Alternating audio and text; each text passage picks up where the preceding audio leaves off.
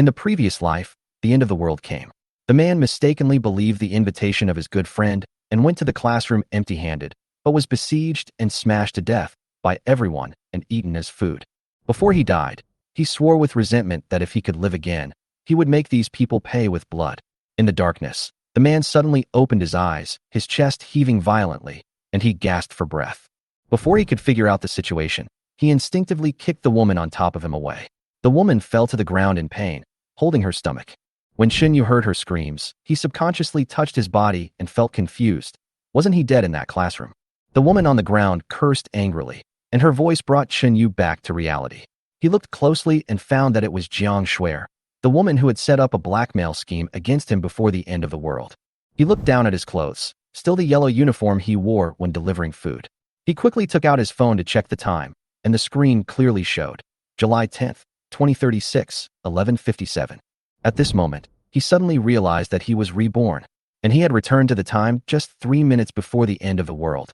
In the previous life, at exactly 12 o'clock, the blue planet was suddenly covered by a mysterious cosmic ray, and many people turned into zombies at that moment.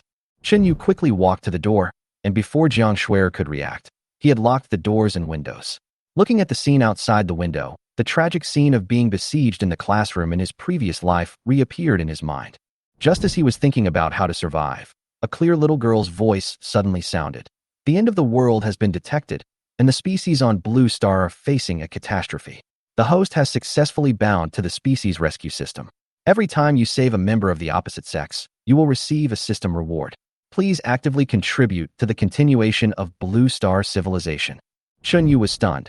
In his previous life, he had never come into contact with this system. It sounded like the activation method of this system seemed a little indescribable. His eyes unconsciously fell on Jiang Shuer. Perhaps, with this food, he could successfully activate the system. Chapter 2. Jiang Shuer felt her whole body go numb when Xunyu stared at her. She took 2 steps back involuntarily, her throat rolled nervously, and she looked at him vigilantly. She didn't know what the man in front of her wanted to do, but her intuition told her that it was definitely not a good thing. Xunyu showed a wicked smile on his face, with a playful look on his face. He did not directly state his intentions, but his eyes could not hide his thoughts. To him, even if the forced melon is not sweet, it can still quench his thirst. And in his eyes, all this was Jiang Xuan's own fault. He was originally just an ordinary college student, studying at a nearby school. Half a year ago, his parents died unexpectedly, and under the pressure of life, he had to work part-time as a food delivery man to barely support his studies. But he didn't expect to meet someone like Jiang Shuer at that time. Jiang Shuer seemed innocent and harmless, but actually used his kindness to deceive sympathy and money. Today, the world has fallen into doomsday, and most humans have turned into zombies. In this new world, rules no longer exist, and fists are the real king. Now that he had a chance to start over, Xinyu had another idea in mind. However, in order to obtain the system's reward, he decided to suppress his impulse and wait for a while. If he doesn't become stronger now, his rebirth will only allow him to live a few more days, and he will die at the hands of zombies sooner or later. Jiang Shuer saw Xinyu approaching her step by step, and the fear in her heart grew stronger. She tried her best to persuade him that he was still young and should not go astray. But Xinyu only felt that these words were extremely ironic. In his previous life, he had tried to reason with her, but was fooled by her. Now that it was his turn to be in control, she started to reason with him instead. Xinyu sneered and reminded her in a cold tone, the outside world is already a world of zombies. If she shouts, it will only attract more zombies. Jiang Shuer was stunned. She turned her head and glanced at the monitor. In the screen, several zombies were banging on the iron door frantically. Blood was still dripping from their hands, and their eyes were bulging as if they were about to fall out of their sockets. A deep sense of despair suddenly surged in her heart. There were zombies in front of her and wild beasts behind her. She realized that she had nowhere to escape. Xinyu ignored her fear and went straight to the kitchen. He was not looking for food because he knew that the room was already empty. What he was really looking for was a Wang Matzi brand kitchen knife. He hung the kitchen knife on his waist and walked out of the kitchen calmly. When Jiang Shuer saw the knife on his waist, her heart tightened, and she subconsciously asked him what he wanted to do. Xinyu simply said that it was for self-defense, then glanced at the environment in the house and frowned. He grumbled and complained that there was not even a refrigerator, and he was obviously quite dissatisfied with the living conditions. Jiang Shuer's face showed a trace of embarrassment, and she whispered to explain that this place was not her permanent residence, but she was short of money recently, and lived here temporarily to deceive people. She tried to show regret and said that she knew she was wrong. Chen Yu snorted coldly, ignored her, and walked directly to the dining table and picked up the bag of takeaway. Jiang Shuer became anxious when she saw this, and hurriedly shouted that the takeaway was bought by her and tried to take it back. Chen Yu looked back at her with disdain, his tone full of teasing. He pointed at the bag and challenged her to come and get it if she could. Jiang Shuer was afraid, but she didn't dare to give up the food. She could only suppress her fear and rush forward to grab it. As the two of them were in a stalemate, Chen Yu suddenly raised his arm and slapped Jiang Shuer hard. A crisp slap rang out, and her head suddenly tilted to one side. Her long hair flew away, and the pain on her face instantly emerged. Jiang Shuer was so angry that she opened her mouth to curse, but was slapped by Chen Yu for the second time. At this moment, her face swelled up quickly, her nose began to bleed, and she was stunned on the spot. She shouted to call the police, but no one answered the phone. She stood there at a loss, muttering to herself in fear, wondering why no one answered the phone. Chen Yu smiled contemptuously and told the truth coldly. The person on the other end of the phone may have turned into a zombie. In this apocalypse, the so-called law and rescue have lost their meaning. Jiang Shuer broke down and cried, saying that she was still young and didn't want to die.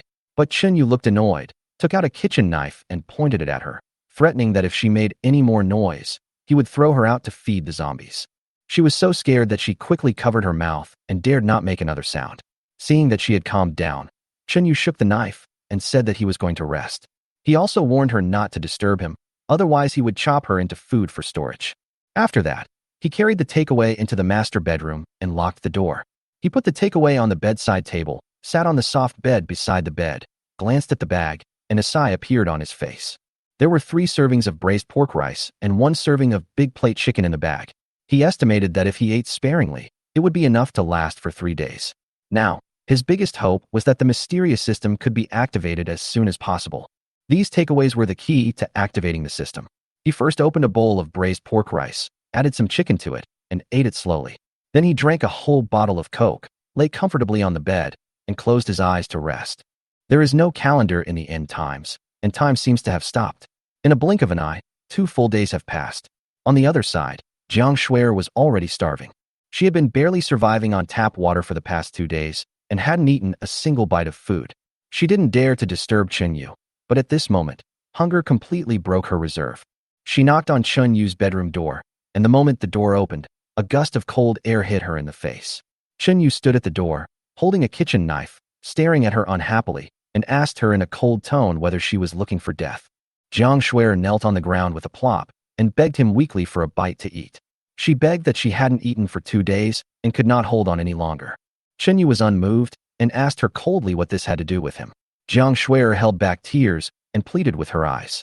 She was willing even if it was only a little bit. Chen Yu smiled and said he was willing to give her half a portion of rice, but only if she agreed to one condition.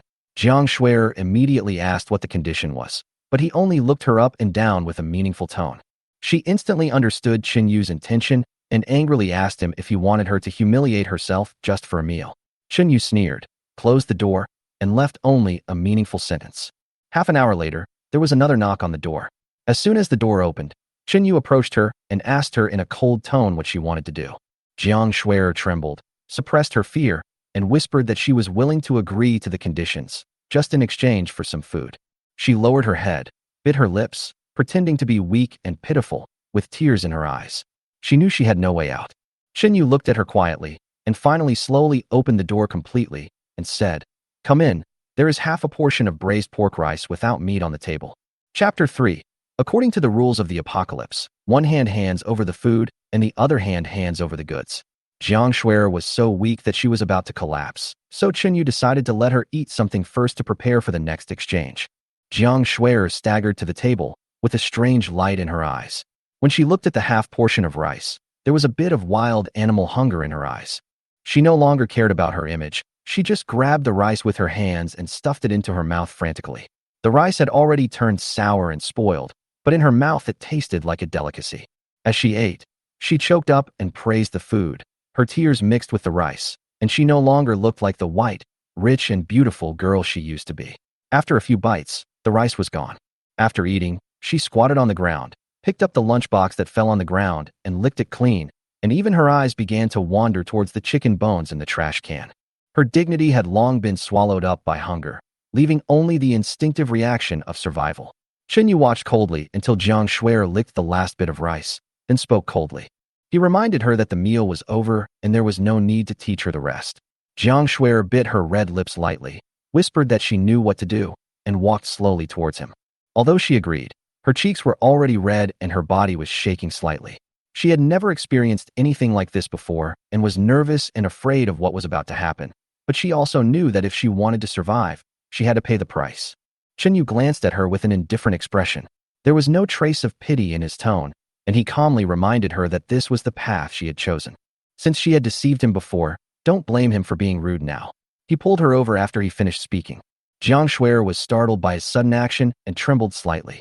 Yu smelled the scent of jasmine and thought to himself, this woman is quite sensible and knows to take a shower first.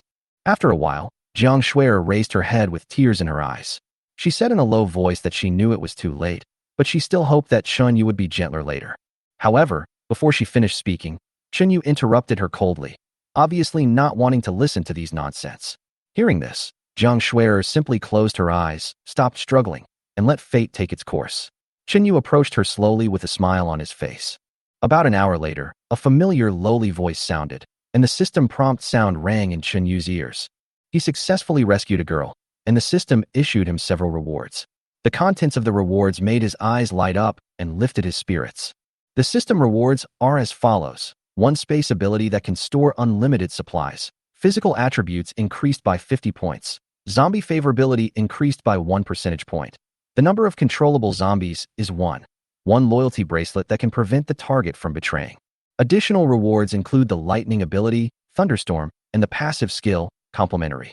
This passive effect can increase his and the target's attribute points by 1 every day, as long as the target wears the bracelet and remains bound to him. After reading the reward content, Yu almost jumped for joy. With these abilities, he would have real survival capital in the apocalypse. Even if he faced a dozen zombies, he would no longer be an ordinary person without any ability to fight back. He immediately checked his information panel. Name: Yu. Superpowers: Space, Thunderstorm, Mutual Complementation, Zombie Favorability, 1%. Number of controllable zombies, 1. Compared to the 100 basic attributes of an average male, Yu was now much stronger. Not only did his strength increase, but his speed, endurance, and defense also made qualitative leaps. He came to his senses and realized that he needed to stock up on more supplies before the food completely rotted. He put on his clothes, picked up a kitchen knife, and prepared to go out. Jiang Shuer sat up weakly from the bed, and when she saw Yu was about to leave, she panicked. Where are you going? She choked with sobs, and tears slid down her cheeks onto the bed sheets. She subconsciously feared being abandoned and wanted to follow Yu out, not wanting to face those horrible zombies alone again. Yu looked indifferent and refused without hesitation. He felt that it was too troublesome to bring her along, and the risk of holding her back was too great. But Jiang Shuer still pleaded in a low voice, saying that as long as he didn't leave, she would obey him in everything. He was silent for a moment, and finally changed his tone and said that as long as she could always be obedient, he wouldn't mind taking her away under the premise of ensuring her own safety. But if she dared to have evil thoughts, the end would be terrible, and she might even die more easily. Jiang Shuer felt nervous but also relieved when she heard these words.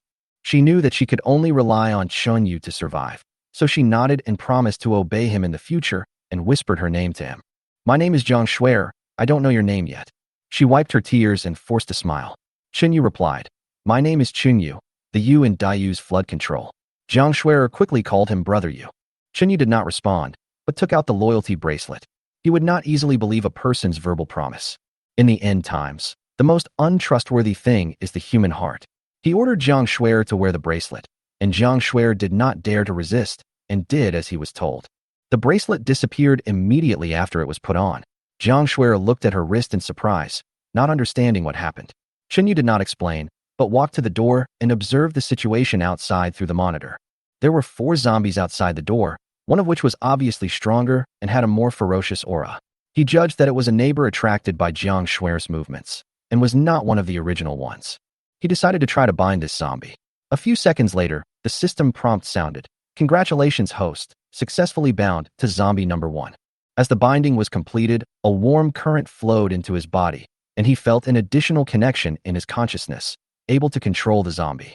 He ordered zombie number 1 to attack another thinner zombie. The other zombie didn't react at first and didn't realize something was wrong until his ear was bitten off. But it was too late. Zombie number 1 had already pinned it to the ground and bitten it until it was bloody. Seeing the excellent binding effect, Chunyu showed a satisfied look. He no longer hesitated and launched his new ability, Thunderstorm, at the zombie through the door. Chapter 4. With a crack of thunder, a blue-white lightning as thick as a child's arm streaked across the sky, penetrated directly through the gap in the iron gate, and accurately hit a zombie in the chest.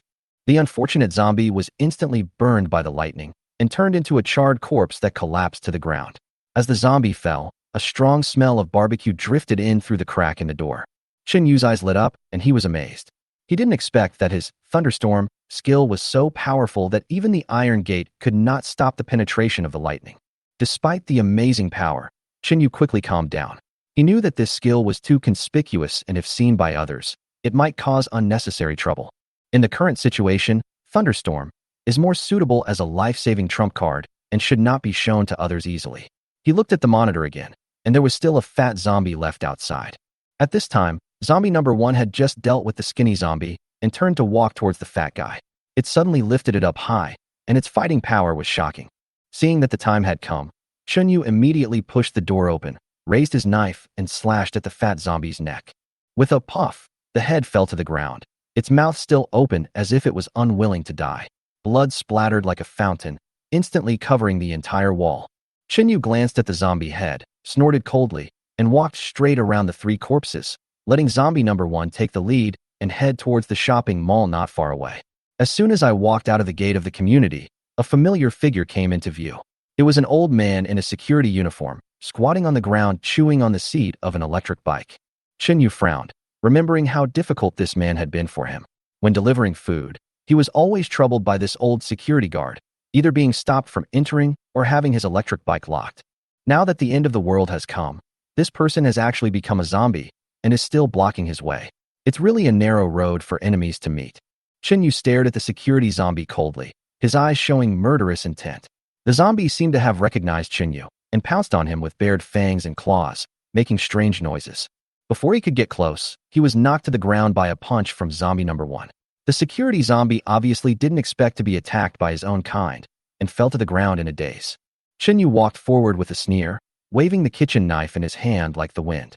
With more than 10 slashes, he directly chopped the old zombie's limbs apart, with blood and flesh flying everywhere. After settling this old account, Yu clapped his hands and told zombie number 1 to sit on the back seat of the electric car. Because the zombie had a poor sense of balance, it almost fell off the car and finally could only hold on to Yu's clothes to stabilize its body. A zombie about 1.8 meters tall stuck to Yu's back like a young wife. The scene was both funny and hilarious. If someone saw me, they would probably wonder if I was crazy, riding a bike with a zombie on the street. There were many zombies on the road, but they moved slowly. Yu relied on his speed and skills to carefully avoid all attacks. Although he looked relaxed, he was actually alert, fearing that a speed-type zombie would suddenly appear and catch him off guard. When he was riding his bike past an intersection, he suddenly found a body in police uniform lying on the ground, looking miserable. He subconsciously glanced at the waist of the body and was surprised to see a pistol bag and electric baton hanging there. Yu immediately stopped the car, approached the body carefully, and took off the holster.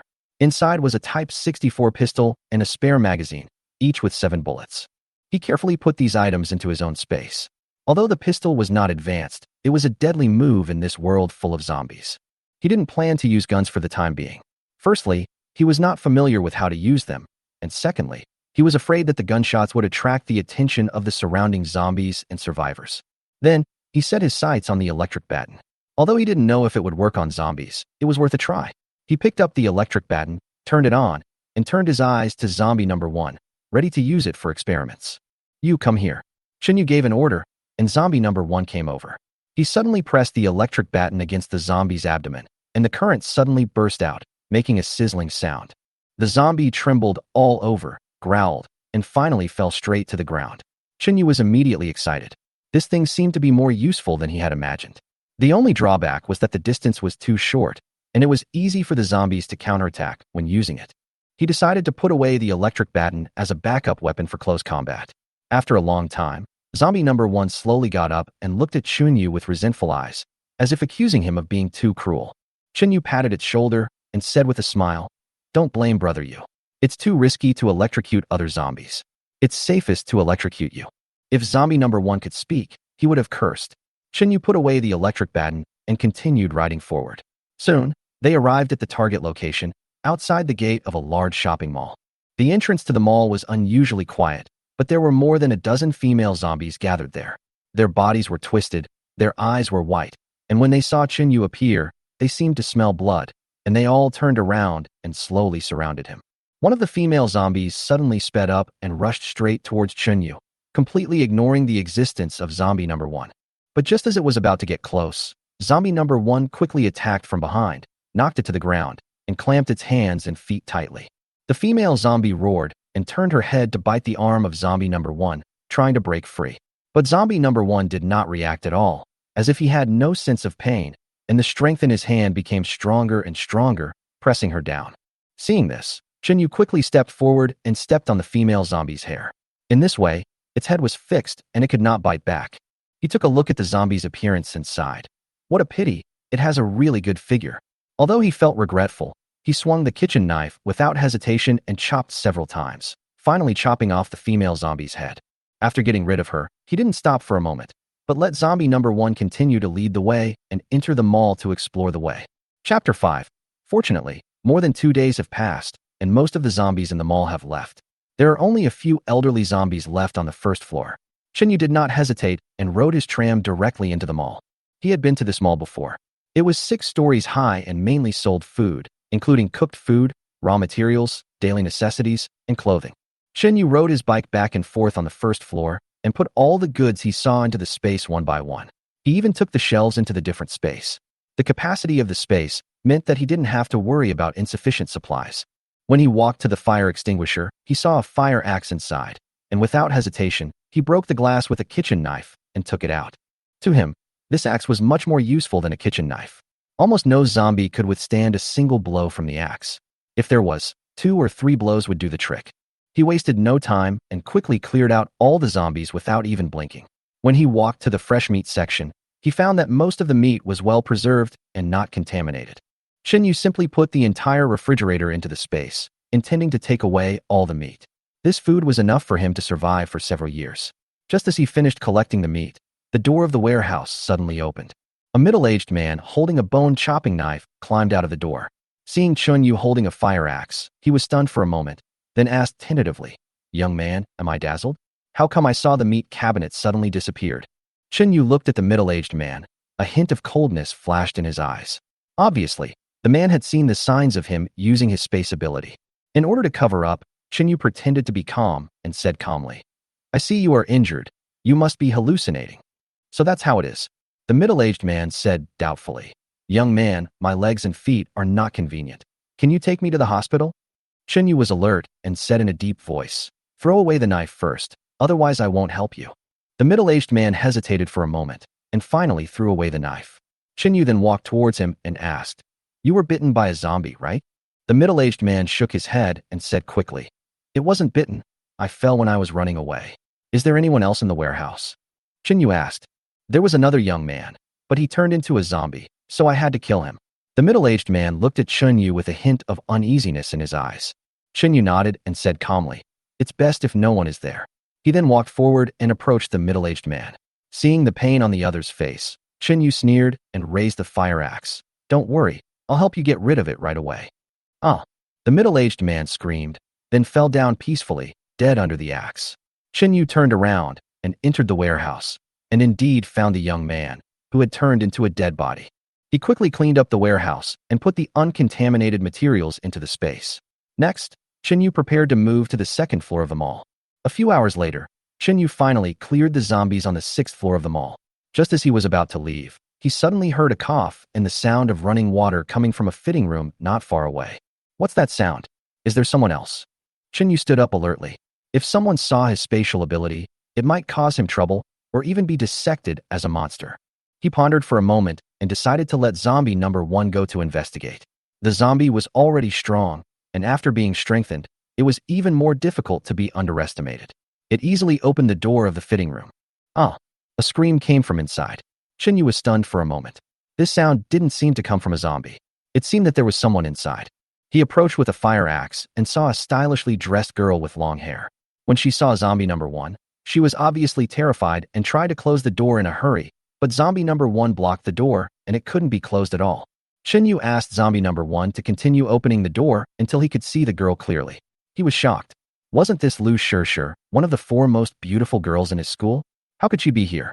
Yu and Lu Shishir had no friendship, but he had seen her photo on his roommate Lu Yang's phone. Lu Yang once bought her a watch and sent her a meal, but in the end, they didn't even hold hands. She was so cold to Lu Yang that it was intimidating, but Yu didn't care too much. But now, Lu Shishir appeared here, in a difficult situation. He said coldly, "Shut the fuck up. If you attract zombies, you will die." Lu Shishir glanced at Yu and shouted angrily, "Then what are you doing standing there? Come and save me." Yu sneered and responded with his arms crossed. "Why should I save you? I'm a weak woman. What's wrong with you saving me?" Lu Shishir asked back angrily. Yu sneered, "Gentleman? It sounds like the most disgusting word." The country that invented the word gentleman has committed countless evil deeds in history, including burning, killing, looting, and robbery. Lu Shishir was stunned, and her anger grew even greater. "You? Are you still a man?" Yu sneered. "Hey, a female boxer? Since you are so good at fighting, go fight the zombies." He ordered zombie number one to pry the door open completely. The zombie grabbed Lu Shishir's neck tightly and lifted her up. Lu Shishir's eyes widened, her face full of fear, her body swung in the air, and one of her shoes fell off. Yu walked up to her and said softly, "You can ask me to save you, but you have to agree to one condition first." Chapter 6. Lu Shishir's face turned red, and she couldn't breathe through her mouth. She could only kick her long legs desperately, but it was useless, and she couldn't break free from the zombie's control. Yu slapped his head and suddenly remembered a question. She couldn't speak now and seemed to have forgotten about it. He quickly ordered zombie number one to put Lu Shishir down. The zombie let go of her hand obediently, and Lu Shishir immediately collapsed to the ground, gasping for air like a dehydrated fish. Yu walked over quickly, pushed zombie number one away, then went into the fitting room and closed the door. Yu looked around and saw several food packaging bags scattered in the narrow fitting room. It seemed that the girl had been hiding in there for several days, barely surviving on snacks, and she was probably about to collapse. After her breathing became stable again, Lu Shishir finally spoke. She tried to soften her tone, pointing outside the door, and suggested that Yu lead the zombies away while she found someone to rescue him. As soon as the words fell, Yu stared at her as if he saw a fool. Seeing that he didn't move, Lu Shishir changed the topic. "How about we go out together?" There was a hint of pleading in her tone. Yu held his chin, glanced at her, and said calmly, "I just said, as long as you are willing to be my woman, I will save you." Lu Shishir's eyes flashed with disdain, and she said coldly, "How dare you, a delivery man, hit on me? Do you know who I am?" Yu's eyes turned cold and his tone was filled with impatience. "Aren't you Lu Shishir from Dongshan University? How do you know my name? I don't think I've seen you before." Lu Shishir's face was full of surprise. Yu responded calmly, "We are from the same school, so of course I know the school bell." Lu Shishir blinked after hearing this, trying to ease the atmosphere. "Since we are alumni, we should help each other." As soon as she finished speaking, Yu refused without hesitation. "Sorry, I don't want to team up with a burden." Lu Shishir was choked and asked back, "Then what do you want? I can't agree to your request." "Then there's nothing I can do." Yu shrugged, prepared to leave, and said coldly, "Lu, you are such a joke. Good luck to you." He opened the door and walked out. In fact, he had no intention of leaving. He was just deliberately putting pressure on her to see how long she could keep her mouth shut. He used his consciousness to instruct zombie number one to start the performance. The actor immediately walked towards the fitting room with stiff steps, making a low roar. The sound was hoarse and terrifying, as if the stench of crushed corpse flesh was seeping out from every gap between its teeth. When Lu Shishir saw the zombies approaching, she panicked and shouted, "Don't leave. What will I do if you leave?" She tried to push the zombie's head away, tears streaming down her face uncontrollably, her slender hands trembling as they pressed against her bloody face. There were still some bloody and flesh residues in zombie number one's mouth, and the corners of his mouth were moving, as if he was about to bite something. Lu Shishir's legs were hanging in the air. She was so frightened that she could no longer hold back. She finally screamed, "Please don't leave me. As long as you stop this zombie, I will agree to anything you ask for, even letting me be your woman." When Yu heard this, he curled his lips and stopped immediately. He walked back to the door and pulled zombie number 1 out. The zombie pretended to struggle and bared his teeth, pretending that he didn't want to leave. As a result, he was kicked to the ground by Chunyu, and his acting was perfect. After falling to the ground, zombie number 1 still performed well, like a defeated warrior, and weakly rushed to Chunyu. Chunyu was not in a hurry. He turned around and went into the fitting room and locked the door. Lu Shirshir sat on the ground, tears already streaming down her face, her eyes full of pleading. "Can you please not leave me here alone? I'm really scared." She sobbed and wiped her tears, her voice pleading. Chunyu had a cold expression, and there was no sympathy in his tone. "Don't act pitiful. I have limited time. Don't force me to be ruthless." Lu Shirshir was completely powerless to refute, and the emotions on her face fluctuated between humiliation and fear. In the end, she made a difficult decision. She said in a hoarse voice, "Okay, I promise you.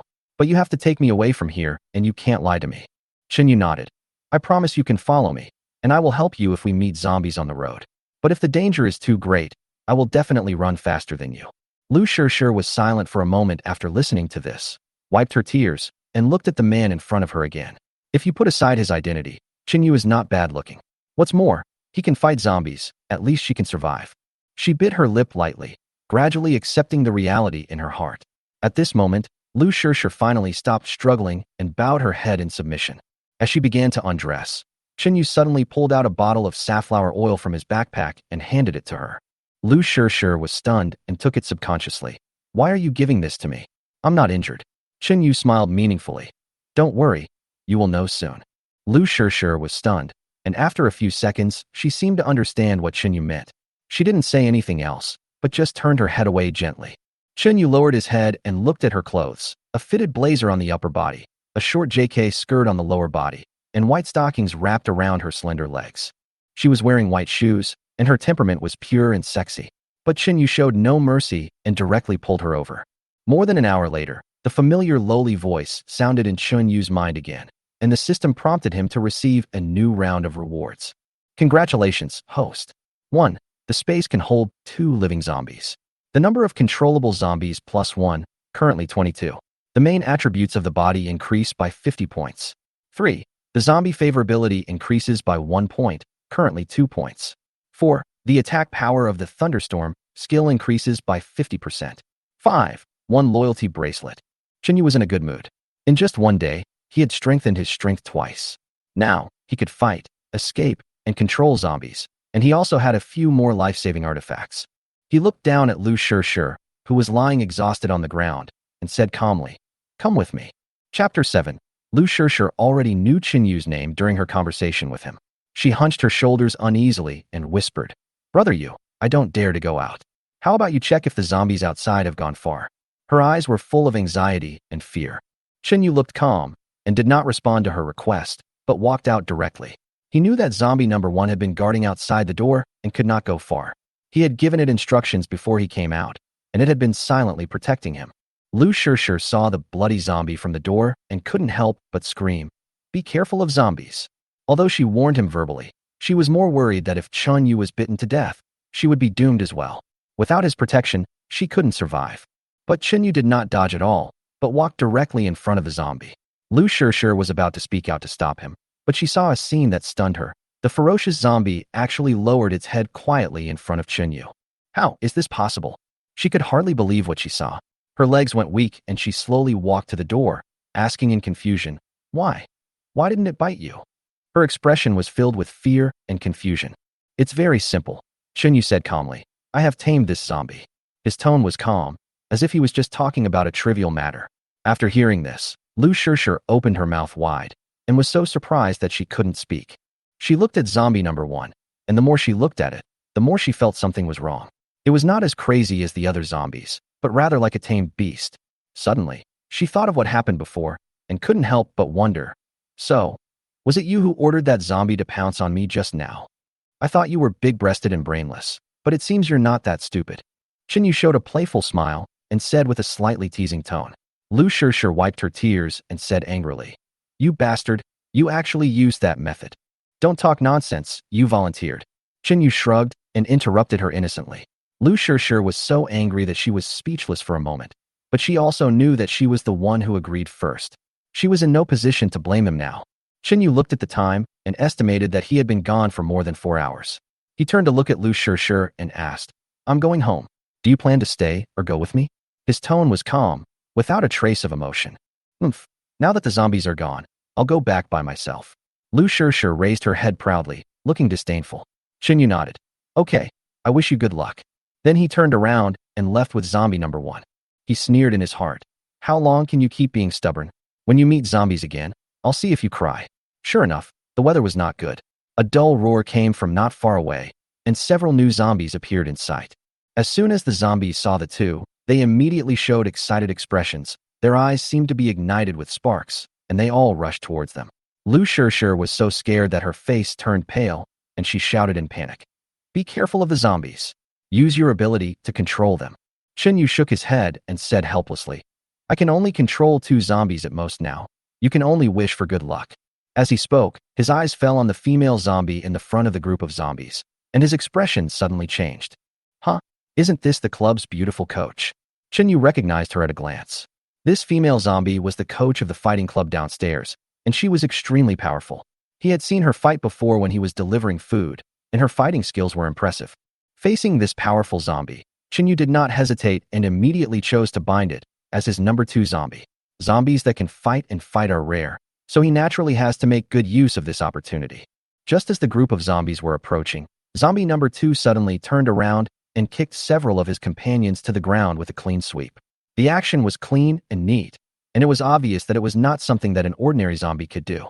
The other zombies had no time to react and immediately fell into chaos. But the zombies soon turned their attention to Lu Shishir. They stood up shakily and slowly approached her. Lu Shishir was so frightened that she even forgot to run away. She stood there trembling and looked at Yu with fear on her face. Please don't abandon me. If you save me, I will obey you in everything from now on. She finally bowed her head and admitted defeat. Yu sneered. Didn't you refuse to go with me just now? Do you think I am your dog who can come and go at your will? Lu Shishir could no longer maintain her pride. She knelt down in front of Yu and cried, I'm sorry, I was wrong. Please save me. I will work like a slave to repay you in the future. She had no way out and could only be humble. How do I know if you are lying to me? Yu said expressionlessly. Lu Shishir nodded repeatedly. I can swear to God. Yu said coldly. I hope you remember what you said. Seeing the zombies getting closer and closer, he no longer hesitated. He suddenly raised his right hand, and a thick bolt of lightning formed in his palm, and then fell down with a crackling sound. Several zombies were charred and hot by the electricity. Their bodies kept twitching, and after a few seconds, they completely stopped moving. Lu Shishir was completely stunned. She had just seen clearly that the lightning was released from Yu's hands. This scene seemed to have come out of a movie, and her mind was in a mess. Yu was actually a lightning-type psychic? It was unimaginable. Before she could come to her senses, she had already run to Yu's side and threw herself into his arms, never wanting to leave. She knew that if she wanted to survive, the man in front of her was her only support. However, Yu pushed her away expressionlessly and said coldly, If you leave now, I won't stop you. But if you do what you did just now, I don't mind feeding you to the zombies. There was no warmth in his voice, but it was full of deterrence. Lu Shishir's eyes were red, and she pleaded, Brother Yu, I really know I was wrong, and I won't dare to do it again. Yu sighed, took out a bracelet and handed it over. Okay, I'll trust you one last time. Wear this. This can't be the kind of ancestral bracelet in TV dramas, right? Lu Shishir took the bracelet with a wry smile and put it on while teasing. As soon as the bracelet was put on, it disappeared immediately. The expression on her face suddenly became wonderful. Yu said calmly, This thing is called a loyalty bracelet. It's okay if you don't have any bad intentions, but once you are hostile to me, your heart will stop beating. He spoke calmly, as if he was stating a very ordinary fact. Is it real? Lu Shishir touched her wrist in panic, as if she wanted to find the bracelet, but she couldn't find it. Yu handed the fire axe to her and said half-jokingly, Do you want to try it? See if it's real or not. Chapter 8. Lu Shishir's face turned pale, and she quickly shook her head to refuse, waving her hands and saying, I dare not try. I swear that I will listen to Brother Yu in the future and never do anything rash. She really didn't dare to risk her life to verify the authenticity of the bracelet, let alone doubt Yu's other methods. Yu saw the fear in her eyes, nodded with satisfaction, and said, You are quite smart. Come with me. After that, he walked straight to the electric bike, pointed at the back seat, and ordered in a direct tone, "Don't waste time, get in quickly." Lu Shishir wiped her tears, silently sat in the back seat of the car, and hugged Chen Yu's waist tightly with both hands. At this moment, she felt mixed emotions. She had vowed to herself countless times that she would never ride in an electric car and would rather cry in a luxury car. But now, she was sitting on a worn-out second-hand electric car, crying. She knew that in the end of the world, being alive was the greatest luxury, and all those vanities had long lost their meaning. At this moment, being able to hold a lightning superpower tightly was the key to survival. She quietly moved her body closer to Chen Yu. The soft touch made Chen Yu's heart tremble, and his back immediately felt a strange pressure. He muttered something in a low voice, but did not say it out loud. He just controlled the electric car and drove straight into the elevator to go downstairs. When the two of them arrived at the first floor, Lu Shishir looked around the supermarket and suddenly asked in surprise, "Brother Yu, have you noticed that everything on the first and sixth floors seems to have been moved away?"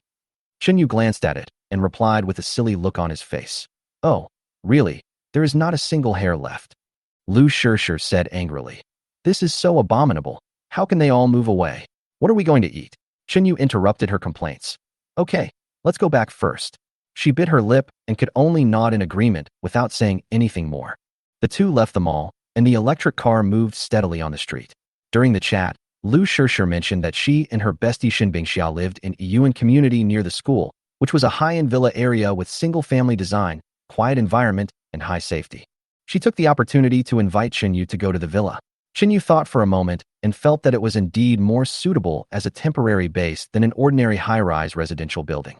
Besides, there were many neighbors in the building and many variables. If there was danger, it would be too late to run away. In addition, with the presence of Xinbingxia, the school beauty bestie, he really had no reason to refuse. After making up his mind, Chen Yu immediately turned around and drove towards the Yuan Villa district. When passing a crossroads, he saw a pharmacy, stopped his electric bike, and prepared to go in with a fire axe to see if he could get some medicine. Lu Shishir was a little worried. "Brother Yu, where are you going?" Chen Yu replied without even turning his head, "Looking for some medicine. Chinese medicine is more valuable than gold in the last days." She hurriedly said that she wanted to go with them, but Chen Yu directly refused. "No, you wait here." After that, Chen Yu took zombie number 2 to the pharmacy, while zombie number 1 stayed behind to protect Lu Shishir. She was a little scared at first, staring at zombie number 1 for fear that it would suddenly go crazy. Fortunately, it didn't move, which gradually made her feel at ease. Chen Yu walked into the pharmacy and found that the door was not locked. It was dark and damp inside. A female zombie in a white coat was lying on the ground gnawing at the body of a child. The bloody scene made Chen Yu frown, but he did not hesitate and rushed forward with an axe. When the female zombie stood up, Chen Yu couldn't help but feel a chill in his heart. This figure was simply amazing. The white coat was not buttoned properly, revealing a figure that was particularly eye-catching. But he didn't have time to appreciate the beauty. He chopped off the other's head with an axe, and the female zombie fell to the ground. Chen Yu patted his forehead and couldn't help sighing. The 2 system rewards are really not given in vain. I am really powerful now. After confirming it was safe, he pulled down the rolling door to seal the pharmacy, and then put all the medicines on the shelves into the space. After dealing with the medicine, he took out a set of clean clothes from the space and changed into them. The old clothes had long been soaked with zombie blood, and continuing to wear them would only increase the risk of infection. After cleaning up, he walked out of the pharmacy with an axe and walked towards the electric car. When Lu Shishir saw him, she rushed over and cried, "Brother Yu, you've been gone for so long, I was scared to death." Chen Yu shrugged and glanced at the zombie number 1 beside him. "Didn't I ask it to protect you? But I'm afraid because it's always by my side." Lu Shishir looked at the zombie aggrievedly and complained in a low voice, "I'm afraid it will bite me suddenly." Chen Yu patted the shoulder of zombie number 1 and comforted him. "Don't worry, it won't bite you without my order." "Then I'm relieved." Lu Shishir finally showed a relieved expression, stood obediently beside Chen Yu, looked up at him, and suddenly praised, "Brother Yu, you look very handsome in this suit. Did you just get it from the pharmacy?" Chen Yu tugged at the corner of his clothes and raised his lips. At this moment, his eyes fell on a car parked on the side of the road. What surprised him even more was that the car keys were still in the car. He immediately unloaded the takeaway box and put it in the back seat, and sat in the driver's seat himself. He gave Lu Shishir a look, and she understood and sat in the passenger seat. The 2 zombies got into the back seat one after the other. A few minutes later, the car drove into the Yuan Villa district, and the 2 finally arrived at the door of the villa rented by Lu Shishir. In front of the door, A male zombie in school uniform was biting the iron door tightly, his eyes fixed on the direction of the villa, and he did not react even when Chun Yu and others approached. Lu Shishir took a look, frowned and said, "Huh? Why is it him? Do you know him?" Chun Yu asked. Lu Shishir nodded. His name is Huang Wenlong, and he is one of Shun Bingxia's suitors. He used to bring her food and help her clean the house, even flushing the toilet. After hearing what she said, Chun Yu smiled knowingly. It turned out to be a licking dog zombie. He asked zombie number 1 to come forward and hit Huang Wenlong's head against the iron gate with one punch. This hit made Huang Wenlong stunned. Just as he was about to react, he was bitten on the head and torn into pieces and died completely. Chun Yu sighed. A dog licks a dog, and in the end, he still has no head. He mourned for Huang Wenlong for a few seconds, then turned to look at Lu Shishir, who was stunned beside him, and urged, "Why are you still standing there? Open the door quickly. I want to see what your best friend looks like." Chapter 9. Lu Shishir came back to her senses and hurriedly took out the key from her pocket and opened the iron gate of the yard. Chen Yuzo walked to the back seat of the car, took down the delivery box, and then activated his spatial ability. A large amount of vacuum-packed food and several boxes of milk instantly appeared in the box. He picked up the supplies and walked into the yard with the two zombies. After he came in, Lu Shishir quickly locked the iron door again. Seeing the most feared zombies in the apocalypse standing obediently beside Chinyu, she gradually felt a little safer. Chinyu looked at the 3-story villa in front of him, raised his lips slightly, and said half-jokingly, "Lu Shishir, I didn't expect you to be so rich." Lu Shishir smiled proudly. "Brother Yu, this villa is rented, but I didn't pay for it. It was those dogs who gave me red envelopes. It seems that you have a lot of backups." Chinyu's tone was somewhat teasing. Lu Shishir grinned. "How can they be considered backups? At best, they are just ATMs." Her words made Chinyu shake his head slightly and couldn't help but complain in his heart. He really doesn't understand why so many boys are willing to spend money to coax a goddess. In college, you may not be able to hold a girl's hand even if you spend tens of thousands of dollars chasing her. But in some places, you can have a deep communication for only a few $100s, and you don't even have to manage your emotions. Of course, Chinyu also knew that he had no right to laugh at others. In his previous life, he was one of the people who was tricked to death by the goddess Xiaqing. Thinking of this, he was left with only calmness and a trace of vigilance in his heart, and he would never be tempted by anyone again. As they were talking, the two had already walked to the front door. Lu Shishir skillfully opened the combination lock, and the hall lights were lit up. A girl in lace pajamas was sitting on the sofa and anxiously dialing a phone. When she saw Lu Shishir, she immediately stood up and greeted her. "Shishir, you're finally back. Where have you been these days?" She walked over quickly, her face full of worry. Lu Shishir nodded and responded, "I was trapped in the fitting room of the mall. Thanks to brother Yu for saving me. Bingxia, he is our classmate Chinyu." She turned to look at Chinyu behind her and introduced, "Brother Yu, this is Shun Bingxia, whom I mentioned on the road, my good friend." Shin Bingxia followed her gaze and saw a tall and calm boy standing at the door. She took a few steps closer and asked curiously, "How did you get together?" Lu Shishir answered simply, "Brother Yu met me in the mall and brought me back, otherwise I might have died long ago." Shin Bingxia was about to ask a few more questions when she saw the zombies outside the door. You are too careless. How come you brought zombies back?" Her face turned pale, and she tried to close the door in a panic. "I've seen a lot of news in the past few days. If you are bitten by them, you will mutate." Her voice was full of fear. Lu Shishir was not at all panicked and comforted her. "Bingxia, don't make a fuss. These two zombies have long been subdued by brother Yu." Shin Bingxia was startled and looked at the two zombies behind Chinyu.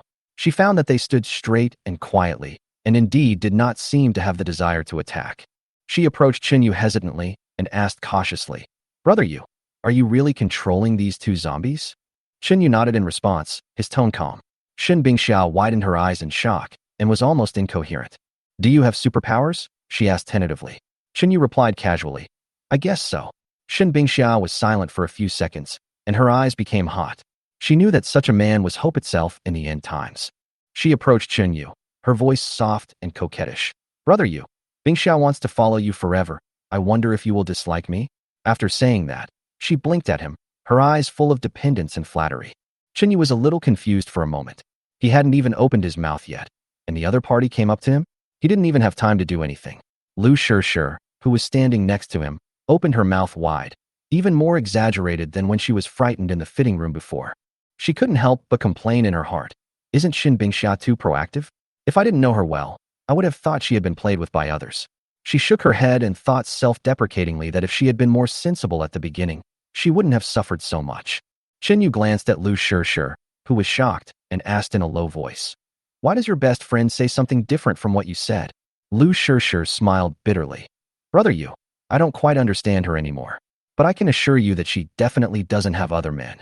Shen Bingxia heard the hint between the words and sighed. "Brother Yu, there's no need to pretend now. I watch the news and made a lot of calls these days. I know you are my only hope, so I took the initiative." After saying that, she stood in front of Chun Yu like a lamb waiting to be slaughtered, her eyes full of expectation and dependence. Chun Yu certainly understood her thoughts.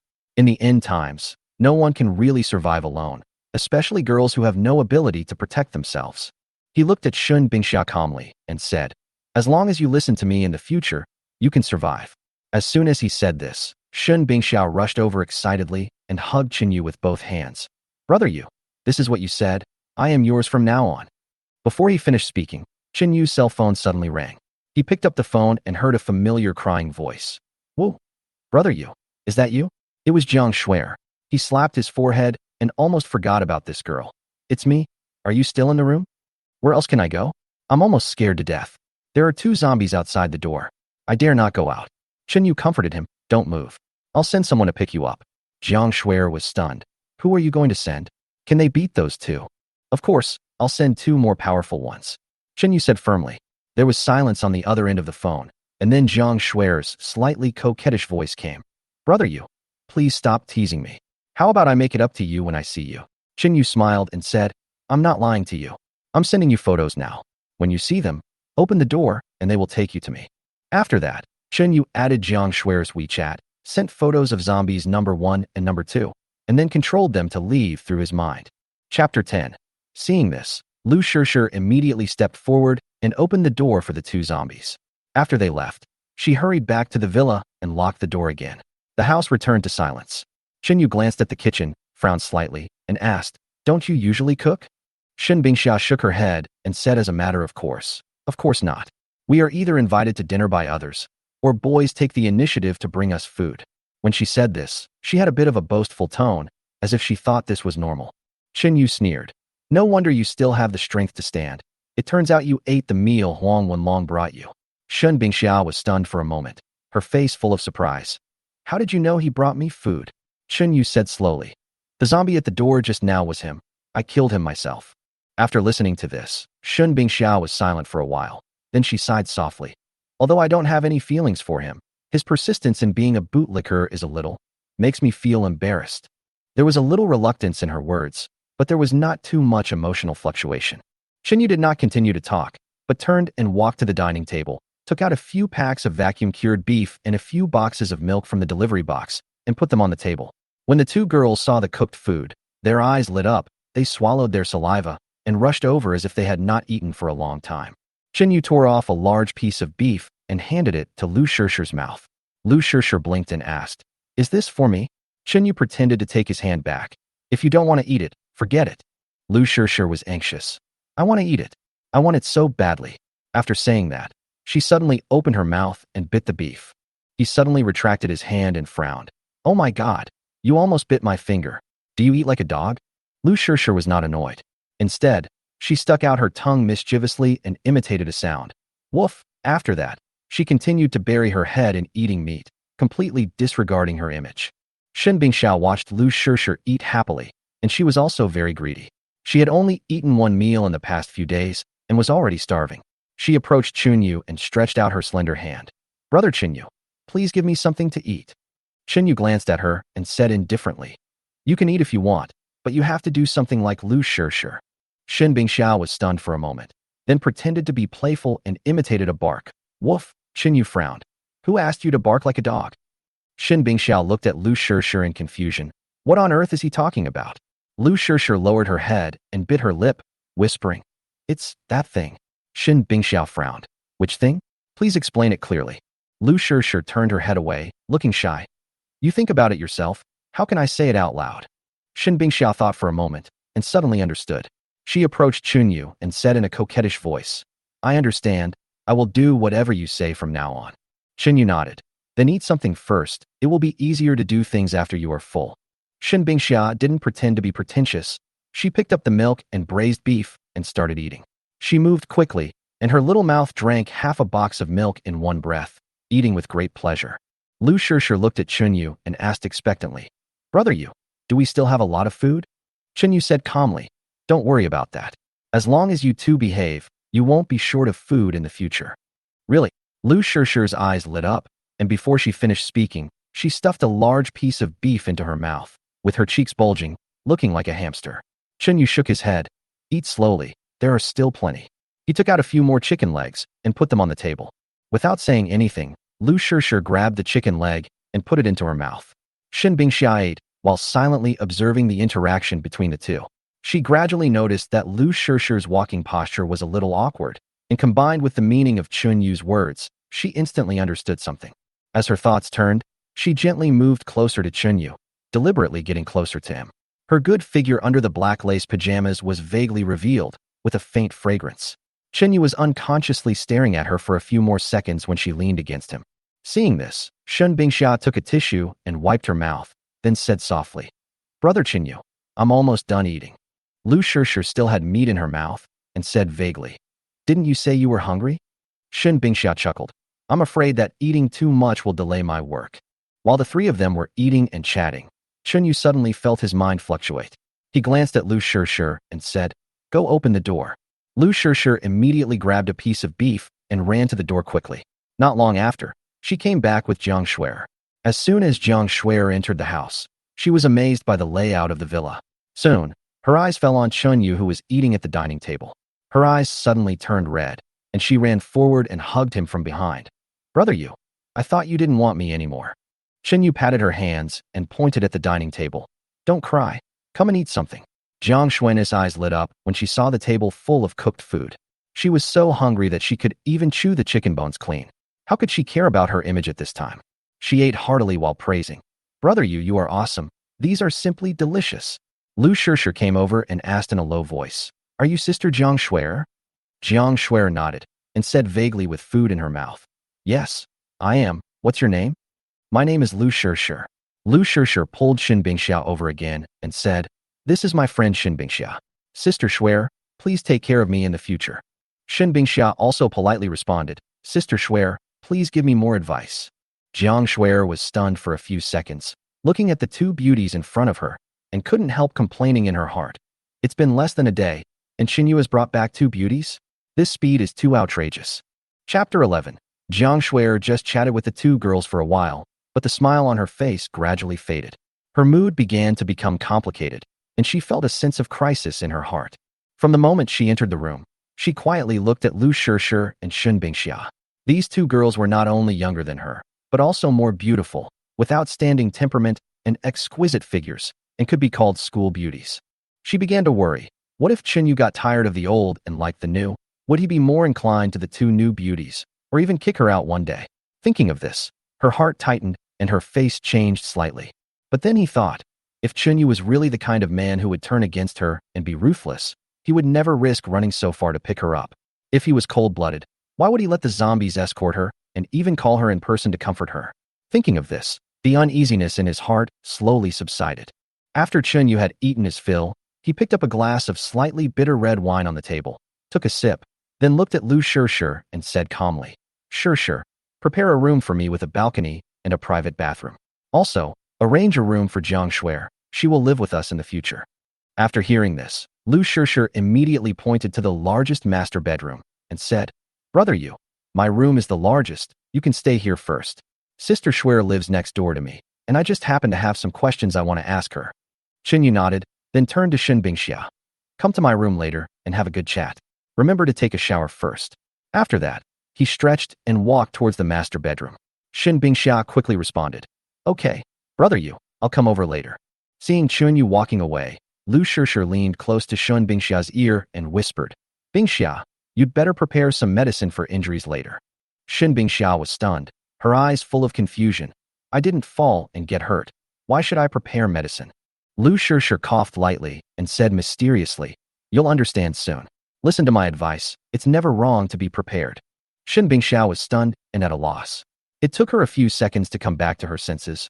"Shirshir, Although I was quite proactive in front of Chunyu, when it really came to that step, I was still very conflicted. Lu Shishir couldn't help laughing, holding her hand and whispering, "I was the same as you at the beginning. But when I almost died at the hands of a zombie, I realized that staying alive is the most important thing." Shun Bingxia nodded. "You're right. In today's world, those who have food and a sense of security are the kings." At this time, Jiang Shui'er, who had been silent all the time, came over, sat on the sofa, and slowly spoke. "I am a few years older than you, and I have more experience. Bingxia, don't worry too much. The three of us should actually be grateful to Chunyu for giving us the chance to live." She paused and added, "Don't forget, in this world, it's a blessing if someone is willing to take you in. Even if you want to exchange your body for food, there may not be anyone who wants it." Lu Shishir took the opportunity to get close to Shun Bingxia's ear and whispered, "You may find it hard to accept now, but once you experience it, you will know how delicious it is. Brother Yu is really fierce." Shun Bingxia's eyes widened and her cheeks flushed. "Are you telling the truth? Don't lie to me." Lu Shishir nodded confidently. "When has my sister ever lied to you? You'll know tonight." Shun Bingxia bit her lip and whispered, "Then I'll try." Jiang Shui'er listened silently, secretly admiring Lu Shishir's eloquence, who could brainwash her best friend so thoroughly. She thought Lu Shishir was doing it to protect herself, but she didn't expect that she seemed to enjoy it. In fact, Lu Shishir did not lie to Shun Bingxia, because Chunyu at this moment is very different from when he just awakened his superpowers. After the basic attributes are fully strengthened, they are not comparable to the original level. Seeing that Shun Bingxia has changed her attitude, Lu Shishir immediately pulled her and said with a smile, "Go take a shower quickly. I will help you find a piece of clothing. I guarantee that, brother, you will be amazed." Shun Bingxia blushed and said, "Then help me find my home clothes." She was referring to a slightly revealing lace dress. Lu Shishir's eyes lit up. "Bingxia, are you crazy? If he puts on that dress, brother, you will surrender." Shun Bingxia gritted her teeth and smiled. "I'm going all out this time." On the other side, Chunyu returned to the bedroom. The room was clean and tidy. The big bed was extremely soft, and there were a few pink clothes scattered on it. The lingering fragrance was so fragrant that it made people feel distracted. He lay on the bed, took out his phone, opened the news client, and began to browse the current situation. The top news was still the red alert, issued by major media outlets. The host of CCAV reported the disaster in a calm but heavy tone. "Hello, dear audience friends. The blue planet was shrouded in mysterious cosmic rays at 12 noon on July 10th, causing a large-scale corpse mutation. The authorities are currently actively responding to the situation. Please be vigilant." Chen Yu shook his head after listening to such empty words and directly closed the official press release. He continued to click on the city's news, which contained roughly 3 points. First, it repeated official information, emphasizing the source of the zombies and precautions. Second, it announced that the armed forces had evacuated to key facilities such as power plants and water plants, and had no spare capacity to govern residential areas. Third, it recommended that once residents found someone bitten, they must behead them immediately to prevent the spread of infection. Chen Yu frowned, feeling heavy-hearted. The development of this life was exactly the same as the previous life. The government was unable to protect itself, and ordinary people could only rely on themselves. He switched to the message area of the school group and flipped through several videos. Many students in the school had turned into zombies, and the campus had become a chaotic Shura field. Chen Yu's eyes turned cold. According to his memory, Xia Qing and the others should have gathered in the classroom where they betrayed him. He only needed to wait a few more hours, and when the time came, he would be able to capture all the enemies. But before revenge, there was something more important: to obtain the third enhancement. Chapter 12. Time stands still. Shin Bingxiao walked into the bathroom with firm steps. 10 minutes later, there was a knock on Chen Yu's door. Chen Yu, who had changed into pajamas, opened the door. What came into view was Shun Bingxiao wearing extremely sexy clothes. She was wearing a tight white top that perfectly outlined her perfect figure. The lower body is a pair of Hess with a short skirt, and the 15-centimeter high stiletto heels perfectly matched those two long, straight legs. Chen Yu's eyes wandered around, and he spoke a little uncomfortably. Shin Bingxiao, do you usually dress like this? Shin Bingxiao bit her red lips lightly and lowered her head and said, Brother Yu, I have only worn this dress at home. You are the first man to see me wearing this dress. Chen Yu grinned. You are completely different now than you were just now. Shin Bingxiao slowly walked up to Chen Yu and replied sensibly, Brother Yu, I just don't want to struggle in vain. And following Brother Yu is a godsend for me. How could I not grab such a good opportunity? More than 2 hours later, the lowly voice came again. Congratulations, host. you will get the following improvements. 1. The space ability has been upgraded to accommodate 3 zombies. 2. The main attributes of the body increase by 50 points. 3. Zombie favorability +1. Current favorability is 3 points. 4. Number of zombies that can be controlled, 3. 5. Loyalty bracelet, 1. Special reward. Because the host saved 3 girls in a row, he performed a hat trick. He is now awarded the title of 3 circles in a row, and the additional reward skill, time stands still. Time stillness can temporarily stop time in a certain area. Current range is 2 meters, duration is 10 seconds. Stillness time and affected range will be extended as the host's ability improves. After hearing this, Chinyu was so excited that he couldn't express it in words. Although the effect of time stands still is limited now, but having this skill is equivalent to having an additional powerful life-saving skill. If you run into trouble, just set your sights right where you are. Of course, this skill also has other uses. Chinyu set his gaze on Shun Bingxia, who looked exhausted. Time stands still. As Chinyu activated his skill, Shun Bingxia, who had just been sobbing on the bed, immediately became motionless. Even her heartbeat seemed to have stopped. Seeing this, Chinyu stretched out his hand and waved in front of Shun Bingxia's eyes, but Shun Bingxia did not move at all. Then he glanced at the alarm clock on the bedside table. Oh shit. The second hand of the alarm clock doesn't move. Even the air around seemed to be frozen. This, time stands still, is too powerful, right? Chinyu asked Shun Bingxia to sit up, and then continued to pat every inch of her skin. However, Shun Bingxia was like a puppet and did not react at all. It's broken. How do I disable this thing? Can I just wait 10 seconds, and it will automatically disable itself? As soon as Chinyu's thought came to his mind, Shun Bingxia recovered. Shun Bingxia was stunned, and then said in surprise, "Brother Yu, I was lying down just now. How come I suddenly sat up? Also, why do I feel so much pain?" Chinyu said calmly, "Nothing. I just used my supernatural power on you." After hearing this, Shun Bingxia was stunned at first. Then she gently hit Chinyu's chest with her fist. "Brother Yu, you are such a bad guy. I have been very well behaved, but you still want to use this method to deal with me." Chinyu stretched his body, turned his head slightly, and said, "I'm just not familiar with this ability. I'm just using you to practice." "You're using me as a training ground?" Shun Bingxia was stunned. Then she came over and said in a flattering manner, "I know, brother, you must be dissatisfied with my performance just now, so he punished me. In fact, I just have no experience and feel a little embarrassed. I promise that I will satisfy brother Yu in the future." After saying that, Shun Bingxia came over with her eyes closed. Chinyu calmly put the bracelet on her. Lu Shishir and Jiang Shuer, who were lying on the wall next door, were suddenly speechless. Why can she score twice? Jiang Shuer, in particular, looked extremely surprised. She looked at Lu Shishir in disbelief and asked in a low voice, "Shishir, when you were trying to persuade Bingxia, you said that brother Yu was very powerful. Is that true?"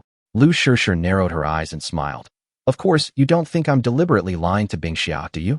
But Jiang Shuer looked into the room somewhat depressed and muttered softly, "Brother Yu is just being impatient with me. No, I must find a chance to make brother Yu compensate me." At the same time, Jiang Shuer was secretly competing in her heart. "I must not lose to Lu Shishir and Shun Bingxia, as this is related to my future status in the family. Happy times are always short-lived." Chinyu leaned against the head of the bed and lit a cigarette. After smoking for a while, Chinyu began to think about his next plan. "Now, I have enough power to take revenge. It's time for some reckoning.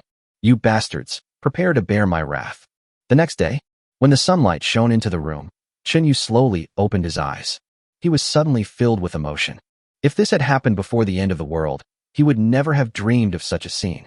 Looking at the beautiful schoolgirl with skin as smooth as water in front of him, Chinyu couldn't help but pinch her soft oval faces.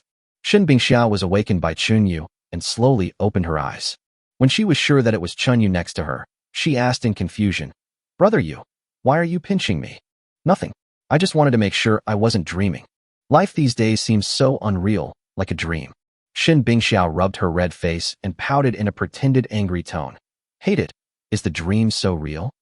After saying that, her soft body with body fragrance leaned over. That real feeling made Chinyu certain that he was not dreaming. He gently rubbed Shun Bingxia's hair and said, "Get up and have breakfast." After a while, Chinyu changed into new clothes and walked out of the room. At this time, Jiang Shuer and Lu Shishir had already gotten up. When they saw Chinyu, they ran over immediately. "Brother Yu, good morning." "Brother Yu, good morning." Chinyu looked at the two people who had already put on their makeup in surprise and said, Why did you get up so early? Lu Shirshir lowered her head shyly. We couldn't sleep because of the noise, so we got up a little earlier. By the way, do you have any ingredients in the takeout box? Sister Schwer and I will make breakfast for you. Of course there are ingredients. Chen Yu walked towards the kitchen. With a wave of his hand, many fresh ingredients appeared in the kitchen. The three girls were stunned when they saw the fresh ingredients. Chapter 13 Shen Bingxia's cousin is the art goddess Xiao Qianhua. Jiang Schwer saw the dazzling fresh food and couldn't help but touch them. When she found out that the food was real, she looked at Chun Yu in astonishment. Brother Yu, are you performing magic? This is too magical. Chen Yu pondered for a moment and said casually, I think it's understandable. Why do I feel like Brother Yu has some kind of superpower? For example, a superpower similar to the ability to store space.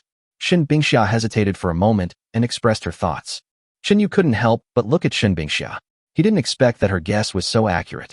Lu Shirshir thought of the shopping mall that was completely cleared out and suddenly realized. I understand. It turns out that all the goods in the mall were taken away by Brother Yu. I was wondering why all the goods disappeared in just 2 days. Brother Yu, is what Shirshir said true? Jiang Schwer looked at Chun Yu, holding him tightly with her tender hands, and said excitedly, That's 6 floors of goods. Enough for us to eat for decades. But what if the food goes bad? Don't worry, the food won't go bad. Seeing that everyone had guessed it, Chun Yu simply laid it out. After all, they would live together in the future, and sooner or later he would let them know. And most importantly, he didn't worry at all that these women would betray him. Jiang Schwer held Chun Yu's arm, and her tone became gentler. Brother Yu, from now on I will give you everything I have. Please don't abandon me. I will definitely try my best to do my part. Please. The other two also expressed their feelings. At the same time, they feel they have followed the right person. With Chen Yu, I have no worries about food and clothing for the rest of my life. Okay, it depends on your performance from now on. Chen Yu said lightly. Well, let me make you some breakfast first. Jiang Schwer walked into the kitchen happily, stuffing food into the refrigerator while picking out ingredients suitable for breakfast. Sister Schwer, wait for me. Lu Shirshir was not willing to be outdone and hurried into the kitchen.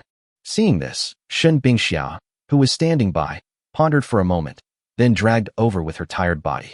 Sister Schwer, Shirshir, let me help you cook too. Lu Shirshir smiled and looked at Shen Bingxia and said softly, No need. You must be exhausted last night, right? Drink more water. I see your throat is a little hoarse. Shen Bingxia lowered her head embarrassedly and walked to the sofa with heavy steps. Looking at the two busy figures in the kitchen, Shen Bingxia couldn't help but think of the time when Lu Shirshir used to learn cooking whenever she had free time. It is always said, if you want to win a man's heart, you must first win his stomach. At first, Shen Bingxia didn't take it seriously. Now that I think about it, Lu Shirshir was really foresight. She looked down at herself, but couldn't see her toes at all. So she thought of another way to tie Chen Yu down. It seems that I need to learn more knowledge in the future. Knowledge changes destiny. We must learn by doing, do by learning, and achieve unity of knowledge and action. Half an hour later, a sumptuous breakfast was placed on the table. The four of them sat together, chatting and enjoying the food.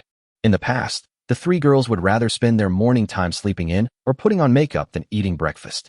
Now, after experiencing that unforgettable feeling of hunger, for the first time, they felt that being able to have breakfast was such a happy thing. Seeing that Chen Yu had finished eating, Shen Bingxia moved closer to him and looked at him with blinking eyes. Seeing her like that, Chen Yu couldn't help but ask, Bingxia, do you have anything to say? Shen Bingxia nodded. Brother Yu, I can't hide anything from you. My cousin is trapped in the school, and I want you to help me rescue her. After hearing this, Chen Yu narrowed his eyes and asked, Who is your cousin? It's Xiao Qianhua from our school of art. After hearing this, Chen Yu smiled and replied, So she is the famous female star in our school. Since you are relatives, why don't you live together? Because she's not in school at all. She's attending small commercial performances or talent shows everywhere. She came back to take exams these few days, and who would have thought that there would be a zombie outbreak? Chen Yu had heard of Xiao Qianhua's name. She is the campus beauty of the art academy. But she is more famous than other school beauties. Because she once won the championship of the college singing competition organized by the city with her good voice. Moreover, she has achieved many impressive results in dance. Relying on her excellent physical condition and talent, she became a little-known star in school. After thinking for a moment, Chen Yu said with a serious expression, Then you should know the rules of entering this villa, right? Shen Bingxia was stunned, then nodded faster than last night. Brother Yu, I know. Don't worry, I will try my best to convince my cousin.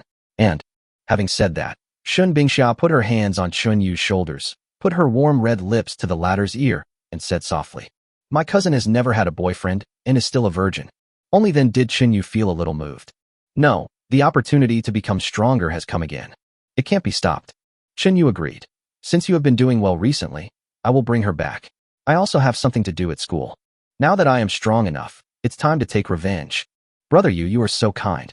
Shin Bingxia couldn't help but kiss Chun Yu and said expectantly, "Why don't I go with you? Maybe I can convince my cousin on the spot." Okay. Then, the two of them walked out of the villa. Chun Yu looked at the car and shook his head helplessly. This car is not strong at all and can be easily destroyed by zombies. Chun Yu searched around the villa and finally found a Hummer with keys. The car owner, who had turned into a zombie, was scratching the car window frantically in the cab. Chun Yu walked over and opened the car door. The moment the door opened, the car owner rushed towards Chun Yu. However, Chun Yu killed the car owner with just one axe. Then he got into the cab. Shin Bingxia and the two zombies also hurriedly got into the car. When Chun Yu was about to shift gears, he suddenly found a sharp and long knife on the passenger seat. Ouch! It seems that the car owner also suffers from road rage, and may be the next Kunshin Long Ge. Chun Yu also put the long sword into the different space. This thing is lighter and more useful than a fire axe in some situations. The villa is not far from the school. A few minutes later, Chun Yu arrived at the school gate. There were several student zombies wandering around the door. Chun Yu didn't hesitate at all. He directly broke the railing and knocked the zombie away. Hiss, roar. The zombies screamed one after another. But they are no match for the Hummer with a V12 engine. His head was smashed directly by the bumper. Shun Bingxiao resisted the urge to vomit, pointed in the direction of the school dance studio, and said, "Brother Yu, Qianyue is in the dance studio. She just sent another message saying that a zombie has broken down the door. Let's go save her." "Okay, I understand." Shin Yu stepped on the accelerator, and the car drove quickly towards the dance studio. After a while, the car stopped downstairs of the dance studio. Shin Yu opened the car door, let the two zombies lead the way, and then led Shun Bingxia quickly upstairs. As the two climbed the stairs, they encountered a dozen scattered zombies. But they were all easily killed by Chun Yu and the zombies he was bound to. "Which classroom?" Chun Yu asked after dealing with the zombies. "In the dance studio on the 3rd floor," Shun Bingxia said, pointing upstairs. "Okay, follow me closely." The two climbed to the 3rd floor in one breath. At the door of the dance studio, there was a naked female zombie who was roaring towards the door. There was a hole in the thin wooden door. The zombie was about to go in. There was a girl inside the door, screaming and pushing the zombies out with a stool. It seems that this should be the Xiao Qianyue mentioned by Shin Bingxia.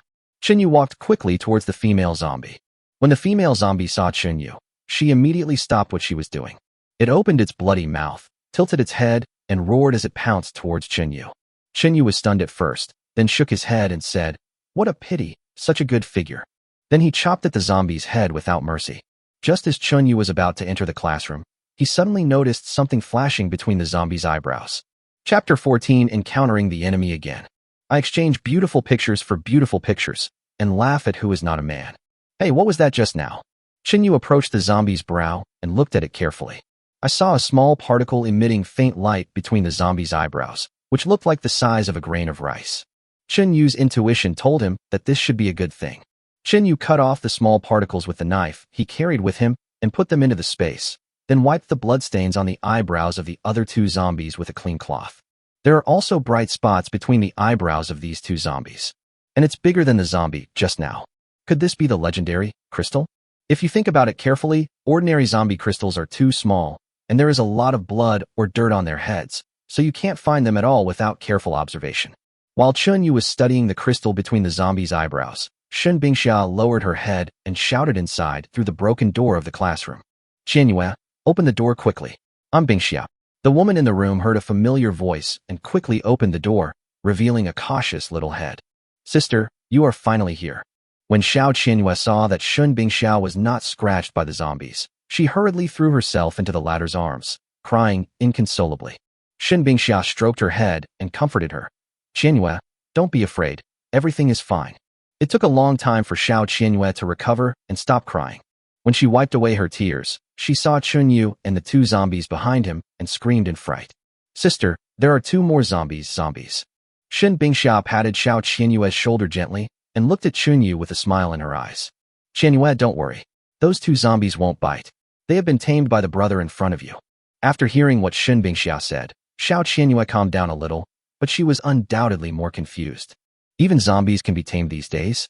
She couldn't help but start looking at Qinyu. It seemed that the two zombies were very respectful to him, and indeed seemed to be tamed. Xiao Qianyue smoothed her slightly messy hair and said with a smile, "Hello, brother. I am from the art college of this school. My name is Xiao Qianyue. Thank you for saving me." Qinyu waved his hands repeatedly, looked at Xiao Qianyue, and said, "Don't be in a hurry to thank me. I won't save you in vain." Xiao Qianyue was a little embarrassed. She quickly avoided Qinyu's gaze, turned to look at Shun Bingxia, and asked, "Sister, I didn't expect you to come and save me. The brother next to you is..." Shun Bingxia's face changed, and she stammered, "Qianyue, this brother is called Qinyu, and he is our classmate. I am able to survive thanks to him. From now on, we have to rely on him to protect us." Shun Bingxia briefly told Xiao Qianyue what had happened to her in the past few days. Even those sensitive topics that cannot be discussed in detail are not avoided at all. Xiao Qianyue was extremely shocked after hearing this, and looked at Qinyu secretly. "I didn't expect that this tall and thin boy in front of me is so powerful.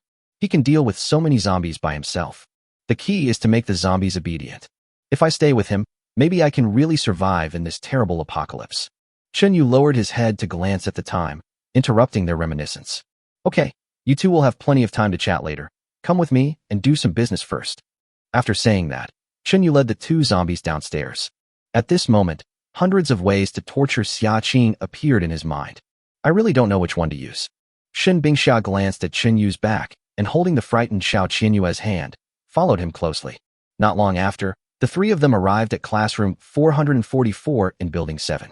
There were two zombies walking back and forth in the corridor of the classroom, seemingly looking for a suitable target. Qinyu couldn't help but grit his teeth. There were so many boys in the room, but they were so scared by just two zombies that they dared not go out. However, they were able to kill Qinyu.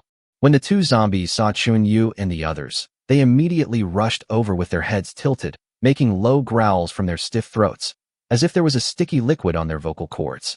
Qinyu didn't have to do anything, as his two younger brothers quickly dealt with the attacking zombies. Qinyu put the zombie corpses into the space, intending to study them carefully after he had taken revenge. After thinking for a moment, he put zombies number 1 and number 2 into the space, and then slowly walked towards the door of classroom 444. Inside the house, there were sounds of several people arguing. "Stop eating, leave some for me. Fuck, this is our last food. Xiaoqing, don't you have a lot of liquors? Hurry up and ask them to bring us food." "Okay, I'll text that liquor Qinyu and ask him to send us some food." "Hey, that dog probably came running over here right after seeing your message. Of course, I can easily handle that guy." Hearing this, Qinyu put his hands behind his back, raised his foot, and kicked the door open. "Who?" Inside the room, 7 people squatting at the back of the classroom suddenly turned around. Only after they saw Qinyu's face, clearly did they feel relieved. One of the tall men calmed down and shouted angrily, "Fuck, I thought it was a zombie, but it turned out to be you. This broken door of the school is rubbish. It just opened with a kick. Qinyu, close the door quickly and don't let the zombies in." The tall man is named Zhang Zhihao, and he is Qinyu's squad leader. Qinyu glanced at a few people and said excitedly, "Fortunately, you are all still alive." After hearing this, Zhang Zhihao said with an unhappy look on his face, "Can you talk? You are still alive, so of course we are alive." Then, he turned to look at Xiaoqing and said, "Xiaoqing, Qinyu and you are so in tune with each other. He came as soon as you sent the message. Could it be that he has been in a room near us all this time?" I haven't sent the message yet." Xiaoqing looked at the message that had not been sent and looked at Qinyu with some confusion. Qinyu's eyes met Xiaoqing's, and he asked jokingly, "Xiaoqing, I just heard that you wanted to trick me here. What does this mean?" "You must have heard it wrong. I meant..." Xiaoqing stuttered and couldn't speak. "Fuck, now that he's here, what's there to explain to a piece of shit like him?" Zhang Zhihao walked towards the door and said viciously, "Qinyu, did you bring any food?" "I brought some fresh 9-turn large intestines. Remember to eat them all." Qinyu suddenly had several pieces of pig large intestines in his hand and threw them in front of the people. These were found in the refrigerator a few days ago, still raw and original. It was because time was urgent, otherwise Qinyu would have to give them some of the contents of the 9-turn large intestine. "You did it on purpose, didn't you?" Zhang Zhihao was so angry that he couldn't speak. After a long while, he gritted his teeth and continued, "Qinyu, you lead the way and take us to find food. If you don't obey, I will fucking kill you, understand?" At this time, the sensible Shun Bingxiao stood up and said angrily, "Zhang Zhihao, who do you think you are? How dare you yell in front of brother Yu? After saying that, she gently touched Xiao Qianhua. Xiao Qianhua understood what he meant and echoed him. That's right, you little bastards. Are you qualified to speak so arrogantly in front of brother Yu? They are both smart women, and they know that it is time for them to show their abilities. Of course, they also knew that these boys were no match for Chenyu. If zombies can be tamed by Chenyu, then what are these little karamis? Chapter 15, I won't let you die so easily. Zhang Zhihao and others saw Shun Bingxia and Xiao Qianyue behind Chenyu, and they actually spoke up for Chenyu. I instantly lost my composure and even felt a little jealous. Fuck, did I hear it right? A school beauty and a school beauty are helping Chenyu scold us? That kid must have used some shameful means. Damn it, my goddess. Why would you help Chenyu scold us? Kill Chenyu and rescue the two goddesses. Even Xiaqing was slightly surprised and began to look at Chenyu again. Chenyu, who are these two girls to you? Shin Bingxia took a step forward and sneered. Xiaqing, can't you see it? Of course, the two of us are brother Yu's people. Xiaqing couldn't help but sneered. You two are blind. What's so good about that loser Chenyu? Without waiting for Xiaqing to finish her words, Shin Bingxia slapped her. Xiaqing, keep your mouth shut. If you dare to scold brother Yu again, I'll tear your mouth apart. Xiaqing was stunned and stood there blankly, covering her swollen face. When did Shin Bingxia become so scary? And why does she protect Chenyu so much? The most uncomfortable person in the crowd was Zhang Zhihao. He licked Shun Bingxia for 2.5 years, but Shun Bingxia never even looked at him. Unexpectedly, she was completely conquered by Chenyu. Zhang Zhihao was so angry that his teeth itched. He looked at Shun Bingxiao and Xiao Qianyue and said, if he has drugged you too, tell me, and I will protect you. Shun Bingxiao rolled her eyes at Zhang Zhihao and said coldly, have you watched too many martial arts dramas? After being scolded, Zhang Zhihao immediately felt humiliated. After a while, he smiled grimly and said, in that case, I will first beat Chenyu to a pulp, and then torture you two in front of him. When the time comes, don't beg for mercy. After saying that, Zhang Zhihao raised his fist and hit Chenyu in the face. Chenyu did not retreat, but stood still. The fist was about to hit Chenyu in the face. In a flash, Chenyu suddenly reached out and grabbed Zhang Zhihao's fist. Snap! Zhang Zhihao's fist was actually crushed by Chenyu, and blood and broken tissue fell to the ground, looking extremely tragic. My hand. Chenyu took half a step forward and came behind Zhang Zhihao, grabbed the latter's belt, and lifted it above his head. Fuck! Put me down now. Zhang Zhihao lay on his back, struggling with his limbs like an upturned turtle. No problem, I'll put you down right away. After saying that, Chenyu threw Zhang Zhihao to the ground. Zhang Zhihao, who was completely stunned, hit his head on the ground and blood gushed out instantly. Chenyu squatted down, grabbed Zhang Zhihao's slicked back hair, and lifted him up. Brother Yu, no. I have a headache. Don't worry, the headache will go away soon. Chenyu grabbed Zhang Zhihao's head and slammed it against the wall. Boom. Boom boom. Boom boom boom. No matter how hard Zhang Zhihao's dog head is, it can't be harder than the wall. A minute later, his face was covered in blood, and there was a dent as big as a bowl on his head. Chenyu threw down Zhang Zhihao's body and looked at others with sharp eyes. Shun Bingxia suppressed the nausea in her stomach, pulled out a tissue with her body odor from her pocket, took Chenyu's hand, and said, Brother Yu, let me help you wipe your hands. At the same time, she was also glad that she had just shown her loyalty. Chenyu looked at Zhang Zhihao's body on the ground and said, I'm sorry. It's all my fault for being too harsh. It's too easy for you to die like this. I will be more careful next time. The crowd was deathly silent. Everyone couldn't help but murmur. Is this Chenyu still a human being? He could easily lift a person who was heavier than him. Even a strong man can only be like this, right? What frightened them the most was that Chenyu not only did not feel the slightest bit of guilt after killing a man, but instead felt a kind of morbid excitement. He looked almost insane, as if Zhang Zhihao had a blood feud with him. While everyone was in a daze, a boy with glasses came out and said with a big smile on his face, Brother Yu, Zhang Zhihao really deserves to be punished. Even if Brother Yu didn't do anything, I was going to punish him just now. Others reacted and echoed. That's right, Zhang Zhihao deserves to die for insulting Brother Yu. Don't stop me. I'm going to whip Zhang Zhihao's corpse 800 times to relieve the hatred in my heart. Brother Yu is so awesome. We will just follow him from now on. Chenyu snorted coldly. You bastards. If it was me who was knocked down just now, I'm afraid I would be beaten to death by you, right? After hearing this, Little Glasses couldn't stop shaking all over. He fell to his knees with a plop. Brother Yu, please spare my life. I won't dare to do it again. As he spoke, he glanced at the blood-stained pig intestine on the ground, hesitated for a moment, and then stuffed it into his mouth. Brother Yu, this large intestine is so delicious, authentic flavor.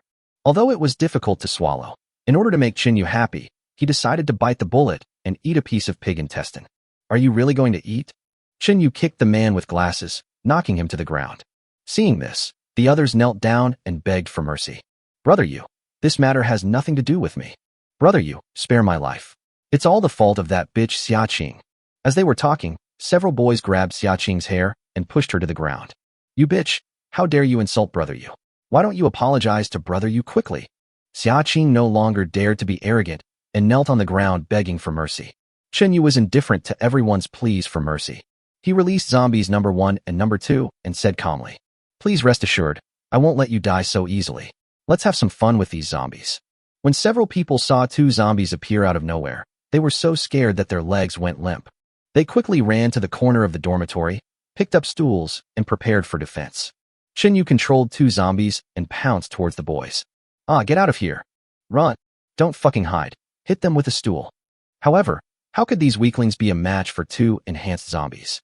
Zombie number 2 smashed the stool in Little Glass's hand with 1 punch, and then lifted Little Glasses up. Get out of here. Little Glasses tried desperately to push the zombies away, but was powerless. Zombie number 2 opened his bloody mouth and bit towards the face of the guy with glasses. First the nose, then the mouth, then the ears, eyes, and finally the face. After a few hits, the boy's head was covered in blood. Oh, my face. Brother Yu, please forgive me. I am willing to be your slave. Compared to the physical pain, the fear of being eaten alive by zombies and being powerless to do anything caused greater harm to Xiao Yinjing. After half an hour, the little boy with glasses, whose facial features had been eaten, finally stopped breathing. At the same time, zombie number 1 did the same thing and tasted another boy. The other boys tried to escape from the classroom, while zombies number 1 and number 2 were busy. As a result, Chinyu, who was blocked at the door, kicked the zombie a few times. Everyone, don't leave, play with them for a while. A boy shouted sternly. Chinyu, we have no grudge against you. Why are you so cruel? No grudges or hatred? Chinyu couldn't help but sneer. Do I have to be killed by you before I can resist? I don't understand what you mean. You don't have to understand. You just have to experience the pain of death. An hour later, the several boys who killed Chinyu in the previous life were all bitten to death by zombies. After eating and drinking, the 2 zombies seemed to become stronger. Chinyu's cold eyes swept across the classroom. Xiaqing was the only girl left. Xiaqing, who was already frightened, crawled on her knees to Chinyu's feet. But she still held on to a glimmer of fantasy and said with a trembling voice, Brother Chinyu, I knew I was right. You came here just for me, right? Chinyu sat on a chair and said jokingly, Yes, I did come here for you. But it's to torture you to death.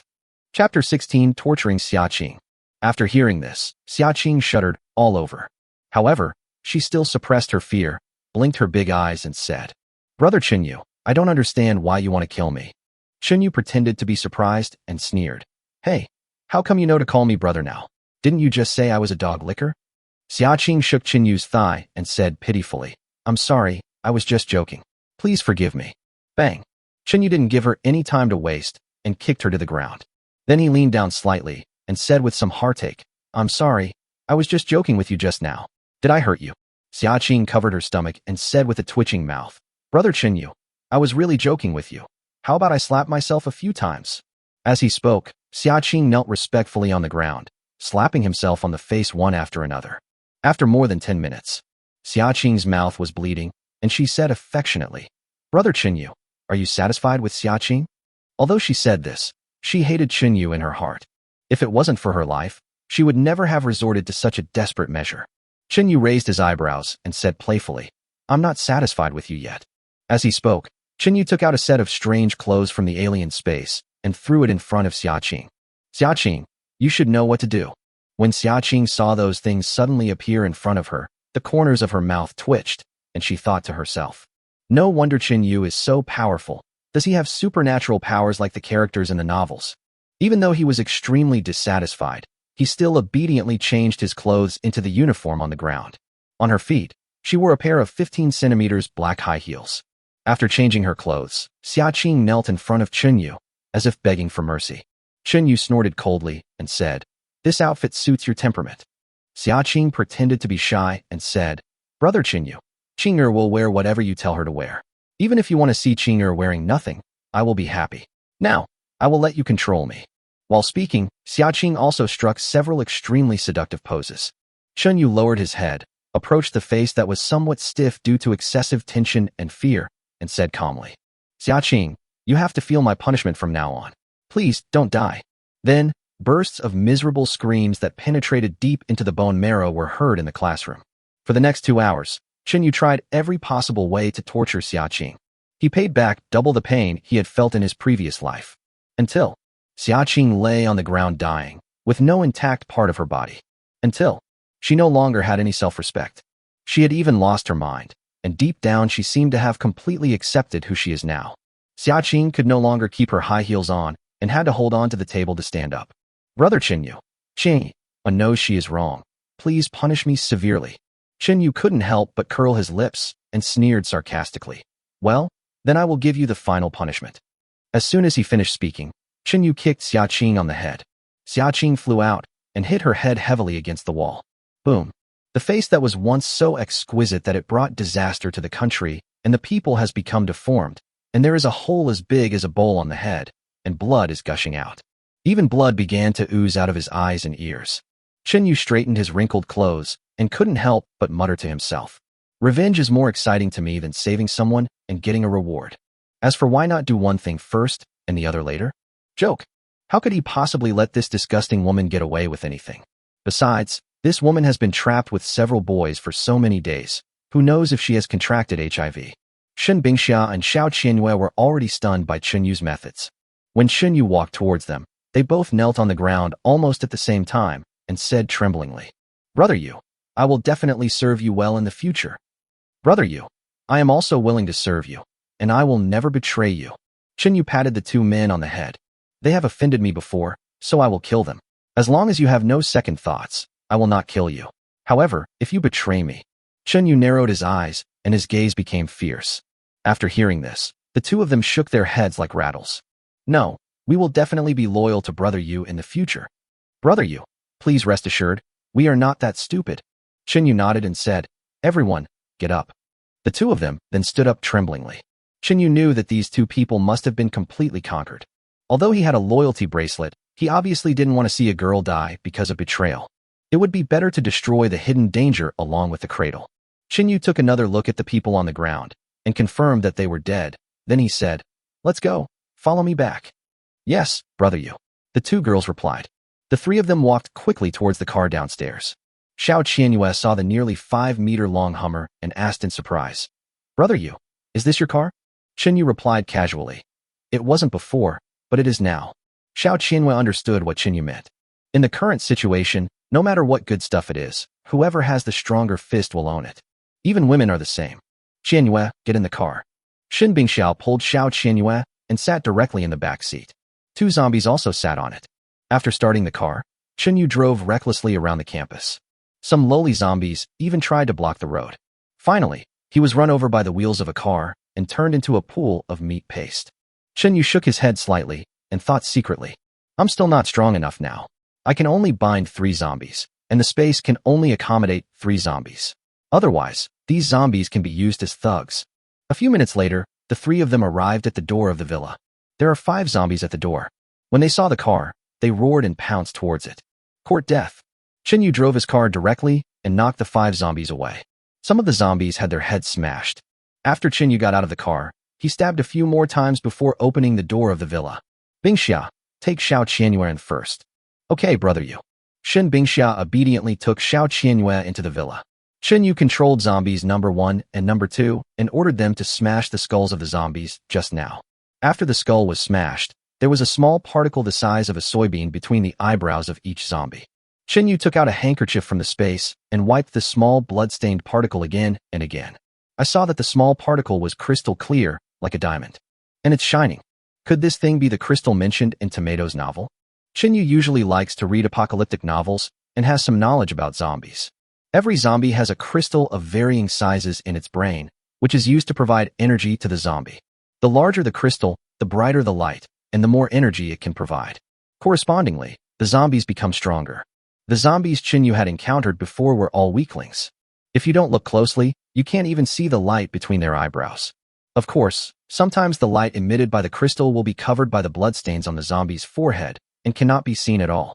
After figuring this out, Chen Yu's gaze fell on the zombies that had been killed before. Holding a long knife, he approached a zombie he had killed yesterday. Hey, there's no light at the center of this zombie's brow. Could it be that there's no crystal? Chapter 17. The night is short. The dream is sweet. Chen Yu understood instantly. The crystals do not disappear immediately after the zombie dies. If a zombie dies for too long, the crystals in its body will slowly dissipate. Chen Yu excitedly put the 5 small crystals into the space. Then he directed zombie number 1 and zombie number 2 to deal with the bodies lying on the ground. Then returned to the villa. Inside the villa, all the girls had gathered in the living room on the first floor. The thoughtful Jiang Shuer had already prepared a table of delicious meals for Chen Yu. There are not only top-quality Wagyu beef, Australian lobster and hairy crab, but also many exquisite-looking side dishes.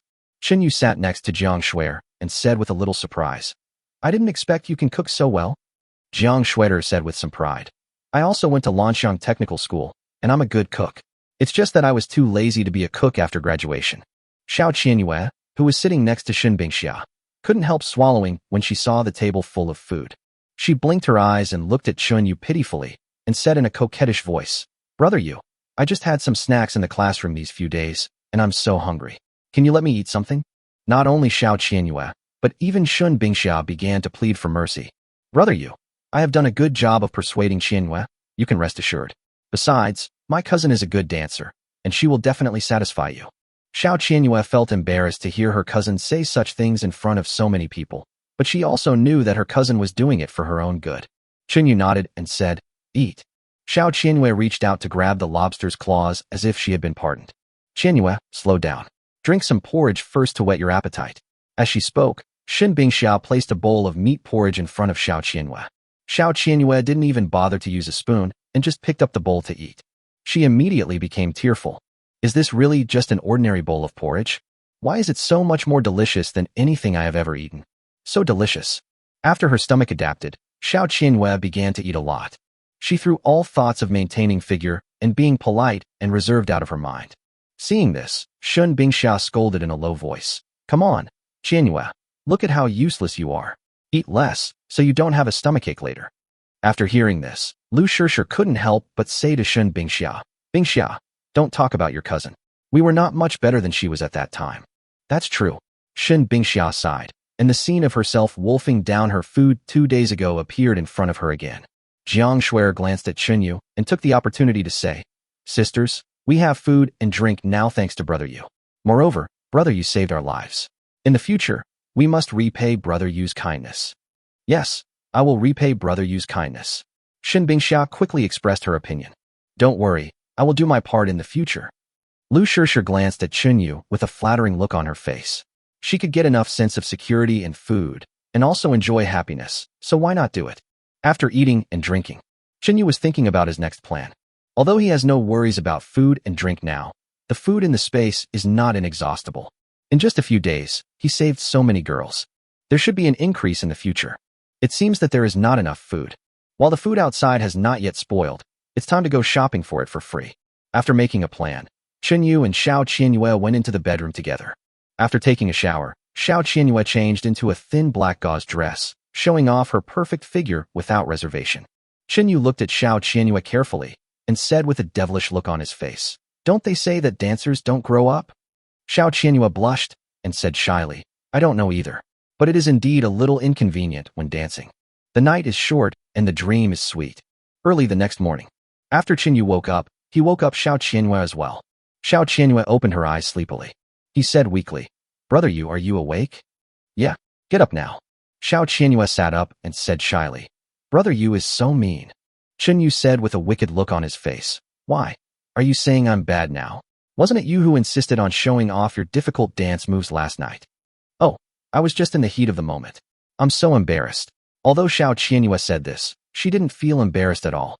"Okay, hurry up and come out to eat." Chen Yu put the bracelet on Xiao Qianyue's wrist, then put on his clothes and walked out. At the same time, he was checking the improvement he had gained this time in his own consciousness. Basic attributes increased by 50 points. Time standstill, range, and time both increased by 100. Thunderstorm. Power increased by 100. Space for zombies. +1, currently 4. Combined zombies. +1, currently 4. Zombie favorability. +1, currently 4. The improvement this time is not bad. Although the basic attributes are small, the two superpowers have been enhanced a lot. At this time, a sumptuous breakfast was already prepared on the table. Okay, let's eat together. After Chinyu finished speaking, he sat down in his seat. The girls all sat down, and the sumptuous breakfast was quickly devoured by everyone. Chinyu wiped his mouth, looked at the girls and said, I have to go out and search for supplies. I may have to stay out for a few days. You four should stay in the villa for the next few days. The four girls were stunned at first, then nodded obediently. After hesitating for a while, Lu Shishir couldn't help but hug Chinyu. Brother Yu, we are all counting on you. Please don't abandon us. Seeing this, the other three girls also gathered around, their faces full of worry. They are afraid of being abandoned. Chinyu looked at them and said calmly, Don't worry, if I want to abandon you, I will just tell you directly. There is no need to lie. After hearing this, the girls felt relieved. The facts are indeed as Chinyu said. If he was really a heartless person, there would be no need for him to lie. Jiang Shuer glanced at the dining table and said softly, Brother Yu, bring all the food with you. You can have something hot when you are away from home. Wait a minute. I'll go to the kitchen and get you some hot water. Chinyu nodded, turned, and walked towards the dining table. Although there was a lot of food in his space. But what could be better than these hot meals? After putting the food and hot water into the space, Chinyu walked out of the villa, locked the iron gate of the yard, and then walked towards the car's cab. Zombie number 2 sat directly in the co-pilot's seat. Chinyu glanced at it inadvertently. When this zombie was alive, she was indeed a beautiful coach at the city's champion level. His muscles are beautifully toned. Although not as good as those of fitness experts, they look very comfortable. Especially the pectoral muscles, which are unusually full. Chinyu couldn't help but sigh. It would be great if she wasn't a zombie. Zombie number 2 seemed to understand what Chinyu said and laughed at him, as if to say, What's the matter, master? Do you look down on female zombies? Chinyu collected his thoughts, took out his cell phone, and entered the address of the Ginza warehouse in the suburbs. After more than 2 hours, we finally arrived at the Ginza warehouse. He parked the car and walked towards the warehouse entrance. The two zombies protected him, one in front and one behind. The warehouse door was not locked. Chinyu controlled the two zombies and continued to walk inside. Chapter 18. Go to the Ginza warehouse for free shopping. It's reasonable to kill a few Japanese people to add to the fun, right? There are not many zombies in the warehouse. Chinyu tied up 2 slightly stronger zombies to work as workers. Then he took 4 zombies and started a crazy slaughter in the warehouse. After more than 10 minutes, all the zombies in the warehouse were killed. However, the newly bound zombie was already dying. Chinyu dug out all the zombies' crystals and turned his attention to the warehouse. The warehouse has almost all kinds of supplies. There are even live animals such as fresh king crabs, lobsters, turtles, bullfrogs, tilapia, and sea turtles. Fortunately, there was no power outage in the warehouse. Otherwise, these seafood would have turned into rotten fish and shrimp long ago. Chinyu took a short rest and started collecting supplies. Just when Chinyu was having a great time, he suddenly heard some noise coming from an operating room not far away. Hey, are there still zombies? He hurriedly stopped collecting supplies and quietly walked to the door of the operating room. The main door of the operating room is 2 metal doors with a bolt inserted across the middle. Inside, there were the sounds of several men chatting. Chinyu pricked up his ears and listened carefully, only to find that he could not understand what they were saying at all, because they don't speak Daxiao language. However, Chinyu, who had studied language with teacher Song, could still tell that these people were speaking the island language. It's not surprising to see Japanese people here. After all, Ginza itself is the supermarket of the island country. Without hesitation, Chinyu raised the fire axe and chopped the door bolt with one axe. Snap! The door bolt, which was as thick as a thumb, was broken by Chinyu with just one axe. In the operation room, 5 island men were eating hot pot. Several people were startled by the sudden noise. He quickly picked up the steel pipe, electric baton, samurai sword, etc. around him and prepared to fight back. After seeing clearly that Chinyu was not a zombie, they finally felt relieved. The leader, a man in white, asked in an unskilled Daxiao language, Who are you and why are you destroying our door? Chinyu said coldly, I came here to see whether there are people or zombies inside. In the end, I found that there are actually a group of zombies inside. After hearing this, a short man said a little embarrassedly, Sir, you are too kind. We are not cooking gods. The man in white looked at the little man and angrily scolded him. I told you to learn more Daxiao language, but you refused to listen. You couldn't even hear when someone scolded you. This guy just called us raw animals, meaning we are the same as the pigs, cows, and sheep you just had in the hot pot. Bagailu. The little man pointed at Chunyu with some shame and anger and said, "You are not allowed to insult natal. Ba, you are not allowed to use the word natal to insult us." As he spoke, the little man walked forward aggressively. Chunyu didn't waste time talking to him. He just grabbed his neck and pushed him into the hot pot. "Tell me loudly, is it delicious?" Chunyu asked sinisterly, tilting his head. Gurgle gurgle. The little guy couldn't resist at all, and the screams from his throat were instantly drowned out by the boiling red oil hot pot. Bubbles the size of eggs appeared on the rolling water surface. The others were stunned at first and watched their friends suffer. However, they reacted quickly and hurriedly looked for weapons to fight back. Court death. Chunyu swung the little guy and knocked the 4 men to the ground, then stepped aside. The little guy finally caught his breath, covering his eyes and screaming. His entire face had been burned, his red eyes were turned outward, and he couldn't close them, looking very hideous. The 4 of them didn't bother to check the little guy's wounds. They got up one after another and looked at Chunyu angrily. "Boy, you're looking for death." Chunyu snapped his fingers and said to the zombies beside him, "You two should play with them well and don't let them die too easily." The 2 zombies took stiff steps and rushed forward with roars. After a few days of observation, I found that this zombie was so obedient. But now is not the time to think. We have to find a way to deal with these zombies first. One of the strong men took the lead, picked up an iron rod, and swung it at the zombie's head. Bang! The iron rod hit the zombie's head like hitting a brick. The strong man's arms were numb from the shock, and he couldn't help but say, "There's something wrong with this zombie." As he spoke, the sturdy man swung the steel pipe and hit the zombie a few more times. The zombie seemed to feel no pain at all and immediately knocked the strong man to the ground. What are you standing there for? Come and save me," the strong man shouted heartbreakingly. "I'm here to save you." A fat man picked up a samurai sword and was about to chop at the zombies. However, he doesn't have much strength. The knife only left a shallow wound on the zombie's back. Another zombie ran over, grabbed the fat man's neck, and lifted him up. Ouch! The zombie roared and brought the fat man to its mouth. "Brother zombie, don't kill me. I'm sorry, I won't dare to do it again. You might die." The fat man kept begging for mercy. However, the zombies didn't buy his tricks at all and started to eat the fat man's head directly. "Brothers, grab your weapons and fight them." After others reacted, they also joined the battle. "Stand there and don't move." Chunyu activated time standstill and controlled everyone in place. After the zombies dealt with the strong man and the fat man, they continued to deal with the remaining 2 people who were stilled. However, Chunyu stopped the zombie, walked forward, unlocked, time stop, took out an electric baton, and used it on the 2 men. The 2 men were directly electrocuted and became incontinent, lying straight on the ground. Next, the 2 zombies started from the thighs and slowly tortured 2 of the Japanese people. In this kind of life, they must not die in too much pain. In the end, only the bloody little man was left. Although the little guy didn't see what happened, he had already heard his friend's screams. He knelt and crawled in front of Chunyu, begging for mercy loudly. "Brother, we have no grudges against each other. Please forgive me." Chunyu put the long knife on the little man's neck and asked coldly, "Are there any other survivors in this warehouse?" The little guy quickly shook his head and said, "No more." After the zombie outbreak, most of the people in the warehouse turned into zombies. Chunyu tilted his head and smiled sinisterly. "Then I'm relieved. Well, there's nothing for you to do now. You can go on your way with peace of mind." The zombie next to him raised his sandbag-sized fist and smashed the little guy's head into pieces. He took out the brain and started eating it with relish. It seems that zombies really like to eat brains. It's a pity that these little Japanese have 2 small brains and can't get enough to eat.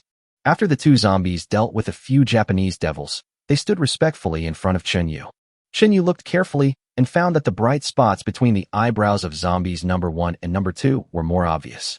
This means that they have become stronger again. This made Chunyu somewhat happy. He glanced at the operation room, put away the fire axe and electric baton, and continued to search the warehouse for supplies. Fortunately, Chunyu's mental strength has been greatly improved, so he can collect supplies faster. Otherwise, it would take several days and nights to collect these supplies. After several hours, Chunyu finally stored all the supplies into the space. With these supplies, no matter how many people there are, there is no need to worry about having no food. Chunyu led the 2 zombies towards his car. A glance at the dashboard showed that the fuel level was almost low, so Chunyu started looking for a gas station. Fortunately, there is a large gas station nearby. After searching the gas station, Chinyu wiped the sweat off his face and prepared to drive away. However, at this moment, he saw a female zombie with a big belly not far away. The female zombie's movements were very stiff, and she walked towards him crookedly, but she did not show any aggression. Huh? Why is this zombie so weird? Chinyu couldn't help but be attracted to her. Chapter 19. Becoming a father? Finding a baby zombie. Chinyu was slightly stunned. This guy's belly is so big. How many people must he have eaten? Without time to think, he took out his long knife and walked towards the zombies. Unexpectedly, the female zombie did not show any desire to attack. Instead, he suddenly knelt down in front of Chinyu. Chinyu stopped what he was doing and touched his head in confusion. Among his rewards, there is one reward called zombie favorability. Could it be that this zombie also has a crush on me? While Chinyu was thinking, the female zombie actually cut open her own stomach with her bare hands. She fumbled around inside for a while, took out a baby, and held it in her hands. The baby was still moving. Chinyu finally understood. This zombie is a pregnant woman.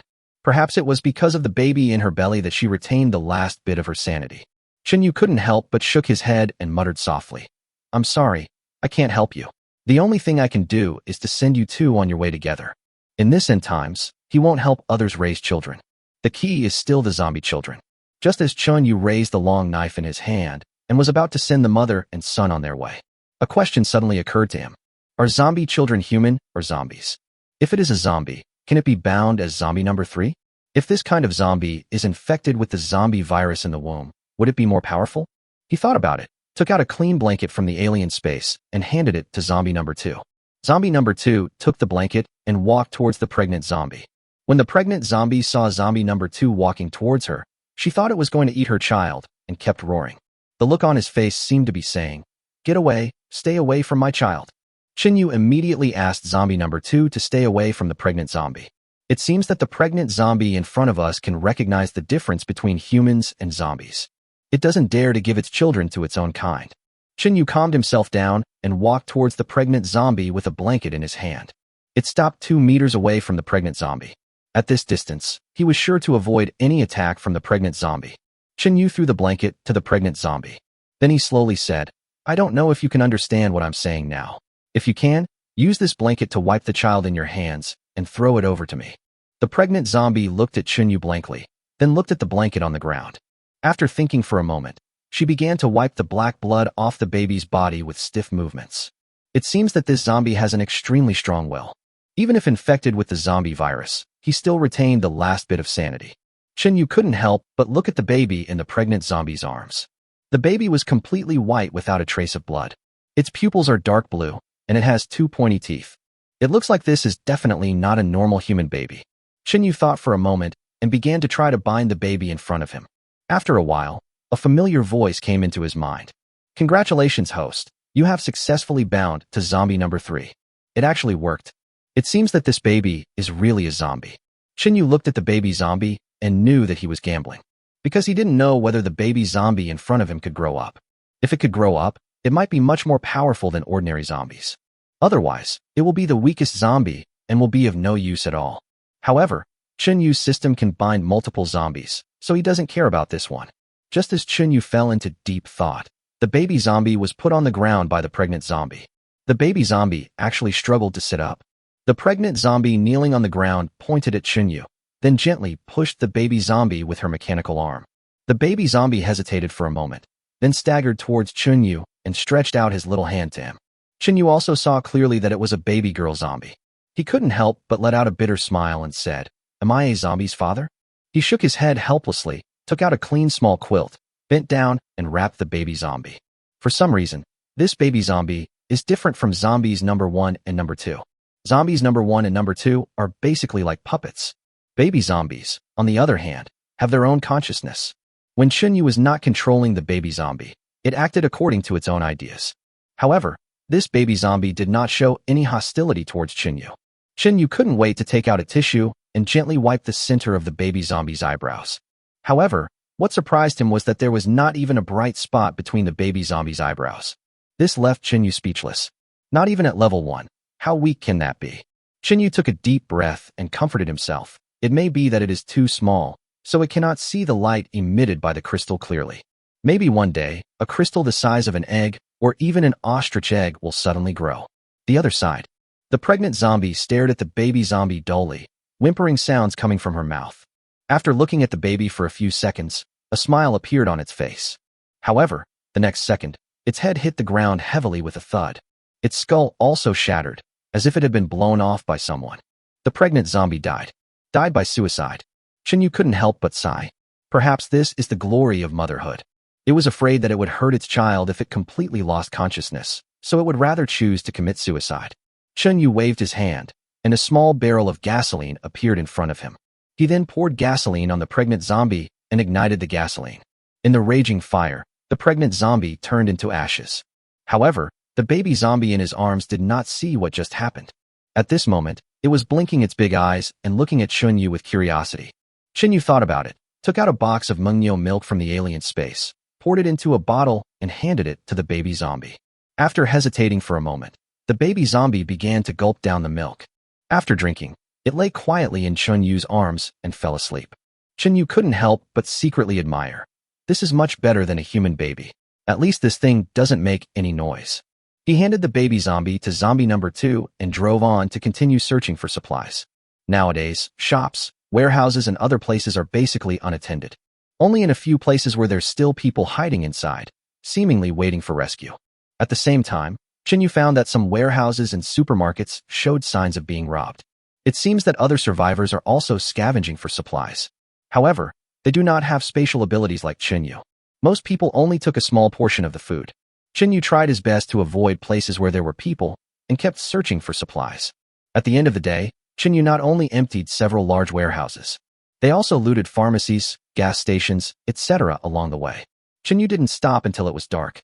He was a little hungry, so he found a nearby store. Zombie number 1 and number 2 walked into the store one after another. Fortunately, there was no one inside. Chinyu walked into the store carrying the baby zombie and pulled down the rolling door. Chapter 20. Encountering more than 100 zombie dogs, Chinyu went crazy killing them. At the end of the day, in addition to a lot of gains, Chinyu also discovered a big problem. You can hardly see any official people on the road.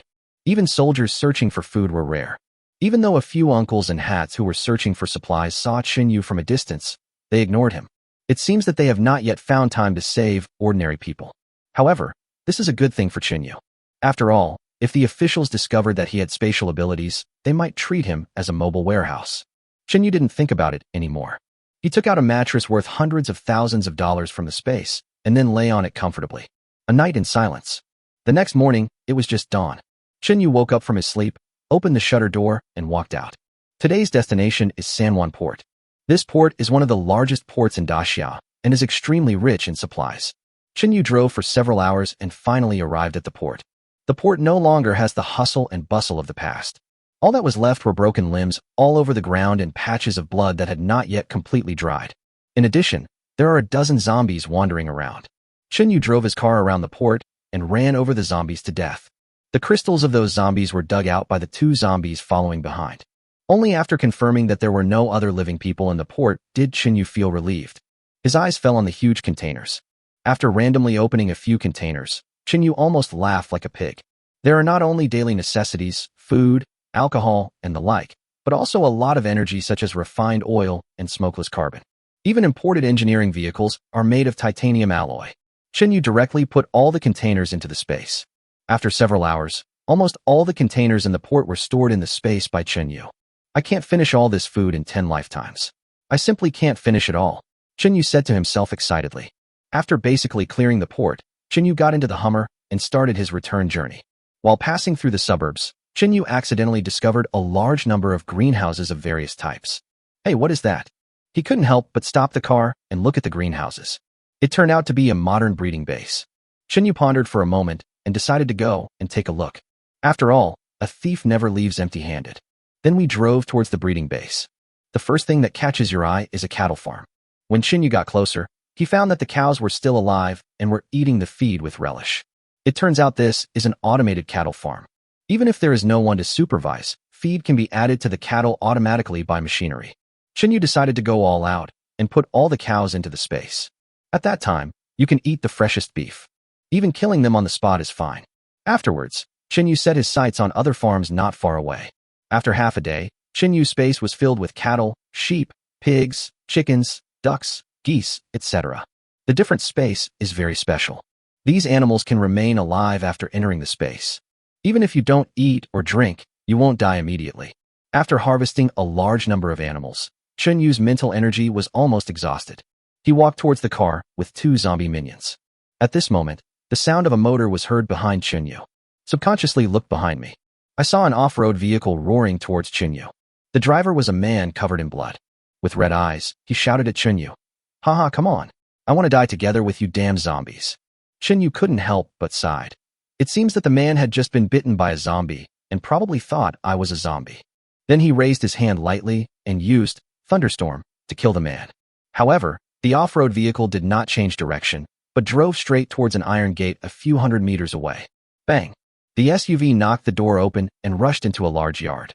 As Chunyu was walking towards the car, bursts of barking were heard from the yard whose gate had just been damaged by the car. Chunyu couldn't help but look towards the yard again. Suddenly, a group of dogs rushed out from the yard. Chunyu frowned slightly and hurriedly took out his pistol and shot at them, trying to scare them away. Bang, bang, bang. 7 bullets were fired in succession. Several dogs fell directly in a pool of blood. The other dogs didn't seem to be afraid of the gunshots. They continued to rush towards Chunyu like mad dogs. When he got a little closer, Chunyu discovered that the dogs' hair had basically fallen off. Their eyes were red and their mouths and teeth were covered in blood.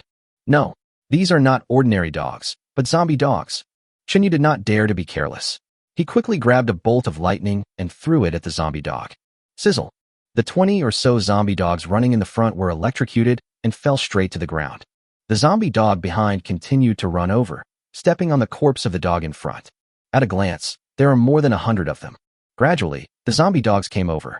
Chunyu snorted coldly and couldn't help cursing. You bastard, you are really looking for death. After saying that, he directly used his time stop ability on the group of zombie dogs. The zombie dogs, which had just been like wild horses that had broken free from their reins, suddenly stopped moving collectively. Even the drool from the dog's mouth was suspended in midair. Chunyu took advantage of this opportunity and hid in the car with the 2 zombies. Not long after they got in the car, the zombie dogs suddenly recovered.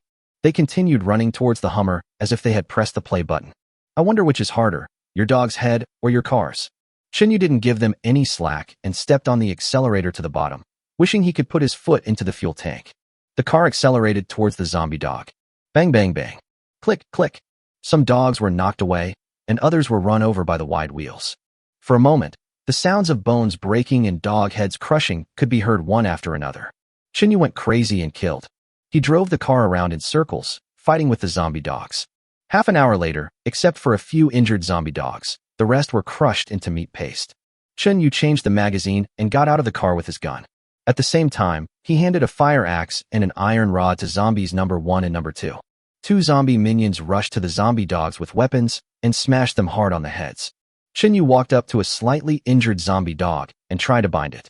But after trying several times, I didn't succeed. Chunyu shook his head speechlessly and said, "It seems that I can't bind to animal zombies yet." He had no choice but to kill all the remaining zombie dogs. These zombie dogs have crystals in their heads that are slightly larger than those of ordinary human zombies. Chunyu put all the crystals into the space. Now, there are a large number of human crystals and zombie dog crystals in his space. However, he still doesn't know how to use these crystals. You can only save it in your space and use it when you find a way. Chapter 21, Policewoman, What a Narrow Road for Enemies. Shuanglong Lake is the freshwater lake closest to Chunyu. This lake is quite large, and the freshwater resources in it are enough for Chunyu to use for several lifetimes. Several hours later, Chunyu finally arrived at the lake. Fortunately, this place is relatively remote, and the lake water has not been polluted by zombies. Chunyu didn't dare to waste time and started dragon-sucking water directly. In space, the lake water can form various shapes according to Chunyu's ideas, without the need for any container. If Newton were still alive, he would definitely ask Chunyu to take him into the space and study carefully what the structure inside is. It was not until late at night that Chunyu collected all the lake water into the space. It's not safe to travel at night now, so he took out a medium-sized ship from the space and used it as a shelter. In this way, there is no need to worry about zombie sneak attacks. Chunyu jumped onto the deck holding the baby zombie, then went into the cabin and locked the door. He left 2 zombies on the deck. The cabin is very spacious. It also has everything you need, including kitchen, bedroom, toilet, etc. Chunyu found a spacious bedroom and walked in. After putting the baby zombie on the bed, he took out the food made by Jiang Shuer and started eating it in big mouthfuls. At this time, the baby zombie, who had been hungry for a day, began to feel his stomach growling. Chinyu put the milk powder into the bottle, poured warm water into it, and handed it to the baby. Fortunately, this little guy is not picky about food. After eating, it began to sleep without disturbing Chinyu's rest at all. Chinyu was bored and turned on his cell phone. Jiang Shuer and others sent him some encouraging pictures and messages via WeChat. Chinyu admired the pictures for a while, responded briefly to a few questions, and then began to rest. The next day, after Chinyu packed up the boat, he drove back. When he was almost home, a police station caught Chinyu's attention. Although he now has many superpowers. But using superpowers requires consuming mental energy. If you want to use a long knife, you need to get close to the zombies, which involves certain risks. If he encounters a large group of zombie dogs or zombies again, it will still pose a certain threat to him. Therefore, at this stage, he needs hot weapons to make the transition. Thinking of this, Chinyu stopped the car. Then he took the two zombies and slowly walked towards the police station.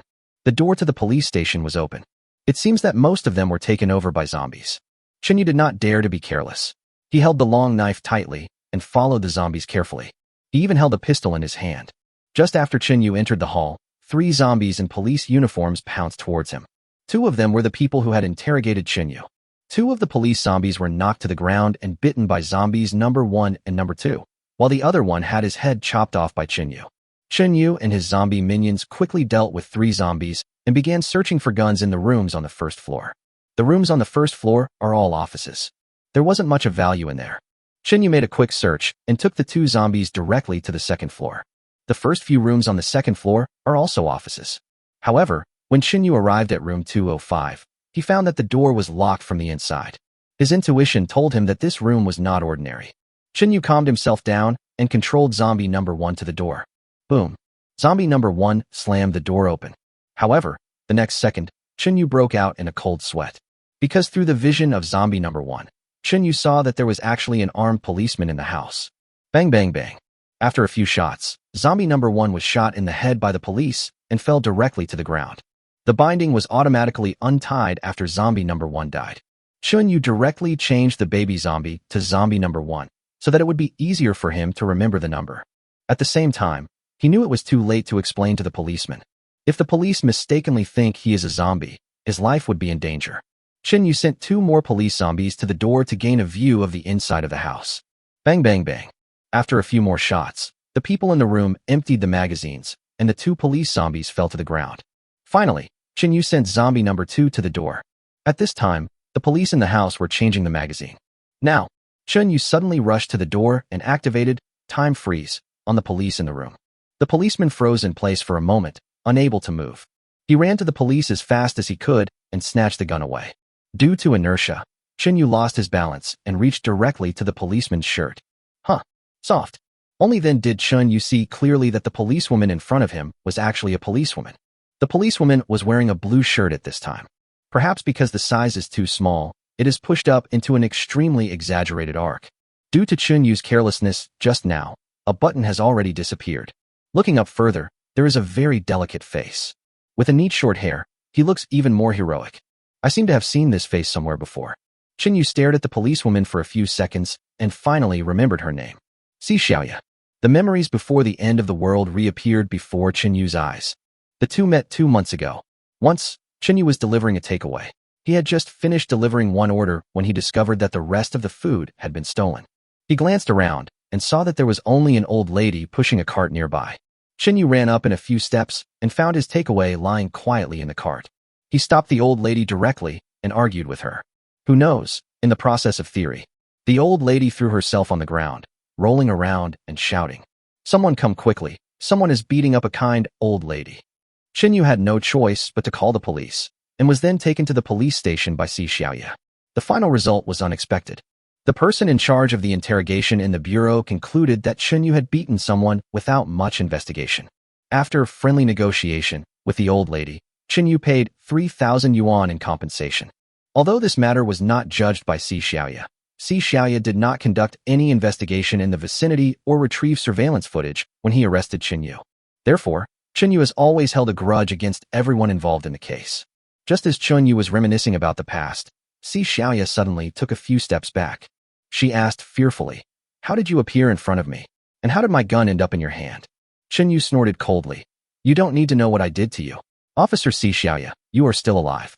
Si Xiaoya was startled, then looked at Chen Yu's appearance. "You are the student who delivered the food?" "That's right. I didn't expect you still remember me."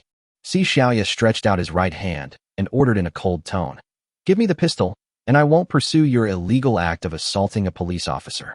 Chen Yu was stunned for a moment, then laughed out loud. "Officer Si, you are too funny, aren't you? It's the end of the world, and you're talking to me about the law? Besides, why don't you talk about the law before the end of the world?" Si Xiaoya obviously did not expect that the boy who cried because he lost 3,000 yuan at the beginning seemed like a different person at this moment. Chen Yu looked at Si Xiaoya carefully and found a bunch of keys hanging around her waist. Chen Yu pointed the gun at Si Xiaoya's waist and said, "Give me the key." Si Xiaoya looked down at the key on his waist, as if he had guessed what Chen Yu was going to do. She quickly protected the key and said, "I can't give you this key." A hint of murderous intent flashed in Chen Yu's eyes. He placed the bloody long knife in front of Si Xiaoya and said coldly, "Si Xiaoya, I will only give you 3 seconds. 3, 2. Chapter 22, bringing the policewoman back to the villa. When Si Xiaoya saw that Chen Yu dared to insult her like this, she was immediately furious. However, she changed her mind. Chen Yu is able to avoid the zombies outside and also has the ability to control people. At this time, you must not confront it head-on. Before Chen Yu shouted, "1," Si Xiaoya hurriedly raised the bunch of keys. Chen Yu took the key with the blade of the knife and couldn't help but sneer. "So Officer Si is also afraid of death?" "Humph, who isn't afraid of death?" Chen Yu took the key in front of him and continued to ask, "Where's the gun storage room?" In room 211. Chen Yu pointed his gun at Si Xiaoya and ordered in a deep voice, "Follow me." However, when Chen Yu looked down at Si Xiaoya, he discovered that her shirt, which was missing a button, exposed her good figure. One size bigger than Xinbingxia's. Si Xiaoya noticed Chen Yu's gaze and hurriedly looked down. Her face suddenly turned red to her neck. She hurriedly straightened her clothes and slowly got up from the ground. Chen Yu pointed his gun at Si Xiaoya and whispered, "Lead the way." "Okay." Si Xiaoya bit her lip, put one hand in front of her body, and walked out the door. Just now, Chen Yu asked zombie number 2 to stay at the door so that he could observe the situation in the corridor for him. So Si Xiaoya didn't see any zombies. When she went out, she saw zombie number 2 and screamed in fear. "Ah, there are zombies at the door." Chen Yu said calmly, "Don't make a fuss. This zombie was tamed by me. You just killed one of my zombies, and I will settle this account with you in the end." "Did you tame this zombie?" Si Xiaoya's face was full of surprise. However, when she saw that the zombie was standing obediently in the same place, she believed what Chen Yu said. Under Chen Yu's coercion, Si Xiaoya reluctantly walked towards the gun storage room. After a while, the two arrived at the door of room 211. Chen Yu asked zombie number 2 to watch Si Xiaoya, and he pushed the door and walked in. Inside the house, there are 2 safes, each more than 1 meter tall and 2 meters wide. Chen Yu walked to one of the safes, raised the key in his hand, turned around and asked, "Which one?" Si Xiaoya gritted his teeth and said hesitantly, You'd better think it over. Do you know that you have committed a crime? No, you really are brainless. Do you think it makes sense to say this now?" Si Xiaoya certainly knew the general situation of the outside world. She was just testing whether she could scare Chen Yu with her identity. Seeing that Chen Yu was not buying her tricks at all, she changed her tone and said, "Then I'll open the safe for you, and you have to let me go." "Shut up. You are not qualified to negotiate with me now." Chen Yu was too lazy to talk nonsense with her. This kind of woman deserves to be punished. When we get back to the villa, I'll play with her.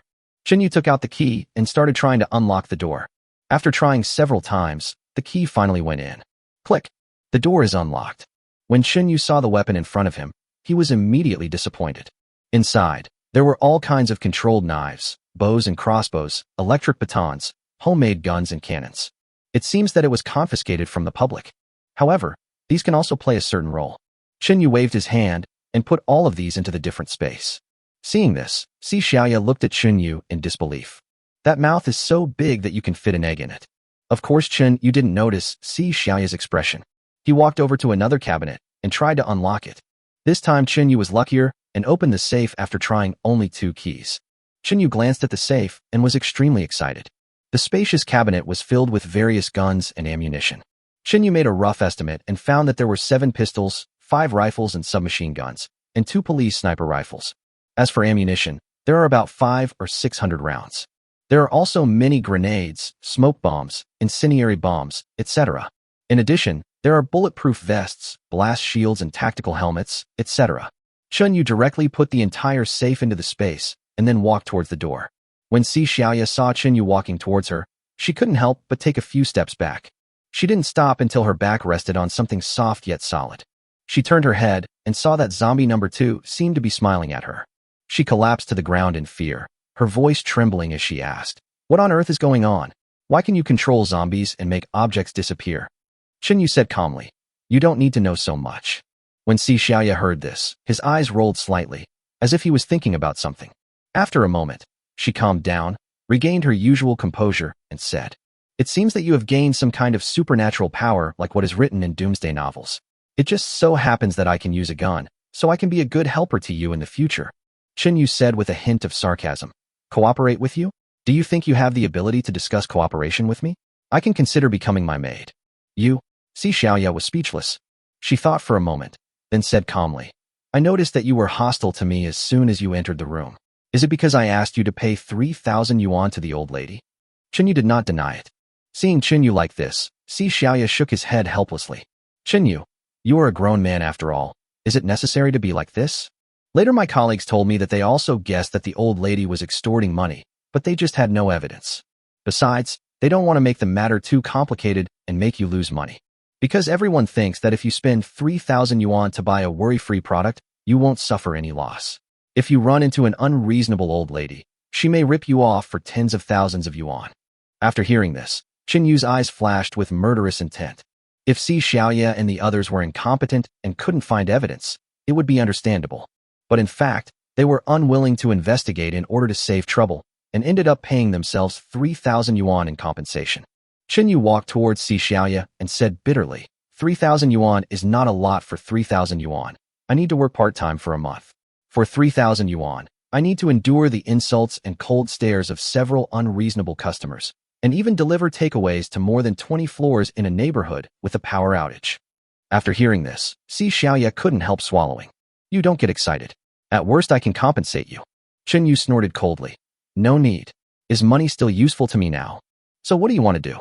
Chun Yu didn't say anything, but just looked at Si Xiaoya, and finally his eyes fell in front of Si Xiaoya. Si Xiaoya was so frightened that his whole body trembled. Years of work experience have enabled her to judge the other party's intentions through their eyes. There was clearly a hint of murderous intent in Chun Yu's eyes just now. That murderous intent is much stronger than that of a serial killer. At the same time, she also knew what Chun Yu meant. "Apart from my body, is there anything else about me that can attract Chun Yu? What should I do? Should I really?" While Si Xiaoya was thinking, Chun Yu took out a rope from the space.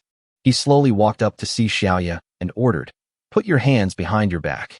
Si Xiaoya knew that he couldn't resist at all, so he obediently put his hands behind his back. After Chun Yu tied up her two snow-white and slender hands, he tied up her body as well. And the way they were tied up gave me a feeling from a Japanese movie. After doing all this, zombie number 2 took Si Xiaoya into the Hummer. Si Xiaoya was sitting in the car, with the baby zombie on the left and fighting zombie number 2 on the right. She was so frightened that she dared not move. Chun Yu stepped on the accelerator and drove quickly towards the villa. At this time, he thought of Jiang Shuer and others. "I've been out for 3 days. I don't know how Jiang Shuer and the others are doing." An hour later, Chun Yu finally drove to the villa. However, his eyes suddenly widened, because at this time the iron door of the villa had been pushed open by the zombies.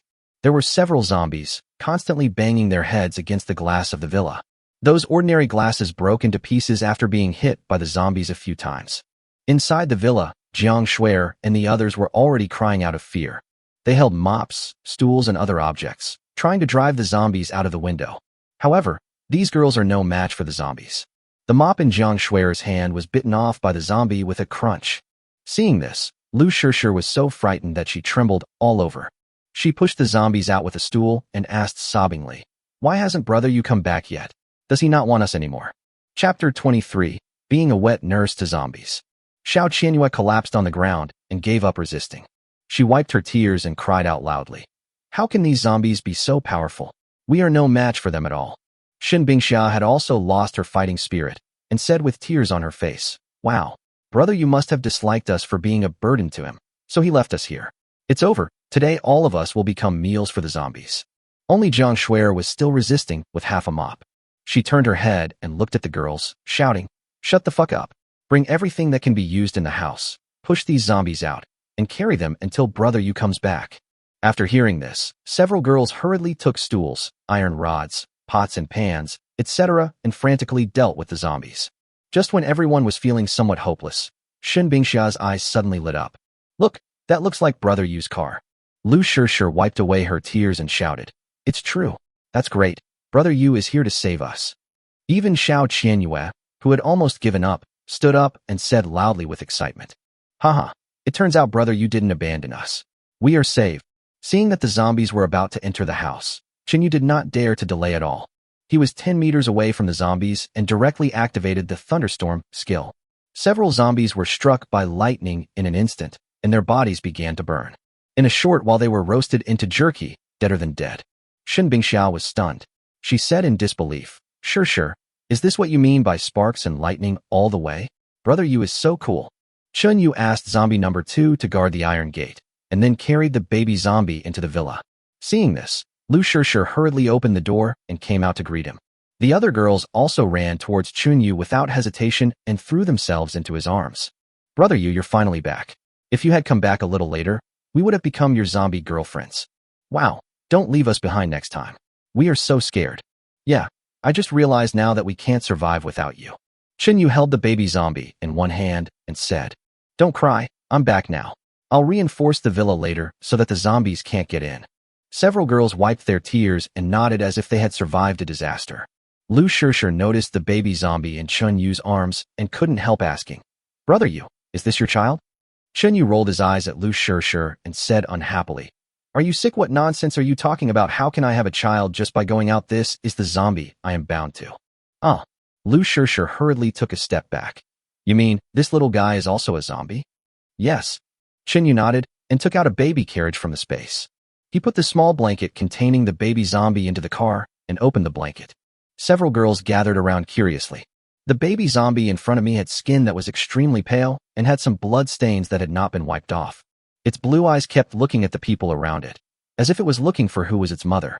Looking at its appearance, it is very cute and does not look like the zombie that Chun Yu described at all. Lu Shishir squatted in front of the baby zombie and whispered, "This is a baby girl, so cute." Shen Bingxia also moved closer to the baby and couldn't help but reach out to touch her face. "Don't move." Chun Yu hurriedly stopped Shen Bingxia. "Brother Yu, what's wrong?" Shen Bingxia asked curiously, her hand suspended in midair. "I told you this isn't a baby, it's a baby zombie. Aren't you afraid it will bite you?" After hearing this, several girls immediately stood up and took a few steps back, all of them breaking out in cold sweats. Seeing this, Chun Yu laughed and said, "You don't have to run so far." "I'm scared." Jiang Shuer glanced at the baby zombie and said in a low voice. Lu Shishir also said with a serious expression, "I am afraid of it too. If I get bitten by it and become a zombie, it's disgusting to think about it. If that day really comes, you must kill me quickly. Or, brother, you can just bind me directly." Shen Bingxiao looked at the baby zombie and asked in confusion, "Brother Yu, where did you get this little zombie from?" Shen Yu picked up the baby zombie and told everyone the baby zombie's life story. After hearing this, all the girls felt uncomfortable, because their family members have turned into zombies. Now, Chun Yu is their last resort. They leaned closely against Chun Yu and instantly felt that with him around, any problem could be solved. Chun Yu's gaze fell on the baby zombie again, and he slowly said, "This baby zombie is different from other zombies. It wasn't bitten, but rather contracted the zombie virus in its mother's stomach.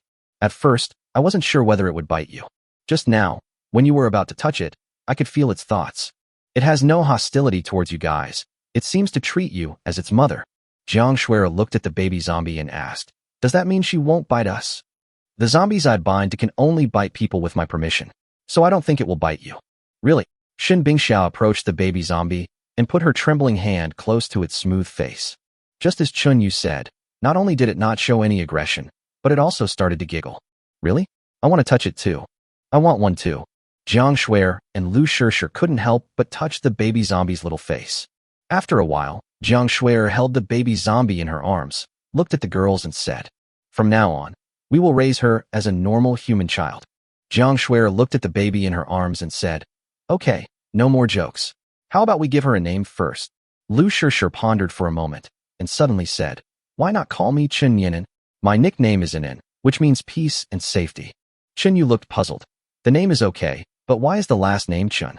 Lu Shishir covered her mouth and smiled.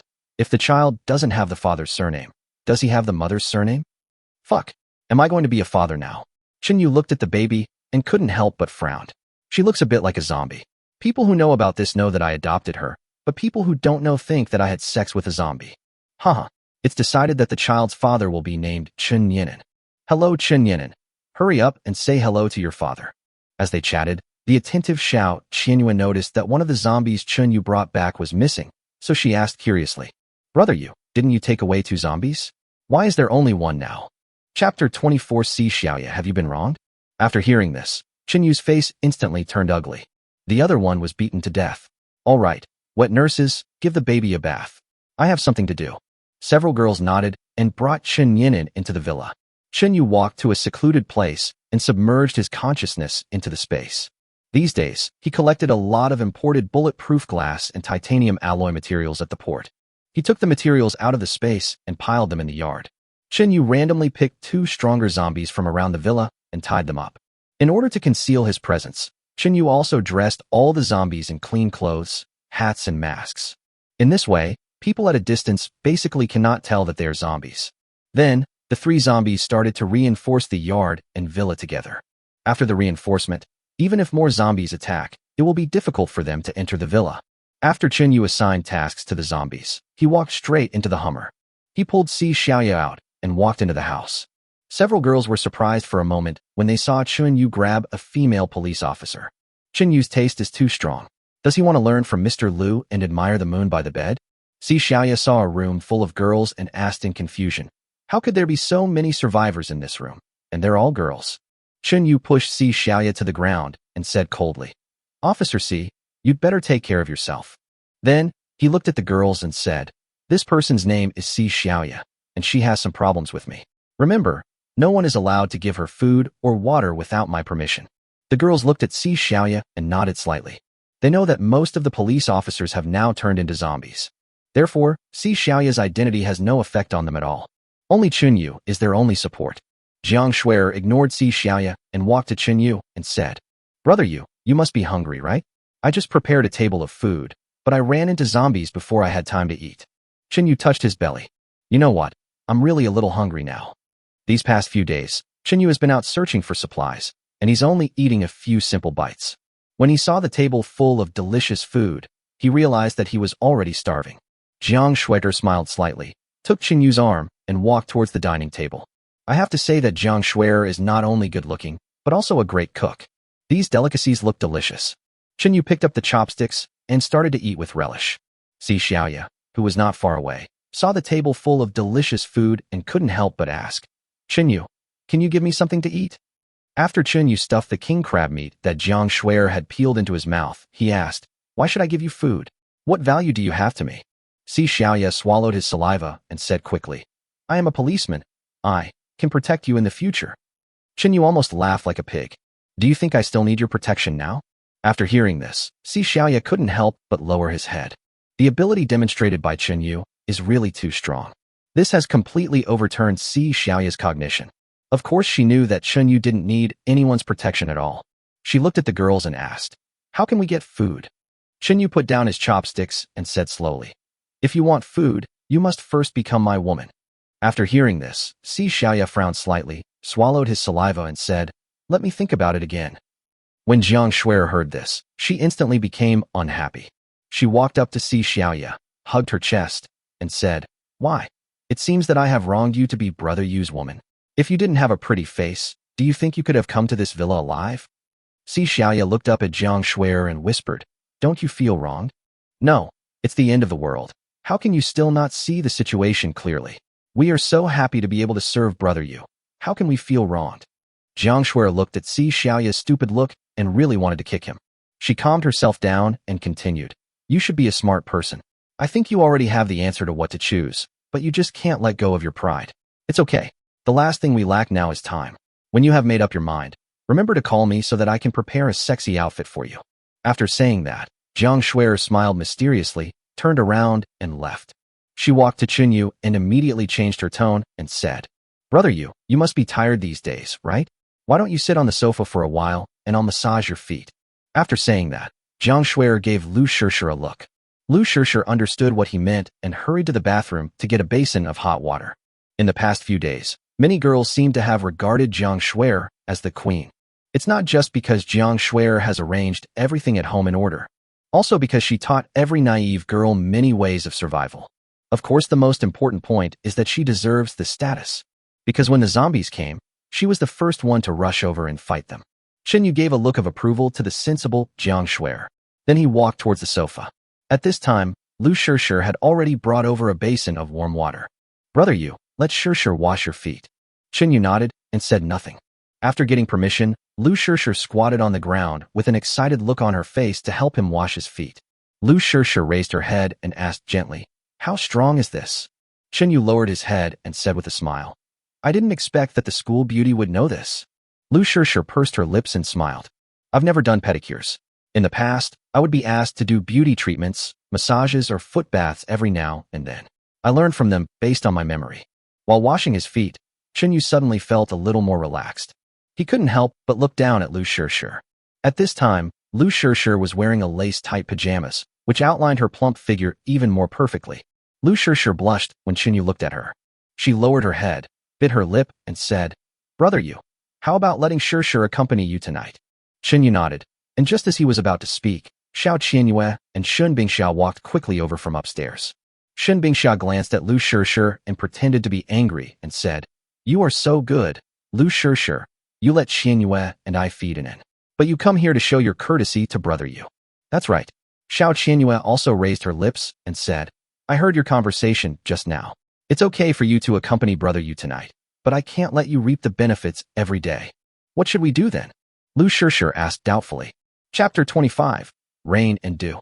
Xiao Qianyue smiled mysteriously. "How about this? We each have one day from Monday to Friday.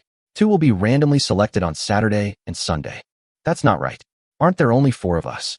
Xiao Qianyue glanced at Si Xiaoya, who was lying on the ground, and said with a smile, "There is still a policewoman. She won't last for a few days. Of course, it doesn't matter if she doesn't agree. At worst, we can draw lots on Friday." Chenyu shook his head and said helplessly, "Why do you guys look like capitalists now?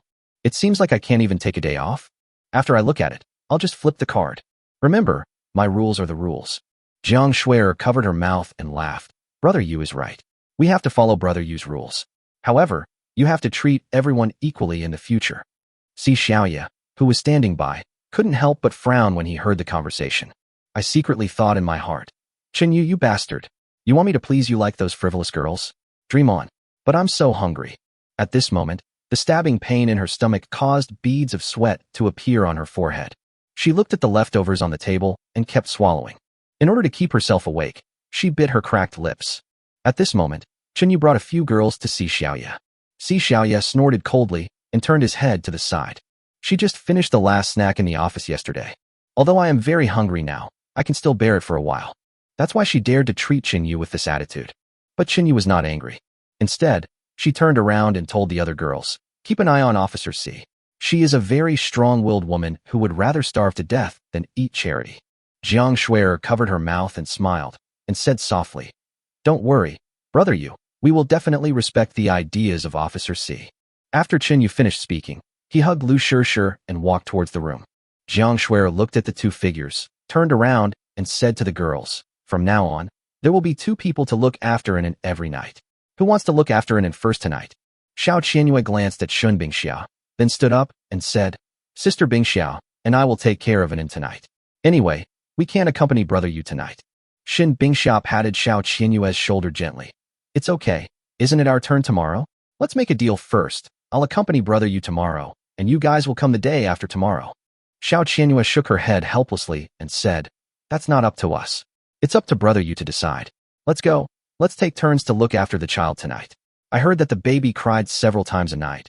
I guess we won't be able to sleep well tonight." They both sighed at the same time and walked towards the bedroom somewhat frustrated. However, when they saw Chun Yinan in the room, they were stunned. I saw the little baby walking around in the room, seeming to be curious about everything. Xiao Qianyue looked at Shun Bingxiao and said in shock, "Didn't Brother Yu say that the child was just born? How come he is gone now? This. Shen Bingxiao looked at Chun Yinan and said slowly, is it because she is a zombie's child that she is different from ordinary people? Perhaps. At this moment, a sound was heard from the next room. After hearing the sound, Chen Yinan seemed to be attracted and staggered to the next room. She jogged while giggling. Xiao Qianyue was stunned for a moment, then shouted to Shen Bingxiao, who was closer to the door. Quick! Stop her! Oh well. Shen Bingxiao reacted immediately, picked up the baby, and closed the door. Xiao Qianyue found a Bluetooth headset and put it on her. The child quieted down when he heard the music. Xiao Qianyue put Chen Yin on the bed and let out a long breath. She said somewhat depressedly, this Lu Shishir has taught the child bad things again. After hearing this, Shen Bingxiao smiled and said, your voice is much louder than hers. After hearing this, Xiao Qianyue lowered her head and said embarrassedly, oh sister, please stop talking. Haha, we are all sisters, what's there to be embarrassed about? But having said that, we have to ask Sister Schwerer to reallocate the rooms tomorrow. Whoever wants to accompany brother, you will stay on the first floor, and everyone else will go to the second floor, so that they won't affect each other. You are smart. Why don't we move to the second floor now? Okay. After that, the two of them took the child to the second floor. Unexpectedly, as soon as the three of them reached the second floor, the baby in Shen Bingxiao's arms immediately became anxious and restless. Shen Bingxiao looked at the baby in her arms in confusion and asked, what's wrong? Why is she making a fuss? I don't know either. Wasn't it quite quiet just now? Are you hungry? Now that you mention it, it's possible. The two of them looked at each other, not knowing what to do. After all, babies are not like adults who can eat everything. Besides, this is a zombie baby. Shen Bingxiao's eyes fell on Xiao Qianyue and she asked tentatively, how about you feed the child something? There's no milk in our refrigerator? Xiao Qianyue looked down in the direction Shen Bingxiao was looking, then she realized what she meant. Oh, sister, what are you talking about? This is a silver-plated spearhead. It looks good but is useless. What should we do? We can't let the child go hungry all the time, right? Or, let's go find Brother Yu and see if he has any baby food. Brother Yu is busy, isn't this a bad idea? What's wrong with that? If you don't go, I will. After Xiao Qianyue said that, she picked up the baby and walked towards Chen Yu's room. After a while, Xiao Qianyue arrived at the door of Chen Yu's bedroom. She calmed herself down and knocked on the door. Chen Yu, who was disturbed, walked towards the door angrily. After opening the door, he frowned and asked, what's the matter? Xiao Qianyue swallowed and said, Anin seems to be hungry. I want to see if you have any food suitable for her. When Chen Yu heard this, his expression relaxed. With a wave of his hand, several cans of premium milk powder and a bottle appeared in front of Jiang Schwerer. Give her this milk powder first. Remember, mix it with warm water. Xiao Qianyue quickly took the milk powder and smiled. I know. Also, if you need any help, just tell me. Xiao Qianyue, get out of the way. Okay, Brother Yu, I'm leaving now. After saying that, Xiao Qianyue made a face, turned around, and ran away. Chapter 26, See, Xiaoya surrendered. Chen Yu looked at Xiao Qianyue's figure and whispered softly, Chen Yinan, you have to fight for your dignity. If you grow up to be just an ordinary zombie, I will lose a lot. Then, Chen Yu turned around and went back into the room. Brother Yu, what's the matter? Lu Shishir asked curiously. Chen Yu said casually, it's okay, Anin is probably hungry. I gave Chen Yu some milk powder and asked her to feed the child. Anin is a very easy kid to raise. He can now drink milk from a bottle by himself. She is indeed different from ordinary babies. She can walk right after she is born. Chen Yu recalled the scene when he first met Anin and couldn't help but sigh. Brother Yu, let's not worry about Anin for now. Lu Shishir said, blinking her big, round eyes. Chen Yu fell asleep quickly. I slept until late at night. At about 2 a.m., Si Xiaoya had completely collapsed. Many days of hunger had completely broken down the last line of defense deep in her heart. I'm so hungry. I can't hold on any longer. Si Xiaoya, who was tightly bound, squirmed little by little and came to the bedroom door with difficulty. Food, give me food. Because he had not taken in any water, Si Xiaoya's throat had already become hoarse and his voice was extremely weak. Chen Yu, who was sleeping soundly at the moment, could not hear any sound at all. After resting for a while, Si Xiaoya banged his head against the door. Boom, boom, boom. Chen Yu was awakened by a knock on the door. He turned on the light, got up, pushed the door open, and walked out. On the floor at the door, Si Xiaoya was looking at Chen Yu with a sallow face. That cherry-like little mouth seemed to be saying something. Chen Yu squatted in front of Si Xiaoya and asked, what did you just say? Si Xiaoya forced himself to sit up, swallowed his saliva, and said, I compromise. As long as you are willing to give me a bite to eat, I will agree to anything you want. She lowered her proud head, tears welling up in her eyes. Those big eyes that usually sparkled with spirit were now dull and lifeless. Chenyu couldn't help but look at Si Xiaoya. At this moment, she was disheveled. The fair and smooth wrists were a little red and swollen from being tied up with ropes for a long time. The most serious ones are the two calves, which are only as thick as Chenyu's arms. They had been worn out and were now oozing blood. However, there was no fluctuation in Chenyu's heart. There is even an inexplicable sense of pleasure. He lifted up Si Xiaoya's chin with his fingers and said coldly, "Why, you can't do that. When you locked me up, I didn't eat a single bite of food for the whole day. Of course, I'm better off than you. At least I can drink cold water." Si Xiaoya said with tears in her eyes. "I'm sorry, brother Yu. Although I didn't lock you up myself, it's also my fault. I was too self-righteous before. I am willing to be your slave forever to atone for my sins." Chenyu pinched Si Xiaoya's chin hard and said sinisterly, "Don't pretend to surrender.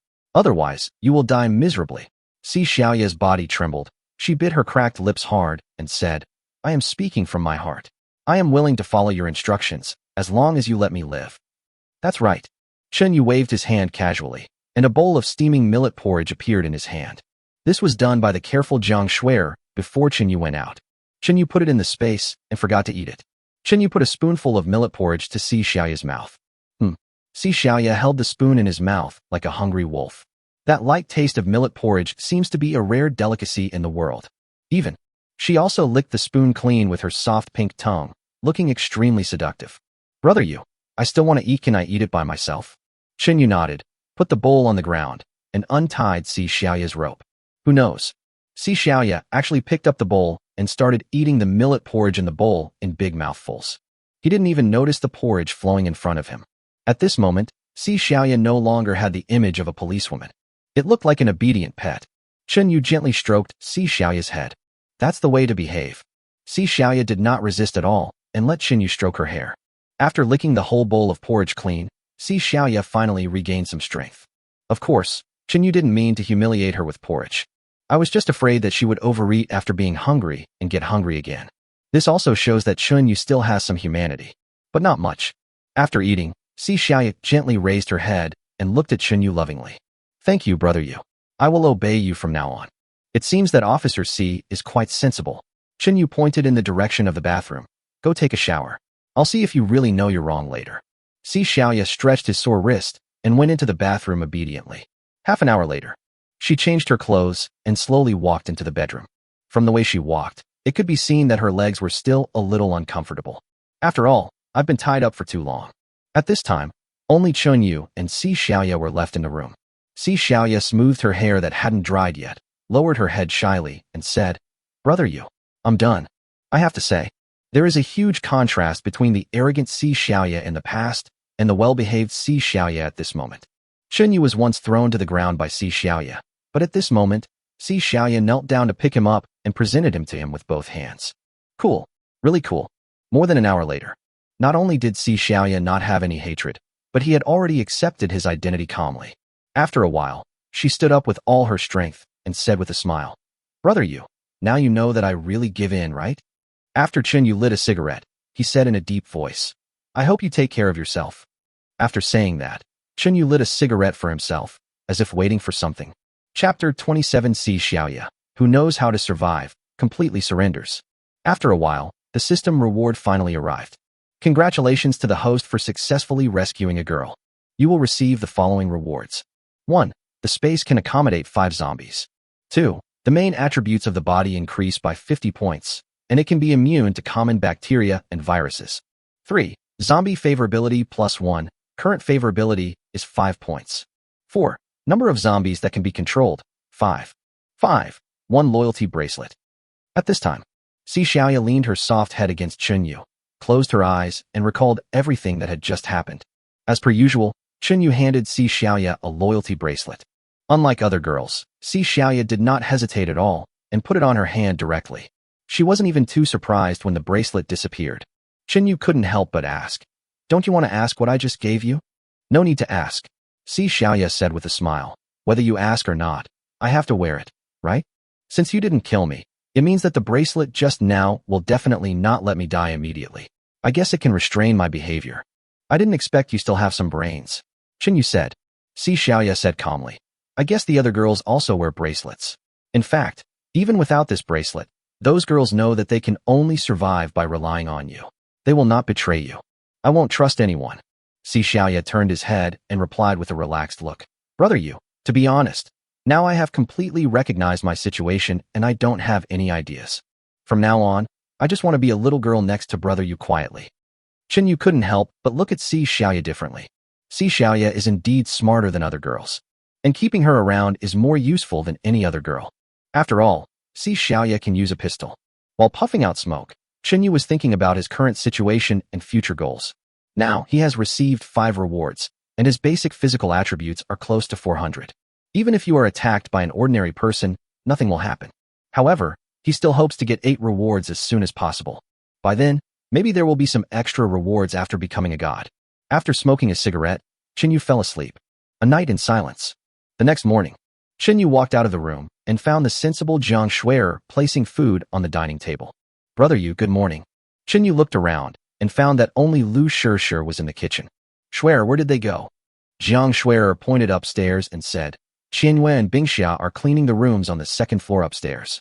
Chen Yu asked curiously, why are you cleaning up the rooms on the 2nd floor? Jiang Shui'er smiled mysteriously. From now on, the 1st floor will be Brother Yu's exclusive floor, and the 2nd floor will be the bedroom. This will save us from being unable to sleep after hearing the noise. Chen Yu nodded. That's fine. At least they didn't disturb each other. After washing up, Chen Yu sat down at the dining table. After a while, the girls from upstairs came down one after another. Chen Yu glanced at his bedroom and said indifferently, bring some food to Si Xiaoya. I guess she can't get out of bed. After hearing this, Jiang Shui'er took some food and walked towards the bedroom. At this time, Si Xiaoya had already woken up. However, she was curled up in the quilt, seemingly thinking about something. Jiang Shui'er put the food on the bedside table and said gently, my name is Jiang Shui'er, you can call me Shui'er. Don't blame me for speaking harshly yesterday. Si Xiaoya raised her pretty face and said softly, Xiaoya was at fault first. How could I blame Sister Shui'er? On the contrary, I should be grateful to Sister for helping me recognize the reality more quickly. I'm glad you understand my thoughts. Come, eat something. As she spoke, Jiang Shui'er put the food on the bedside table. Thank you, Sister Shui'er. Si Xiaoya sat up, leaned against the head of the bed and ate. There was no longer any arrogance in her eyes. Jiang Shui'er looked at the bed sheet and asked distressedly, Xiaoyi, does your body still hurt? Well, there is one more thing. Si Xiaoya finished a mouthful of food and smiled bitterly. I really don't know where Brother Yu got so many tricks at such a young age. When Jiang Shui'er heard the name Brother Yu, she rubbed Si Xiaoya's head and said, Xiaoya, it seems that you have really recognized your identity. This is good, so you don't have to suffer. Si Xiaoya shook his head. Sister Shui'er, I actually figured it out last night. Brother Yu punishing me like this is really my own fault. Jiang Shui'er nodded and continued to ask, do you still blame Brother Yu now? Si Xiaoya glanced at the food on the table and said with a satisfied look, in this end times, Brother Yu can let me live. What else can I be dissatisfied with? Besides, although I was in pain last night, I also felt unprecedented happiness. Well, that's the right way to think. We eat and drink from Brother Yu. If we don't have any value, why should Brother Yu support us? Then Jiang Shui'er left the bedroom. Jiang Shui'er returned to the dining table and found Chen Yu looking at his mobile phone intently. She couldn't help but come forward and ask, Brother Yu, what's wrong with you? Chen Yu raised his head and said seriously, I just watched a video from someone in our school asking for help. That person filmed several zombies, one of which actually had 4 hands. What? A zombie with 4 hands? Jiang Shui'er was shocked after hearing this. Ordinary zombies are scary enough. How much scarier would zombies with 4 hands be? Jiang Shui'er couldn't help but lean over and watch the video on Chen Yu's phone. In the video, a group of zombies were scratching the iron gate frantically. One of the zombies was obviously taller than the others. The key is that it has 4 arms. Jiang Shui'er thought about it and asked, could it be that this person had 4 hands before he was infected? Chen Yu shook his head and said, basically impossible. If there were someone with 4 hands in our school, it would have been big news in the school long ago. Of course, it is unlikely to be someone outside the school. After all, a person with 4 hands is a very impressive presence in the entire daxia. Jiang Shui'er continued to ask, could it be a mutant zombie? Very likely. At this time, Xiao Qianyue, who was standing by, took a look at the WeChat nickname of the person who posted the video and suddenly said in surprise, the person who posted the video is our school's dance teacher. She taught me how to dance. Your dance teacher on that bed, ba. Isn't her dancing technique better than yours? Chinyu suddenly became excited. Is this another reward for myself? Chinyu took another look at the shooting location in the video, turned to Jiang Shuer and others, and said, "You guys eat slowly, I'll go to school." After saying that, he stood up and walked outside. Chapter 28 Double Happiness. Harvesting Level 2 Zombies and Beautiful Women. When Chinyu saw the four-handed zombie, he already had his own plan. It is obvious that this four-handed zombie is not an ordinary zombie. If it can be bound, it will be very useful. Seeing Chinyu was going to school, Jiang Shuer frowned slightly and said, "Brother you must pay attention to safety. Safety first, don't be too careful of those zombies." Lu Shishir also warned with a worried look on her face. Shen Bingxiao was even more direct. She stood on tiptoe and whispered in Chunyu's ear, "Brother you must come back soon. I'll be waiting for you at home in my hot pants. When the time comes, you can do whatever you want." Xiao Qianyue was not to be outdone and said lovingly, "Brother I have learned a few new dance moves. Let's practice together when the time comes. You two little rascals are so shameless. Bring that Hey-Si here for me to check." Jiang Shuer pointed at the two of them and joked, "Yes, you guys will do anything to win favor. Brother their clothes are not good looking, but I have prepared a set of uniforms." Lu Shishir said even more shamelessly. Chinyu laughed and joked, "All of you just wait for me to come back, and then I'll deal with you one by one." After saying that, he walked out quickly. Outside the villa, the three zombies bound by Chinyu have now gotten into the Hummer. After Chinyu started the car, he stepped on the accelerator and rushed to the video shooting location, the second basement floor of the medical laboratory. 1 minute later, the car arrived at the medical laboratory building. Chinyu jumped directly out of the cab.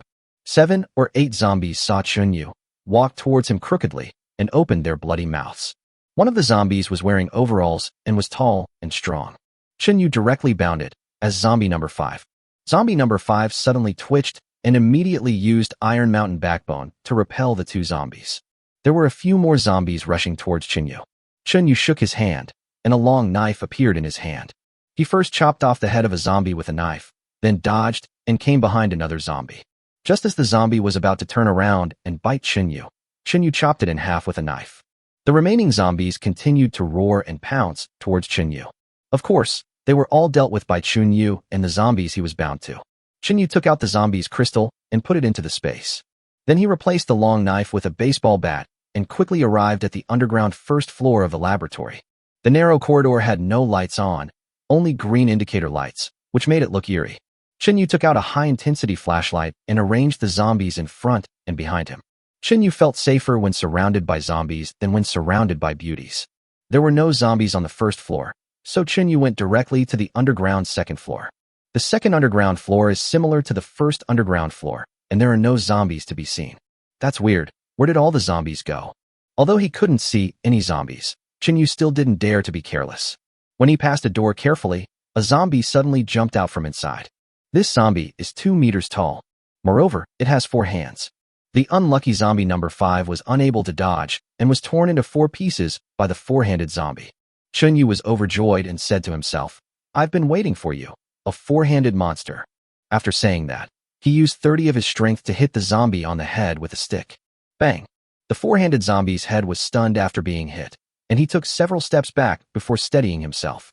It should be thankful that Chinyu didn't use a knife. Otherwise, its body would have been torn apart by now. Seeing that the four-armed zombie was not shot in the head by him, Chinyu shouted excitedly, "This guy's head is quite tough. It is indeed stronger than ordinary zombies. It seems that I have found a treasure today." While Chinyu was thinking, zombies number 3 and number 4 rushed up and wrestled with the four-handed zombie. But the four-handed zombies are not at a disadvantage at all, but instead have a clear advantage. You know, the zombies bound by Chinyu have been greatly improved. They were crushed even when they were 2 against 1. Chinyu narrowed his eyes at the four-handed zombie and thought to himself, could it be that this is a level 2 zombie? The four-handed zombie fought with the 2 zombies for a while and became a little impatient. It lifted the 2 zombies beside it high up. Then it opened its bloody mouth and bit the 2 zombies to death. After throwing down 2 zombies, the four-handed zombie ran towards Chinyu again. At this time, zombie number 2 who was protecting Chinyu rushed up hurriedly. Although zombie number 2 is a female, she has fighting skills and is much stronger than other zombies. It bypassed Chinyu and jumped up to kick the four-handed zombie in the chest. However, the four-handed zombie merely staggered and was not affected much at all.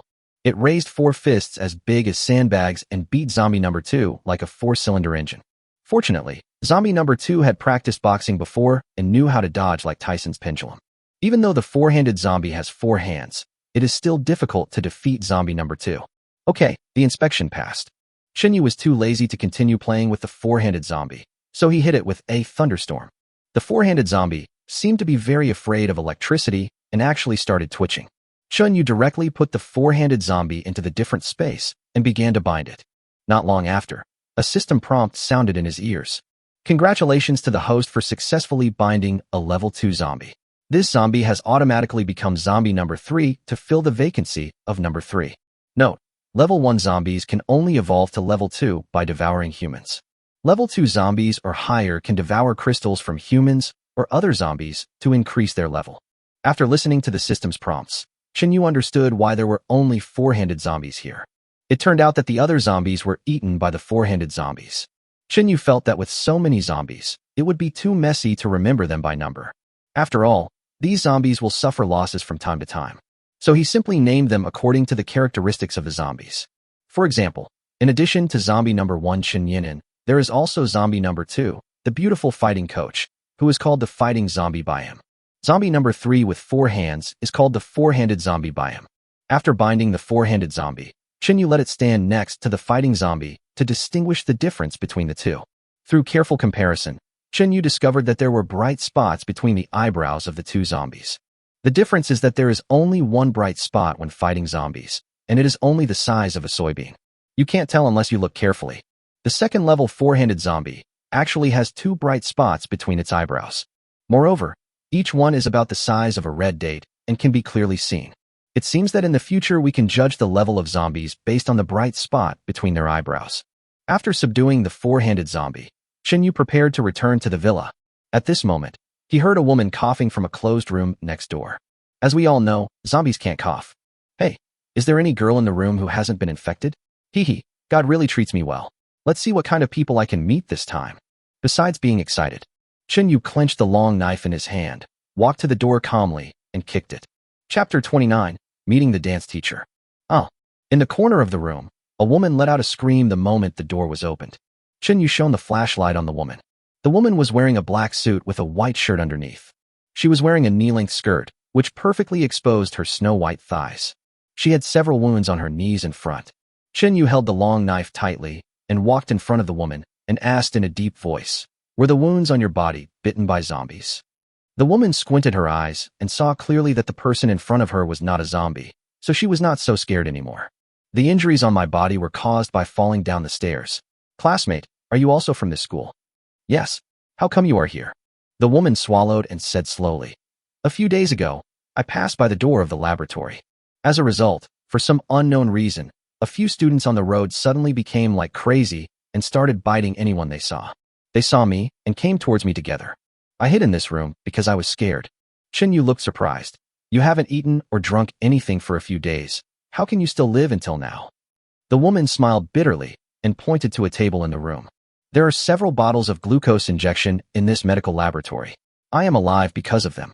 After hearing this, Shinyu couldn't help but sigh that the woman in front of him was really blessed with a good life.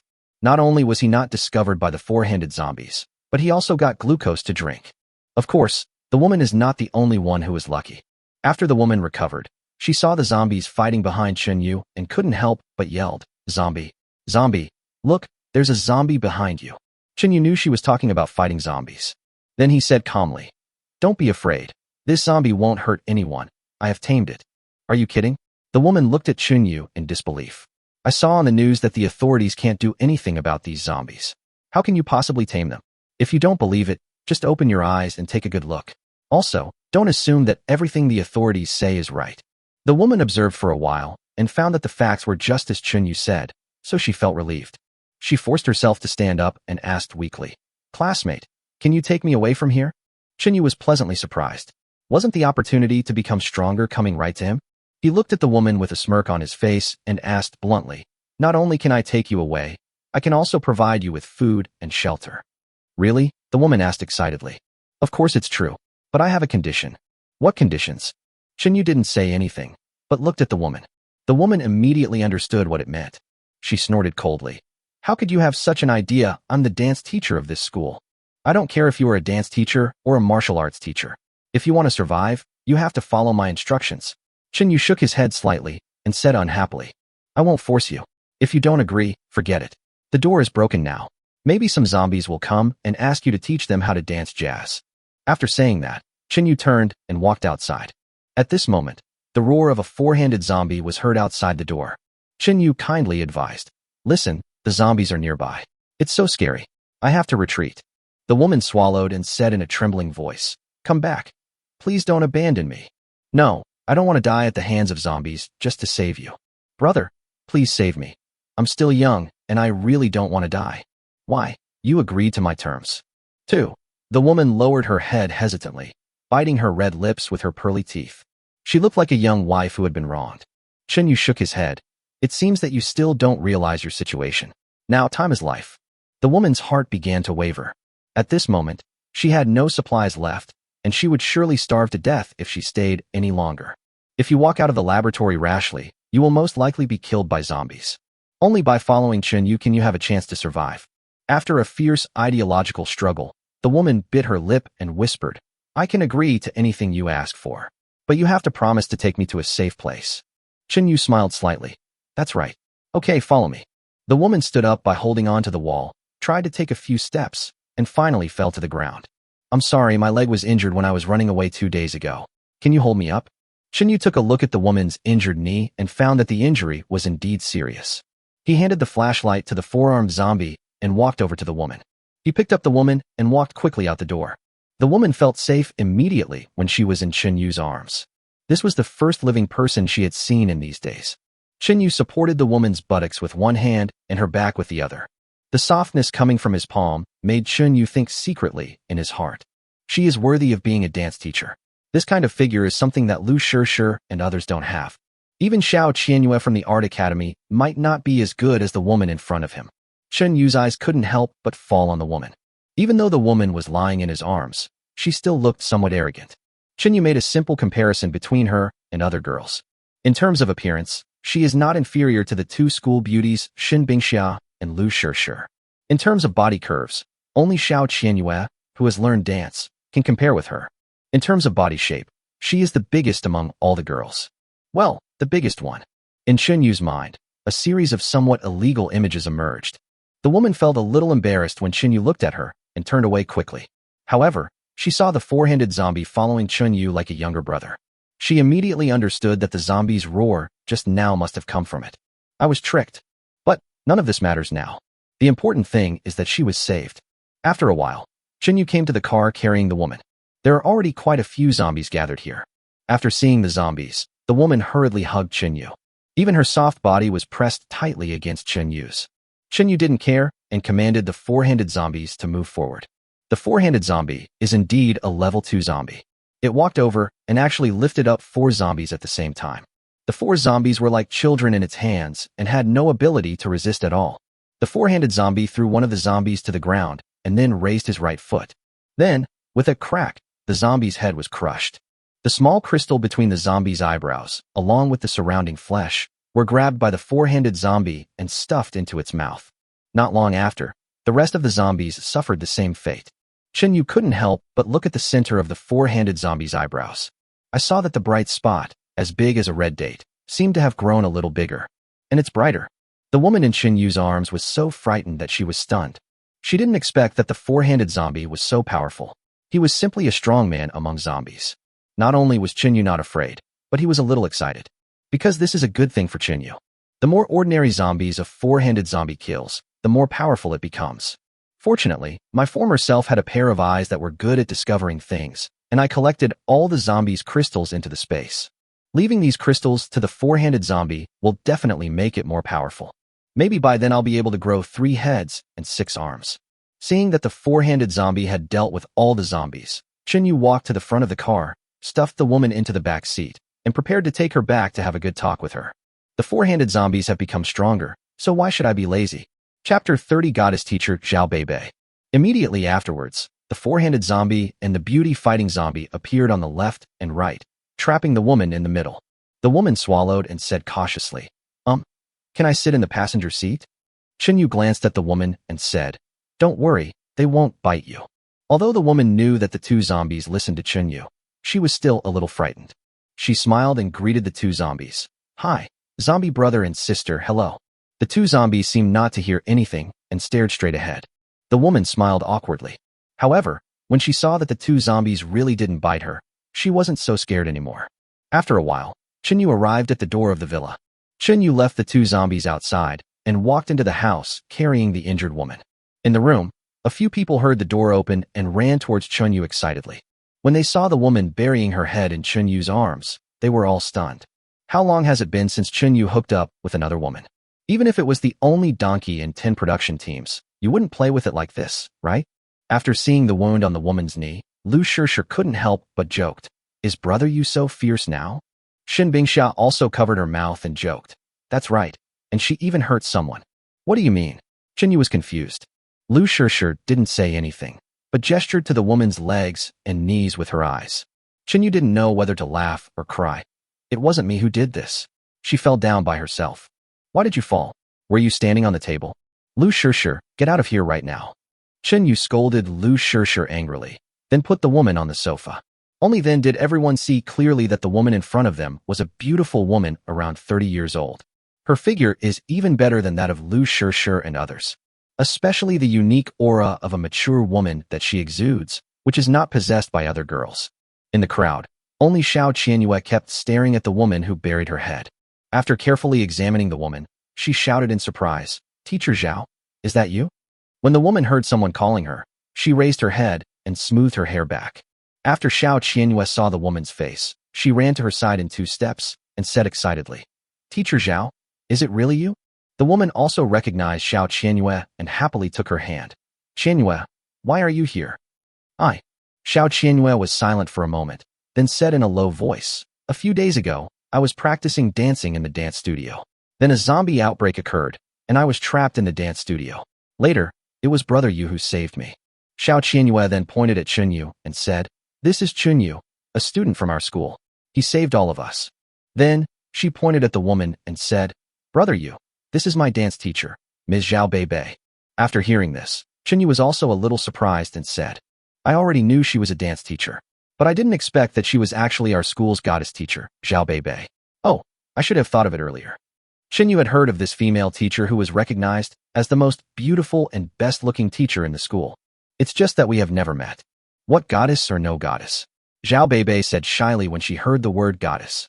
However, at this moment, she felt a little proud. After all, being praised as a goddess is very enjoyable. Chunyu couldn't help but glance at Zhao Beibei again and couldn't help saying, I was in a hurry on the road just now and didn't have time to appreciate it properly. I didn't expect that teacher Zhao is more attractive than the legend says. Then, he turned to Lu Shishir, Xiao Qianyue, and the others and said, Go prepare something to eat for teacher Zhao. Okay, since Zhao Beibei has already agreed to Chunyu's request, he naturally won't make things difficult for Zhao Beibei. Of course, Chunyu was not worried that Zhao Beibei would go back on her word. After all, he has 100 ways to make Zhao Beibei obedient. After hearing Chunyu's instructions, several girls who could cook walked towards the kitchen. Xiao Qianyue doesn't know how to cook, so she stays to brainwash Zhao Beibei. She kept talking about Chunyu's heroic experience of killing zombies in the past few days, as well as his many advantages and strengths. By the end, Zhao Beibei was no longer able to describe herself as shocked. Xiao Qianyue's eloquent talk was so eloquent that even Chunyu couldn't stand it anymore. He simply went upstairs. Of course, Chunyu had another purpose for going upstairs. He wanted to see whether the baby zombie Chun Yinan, who was bound to him, could upgrade by swallowing crystals like the four-handed zombie. If I could upgrade, wouldn't that be a lot of money? When Chunyu came to Chun Yinan, he saw her playing with a Barbie doll. Chunyu took out a crystal from the space and placed it in front of Chun Yinan. Here, I'll give you something good to eat. Chun Yinan excitedly took the crystal, but just treated it as a toy and had no intention of swallowing it at all. Chunyu found another very small crystal and put it into Chun Yinan's mouth. As a result, she spat it out. Chunyu was speechless. This little guy is actually not interested in crystals. Looking at Chun Yinan's eyebrows, Chunyu couldn't help but mutter to himself. This is weird. Logically speaking, since she can be bound by me, she should be a zombie. The lowest level of zombies should also have a level 1. Why doesn't she have any highlights? Is it because she is not even at level 1 now? Seeing that Chunyu was staring at her in a daze, Chun Yinan thought that Chunyu wanted to play with her, so she shouted, Bobby-a? Bobby-a? Chinyu was suddenly at a loss whether to laugh or cry. This little guy is growing too fast, isn't he? It's only been a few days, and you can already speak? And judging from her body shape, she looks like she is already 7 or 8 months old. Chinyu gently rubbed Qin Yinen's head. Be good, go play. After hearing this, Qin Yinen was not angry. She happily sat on the ground and continued to play with her doll. Chinyu looked at Qin Yinen with some satisfaction and whispered to himself, if only human children could grow up so fast and behave so well. He thought about it, took out a few Barbie dolls from the alien space and handed them to the child, then walked downstairs. When Xinyu arrived downstairs, several delicious stomach-nourishing side dishes were just served in front of Zhao Beibei. Zhao Beibei swallowed, and tears were about to come out. She ate the food with big mouthfuls and said gratefully, "Thank you so much. I have only drunk some glucose these days, and I am almost starving. These dishes are so delicious. Wow, so delicious." The other girls saw Zhao Beibei wolfing down the food, but they had no intention of laughing at her. After all, they all went through this. After Zhao Beibei had eaten and drunk her fill, Chinyu took out some external injury potions from the alien space. "Teacher Zhao, let me help you apply some medicine." Chapter 31. The considerate Zhao Beibei. It wouldn't have mattered if Chunyu didn't remind her. As soon as he mentioned the potion, Zhao Beibei remembered that she was injured. There were also bursts of stinging pain in the wound. She picked up a handkerchief and wiped the food residue from the corners of her mouth and said softly, "Then I'll trouble classmate Chinyu." Chinyu smiled, picked up Zhao Beibei, and walked towards the bedroom. For some reason, Zhao Beibei, who is already over 30 years old, actually has a strange feeling at this moment. Especially when she felt the youthful aura of Chinyu. She couldn't help but pursed her slightly cracked lips. Chinyu was completely unaware and just put her on the bed. "Let me apply some medicine on your wound first." As he spoke, Chinyu gently lifted the clothes that were in the way. Zhao Beibei's face turned red all the way to her ears.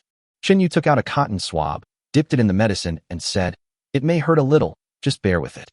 Zhao Beibei said while biting her lips lightly. Chinyu had no mercy on women and just applied it on the wound. Zhao Beibei groaned in pain and couldn't help but frown. But she did not retract her thighs. Instead, she grabbed the clothes beside her and allowed Chinyu to apply the medicine on her. After a while, Chinyu finished treating the wound on her leg and moved his gaze to her front. Zhao Beibei understood what he meant and took off the suit that was almost torn apart. Chinyu couldn't help but swallow and began to apply medicine to her wound. After applying it for a while, he couldn't help but complain. The remaining wounds are quite tricky, and it's not easy to apply. It seems that having a good figure also has certain disadvantages. Zhao Beibei said shyly, "It's indeed a little hard to apply. Let me take away the clothes that are in the way." Chinyu only took a glance and threw himself into Zhao Beibei's arms. "No, I fainted." Of course Zhao Beibei knew that Chinyu was pretending. However, she did not refuse, but gently hugged the back of Chinyu's head. She is in her 30s and has many suitors. But she had high standards and looked down on any of them. Until the end of the world, she was alone. Just before today, she thought she was going to die. Unexpectedly, before she died, Chinyu saved her like a hero. Although she didn't say it, she felt inexplicably touched in her heart. Plus, she had just been brainwashed by many girls. She had made her choice before she entered the house. After all, no pain, no gain. Without farming, there would be starvation. After a long time, Chinyu began to think about the meaning of life. Zhao Beibei, who had recovered a little, said softly, "What are you thinking about?" "Nothing. What's wrong, Beibei?" "Oh, you're so mean, calling me such a cheesy name so quickly." Chinyu pulled Zhao Beibei over and said with a devilish look on his face, "Is this corny? There will be more corny names in the future. By the way, aren't you a dance teacher? Does that mean you can do difficult dance moves that most people can't do?" Zhao Beibei nodded after hearing this. I have to say, Zhao Beibei is worthy of being a dance teacher. Her body flexibility is unmatched by any other girl. This almost beats 90 of girls. Of course, she knows much more than what has just been mentioned. Zhao Beibei's face was filled with smiles, and she shyly buried her head in the pillow. Chinyu thought about it and decided that although Zhao Beibei was more sensible, the rules could not be broken. So he took out the bracelet and handed it to Zhao Beibei. "Put it on." Zhao Beibei already knew the function of this bracelet from Xiao Qianhua. After hesitating for a moment, she finally put on the bracelet. After all, she is no longer a 3-year-old child and knows what she should do. Chinyu sat aside and smoked a cigarette, and the pleasant lowly voice sounded again. "Congratulations, host. 1. The space ability has been upgraded to accommodate 6 zombies. 2. The main attributes of the body increase by 50 points. 3. Zombie favorability +1, Current favorability is 6 points. 4. The number of zombies that can be controlled, 6. Chinyu was excited. He felt that he had become much stronger. His basic attributes are more than 4 times that of the average person, and he has long been the ceiling of humanity. There is also a fighting zombie and a level 2 zombie as his younger brother. In addition, he also has the incredible supernatural powers of thunderstorm and space. The food in the space is enough to feed 100 people for 8 lifetimes. Now, he has left ordinary people and ordinary zombies far behind. However, he also realized that he should bind more powerful zombies. This is how the snowball effect can happen. Just as Chunyu was thinking about his next plan, the phone on the table suddenly rang with a message alert. He took the phone nonchalantly. During this period, Chunyu has been busy collecting supplies and making himself stronger and has no time to pay attention to this news. Now, he has made a huge improvement compared to before the end of the world. So I can breathe a sigh of relief. It's a good time to check the messages on the phone and find out what's happening in the outside world recently. First of all, the most common news is about doomsday. Chunyu just glanced at it and then closed the news. Because these news are exactly the same as previous news and have no great value. Further on, there were group messages from my school. At this time, the school leaders had already pulled the surviving students into the same group. Chunyu looked at the number of people and found that there were still more than 300 people. Chunyu couldn't help but sigh. The zombies are too weak. Why are there still so many of them? But then he thought, most zombies are level 1. They move slowly and have lower IQs. Ordinary adults can still defeat zombies if they work in a team or are armed. If someone is not killed by zombies when the zombie outbreak first occurs and there are not a large number of zombies around him, there is still a certain probability of survival. Chunyu continued to read the messages and found that he was pulled into a newly created group. Chapter 32. The power went out. This is a group called Survivors. He thought about it and opened the group casually. By browsing the group announcements and messages, Chunyu finally knew what this group was for. It turned out that shortly after the zombie outbreak, the street office contacted the survivors to set up such a group. Everyone is sharing some information about the end of the world with each other, or invite others to form a team and fight the zombies together. Chunyu did not participate in their conversation, because he would definitely not team up with these people, let alone tell others his location. After all, in the end times, anyone can pose a threat to you. Just when Chunyu was about to close the group message, the director of the street office sent a message. My dear friends, let me tell you 3 very important things. First, it is said that a very small number of mutated zombies have appeared now, so everyone must be careful and try not to go out. Second, because of the food shortage, many people have run out of food. I hope that neighbors who have enough food can take out the extra food and send it to me, and I will distribute it to those in need. Third, the authorities have not yet found a way to deal with the zombies, so please try to deal with them on your own first. The group immediately exploded and everyone started talking about it. What's going on? We couldn't defeat the zombies before, so why are there mutant zombies again? What do you leaders do for a living? Hurry up and get someone to get rid of those disgusting zombies. I'm starving. Who has extra food? If anyone gives me a bite to eat, I'm willing to do anything for him. My upstairs neighbor stole my food and beat my husband to death. Is there anyone who cares? When Chunyu saw this, he couldn't help but shook his head. The official announcements are too delayed. They released the news only after they had already subdued a level 2 zombie. Chunyu also learned from group messages that the authorities still do not have the energy to care about ordinary people. He even suspected that the official people had already hidden in a shelter. Even the armed groups were sent over. Otherwise, how do we explain that after so many days, there is almost no official news about killing zombies? Seeing Chunyu staring at his phone, Zhao Beibei leaned over and asked, Xiaoyu, what are you looking at? Chunyu handed the phone to Zhao Beibei. I'm checking group messages and the news. Zhao Beibei took the phone curiously. She was trapped in the laboratory these days, and her cell phone ran out of battery, so she didn't know anything about the outside world. When she saw the people outside having a hard time getting a bite to eat, she suddenly realized how right the decision she had made was. Thinking of this, she looked at Chunyu with grateful eyes and said, Xiaoyu, thank you for saving me. I thank you from the bottom of my heart. Chunyu glanced at Zhao Beibei, smiled calmly, and said, Didn't you already thank me? I don't think it's enough. Zhao Beibei said seriously, You saved my life. In the future, as long as I can help you, I will do my best to help you. Although I can't help you now. Chunyu stretched and yawned, saying, Then you can be my pillow first. I'm a little tired recently, so I need to catch up on some sleep. After saying that, Chunyu leaned on the soft body next to him and gradually fell asleep. Chunyu actually slept until the evening. He took out his cell phone and checked the time. It was 6 o'clock in the afternoon. It's time for dinner. Chinyu looked at Zhao Beibei, who was breathing evenly beside him. It seemed that she was exhausted too. Chinyu gently pushed Zhao Beibei and said softly, "Get up and eat." Zhao Beibei sat up sleepily and rubbed her eyes. The body, like the fading clouds and mist, appeared in front of Chinyu with incredible clarity. Zhao Beibei seemed to have gotten used to it and did not hide it. "Xiaoyu, were you calling me just now?" "Yes. Put on your clothes and come out to eat," Chinyu said. Zhao Beibei shook her head slightly and said, "In order to maintain my figure, I usually don't eat at night. Besides, I can't move right now." Chinyu looked at Zhao Beibei and asked in confusion, "What's wrong with you? Are you feeling uncomfortable?" Zhao Beibei looked at Chinyu with resentment. That look seemed to say, "You still have the nerve to ask why? Isn't it your fault? As soon as someone arrives here, you start chatting with them and the conversation never stops. Can people have a good rest?" Chinyu suddenly understood. He stroked Zhao Beibei's head and said, "Okay, you take a rest first." "Okay, I'll take a nap for a while."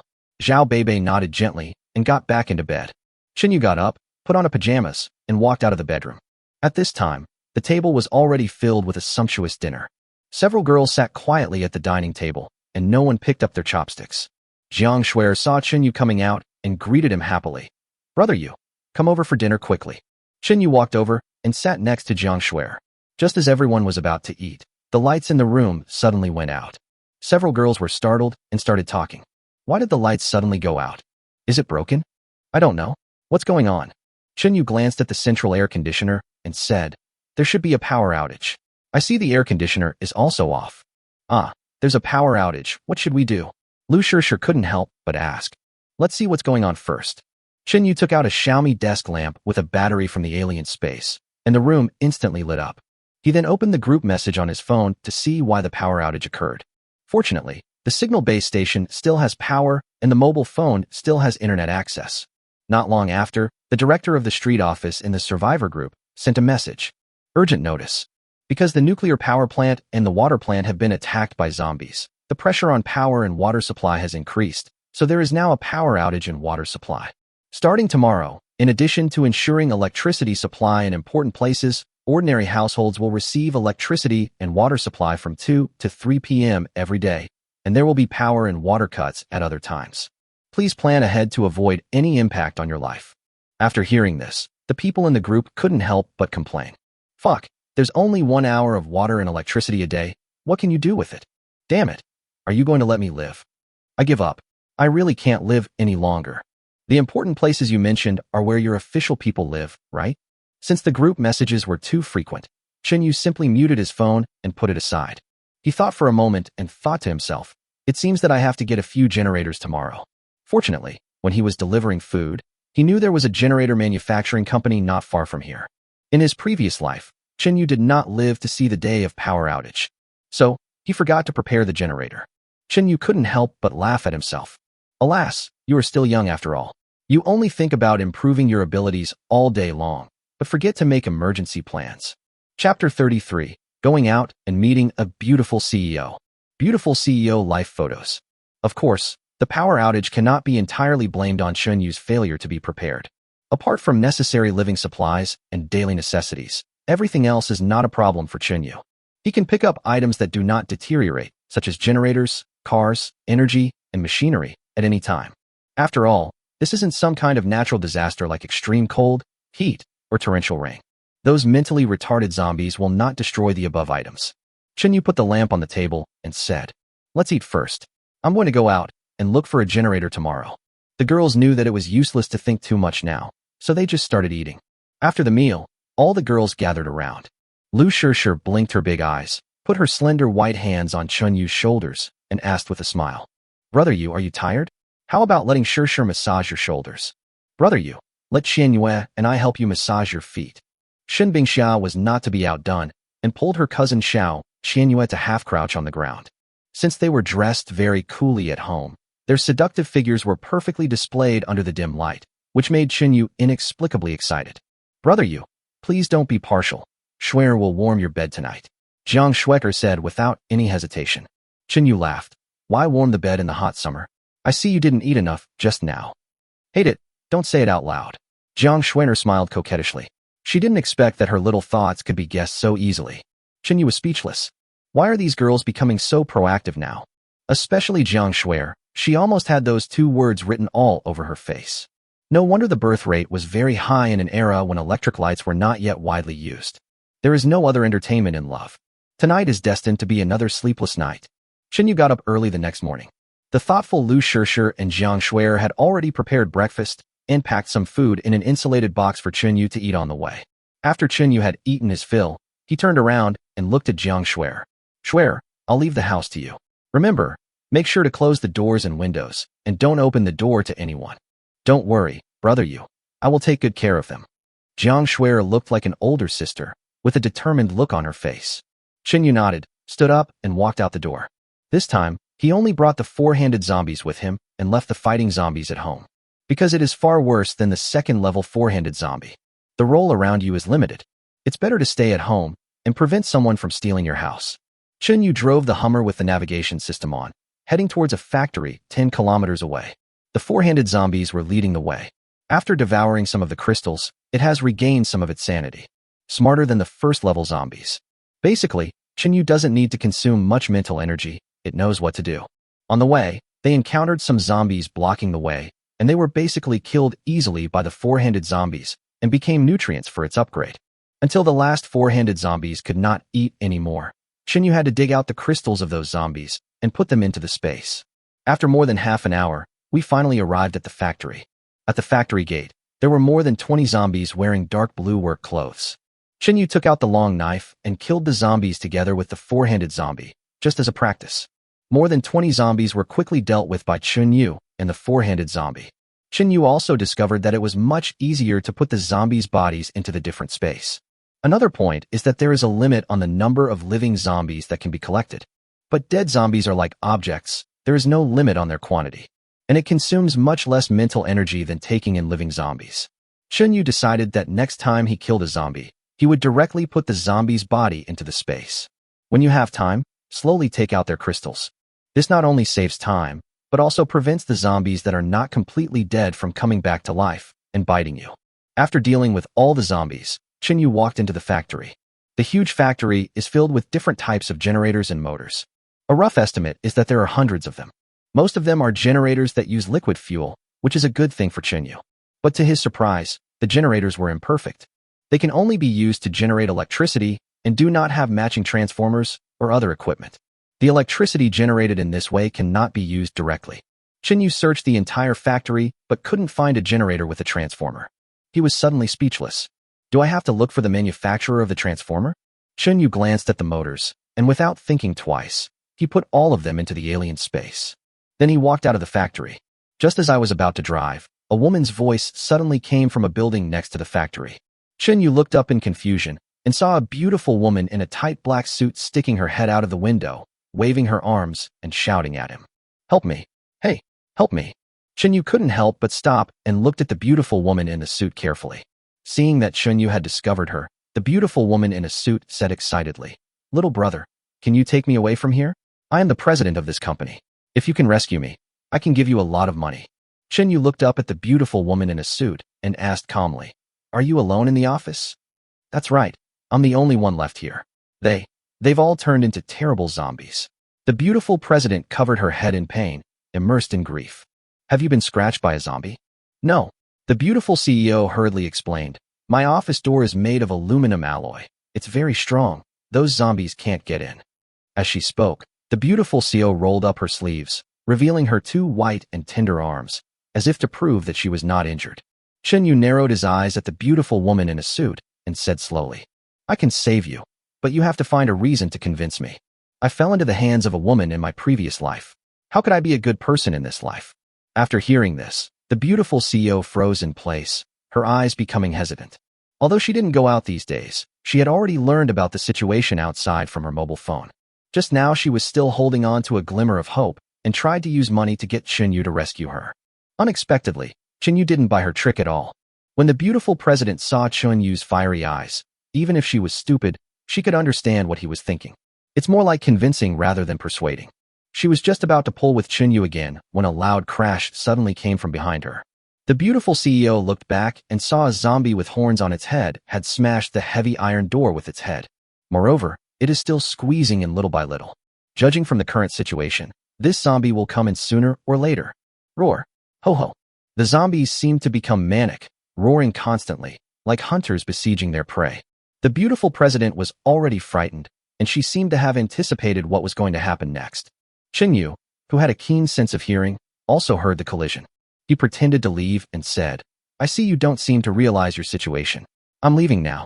When the beautiful president saw Chinyu was about to leave, she started crying anxiously. Woo-woo, please don't abandon me. There are zombies outside. As long as you can take me to a safe place, I will promise you anything. Chinyu smiled crookedly and said, You did this voluntarily. I didn't break any rules. Then, his expression became serious and he ran quickly towards the third floor. This will prevent the cooked duck from flying away again.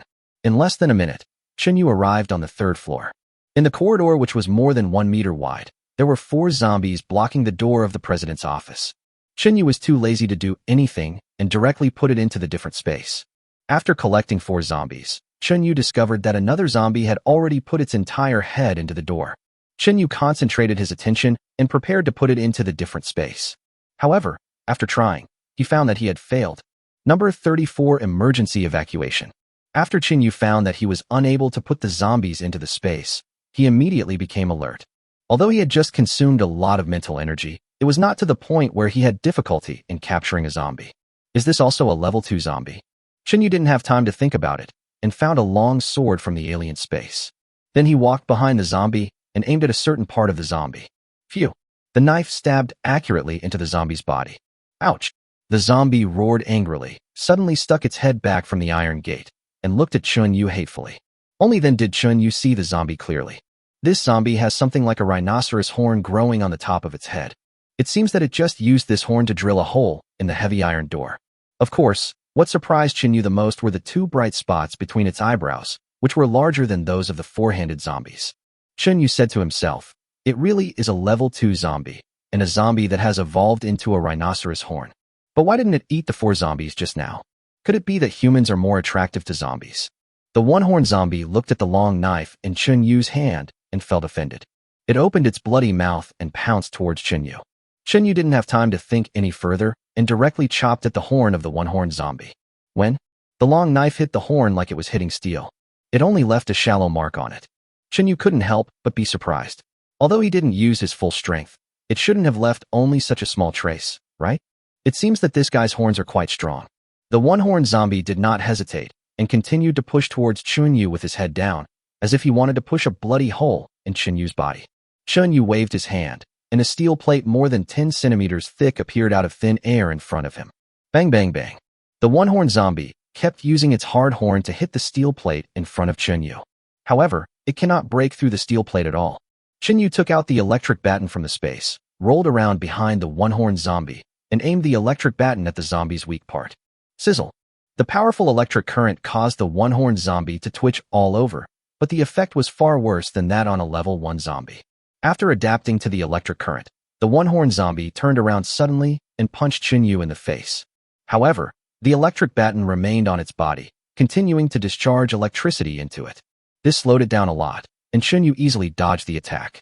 Seeing that the electric current was effective on it, Chinyu snorted coldly and said, "Let me show you a more powerful electric current." As he spoke, a thunderstorm directly hit the one-horned zombie. The entire corridor suddenly became white. The one-horned zombie was electrocuted and was dizzy. The area in front of it was electrocuted into a charcoal state. However, because Chinyu restrained himself, the one-horned zombie did not die on the spot. It shook its head, ready to attack Chinyu again. At this time, the 4-handed zombie ran up and fought with him. Although the one-horned zombie is stronger, its combat effectiveness was significantly weakened after being hit by the thunderstorm. In addition, 2 fists are no match for 4 hands, and the one-horned zombie soon fell into a disadvantage. That's what I've been waiting for. I'll kill you while you're sick.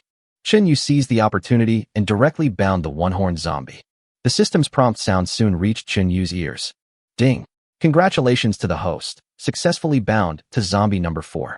Zombie number 4 then stood in front of Chinyu very piously, like a servant. After Chinyu bound the one-horned zombie, he couldn't help but look at it. He couldn't help but think, this guy looks more powerful than the 4-handed zombie. He will be a capable subordinate in the future. But now is not the time to study it. Let's go and see how the woman in the office is doing. Chinyu walked to the door of the office and looked up to see a few big words written on it. President's Office Yunlan. It turns out that the woman just now was called Yunlan. Chinyu took a look at the damaged aluminum alloy door, reached his hand in through the hole, and easily opened the door lock. He couldn't help but sigh. Fortunately, the second-level zombies have low intelligence and only know how to use brute force, but not how to unlock a door. Otherwise, Yunlan would have probably been in the stomach of the one-horned zombie by now. After entering the room, Chinyu saw a girl shivering and hiding behind a table. Yunlan, you were not bitten, right? Chinyu asked calmly.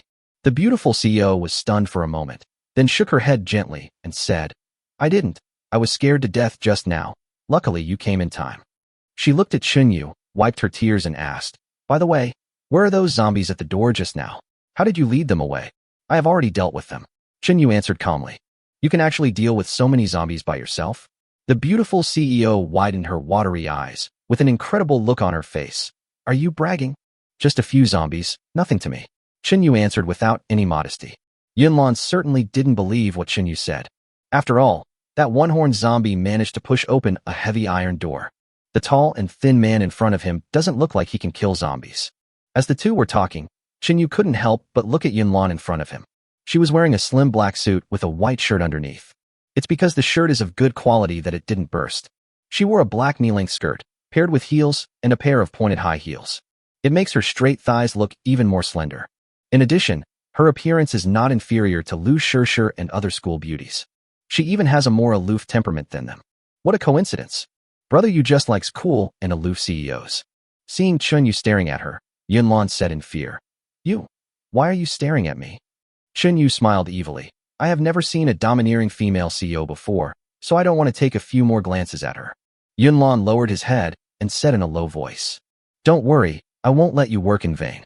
When these zombies are dealt with by the authorities, I will definitely thank you well. At that time, I will give you 1 million. No, 3 million as labor fees. Chinyu raised his eyebrows. Yunlan, what do you mean? What I mean is that I just lied to you in order to save my life. Teacher Zhang San said this is called emergency hedging. Are you kidding me? Yunlan stroked his hair and said seriously, I'm not kidding you. If I didn't say that, you definitely wouldn't save me. I just said I would give you money. If not, 5 million is fine.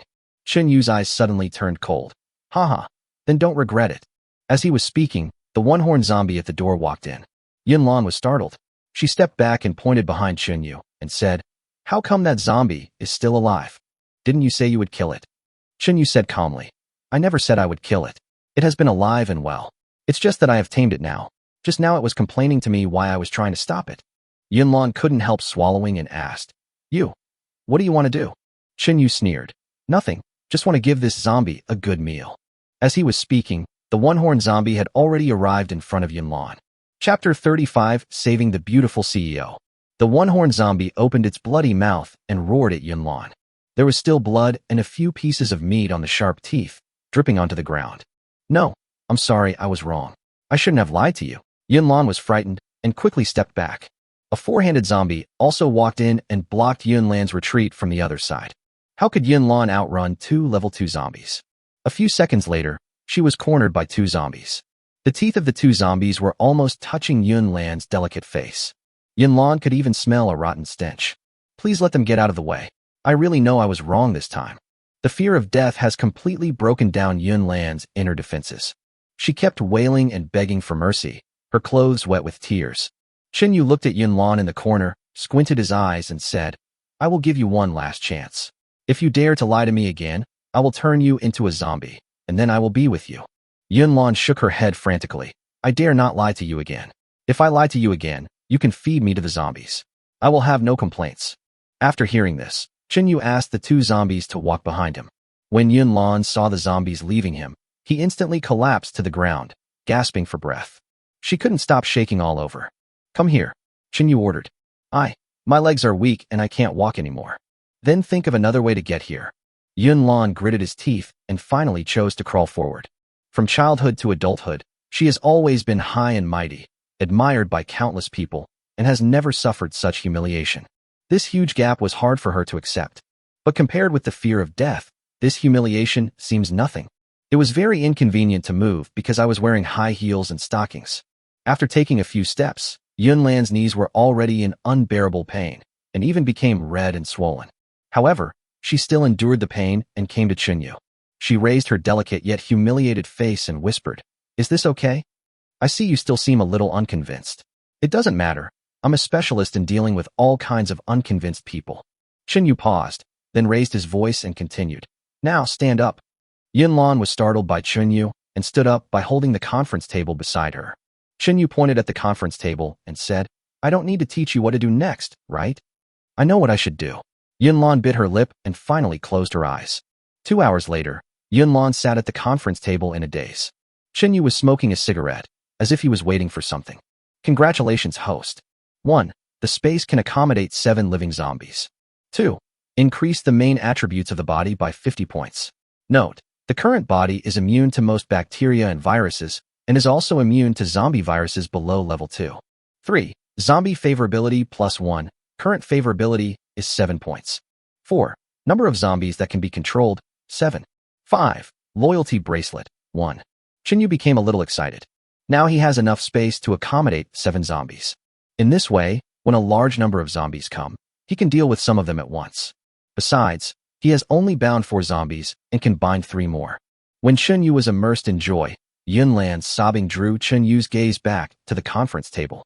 At this moment, Yunlan curled up on the conference table like a wounded little woman. She had never imagined that as a CEO, she would be treated like this one day. You know, in the past, so many rich second generations, including sons of presidents of listed companies, pursued her, but she rejected them all. She just wants to build her own career first, and then consider matters of love and marriage. Unexpectedly, the end of the world took everything away. Chunyu glanced at Yunlan and said coldly, "Why are you crying? If you hadn't lied to me, I wouldn't have been so cruel to you just now." Yunlan sat up slowly and said with some fear, You must keep your promise and take me away now. Don't worry, I will take you to a place where you will have no worries about food and clothing." "Really?" Yunlan asked excitedly.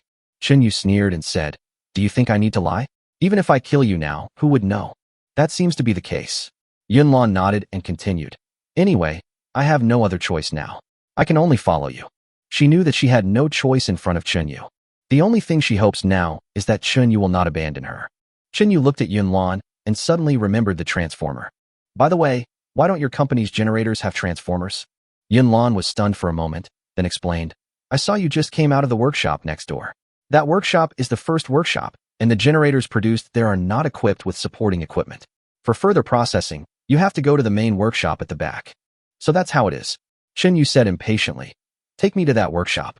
Yunlan asked, "Because there was a power outage recently, do you want to get a generator to provide independent power supply?" "Of course. Otherwise, why would I be here?" "Well, I'll take you there, just in time to help you choose a suitable generator." After Yunlan finished speaking, he wanted to get up.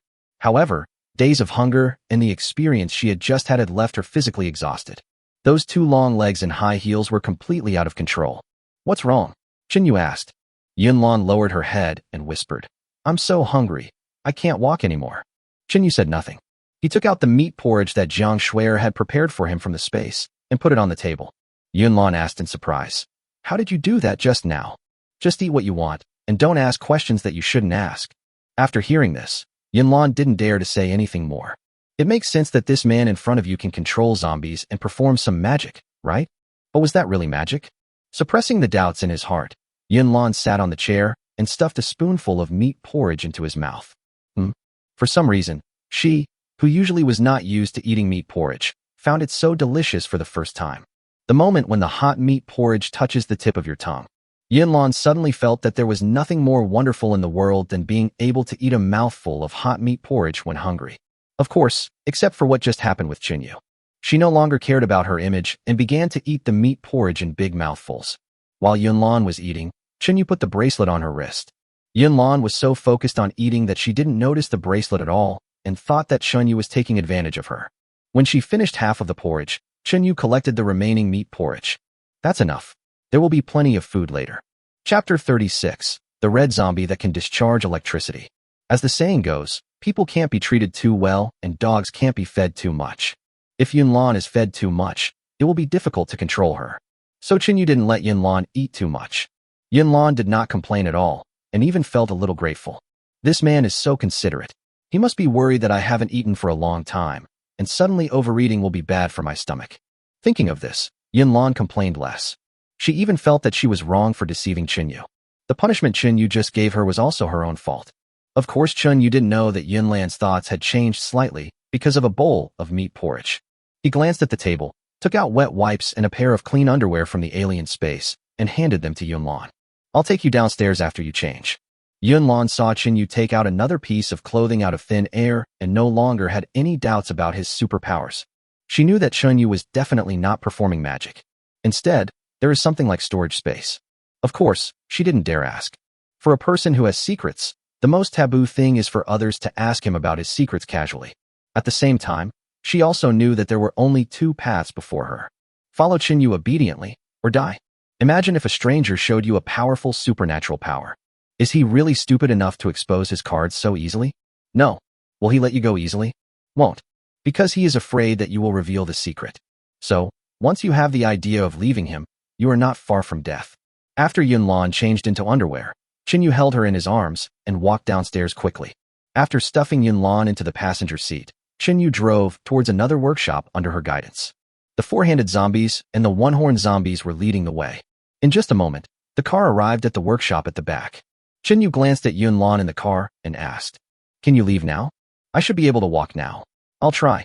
Yunlan nodded slightly. "Well, follow me closely." Even though she still felt some pain, she didn't want to stay in the car. If any zombies come, this car won't be able to stop them. She quickly jumped out of the car and limped after Chinyu. After a while, the two arrived at the factory. When a dozen zombies saw Chinyu, they immediately pounced towards him excitedly. Two level 2 zombies rushed over quickly and crushed several zombies to the ground. A few fish that escaped the net walked towards Chinyu and Yunlan. Yunlan hid behind Chinyu in fear and asked in a low voice, "Can you handle them? Let's give it a try." Chinyu took a step forward and killed those ordinary zombies with almost no effort, then put it into the space. Yunlan slowly walked to Chinyu and asked in surprise, "You don't really have storage space? You found out about all this?" Chinyu said half-jokingly, "Keep it a secret. Otherwise, the consequences could be cruel." Yunlan didn't feel that Chinyu was joking at all. She nodded her head even faster than she had just done in the office. Chinyu collected the bodies of the remaining zombies and then set his sights on the generator in the factory. Looking around, there are hundreds of finished generators in the factory. The output voltage values are also varied. Of course, it can still meet the 220V household needs. Chinyu still followed the old rules and cleared out his inventory. Even though Yunlan had seen Chinyu's abilities, seeing those generators weighing several tons disappear out of thin air, he was so surprised that his mouth opened wide. That way, 2 eggs can be stuffed in. After Chinyu collected the generator, he turned to Yunlan and said, "Let's go." "Okay." Yunlan finally came back to his senses. Just as the two were about to leave, 3 zombies with electric discharges coming out of their bodies suddenly jumped out from the factory's logistics room. They are much faster than those slow-moving zombies. Chinyu was stunned. What's going on? Can zombies discharge electricity? Looking at these 3 zombies that were cremating and lightning fast all the way, Chinyu did not dare to be careless at all. He thought about it and decided to use his thunderstorm ability to find out the truth. So he grabbed a beam of lightning in his hand and threw it at the discharging zombie. Under the stimulation of strong electric current, the 3 zombies fell to the ground one after another. However, they were not completely killed, but slowly stood up again. However, their speed has obviously slowed down a lot. Chinyu couldn't help but frown. It seems that these zombies have a certain immunity to lightning-related abilities. Chinyu concentrated his attention and bound the 3 zombies into zombies number 5 to 7. Bite. The system successfully bound zombies 5 to 7. The 3 zombies immediately looked at Chinyu devoutly. Chinyu couldn't help but look at the 3 zombies. Although they are only level 1 zombies, they are much stronger than other level 1 ordinary zombies. Perhaps their bodies have become stronger after being tempered by the electric current. After binding the zombie, Chinyu said with a relaxed look, "Come on, follow me back to the villa." Yunlan was about to leave when she suddenly saw a zombie in the distance. She pointed behind Chinyu and stammered, "Behind you, there is another zombie." Chinyu turned his head and saw a zombie in red running fast. He shook his head helplessly. The system could no longer bind to the zombies, so he could only kill them. Chinyu controlled 3 electric discharge zombies to move forward, ready to let them quickly deal with the red-clothed zombie. When the red-clothed zombie came closer, Chinyu's eyes suddenly widened. Just now, the red-clothed zombie was surrounded by electricity, and Chinyu didn't see it clearly. Only at this moment did he realize that there were two bright spots between the eyebrows of the red-clothed zombie, which were bigger than those of the one-horned zombie. In other words, it was a more powerful level 2 zombie. By the time Chinyu reacted, it was too late. The zombie number 5 who was walking in front had his head blown up by the zombie in red with 2 punches. Even the crystal of zombie number 5 was swallowed by her. Chinyu hurriedly recalled his 2 electric discharge zombies. Because in front of the second-level zombies, they are simply not enough. Immediately afterwards, Chinyu sent the 4-handed zombie and the one-horned zombie over. The one-horned zombie ran quickly and took the lead in attacking. When it was approaching the red-clothed zombie, it suddenly jumped up and ran headfirst into the red-clothed zombie. The red-clothed zombie was instantly knocked several meters away. But the one-horned zombie is even worse. At this moment, under the influence of the strong electric current, it actually fell to the ground and began to twitch. After lying down for a while, the zombie in red staggered to his feet and continued to run towards Chinyu. Chinyu didn't expect that although both were level 2 zombies, the one-horned zombie was so different from the red-clothed zombie. But then he thought again, the red-clothed zombie is stronger than the one-horned zombie. In addition, with the support of electric current, it is not impossible for the one-horned zombie to be defeated so quickly. Chinyu did not dare to be careless, and hurriedly took out 4 wooden sticks from the space and handed them to the 4-handed zombie. Chapter 37, Beauty and Zombies. The 4-handed zombie held a wooden stick and hit the red-clothed zombie on the head. You know what? This method is pretty good. At least you won't get electrocuted. However, the situation soon changed. The red-clothed zombie seemed a little angry and embarrassed. Ignoring the pain in its body, it grabbed a stick and stuffed it into its mouth. The wooden stick as thick as an arm was actually bitten off by it. Next, the rest of the sticks were not spared. Seeing that the wooden stick was no longer useful, the 4-handed zombie simply threw away the small half of it. Then he stretched out 4 hands and grabbed the zombie in red. It turns out that the 4-handed zombies are even worse than the one-horned zombies. Before it touched the red zombie, it was hit by a powerful electric current. The more hands there are, the more severe the electric shock will be. Those 4 hands were almost turned into charcoal by electricity. Finally, it lay beside the one-horned zombie and twitched with it. Chinyu didn't expect that the 2 level 2 zombies couldn't beat the red-clothed zombie. This is enough to show the difference between having superpowers and not having superpowers. At the same time, he knew that the red-clothed zombie was not afraid of lightning, and the effect of thunderstorm on it was not obvious. I can only think of other ways. Zombie number 5 was automatically untied after death, and Chinyu tried to bind the red zombie again. At this time, the system's voice sounded again. It is detected that the host has just consumed a lot of mental energy, and the target zombie is close to level 3. Please try again after the host recovers his mental energy. Chinyu couldn't help but curse in his heart. Fuck. By the time I recovered my mental strength, I was already in the belly of a zombie. However, now is not the time to criticize the system. We have to find a way to subdue the red zombie first. At this time, Yunlan, who was standing by, saw Chinyu's serious expression and quickly ran towards the car. Chinyu naturally took everything in. But he was not worried that Yunlan would drive away. After winning multiple rewards in a row, Chinyu's speed has become terrifying, even faster than that of a car. Besides, he still has the trump card of time stands still, which he has not used yet. So he focused his attention on the red zombie again. The red-clothed zombie stared at Chinyu for a while and then quickly ran towards him.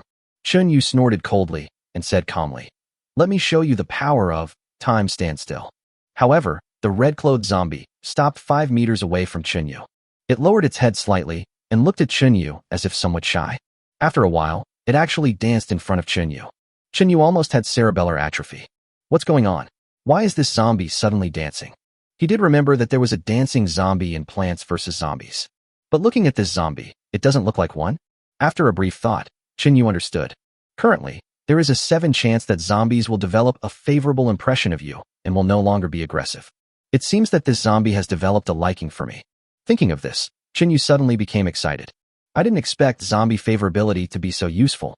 Then if I meet a more powerful zombie in the future and he likes me, wouldn't I be invincible? However, Chinyu didn't dare to gamble with his life. After all, favorability is a matter of probability. While Chinyu was thinking, Yunlan drove up to him and shouted, "Hurry up and get in the car. I don't think you can beat that red zombie." Chinyu looked at the red zombie and said with a wicked look on his face, "I don't know if I can beat it, but I can charm it to death." Yunlan followed Chinyu's gaze and almost dropped her jaw. The zombie was actually dancing jazz stiffly. The most outrageous thing is that it would glance at Chunyu from time to time, as if it was expressing its feelings with its eyes. Yunlong glanced at Chunyu and couldn't help but complain. You're targeting both women and female zombies? So what kind of drug did you give this zombie? Chunyu rolled his eyes at Yunlong. What nonsense. Do I look like a pervert like that? That's hard to say. Yunlong recalled the scenes in the office and said resentfully. Chunyu didn't waste any more time talking to Yunlong and concentrated on binding the red-clothed zombie in front of him to avoid any more trouble. The red-clothed zombie who had developed a liking for Chunyu seemed particularly easy to tie up. Bite. Congratulations to the host for successfully binding to zombie number 5. Zombie number 5 was just killed, and the red zombie naturally took over. After being tied up, the red zombie came to Chunyu obediently. It has to be said that this zombie in red is the best-looking zombie Chunyu has ever seen. If she washes herself carefully, she will be almost as good as Lu Shishir and Shin Bingxia. In fact, the charm emanating from her body is much more charming than that of Zhao Beibei. The most eye-catching thing is its size. The scenery that is vaguely visible under the torn red dress is simply refreshing, like a spring breeze. After being tied up, the red-clothed zombie's affection for Chunyu did not seem to disappear. She still looked at Chunyu like a little woman, and in addition to submission, there was even a hint of admiration. Chunyu's scalp tingled when he saw it. He couldn't help but complain in his heart. This guy wanted to kill me when he was far away, but when he got closer and saw my handsome face, he turned into this vicious look. Of course, Chunyu knows very well that he is just a little handsome and cannot compare with the earth-shattering handsomeness of the readers. After dealing with the red-clothed zombie in front of him, Chunyu walked up to the one-horned zombie and the four-handed zombie. These two zombies were just electrocuted and temporarily lost their ability to move. He has recovered now and is fine. Chunyu put them into a different dimension and let them eat the zombies' crystals to upgrade. After doing all this, Chunyu turned around and looked at Yunlong and asked with a smirk. Just now I thought you drove away, but I didn't expect you to come back. Are you completely conquered by me? Yunlong lowered her head and said embarrassedly. I wanted to run away, but then I thought, I can't survive on my own. I can only have a chance to survive if I follow you. And I don't see that you are very nervous, so I guess you should have a backup plan. Chunyu narrowed his eyes and said, You are quite self-aware. They say some women have big breasts but no brains, but there aren't many with big breasts and brains like you. Yunlong was amused by Chunyu and said seriously, Although you bullied me, that was the deal between us, and I never really blamed you. However, the reason I chose to come back was not because I was conquered by you, but because I knew that now I can only survive by relying on you. It seems that you have a good understanding. Of course I'm not stupid. Okay, come back with me. Chunyu opened the car and sat in the driver's seat. Yunlong walked towards the passenger seat, and just as he was about to open the door, a zombie in red came over. Yunlong was startled and stepped back repeatedly. However, the red-clothed zombie did not harm Yunlong, but just sat in the passenger seat. Yunlong looked at Chunyu speechlessly and said, Since you don't let me sit in the passenger seat, I'll sit in the back. It's none of my business. The red zombie has regained some consciousness. It wanted to sit here on its own. Chunyu was also a little puzzled. Why was this zombie sitting in the passenger seat? Could it be that he really has some improper thoughts about me? Chapter 38. Independent water and electricity supply. Zombies each play their own role. Chunyu swallowed and slowly looked at the red-clothed zombie beside him. From his perspective, a certain scenery of the red-clothed zombie just emerged. Its skin was not as white as jade like that of a normal girl, but was white without a trace of blood. There is a different kind of beauty under the sunshine. The red-clothed zombie also looked at Chunyu and gave him a very strange smile. Chunyu's scalp tingled when he saw it. Chunyu directly put the red-clothed zombie and several other zombies into the space, and then drove towards the villa. Half an hour later, the car finally arrived at the gate of the villa. Fortunately, there were fighting zombies guarding the house, and there were no other zombies at the door. After Chunyu opened the gate, he drove the car into the yard. Several girls saw Chunyu's car from the window and hurried out to greet him. They came to the gate of the courtyard happily, chattering. Great, Brother Yu is back. Brother Yu, we are all worried about you. Seeing you makes me feel more at ease. Yunlong was sitting in the car, stunned. She couldn't help but ask in surprise, Are these all your girlfriends? Chunyu smiled and said nothing. Aren't you talking nonsense? If she's not my girlfriend, whose else could it be? He released all the zombies in his space.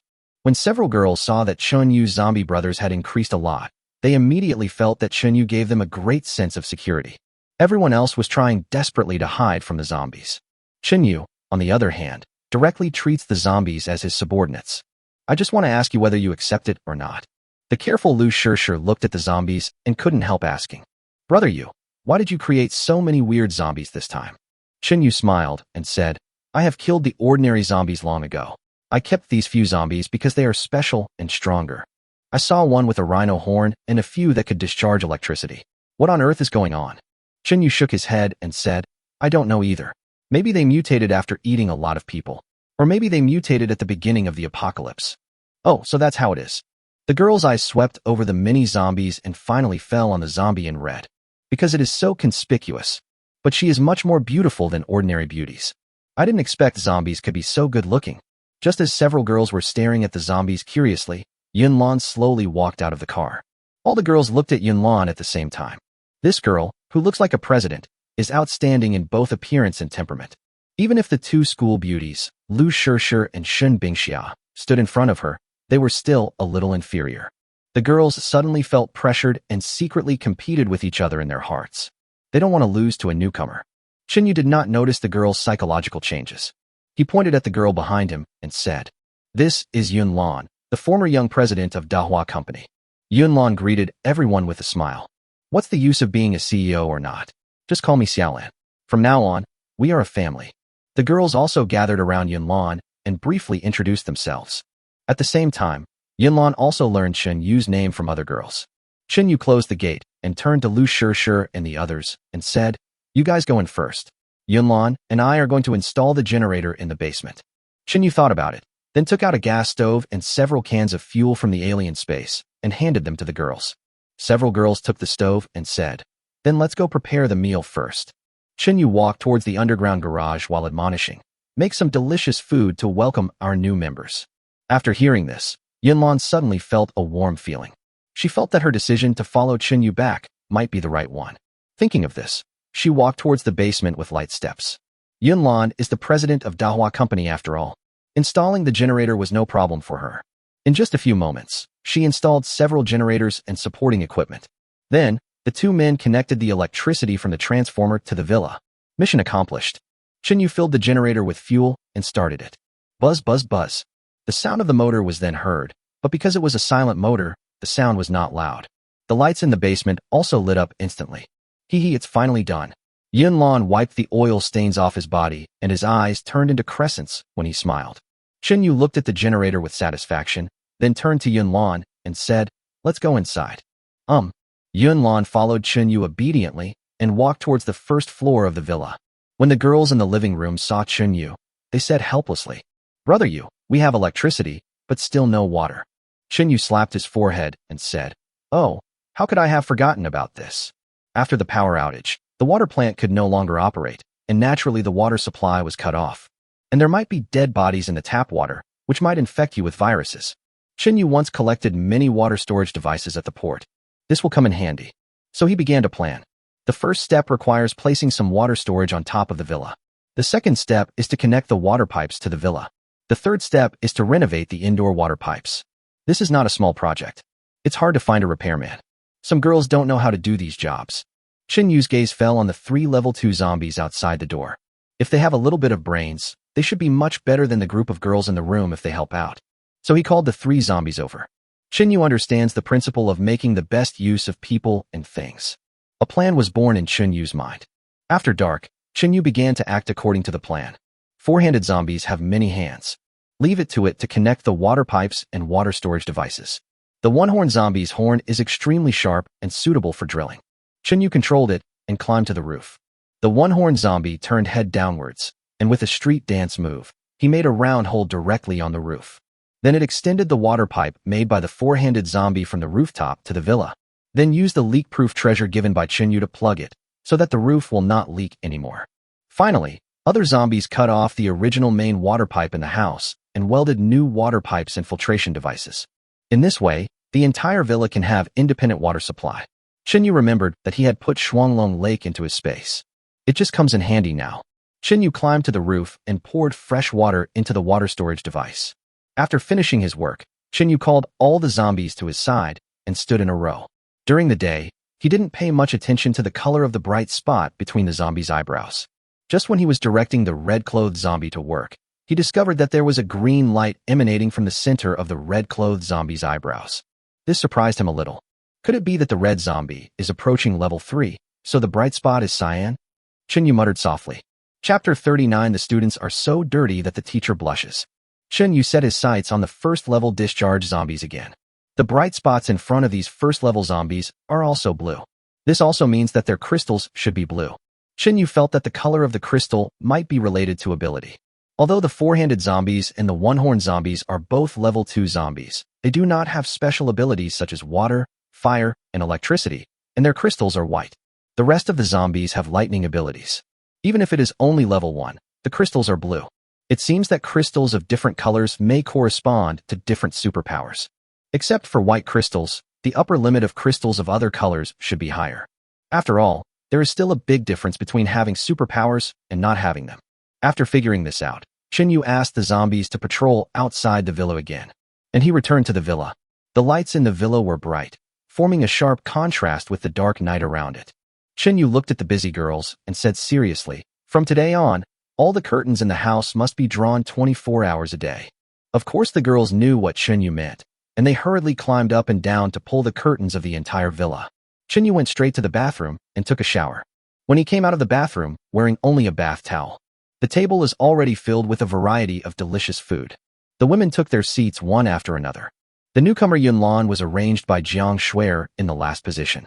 Chinyu knew that seating was based on first come, first served order. He doesn't care about such details. After all, this is a matter between women. As long as it's not too excessive, he doesn't bother to care. Just like the emperors in ancient times, they left the harem to the queen to manage. As soon as Chinyu sat down, Jiang Shuer and Lu Shishir sensibly handed him tableware. Yunlan, who was sitting at the back, was already starving. She looked at the delicious food in front of her with shining eyes. But years of work experience have already allowed her to see the current situation clearly. If Brother Yu doesn't start eating, who would dare to start the meal? Only after seeing Chinyu take the first bite did Yunlan dare to eat. She grabbed a chicken leg in front of her and stuffed it into her mouth. The others had been waiting for Chinyu to eat, so they were also a little hungry. Everyone enjoyed the meal very much and chatted and laughed. Half an hour later, everyone was full. Chunyu's gaze swept across the beauties who were looking expectant and finally fell on Jiang Shuer beside him. I thought to myself, Jiang Shuer can be considered a founding hero. She usually managed her diet, daily life, and harem in an orderly manner. Naturally, we cannot be neglected. Jiang Shuer's body trembled, and she naturally knew what Chinyu meant. It seems that all the efforts made before were worth it. Jiang Shuer stood up, took Chinyu's arm, and walked towards the bedroom. The other girls looked disappointed.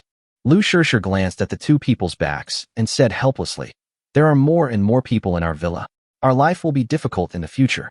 Shin Bingxiao whispered, "I think it's good to have more people, so we can get some rest." "I also think Bingxiao is right," Lu Shishir said helplessly. "Brother Yu's physical fitness is much better than ours." After hearing this, Xiao Qianyue smiled evilly and said, "Since you all don't like it, just give me the chance in the future. I'm not afraid." At this time, the other girls quickly refused. "Why should I give it to you? I was just saying that." "That's right, you wish for it. To be honest, I really doubt that Brother Yu is a robot. He is just too powerful." At this time, Si Xiaoya, who had been silent, interrupted. "Well, I want to ask, has Brother Yu done anything too much to you?" Xiao Qianyue glanced at Zhao Beibei and said with a smirk, "You'll have to ask Teacher Zhao about this. I remember she was exhausted when she first came." Lu Shishir nodded repeatedly. "It seems to be true. Later, when I went to deliver food to Teacher Zhao, she couldn't move." "Haha. Teacher Zhao, please tell us something." Shin Bingxia also took Zhao Beibei's hand and said coquettishly, "A teacher's job is to impart knowledge and answer questions. You must have professional ethics and teach us students some knowledge." After hearing this, Zhao Beibei's faces turned red. She is a relatively conservative woman, otherwise she wouldn't have been single in her 30s. I never thought that one day I would be joked about like this by my own students. And judging from the expressions of these students, they didn't seem to find such words difficult to say at all. Are today's female college students so dirty? However, she couldn't resist a few girls who kept pestering her with questions.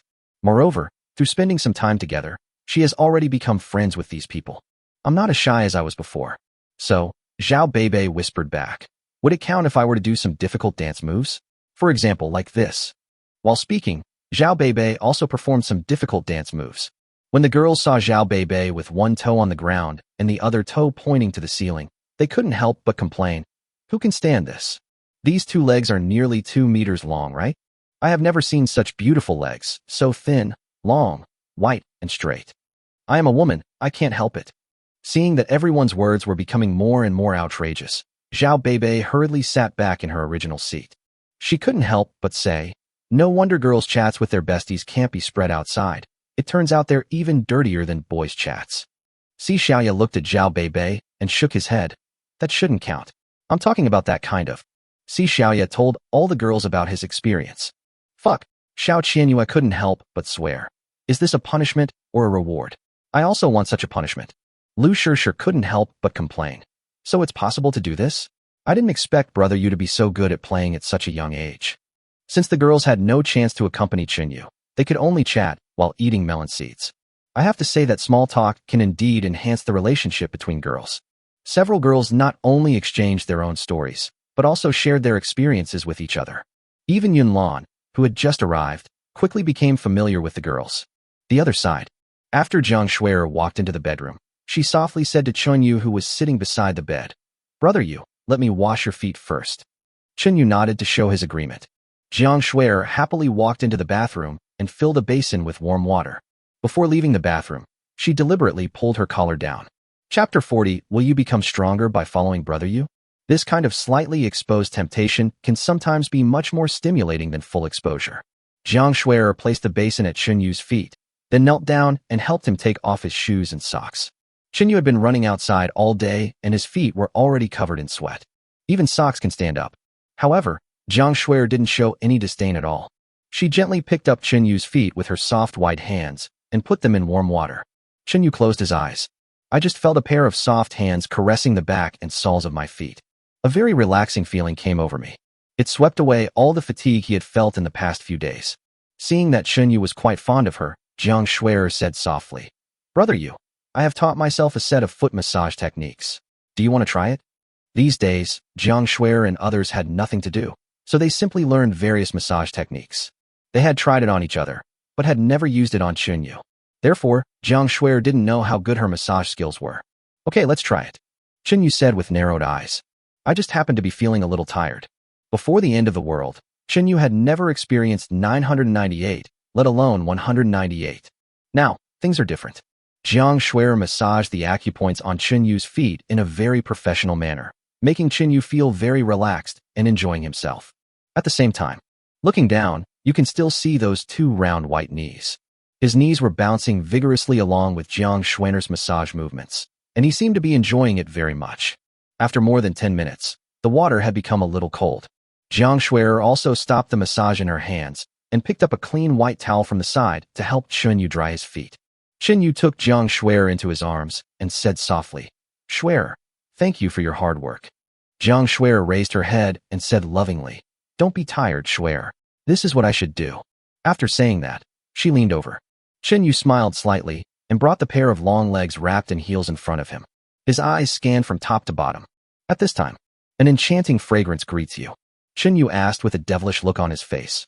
Shuer, did you spray perfume? Yes. Jiang Shuer blushed slightly. Anyway, I don't go out now, so I have plenty of time to dress myself up every day. So, I put a lot of effort into myself, just to make you look at me more. Haha, then I have to take a closer look. 10 minutes later, Jiang Shuer bit her lips and asked softly, Brother Yu, there's a question that I've been holding in my mind for a long time. Why didn't you talk to Shuer much on the day when the apocalypse just started? Is it because you don't like Shuer? Chenyu coughed lightly and said unhappily, Isn't it because I'm afraid you can't bear it? You don't know what's good for you. Jiang Shuer smiled mysteriously. Really, Brother Yu, Shuer doesn't believe it. Unless you convince me sincerely. Chenyu laughed and said, You are trying to provoke me, right? But I know there is a tiger in the mountain, but I will go there anyway. The next day, after Jiang Shuer opened her eyes, she did not see Chenyu. She stretched her muscles and couldn't help talking to herself. It seems that what they said is true. I thought they were lying to me. Practice really makes perfect. At this moment, the door was suddenly pushed open. Lu Shishir and Shun Bingxiao walked in, sat down on the edge of the bed with a smirk on their faces, and looked at Jiang Shuer. Sister Shuer, now you believe what we say, right? Lu Shishir said with a proud look on her face. I believe it. This time I completely believe it. Jiang Shuer said helplessly. Brother Yu is really like what you said. Lu Shirshi's eyes swept across the bedroom and finally fell on the strange clothes on the floor. You two really know how to play. I can imagine it. Shin Bingxia suddenly opened the quilt and said, since you can handle the clothes on the ground, let me see if Sister Schwer has a big figure. Jiang Schwer hurriedly grabbed the quilt, frowned and complained, oh, Bingxia, why are you so annoying? Hee, what are you afraid of? There are no outsiders here. You know what, Sister Schwer's figure is really amazing. As she spoke, Shin Bingxia covered Jiang Schwer with the quilt again. Aren't you two the same? Jiang Schwer said with a grin. Brother Yu is really good at picking people. Look at the people he brought to the villa. Every one of them is very good-looking. Lu Shirshir joked. I guess he wouldn't even like those who aren't good-looking. That's true. Shin Bingxia nodded, looked at Jiang Schwer and said, okay, Sister Schwer, let's go eat. At this time, the food was ready on the table. Chen Yu sat at one end of the dining table, full of energy. Si Xiaoya was pouring turtle soup into the bowl in front of Chen Yu. While everyone was eating, Xiao Qianhua looked at the energetic Jiang Schwer and couldn't help asking, Sister Schwer, aren't you tired? I'm not tired. I feel like I'm full of energy now. Jiang Schwer replied casually. Xiao Qianhua asked curiously, Sister Schwer, don't you find it strange? Why do I feel like you are always energetic no matter how hard you struggle, as if you were getting stronger all the time? After Xiao Qianhua's reminder, Jiang Schwer also felt something was wrong. Don't tell me, it's really a bit strange. I feel like my body seems to be stronger than before. The other girls also nodded. I also feel that my body is better than before. That's right. I used to have terrible pain during those days every month. But the day before yesterday when I had my period, I didn't feel any pain at all. I can now go up to the 3rd floor in one breath without any effort. I thought I was the only one feeling this way, but it turns out everyone feels the same way. What is going on? Could it be that we have superpowers like Brother Yu? Zhao Beibei saw the clue and pondered for a moment, then asked doubtfully, why do I feel like we can become stronger if we stay with Brother Yu? Chapter 41. It's the end of the world, and you still dare to use your status to pressure me? Several girls shared their recent changes and found that everyone was different. People like Jiang Schwer, Lu Shirshir, and Shin Bingxia who arrived early can clearly feel the changes in themselves. For example, strength has increased, reactions are quicker, and physical strength is better. For others who came later, the feeling was not so obvious. When I first arrived in Yunlan, I hardly felt any changes. In the end, everyone summed up their experience. The longer you stay with Chunyu, the stronger you become. After listening to everyone's summary, Chunyu nodded and said, it seems that you are not stupid. You actually discovered this secret. Xiao Qianhua picked up a kidney and put it in Chunyu's bowl, grinning and saying, then aren't we and Brother Yu a bit like the dual cultivation in novels? Dual cultivation? You know what, they really do look a bit alike. After several girls knew Chunyu's abilities, they all expressed that they would always stay with Chunyu no matter what happened in the future. In this way, they can become stronger and improve their ability to survive. Of course, Chunyu knew the little thoughts of these girls. That's why he didn't hide anything from these girls. Just as everyone was eating, they suddenly heard bursts of shouting. Judging from the voice, it seems like someone is calling Lu Shirshir. Chunyu couldn't help but look at Lu Shirshir. Lu Shirshir also heard the shouting. She carefully identified the voice and said, Brother Yu, it should be someone from the villa to the north of us. Who lives in the north side of our villa? Chinyu asked. It's Xia Lily, the president of our school's student union. Of course, Chinyu had heard of the name of student union president Xia Lily. This female man is 180 centimeters tall and weighs more than 200 kilograms. He was completely black and had a beard as big as a boy's. If you don't know her, you might think she is a real man. Chinyu turned his head to look at Lu Shirshir and asked, why is Xia Lily here? Lu Shirshir said, it seems that she lives alone because she doesn't have a good relationship with the people in the dormitory. I am not familiar with her either. We have only met occasionally. Chinyu nodded and said, go and see what they are yelling. Afterwards, several people walked towards the north gate of the villa together. Xia Lily saw Lu Shirshir who came out first and shouted unhappily, Lu Shirshir, why didn't you answer when I called you just now? Lu Shirshir snorted coldly. I didn't hear it just now. Besides, why should I agree to it? In the past, Lu Shirshir was a little afraid of her position as the president of the student union. But now, she is not afraid of Xia Lily. After being humiliated, Xia Lily was a little unhappy, but there was nothing she could do. She cleared her throat and continued.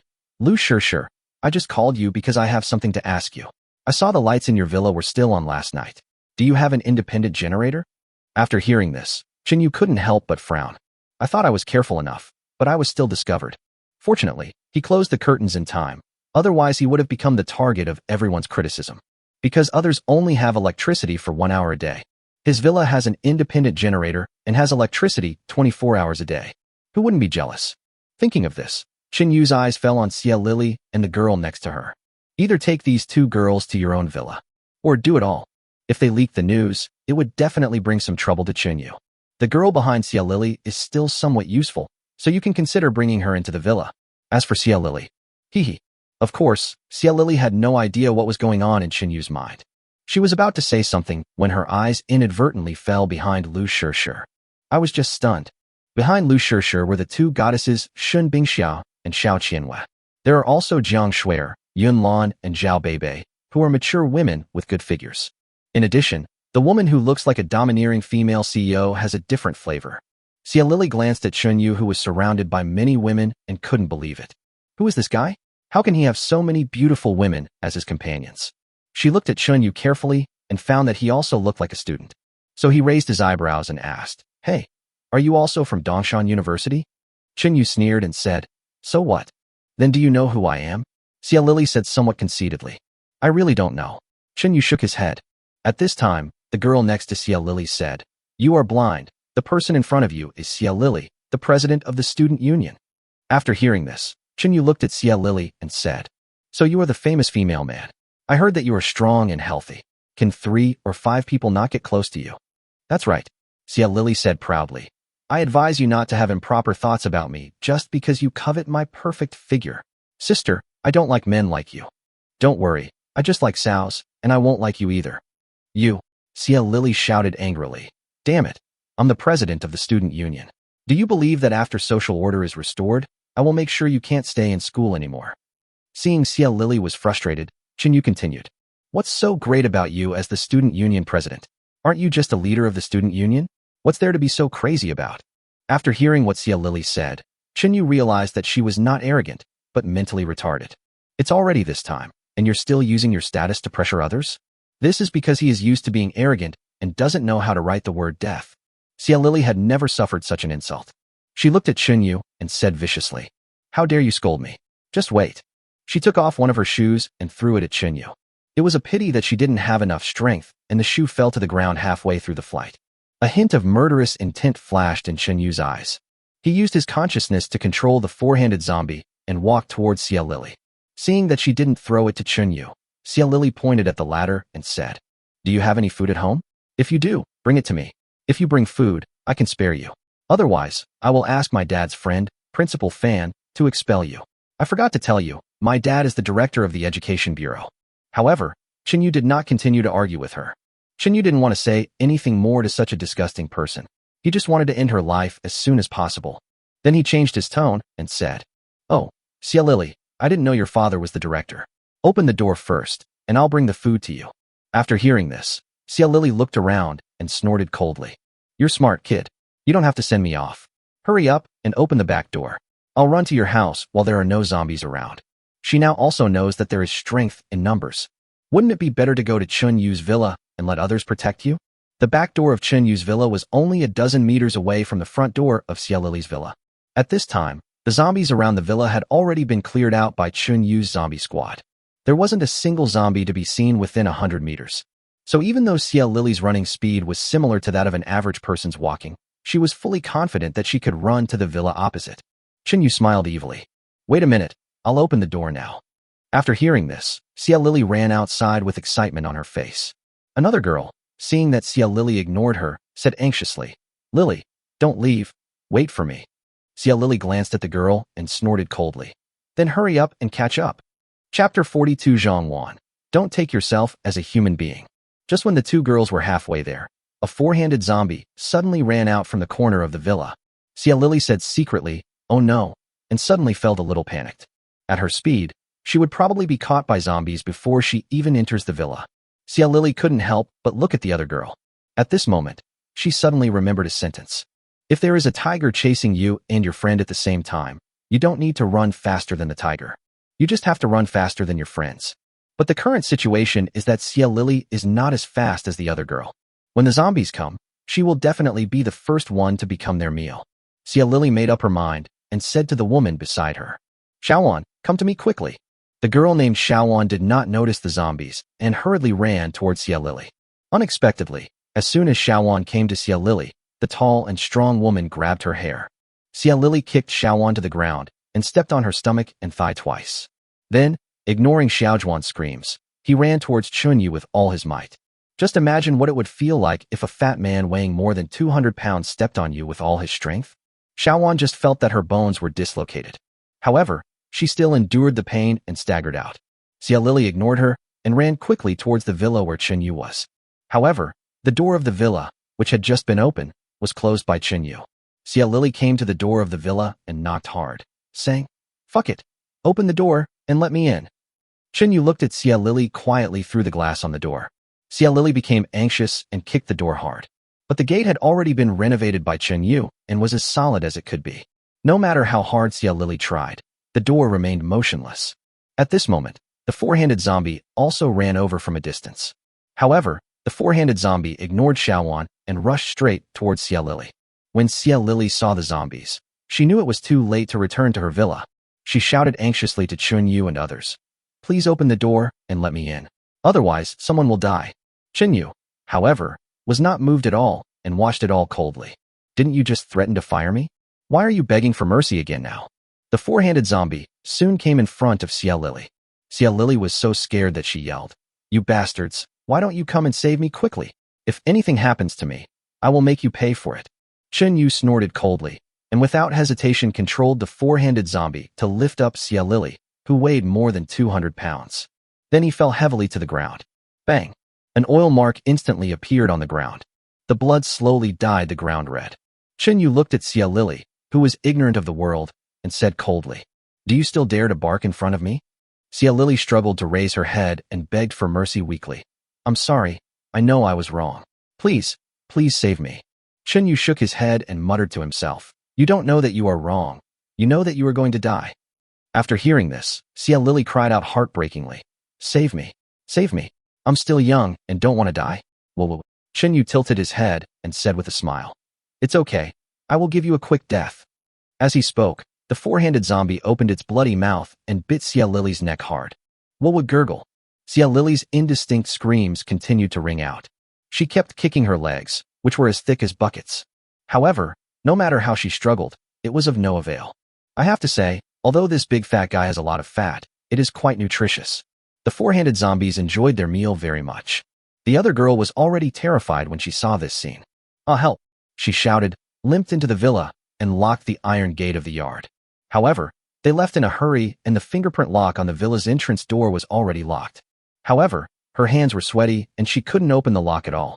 After dealing with Xia Lily, the four-handed zombie quickly ran towards the iron gate of the yard. It pulled hard with its two powerful hands. Crackle! The lock on the iron door was pulled open by it.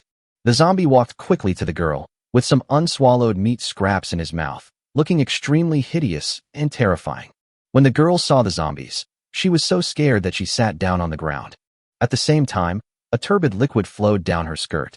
"No, don't," the girl cried hysterically. Unexpectedly, the four-handed zombie did not hurt her.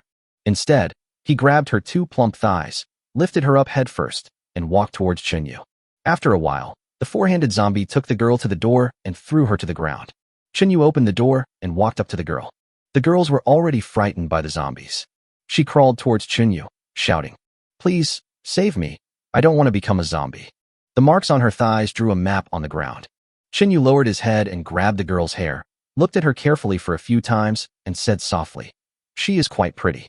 In the crowd, Xiao Qianyue looked at the girl and asked in surprise, "Are you Zhang Wan from the art college?" The goddess named Zhang Wan saw Xiao Qianyue and said excitedly, "Xiao Qianyue, it's you? Great. Please save me quickly. This zombie eats people." Chunyu glanced at Xiao Qianyue and asked, "Why? Do you know her?" Xiao Qianyue replied, "I have taken dance classes with her several times, so we know each other." "Uh-huh. Did I disturb the dancer's nest? Why are there so many dancers?" Xiao Qianyue looked at Zhang Wan and said, "Zhang Wan, you are really courting death. You could have provoked anyone else, but you had a provoked Brother Yu. Oh, I forgot to tell you, the one standing in front of you is Brother Yu, and those two zombies were tamed by him." Zhang Wan found that the two zombies did seem to be tamed, and she felt relieved. However, the situation is still not optimistic, because the boy in front of him is obviously more terrifying than a zombie. After swallowing, Zhangwan couldn't help but look at everyone in the room. The room is filled with goddess-level beauties. Compared with these beauties, I am inferior. Moreover, she had just insulted Chunyu, and it was already good enough that she was not killed on the spot by Chunyu like Xia Lili. If you want to survive, there is only one way. Thinking of this, Zhangwan took a deep breath and said with a smile on her face, "Brother Yu, please forgive me for my mistakes and let me go." Chunyu snorted coldly and said with a sinister smile, "It's really weird. Why do people ask me to let them go after they provoke me and find that they can't beat me? Every day I let this one go, let that one go. Am I a fucking lecher?" Zhangwan's body trembled uncontrollably and tears flowed down her face. Seeing this, Xiao Qianyue hugged her chest and said, "Zhangwan, since we know each other, I'll show you a way. Since you have offended someone you shouldn't have offended, apologize with the right attitude. You don't think of yourself as a human being now, so that you still have hope of survival. As for where I am not a good person, you know?" Chapter 43. Once they are lit, half the battle is won. Zhangwan could tell that Xiao Qianyue was trying to help her. But will Chunyu really let her go? She held on to the last glimmer of hope and crawled towards Chunyu. "I'm sorry, Brother Yu. I know I was wrong. Please forgive me. As long as you let me go, I will do anything for you, even if I can only be your tool." Chunyu looked at Zhangwan lying on the ground and asked coldly, "Zhangwan, why don't you ask your good friend Xia Lili to save you?" Zhangwan thought of what had just happened and was immediately filled with hatred towards Xia Lili. Unexpectedly, at the critical moment of life and death, Xia Lili would be so cruel as to use her as a scapegoat. However, now is not the time to think about that. You have to think about how to survive first, even if it costs a certain price. After pondering for a moment, Zhangwan kowtowed heavily. "I'm sorry, Brother Yu. I just wanted to please Xia Lili, so I deliberately mocked you." Chunyu was stunned and said with a smile, "You are quite honest, but I hate evil as much as I hate evil." After hearing this, Zhangwan moved closer to Chunyu's feet without even thinking. "Brother Yu, I know what I should do. As long as you are happy, you can punish me in any way. Even if the method is perverted, I can accept it." "Oh, really? It seems you are quite experienced." "I don't have no experience."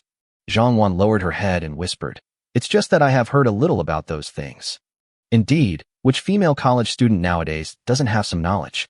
The content of their nighttime chats is much more exciting and explicit than that of boys.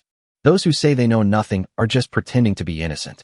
Seeing that Chunyu did not attack her, Zhangwan directly kissed Chunyu's shoes to express her respect. "So good," Chunyu said with satisfaction. "I didn't expect you to be so smart." Zhangwan smiled bitterly. "I know that no matter what I say, it will be useless. Now, I just want your forgiveness." As she spoke, Zhangwan knelt on the ground and buried her head. Seeing this, Chunyu felt mixed emotions. Unexpectedly, one of the two people who had just insulted him was bitten to death by a zombie. The other one knelt down in front of him and apologized. He finally understood what it felt like when Principal Gu said, "I don't eat beef." In this end times, strength is everything.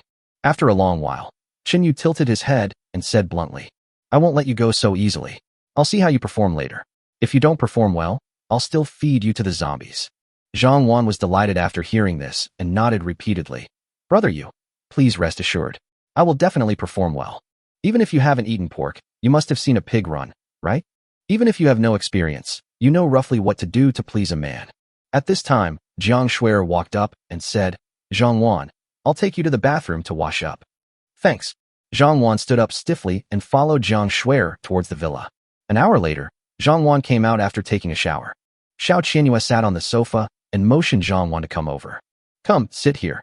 Zhangwan obediently sat next to Xiao Qianyue. Xiao Qianyue looked at Zhangwan and said jokingly, "Your foundation is not bad. You should be able to catch Brother Yu's eye." Zhangwan took Xiao Qianyue's hand and said nervously, "Qianyue, do you think Brother Yu will really let me go? I saw him controlling the zombies and biting Xia Lili to death. I'm worried. Are you worried that Brother Yu will kill you?" Zhangwan nodded. Xiao Qianyue chuckled and said, "Don't worry. Since Brother Yu has kept you, he won't kill you. Look, aren't all of us girls alive and well?" Zhangwan felt relieved after hearing this. Just then, her stomach started to growl. "Why are you hungry?" Xiao Qianyue asked. Zhangwan nodded slightly and said, "I haven't eaten for nearly 2 days. Qianyue, can you give me something to eat?" Xiao Qianyue said in embarrassment, "It's not that I don't want to help you. The food in this villa belongs to Brother Yu.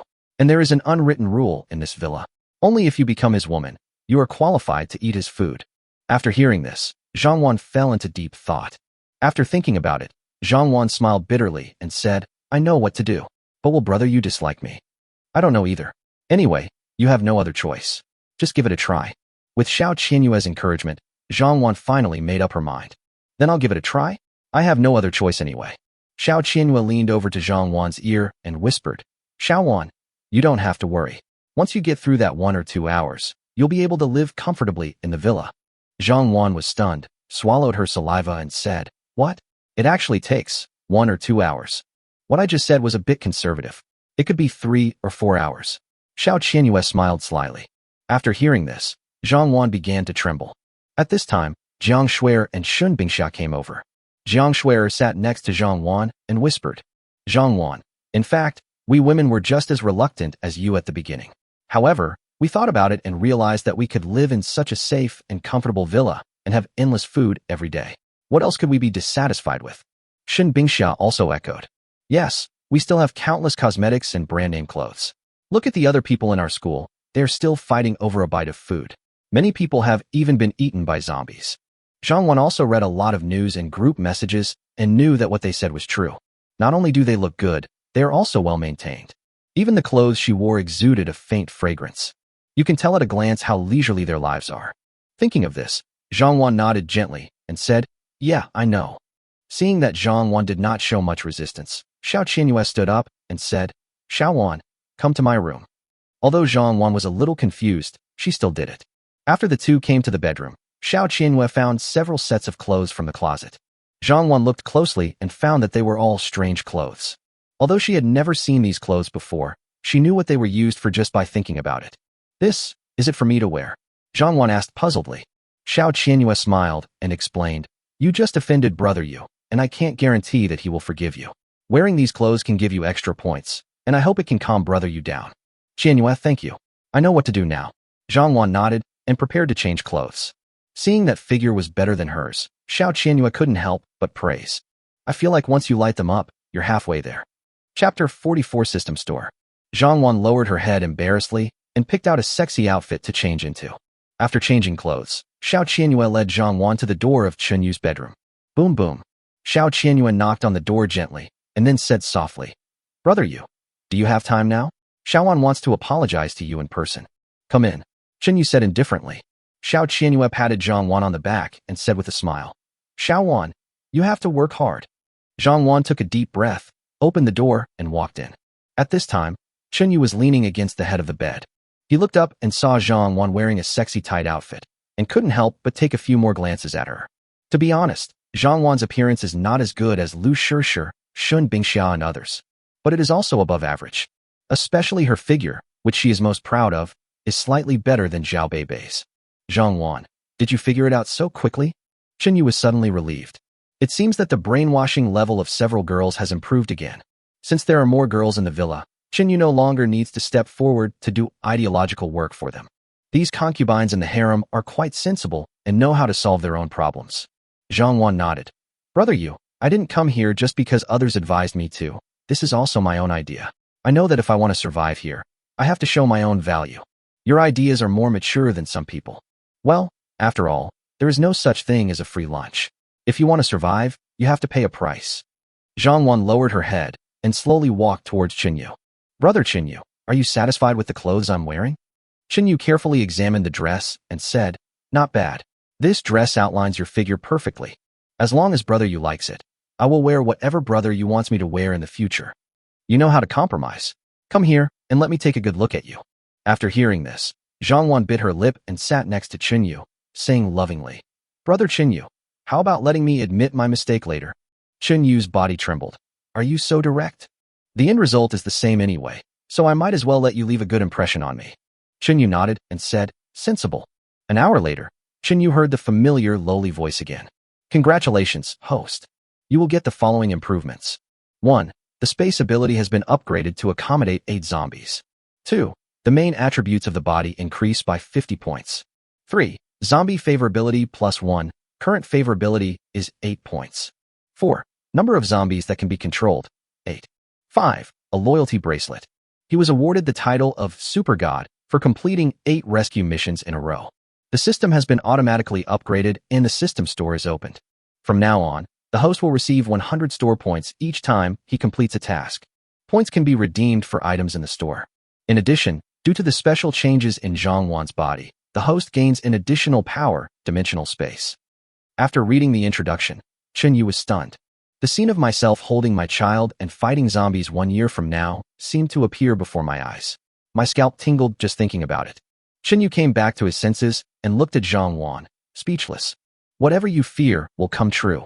I have been very careful and didn't expect this situation to happen again. No wonder girls often say, everyone's physique is different. Turns out it's true. It's really a headache. After complaining, Chunyu couldn't help but dive his consciousness into the space. In his space, there is a huge store. Chunyu carefully observed the store and found that the panel at the entrance read, Store level, level 1. Currently redeemable points, 100. Chunyu looked at the merchandise in the store carefully again. He found that of course only some of the items were unlocked, and most of the items were still unlocked. It seems that I still need to work hard to upgrade the store. Chunyu glanced at the first level merchandise and found that most of the items that could be purchased with 100 points were items related to food, clothing, housing, and transportation. None of this was of any use to him. There were some things that looked useful, but he couldn't afford them yet. Chunyu was a little depressed. These points are just like the cash before the end of the world. There are not enough to spend. Just as Chunyu was about to leave the store, he suddenly discovered a product called Point Scratch Card in the store. Chunyu developed a strong interest in it.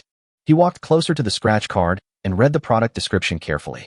Points Scratch Lottery. Consume 10 points each time to get a chance to win a prize. Shit, this thing isn't going to be as rip-off as the lottery, is it? Chunyu thought about it for a long time and decided to take a gamble. After all, 100 points can't buy anything now. It is better to take a chance and turn a bicycle into a motorcycle, to gamble and turn scrap metal into an aircraft carrier. So Chunyu used 100 points to exchange for 10 scratch tickets. At the same time, he also discovered that among all the current products, there were only 10 scratch tickets. Isn't it such a coincidence? Chunyu suspected that this was a trap set by the system for him. But it has already been exchanged, so there is no point in thinking too much. Chunyu started shaving directly. The first 5 consecutive pictures all say, "Thank you for your patronage." Chunyu was a little uneasy, and some tiny beads of sweat appeared on his forehead. When I scratched the 6th ticket, I actually got 20 points. Fortunately, it's not that bad. This comforted him a little. As a result, the next 3 cards all said, "Thank you for your patronage." Chunyu looked at the scratch ticket in his hand and found only 1 left. Generally speaking, the probability of winning the jackpot is higher for the last ticket. What could it be? Is it 1,000 points? Chunyu suddenly became excited. After swallowing his saliva, he began to scrape carefully. The first word is not shade, thank you, but ying, hide. Is it really the grand prize? This made him a little excited. Continuing to scrape, he saw the words invisible protective suit written on it. What is this? Just as Chunyu was wondering, something like a gift box appeared in front of him. There were only a few big words written on it. Invisible protective clothing and instructions for use. Invisible protective suit. After use, it can block all normal damage and can block 1 fatal damage. Please select whether to use. Yes, / no. Chunyu thought about it and chose yes. Chapter 45. Wonderful Invisible Protective Suit. After Chunyu chose yes, he felt as if something was attached to his body. But that feeling was fleeting, and then there was no feeling at all. The remaining 20 points can't buy anything. Chunyu then slipped his consciousness out of the space. To be honest, he was still somewhat excited about obtaining the point store, because it means that he can get more means to save his life. Now he has 20 points and a set of invisible protective suit. Thinking of the protective suit, Chunyu couldn't help but look down at his body. There seemed to be nothing on the surface of his body, and he didn't feel anything. Chunyu wanted to try out this protective suit. Of course, he wouldn't be stupid enough to try it with a gun. So he took out a baseball bat from the space and handed it to Zhongwan. Hit me a few times with it, and try it. Zhongwan, who was already exhausted, was stunned. Brother Yu, what are you doing? Stop talking nonsense. Just do what you were told to do. Zhongwan was frightened by Chunyu and picked it up tremblingly. Brother Yu, I didn't expect you to be interested in this. I'm so sorry. As she spoke, Zhongwan took the baseball bat and hit Chunyu hard on the head. However, after being hit several times in a row, Chunyu didn't feel anything at all. Stop. Zhongwan swallowed and quickly put down the bat. The corners of Chunyu's mouth curled up involuntarily. Although his current physical strength is different from that of ordinary people, it is not to the point of being indestructible. Logically speaking, with the force of the blow just now, although he would not be seriously injured, he would not feel nothing at all. It seems that the invisible protective suit really works. Thinking of this, Chinyu took out another knife. Seeing this, Zhang fell to her knees. Brother Chinyu, you were the one who asked me to hit you just now. I'm sorry I hit you too hard. Please forgive me. Chinyu glanced at Zhang and said with a smile, You think too much. I am not here to deal with you. As he spoke, Chinyu pointed the knife at his thigh. Zhang raised her head and saw the scene in front of her. Her cerebellum almost atrophied. Although she had seen on the news that some people have special fetishes. For example, AI mu, self-harm. But someone like Chinyu, who used real guns and knives, directly overturned her cognition. Only one thought flashed through her mind. If Chinyu didn't have some evil taste, he must be crazy. Chinyu took a deep breath, exerted 10 of his strength, and stabbed towards the thigh. As a result, it was as if there was an alloy cover on his legs, and the knife could not touch his skin at all. According to the store's introduction, generally non-fatal injuries to Chinyu can be blocked by the protective clothing. Even if it is a fatal injury, it can be blocked once. Chinyu thought excitedly. Does this mean that normal damage will not work on me at all? So, is a zombie bite considered a fatal injury or just a minor injury? Of course, Chinyu didn't dare to try it easily. However, Chinyu couldn't help laughing. Zhang, who was kneeling on the ground, shuddered. Even her body began to tremble. Chinyu glanced at Zhang and said slowly, Come here. Zhang swallowed and sat beside Chinyu, trembling all over. Chinyu couldn't help but look at Zhang again. If the two school beauties Lu Shishir and Shun Bingxia scored 97 points, then Zhang in front of us has at least 92 points. It seems that the child born will not be ugly. Chinyu patted Zhang, who was a little restrained, and said with a smile, What are you afraid of? I won't eat you. I am just a little worried that I won't serve you well and will be punished by you. Don't worry about it. Go to the bathroom and wash up, then come out to eat with me. Yeah, Zhang nodded obediently, got up and walked towards the bathroom. After Zhang left, Chinyu began to continue studying the newly acquired dimensional space. What kind of strange power is this? Chinyu couldn't help but read the detailed introduction of dimensional space. Dimensional space. When this ability is activated, a separate space can be separated from the alien space. This space is called the dimensional space. The host or others can enter the dimensional space. The number of people a dimensional space can accommodate and how long it can last depends on the host's own abilities. Note, when the dimensional space is closed, the people in the space will return to their initial positions. Chinyu felt excited. With this special ability, isn't it equivalent to having an extra means to save your life? If you encounter danger, just run away. Chinyu leaned against the head of the bed and smoked happily. After a while, Zhang came to Chinyu barefoot, looking a little awkward. Chinyu glanced at Zhang, who was as beautiful as a lotus emerging from water. Her waist is slimmer and softer than those of Xiao Qianyue and Zhao Beibei, who have practiced dancing. That exaggerated thing is still tall even after being freed from its restraints. Chinyu took her into his arms. Xiaowan, it seems that you and Xia Lily don't have a good relationship. Why do you want to live with her? Zhang was stunned for a moment, leaned on Chinyu's shoulder, and said, In fact, the reason why I was with Xia Lily was because I had no choice. What do you mean? Zhang looked up at Chinyu and asked softly, Can you give me a cigarette? Chinyu thought about it and put out his cigarette in the ashtray. You'd better not smoke now. Zhang didn't say anything, but spoke with empty eyes. Let me tell you my story. Besides me, I have a younger brother who is 2 years younger than me. From childhood to adulthood, all the good things in the family were left to my younger brother. Chinyu said with a smile, I understand. My brother ate the noodles while I drank the soup. I picked up the bowl and my eyes were filled with tears. Zhang was amused. She calmed down and continued. At home, no matter what I do, I never get praise from my parents. They went out to work and I cooked a delicious meal, but they actually complained that I was wasting money. I swept the floor and they complained that I didn't sweep it clean enough. My brother spilled the remaining milk on the floor, and they never blamed him for making the floor dirty, but instead told him to be careful not to slip. Chinyu was a little surprised when he heard this. Isn't this just a melodramatic plot from a TV show? Are there really parents like this in the world? He had indeed seen similar plots on TV, but I didn't expect that such a thing really exists in real life. Zhang nodded. Do you think that what is shown on TV is all made up? In fact, many movies and TV dramas are based on real life. I know that no matter what I do, it's useless. So, I put all my energy into studying. I thought that by getting into college, I could get rid of the harm caused by my family as soon as possible. However, I was wrong. Chapter 46 Teacher Zhao, are you here too? After hearing this, Chinyu couldn't help but ask, "Why do you say that?" Zhang Wan continued to tell her story. "Half a year ago, my parents asked me to marry a man in his 60s. It's because the old man is very rich. I would rather die than obey them, and tell them I would rather marry a dog than let them use me as a tool for trading." Chinyu rubbed Zhang Wan's hair and asked softly, "So, you chose to live with Xia Lily to escape?" Zhang Wan shook her head gently and said, "Actually, at that time, I hadn't made a decision yet. I just stopped contacting my family. But I didn't expect that my parents came to my dormitory and forced me to go home. It was at this time that I met Xia Lily. She is a lazy person.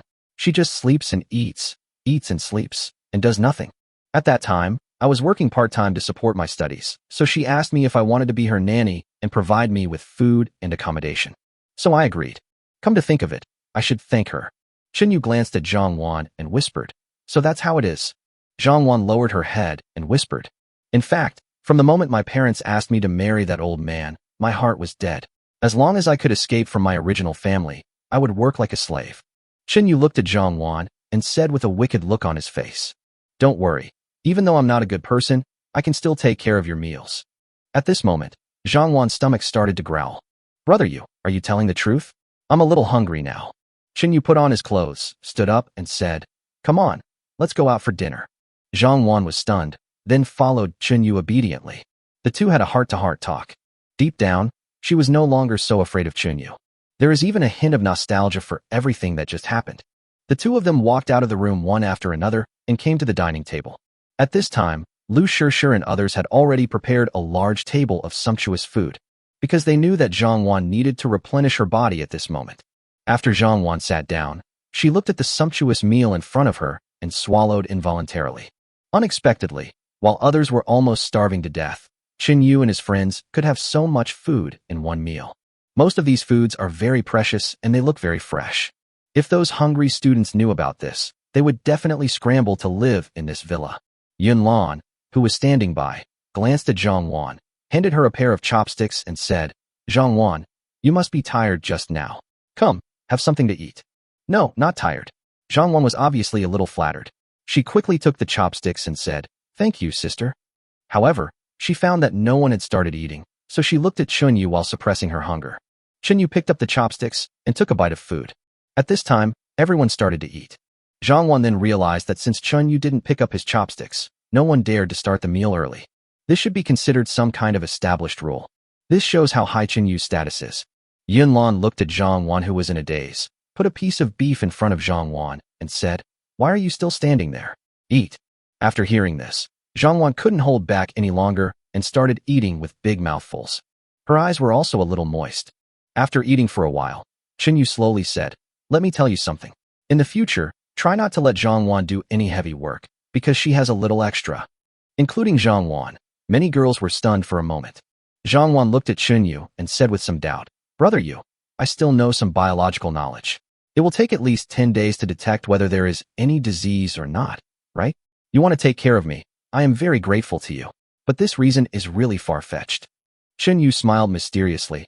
"I can test it on the spot." After hearing this, the girls' faces were filled with disbelief. But they thought again. Chinyu is different from ordinary people, so it is not surprising that he has this ability. After hearing this, Jiang Shuer gently pulled Chinyu's arm and asked, "Brother, what about me? Do I have any?" "You? No," Chinyu said firmly. The other girls asked in unison, "Brother, what about me? Brother, please tell me, do I have it?" Chinyu was too lazy to answer them and just shook his head to express his thoughts. Several girls realized from Chinyu's eyes that except Zhang Wan, no one else was there. This made them happy, but also a little disappointed. The good news is that they finally don't have to worry about supporting their families in the apocalypse.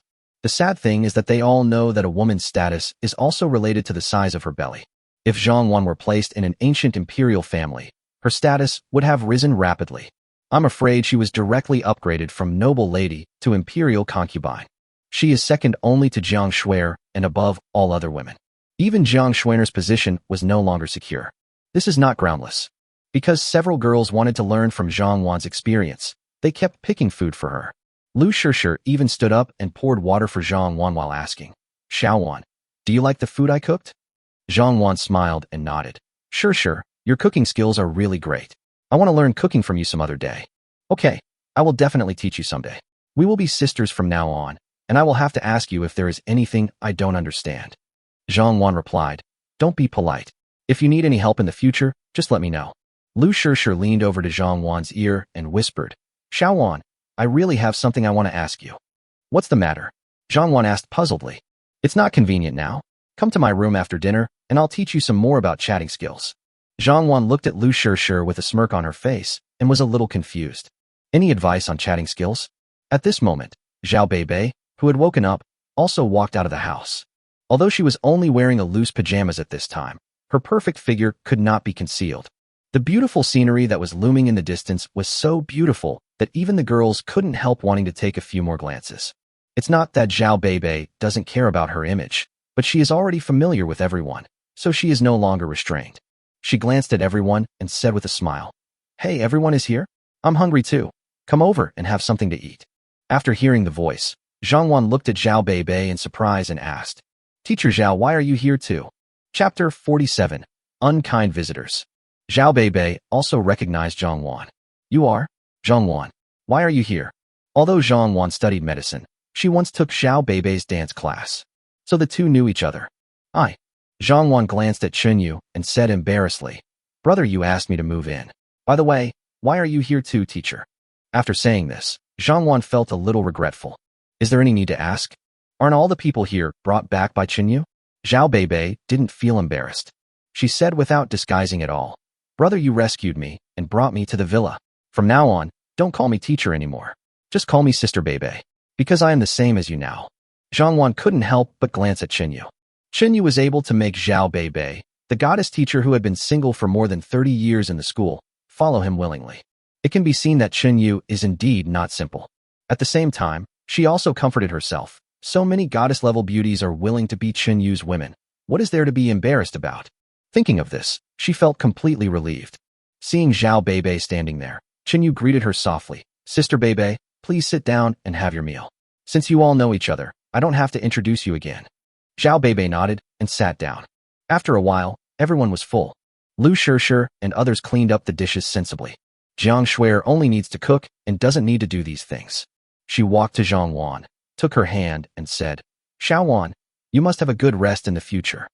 Zhang Wan smiled and said, I'm not that squeamish now. Better be careful. Jiang Shuer then looked at Chunyu and said, Brother you, can you please not bully Zhang Wan in the future? Come to me if you have any problem. Haha, I heard what Sister Shuer was planning. Lu Shishir wiped her hands and walked out of the kitchen. That's right, Sister Shuer. Although you are the first person that brother you rescued, you can't enjoy it all to yourself. Xin Bingxiao pouted and continued. We have to make a new plan later. Zhang Wan glanced at Chunyu and said shyly, Actually, as long as I pay a little attention, there will be no problem. Chunyu frowned and said angrily, I think you are rebelling. Who I want to be with depends on my mood. Why do you seem to have the final say now? Jiang Shuer came over and said with a smile, Brother you has the final say, but brother you have to treat everyone equally. She thought to herself that she must try Zhang Wan's method next time. This is the only correct answer to ensure her status as the queen. In the crowd, Xin Bingxia gave Xiao Qianyu a wink. Xiao Qianyu understood what he meant and came to Chunyu with Xin Bingxia. Brother you've been working hard outside these days. Qianyu feels so sorry for you. How about letting me give you a massage tonight? Yes, brother let us two accompany you. Chunyu waved his hands repeatedly. No need. I have something to do tonight. After hearing this, the two girls retreated unhappily. Chunyu was just about to go back to the house to rest. A few childish cries came from upstairs. Dad, I'm hungry. Chunyu looked up and saw that it was Chun Yinen's voice. He shook his head helplessly and said, Who of you will go and feed and in some milk?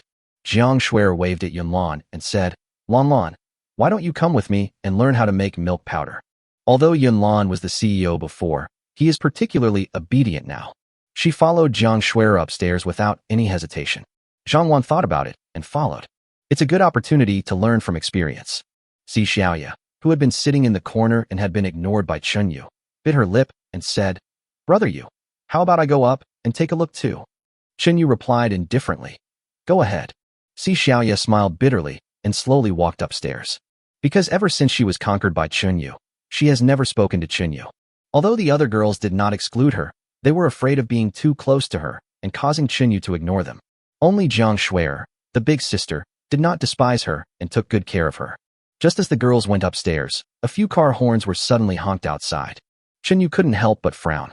According to the system settings, the zombies bound to Chunyu will indiscriminately attack other zombies. But if you want to attack a normal person, you need Chunyu's permission. This is also to prevent the zombies from attacking Chunyu and those around him. According to the view Chunyu obtained from the zombies, several cars were approaching the villa. Moreover, those cars had slowed down, and it seemed that they were heading towards his villa. Although he didn't know who the other person was, Chunyu knew that he had bad intentions. He thought about it, took out a few pistols from the space, put them in his arms, and then walked outside. These people could have been killed directly. However, he wanted to find out who these people were, how they found his villa, and whether there was anyone else who knew that there was someone in the villa. In order not to alert the enemy, he asked the zombies to pretend to be afraid of the car and hide behind a nearby building. Several girls who had nothing to do in the room saw Chunyu walk out of the villa and followed him out. There were 5 cars parked outside the villa gate. More than a dozen people got off the car. Among them, most are old blacks. Chapter 48. Is it because you are old, or because you don't take a bath? The leading man with short braids said in fluent Daxiao language, "This is where Lu Shishir and Shin Bingxiao live, right? Call them out." Chunyu was stunned. How do you know about Lu Shishir and Shin Bingxiao? While the two were talking, the man with short braids saw several beauties walking out of the villa, and a hint of surprise and joy flashed in his eyes. Of course, there is also a trace of evil thoughts that is very easy to capture. The man with short braids found Lu Shishir and Shin Bingxiao in the crowd and shouted proudly, "Lu Shishir, Shin Bingxiao, hello. I am an international student at Dongshan University." Of course, the man with short braids knew these two famous school beauties. At the same time, he considered himself superior as an international student. These two school beauties will definitely look up to me when they hear my identity. They may even directly pay you back. Unexpectedly, Lu Shishir and Shin Bingxiao were not interested in the man with short braids in front of them. Instead, they looked disgusted. At this moment, an old lady and 2 female classmates walked out from behind the group of international students. Everyone was a little surprised when they saw the old woman, because she is the school principal, Fan Mingming, also known as Mother Fan. One of the female classmates, Lu Shishir, is also very familiar with Shin Bingxiao and others. She is another school beauty, Su Shinro. Another female classmate who was dressed seductively was the school's social butterfly. The old lady surnamed Fan came forward and said with a serious expression, "You should know me, right? I'm your principal, Fan Mingming. Hurry up and open the door and let us in." Lu Shishir hugged her chest and said in embarrassment, "Oh, I'm so sorry. We don't have the final say here. How about you ask brother you for help? See if he likes old-fashioned women." After spending these few days together, she has gotten to know Chunyu quite well. I know that Chunyu is unlikely to let the old and ugly Fan Mingming in. As for those international students, there is no chance for them at all. For so many days, not to mention men, even male dogs have to take a detour within a radius of 100 meters. Seeing that Lu Shishir actually rejected her, Fan Mingming said with some dissatisfaction, "Lu Shishir, do you know who the hell you are talking to? Not only does he have no respect for his elders, he also fails to see the current situation clearly. There are zombies everywhere now. Do you think that the weak boy next to you can protect so many of you? If I want to survive, I have to rely on these strong boys behind me." Lu Shishir glanced at Chunyu and said nothing, but she knew that Fan Mingming was doomed to die. Let's observe a second of silence in advance for Mother Fan. Chunyu snorted coldly and said to Fan Mingming, "Old woman, who do you think you are? Don't think that you can shout here just because you look old. I didn't kill you just now. I just wanted to keep you here for questioning." As he spoke, Chunyu controlled his zombie squad to block these people's retreat from both sides. After hearing this, Fan Mingming's mouth twitched involuntarily. She pointed at Chunyu and cursed, "You bastard, you're rebelling." The socialite standing next to Fan Mingming also pointed at Chunyu angrily and cursed, "Hurry up and open the door, you stinking loser. Where do you get the courage to scream here? If you're any later, I'll make you pay for it." Su Shinro also echoed, "Hurry up and open the door, otherwise." Lu Shishir couldn't bear to listen any longer, so she ran over and interrupted Su Shinro's next words. "Su Shinro, you stupid idiot. If you don't want to die, shut up." Lu Shishir knew that if Su Shinro said a few more words, she might be killed by Chunyu. Su Shinro was stunned for a moment, then immediately changed to a flattering expression. "Shishir, please open the door quickly and let us in." Lu Shishir did not respond, but gave Su Shinro a look that said, "Experience it yourself." At this time, 3 foreign students also came forward, looked at the beauties with lustful faces and said, "Why waste time talking to them? Just crawl in and have some sex." Then we can experience the beauty of Yoda campus bell. Hee hee, it looks like tonight will be another sleepless night, said another foreign student who was very strong. The man with dreadlocks held his chin up and said with a lewd look on his face, "It must be said, they are much better than that old woman Fan Mingming. That old woman is as hard to drive as an old broken car." After hearing this, Fan Mingming, who was standing by, suddenly became angry. "How are you guys talking?" The man grinned and said coldly, "Old woman, we used to approach you in order to get more subsidies. Otherwise, what do we want from you? Because you are old, or because you don't take a bath?" You? Fan Mingming was so angry that his mouth twisted and his whole body trembled uncontrollably.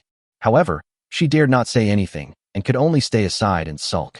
The three foreign students no longer paid attention to Fan Mingming, but turned their attention inside the villa.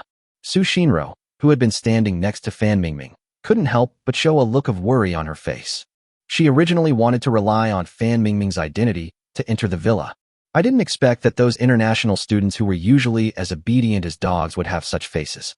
At the same time, she also knew that once these foreign students took her into the villa, what awaited her would be hell on earth. I'm afraid it will be difficult to escape by then. Thinking of this, Su Shinro couldn't help but take a few steps back, wanting to escape from here. At this time, a foreign student behind Su Shinro stopped her. "Student Su, what are you going to do? We are about to take over the villa. When the time comes, you must repay us well, right?" Su Shinro's eyes were full of fear, but she knew that she couldn't escape now, so she had to stay where she was and look for a chance to escape. Inside the yard, the zombie squad completely blocked the road. Chinyu took out a pistol from his arms and installed a silencer on it, while saying with a cold look, "If I hadn't been reluctant to use thunderstorms so easily near my home, you bastards would have died 800 times already." Several international students were stunned and then burst into laughter. "Haha, who are you trying to scare with a toy gun?" "Exactly. Where did a student like you get a gun? You know what, this toy gun is pretty realistic." After Chinyu installed the silencer, he raised his lips slightly, squinted his eyes and said, "Then let you taste the power of this toy gun." As he spoke, he raised his pistol. Bang, bang, bang. After a few shots, 3 foreign students fell to the ground. Fan Mingming ran up and hugged the 3 of them with heartache. "Are you 3 okay?" One of them covered his chest in pain. "Ouch, ouch, I can't take it anymore." The other 2 were even more straightforward and just died without hesitation. Fan Mingming looked at Chunyu with hatred and cursed. "How dare you kill someone? And the person you killed was an international friend." Chunyu said with disdain, "International friends? You call this an international friend? Then I will show you today what this kind of person deserves." After saying that, Chunyu fired a few more shots, knocking down all the other international students who were about to escape. A foreign student who ran fast managed to dodge the bullets, but was bitten to death by the zombies that rushed over. Fan Mingming and Su Shinro just stood there in a daze and even forgot to run. Of course, they may know that they are not faster than the gun. I just decided not to run away. Chinyu bent down slightly and jumped in front of the 2 people in one step. Fan Mingming fell to the ground in fear and asked in horror, "What do you want to do?" Chapter 49, 3 Women Willing to Give Everything. Chinyu tilted his head and looked at Fan Mingming and shouted, "Tell me, how did you find this place?" Fan Mingming swallowed his saliva and said in a trembling voice, "Before the end of the world, I and these foreign students were doing experiments in the laboratory. As a result, a large number of zombies suddenly appeared in the school. We saw zombies everywhere in the school, so we hid in the laboratory. Later, we saw 2 female students getting into an SUV and heading out of the school. Several international students recognized one of the girls as Shun Bingxia and knew that she should be coming to this villa." Chinyu asked coldly, "What do you want to do here?" "It's like this." Fan Mingming calmed down and said, "In fact, the purpose of our visit this time is to cooperate with you to fight against zombies. This will also reduce your burden, right? You shouldn't have killed those black guys just now, because they have good physical strength and are good at killing zombies. Classmates, teachers often teach you that cooperation leads to win-win results." "Shut up."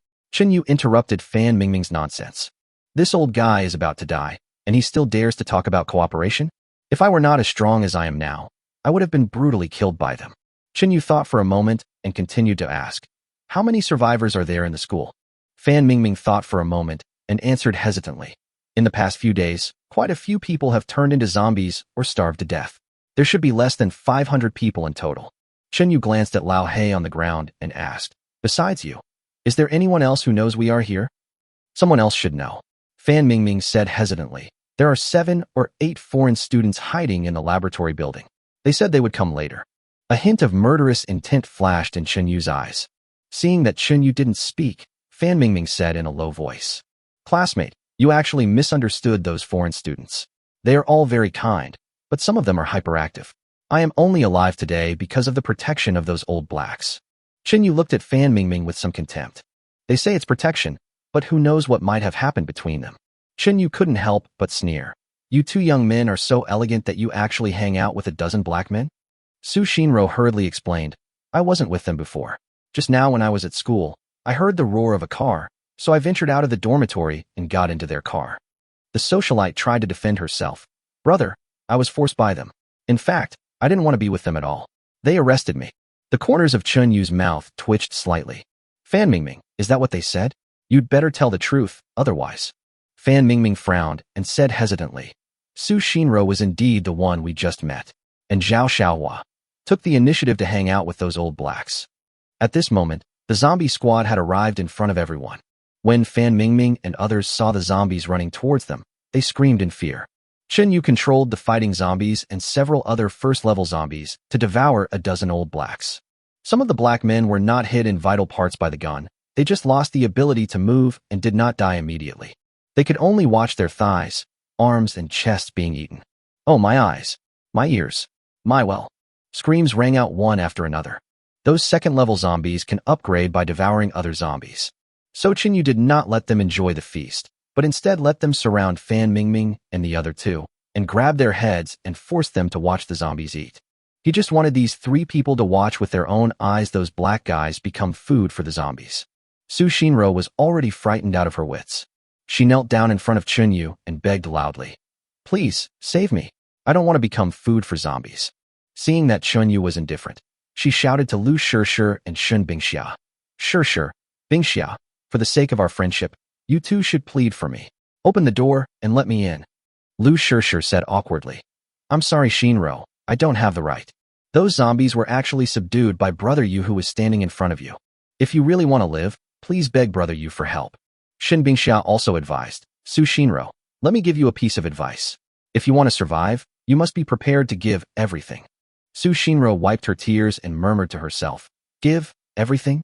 Of course she knew what Shin Bingxia meant. Her most valuable thing, of course, is herself, even though she was very unwilling. But there is no choice. After a brief thought, Su Shinro knelt down in front of Chen Yu and said pitifully, "Brother Yu, I'm sorry, I shouldn't have scolded you. Please save me. I don't want to be bitten to death by zombies. If you can save me, I'm willing to do anything." Chen Yu said calmly, "I just want to ask you one question. Are you still clean? I won't save dirty people." Although Su Shinro's appearance is not inferior to the other 2 school beauties, but Chen Yu would not easily let dirty people around him to disgust himself. He is not a rag picker. Su Shinro hurriedly replied, "Brother, I have no place to take a shower these days.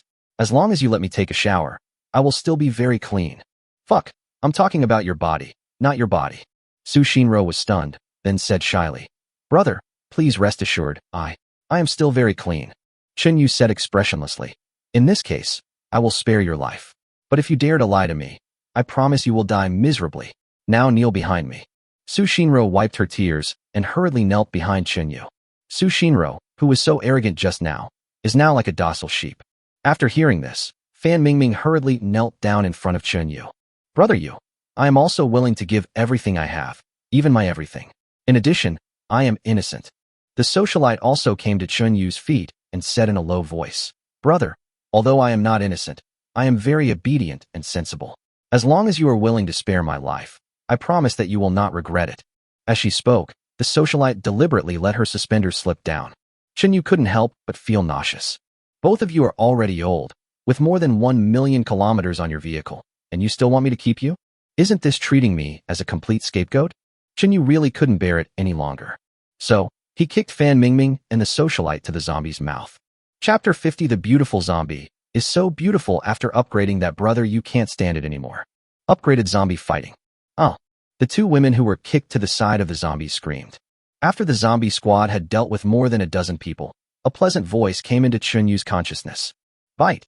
Congratulations, host. Zombie number 2 has been successfully upgraded and has become a level 2 zombie." Chen Yu was overjoyed. Fighting zombie number 2 has followed me for so long and finally got upgraded. This made him happier than when he directly harvested a level 2 zombie. After all, fighting zombies is considered Chun Yu's founding hero, and he has always been with him. Chun Yu couldn't help but take a look at the fight against zombies. At this time, there were 2 bright spots between its eyebrows. But compared to the other second-level zombies, its color is a little lighter. Chun Yu was also surprised to find that fighting zombies seemed to be more agile than before. Her face was not as stiff as before, and she could even manage some micro-expressions. Her skin was also smoother and without a trace of blood, whiter than snow. It looks like there is a different kind of beauty. Chun Yu shook his head to sober himself up. He kept telling himself in his heart, Chun Yu, remember that you are a human being. Even if you don't want to be a human being, you still have to think about your own life. After all, the zombie virus is only a few nanometers. It is difficult to isolate the zombie virus in the offspring storage bag. After calming himself down, Chun Yu brought Su Shinro to the villa. Inside the villa, Chun Yu sat on the sofa and took out a cigarette. Jiang Shuer on the side hurriedly took out a lighter and lit it for Chun Yu. Behind him, Xiao Qianyue and Shun Bingxia gently rubbed Chun Yu's shoulders. Su Shinro knelt in front of Chun Yu with her head down, not daring to breathe. Lu Shishir glanced at Chun Yu, walked over and whispered a few words into Su Shinro's ear. After hearing this, Su Shinro's eyes suddenly became flustered. She lowered her head and walked in front of Chun Yu, biting her lip, and said, Brother Chun Yu, please accept me. I am no worse than the others. I am willing to stay here and serve you. Chun Yu looked at Su Shinro with a joking expression. Why, didn't you scold me just now? Why are you calling me Brother Yu now? I'm sorry, Brother Yu. I'm too short-sighted. Su Shinro's tears instantly flowed down. I have to say, it's a pity that Su Shinro didn't become an actor. She was so arrogant just now, but now she looks like a bullied little woman. That delicate look would confuse even a heartless person. Chun Yu originally wanted to use her to feed the zombies. But he thought about it and realized that although that would make him feel better, it was not the best way. Now he needs to continue to improve himself. So, he walked up to Su Shinro and said, Su Shinro, I will spare you this time. If you dare to do anything against me again, I will tear you apart and feed you to the zombies. After hearing this, Su Shinro wiped away her tears and said excitedly, Thank you, Brother Yu, for giving me a chance. I will definitely change my ways. Chun Yu put the cigarette in the ashtray. Take a shower later and come to my room. Remember to wash yourself clean. After saying that, he walked towards the bedroom. Lu Shishir looked at Chun Yu's back and couldn't help shaking her head and sighing. It's only been a few days, and there are so many people in the villa. Shun Bingxia also joked, It's really interesting. I didn't expect that 3 of the 4 most beautiful girls in Dongshan University are here. If Wang Xiaowei were here, we would have all 4 of them. After hearing this, Su Shinro shook her head and said, Wang Xiaowei can't be here because she has turned into a zombie. After hearing this, the 2 of them couldn't help but sympathize with Wang Xiaowei. Although there were some minor frictions between them and Wang Xiaowei when selecting the most beautiful campus beauty. But when I heard that Wang Xiaowei turned into a zombie, I still felt a little sorry for her fate. Lu Shishir glanced at Su Shinro, who was still in shock, patted her shoulder, and said, Shinro, let me remind you that there is only one rule in this villa, and that is that you must listen to Brother Yu. If you can't do it, I advise you to commit suicide. Shin Bingxia also advised Su Shinro with a serious expression. Su Shinro, let me be frank with you. You must put away your little thoughts here and just do your job well. Otherwise, your fate will be no better than those old blacks. Su Shinro was slightly stunned. What kind of methods did Chun Yu use to make these beauties obey his orders? And it seems that Chun Yu not only has a gun, but can also control zombies. What's going on with this kid? Thinking of how she had bullied Chun Yu in the past, Su Shinro couldn't help but back down. However, she looked down at herself and immediately dismissed the idea. My own hardware conditions are no worse than those of Lu Shishir and Shin Bingxia. In some aspects, it is even better. Even if Chun Yu holds a grudge, won't he still fall at my feet? Thinking of this, Su Shinro walked into the bathroom confidently. Half an hour later, she walked towards Chun Yu's bedroom wrapped only in a bath towel. Boom boom. Brother Chun Yu, I'm Sister Xinro. Come in. Su Shinro pulled down the bath towel, pushed the door, and walked in. She glanced around the bedroom from the corner of her eye and quickly noticed some quality food sitting on the table. Oh my god, Brother Chun Yu, you are too extravagant, aren't you? As she spoke, she ran towards the food with shining eyes. Stop, Chun Yu yelled. Did I let you eat? Su Shinro was startled and walked towards Chun Yu while suppressing her hunger. She half knelt in front of Chun Yu, took Chun Yu's hand, and said, Brother Chun Yu, don't be so stingy. Just let Shinro eat something. Shinro is so hungry. Chapter 51. Su Shinro was completely conquered. Chinyu said nothing, stood up, and walked towards the food. Seeing this, Su Shinro's lips flashed a barely perceptible smile. He seemed to have forgotten the scene in which Chinyu had just killed more than a dozen people. Even deep down in his heart, he couldn't help but despise Chinyu. Isn't Chinyu just like many other bootlickers? Although he is cruel to others, he becomes a different person when he meets a beautiful goddess. If I just say a few nice words to him, he will still run to get me food, right? I really don't know why Lu Shishir and Xin Bingxia, who are both school beauties, would listen to such a loser's words. After a while, Chinyu walked up to Su Shinro with an iron basin and a piece of leftover steak. Just as Su Shinro was about to take the iron basin, Chinyu threw it to the ground. Then he waved the steak in front of Su Shinro. "Wanna eat?" Su Shinro swallowed. Many days of hunger had already made her almost collapse. Looking at the food in Chinyu's hand, she nodded repeatedly. "Brother Chinyu, I want to eat. Give it to me quickly." However, Chinyu did not give it to her, but threw the steak into the iron basin. "If you want to eat on the ground." After hearing this, Su Shinro immediately became angry and shouted, "Chinyu, what do you mean? I have already apologized to you. What else do you want me to do? I don't want you to do anything. If you don't like it, you can just leave here. It just so happens that my zombies haven't eaten enough yet." Su Shinro couldn't help but think of the scene that just happened outside the villa. Those black guys, Chinyu just killed them. And it was done in an extremely cruel way. He is like a devil from hell. Su Shinro slowed down, then walked up to Chinyu, blinking her big, pitiful eyes. "Brother Chinyu, I have already agreed to be your woman. Why are you torturing me?" Chinyu snorted coldly. "Because you insulted me. I am not that magnanimous." Seeing that Chinyu had no intention of giving in, she knelt down in front of Chinyu unwillingly and reached out to grab the food. "Wait." Chinyu stopped Su Shinro. "How can you eat it with your hands? It's so dirty. You must eat it directly with your mouth."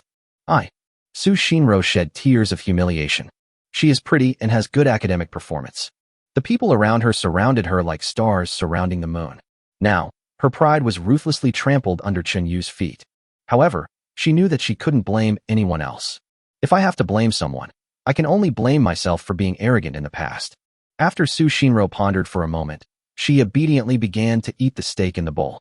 Because steak is difficult to eat, she often has to take several bites before she can eat a bite. Chinyu felt very happy when he saw the school beauty in front of him who was compromising. He didn't expect that Su Shinro, who had just called him a watchdog, would now kneel down in front of him in this manner.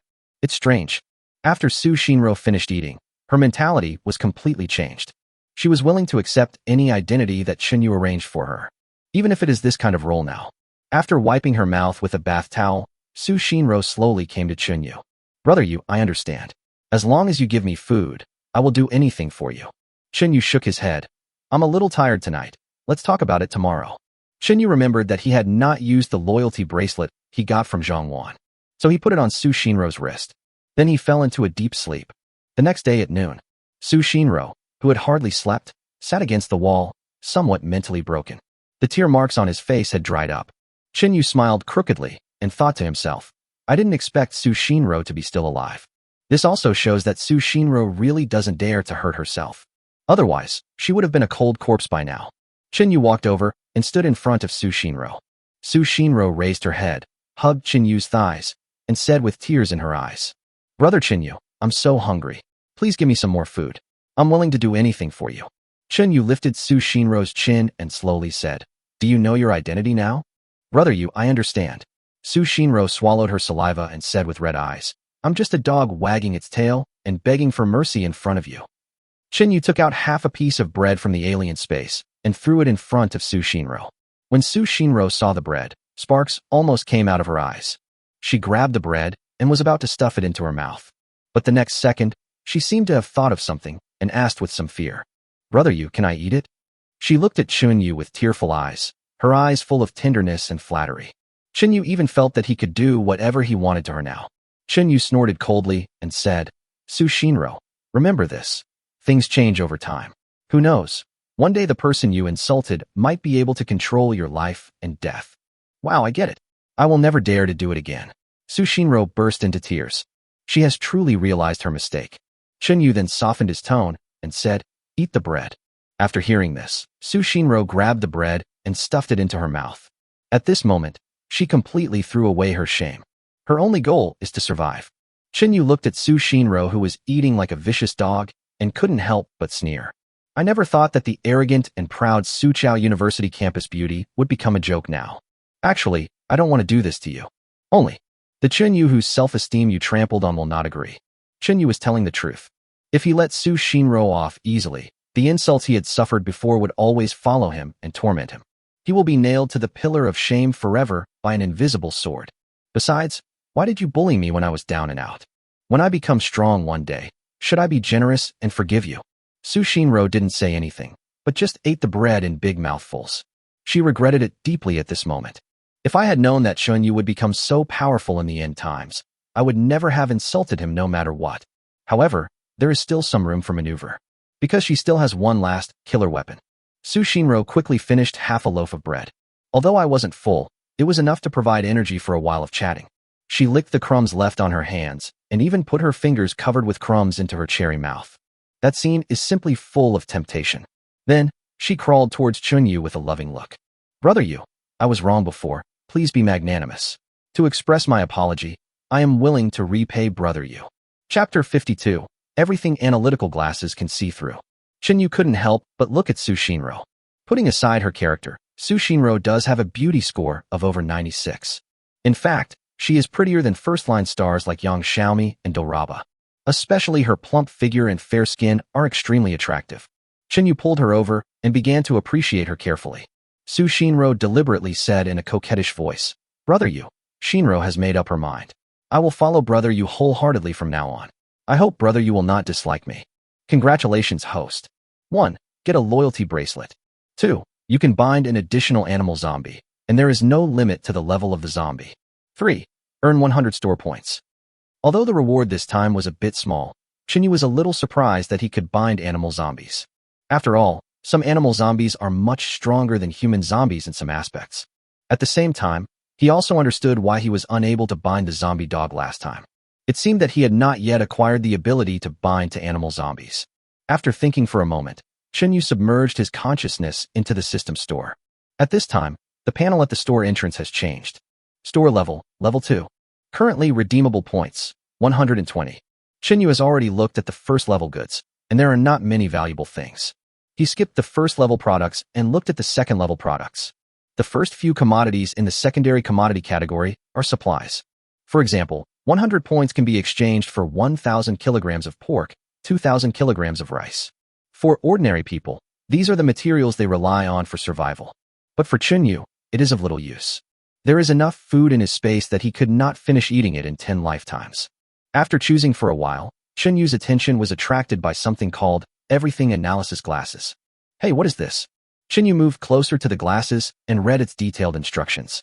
Glasses for analyzing all things. Worth 120 points. After purchasing the glasses, you can analyze relevant information about the target. For example, it can analyze a person's main attributes or weaknesses, as well as the level and abilities of mutants, or analyzing the structure of an object. In addition, the glasses also have multiple functions such as perspective and night vision. Note, the more powerful the host is, the more information can be analyzed, and the more complete the glasses' functions are. This one, Chinyu bought the everything analyzing glasses without any hesitation. First of all, he looked at the items he could afford, and the only thing that was useful to him at the moment was these glasses. Secondly, there is no need for him to save points to buy better items right now. If he becomes stronger, will the points still be less? Of course, the most important point is that the most painful thing in life is that people die without spending their points. After buying the glasses, Chinyu felt as if something was attached to his retina. But soon, this feeling disappeared. Chinyu submerged his consciousness from the system store. His eyes couldn't help but fall on Su Shinro. At this moment, there were still some traces of tears on her face.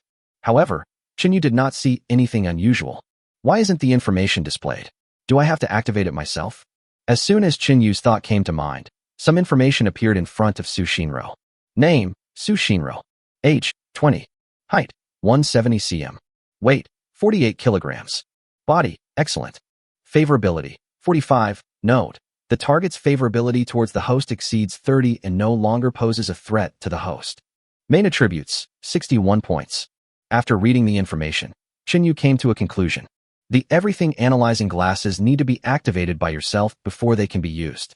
But this is not bad. Just imagine this. When chatting with the girls, there are a bunch of data parameters in front of each person.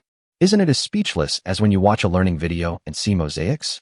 After reading the relevant information about Su Shinro, Chinyu was a little surprised. I didn't expect that Su Shinro, who had been enduring silently these days, actually had a favorability level of 45 towards me. While Chinyu was in a daze, Su Shinro wiped her tears and kissed Chinyu on the right cheek. Brother Yu, I'm sorry, just now Chinyu glanced at the bed sheet and said indifferently, It's okay, just be careful next time. How about I try again? Su Shinro asked cautiously and flatteringly.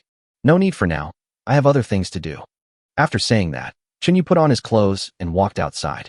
At this moment, he couldn't wait to see the detailed information of the other girls. In the living room, the girls were sitting on the sofa, chatting while looking at Chinyu's room. Seeing Chinyu walk out of the bedroom, the girls hurriedly stopped their discussion and stood up to greet him. Chinyu walked over and sat opposite the girl, then slowly swept his eyes over the girls. Lines of dense information appeared in front of Chinyu. Of course, the information he is mainly concerned about is favorability, because Chinyu had already visually estimated the other information. Among these girls, Zhangwan has the highest favorability, reaching 81. However, Chinyu was not too surprised. First of all, she has become different. Secondly, she was completely disappointed with her original family and regarded herself as the only support. However, what Chinyu did not expect was that the second highest was actually Si Xiaoya. 75. Logically speaking, shouldn't she hate herself? Why is it that the more you fight, the higher your favorability becomes? The favorability of other girls is also above 70. Chinyu couldn't help but feel lucky for these girls. Fortunately, their favorability levels are not lower than 30. Otherwise, the bracelets on their bodies would have caused them to die of heart failure. It has probably become food for the zombies by now. In addition, Chinyu also activated the perspective function of the glasses. Hey, this feature is really good. Jiang Shuer saw Chinyu staring at them for a long time and asked with some doubt, Brother Yu, what are you looking at? Chinyu came back to his senses and smiled. I'm looking at what you're wearing underneath. Jiang Shuer covered her mouth and smiled. Brother Yu, are you kidding me? Then guess what color I'm wearing. Black lace. Jiang Shuer opened her mouth in surprise. Wow, you guessed it so accurately, and you even guessed the style. The other girls also chimed in. Brother Yu, guess mine. Guess what and me. Chinyu pretended to think for a while, then pointed at the girls one by one and said, Pink. White. Wow, Beibei's is so pretty, it's actually red. At this time, Xiao Qianyue, who had been silent in the crowd, stepped forward and said in a pretentious tone, Brother Yu, if you can guess mine, I'll consider you awesome. Chinyu glanced at Xiao Qianyue and said with a wicked smile, You don't have to guess, you're not wearing any. Chapter 53 The Strange Chen Yinan. Xiao Qianyue blushed and said embarrassedly, My period came today, and I felt a little uncomfortable, so I only wore a small silk vest on my upper body. Chinyu nodded. Yes, that's true. It seems that you are still using the octave space. Wow, you can even guess this. Of course, there's nothing about you that I can't guess. Chinyu's guessing made several little fans admire him very much. At the same time, they also knew that they were like having no clothes on in front of Chinyu. That feeling is both shameful and exciting. After showing off his skills, Chinyu calmed down and said, Okay, let's guess this for today. Let's eat. Come on. Several girls ran quickly towards the kitchen. After a short while, some delicious food with good color, aroma, and taste was brought to the table. Lu Shishir looked in the direction of the bedroom, then looked at Chinyu, and after hesitating for a while, she said, Brother Yu, do you want to call Su Shinro over to serve you dinner? Chinyu didn't know whether to laugh or cry. Okay, stop playing word games with me and call her over to have dinner with us. Hee, I knew that Brother Yu would not bear grudge against me. Lu Shishir put down her dishes and ran towards the bedroom. She and Su Shinro are friends, so she doesn't want the latter to suffer from hunger. Of course, the prerequisite is to ensure that you will not be the target of Chinyu's anger. There was no way she would offend Chinyu because of Su Shinro. After a while, Su Shinro with red eyes came out with the support of Lu Shishir. Su Shinro knew the rules and sat at the edge of the table. After Lu Shishir sat down, she picked up some food for Chinyu and said, Brother Yu, how about trying this dish I made? Chinyu took a bite and then praised, Shishir's cooking skills are excellent. Hee, it's because the ingredients provided by Brother Yu are fresh. Lu Shishir glanced at Chinyu, then looked at Su Shinro and gave her a look. Su Shinro understood what he meant, picked up a dish beside her and walked towards Chinyu, saying tentatively, Brother Yu, The dishes here are a little far away. Just tell me what you want to eat, and I'll get it for you. Chinyu shook his head slightly. Don't bother. I can reach it myself. Su Shinro's expression froze, and she walked back dejectedly. Si Xiaoya, who originally wanted to pick up some food for Chinyu, immediately gave up the idea. In fact, she received similar treatment to Su Shinro. They are all people who have offended Chinyu. Moreover, these two people who shared the same suffering were sitting at the very edge of the dining table. Seems out of place with this group. After everyone finished their meal, they cleaned up the table and prepared to go back to rest. Chinyu thought about it, and suddenly called Si Xiaoya. Si Xiaoya's body couldn't help but tremble. Brother, you called me? Come over. Si Xiaoya swallowed his saliva and slowly walked towards Chinyu, dragging his shackles. Sit down and take off your shoes. Si Xiaoya obediently sat next to Chinyu and took off Ruin's slippers.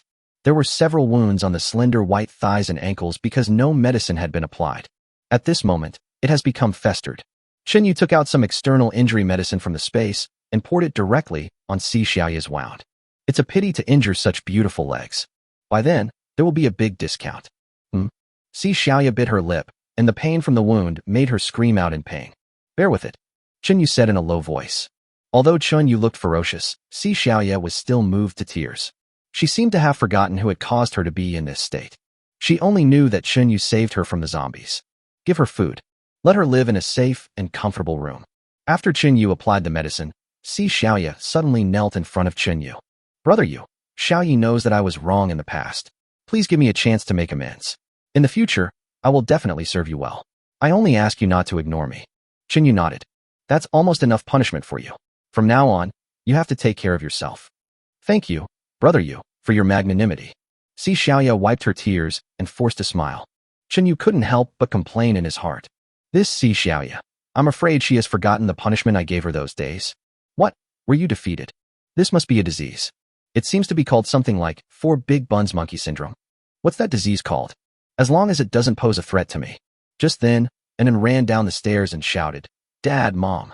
Zhao Beibei, who was closest to the stairs, hugged her in her arms. Anan, why did you come down? Play, Chen Yinan said vaguely. It turned out that the little guy was bored upstairs, so he ran downstairs. Chen Yinan glanced at something close to him and said pitifully, I'm hungry. Eat, eat. Zhao Beibei blushed and stammered. This looks good, but is useless. I'll make you some milk powder later. Anan didn't care about anything, and perhaps it was instinct that made this little guy very eager for breast milk. Zhao Beibei felt helpless.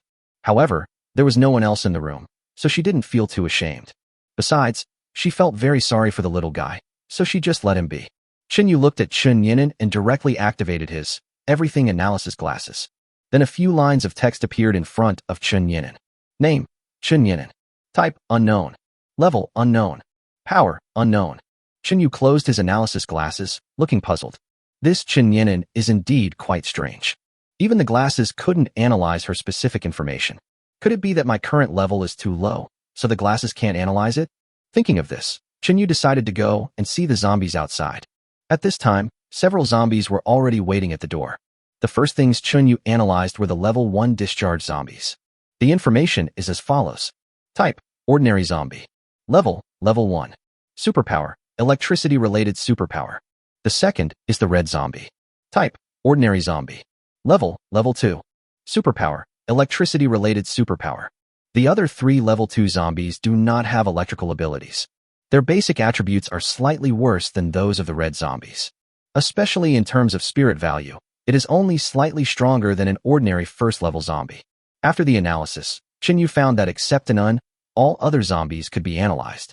Another point is that among all the zombies bound by him, only Chen Yinan has a name. The other zombies have no names. Chinyu thought of Lu Shishir and the others, who also had names. Does this mean that Anan is between zombies and humans? What will Anan become when he grows up? One question after another suddenly appeared in Chinyu's mind, making him start to look forward to it. After analyzing the basic attributes of Anan and others, Chinyu turned and walked towards the villa. At this moment, a loud gunshot suddenly rang out from a distance. Chinyu rolled over subconsciously. The bullet grazed his face and hit the wall behind him. Chapter 54. Almost hit by a sniper rifle. Chinyu did not dare to delay and quickly ran towards the villa and closed the door. He touched his face and felt just a slight burning sensation, but no bleeding. Fortunately, he was protected by the invisible protective clothing and was not injured. Of course, the bullet just now, even if it hit his head, could be blocked by the protective clothing. However, that would render the protective clothing useless. Several girls heard the gunshots outside and hurried to Chunyu. Jiang Shuer asked with concern, "Brother Yu, what was that sound just now?" Lu Shishir heard it most clearly and said uncertainly, "It sounds like gunshots. Brother Yu, are you okay?" Chunyu shook his head and said with a gloomy face, "I'm fine. I was shot just now and almost got shot." At this time, Si Xiaoya walked up to Chunyu and said hesitantly, "Brother Yu, it sounded like a sniper rifle just now." After hearing this, Chunyu's face suddenly changed. He used his mind to control several zombies to hide, and told them to keep an eye on their surroundings at all times. Then he began to think about the matter calmly. As soon as he stepped out of the door, he was attacked by a sniper rifle. It can be seen that the person hiding in the dark must have been targeting him. Seeing that Chunyu remained silent, the girls did not dare to make any sound, for fear of disturbing Chunyu's thoughts. After a moment, Chunyu came up with a solution. He looked at the girls and said with a relaxed expression, "Don't be nervous. It's just an accident." Jiang Shuer thought about it, and then said, "What should we do then? Will we not go out in the future? If nothing happens, we will definitely not go out easily. However, I will not allow thorns in my eyes." Chunyu looked at Si Xiaoya and asked, "Si Xiaoya, can you use a sniper?" Si Xiaoya nodded and said modestly, "I will only spend a little bit of money." "Well, follow me upstairs." After saying that, Chunyu went straight upstairs. Si Xiaoya was stunned for a moment, then quickly followed. The two came to the top floor of the villa, the third floor. Chunyu first opened the curtains on the third floor a little. Then he took out a police sniper rifle with a silencer from the space and handed it to Si Xiaoya. "I'll find out the shooter's location in a moment, and you take care of him." Si Xiaoya obviously didn't expect Chunyu to trust her so much. Is this a test from Chunyu? Thinking of this, Si Xiaoya didn't dare to take the gun for a moment. Chunyu looked at Si Xiaoya, who was dumbfounded, and asked in confusion, "Why? You don't know how to use this gun?" No. Si Xiaoya hurriedly took the gun. "I just thought this was a test from Brother Yu." Chunyu replied with a relaxed look, "Don't worry. I will be fine even if you shoot me a few times. Of course, you may die before you shoot me. If you are brave enough, you can give it a try." "Brother Yu, I dare not." Si Xiaoya didn't dare to try it. He took the sniper rifle with a wry smile. The young man standing in front of her was the devil who killed people without blinking an eye and never gave up. Moreover, Si Xiaoya remembered that he was wearing a bracelet. She knew that her fate was completely in Chunyu's hands. Chunyu said no more and began to carefully analyze the enemy's general position. Judging from the direction the sound came from, the enemy should be south of the villa. There are only a few buildings in the south of the villa that can be reached. Chunyu activated the everything analysis glasses and started the perspective function. Looking around, everything in front of me seems to have clear layers. Chunyu looked through his own villa and saw the tall buildings opposite. He can see various parameters of the people or objects in front of him at will. Take the first building you see as an example. It can analyze the settlement of the entire building, foundation, concrete structural components, steel structural components, etc. Chunyu couldn't help but think secretly. If there were such a pair of glasses before the end of the world, a large number of developers in Daxiao would have been sent in. However, these meant nothing to him. Chunyu continued to observe the situation inside the building. It doesn't matter if you don't look at it, but it will be shocking once you do. In one building, 1/4 of the people were still alive. But this makes sense. After all, these families don't like to stockpile supplies like students do. Basically, every household will store some rice, flour, grain, oil, etc. As long as you hide at home, you can avoid being attacked by zombies and you won't starve to death in the short term. Chunyu's eyes swept through the homes of the survivors, looking for the gunmen. During this period, Chunyu also saw a lot of interesting things. But now he doesn't have so much time and energy to waste. After scanning the entire building, no suspicious persons were found. Chunyu couldn't help but mutter, could it be that the man hid after firing the gun? Chunyu thought for a moment and rejected this view. Even if that person changes his position or hides, his sniper rifle should still be by his side. Because at this time, guns can give people a sense of security. A normal person would not let himself get too far away from a gun. Thinking of this, Chunyu continued searching. When Chunyu searched the fourth building, he finally made a discovery. In the north-facing bedroom on the 16th floor of Unit 1, Building 8, there was a man holding a sniper rifle, aiming at him intently. On the sofa behind the man, two people were smoking and seemed to be talking about something. "Humph, I'm looking for you." Chunyu carefully observed the man with the gun. The man had fair skin, a beard and brown eyes. You can tell at first glance that he is an American. The sniper rifle in his hand, judging from its parameters, is actually the world-famous Barrett sniper rifle. Chen Yu couldn't help but feel a little surprised. In the territory of Dachau where gun control is so strict, there is unexpectedly an American with a sniper rifle. This is simply incredible. Of course, it is also possible that he took it from a police station after the apocalypse. However, now is not the time to think so much. The most urgent task is to get rid of this American guy. Chen Yu turned around and looked at Si Xiaoya and said in a deep voice, "I found the location of that person." Si Xiaoya opened his mouth in surprise, even wider than that day. She asked in confusion, "Brother you just faced the wall and thought for a while, and you found the enemy's position? Stop asking so many questions and get your gun ready." After hearing this, Si Xiaoya hurriedly stuck the muzzle of the gun out of the window gap and aimed forward. "Do you see Building 8, Unit 1, Floor 16? Yes. Aim for the room on the left." Si Xiaoya quickly followed Chen Yu's instructions and aimed at that room. "Brother Yu, the window of this room is open, and there seems to be something similar to the muzzle of a sniper rifle sticking out. Right here. Can you see that guy? I can't see it. It seems that person is always lying sideways." Chen Yu thought about it, then said to Si Xiaoya, "Keep an eye on him. I will lure him out. As soon as he shows his head, kill him. Don't worry, brother Yu. I have practiced sniper rifles before." At this time, Si Xiaoya was no longer so nervous. Instead, she felt that Chen Yu was like her superior. Chapter 55 Analysis. How does the glasses work with Barrett? Chen Yu went straight downstairs and walked out of the back door of the villa. At this time, there was a zombie not far away. After seeing Chen Yu, the zombies walked towards the villa excitedly. After the zombie approached him, Chen Yu directly bound it to his system. Then he brought the zombie into the villa and put his clothes on the zombie, and put a hat on it. From a distance, this zombie looks like Chen Yu. After doing all this, Chen Yu controlled the zombies to walk out of the villa.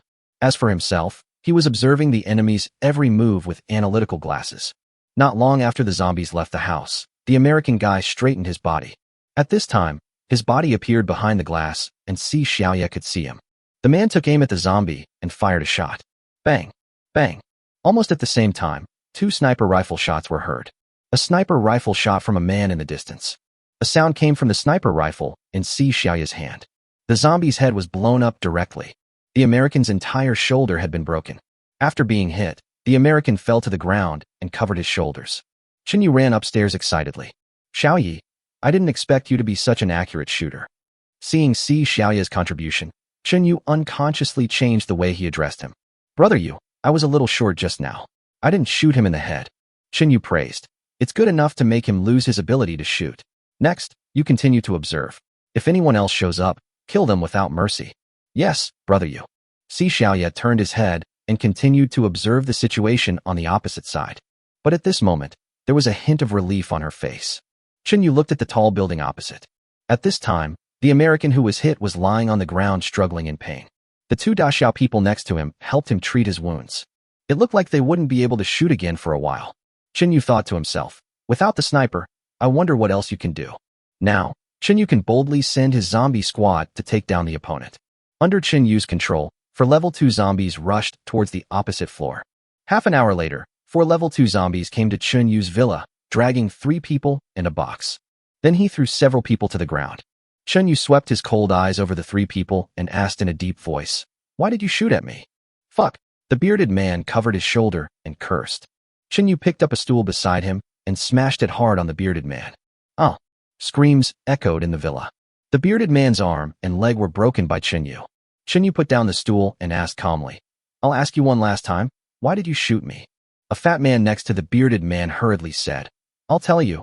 The fat man swallowed and continued, "Actually, I noticed your villa some time ago." Chen Yu continued to ask, "Are you interested in my villa?"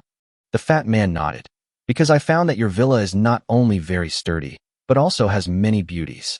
To support so many beauties, supplies are definitely necessary. Moreover, I saw you kill a group of foreigners with a gun, which means you have some weapons here as well. We were greedy for a moment, so?" Chen Yu heard this and interrupted the fat man. "No. If you had targeted me earlier, why didn't you shoot me when I came out?"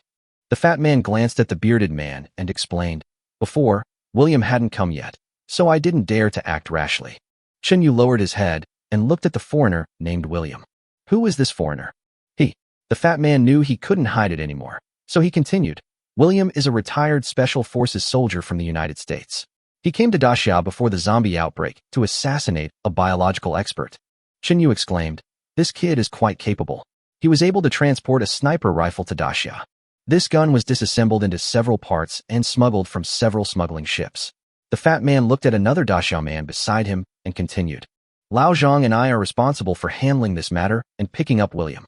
Chinyu raised his eyebrows and said sternly, "So you are assassins and traitors." The fat man quickly said, "Young sir, now that things are in such a mess, who still cares about identity? I just told you everything, which shows my sincerity and strength. Young sir, we have quite a few people in our team who can all become your helpers in the future. I suggest you cooperate with us so that we can better survive in the doomsday." Chinyu narrowed his eyes and smiled. "Your suggestion is very good. However, I don't like to cooperate with Americans and traitors. People like you are only fit to be fed to zombies." As soon as Chinyu finished speaking, the three men were dragged out of the house by zombies. Then, bursts of screams were heard outside. Chinyu glanced at the box on the ground. Inside the box is the Barrett sniper rifle. The model is M82A1. The dozen or so bullets in the box are longer than an adult man's middle finger. I have to say that this gun is indeed a powerful sniper rifle. Just by looking at it, it's much more powerful than the police sniper rifle. Thinking of the police sniper rifle, Chinyu glanced at Si Xiaoya. Seeing this, Si Xiaoya, who was standing by, hurriedly handed the police sniper rifle in his hand to Chinyu. Chinyu put the old police sniper rifle into the space and praised him indifferently. "Si Xiaoya, you did a good job. It is Xiaoya's honor to share the burden with Brother Yu." An unprecedented happiness appeared on Si Xiaoya's face, just like a little kid being praised by his father. When the women saw the three men being dragged out, they came forward with tools and started cleaning the bloodstained floor. While mopping the floor, Jiang Shuer asked worriedly, "Brother Yu, do you think anyone else is targeting us?" Chinyu shook his head and said, "I don't know, but we have to be more careful in the future. Yeah, anyway, we have plenty of food here, so we can just not go out. Besides, having a few of us to accompany you is much better than being outside." Chinyu smiled evilly. "Indeed. With you, my daily life is really varied. However, I can't make any progress if I stay at home all the time. Now I really want to improve myself." After hearing this, the girls didn't know the specific method Chinyu used to become stronger, but they knew it must have something to do with the people in the room. They also know that the population of this villa will increase in the future. Chinyu did not see the girls' micro-expressions. His eyes were fixed on the Barrett sniper rifle. It is said that a man remains a boy until he dies. Compared to women, Chinyu is now more interested in this sniper rifle. He picked up the sniper rifle, looked at it for a while, and suddenly thought of his analytical glasses. If I turn on the analysis glasses, can I aim automatically? Thinking of this, Chinyu excitedly raised his sniper rifle. Chapter 56. Watching the scenery at the window with Si Xiaoya. Chinyu raised the Barrett sniper rifle and then turned on the glasses that could analyze everything. Suddenly, many parameters appeared clearly before my eyes. For example, the model of the gun, its weight, the caliber of the bullet, the range, etc. After fiddling with the sniper rifle for a while, Chinyu looked at Si Xiaoya and asked, "Can you use this gun?" "Me?" Si Xiaoya was stunned for a moment, then shook his head and said, "I only know how to use it in general, but I have never touched this kind of sniper." That's right. Si Xiaoya is just an ordinary policeman. It's good enough for him to have access to an ordinary sniper rifle. How could he possibly use a sniper rifle like the Barrett? Chinyu thought about it and took Si Xiaoya to the third floor. Soon, he transformed the third floor into a simple training ground. With the help of the analysis glasses, after a period of trial and error, Chinyu finally learned how to use Barrett's method. At the same time, he also discovered that the sniper rifle and analytical glasses were a perfect match. After activating the glasses and aiming with a sniper rifle, the glasses will automatically analyze various factors such as the maximum shooting distance, distance to the target, wind speed, gravity acceleration, etc. Then, a virtual red crosshairs will appear in Chunyu's field of vision. As long as you aim the crosshairs at the target, you will achieve a 100 hit rate. This made Chinyu a sharpshooter. Chinyu was afraid of attracting the attention of people around him, so he did not try using the sniper rifle. Instead, he took out the crossbow from the space. After seeing the crossbow, Si Xiaoya whispered, "Brother Yu, how about I teach you how to use the crossbow?" Chinyu thought about it and handed the crossbow to Si Xiaoya. He also hoped that Si Xiaoya knew as many long-range weapons as possible. After all, having someone who can use long-range weapons to help you can help you a lot. After Si Xiaoya took the crossbow from Chinyu, he loaded an arrow while orally instructing. Then he aimed at a target that Chunyu had placed far away. Whoosh! The crossbow arrow flew towards the target quickly. Although I didn't hit the bullseye, I was pretty close to it. Si Xiaoya handed the crossbow to Chunyu, squinted his eyes and smiled. How about it, brother Yu? Am I accurate? Good archery. Chunyu praised sincerely. I didn't expect that Si Xiaoya could not only use a gun, but also shoot a crossbow so accurately. Chunyu followed suit and installed the arrow on the crossbow. Then place the crossbow across your chest. Seeing this, Si Xiaoya said with a bit of a smile. Brother Yu, this is not the way to aim. You have to put it in front of your eyes and aim. If it weren't for Chunyu's majesty, Si Xiaoya would probably have laughed like a pig. Even if you haven't eaten pork, you must have seen a pig run, right? Is there anyone shooting an arrow on TV who doesn't aim the object in front of his eyes?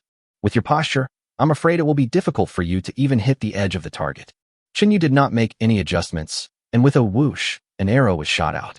The arrow was accompanied by a gust of wind and flew out quickly. At the same time, a bang sound was heard not far away. Si Xiaoya looked carefully and saw that the arrow hit the center of the bullseye. Moreover, the target was pierced through and nailed firmly to the wall behind. She opened her mouth in surprise, looked at Chunyu in disbelief, and said, No way, is this possible? Chunyu tried several more arrows in a row, and every arrow hit the center of the bullseye. He put the crossbow aside and said in a pretentious manner, In fact, I am a sharpshooter. I have already achieved the unity of man and arrow. Now I don't need to aim deliberately. I can hit the target with just a glance. Si Xiaoya didn't know that Chunyu had glasses that could analyze everything. She believed Chunyu's words without a doubt and couldn't help but praise him. Brother Yu, I didn't expect that you not only have superpowers, but also shoot so accurately. You are so powerful, why don't you leave others a chance to survive? Chunyu chuckled and said, There are more accurate ones than this. After hearing this, Si Xiaoya blushed and said, Brother Yu, I don't believe it. I have to try it to know. You're trying to provoke me, right? But I'm the kind of person who would go there even if I knew there was a tiger. Si Xiaoya bit her lip, walked up to Chunyu, and said, Brother Yu, tell me the truth. I don't know why, but when it's late at night and everyone is asleep, your shadow is always in my mind, and I can't fall asleep anyway. I am probably sick, and this is a disease that only you can cure. Chunyu had just finished his work and wanted to relax. Then, he took out a set of nice clothes from the space and threw it in front of Si Xiaoya. Put them on. Si Xiaoya was suddenly pleasantly surprised and changed his clothes quickly. Chunyu's eyes couldn't help but light up. The feeling of shock cannot be described in words. Si Xiaoya slowly walked up to Chunyu and said affectionately, Brother Yu, do you like Xiaoya's outfit? Of course I like it. Chunyu looked at Si Xiaoya and said with a smile, I didn't expect you to be such a clothes hanger. Everything looks so good on you. From now on, Xiaoya will wear whatever Brother Yu wants her to wear. Even if it means wearing the Emperor's new clothes, Xiaoya will be willing to do so. Well, I'll let you wear it from now on. Chunyu unceremoniously carried Si Xiaoya to the window and admired the scenery outside together. Si Xiaoya stood beside Chunyu obediently. She raised her head and said pitifully, Brother Yu, please promise Xiaoya that you will never abandon Xiaoya, okay? Chunyu lit a cigarette and said slowly, That depends on your performance. Well, I will definitely perform well and will never let Brother Yu down. Chunyu looked at the ground and sighed softly. Fortunately, I brought back all the clothes when I went out to search for supplies. Otherwise, they wouldn't be enough. Si Xiaoya stood up, picked up the clothes thrown on the ground, tried them on himself, and said, Actually, you can still wear them next time. When Chunyu saw the badly damaged clothes, he was stunned. You know what?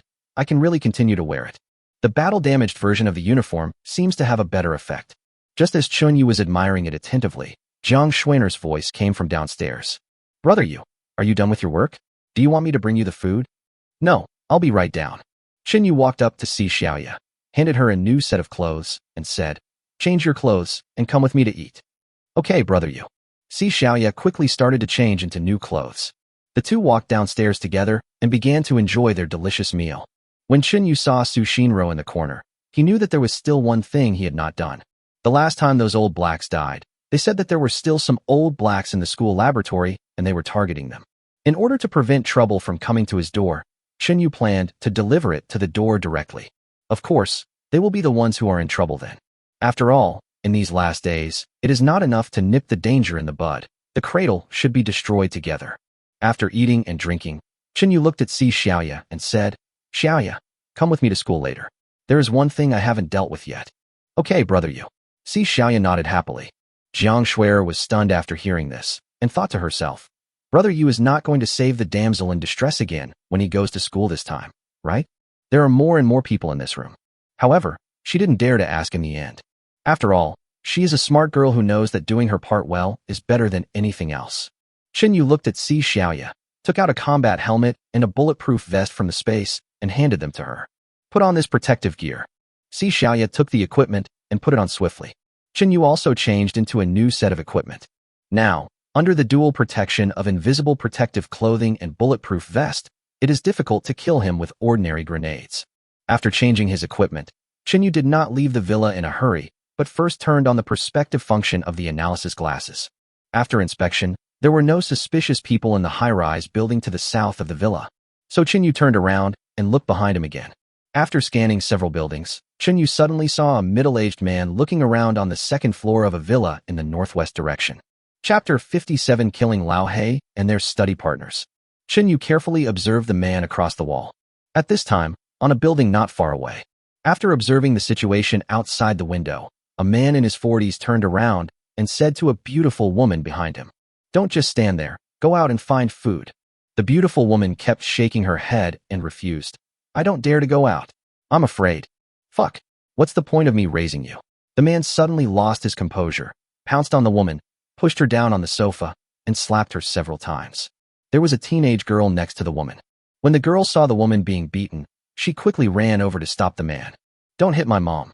Get lost, little girl." The final result was that both women were beaten unconscious. Chen Yu looked at the three of them, narrowed his eyes, and smiled. "I'll deal with you three when I get back from school." It's not that he wants to be a hero and save the beauty.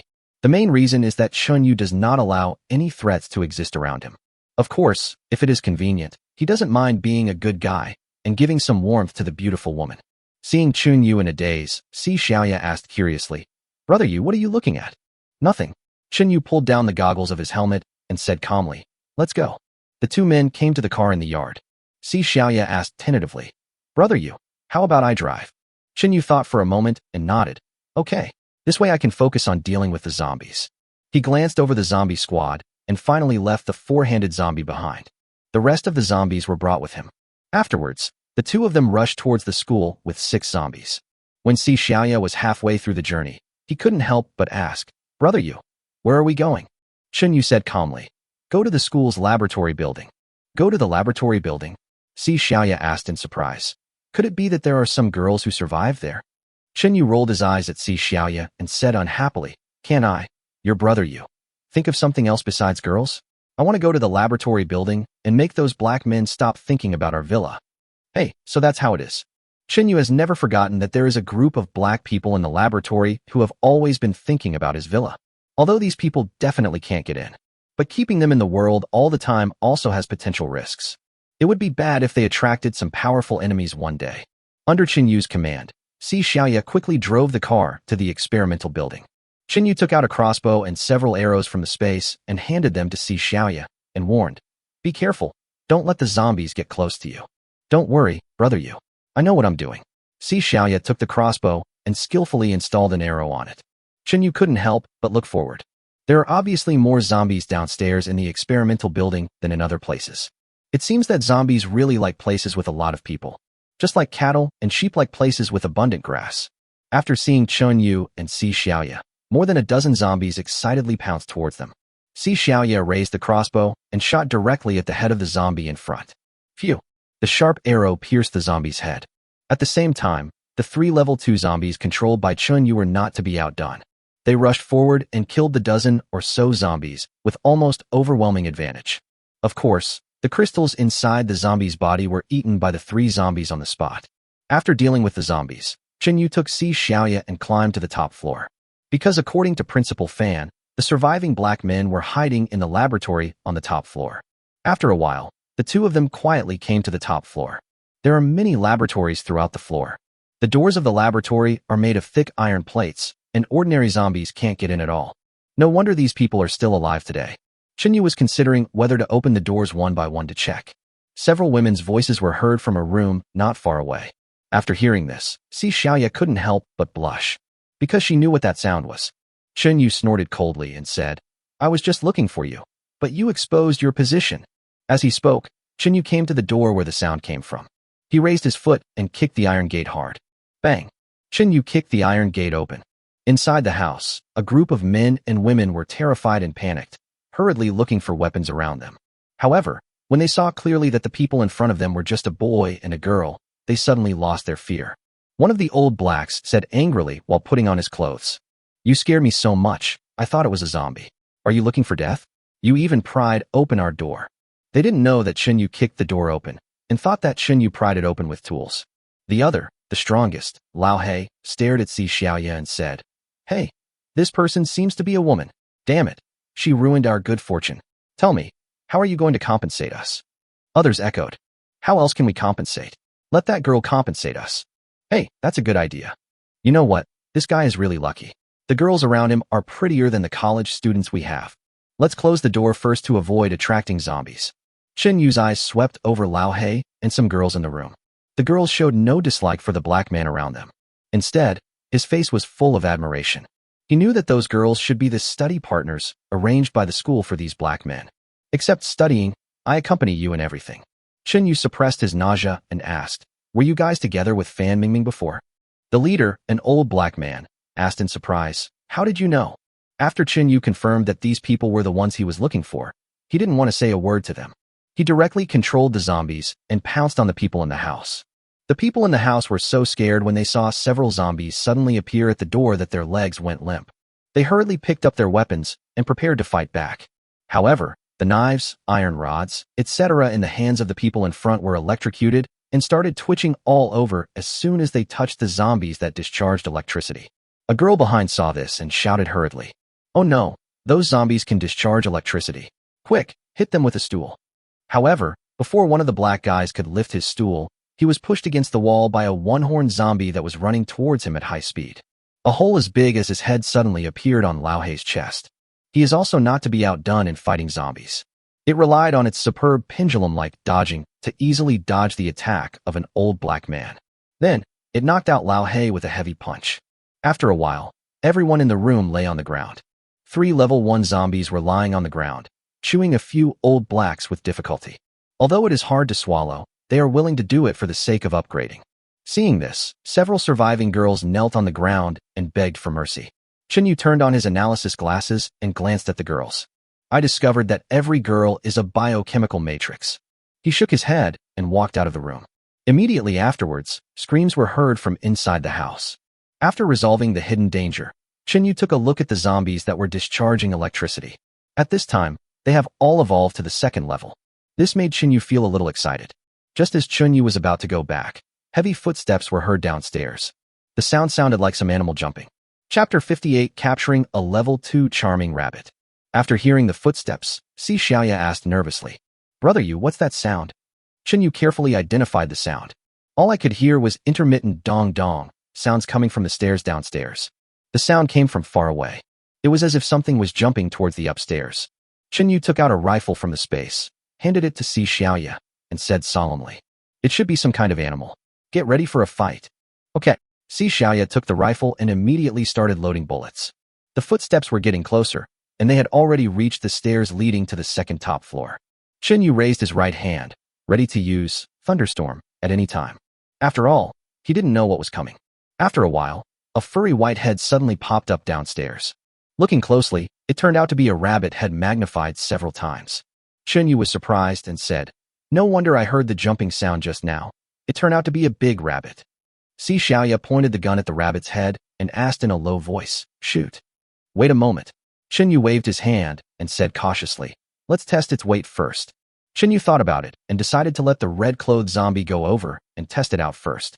After receiving the order, the red zombie quickly walked down the stairs. When the zombie rabbit saw the zombie in red, he became a little excited and ran upstairs quickly. At the same time, it opened its bloody mouth, revealing 4 big incisors. That look is not only not scary, but also a bit funny. When the red zombie approached the zombie rabbit, he raised his electrified right hand and hit the zombie rabbit directly. Sizzle! A strong electric current instantly hit the zombie rabbit, scorching a small tuft of rabbit fur. The zombie rabbit barely put up any resistance and lay on the ground with its 4 legs up in the air, twitching constantly. Chen Yu and Si Xiaoya looked at each other, speechless. "What's going on? You fell down before we even put in any effort?" and it fell so thoroughly.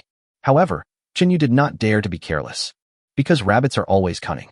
There is a saying among the people that a rabbit pretended to be dead and kicked an eagle to death. Chinyu was afraid that when he passed by, the rabbit would try to kick him, which would be dangerous. So he let the fighting zombie stand in front of him, and then slowly approached the zombie rabbit with a long knife. This zombie rabbit was indeed severely electrocuted and was foaming at the mouth. After Chinyu took a look at the zombie rabbit, he found that it was larger than an adult Alaskan dog. It seems that they should be more powerful than human zombies. Chinyu remembered that he could bind to an animal zombie, so he activated his system. Ding! Congratulations to the host for successfully binding to the second-level zombie rabbit. After being bound, the zombie rabbit slowly crawled up from the ground and jumped to Chinyu's feet. From time to time, it would rub its furry head against Chinyu's thigh. Chinyu looked at the zombie rabbit and said speechlessly, "Besides acting cute, can you do anything else?" Chinyu even regretted binding this rabbit. Because it was so useless, it was electrocuted and knocked out in an instant. But on second thought, the red-clothed zombie is close to level 3. It's understandable that he could kill this zombie rabbit in seconds. Chinyu thought about it, took out some carrots from the space, and handed them to the zombie rabbit. The zombie rabbit just sniffed the carrot and didn't eat it. Chinyu took back the carrot and thought to himself, "Isn't it hungry?" At this moment, the zombie rabbit hopped towards the laboratory. Chinyu realized that the zombie rabbit came here because it smelled the blood. Seeing this, Si Xiaoya asked hesitantly, "Brother Yu, have you tamed this rabbit as well?" "That's right." Chinyu looked in the direction of the laboratory and said with a smile, "It seems that it has stopped eating vegetarian food and has switched to eating meat." After a while, a zombie rabbit with blood in its mouth jumped out of the laboratory. Looking closely, the rabbit has become a little bigger. Chinyu thought about it and decided to look at the detailed information of the rabbit to see if it had any special abilities. So he turned on his glasses for analyzing everything. Species, zombie rabbit. Type of supernatural power, psychic. Superpower level, level 2. Superpower, charm. Speed, 300. Strength, 150. Physical fitness, 150. Spirit value, 400. Chinyu closed his analysis glasses and began to ponder the information. It was just shown that the zombie rabbit's special ability is charm. Could it be like Ari in League of Legends, who can confuse the enemy? If that's the case, it would be of some use. Chinyu looked at the charming rabbit with some satisfaction and let it display its special abilities. After receiving the order, the zombie rabbit suddenly stood up on its front legs. Then, he squeaked at Chinyu. Chinyu suddenly felt dizzy. At the same time, the back of a woman in red appeared in front of him. After the red dress landed on the ground, the woman turned around with a beautiful smile. Just as Chinyu was about to step forward, he suddenly realized that this was not true at all. He bit the tip of his tongue hard, forcing himself to wake up. That was a close call. Chinyu was breathing heavily and looking at the zombie rabbit with lingering fear. Sometimes when masters compete, victory or defeat is often decided in just a moment. If someone is confused by it in battle, he might be caught in the loophole and killed. There was just one thing Chinyu didn't quite understand. Why didn't this zombie rabbit seduce the zombie in red just now? Is it because zombies are not affected? Chinyu thought about it and called the one-horned zombie to his front. As a result, under the charm of the zombie rabbit, its eyes began to become blurred. It seems that the one-horned zombie has been enchanted longer than himself. Chinyu looked at the zombie rabbit carefully and finally understood. It turns out that this is a female rabbit that can only charm the opposite sex. No wonder the red zombies are not affected. After figuring this out, Chinyu walked over and gently patted the zombie rabbit on the head, saying with a smile, "I didn't expect your ability to be so powerful." Si Xiaoya squatted down, stroked the zombie rabbit's head, and said, "Little bunny, you are so cute. You are so white, so I will call you Dabai from now on. Dabai, follow brother Yu, and I will let you eat meat every day." Dabai seemed to understand and stood up and bowed with his front feet. It was so funny that Si Xiaoya covered her mouth and laughed. Chinyu shook his head helplessly and put Dabai into the space. Because leading such a big rabbit in broad daylight is really eye-catching. After all, it is not like other zombies, which look not much different from humans from a distance. Then, Chinyu started walking downstairs. There are a few more zombies downstairs. Chinyu controlled his zombie squad and easily killed them all and took out the crystal. However, Chinyu also discovered a problem. The transition from level 2 to level 3 is like a huge threshold. As a result, the red zombie has been following him for so long, but has not yet reached level 3. We still have to find a way to upgrade it to level 3. Thinking of this, Chinyu turned his gaze to Si Xiaoya and said calmly, "Come on, follow me to kill zombies." Kill zombies. Si Xiaoya was stunned, and combined with what he had seen and heard recently, he said, if we take out the shiny things in the zombies' heads and feed them to them, can we make them stronger? Clever. Chinyu gave Si Xiaoya an approving look. Let's go kill the zombies, Si Xiaoya said with some excitement. Chapter 59: The Sudden Disappearance of Chinyu and Si Xiaoya. Si Xiaoya hung the rifle behind him and asked while installing arrows on the crossbow. Brother Yu, where shall we go first? Chinyu pointed to a building in front and said, let's go to the teaching building first. He remembered that it was exactly 12 o'clock when the zombie outbreak occurred. That means the students just finished class at that time.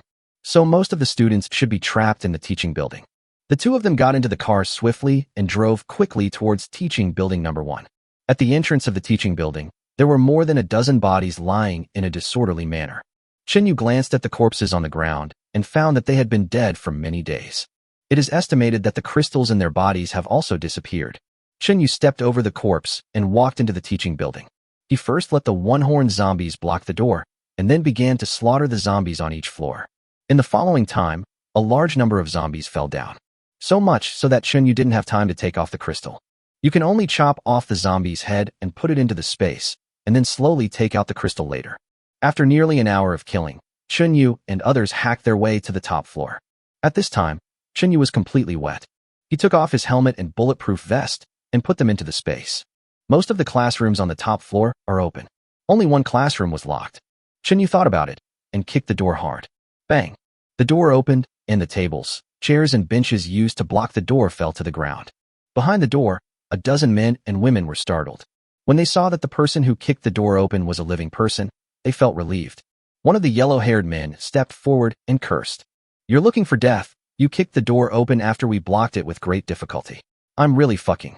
At this time, a man with glasses behind Huang Mao patted him on the back and whispered, Brother Huang Mao, don't be impulsive. Since this guy can kick the door open, it means he has some skills. After hearing what the man with glasses said, the yellow-haired boy became a little scared. However, he refused to admit defeat and said, Boy, leave the long sword in your hand, and I will spare you. Otherwise, I will make you pay. Huang Mao relied on the fact that he had more people on his side and still looked down on Chinyu. Chinyu glanced at the corner of the classroom and found half a dead body lying on the ground. Combined with the blood on these people's bodies and mouths, it is easy to guess what happened in this classroom. He waved his hand, and Si Xiaoya and the zombies appeared at the door. Huang Mao and the others saw the zombies covered in blood and hurriedly shouted to Chinyu, Quick! Close the door quickly and don't let those zombies in. At this time, the man with glasses whispered, Those don't seem to be zombies. Look, that girl is holding a crossbow in her hand and a gun on her back. Have you ever seen a zombie use weapons? And the sister in red clothes, hugging her chest, doesn't look like a zombie at all. It's just that the hat on that man's head is a little strange. It's all covered in blood. Huang Mao saw the lineup behind Chinyu and knew that Chinyu was not easy to mess with, so he smiled and said, It turns out that they are not zombies. They scared me just now. Chinyu snorted coldly and said, Why? You have the guts to kill people, but not zombies. The yellow-haired man was startled, and then he said with a specious reasoning, So many of us are starving to death. Killing one person can save all of us. There is nothing we can do about it. I don't think he will blame me. A girl behind the yellow-haired man also echoed, She's going to starve to death anyway, so we're just trying to alleviate her suffering in advance. Chinyu thought of his past life, and anger welled up in his chest. He gently waved his hand at Si Xiaoya behind him and said in a deep voice, It's useless to keep these people, just kill them all. Yes, master.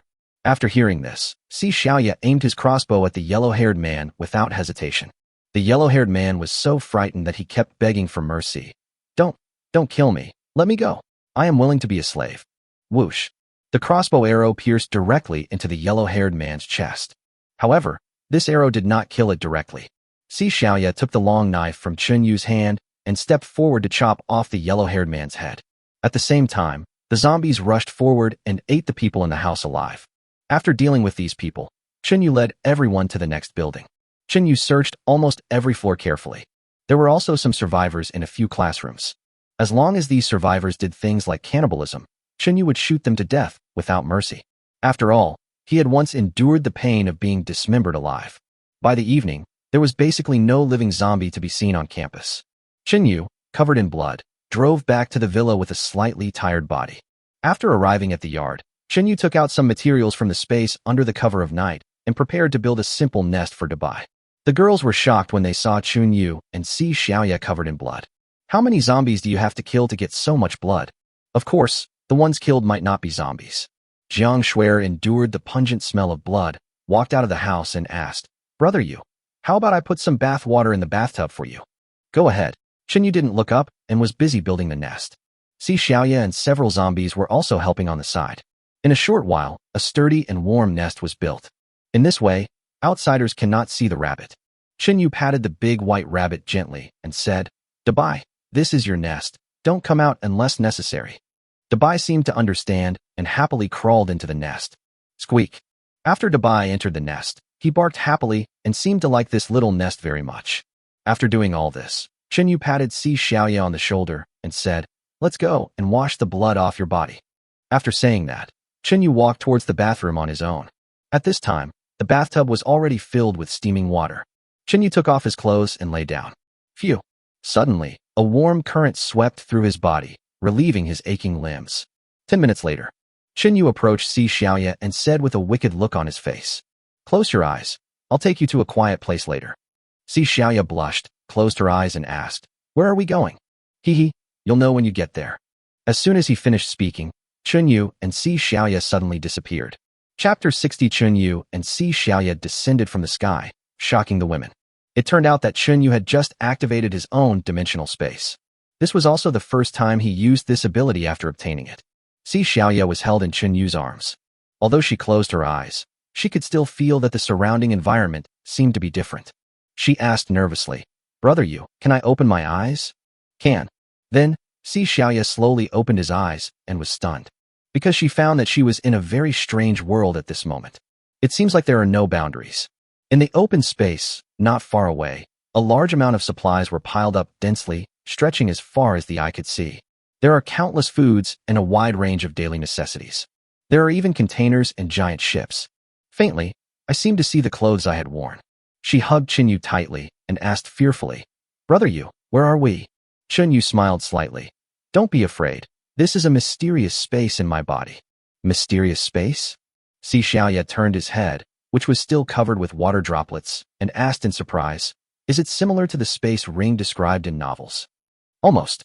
But this space exists inside my body." "Exists in your body?" Si Xiaoya was obviously confused. "It's in your body, and it can contain you. It feels a bit like a Klein bottle, but not completely." Chun Yu shook his head and said, "I just acquired this ability, so I am not very clear about it." After hearing this, Si Xiaoya stopped asking further questions. However, she was still shocked by Chun Yu's strange space. At the same time, she was also somewhat excited. In the past, she only knew that Chun Yu could take things out of thin air from somewhere, but she had never seen the space where these things were stored.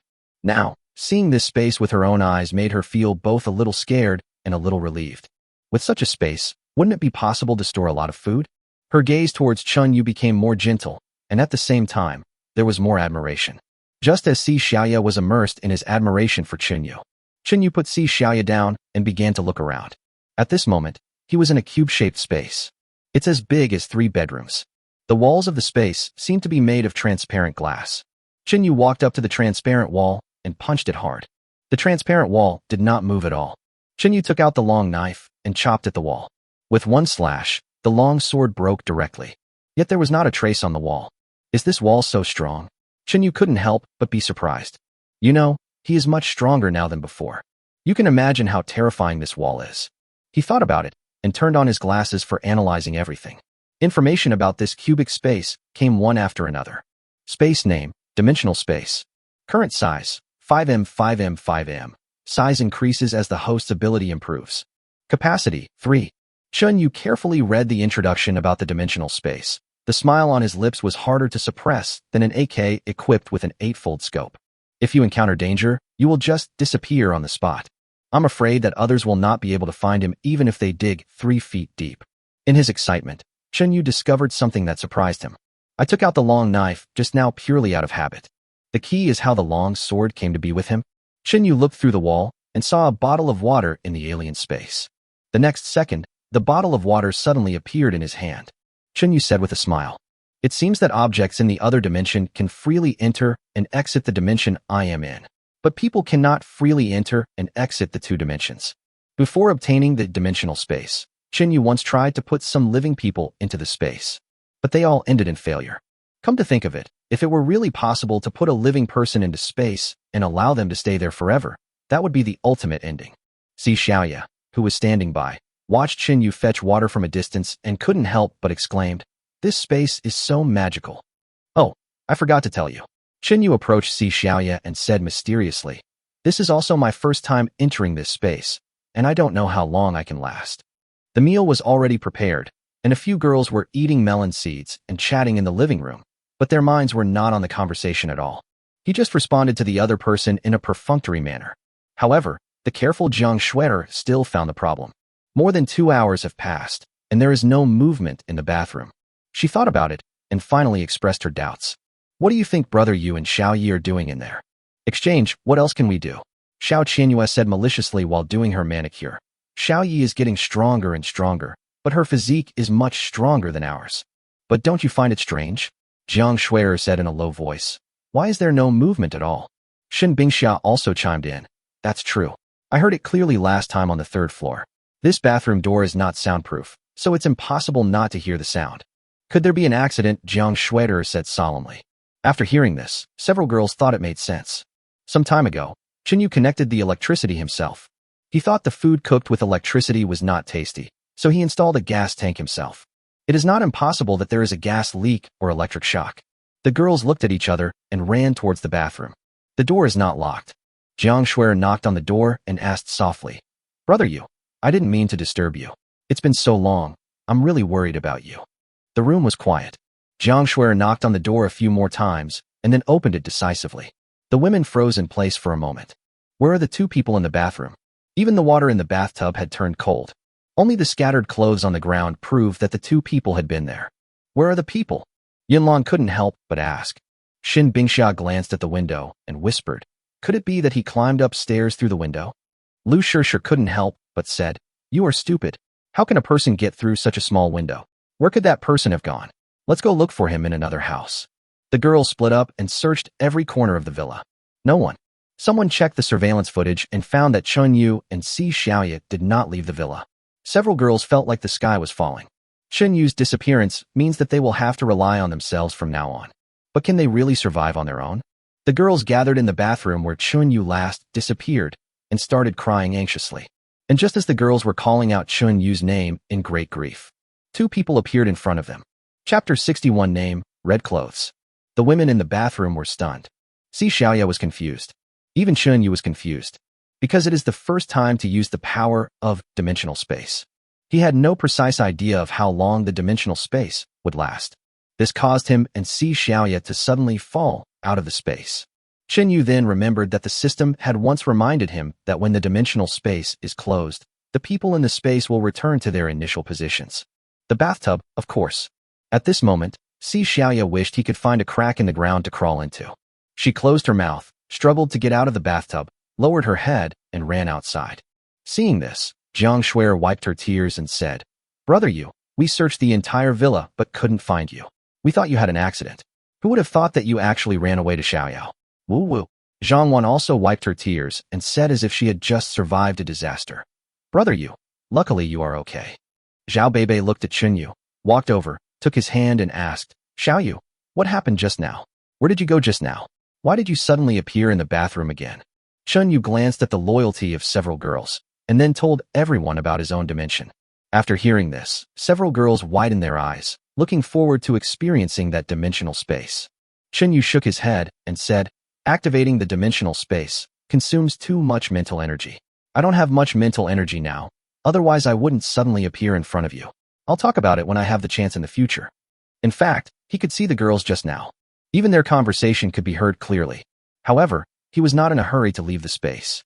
However, people outside can neither see nor hear what is happening in the space.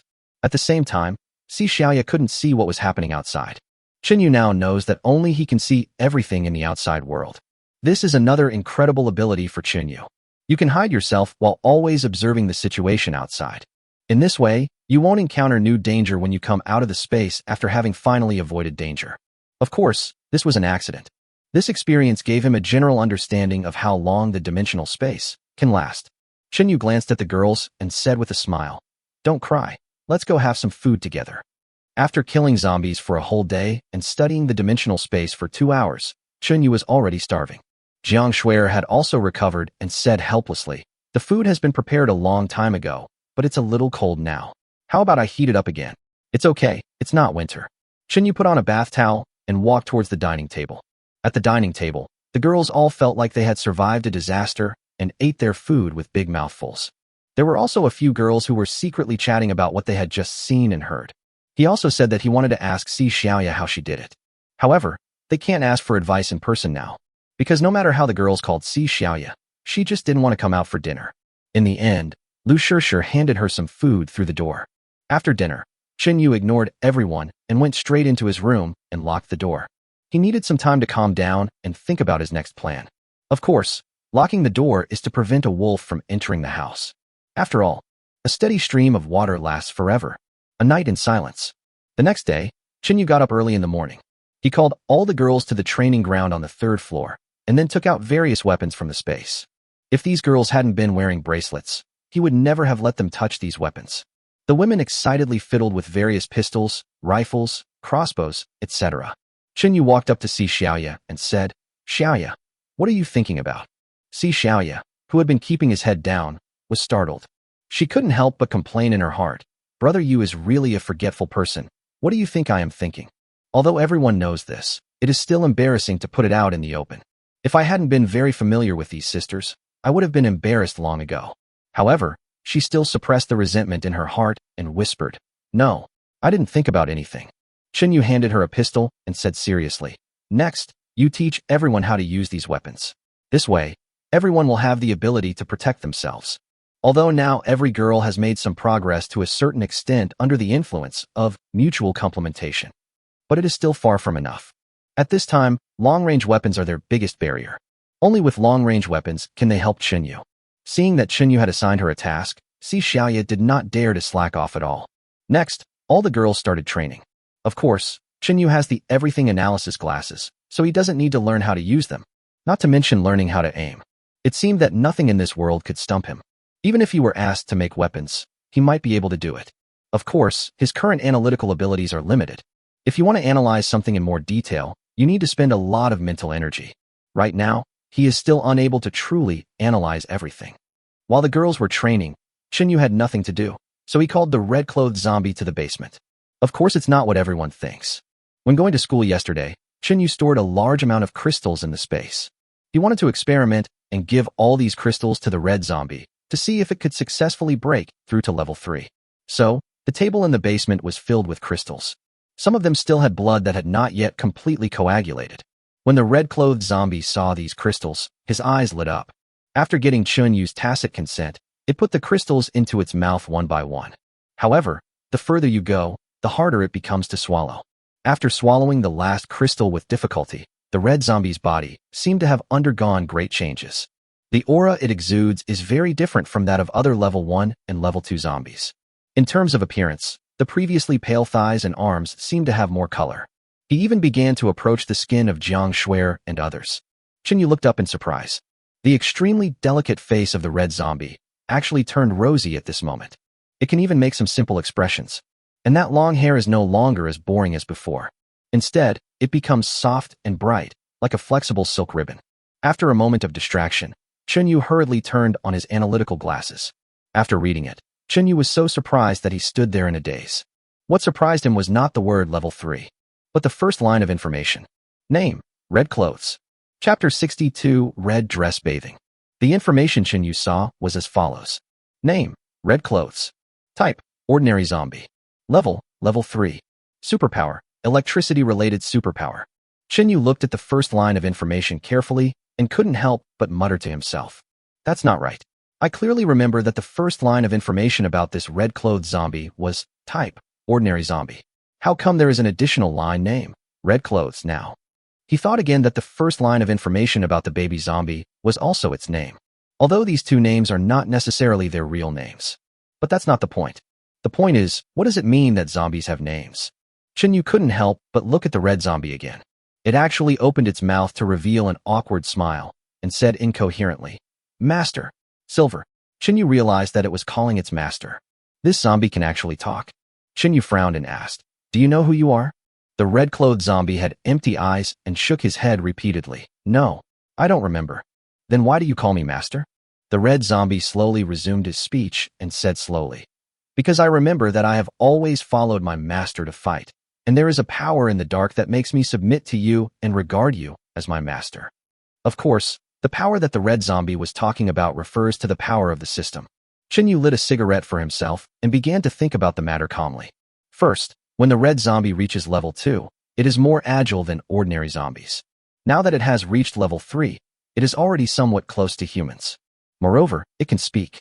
Does this mean that the higher the level of the zombie, the closer they appear to humans? The second point is that both Jiang Shuer and others who are with him, and these zombies, are gradually becoming stronger. Is it possible that the purpose of the system is to allow me to complete the screening and evolution of all human beings on the entire blue planet? When Chinyu thought of this, he felt inexplicably excited. Master, what are you thinking about? The red zombie asked stupidly. Nothing. Chinyu turned his gaze to the red-clothed zombie and said with a smile, from now on, you can be called Hongi. Since Red-Cloaked has regained some of her human consciousness, she should naturally be treated as a human being. Hongi. Hongi seemed to like this name very much and smiled stiffly. Okay, master, I will be called Hongi from now on. Chinyu looked at the time, and it was almost noon. Okay, Hongi, go outside the villa and remember to lock the iron gate. The man in red did not leave immediately, but said hesitantly, Master, can I ask you for a favor? I want to take a bath. After hearing this, Chinyu looked at the person in red carefully. At this time, her red dress was already in tatters and was covered with all kinds of blood, mud, etc. And there was an unpleasant stench emanating from her body. It's really time for her to take a bath. Otherwise, I will have to endure that unpleasant smell every day. Come with me. After Chinyu finished speaking, he walked towards the lobby on the first floor. After being allowed, Hongi happily followed Chinyu. At this time, the girls were still training upstairs, and the hall on the first floor was empty. Chinyu pointed to the bathroom and said, the bathroom is over there. Do you know how to use it? Yeah. Hongi nodded. Except for my name and experience, I still remember everything else. That's good. Go by yourself. Chinyu felt relieved. If Hongi can't take a bath by herself, I have to help her. In that case, if I go against the will of the system again and the system takes back my abilities, that would be troublesome. However, Chinyu always had a feeling. If the red zombie continues to upgrade, it might completely break away from the role of a zombie. By then, it is estimated that it will not be restricted by the system. He felt that this day would not be too far away. Thinking of this, Chinyu became a little excited. In the bathroom at this time, a red robe fell to the ground, followed by other small pieces of clothing.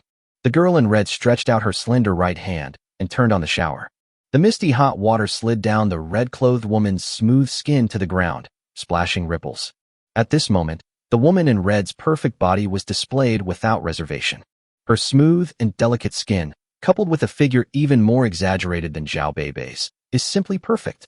That slender waist that can be held in one hand is even more attractive. An hour later, the red clothes were finally washed. But the problem arises again. Hongi's previous clothes were too dirty, and it was inappropriate to wear them anymore. The bathroom door slowly opened.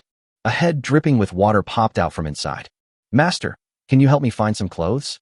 Chinyu waved his hand casually, and a set of sexy clothes appeared in his hand. However, at this moment, he was somewhat inconvenient to move, so he spoke directly. Come and get it yourself. The man in red did not hesitate and came to Chinyu barefoot. Chinyu casually took out a bath towel and handed it to Hongi. Wipe your body dry first. After the girl in red wiped off the water droplets and was about to change her clothes, the girls who had finished training came down from upstairs. Oh, I'm so tired. I didn't expect shooting to be so difficult. I can't even aim. I'm so hungry. I want to have a good meal later. The girls chatted and laughed until they reached the stairs between the first and second floors. But when they saw Chunyu and the man in red, their eyes widened immediately. Lu Shishir, who was walking in the front, stopped and said without blinking, When will brother you bring back another woman? So fast, Xin Bingxia couldn't help but ask. It took just a short while to get it? Xiao Qianhua looked at the two people sitting on the sofa and whispered. It seems that he didn't take it off. He just took a shower. Fuck, isn't that the person in red? I almost didn't recognize her. Yun Lan said in surprise. Then should we go upstairs to take shelter? Zhao Beibei suggested. Of course Chinyu heard their conversation. He waved at a few people and said, What are you guys doing there? Come down quickly. It's time to eat. The girls then went downstairs and started preparing the meal. Fortunately, there were a lot of prepared meals in Qinyu's space, and he could just take them out and eat them. The man in red tactfully walked out of the villa and continued to guard everyone's safety. Qinyu did not invite her to have dinner. After all, we still don't know whether eating food that zombies have eaten will cause infection with the virus. Just as everyone was about to eat, Lu Shishir suddenly received a text message. After I clicked on it, it turned out to be a message from the landlord of a nearby villa. Chapter 63 Wife, go to Chunyu's house to ask for supplies. Lu Shishir handed the phone to Qinyu and said, Brother Yu, this is a message from my landlord Zhang Hao. Take a look. Qinyu took the phone and started checking WeChat. Hello, classmate Lu Shishir. Some time ago, I saw several people using various materials to reinforce Villa number 8 where you live. This means that there should be quite a few survivors there, right? Do you have any extra food? If you have any, please send some food to my wife and daughter. I don't want your food for nothing. I can transfer 2 million to you. Qinyu put his phone on the table and asked seriously, Sure, where does this Zhang Hao live? Lu Shishir thought for a moment and said uncertainly, Before I rented this apartment, I looked at several other apartments in his family, and I don't know which one he lived in. However, he usually lived in Villa number 15. Where is Villa number 15? It's the one to our northwest. After hearing this, Qinyu suddenly remembered what he saw with his analytical glasses that day. In a villa in the northwest direction, a man was beating 2 women. He muttered quietly, So it's them. Lu Shishir asked in confusion, Why? Brother Yu, do you know them? I don't know him. Qinyu shook his head slightly. I accidentally saw the man in that villa before, but I didn't know he was Zhang Hao at that time. Is that so? Lu Shishir didn't say anything else. And just at this moment, another message popped up on her phone. It was still sent by Zhang Hao. Lu Shishir, please reply when you see the message. Qinyu glanced at the message and said in a calm tone, It seems that we have to make Zhang Hao and his family shut up forever so that they won't spread the news about us. Of course, not only them, but all the people nearby will be cleaned up. Lu Shishir was stunned, then said hesitantly, Brother Yu, this Zhang Hao really deserves to die. But, do we really have to kill his wife and daughter as well? This seems a bit. Qinyu interrupted Lu Shishir directly. Have you forgotten what I said? I don't allow anyone around me to pose the slightest threat to me. Xiao Qianyue, who was standing by, read the message and said in a firm tone, I think Brother Yu is right. This man named Zhang Hao has set his sights on our villa. Maybe one day he will bring a group of people to cause trouble for us. Shen Bingxia also echoed, That's right. If we are too soft-hearted towards outsiders, we will be irresponsible to our own people. However, Brother Yu didn't seem to say to kill everyone, right? Lu Shishir was puzzled. To make them shut up forever, wouldn't that mean killing them all? Shen Bingxia smiled slightly. We also know Brother Yu's secret, but we are still alive and well, aren't we? Could it be that Brother Yu meant? Lu Shishir looked at Qinyu, who looked calm, and suddenly realized. I understand. Bringing the mother and daughter to the villa will also ensure that they will never reveal our information to the outside world. Qinyu did not deny it. After Lu Shishir came to her senses, she looked at Qinyu and asked, Then what should we do? Just say we don't dare to go out, and let Zhang Hao get the food himself. Qinyu's face flashed with a playful expression, and he continued, But I guess he doesn't dare to come. He should let his women come to ask for food. Lu Shishir nodded. Brother Yu, are you going to let the mother and daughter come to your door? Well, I'll send him a message now. At this time, inside Villa number 15, Zhang Hao had been staring at his phone, nervously waiting for news.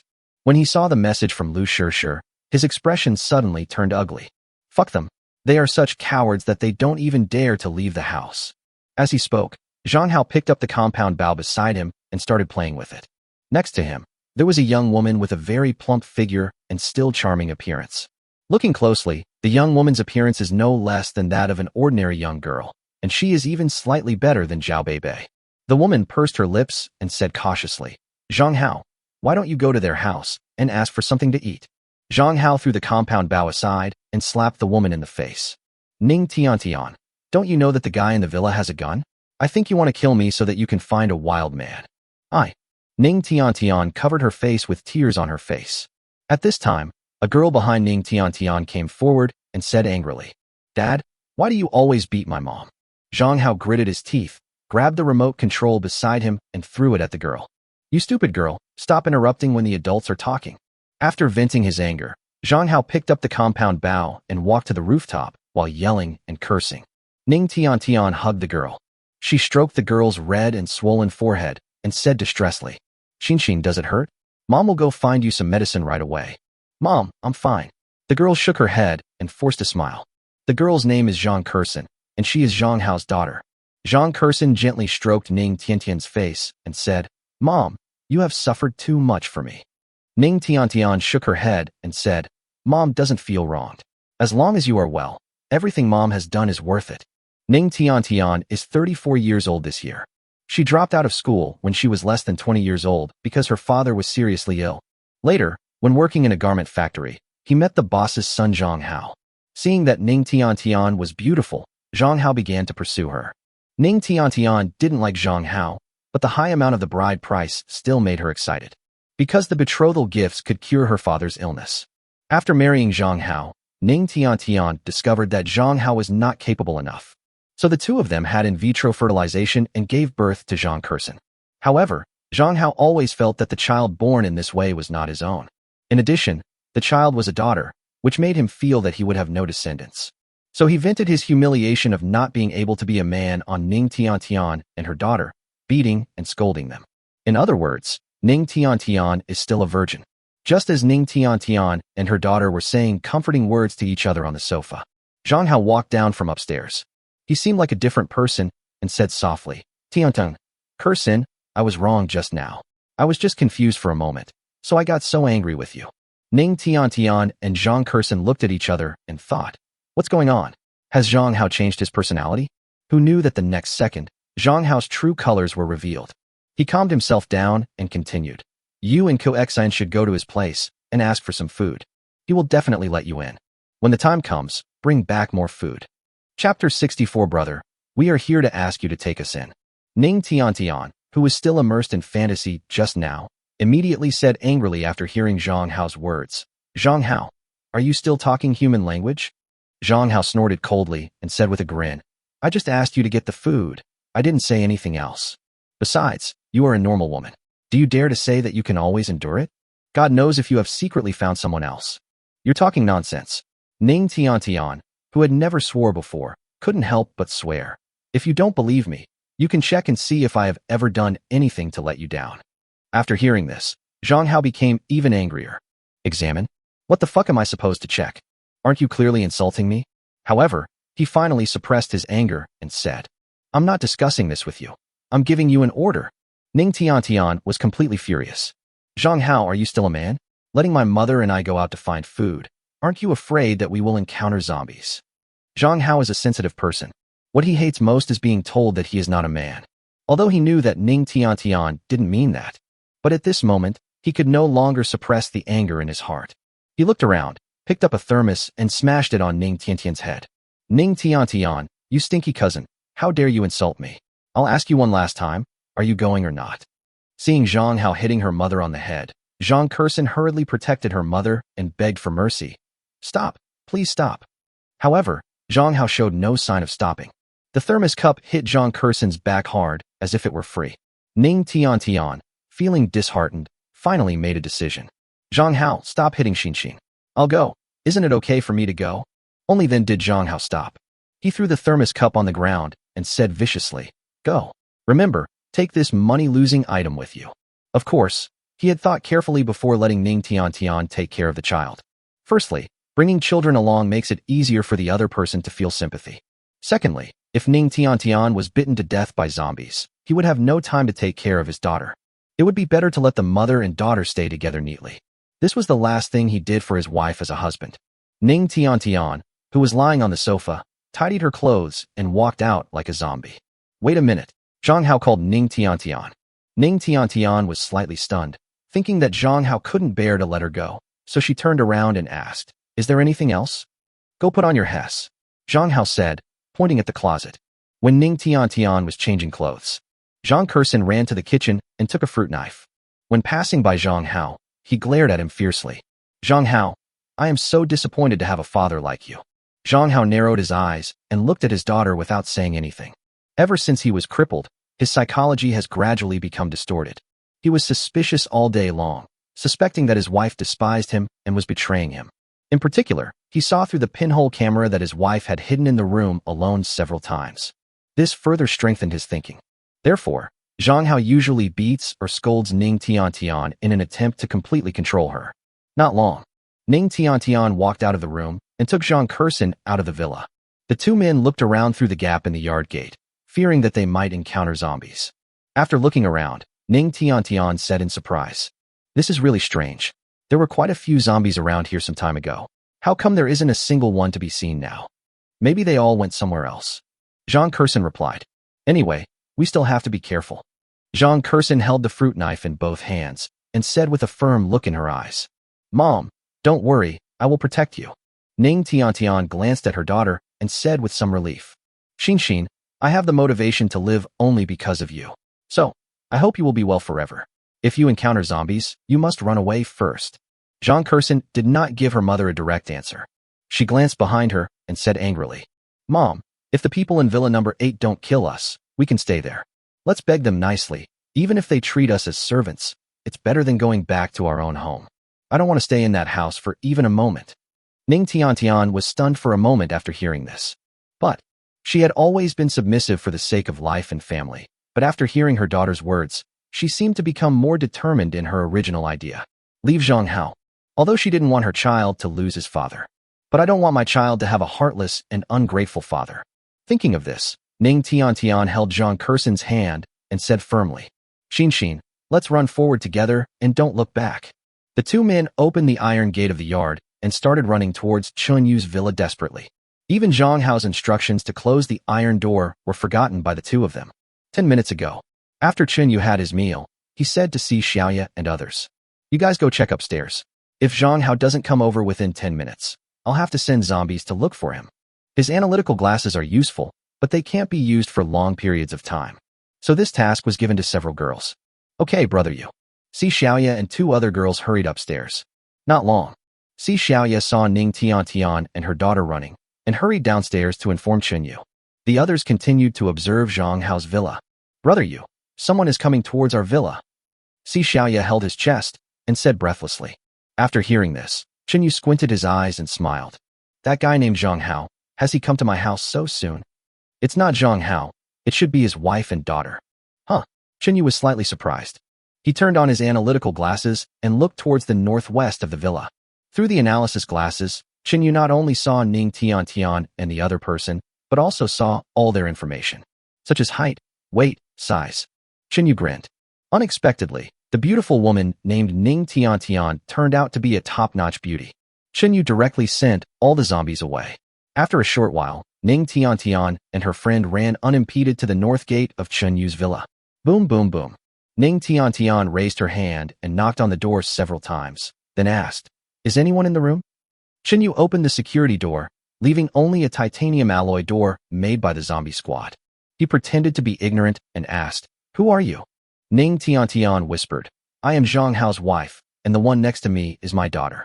Are you here to ask for food?"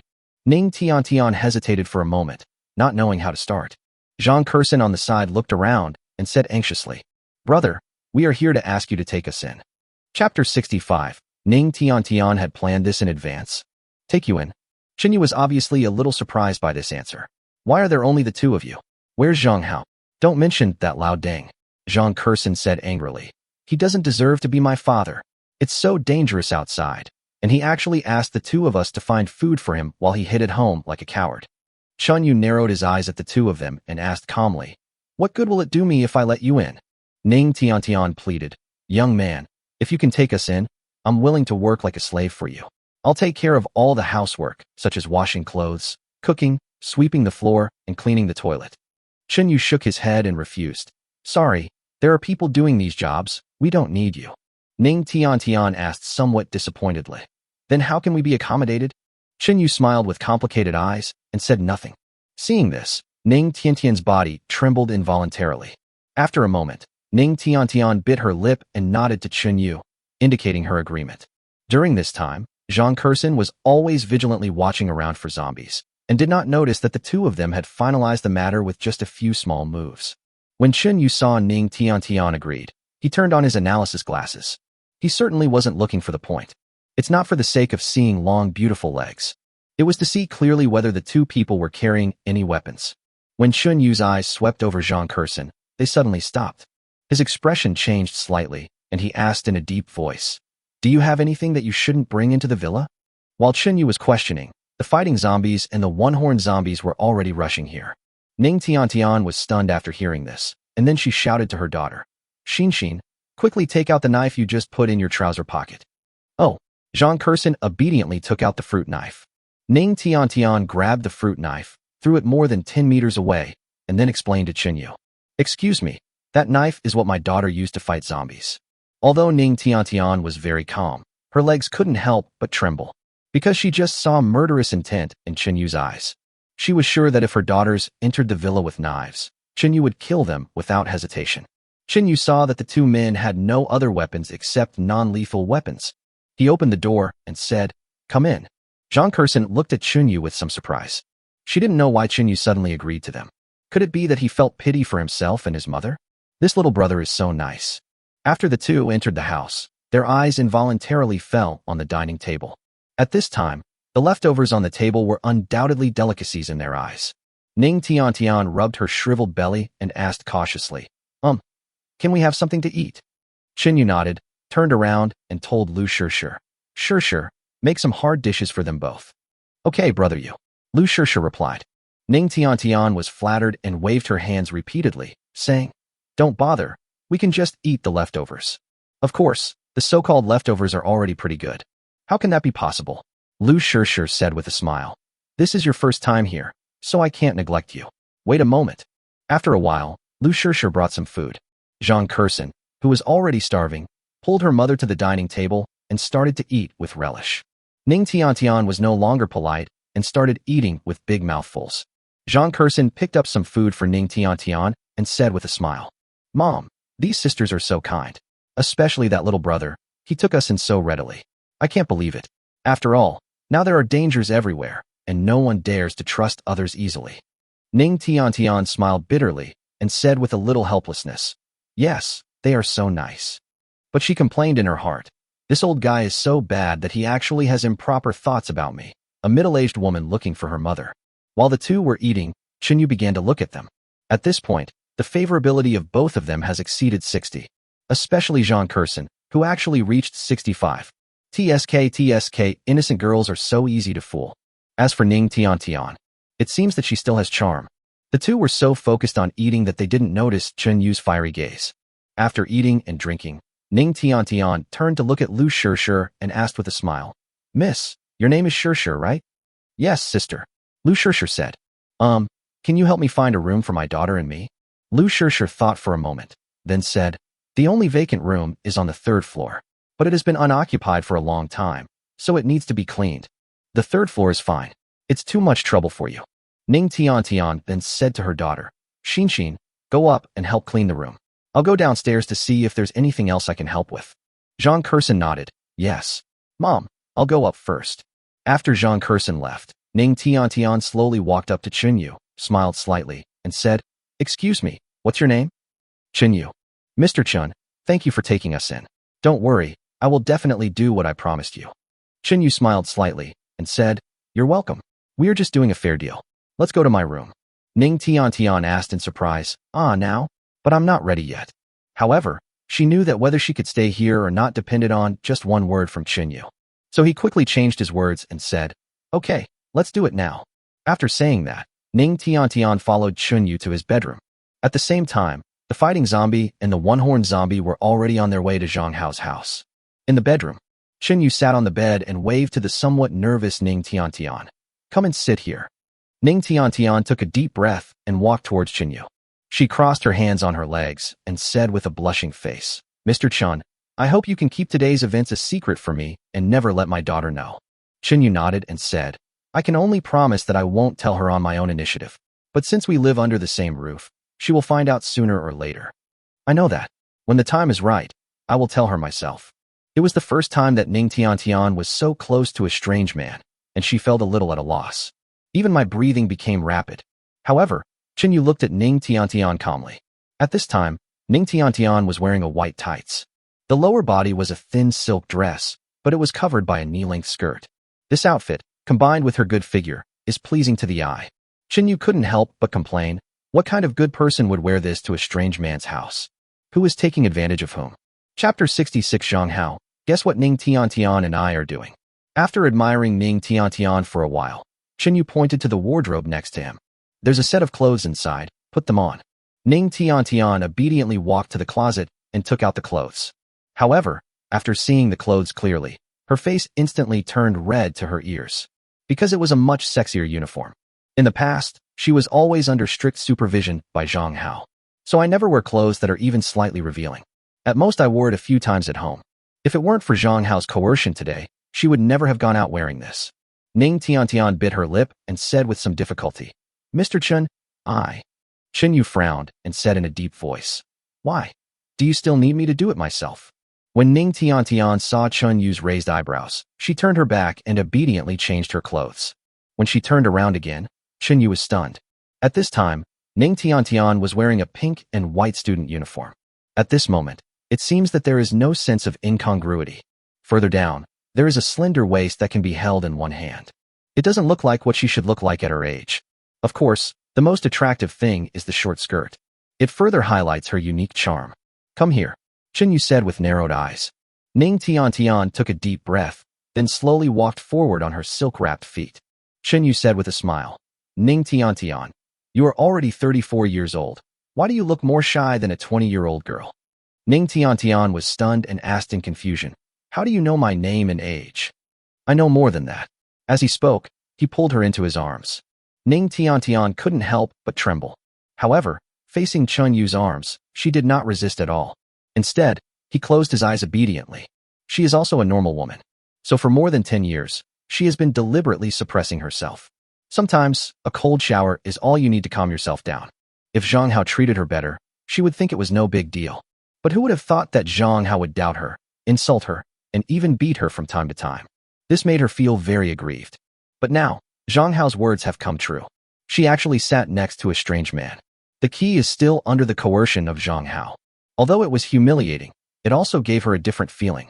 When the two were chatting enthusiastically, Ning Tiantian's cell phone suddenly rang. Yu took the phone and found that it was Zhang Hao calling. After hesitating for a moment, he answered the phone, wanting to see what Zhang Hao would say. A feminine male voice came from the other end of the line.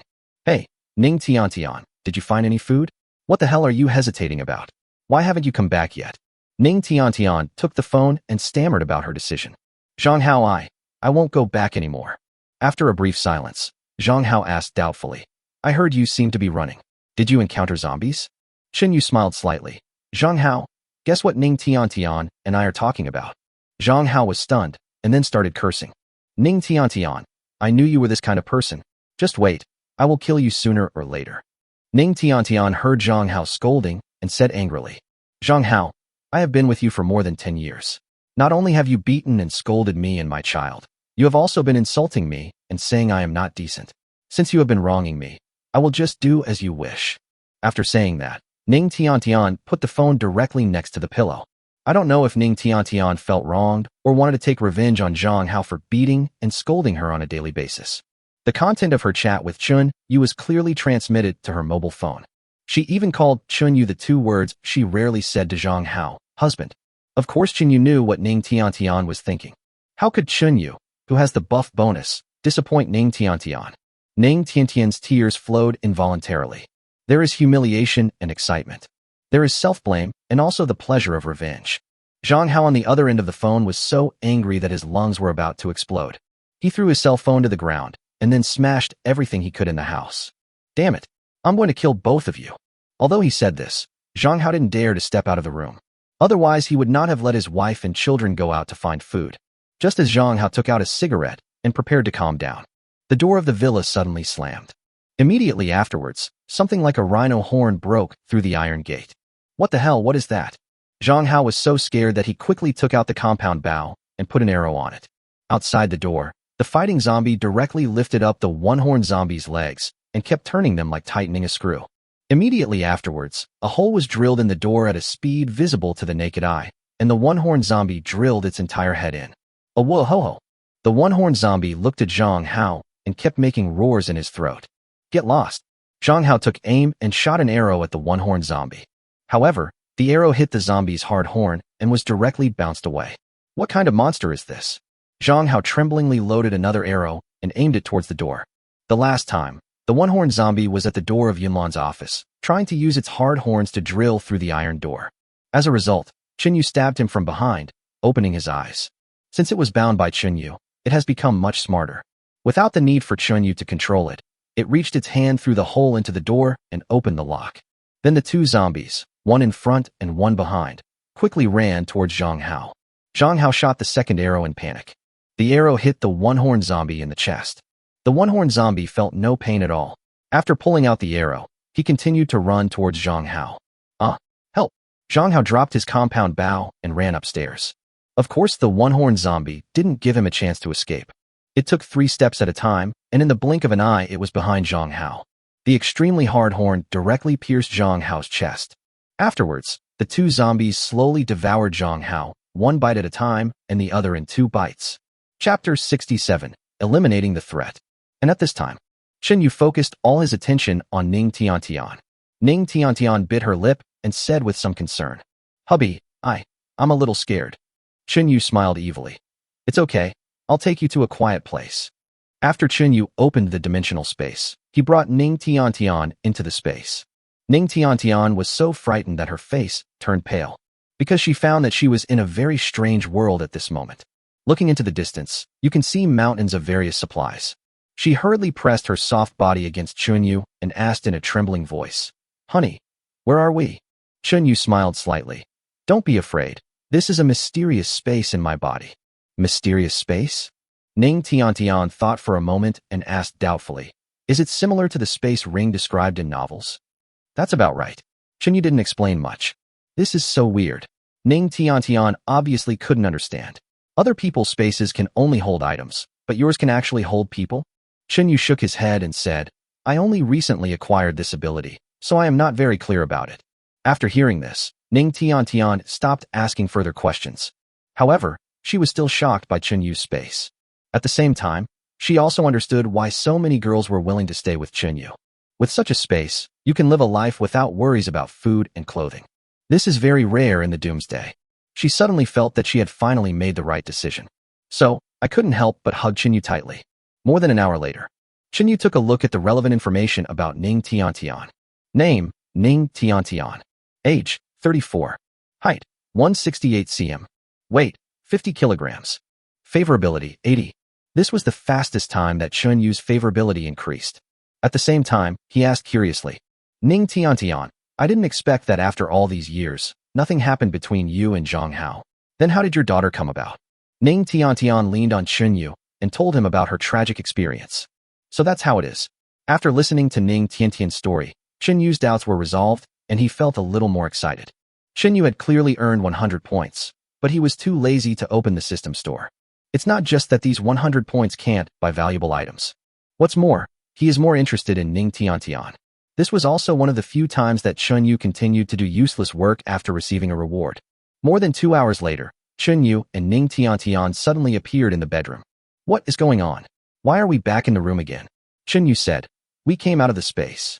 Ning Tiantian thought for a moment and whispered, "Hubby, I have to go out, otherwise Shinshin will become suspicious." "Well, go ahead." Chinyu sat at the head of the bed and started smoking. Ning Tiantian reluctantly got up and walked outside.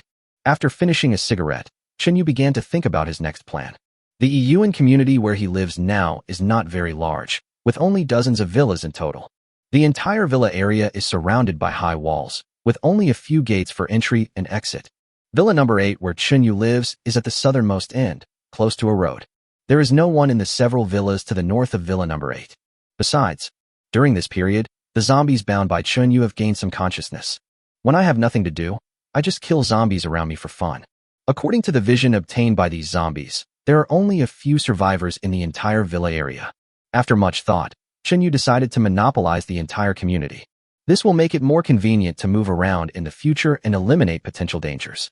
After all, as time goes by, maybe someone will set their eyes on this villa. And those zombies. Although Chinyu always made sure they were dressed very tightly. But if you look closely, you can still find that there are differences between them and humans. This can easily arouse suspicion from people around you. Therefore, the best way is to eliminate the threat. After figuring this out, Chinyu walked out of the bedroom. Outside the house, everyone was sitting on the sofa, chatting around Ning Tiantian. I don't know why, but this group of girls can actually chat with Ning Tiantian without any generation gap at all. Even Chen Yinan liked Ning Tiantian very much and kept snuggling in her arms. Ning Tiantian is the only one among these people who has experience in taking care of children. She had nothing to do, so she took Chen Yinan as an example and told everyone a lot of things to pay attention to. In the crowd, Zhang Wan leaned towards Ning Tiantian and asked in a low voice, "Sister Tiantian, I want to ask, is there anything I need to prepare for giving birth? We don't have a doctor here, and I'm really afraid that it will be painful." When Zhang Wan said this, her face was full of worry. "This?" Ning Tiantian blushed and said hesitantly, "Actually, I'm not very clear either." "Ah."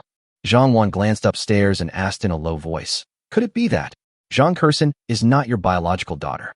"She is my biological daughter, but I didn't give birth to her." After hearing this, everyone felt like their brains were not enough. Ning Tiantian felt that this was not a shameful thing, so she explained to them that Zhang Kursen was a test tube baby. "So that's how it is." Zhang Wan nodded. Qin Yu, who was standing by, heard the conversation between the few people and decided to find another doctor for the villa. Although there are countless medicines in his space, they are enough to treat common diseases.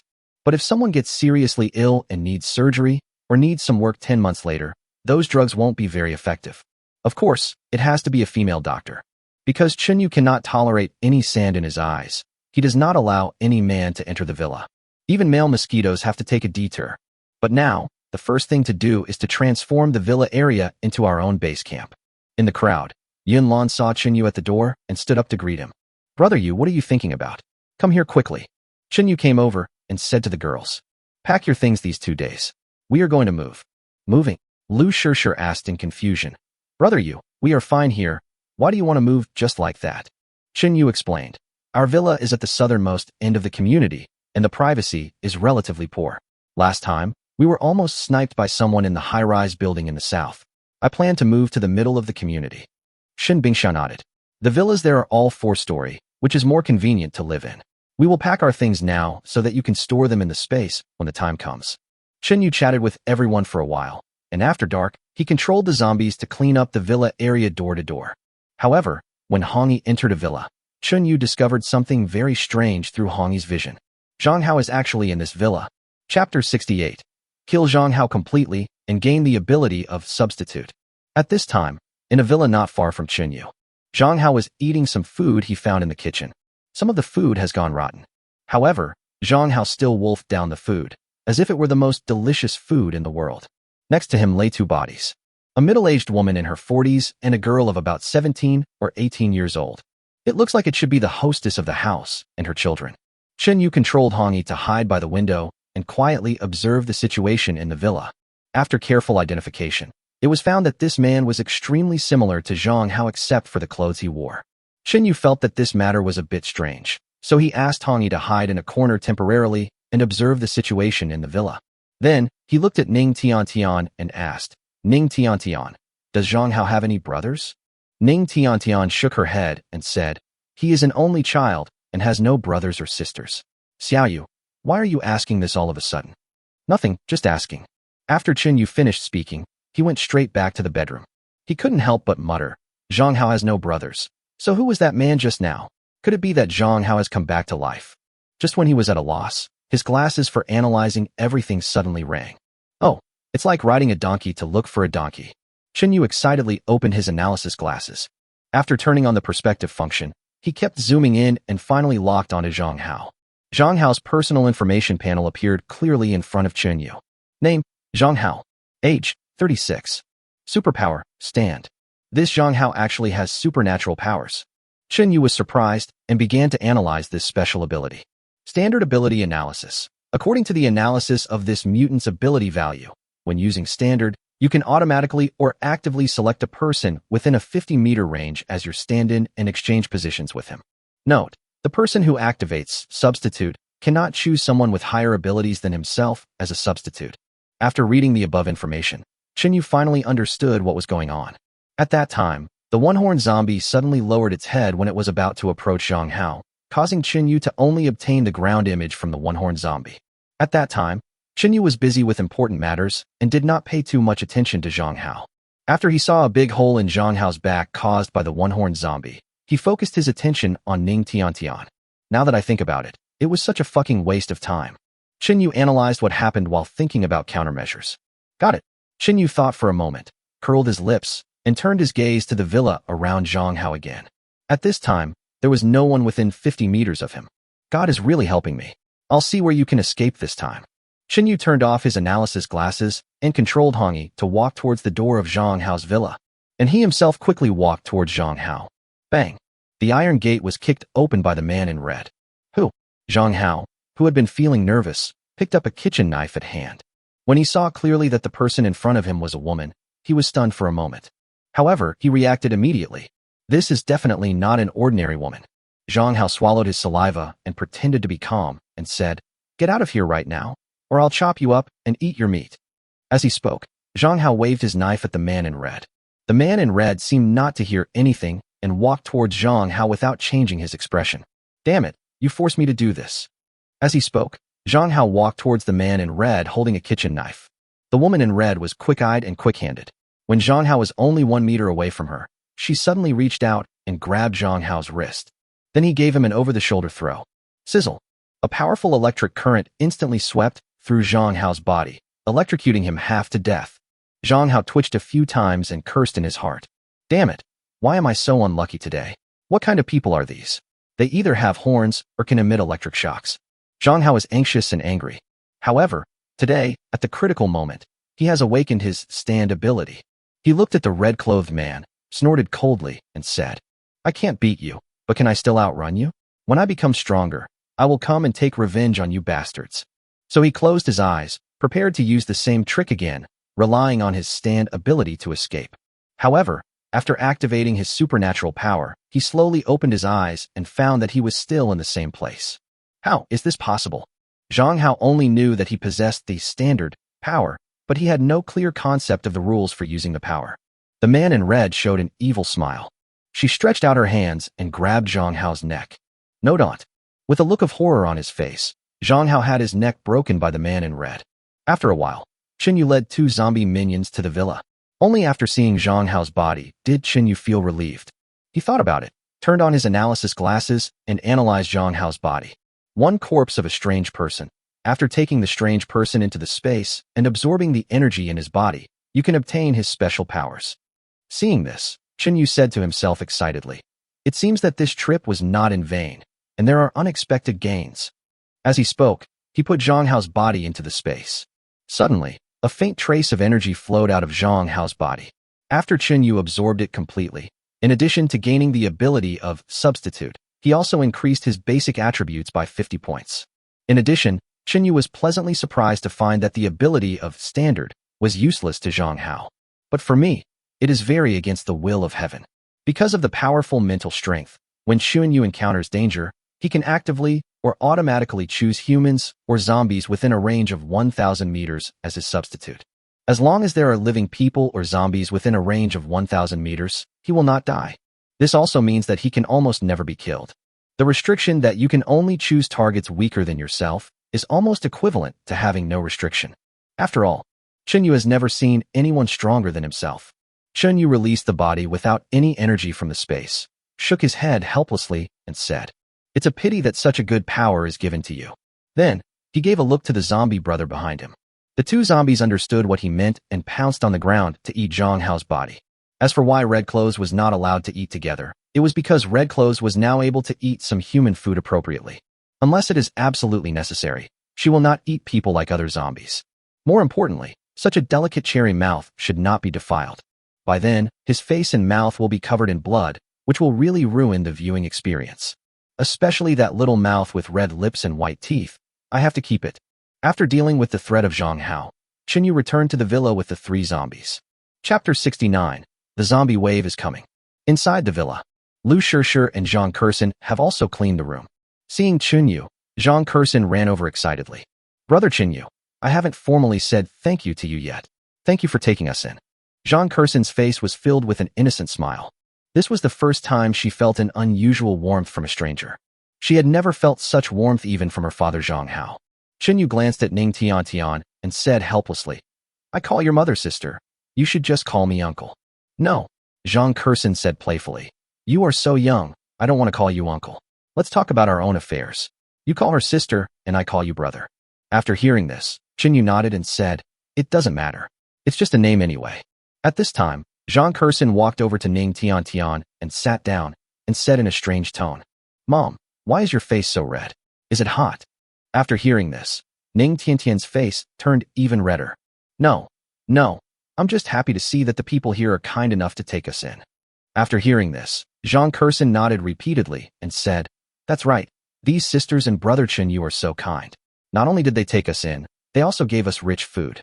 As she spoke, Jean Curson looked at Chinyu shyly. At this time, she was just ignorant. Sometimes a little touch of emotion can sprout in her heart. What's more, Chinyu saved her and her mother's lives. Chinyu did not notice the changes in Jean Curson's heart. He thought about it and took out 2 bracelets. One of them was just obtained from Ning Tian. The other one was obtained from Zhang Wan. However, due to some special reasons, Zhang Wan's favorability towards Chinyu has exceeded 80, making it almost impossible for her to pose a threat to him. Therefore, Chinyu saved this bracelet for emergency use. After seeing the 2 bracelets, Jean Curson asked in confusion, "Brother Chinyu, what is this?" Chinyu smiled and said, "These are 2 magical bracelets. After you put them on, as long as you stay with me, you can improve your basic attributes every day." "Is it so magical?" Jean Curson took a bracelet and put it on her wrist without hesitation. No wonder Sister Shirshir was able to move the closet by herself when she was cleaning just now. It turns out that it was because of this bracelet. Jean Curson is right. Jiang Shuer and Lu Shirshir spent the longest time with Chinyu, so their changes were the most obvious. Ning Tian, who was standing by, hesitated for a moment, then took another bracelet and put it on her wrist. After all, she has more social experience than Jean Curson and knows that wearing a bracelet is more like a restraint. Because she knew that she had no choice but to follow Chinyu. Seeing that both of them were wearing bracelets, Chinyu finally felt relieved. Having been reborn, he cannot afford to have any accidents happen to himself. Even if the probability of them posing a threat to oneself is only 0.001, it is still very scary. Just imagine, if the probability that one person is a threat to you is 0.001, then the mathematical expectation of 100,000 people is 100. Therefore, Chinyu will never be careless. In the next few days, after Chinyu and his zombie squad cleaned up the entire community, they began to renovate Villa number 23 in the middle of the community. This is a 4-story villa that can accommodate more people. Things like hydropower transformation are already familiar to Chinyu. For other tasks, with the help of many girls and zombies that are far superior to ordinary people, work efficiency has been greatly improved. Of course, the most important thing is Chunyu's spatial ability, which is simply an incredible ability. For example, with just a wave of his hand, he could block some extra-large containers at the entrance of the community, then fill it with water. In this way, neither zombies nor outsiders can come in easily. Even a bulldozer can't move it. Except for the south gate close to the road, he sealed all the other gates. Of course, these special tasks need to be completed at night. After 4 days and 4 nights of hard work, Chinyu finally turned the entire community into his own exclusive shelter. After the girls moved to Villa number 23, they immediately collapsed on the sofa. Especially the young Jean Curson, who was already suffering from back pain due to fatigue. "Call." Jean Curson raised her head and let out a long breath. Chinyu stood in front of Jean Curson, looked at her inadvertently, and was stunned. This is too unbelievable, right? Such a young person, actually. Chinyu turned on his analysis glasses and was about to explore it carefully. On the road at the south gate of the community, a video of fighting zombies suddenly came. Chinyu quickly withdrew his gaze and shared the vision with the fighting zombies. Then he froze in place. Looking to the west, there was a large group of zombies at the end of the road, slowly walking towards him. A rough estimate is that there are several thousand of them. Chinyu thought secretly, why are there so many zombies? Generally speaking, zombies act alone. Even if zombies gather together, there will only be dozens of them at most. This is the first time that such a large number of zombies have gathered together like today. Thinking of this, Chinyu quickly called Si Xiaoya over. After Si Xiaoya ran over, he asked with some confusion, "Brother Yu, do you have any instructions?" Chinyu took out all the hot weapons from the space. "A large wave of zombies will pass by us soon. If any zombies try to rush into our community, you and the others will shoot at them and make sure to stop them." Si Xiaoya chuckled and said, "Brother Yu, it's just a zombie. Is there any need to make such a fuss?" Chinyu said seriously, "I'm not kidding you. It's not just one, it's a group, a whole group." Si Xiaoya put away his smile and asked, "Brother Yu, are you still afraid of those zombies?" "Why aren't you afraid? There are thousands of zombies there. If they act together, I may not be able to resist them. What, thousands? After hearing this, Si Xiaoya and several girls nearby did not dare to be careless at all and picked up their guns and magazines obediently. Zhang Wan, Ning Tiantian, Zhang Kersen, you three stay at home. The rest of you follow me. Chen Yu added as he ran out the door. Remember, don't shoot unless you have to, so as not to attract the attention of people around you. Don't worry. A few minutes later, Chen Yu, the girls and the zombie squad arrived at the South Road. Even the charming rabbit who ate and drank for free all day was brought along by him. After seeing the zombies, the girls said in surprise, "Oh my god, why are there so many zombies? Can we defeat these zombies?" Don't worry, Brother Yu is here to take care of them in a minute. Chen Yu ignored the girls and turned on his glasses to look at the group of zombies to the west. Thank you all for the gifts. Thank you so much. Bang bang bang, so scary. Chapter 70, Fighting Against Zombies and Level 4 Zombies. Fortunately, at first glance, most of the zombies are level 1. Only a few dozen reach level 2. Only then did Chen Yu feel a little relieved. However, what surprised him was that the zombies walked towards Chen Yu in a daze, like puppets. They didn't even look around. Chen Yu observed the zombies and said to himself, could it be that these zombies are controlled by aliens? His face gradually turned ugly. If someone can control so many zombies, then this person's strength is likely to far exceed Chen Yu's. After all, Chen Yu can only control 8 zombies at most now. Thinking of this, Chen Yu carefully observed the zombie army, trying to see if there were any mutants among them. However, the mutant did not see it, but he saw something that shocked him greatly. Among the densely packed zombies, there is actually a zombie that has reached level 4. Fuck, there are still level 4 zombies. Chen Yu looked at it again and found that he was not seeing things. He thought again and felt that the appearance of level 4 zombies was not impossible. The reason why Hongyi is only level 3 is because her main task is to protect Chen Yu's safety. If she was allowed to level up freely and kill zombies everywhere, she should be at level 4 by now. There was another thing that made Chen Yu feel strange. In theory, a level 2 zombie can increase its level by devouring other zombies. This zombie is already level 4. How could it be indifferent in the face of so much nutrients? And looking at the appearance of these zombies, they are somewhat different from ordinary zombies and seem to have no aggressiveness. Chen Yu squinted his eyes, thought for a while, and made a bold decision. He turned to look at Hong Yi and said, Hong Yi, get in the car with me. Good master. The man in red ran over quickly, opened the passenger seat, and got in. The rest of the zombies followed. Chen Yu took a deep breath and suddenly stepped on the accelerator to the bottom. Boom. The roar of the V12 engine exploded. The Hummer modified by Chen Yu drove quickly forward. However, Chen Yu did not dare to rush into the zombies, fearing that the car would be stuck among them. He aimed at the edge of the zombie swarm and crashed right into it. Bang bang bang. Click, click. The sound of collision mixed with the sound of bones cracking constantly stimulated Chen Yu's eardrums. Chen Yu gripped the steering wheel tightly and knocked all the more than 100 zombies at the edge away. Chen Yu's zombie team ran forward to finish off the knockdown zombies. Chen Yu drove the car to the tail of the zombie group, then turned around and rushed towards the zombies again. After operating this for more than a dozen times, the ground was densely packed with zombies with missing limbs. Some have even died. A rough estimate is that there are as many as 1,000. However, the Hummer was severely deformed and even the windshield was shattered. Chen Yu took out a long knife from the space, handed it to Hong Yi, and said, Get out of the car.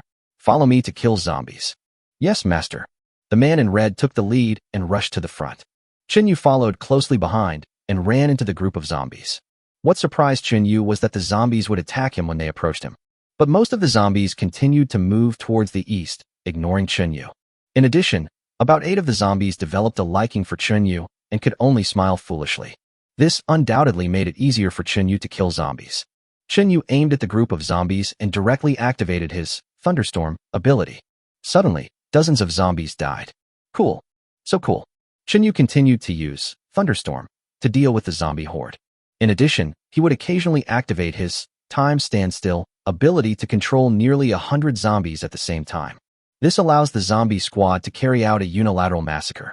Chen Yu and the zombie squad became more and more excited as they killed more and more zombies, and they couldn't stop at all. In the end, thousands of zombies basically lost their ability to move, leaving only the 4th level zombie walking towards the east on its own. However, Chen Yu also suffered heavy losses. Except for the 4-handed zombie and 1 discharged zombie who died in battle, the rest of the zombies were also injured to varying degrees. Chen Yu's eyes fell on the 4th level zombie, and he tried to bind it. As expected, it was not possible to bind it. Sure enough, this zombie is too high level. Chinyu turned his gaze towards the red-clothed man beside him and said sternly, Hongyi, use your electric powers with me. Good master.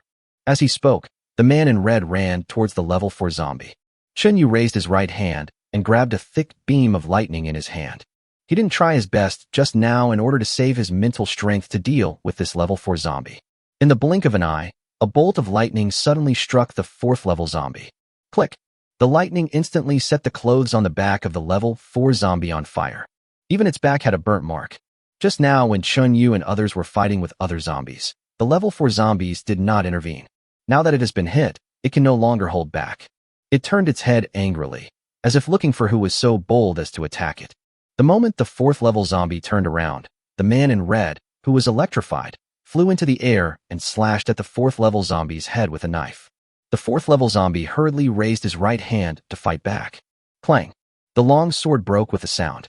Chinyu looked carefully and found that the 4th level zombie's arm was covered with circles of rebar. It seems that this zombie is very smart compared to other zombies. I actually thought of using this method to protect myself. Seeing that his attack missed, the man in red hurriedly stabbed the level 4 zombie in the chest again with the half-broken knife in his hand. Of course, the level 4 zombie didn't give her a chance and grabbed the knife edge with one hand. Sizzle! The electric current rolled through the four-handed zombie, causing it to twitch all over. The 4th level zombie was completely enraged. It endured the pain and punched the man in red. Bang! The man in red was knocked back and hit hard against a tree on the side of the road. Seeing this, Chunyu hurriedly controlled the rest of the zombies to rush forward. However, except for the fighting zombies who can dodge attacks by their flexible movements, the rest of the zombies are basically knocked away by a single punch from the level 4 zombies. Chunyu knew that it would be useless to continue fighting these zombies, so he ordered them to retreat. Then, he threw another bolt of lightning at the level 4 zombie. This is the most effective attack against level 4 zombies. At the same time, Chunyu didn't dare to use his full strength, for fear that he would not be able to control the intensity and kill this rare level 4 zombie. That would be a big loss for him. At this moment, the man in red had already climbed up from the ground. She rushed towards the level 4 zombie again with some reluctance. This time, the current in her body was stronger. The level 4 zombie was slightly surprised. It didn't understand why this zombie in red kept attacking it. Logically speaking, shouldn't he join forces with me to deal with that man? What is wrong with this world? Why do zombies become bodyguards for humans? After being attacked by the man in red many times, the level 4 zombie obviously didn't want to get used to him. It broke off a signpost from the roadside and slammed it towards the man in red. Chapter 71: Corpse General, Corpse King, Corpse Emperor, and Corpse Lord. The man in red was unable to dodge and was knocked to the ground by the signpost. However, the moment the man in red came into contact with the iron plate, he released all the electrical energy in his body to the level 4 zombie. The 4th level zombie was almost knocked to the ground by the electric shock. Even the few sparse hairs on its head stood up. After resting for a while, the 4th level zombie raised the road sign high, ready to smash it at the man in red again. Seeing this, Chinyu hurried over. If this blow hit the red-clothed zombie on the head, it would definitely blow her brains out. Time stands still.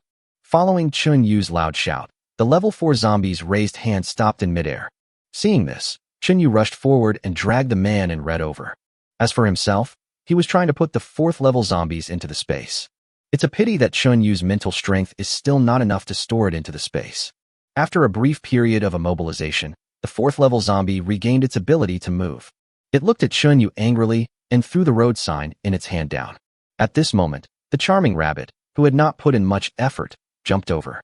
It raised its front legs and squeaked a few times at the level 4 zombies. The 4th level zombie suddenly stopped what he was doing.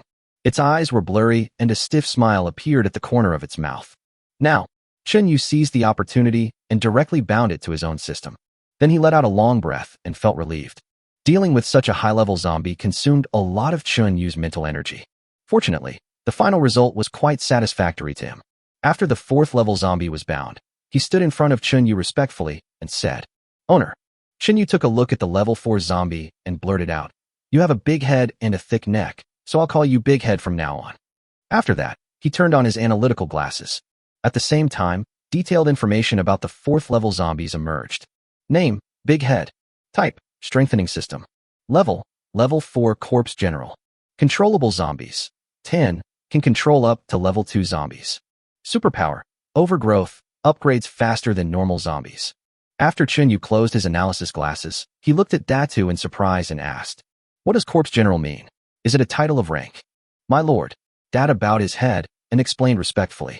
Zombies have titles starting from level 4. From low to high, they are level 4 Zombie General, level 5 Zombie King, level 6 Zombie Emperor, and level 7 Zombie Lord. Chinyu continued to ask, "How did you know these levels? Have you ever seen the Corpse King, or even the Corpse Lord?" Big Head shook his head and said, "That's not the case. However, once zombies reach level 4, they will have a clear understanding of levels. This cognition is engraved in our consciousness.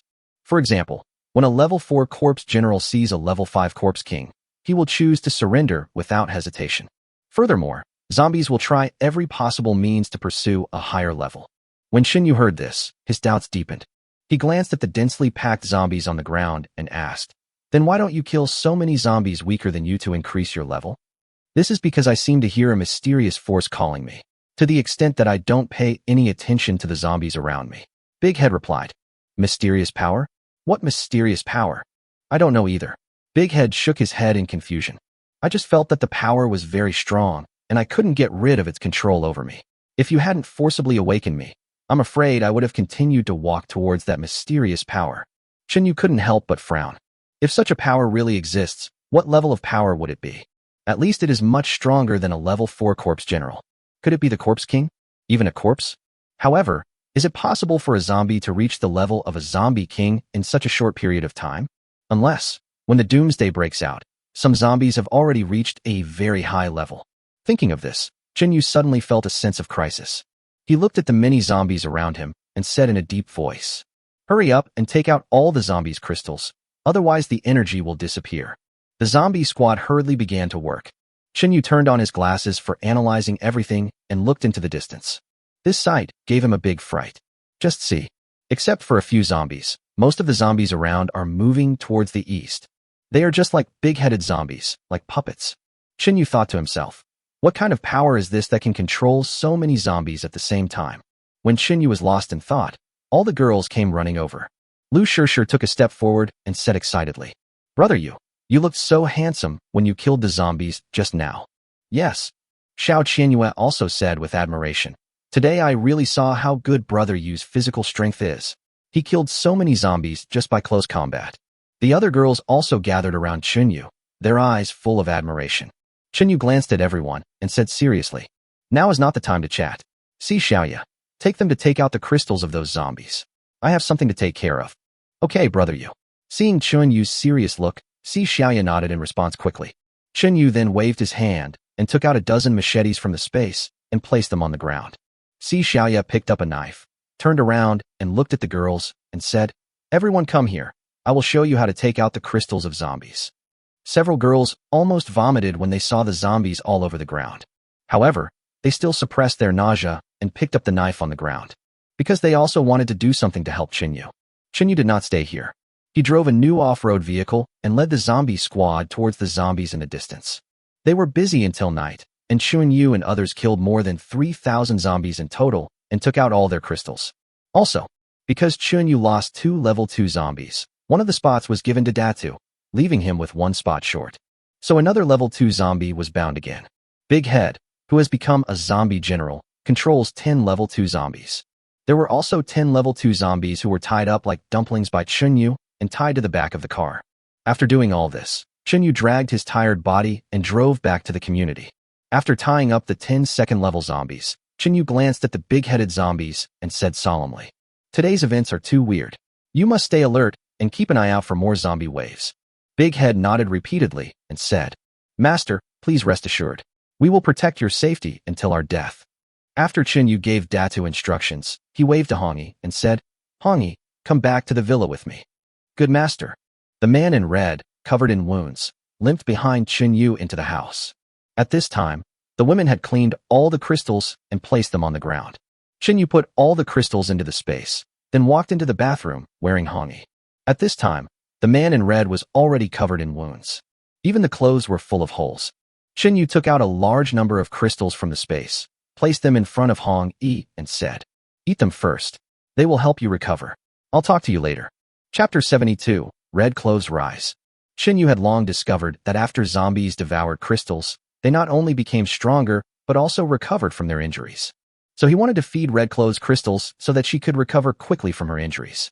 Seeing the crystals, Hongi nodded slightly and said, "Thank you for the gift, master." Then he picked up the crystals without hesitation and swallowed them one by one. At the same time, the wounds on her body were slowly disappearing. After swallowing 99 crystals, Red Cloak's injuries had mostly recovered. The wound has stopped bleeding.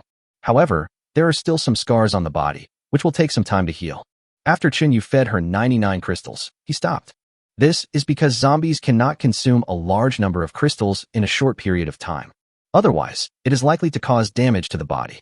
Yu put away the remaining crystals and said to Hong-yi with a serious face, "Hong-yi, I forgot to ask you today. Can you feel that magical power?" Hong-yi shook his head and said, "Besides the invisible force I can feel from you, I don't sense any other force." Yu frowned slightly. Things turned out pretty much as he had guessed. Although that power can control most zombies, there are some zombies that can break free from its control. For example, these zombies that are bound to you.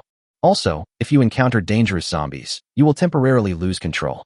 In addition, Yu also discovered that there were a small number of zombies who, although not of high level, were not affected by that power at all. Yu deduced from this.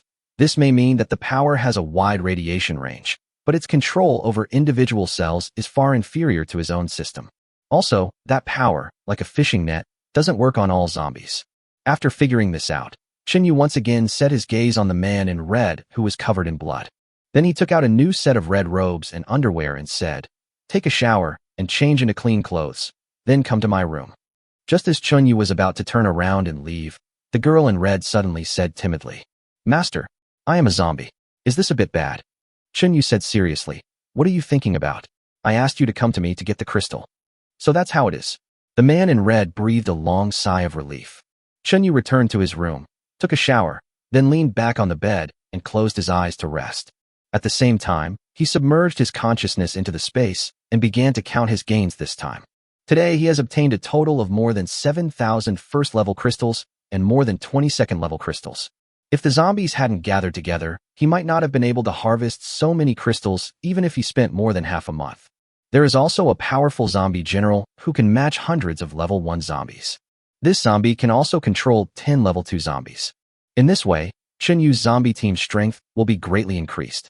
In addition, Yu also captured 10 level 2 zombies alive. These are specially prepared for those in red. In a few days, when she breaks through to level 4, she will be able to control these zombies. These are the basis of his confidence. Even if someone sees you killing zombies today, there's no need to worry. After all, he has now regarded the entire community as his base camp. It is extremely difficult for outsiders to break through the zombies' blockade and reach the villa. And just as Yu was thinking about his next plan, the man in red knocked on Yu's bedroom door. "Come in." After hearing this, the girl in red walked in with her soft bare feet. Yu sneaked his consciousness out of the space and couldn't help but look at the person in red. At this time, the water droplets on the red-clothed body had not completely dried yet, and some were sliding down the scar on the chest. And that red dress made her long and straight thighs look even more perfect. Yu calmed himself down, took out a box from the space, and filled it with crystals. "Hongi, take these crystals and share them with other zombies. Come back to me after you've digested them. I hope that in a few days, I can see you reach level 4. The red-clothed girl came over and nodded repeatedly. "Don't worry, master. I will reach level 4 as soon as possible. By then, I will be one of your generals." "Okay, take these away." After hearing this, Hongi took the crystals and left the villa. Just after Yu settled down, the whole city underwent great changes. Because most of the zombies suddenly disappeared collectively. Now many people are trying to go out of their homes and look for food. There are also some people who unite to deal with various dangers. However, because more than half of the people have turned into zombies, and the official people have not shown up yet, it is impossible to restore social order. 5 days later, early in the morning, there was a sudden knock on Yu's bedroom door. He put on his clothes, stood up, and walked out the door. Outside the door was Zhang Kurson, whose face was covered in sweat. She saw Yu and said excitedly, "Brother Yu, Sister Hongi is looking for you. She said she has something important to tell you." Really? Yu seemed to have guessed what it was. He was too lazy to contact Hongi through his consciousness and walked straight out the door. In the lobby on the first floor, the moment Hong-yi saw Yu, she couldn't help but said loudly, "Master, I feel like I'm about to reach level 4. "Great. Chen Yu excitedly took out some level 2 crystals from the space, handed them to Hong Yi, and said, "Now, these transistors are enough to keep you going until you reach level 4. The man in red was not polite and ate the crystals one by one. When he ate the 20th one, Hong Yi felt that the energy in his body seemed to be bursting out. "Master, get out of the way, I think I'm going to rise." After hearing this, Chen Yu quickly moved aside. There were several girls sitting on the sofa in the hall. They were frightened by the appearance of the man in red and hurriedly hid far away. The man in red covered his head in pain. Thick bolts of lightning were wrapped around her body. Not only her long hair, but also her red robe was flying all over the sky. After struggling in agony for more than 10 minutes, Hong Yi looked at Chen Yu and said word by word, "Master, I seem to be short of energy. Quick, use your thunderstorm." Chen Yu thought for a moment and raised his right hand. He knew that his thunderstorm ability would cause very little damage to the man in red. However, the powerful electrical energy can effectively temper the physique of the woman in red and provide her with a large amount of energy. Chen Yu concentrated his mental strength and struck the man in red with a huge bolt of lightning. Boom! The red robe exploded. "Oh!" The man in red screamed and fainted on the ground instantly. Chen Yu walked over quickly to help Hong Yi up and asked with some concern, "Red, how do you feel now?" Hong Yi looked down at her body and said awkwardly, "I'm fine now, I just feel a little cold." Chapter 73. The upgraded red dress is almost my sister-in-law. Only then did Chen Yu realize that the red dress was no longer covering his body. Even her skin was covered in black ash from burnt clothes. He took out a new set of clothes and high heels from the space and handed them to Hong Yi. "Go wash them." Hong Yi covered her chest with her hands, lowered her head, and walked quickly towards the bathroom. Looking at the figure in red, Chen Yu suddenly said to himself, "Oops, I forgot to check Red's information. But it's not too late now." As he spoke, Chen Yu turned on his glasses that could analyze everything. At this time, the red dress girl had already shed her tattered clothes. Pieces of snow-white skin appeared faintly in front of Chen Yu, looking very sexy. Chen Yu calmed himself down and directly checked the information panel of the man in red. Name: red clothes. Type: spell. Level: level 4 corpse general. Controllable zombies: 10. Superpower: lightning confinement. Can launch a lightning bolt at a target remotely, temporarily confining the target. After seeing this, Chen Yu showed a satisfied smile on his face. Unexpectedly, after Hong Yi became a 4th-level corpse general, his supernatural powers also upgraded. Apparently, lightning confinement is a control-type ability. If you encounter a powerful zombie again in the future, just imprison it, and then use your own thunderstorm ability or space ability. Perhaps the effect is not as simple as 1+1. Thinking of this, the corners of Chen Yu's mouth curled up involuntarily. It was harder to suppress than the AK with a 16x scope. In his spare time, he looked up and down at the red-clothed girl and couldn't help but sigh. This red dress is really great. It's an improvement. When Chen Yu was watching with great interest, the girls came over one after another. Lu Shishir stared at Chen Yu, who was in a trance, and asked with lingering fear, "Brother Yu, what happened just now? What did Sister Hong Yi do wrong? Why did you suddenly hit her with a bolt of lightning?" Chen Yu came back to his senses when he heard Lu Shishir's voice. With a smile, he explained, "She did nothing wrong. She was just a little short of upgrading, so I used lightning to help her. I didn't expect that Brother Yu's lightning could be used in this way." Lu Shishir breathed a sigh of relief and continued, "Does that mean that Sister Hong Yi is even more powerful now?" Of course. Now, one person in red is worth hundreds or even thousands of people. After hearing this, the girls all widened their eyes. They didn't expect that Hong Yi is so powerful now.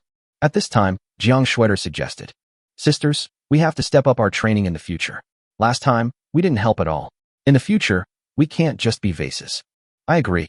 Yunlan clenched her fists and looked at Si Xiaoya. "You said we are not as good as Xiaoya, but now we are not as useful as the zombies that Brother Yu subdued. This makes me feel a little embarrassed." At this time, Xiao Qianyue looked towards the bathroom and said mysteriously, "Have you noticed that Red Clo's consciousness has slowly recovered? When I just walked in, she actually called out my name and greeted me. Moreover, her skin is getting better and better, and she is still so big. I'm really worried that Brother Yu will lose control one day and do something to Hong Yi again. Then our status will be even lower."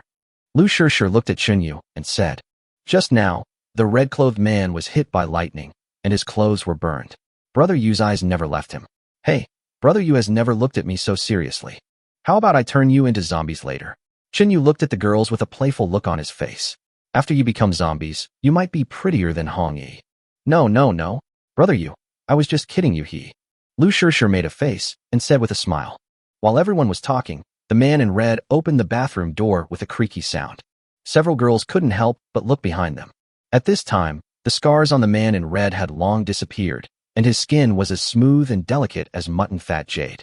Those two straight and slender thighs are better than those of Zhao Beibei, who has practiced yoga for several years. Wearing high heels makes her look even more graceful.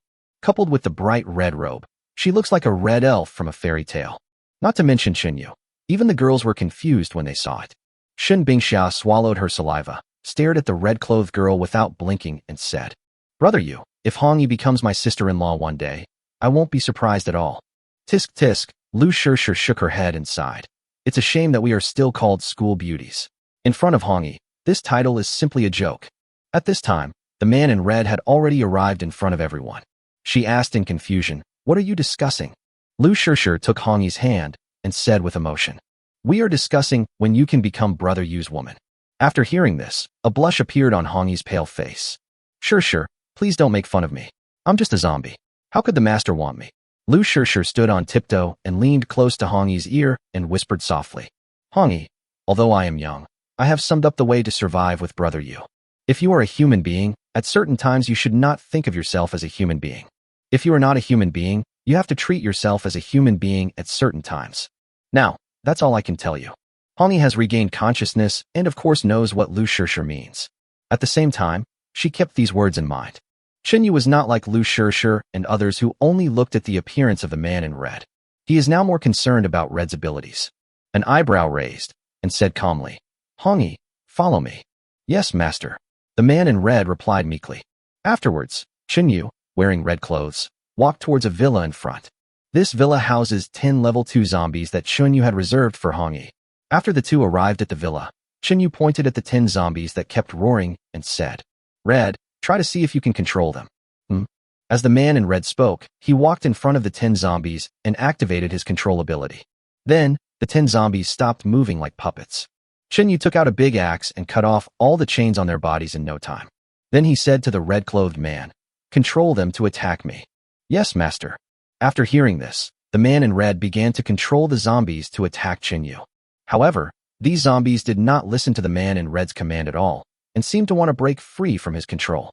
Even Hongyi himself couldn't help but tremble, as if he was about to collapse. "Okay, Red, stop it." After hearing this, the man in red immediately controlled the zombies and stood aside. He was breathing heavily, as if he was about to suffocate. Xinyu looked at the red-clothed girl, thought for a moment, and asked, "How did you feel when you controlled the zombies just now?" "Master, I feel like these zombies are very afraid of you and are not obeying my commands." The man in red said truthfully. Xinyu held his chin with his hand and said thoughtfully, "It seems that although I cannot directly control these zombies, they dare not harm me at all. This may be absolute suppression." "It seems like that, master." Red wiped the sweat from his forehead and said with lingering fear, "If I hadn't gotten your permission, I would have been completely killed the moment I had the thought of hurting you." Xinyu looked down at the girl in red who was sweating profusely and gently lifted her chin. Hongyi's eyes softened and her heart beat faster. Xinyu smiled evilly and said, "Although I can't really play with you now, it's still okay to do something casually." After hearing this, Hongyi asked the zombies to leave the villa. An hour later, Xinyu stretched his body, gently rubbed Hongyi's head, and said, "Red, come with me outside to find some free labor. It's time to reinforce our neighborhood." Chapter 74. You don't understand the fun of chow thieves. Hongyi certainly knew that the free labor Xinyu was talking about were the survivors. Without Xinyu's instructions, he called the zombie subordinates he had just subdued to his front. Xinyu led the zombie squad towards the car. "Red, you drive the car and let those zombies follow closely." After Xinyu gave some instructions, he went straight into the back seat of the car. "Yes, master." The man in red obediently sat in the driver's seat. On the way, Xinyu directly turned on his analysis glasses and observed the surrounding environment. This is just like using cheats in CF, which can directly penetrate all obstacles. He can even see clearly whose young wife is taking a bath. Don't you think that's powerful? Along the way, Xinyu also encountered many zombies.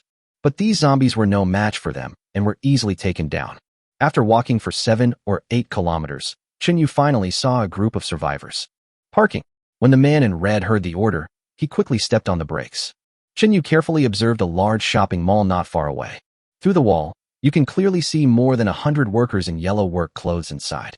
Judging from their clothes, these people should be workers from a construction team. It's perfect for hard labor. At this moment, they were carrying the few available foods in the mall. On the ground nearby, there were many bodies of survivors lying in disorder. Some of the women were lying naked on the ground. Their deaths were extremely miserable. This is true even for women and children. It seemed that they were all toyed with by the workers and then brutally killed. There was also a middle-aged woman with a weak breath, lying on the ground, enduring the ravages of a man wearing golden glasses. The workers around were watching all this with great interest and seemed to think there was nothing wrong with it. Chinyu closed his analysis glasses and said to the red-clothed man beside him, "Red, take the zombie squad and block the back door. Don't let anyone escape." "Good master." After getting out of the car, the man in red quickly ran towards the back of the mall with 10 zombies. Chinyu snorted coldly and said to himself, "Although you deserve to die, it won't be too late to kill you after I have squeezed out every last bit of your value." I guess the capitalist would cry after hearing these words. After getting off the car, Chinyu walked quickly towards the main entrance of the mall.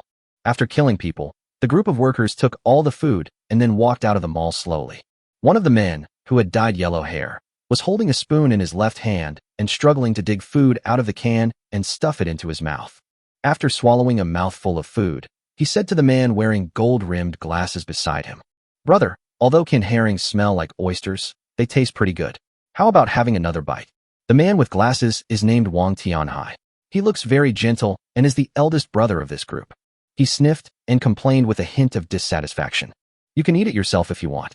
I almost vomited my stomach after taking that bite just now. Let's go to other malls. I don't believe we can't find delicious food. I swear, I'll eat shit instead of canned herrings in the future. That thing is sour and smelly, and even more unpalatable." The yellow-haired man seemed to be recalling something painful. His mouth twitched, and he changed the subject. "Brother, if we can't find any food, we can just find some girls to play with. Those old guys just now can't compare to the pretty girls."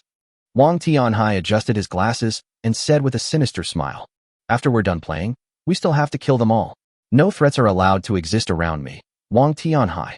After hearing this, Huang Mao was suddenly frightened and beads of sweat instantly appeared on his forehead.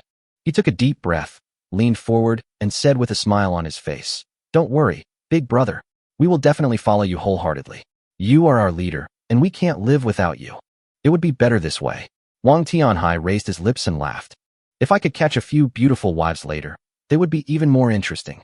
Huang Mao thought for a moment and asked doubtfully, "Brother, there is one thing I don't quite understand. Why do you prefer married women in their 30s to 20-year-old girls?" "What do you know?" Wang Tianhai closed his eyes and said with a look of enjoyment, "How can you feel the fun here?" After hearing this, Huang Mao swallowed his saliva and grinned. "Brother, I read The Romance of the Three Kingdoms and understand a little bit. In fact, I know a little bit about Chao Zhe and so on. Besides, I also want to be Chao Zhe." "Oh, I didn't expect you and I to be the same kind of people. No, you and I think alike. Haha, we should thank Doomsday. Otherwise we would still be a group of miserable workers. Now we are the emperors." As they were chatting and laughing, they saw Chinyu standing at the door. Wang Tianhai was slightly startled, then turned his head and asked, "Did you see clearly? When did that guy appear at the door?" The yellow-haired man looked at Chinyu and shook his head, saying, "I don't know either. It looks like he just walked over." "Kill him for me," Wang Tianhai said calmly. Huang Mao turned around and shouted, "Brothers, come on, kill that guy." As soon as he finished speaking, more than a dozen people rushed towards Chinyu. Seeing those people getting closer, Chinyu ordered the people in red and others to rush in from the back door and surround those people. When everyone heard the noise behind them, they stopped and looked behind them. Upon taking a look, I discovered more than a dozen people who looked lifeless. It was Chunyu's zombie squad. However, because they did not bite people like other zombies, Wang Tianhai and others regarded them as survivors. The yellow-haired man walking in front glanced at the zombies and asked fearfully, "Brother, we've been ambushed. What should we do next?" It seems that those people are not simple either. Wang Tianhai glanced at the zombie squad behind him. A hint of cruelty flashed across his face as he said, "Are you fucking stupid? We have so many people and we all have weapons. Why are you afraid of them?" Huang Mao saw that his side had the advantage in numbers, and at the same time thought of the pistol in Wang Tianhai's pocket. He felt relieved. He plucked up his courage and said to the people behind him, "Don't be afraid. Come with me and kill this guy first. Then we can deal with the others." Everyone responded, "Yes, brother Huang Mao." Chinyu snorted coldly and said speechlessly, "I think you really don't know how to write the word death." Just as everyone was about to take action, Yu quickly took out a pistol from his arms and shot Wang Tianhai on the head with lightning speed. His shooting skills are as accurate as a sharpshooter. Bang! Wang Tianhai fell to the ground in shock, and a gorgeous red flower bloomed on his head. Chapter 75: Preparing to build a super shelter. The more than 100 people behind Wang Tianhai were stunned for a moment. They didn't expect that Yu actually had a gun. Also, he's like a quick shooter. So much so that no one could see where he took out the gun from. In the crowd, the yellow-haired man glanced at Wang Tianhai, who was shot in the head, and said viciously, "You bastard, you actually killed our eldest brother?" Yu pointed the gun at the yellow-haired man and said with narrowed eyes, "Let alone killing a little jerk. What would happen if I killed all of you?" Yu's tone was calm, as if he was talking about something insignificant. Huang Mao looked at Yu and said in a threatening tone, "Kid, you only have 10 bullets left in your pistol, but there are more than 100 of us. Even if you kill 10 of us with every shot, the rest will tear you to pieces." Yu was not moved at all by Huang Mao's threat. "It doesn't matter. I just need to kill the few people in the front. If the rest of you have the guts, just kill me." Huang Mao's face couldn't help but twitch. He didn't expect that Yu was not afraid at all when facing so many people. However, he also knew that even if he had more than 100 people on his side, no one would dare to step forward. Because no one wants to be cannon fodder in the front. This is human nature. Huang Mao almost didn't hesitate at all, and suddenly knelt down and shouted, "Brother, I am blind and ignorant. Please spare my life." Seeing this, the others also knelt on the ground and begged for mercy loudly. Yu played with the gun in his hand and couldn't help but sneered. "Why? You wanted to kill me just now, but now you want me to spare you because you can't beat me. How can such a good thing happen in the world? If you want me to spare you, then give me a reason not to kill you." Huang Mao thought about it and said with a smile on his face, "Brother, we are still valuable. We can protect your safety." Yu pointed at Wang Tianhai, whose head was bleeding, and said, "You have also said this to him, right?" The corners of Huang Mao's mouth twitched involuntarily, and his brain was spinning rapidly. After a long while, Huang Mao forced a smile and said, "Brother, we can work for you like slaves. Please spare our lives." Yu looked at the workers and asked casually, "What did you do before?" The yellow-haired man pointed at his work clothes and said, "We used to be from Longgao Company, and we were mainly responsible for demolishing old buildings and building shelters." Yu thought for a moment and said with a smile, "Well, if you can do me a favor, once I'm happy, I might consider letting you go." Of course, it was impossible for Yu to let them go, but it is still possible to let them make some contributions before they die. This can also be considered as recycling of waste. "Brother, how can I help you?" Huang Mao asked hurriedly. Yu said, "The community I live in is not very strong. Please help me turn it into a super shelter. Also, the outer walls of the entire community must be surrounded by high walls and barbed wire." Huang Mao swallowed his saliva and said helplessly, "Brother, a good cook cannot cook without rice. Our materials and tools are all in the company. Otherwise, can you let us go back to the company?" "Are you stupid, or am I? If I let you go, you will run away, right?" Yu said speechlessly, "Tell me the location of your company and the materials you need, and leave the rest to me." As he spoke, Yu took out a pen and paper from his pocket and threw them to Huang Mao. Huang Mao hurriedly wrote the information on a piece of paper, then ran over respectfully and handed the paper to Yu. After Yu took the note, he looked at everyone and ordered, "All of you turn your backs and lie on the ground with your heads in your hands." The workers did not dare to disobey Yu, and all lay on the ground with their heads in their hands. As soon as Yu thought about it, a large number of ropes appeared on the ground. Then he gave the red-clothed girl a look. The man in red understood what he meant and led the zombie team to tie up each worker tightly like dumplings. Seeing that everyone was under control, Yu looked at Hong Yi and said, "Hong Yi, take these people to the empty villa and keep an eye on them. If anyone is not honest, just shoot them dead." "Don't worry, master."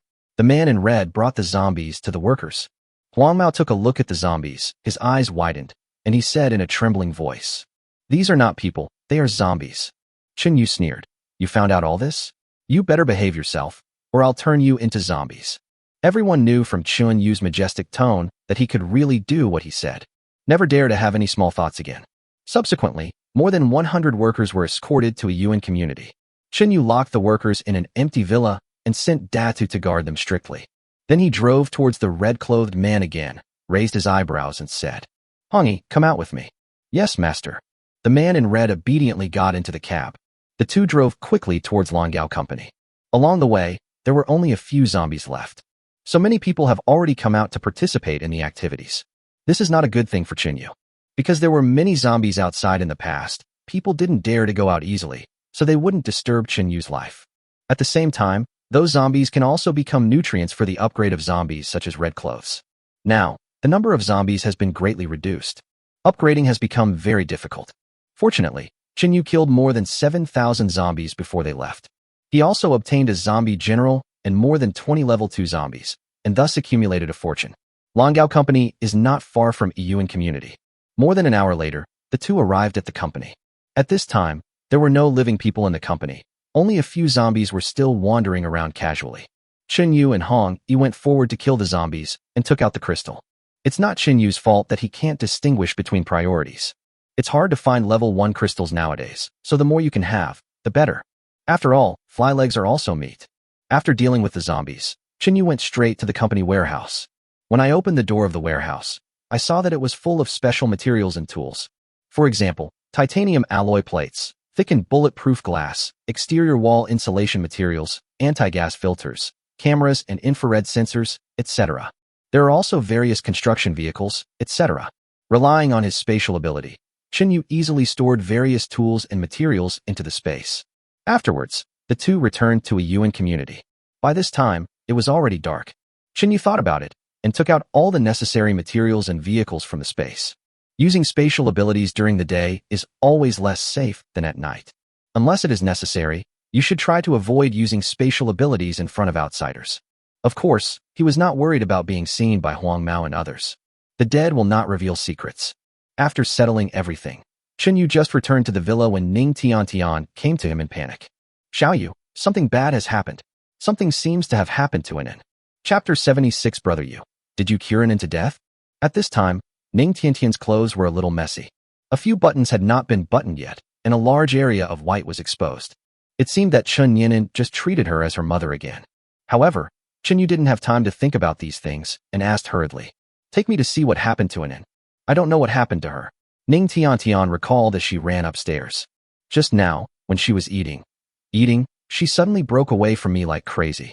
I wanted to go over to check on her, but she kept rolling on the ground, making a harsh noise. Moreover, her body was very hot. I didn't know what to do, so I came to you. Okay, let's go check it out first. As they were talking, they had already reached the second floor. At this time, the girls were surrounding Chun Yinan at a loss, wanting to hug her but afraid that she would bite them. "Get out of the way," Chinyu shouted and began to control Chun Yinan with his mind. Chun Yinan felt a little better now and was no longer as crazy as before. However, at this time, she was already bleeding from all 7 orifices. There were tiny cracks on the delicate skin, and blood was slowly oozing out. Even on the ground, there were large patches of blood. From this we can see what kind of pain Chun Yinan went through. Even at this time, Chun Yinan's movements were not as large under Chinyu's control, but he was still breathing rapidly and his whole body was shaking. At this time, Lu Shishir stepped forward and asked with lingering fear, "Brother Yu, couldn't he be sick?" Xin Bingxiao glanced at Zhang Wan and suggested, "Xiao Wan, aren't you a medical professional? How about you check her out?" Zhang Wan shook her head helplessly and said, "With the little I've learned, I can't tell what's wrong with Anan." Chinyu looked at Chun Yinan lying on the ground and began to worry. This was the first time he had encountered such a situation.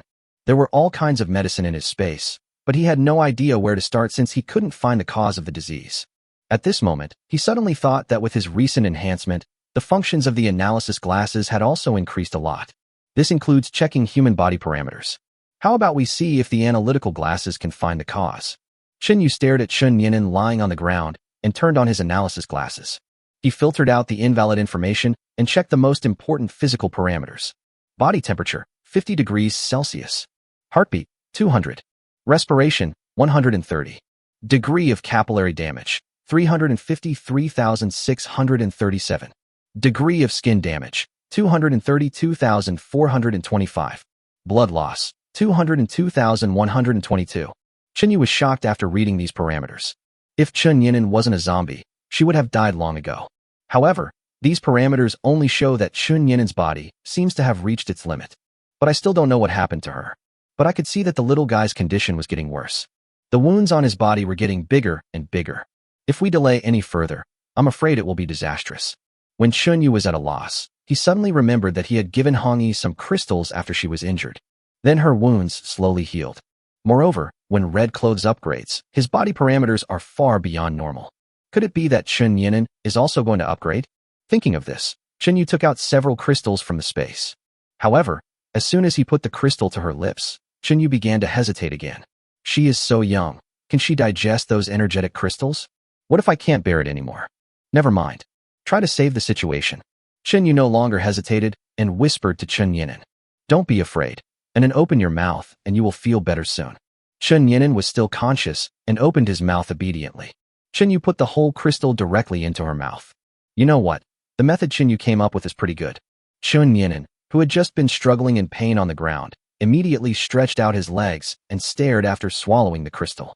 Shortness of breath also improved. Just stop breathing. The room suddenly became silent. All the girls turned their eyes to Chun Yu. In the crowd, Lu Shishir swallowed and said in a low voice, Brother Yu, did you cure an end to death? Anan, are you okay? Ning Tiantian was shocked when she saw this, and she squatted down and was about to pick up Chun Yinan. Seeing this, Chen Yu hurriedly stopped her and said, Don't move. Just let her stay on the ground. At this time, Chun Yinan was still relatively fragile, especially his blood vessels were severely damaged. If you pick up the baby rashly, it may cause secondary injuries. After hearing this, Ning Tiantian had to step aside and look at Chun Yinan worriedly. Although Chen Yu looked calm, he was actually sweating inside, because he didn't know whether this method would work. However, he breathed a sigh of relief when he saw that Chun Yinan's physical parameters began to improve. In just a moment, Chun Yinan resumed breathing, and it was obviously not as urgent as just now. This method really works. Chen Yu thought about it, then took out more crystals and fed them to Chun Yinan one after another. After feeding 100 crystals, Chen Yu stopped. Even someone as strong as Hong, he couldn't bear to eat 100 crystals. No matter how strong this baby is, he can't be stronger than the one in red, right? However, Chun Yinan didn't seem to have eaten enough. She sat up directly, pointed to her mouth, and said, Anan wants more. Chen Yu said helplessly, You can't eat any more. If you eat any more, I'm afraid you'll burst again. No, Anan is okay. Chun Yinan said expectantly. Chen Yu looked at Chun Yinan's physical parameters and found that they were indeed normal. Okay then, tell me if you feel unwell. Chen Yu took out more crystals. Chun Yinan swallowed the crystals one by one as if he had seen a delicious delicacy. He ate more than 200 pieces in a row before he stopped. Hiccup. Chun Yinan burped and rubbed his stomach. Chen Yu hurriedly closed her body parameter panel and opened her personal information panel. Name, Chun Yinan. Level 1. Superpower, mental piercing, can cause mental damage to the target across up to 3 levels.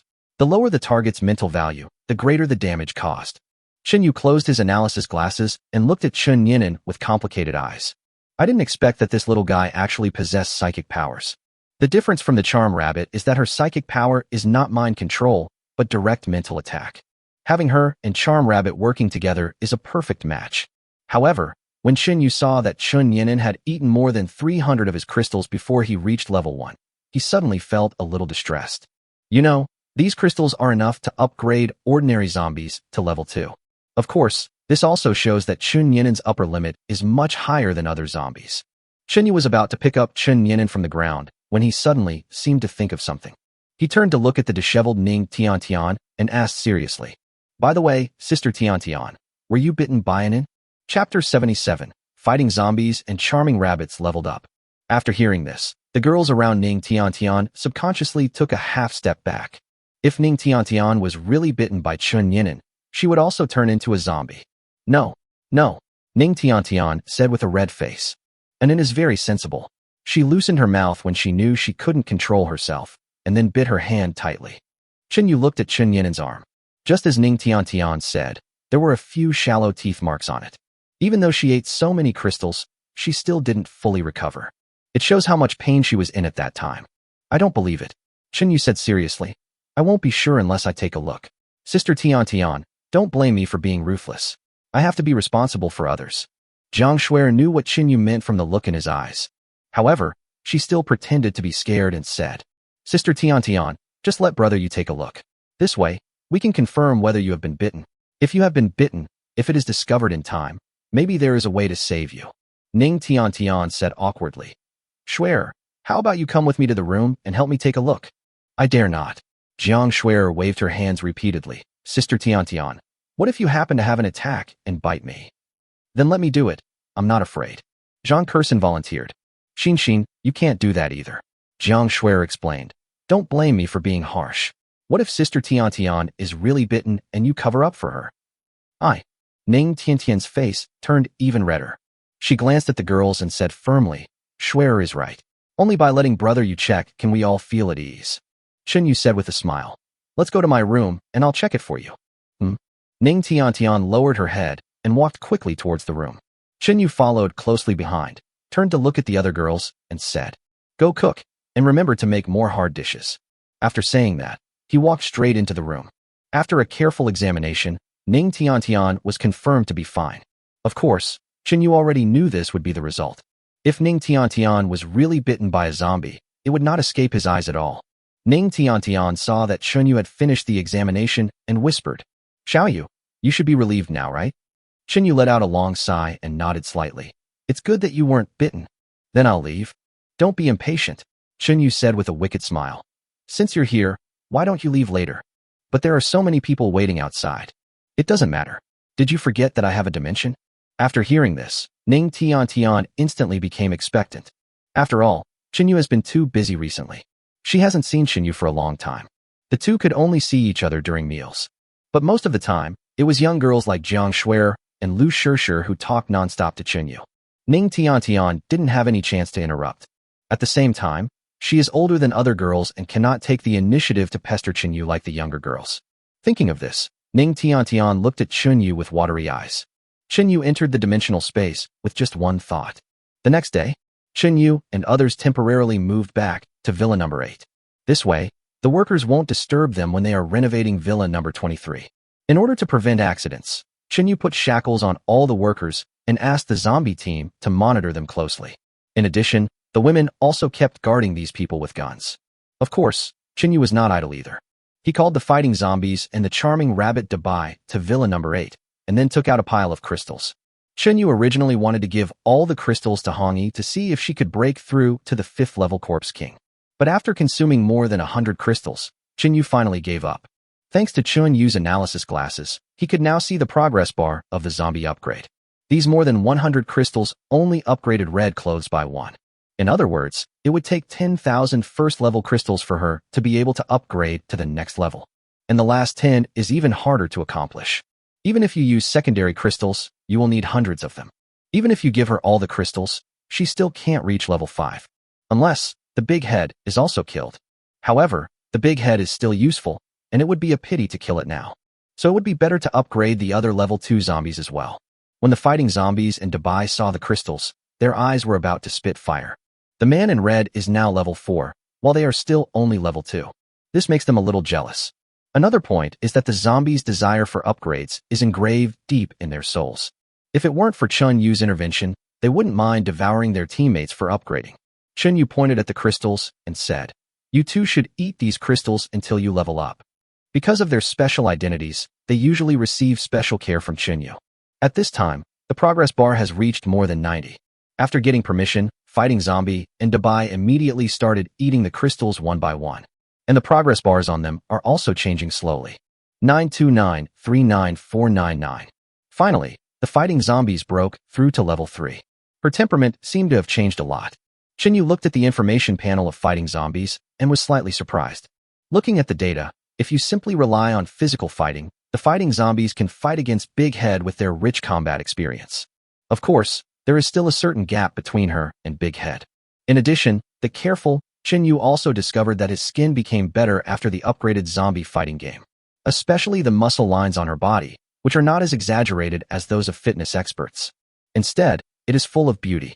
After fighting the zombies and upgrading, he looked at the elegant red-clothed man, then looked at his own embarrassed self, and said with some embarrassment, Master, can you let me take a bath? Chen Yu looked at the zombie fighters and said helplessly, Well, you do stink, and I don't even dare to ride in the same car with you. I didn't expect that a zombie like you would be so clean. Once this rabbit is upgraded, I will take you to the villa. Thank you, Lord Silver. The level of the fighting zombies is still a bit low, and they can't speak as fluently as the red-clothed zombies. Chen Yu asked the fighting zombies to stand aside and set his eyes on Dabai. He was full of expectations for this charming rabbit. Last time it was level 2, it was able to charm a level 4 Big Head. Although it was only a few seconds, it was enough. It seems that psychic abilities are indeed far superior to ordinary abilities. After eating twice as many crystals as fighting zombies, Dabai is finally about to break through to level 3. Chapter 78. Dabai, who is popular with both men and women. Chinyu stared at Dabai without blinking, fearing that something unexpected might happen to it again. After all, this rabbit is quite useful, and it would be a pity if it died. After eating a large amount of crystals, Dabai's temperament suddenly changed drastically, and its size has also become much larger. It looked as big as a leopard. Did it succeed? Chinyu was overjoyed and hurriedly checked its basic information. Name: Dabai. Type: Psychic. Level 3. Superpower: Charm. At this moment, Dabai jumped in front of Chinyu and rubbed his thigh very obediently. Chinyu bent down and stroked the rabbit's ears, then said with a smile, Dabai, show us your special abilities. Dabai nodded, then suddenly looked at the man in red and the fighting zombies. At the same time, the two of them seemed to have lost consciousness and stood there blankly. However, the girl in red was only bewitched for less than 3 seconds before she regained consciousness. But fighting zombies is not so lucky. I haven't been able to get rid of Dabai's charm. Chinyu looked at Dabai with some doubt. Unexpectedly, it can now not only charm the opposite sex, but even the same sex. Chinyu looked at Dabai with admiration. Okay, Dabai, stop now. After hearing this, Dabai stopped. The fighting zombie that broke free from control was gasping for breath, as if he had experienced a terrible nightmare. After thinking about the difference between the man in red and the one fighting zombies, Chinyu understood what was going on. When Dabai is only level 2, he can charm level 4 Big Head for a few seconds. There is only level 3 in fighting zombies, which is a whole level lower than Big Head. In addition, after Dabai was upgraded to level 3, his charm ability has become much stronger. That's why they are completely defenseless when fighting zombies. As for why Red Clothes is more difficult to control than Big Head. On the one hand, because she is a woman, the charm effect is relatively weaker.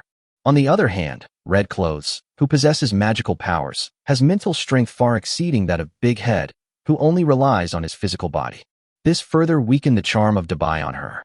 However, if you encounter other zombies at the level of level 4 corpse generals, you may not be so lucky. After realizing this, Chinyu bent down and stroked Dabai's rabbit ears, smiling faintly, and said, Dabai, please go outside first. I'll find you later. Dabai nodded and jumped away. Chinyu stood up and looked at the two people in red and said, Red, fighting zombies. Didn't you two say you wanted to take a shower? Now there is nothing for you to do. Go quickly. The fighting zombie was stunned for a moment, then asked in a low voice, Master, I want to ask, why is her name Red Clothes, and I am called Fighting Zombie, such an ugly name? After fighting the zombies and regaining consciousness, he actually felt a little inferior. This is also a zombie bound by Chinyu, wearing bright red clothes. Not only was he wearing tattered clothes, but he also smelled bad. Isn't this discrimination too obvious? Even the names are so different. One is the nice-sounding red dress, and the other is the earthy, zombie-beating one. No, it's fighting zombies. Thinking of this, the fighting zombie looked at Chinyu with some resentment. I have followed Chinyu for longer than Hongi, and I can be considered a founding hero. Shouldn't I have a higher status? Chinyu looked at the aggrieved zombie fighter and said helplessly, You're a zombie, so what can't you call yourself? It's just a name.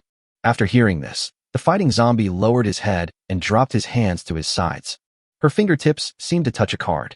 Hey, what is this? The fighting zombie reached into his trouser pocket and pulled out a business card. The picture on the business card is exactly herself. After the fighting zombie took a look at the business card, he excitedly ran to Chinyu with a piece of paper. Master, I know my name now. My name is Dong Wushuang. Chinyu took the wrinkled business card, glanced at it, and said with a smile, Well, from now on I'll just call you Dong Wushuang. Go take a shower, because you two have to go out with me later. Chinyu looked at Dong Wushuang carefully. Then a set of sports bra and a pair of yoga pants were taken out from the space. Of course, it's not because Chinyu likes it, but it's because Dong Wushuang is a close combat zombie. If during a fight, one's performance is affected because the clothes are too loose, wouldn't that be a safety hazard? Therefore, hidden dangers must be nipped in the bud. Dong Wushuang excitedly took the clothes and thanked him repeatedly. Thank you, master. Then, he took the girl in red's hand and walked towards the bathroom. After the two left, Chinyu submerged his consciousness into the space. Among the supplies collected some time ago, there were quite a few cold weapons. So he picked some of them and put them on the floor. These can be used as weapons for Hongi and Dong Wushuang. After choosing his weapon, Chinyu looked at the time and saw that more than 10 minutes had passed. Why haven't these two finished washing yet? Will there be any accidents? No, I have to take a look. Although Chun Yiming knew that it was impossible for these two people to have an accident, he still took the attitude of better safe than sorry and turned on the perspective function of his analysis glasses. At this time, Hongyi and Dong Wushuang were having a great time washing. They even rubbed each other's backs. Chen Yu looked at the backs of the two people. His eyes almost popped out. They both seemed to have their own merits. One is as white as snow, and her skin looks smooth, delicate, and tender. The other one has healthy wheat-colored skin, without a trace of fat on his body, and without exaggeratedly large muscles. They both look really pleasing to the eye. Just when Chun Yu was immersed in the beautiful scenery, the door of the villa was suddenly opened. It's Jiang Shuer and Lu Shishir. Jiang Shuer saw Chun Yu and asked in surprise, "Brother Yu, why are you back to the villa?" Chun Yu closed his analysis glasses and replied calmly, "This is not Dong Wushuang, the former fighting coach zombie who wanted to take a shower, so we came back." "So that's how it is." Jiang Shuer walked forward and did not ask any more questions. Instead, she changed the subject and asked, "By the way, Brother Yu, let's get some ready-made meals from you. We girls won't be back at noon, and we'll continue to supervise the workers at work." After hearing this, Chen Yu took out a lot of self-heating food from the space. "Let's just eat something simple to deal with at first." "Okay, Brother Yu, these are already very good." As they were talking, Jiang Shuer and Lu Shishir were about to pack the food into boxes. At this moment, Hongyi and Dong Wushuang pushed open the bathroom door and walked out. Chapter 79. The red clothes are zombies. "Brother, you should be careful of the corpse poison." After hearing the sound, Jiang Shuer and Lu Shishir looked towards the bathroom. I saw a tall woman in red wearing a hot robe and walking towards them barefoot, like an extremely beautiful ice-cold beauty.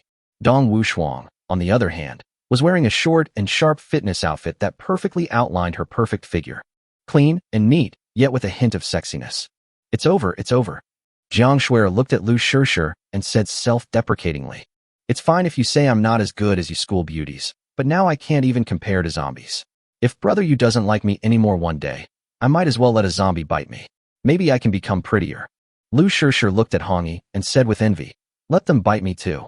It would be best if I can still maintain my consciousness." After hearing this, Chen Yu helplessly interrupted the two and said, "What are you mumbling about there?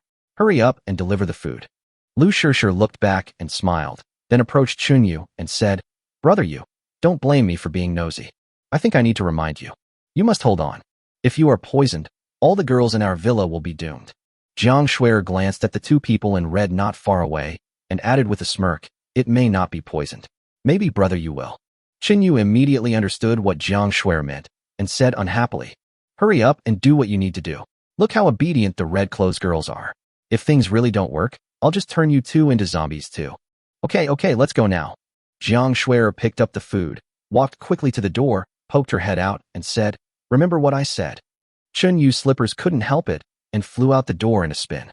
Seeing this, Jiang Shuer quickly retracted her head and ran away quickly. After the two left, Chen Yu called Hongyi and Dong Wushuang to his side. "You two, pick a weapon that's convenient for you." "Good master." The man in red's eyes swept over the various weapons and finally landed on a compound bow. She picked up the compound bow and looked at it carefully, then said with satisfaction, "I want this compound bow. I'm not good at close combat, and this bow is more suitable for me. Moreover, I can attach my lightning imprisonment to the bow and arrow so that I can attack the enemy from a farther distance." Dong Wushuang also kept looking at those weapons and finally picked a long sword. "I want this long sword. It will kill the enemy cleanly and efficiently." Seeing that the two men had chosen their weapons, Chen Yu took out some food and placed it in front of them. "Eat something, and then come with me to kill zombies." After saying that, Chen Yu started eating his food. Now, he has stabilized and has a relatively strong zombie team. But this is far from enough. Chen Yu had a hunch that perhaps one day, a zombie army even more powerful than before would return. At that time, there might be zombies at the level of Corpse King or even Corpse Lord. This will undoubtedly bring a huge threat to Chen Yu.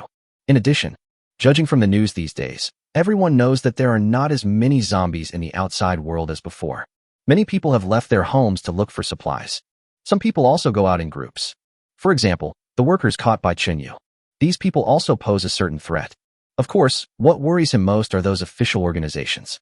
They have a lot of heavy weapons. One day, a powerful armed force might cause trouble for you. If I don't look for opportunities to become stronger now, what's the point of staying in the community? Become the community god of war? Or is it just to do a food show in various groups so that people nearby will come to you with drooling? Or argue with your neighbors for hours and then kill them. Chinyu was not interested in these. He just wants to make himself stronger and stronger. After dinner, Chinyu took the two women and left the villa. He thought about it and took Dabai and the two ordinary level 2 zombies with him. After Dong Wushuang regained consciousness, he was able to drive. Chinyu became a hands-off boss, sitting in the back seat and observing the situation in the city with analytical glasses. Seeing Chinyu asking Dong Wushuang to drive forward, Hongyi couldn't help but ask, "Master, I see there are quite a few zombies near our community. Why do we have to run so far away?" Chinyu narrowed his eyes and stared at a place in the distance, and said calmly, "As the saying goes, even rabbits don't eat grass near their burrows. It is best to keep the zombies near our community and use them as a natural barrier. In this way, the neighbors around are afraid of zombies and dare not go out easily." "So that's how it is," Red replied thoughtfully. Chinyu's eyes swept across the tall buildings around him. There are many squares where fights between people are taking place. Even cannibalism. He sighed and said, "In the end times, sometimes humans are scarier than zombies. Because zombies have cannibalism written on their faces, and under the smiling faces of humans, there may be thoughts that are scarier than cannibalism." After more than an hour's drive, Chinyu and others arrived at a community where zombies were relatively densely populated. Parking. Dong Wushuang heard Chinyu's order and stepped on the brakes. Several people got out of the car one after another and looked around vigilantly. Dozens of zombies around saw Chinyu and others and immediately rushed over excitedly. Chinyu discovered that although these zombies were only level 1, they were faster than ordinary level 1 zombies and looked more ferocious. The most obvious thing is that they have more mental strength. Without waiting for Chinyu to speak, Dong Wushuang rushed forward with a knife in hand and chopped off the heads of the zombies like cutting melons and vegetables. The man in red saw that the zombie in front of him was only level 1, and it was not worth using his skills at all. So he asked Chinyu for a knife and rushed forward. The other two level 2 zombies have not yet fully regained consciousness and are not very good at using knives. They relied on their own bodies to rush into the zombie group. In the end, only Dabai and her day were left squatting on the ground watching the show. Chinyu didn't say anything. After all, this guy can deal with level 4 corpse generals. It is indeed a bit of a waste to use the charm skill on a level 1 zombie. After a while, Hongyi and others came to Chinyu with dozens of crystals. Chinyu handed some towels to Hongyi and others and asked them to wipe the bloody crystals clean. After wiping a crystal, Hongyi said in surprise, "Master, this crystal, the color seems to be a little off." Chinyu looked carefully and found that those crystals were indeed different from the crystals of other first-level zombies. Ordinary crystals are white, but the one in the red-clothed man's hand was transparent. At this time, Dong Wushuang also raised the crystal in his hand and said, "Master, mine is also transparent." After Chinyu looked at it, he said anxiously, "Quick, clean the other crystals." At the same time, Chinyu also took out the crystals he had obtained when he went to Longgao Company yesterday. At that time, he was busy with important matters and did not pay attention to the crystals. When all the crystals were wiped clean, Chinyu was stunned. I saw that every crystal was transparent. Chapter 80 Beta Crystal, allowing Chinyu to successfully break through to level 2. Chinyu hurriedly took out the crystal he had obtained on the day he subdued Big Head. These crystals, as well as those obtained earlier, are all white. Only the electric discharge zombie that died in battle had a blue crystal, but it has been swallowed by the red-clothed one. Chinyu thought about it and called the tall level 2 zombie he had just captured to his side. Then throw the clear crystal to it. The tall zombie took the crystal and swallowed it as Chinyu instructed. Who would have thought that the next second, the zombie would start twitching all over? It didn't recover until it spat out the transparent crystal. Chinyu was stunned. This transparent crystal cannot be swallowed by zombies? So what's the point of taking out their crystals? Chinyu placed a transparent crystal in front of his eyes and looked at it carefully. This crystal looks larger than the white crystals. And when you hold it in your hand, you can seem to feel its surging energy. Chinyu turned on the analysis glasses and carefully analyzed its parameters. Crystal type, beta crystal. Crystal level, level 1. Purpose, to improve the level of mutants. After reading the information, Chinyu took out an ordinary white crystal and observed it. Crystal type, alpha crystal. Crystal level, level 1. Purpose, increase zombie level. After reading the message, Chinyu was so excited that he couldn't calm down for a long time. Those transparent crystals can actually help me improve my level. This is much better than working on zombies. Chinyu connected all the recent events together and suddenly solved some confusion. It seems that there are different types of zombies, and the crystals in their heads are of different types. The previous white crystals could only help zombies upgrade, not mutants. Now we know that this transparent crystal can only help mutants upgrade. This also explains why some zombies are not attracted by that force, because they are useless to that power. Chinyu put a transparent beta crystal to his mouth. I saw some white and red things on it that had not been wiped clean. It just feels a bit hard to swallow. How about trying to see if we can absorb it in space? Then, he put the crystal into the space and concentrated on absorbing it. As a result, after a short while, the crystal disappeared completely. It really works. At the same time, Chinyu checked his personal information panel and found that each attribute had increased by 10 points, especially the spirit value, which increased by 20 points. Now, you don't have to worry about your body being drained. Additionally, 10 store points were awarded. This is equivalent to spending a night with 1/10 of a beautiful woman. Chinyu didn't have time to think and put all the crystals into the space. Those transparent crystals turned into powder one by one. When the 8th crystal was absorbed, a pleasant voice came from Chinyu's consciousness. Congratulations to the host for successfully reaching level 2. Speed, 1000 plus. Strength, 1000 plus. Physical fitness, 1000 plus. Spirit value, 1200 plus. Store points, 180 points. Chinyu had no time to be happy and continued to absorb the remaining crystals. Chinyu didn't stop until he had absorbed more than 30 crystals. He glanced at his attribute panel. Drink. The general basic attributes have reached more than 1,300 points. The spirit value even reached a terrifying 1,600 points.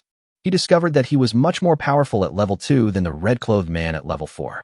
This may be because inhumans of the same level are naturally much stronger than zombies. Chinyu turned on his analytical glasses and finally set his sights on a shopping mall not far away. There are quite a few zombies in that building.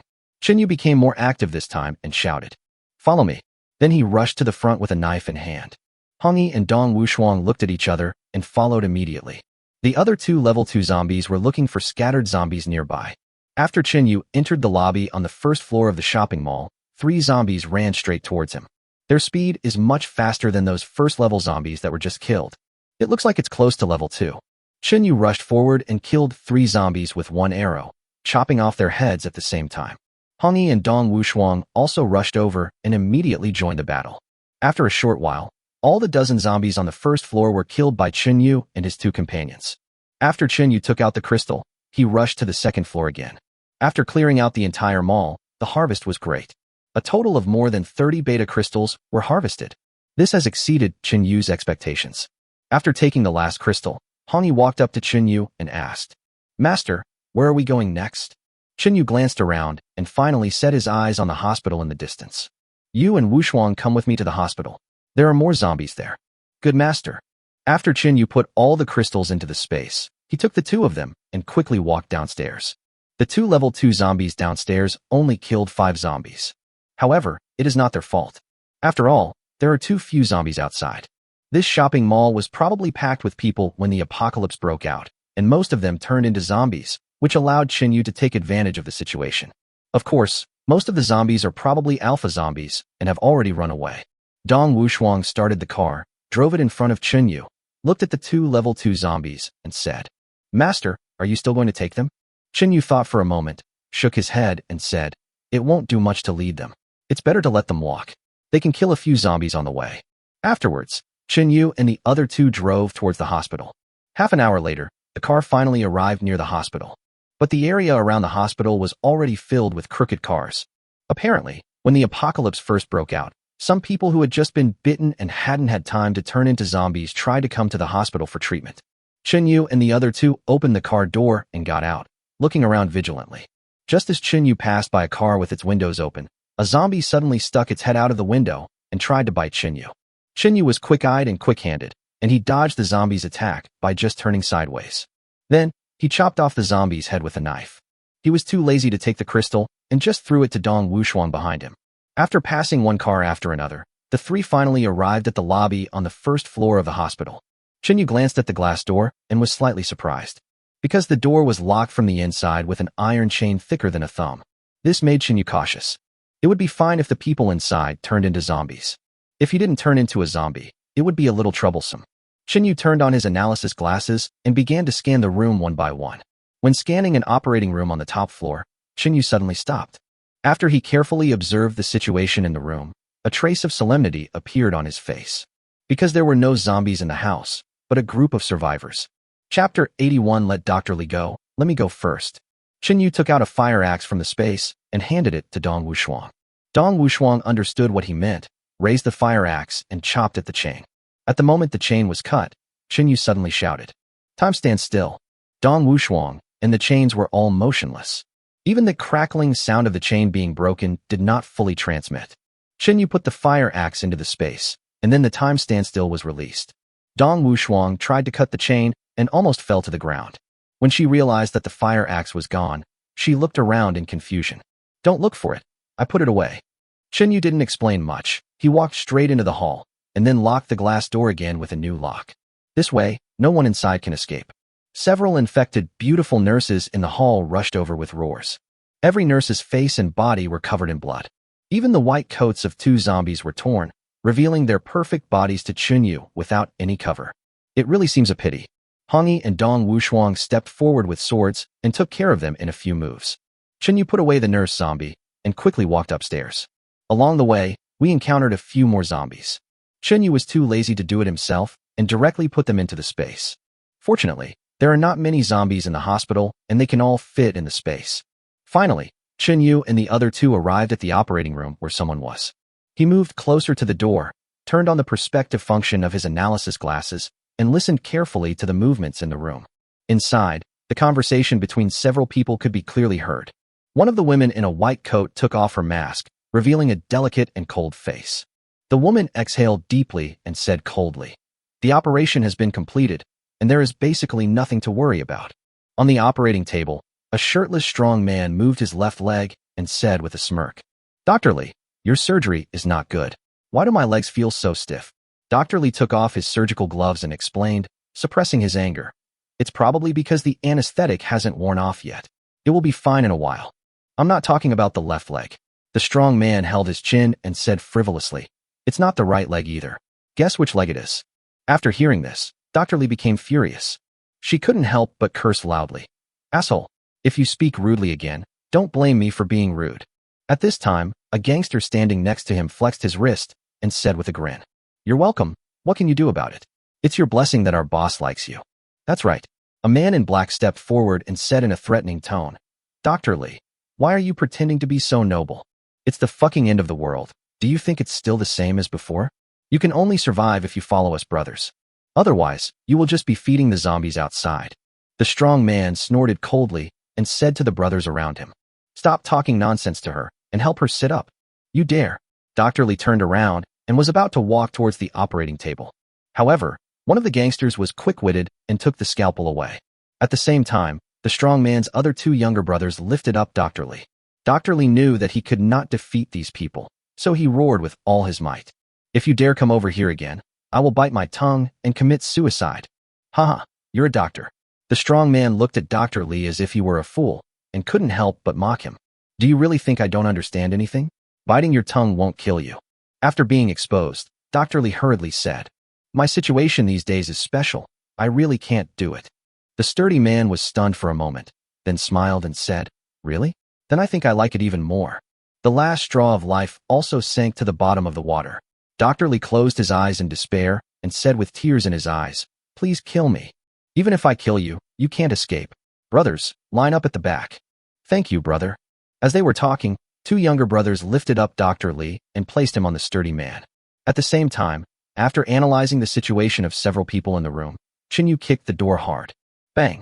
The heavy iron door flew out directly. Chen Yu yelled, "Let go of that girl." "Let me go first, carrot carrot." Several people in the room were startled. Only after they saw clearly that Chen Yu was not a zombie did they feel relieved.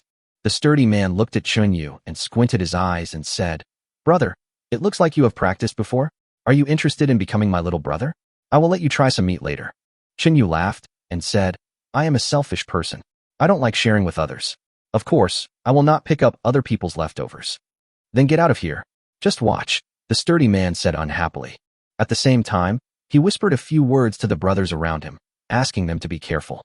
After all, this young man kicked the door open with one foot, and he didn't look like a good person. After hearing the big brother's instructions, a few gangsters couldn't help but tighten their weapons. At this moment, Hong Yi and Dong Wushuang also walked in. The moment the people in the room saw the woman in red, Their eyes almost fell to the ground, because they had never seen such a beautiful woman. I wouldn't even dare to do it in my dreams. Dread changing the sheets the next day. However, when they saw Dong Wushuang next to the man in red, they were still a little afraid. In terms of muscle lines, Dong Wushuang is much stronger than these little thugs. At this time, when Dr. Li saw Hong Yi and Dong Wushuang coming in, he shouted, "You two run. They are a bunch of inhumane people. Run? Can you run away?" As the sturdy man spoke, he took out a gun from under the pillow behind him, pointed it at the few people, and said, "If anyone dares to move, I will shoot him." Originally, the strong man didn't want to have any friction with Chinyu. After all, how many people who survived the apocalypse were not tough guys? However, when he saw Hong Yi and Dong Wushuang, he immediately lost his mind. Chinyu looked at the burly man with a joking expression and said calmly, "I guess there are no bullets in your gun."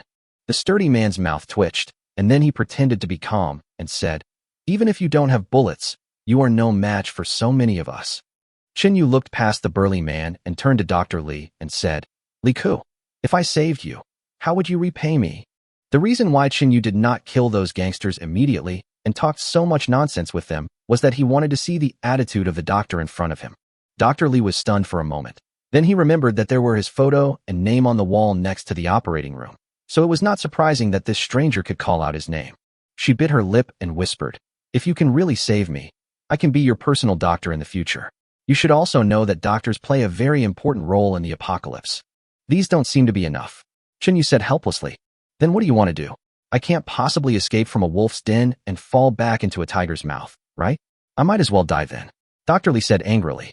"That seems to be the case." Chinyu held his chin and thought for a while, then decided to save her first. "At least I have a doctor by my side. Moreover, her current physical condition is not suitable for receiving the reward, so she has to wait for a few days at least. Anyway, there is a lot of time left, and everything will be much easier if we bring her back to the villa." Thinking of this, Chinyu suddenly launched, "Time Stop," on the group of gangsters. Chapter 82. Dr. Li is a healing specialist. The gangsters who were so arrogant just now suddenly stood still. Dr. Li was shocked when he saw the appearance of these hooligans. He looked at Chinyu and said with some fear, "What did you do to them? Why are they motionless?" Chinyu said speechlessly, "Take care of yourself first. Why don't you come over here quickly?" Dr. Li reacted and quickly ran towards Chinyu and others. Chinyu snapped his fingers and stopped. Time standstill. A few gangsters were breathing heavily, as if they had experienced something terrible. When they saw the door, they guessed that everything that had just happened must be related to Chinyu. One of the hooligans knelt down on the ground without any hesitation and said, "Brother, please accept me as your little brother. I swear, I will follow you and have a good life with you in the future." Seeing this, the others also knelt on the ground and begged Chinyu to accept them. Chinyu shook his head slightly and said, "I don't like to have scumbags as my younger brothers." After saying that, the zombies that Chinyu had collected into the space appeared out of thin air in front of everyone. Immediately afterwards, bursts of screams were heard in the house. Dr. Li watched calmly as the thugs were bitten to death by zombies, without a trace of sympathy in his eyes. She turned to look at Chinyu and said calmly, "Are you a superpower? You found out all this." Chinyu pretended to be nervous and said, "You know all my secrets, so you should know what to do, right?" Dr. Li said calmly, "Don't worry. Li Ku, will keep my word. From now on, I will be your personal doctor." Seeing that Dr. Li was staring at the zombies, Chinyu asked curiously, "Aren't you afraid of those zombies?" "Of course I'm scared." Dr. Li smiled bitterly, a hint of coldness flashing in his eyes. "But I'd rather be bitten to death by zombies than be bullied by those bastards." "How did you get together with them?" Dr. Li frowned. She sighed heavily and continued, "After the apocalypse broke out, I luckily escaped and hid in the operating room. Later, those bastards came to the hospital to avoid the zombies. The bastard lying on the bed had a leg injury. They found me while looking for medicine and asked me to perform surgery on the bastard. Who knows?" At this point, Dr. Li couldn't help but clench his fists. Chinyu had already seen what happened next. After listening to Dr. Li's story, Chinyu said in an unquestionable tone, "You can come to me from now on. I just happen to be in need of a doctor." Dr. Li nodded and said helplessly, "At this point, I have no other choice. Besides, you obviously have powerful abilities, but you didn't force me, so I believe you are a good person." After hearing this, Chinyu's mouth twitched involuntarily. What he hates most is being given the nice guy card. At the same time, he also felt a little aggrieved. If it weren't for the rules set by this crappy system, would I still be wasting my time here with you? I just stop time and do whatever I want. At this moment, the gangsters in the house had all turned into zombies. Hongyi and Dong Wushuang walked quickly forward and quickly dealt with all the zombies. Then, the man in red walked up to Chunyu with the clean crystal. Master, the crystals of the zombies downstairs just now were all transparent. And the crystals of those hooligans, 8 were white and 1 was transparent. After Chunyu took the crystal, he became more certain of his guess. When humans become zombies, they can become 2 types, alpha zombies and beta zombies. And the proportion of alpha zombies is much higher than that of beta zombies. However, beta zombies are stronger and can be used by inhumans. Perhaps this is a kind of balance in this world. Chunyu collected his thoughts, took out a transparent crystal, and handed it to Dr. Li. Dr. Li stared at the strange crystal and asked in surprise, "What is this?" "This is a crystal. It can help aliens become stronger," Chunyu explained. Dr. Li was stunned for a moment, then swallowed the transparent crystal without hesitation. After what happened just now, she knew that the only way to avoid being bullied by others was to become stronger. Suddenly, a very strange energy surged in her body. She felt like she had become a little stronger. Even the tiredness and hunger I felt in recent days seemed to have decreased. A long time. Dr. Li covered his feverish chest and said, "How do you know I'm a mutant too?" Chunyu looked down at Dr. Li. His eyes widened as he said, "Not only do I know that you are a mutant, I also know that you are a healing mutant." Just now, when he was outside the door, Chunyu had already carefully observed everyone in the room. Dr. Li is a mutant with a healing function. However, in addition to being able to treat people, she also has a bigger figure. There is nothing outstanding in other aspects. This is also why she can't even beat a few ordinary thugs. After hearing this, Dr. Li lowered his head and remained silent. She didn't expect that Chunyu not only possessed abilities that ordinary people couldn't match, but also had eyes that could see through everything. After a brief moment of shock, she raised her head and said with some self-mockery, "So what if I'm a mutant? I'm just a useless healing mutant who can't even protect myself. Besides, I don't have the slightest say in this apocalypse. Even if I save those bastards, they can still insult me unscrupulously." Chunyu shook his head and said with a smile, "Healing mutants are supposed to be auxiliary, not for fighting. They're just like the nanny in League of Legends. They're not good at fighting, but they have a great ability to recover. So when fighting, you'll definitely put the nanny at the back." Dr. Li was amused by Chunyu's vivid metaphor. She relaxed her guard, looked at Chunyu and asked, "What's your name?" "Chunyu." Dr. Li nodded, stretched out his right hand, and said, "Hello, Chunyu. I really want to join your team now. I beg you to take me in." Chunyu politely extended his hand and felt Dr. Li's smooth and delicate little hand. "Welcome, Dr. Li." Although he said this, Chunyu didn't think so in his heart. "Now that you have discovered my secret, you have to join in even if you don't want to. Not only do you have to join my team, you also have to earn 100 points for me. Hee, I will wear this original clothes when the time comes." Dr. Li seemed to see the enthusiasm in Chunyu's eyes and withdrew his hand embarrassedly. He quickly looked at the red-clothed man and changed the subject. "Excuse me, who are you?" "My name is Hongyi." Hongyi replied. Dr. Li looked at the girl in red carefully and said with shock in his eyes, "Girl in red, I see your skin is pale and your pupils are different from those of ordinary people. I think you are sick." Chapter 83, Local Enhancement Technique. Chunyu interrupted Dr. Li with a smile. Dr. Li is indeed a miracle doctor. He can tell at a glance that the man in red is different from an ordinary person. In fact, the man in red is not a human, but a zombie. "You said she's a zombie?" Dr. Li took the red-clothed man's cold hand and said in surprise after carefully examining it. "She is actually a zombie. Moreover, she is a zombie with thoughts." After listening to Dr. Li's description, Chunyu couldn't help but ask, "How do you know she is a zombie with thoughts?"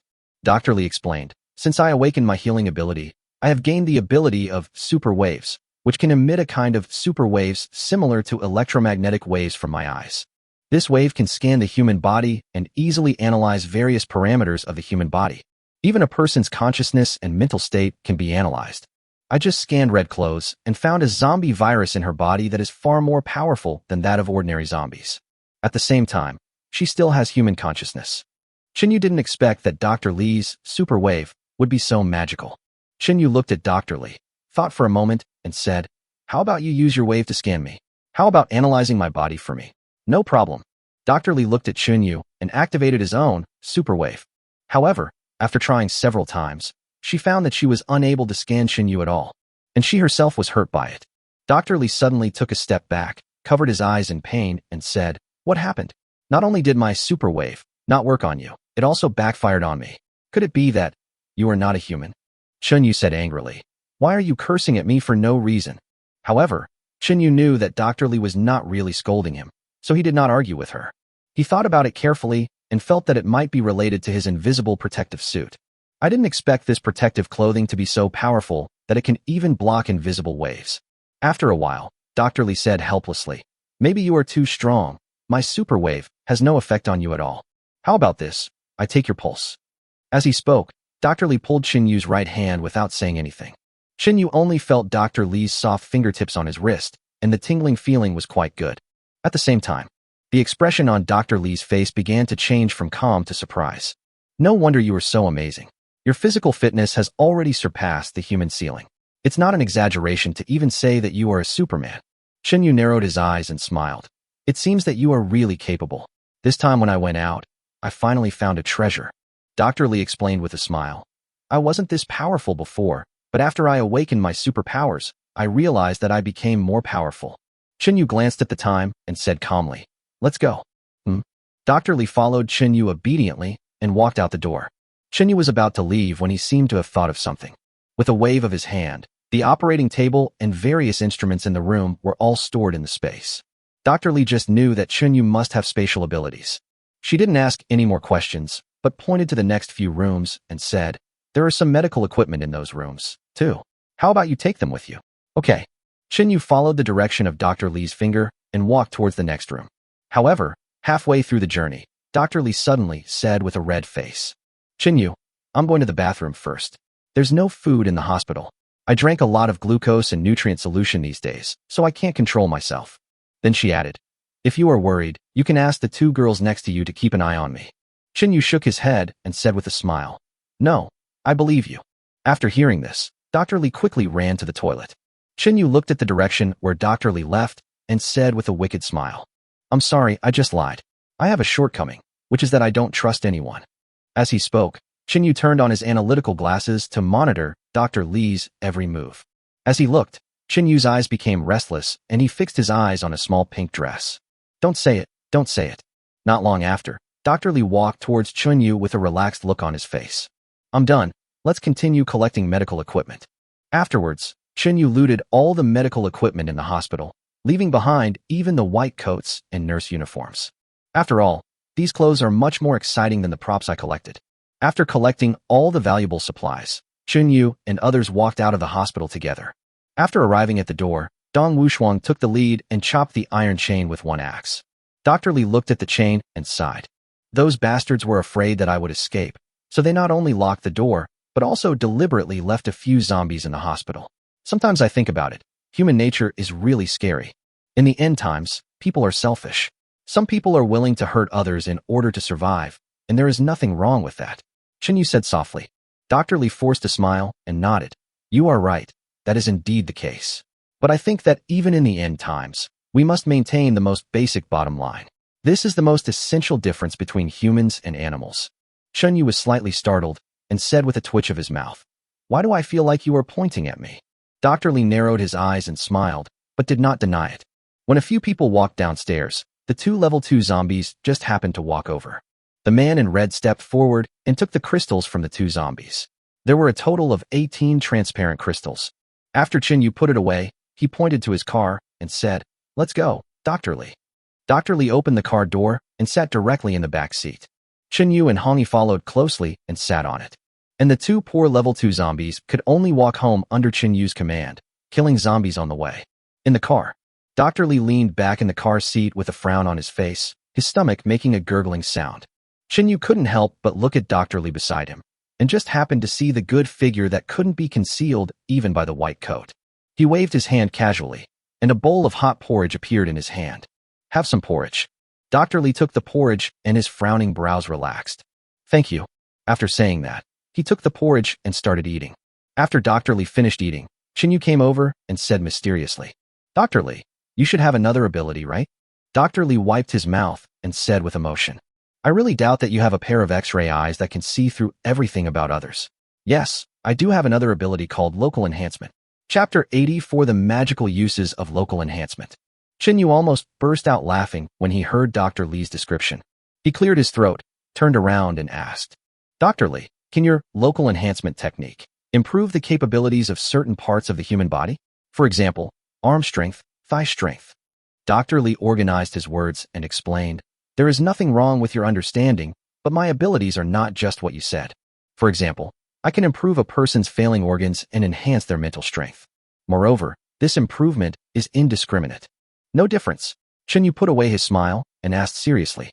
In other words, no matter whether this person is an ordinary person or an extraordinary person, and no matter how strong this person is, we can improve this person's ability without distinction? Dr. Lee turned slightly and said softly, that's right. But unfortunately, I can only improve other people's abilities, but not my own. Speaking of this, Dr. Lee seemed a little helpless. Because this skill can't save her life at all, but will make her more vulnerable to danger. Just imagine, if Dr. Lee had used this ability on those gangsters, the consequences would be unimaginable. After listening to Dr. Lee's explanation, Chinyu became eager to try. He had already examined Dr. Lee thoroughly with his analytical glasses and also briefly understood her two special powers. But no one has a deep understanding of Dr. Lee's special abilities. Hearing what Dr. Lee said, it seemed very impressive. He has already imagined his own Thunderstorm ability. With Dr. Lee's blessing, Thunderstorm will unleash even stronger power. Thinking of this, Chinyu continued to ask, what is your enlargement technique? No, it's the C enlargement technique. Enhancement. It's local enhancement surgery. Dr. Lee said unhappily. Yes, enhancement. Chinyu said with a grin. How is the effect of your enhancement technique? After saying that, Chinyu scratched his head in embarrassment.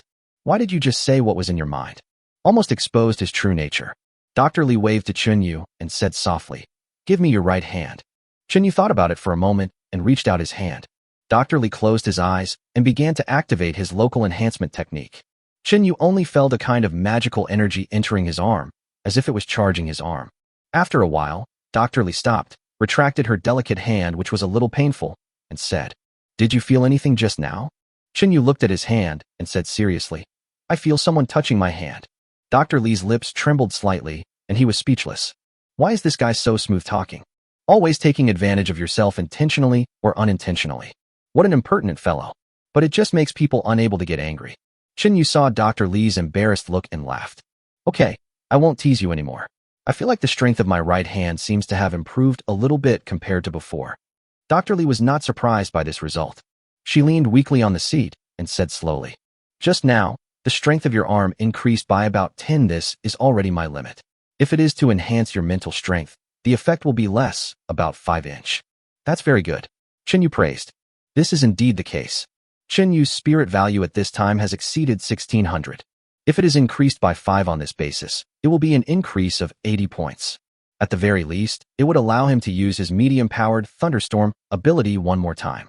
Of course, Dr. Lee can also increase the basic attributes of Chinyu's arms, thighs, or other parts by 10. This is quite an improvement. In the future, as Dr. Lee's abilities continue to improve, this effect will also increase. An hour later, Chinyu and others finally returned to a Yuan community. He did not go directly to Villa number 8 at the southernmost end, but went to Villa number 23 in the middle. At this time, workers were installing titanium alloy plates several dozen centimeters thick on the wall. Behind them were the zombie squads and a group of girls with guns. Several girls saw Chinyu's car and waved at him excitedly. Chinyu asked Dong Wushuang to drive the car over, then got out and looked at the workers. When the workers saw Chinyu, they immediately perked up. Even some people who had just complained about back pain became as excited as if they had been injected with chicken blood.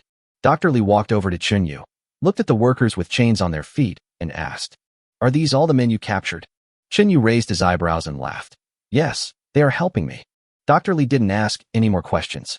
It seems that these people are here to cause trouble for Chinyu. At this moment, several girls in the distance all looked over here. Yunlon looked at Dr. Lee and jokingly said, why did brother you only bring back one person this time? I thought he would bring back a whole carload of people. Xiao Qianyue covered her mouth and smiled, and said with a click of the tongue, who knows, maybe brother you is a little tired recently. You see, he brought back a doctor. Maybe he just wants to apply some plasters on himself. I don't think so. Jiang Shuer looked at Dr. Lee and sighed. I think brother you is just greedy for my body. Don't forget that our physical strength has increased a lot, not to mention brother you. Maybe the effect of brother you's enhancement can be superimposed. Now that Sister Shuer mentioned that, it seems to be true. Lu Shishir seemed to have thought of something. Brother, you and I have indeed been chatting for longer and longer periods of time, starting at 2 hours each time. Last time, my voice became hoarse from chatting, but brother, you went out to kill zombies as if nothing had happened. At this time, Zhao Beibei, who had been silent, called Zhang Wan over. Zhang Wan came over, glanced at Chun Yu and the others, and then asked with some confusion, "Teacher Zhao, what do you want to talk to me about?" Zhao Beibei pointed to the direction where Chun Yu was with her eyes, squinted her eyes and smiled. "Xiaowan, didn't you always ask Xiaoyu to find a doctor to check your stomach? Look, the doctor is here." Zhang Wan followed Zhao Beibei's gaze and said excitedly, "Brother Yu is really awesome. He actually found a doctor." And just at this moment, Su Shinro also came over. She touched her slightly bulging belly and said with some anticipation, "I need to have a doctor check me out too." Lu Shishir looked down at Su Shinro and said with envy, "I really envy Shinro. I didn't expect that she would be caught in the crossfire without anyone noticing. Now, Shinro's status is likely to rise rapidly." Su Shinro was not pleased, but smiled bitterly and said, "What status or no status? I just asked brother you not to treat me like air." At this moment, Chun Yu waved to several girls. Chapter 85. Injecting workers with stimulants to increase speed. When several girls saw Chun Yu, they walked over quickly. Chun Yu glanced at the worker, frowned and said, "These workers are too conspicuous here. You should stop being soft-hearted and force them to work quickly to avoid unnecessary trouble." Jiang Shuer nodded repeatedly. "I understand, brother Yu. If they slack off again in the future, we will just take action." Chun Yu nodded and continued, "Don't give them water in the future. If someone is thirsty, just give him Red Bull. Don't worry, brother Yu. I will definitely make sure they are energetic every day in the future." Jiang Shuer said with a smile.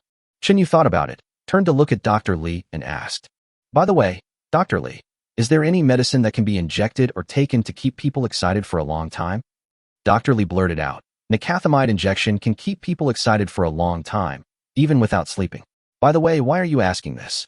Chun Yu submerged his consciousness into the space. After a while, he took out a large amount of nicothamide injection from the space. When Dr. Li saw the injections, his eyes widened and he asked, "You're going to give them this injection?"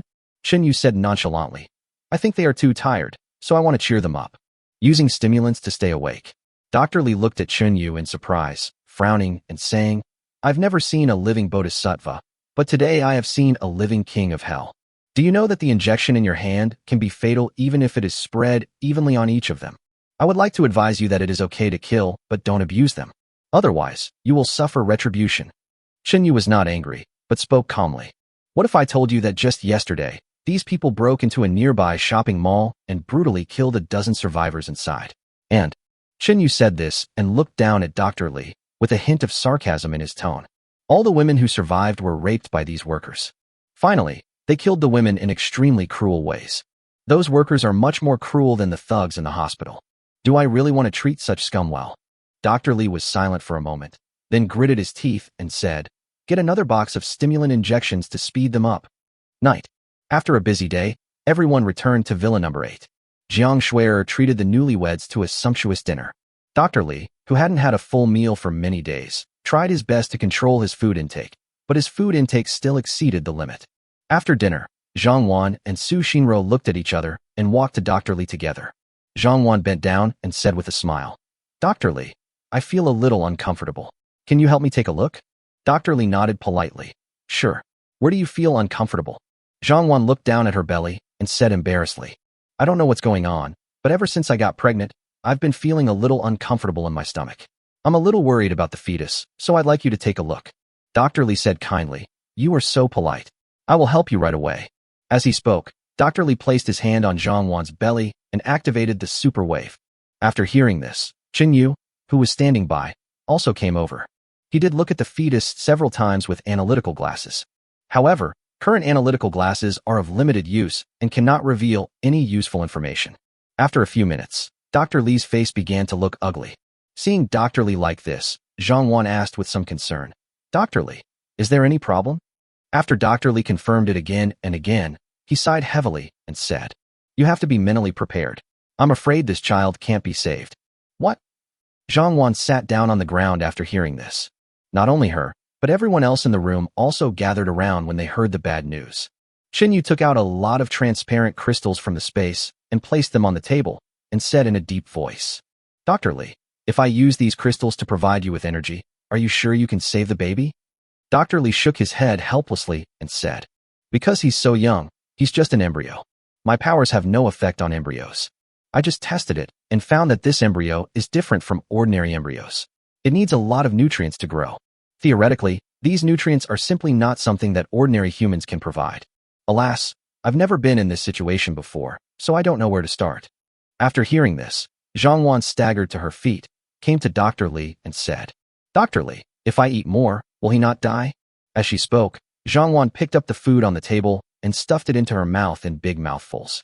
Dr. Lee looked at Zhang Wan with some sympathy and sighed. It's useless, because even if your digestive system is overloaded, it can't meet the needs of this fetus. Moreover, you will die of organ failure. After hearing this, Zhang Wan's last glimmer of hope was shattered. Her eyes went dark and she fainted.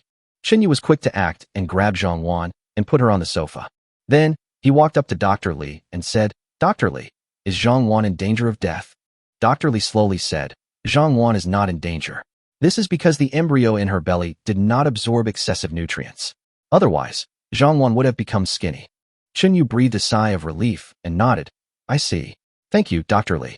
At this moment, Su Shinro, who had been worried all the time, walked quickly to Dr. Lee and asked anxiously, Dr. Lee, can you please help me check if I can keep the baby in my belly? Chenyu was stunned after hearing this and thought, how come I didn't know that you were pregnant? Can you still hide it from my system? After hearing this, Dr. Lee placed his hand on Su Shinro's slightly bulging belly and asked, how many months? Su Shinro blushed. Less than half a month. Then your belly can't be so big. Dr. Lee said in surprise. Maybe brother Yu's children grow up fast? I think it grows much faster than ordinary people. Dr. Lee didn't ask any more questions and continued the examination. After a moment, the expression on her face became even more serious than before. Su Shinro's expression turned extremely ugly, and she stammered. What happened? Can't we save it?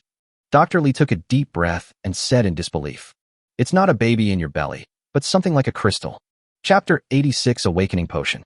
After hearing this, Chenyu asked in surprise. Dr. Lee, what do you mean by this? After another test, Dr. Lee said solemnly. At first, I thought this girl had stones in her stomach. But after repeated confirmation, I found that it was not a stone, but a crystal. And it was bigger than the crystal you gave me. After hearing this, Chenyu turned on his analysis glasses and looked at Su Shinro, checking her main information. Name, Su Shinro. Superpower, extraordinary breeding, can breed different types of crystals. Superpower level, level 1. Chenyu said in surprise. Su Shinro, when did you awaken your supernatural powers? Su Shinro was stunned and asked in disbelief. Brother Yu, are you saying that I am also a mutant now? It seems that you don't know when you became a mutant. After saying that, Chenyu turned his gaze to the other girls. Apart from their improved physical fitness, there is no other change. Chenyu closed his analysis glasses and thought to himself, it seems that I have to pay more attention to these girls in the future. If someone else awakens superpowers like Su Shinro one day, I will not be unaware of it. Chenyu thought for a moment, looked at Dr. Lee and asked, Dr. Lee, what should we do in her situation? Dr. Lee frowned and said, the crystal is too big and has affected Su Shinro's stomach function. If it is not removed in time, it may be life-threatening. Su Shinro said with some disappointment. I was wondering why I felt some stomach pain recently, accompanied by nausea and vomiting. I thought I was pregnant. Chenyu obviously did not expect such a result. After thinking it over again and again, he asked, can we let her absorb it directly? After examining the crystal, Dr. Lee shook his head helplessly. I'm afraid not. Su Shinro has just awakened her powers not long ago, and she doesn't even know she has awakened. I had trouble digesting the small piece of crystal you gave me today. A large piece of crystal like this will definitely cost her life. Chenyu continued to ask, then can you take it out? Dr. Lee nodded and said, it shouldn't be a big problem. You happen to have an operating table from the hospital. I'll take it out for her later. After hearing this, Su Shinro asked timidly, Dr. Lee, do you want to perform surgery to remove it? Yes, surgery is necessary. But don't worry, I will try to make the wound as small as possible. After hearing this, Su Shinro could only nod helplessly. Chenyu sorted out the matter and asked with a hint of doubt. Why do I feel that this ability is a bit strange? Su Shinro can breed crystals, but can only remove them through surgery. Isn't this a bit unreasonable? If it had happened a few days earlier, it could have been expelled from the body by inducing vomiting. But now it's too big to pass through the stomach and esophagus. What if I use your enhancement technique? Chenyu asked tentatively. You know what? This is a really good idea. Dr. Li's eyes lit up and he said with a smile, I didn't expect you to know my abilities better than I do. Without further ado, let's get started. Then, Dr. Li placed his hand on Su Shinro's stomach and said in a deep voice, try to spit out the crystal. After trying several times, Su Shinro finally spit the crystal into her hand. When everyone saw it, their jaws dropped. I saw that the crystal was as big as a duck egg, much larger than an ordinary first-level crystal. After Su Shinro spit out the crystals, she suddenly ran into the toilet and started vomiting. After a while, she dragged her tired body to Chunyu and said flatteringly, Brother Yu, I'll give you this crystal. It will be more useful if you keep it. Chunyu took the clean crystal and praised it. This crystal looks really good. I'll give you some ordinary crystals when I have the chance in the future.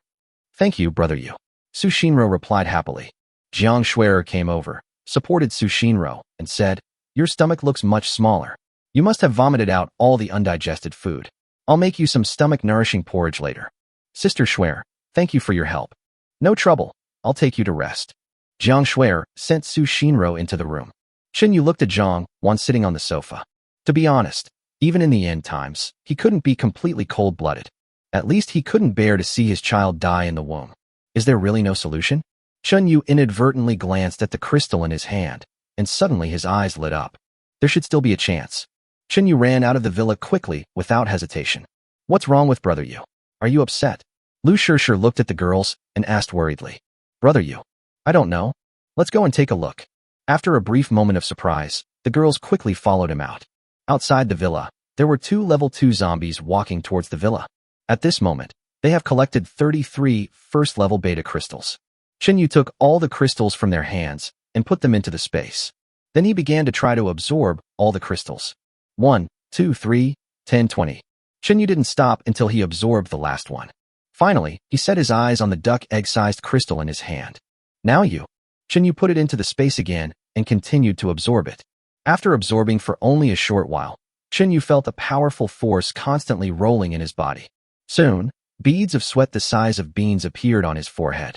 But he still gritted his teeth and persisted, trying to stay awake. Brother Yu, let me lend you a hand. Dr. Li's voice came from behind Chunyu. Suddenly, a pair of soft and smooth hands were placed on the back of Chunyu's head. Chunyu's mental strength immediately recovered a little. Although the recovery was not obvious, it still gave him some breathing space. Then, he absorbed the entire crystal in one go. Huh. Chunyu let out a long breath. Just now, he spent most of his energy on upgrading the store. Although he was only in the late stage of level 2, the system store had already reached level 3. This means that he can purchase level 3 goods. Seeing this, Lu Shishir asked nervously, Brother Yu, are you okay? I'm fine. Chunyu shook his head. He didn't even bother to rest and went straight to the system store. Ding! The store has been upgraded to level 3. You can buy level 1 to level 3 items. Chunyu took a look at the points and was slightly surprised. At this time, the store points have reached 1510 points.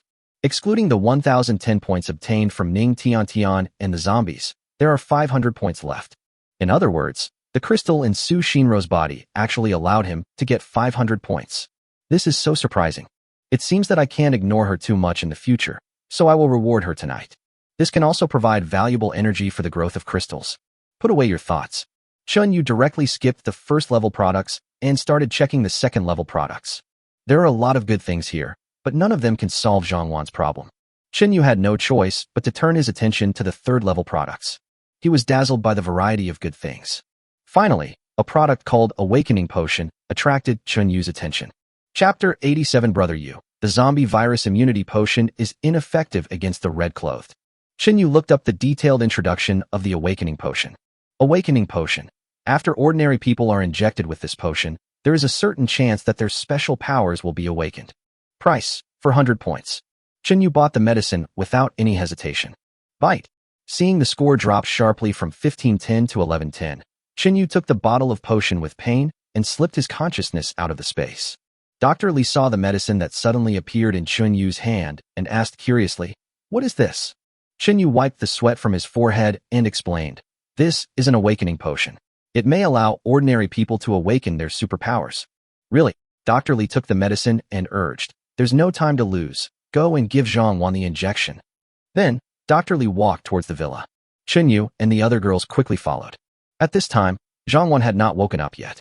Dr. Li flicked open the glass bottle with his fingers and sucked the medicine into the syringe. Then, it was slowly injected into Zhang Wan's arm. After a moment, the sleeping Zhang Wan suddenly frowned, covered her stomach, and rolled over. Dr. Li looked at Xiang Chenyu with suspicion, frowned, and asked, "Are you sure this is the awakening potion?" Chenyu said with some concern, "Of course it's the awakening potion. Maybe the effect is a bit strong." After a long while, Zhang Wan finally stopped. Chenyu hurriedly turned on his analytical glasses. Name, Zhang Wan. Superpower, Sky Flame, Firepower. Superpower level, level 1. After Zhang Wan woke up, Dr. Li said excitedly, "Great. Xiao Wan, you have become a mutant now." Zhang Wan, who was still a little dazed, asked anxiously, "Really? Then can I keep the baby in my belly?" Dr. Li carefully examined the baby and said happily, "Don't worry, the embryo has slowly started to recover. It looks like there's no big problem." "That's great." Zhang Wan excitedly took Dr. Li's hand and thanked him repeatedly. "Dr. Li, thank you so much." Dr. Li smiled slightly. "No need to thank me. Thank Brother Yu instead. He was the one who provided the awakening potion." "Brother Yu." Zhang Wan's eyes were filled with tears, but she couldn't utter a word. At this time, Jiang Shui'er came over and said affectionately, "Brother Yu, give me an injection too. I also want to awaken my superpowers." The other girls also echoed, "Yes, Brother Yu, you have to treat everyone equally." "I want one too." Chenyu smiled evilly and pretended to be stupid. Okay, I'll fight you tonight." Several girls jumped up with joy. Yinlan suddenly reacted and said with a pout, "Brother Yu, you are so mean. We are talking about the thing called awakening potion." Chenyu shrugged helplessly and said, "That one only has one needle, and now I don't have any more." "Brother, do you think it is glucose injection? 400 points are needed to exchange for one injection. How can you just get it? Besides, this thing only has one needle, and you can't buy it even if you want to." After hearing this, several girls lowered their heads in disappointment. Dr. Li silently picked up the bottle containing the reagent and handed it to Chenyu. "Keep it away. Maybe one day I can develop an awakening potion based on the remaining liquid medicine." After hearing this, Chenyu carefully put the medicine bottle into the space. Then he slipped his consciousness back into the store. Just now, when he was buying the awakening potion, he found an immunity potion next to it. "It's just that I was a little anxious at the time and didn't pay too much attention to this potion." Chenyu found the bottle of potion and carefully read the relevant introduction. Zombie virus immunity potion. Can be immune to level 1 to 3 zombie viruses. Price, 200 points per bottle. Volume of medicine, 1000 ml. Dosage, 10 milliliters per person. This is good stuff. Chenyu bought the immunity potion without hesitation. Although his invisible protective clothing can resist the sharp teeth of zombies, the protective clothing is not invincible. If the protective clothing is damaged one day, there is still a risk of being infected with corpse poison. Besides, there are more ways for corpse poison to spread than just blood. After probing his consciousness out of the system store, Chenyu had a bottle of potion in his hand. Dr. Li looked at the bottle of medicine and asked curiously, "What is this?" "This is the zombie virus immunity potion." Chenyu looked at the girls and continued, "Everyone come here, drink 10 milliliters each." After hearing this, the girls gathered around excitedly. After all, in the apocalypse where zombies are everywhere, being immune to the zombie virus is a rare ability. The potion was passed from person to person and finally landed in Chenyu's hands. Chenyu also drank 10 milliliters of the potion without hesitation. At this time, Lu Shishir came forward and asked with narrowed eyes, "Brother Yu, how many levels of zombie virus can this potion protect against?" "It can immunize 1 to 3 levels."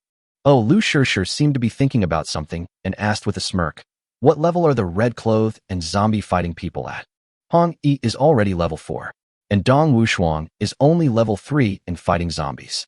Lu Shishir rolled her eyes and reminded him softly, "Brother Yu, I still say that. You have to hold back. Hong Yi is already 4. Lu Shishir, shut up. Chenyu interrupted Lu Shishir and changed the subject. "Okay, it's getting late. Let's all go to bed. Shishir, find a room for Dr. Li." "Hello, Brother Yu." Lu Shishir walked up to Dr. Li and said with a smile, "Come on, Dr. Li. I'll take you to the room to rest." "Thank you for your help." Dr. Li followed Lu Shishir and walked to the second floor. Chenyu looked at Lu Shishir's back and thought to himself, "Why didn't I think of the potion having such a magical effect?" Hey. Seeing that Chenyu looked a little tired today, the girls tactfully returned to their rooms. Chenyu stretched and walked towards Su Shinro's room. Su Shinro, who was lying on the bed, was stunned when she saw Chenyu. Slightly surprised, he asked, "Brother Yu, why are you here?"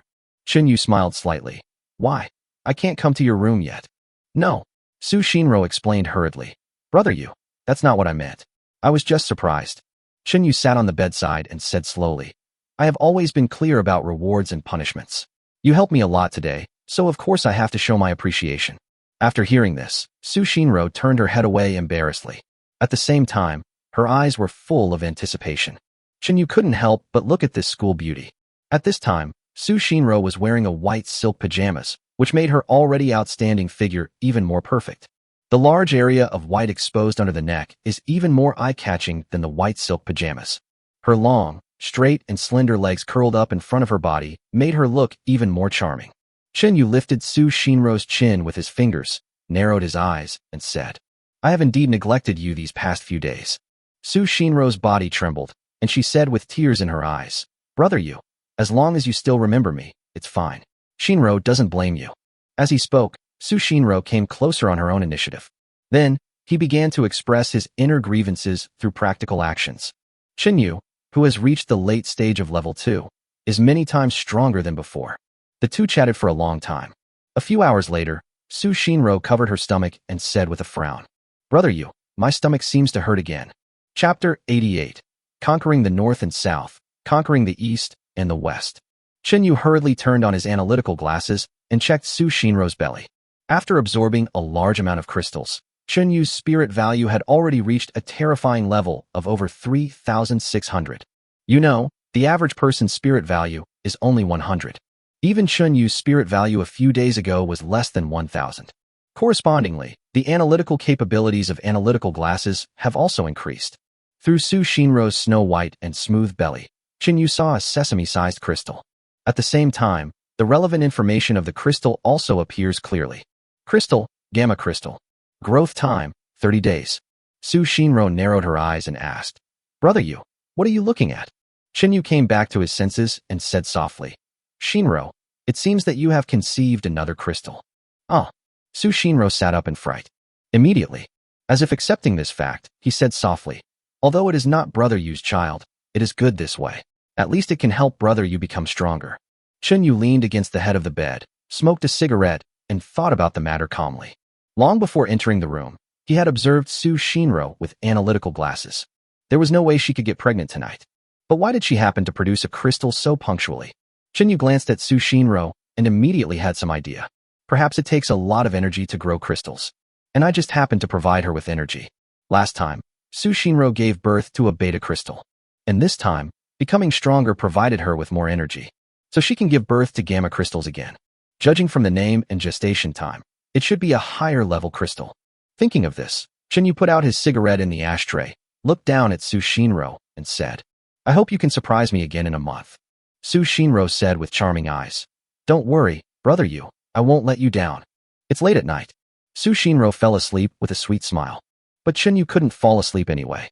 The events of recent days kept repeating in his mind like a movie. He knew that although life seemed peaceful on the surface, it was actually full of dangers. Especially that mysterious power, which seemed to have become an indelible nightmare in his mind. He doesn't want to go out and wander around.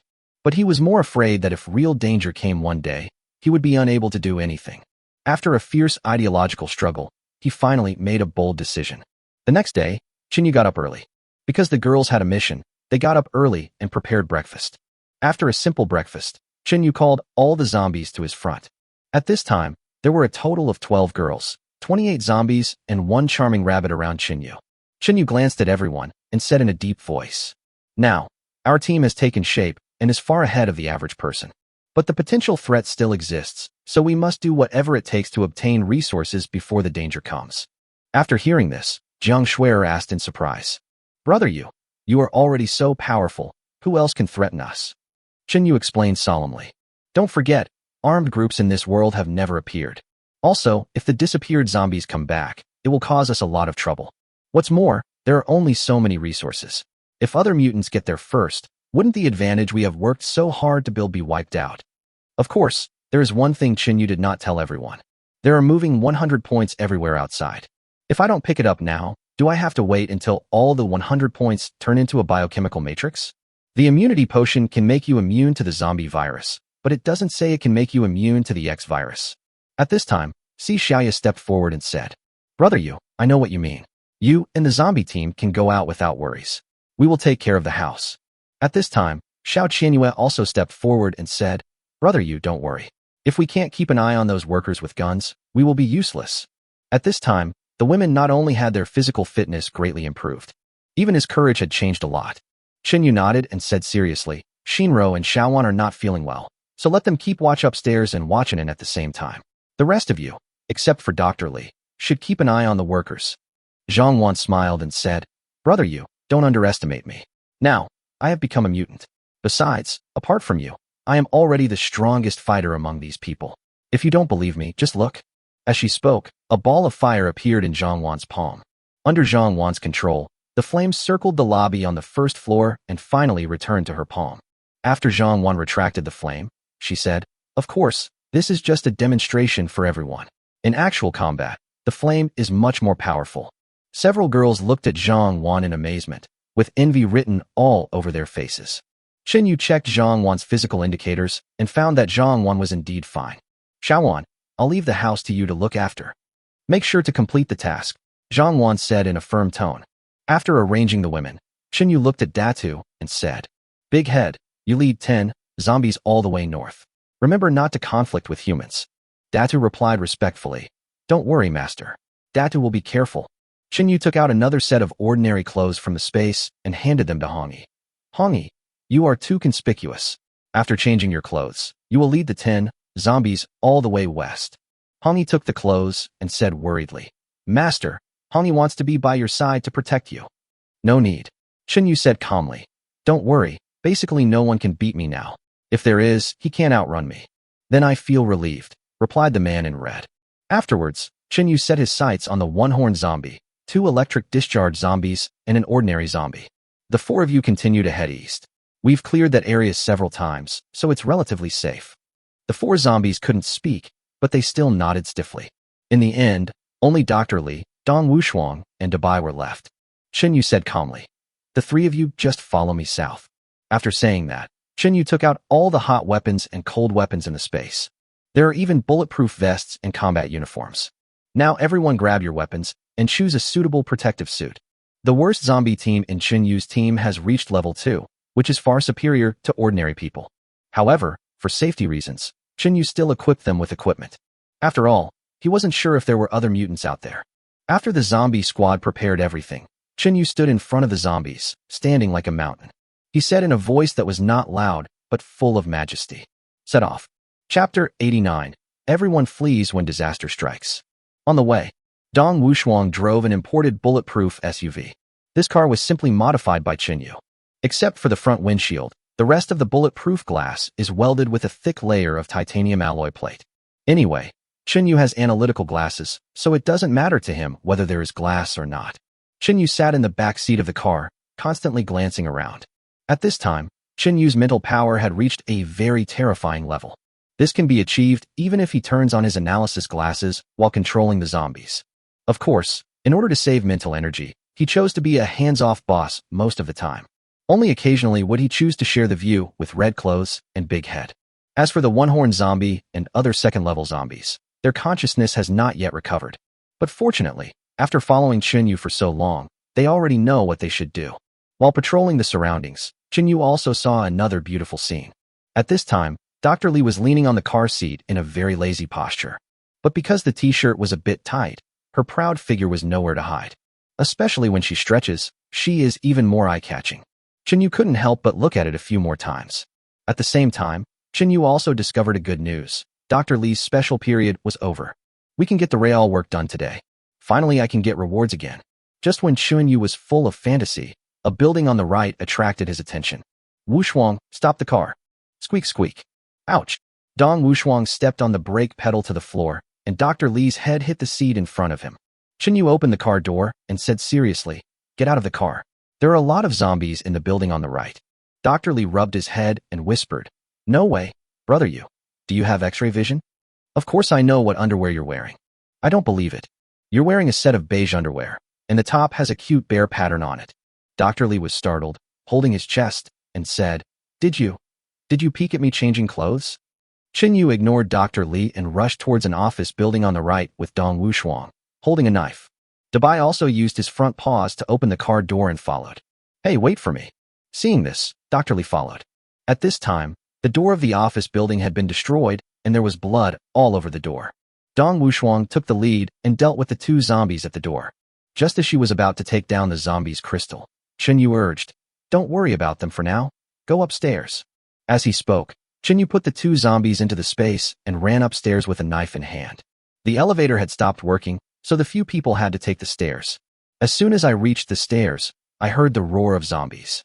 Chen Yu glanced upstairs and said in a low voice, "The zombies are in the corridor on the right side of the second floor. Be careful." "Don't worry, master." Dong Wushuang ran upstairs like a cheetah, crouching down. Then, there were bursts of roars mixed with the sound of knives chopping bones. By the time Chen Yu reached the second floor, all 5 zombies had fallen down. Good job. Chen Yu, like a little brother who only knew how to pick up equipment, put all the zombies into the space. In this way, several people fought their way to the top floor. To be precise, it was Dong Wushuang who reached the top floor alone. Chen Yu was only responsible for picking up the bodies. Just as several people were about to leave, Chen Yu's eyes fell on an office. "There's someone inside." As Chen Yu spoke, he rushed forward. Then, he raised his foot without hesitation. Bang! The door flew straight out. What caught my eye was a young couple wearing white couple outfits. Among them, the woman's right hand had been chopped off at the root and wrapped casually with some rags. Her feet were also tied up with ropes.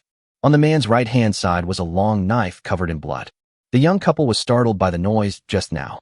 After seeing that Chen Yu and the others were not zombies, the man said excitedly, "Great. Are you also survivors?" "That's right." Dr. Li looked at the woman and asked in surprise, "Where's your right hand?" The woman said hesitantly, I cut off her hand." The woman was interrupted by the man before she could finish her words. Her hand was scratched by the nail and became infected. "Because there is no medicine, I had to cut off her hand. Please, save the 2 of us and leave here." Chen Yu refused bluntly. "I can't take you with me." After hearing this, the man said anxiously, "Brother, please be merciful. We will be killed by zombies sooner or later. If it doesn't work, I'll give you my girlfriend." Although she has a broken hand, her appearance and figure are not much worse than the 2 women around you. Moreover, she knows a lot. The woman was so angry that she trembled all over when she heard her boyfriend say such words. However, she knew she had no other choice, so she gritted her teeth and agreed. "Brother, please save me. I can agree to anything you ask for. Just save me. As for my ex-boyfriend, just let him die, or you can kill him."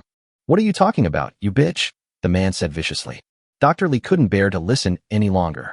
He walked up to the woman, frowned and said, "Don't say so much. Let me help you check your wound first." "Thank you." The woman seemed to have grabbed a life-saving straw. Chen Yu opened his analytical glasses and glanced at the couple. Then, he hurriedly stopped Dr. Li. "Dr. Li, don't go over there." Dr. Li was startled, turned his head and asked in confusion, "What's wrong?" Chen Yu motioned Dong Wushuang to walk up to the couple, then slowly said, "The girl has been infected by the zombie virus, but she cut off her arm in time to delay the onset. But within 2 minutes, she will be completely infected." Dr. Li hurriedly took 2 steps back and launched his own super wave through the air. Then, she said with a look of panic, "It's true. This girl is really infected by zombies." Dr. Li looked at the couple with lingering fear and expressed deep disgust at their lying behavior.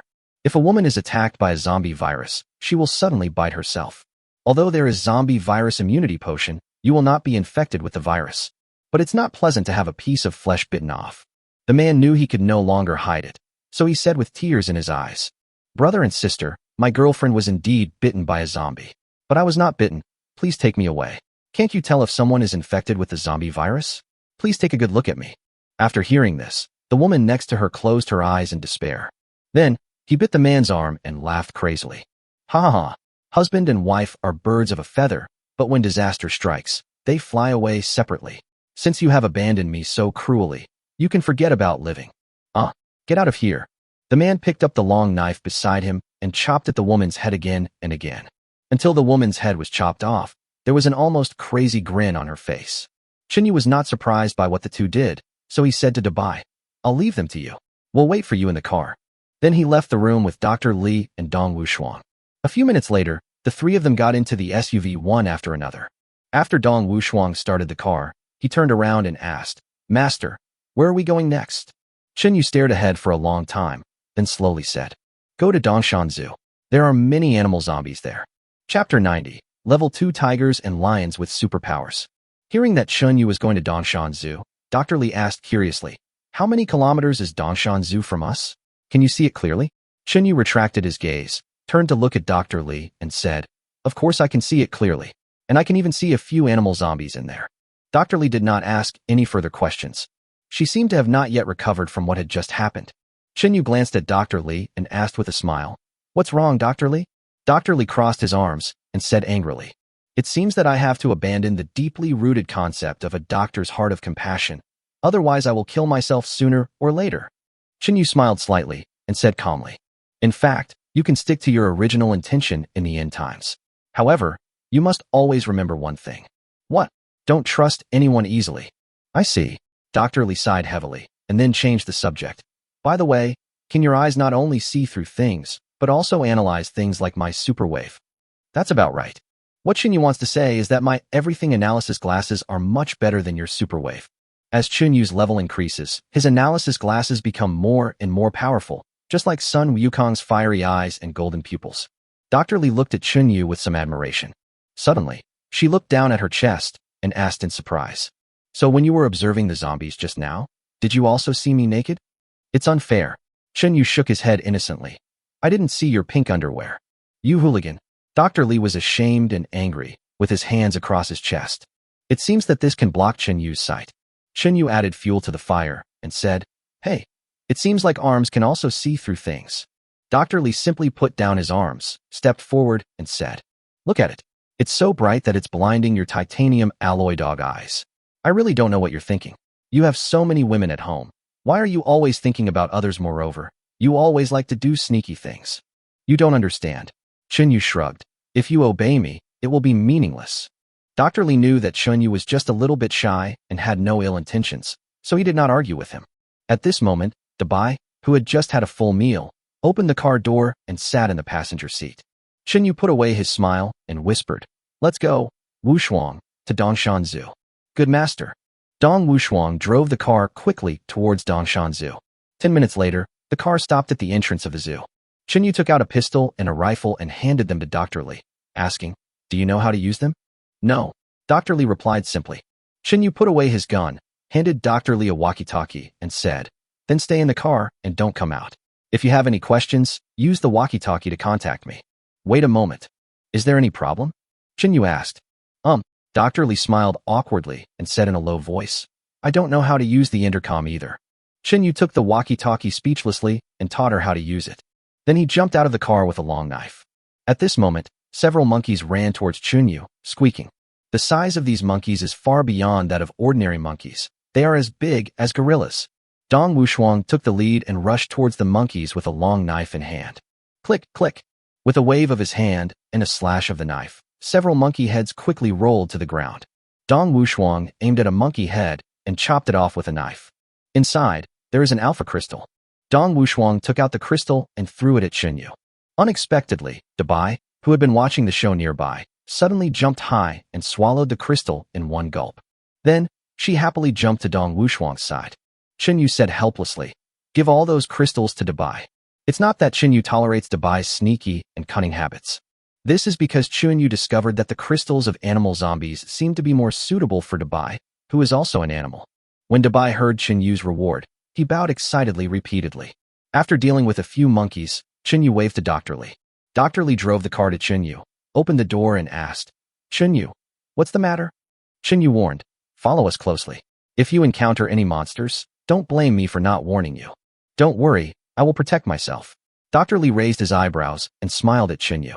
Yu nodded slightly and continued to walk forward with Dong Wushuang and Dabai.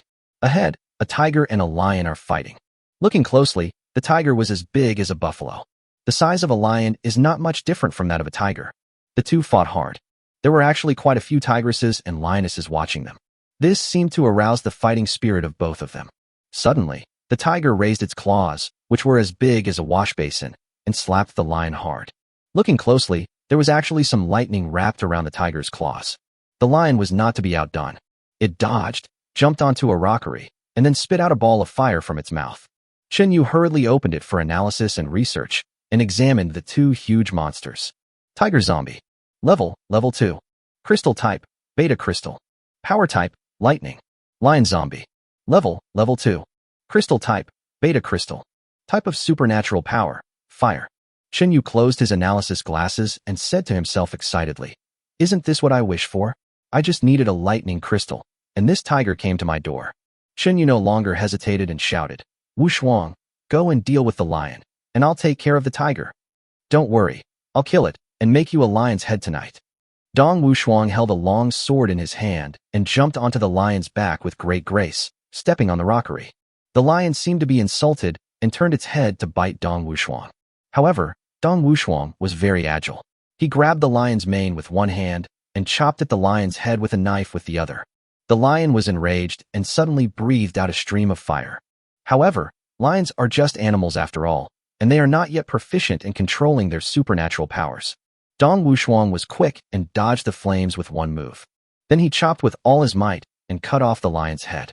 Chen Yu, who had been watching the game from the side, smiled with satisfaction.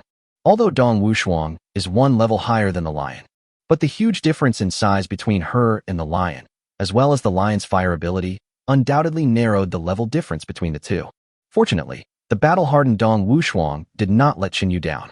Chen Yu looked at the tiger that had been watching the battle, snorted coldly, and said, "Next, it's up to me." After saying that, he directly activated Time Standstill. Chapter 91 Rat Pack. Before the tiger could figure out what was going on, it was frozen in place. Chen Yu quickly walked up to the tiger and chopped it on the head with his palm. Snap! The extremely hard tiger head was actually smashed by Chen Yu. Chen Yu used a knife to dig out the crystals and then wash them with water. Suddenly, an egg-sized green crystal appeared before his eyes. Chen Yu was overjoyed and directly put the crystal into the space. It is then absorbed and consumed. Suddenly, a very pure energy filled Chen Yu's whole body. Very good. Chen Yu felt that his thunderstorm ability had improved a lot. He couldn't wait to try it. So, he turned his gaze to the lionesses and tigresses around him. The lions and tigers were already frightened out of their wits and quickly turned around and prepared to escape. "Where are you running to?" As he spoke, Chen Yu threw an extremely thick bolt of lightning at the lions and tigers. Sizzle! Those tigers and lions that were only level 1 lay on the ground with their 4 legs in the air, motionless. Without waiting for Chen Yu to speak, Dabai rushed forward and used his sharp rabbit teeth to dig crystals out of the tigers' and lions' heads. Unexpectedly, Dabai's teeth are sharper than knives. After a short while, a crystal was dug out. At this time, Dong Wushuang handed the red fire beta crystal he had dug out to Chen Yu. Chen Yu put it away. If you awaken fire abilities in the future, you can use it to enhance the power of your fire abilities. If you cannot awaken the fire ability, you can also give it to Zhang Wan, who has awakened Heavenly Flame. After all, she was the first girl around him who had the ability to attack. Seeing that Dabai was still enjoying the crystal, Chen Yu and Dong Wushuang continued to hunt other animal zombies. The two were busy until dark and obtained a total of more than 50 first-level alpha crystals and 12 first-level beta crystals. In addition, there are 15 second-level alpha crystals and 10 second-level beta crystals. Chen Yu was a little surprised after seeing it. I didn't expect that there are so many of these animals that have reached level 2.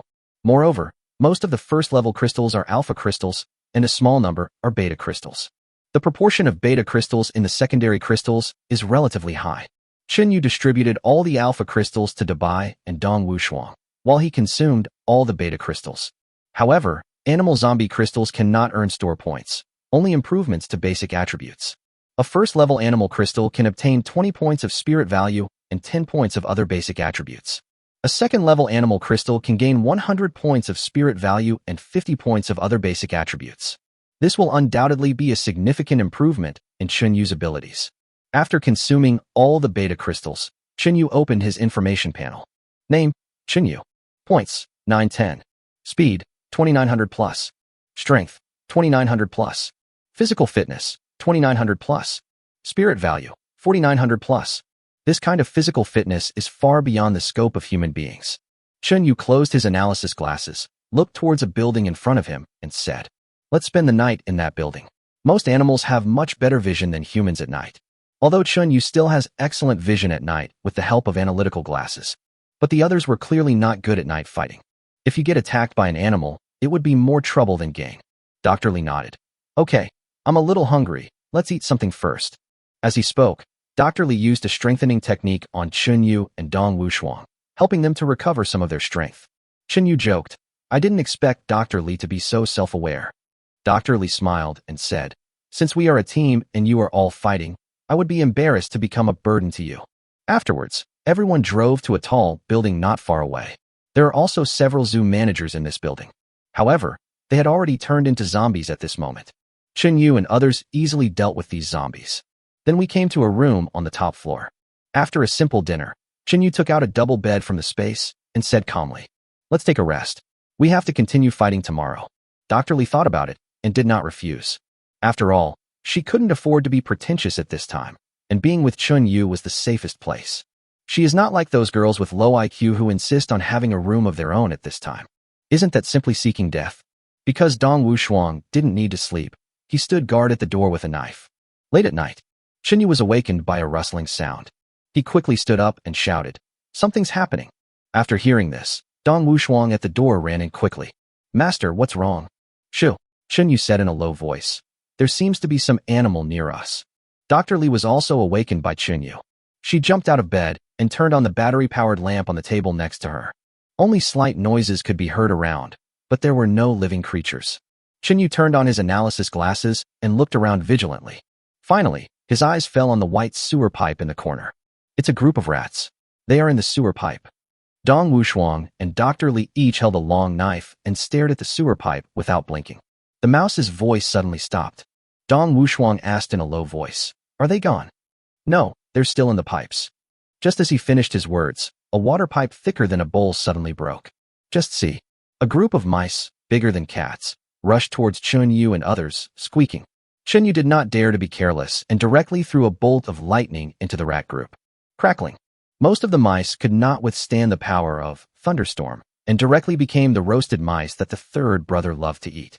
As for the remaining rats, even though their fur was burnt, they still opened their ferocious mouths and rushed towards Chun Yu and others recklessly. Chun Yu took a quick look with his analytical glasses and found that these rats were not zombie rats. They also don't have any crystals in their bodies. This is really weird. Chun Yu muttered to himself. If it's not a zombie rat, why is it as aggressive as a zombie? However, now is not the time to think about it. Chun Yu continued to use his thunderstorm to deal with those huge rats.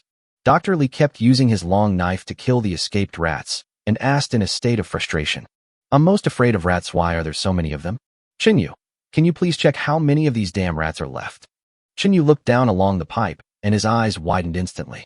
Just see. The open space downstairs was covered with huge rats with red eyes.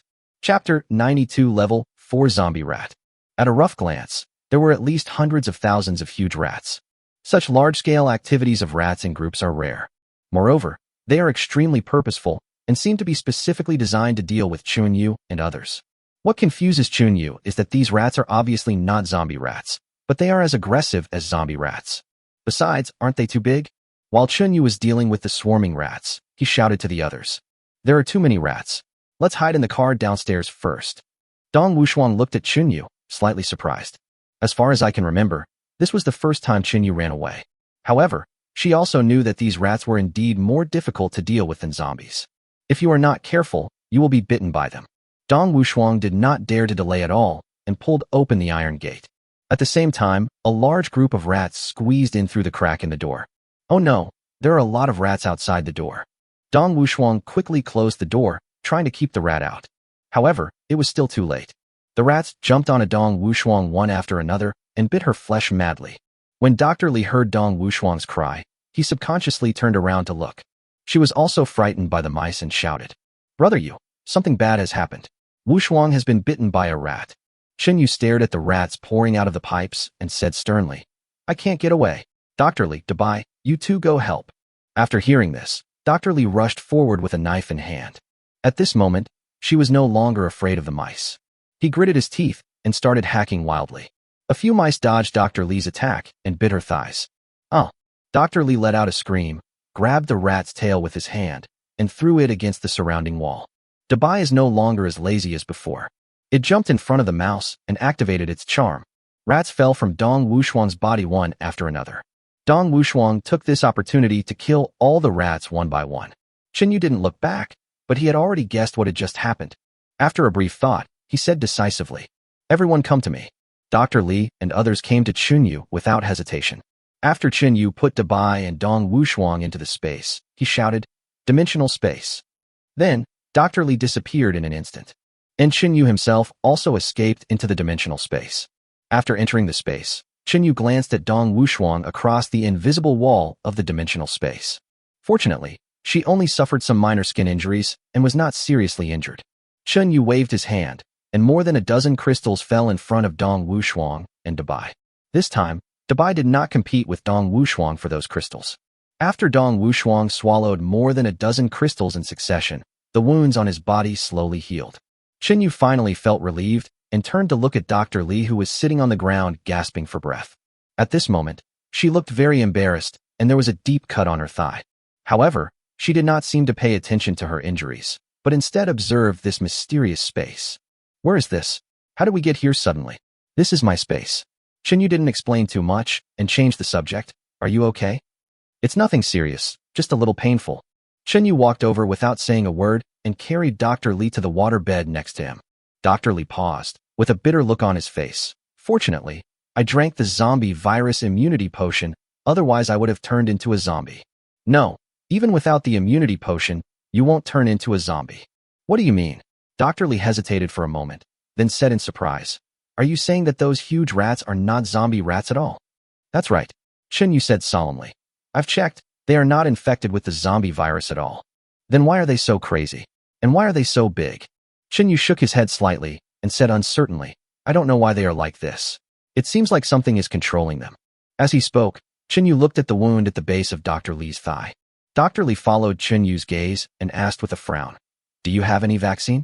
Afraid that Chunyu didn't know, he added, "I need rabies vaccine, tetanus vaccine, and hemorrhagic fever vaccine."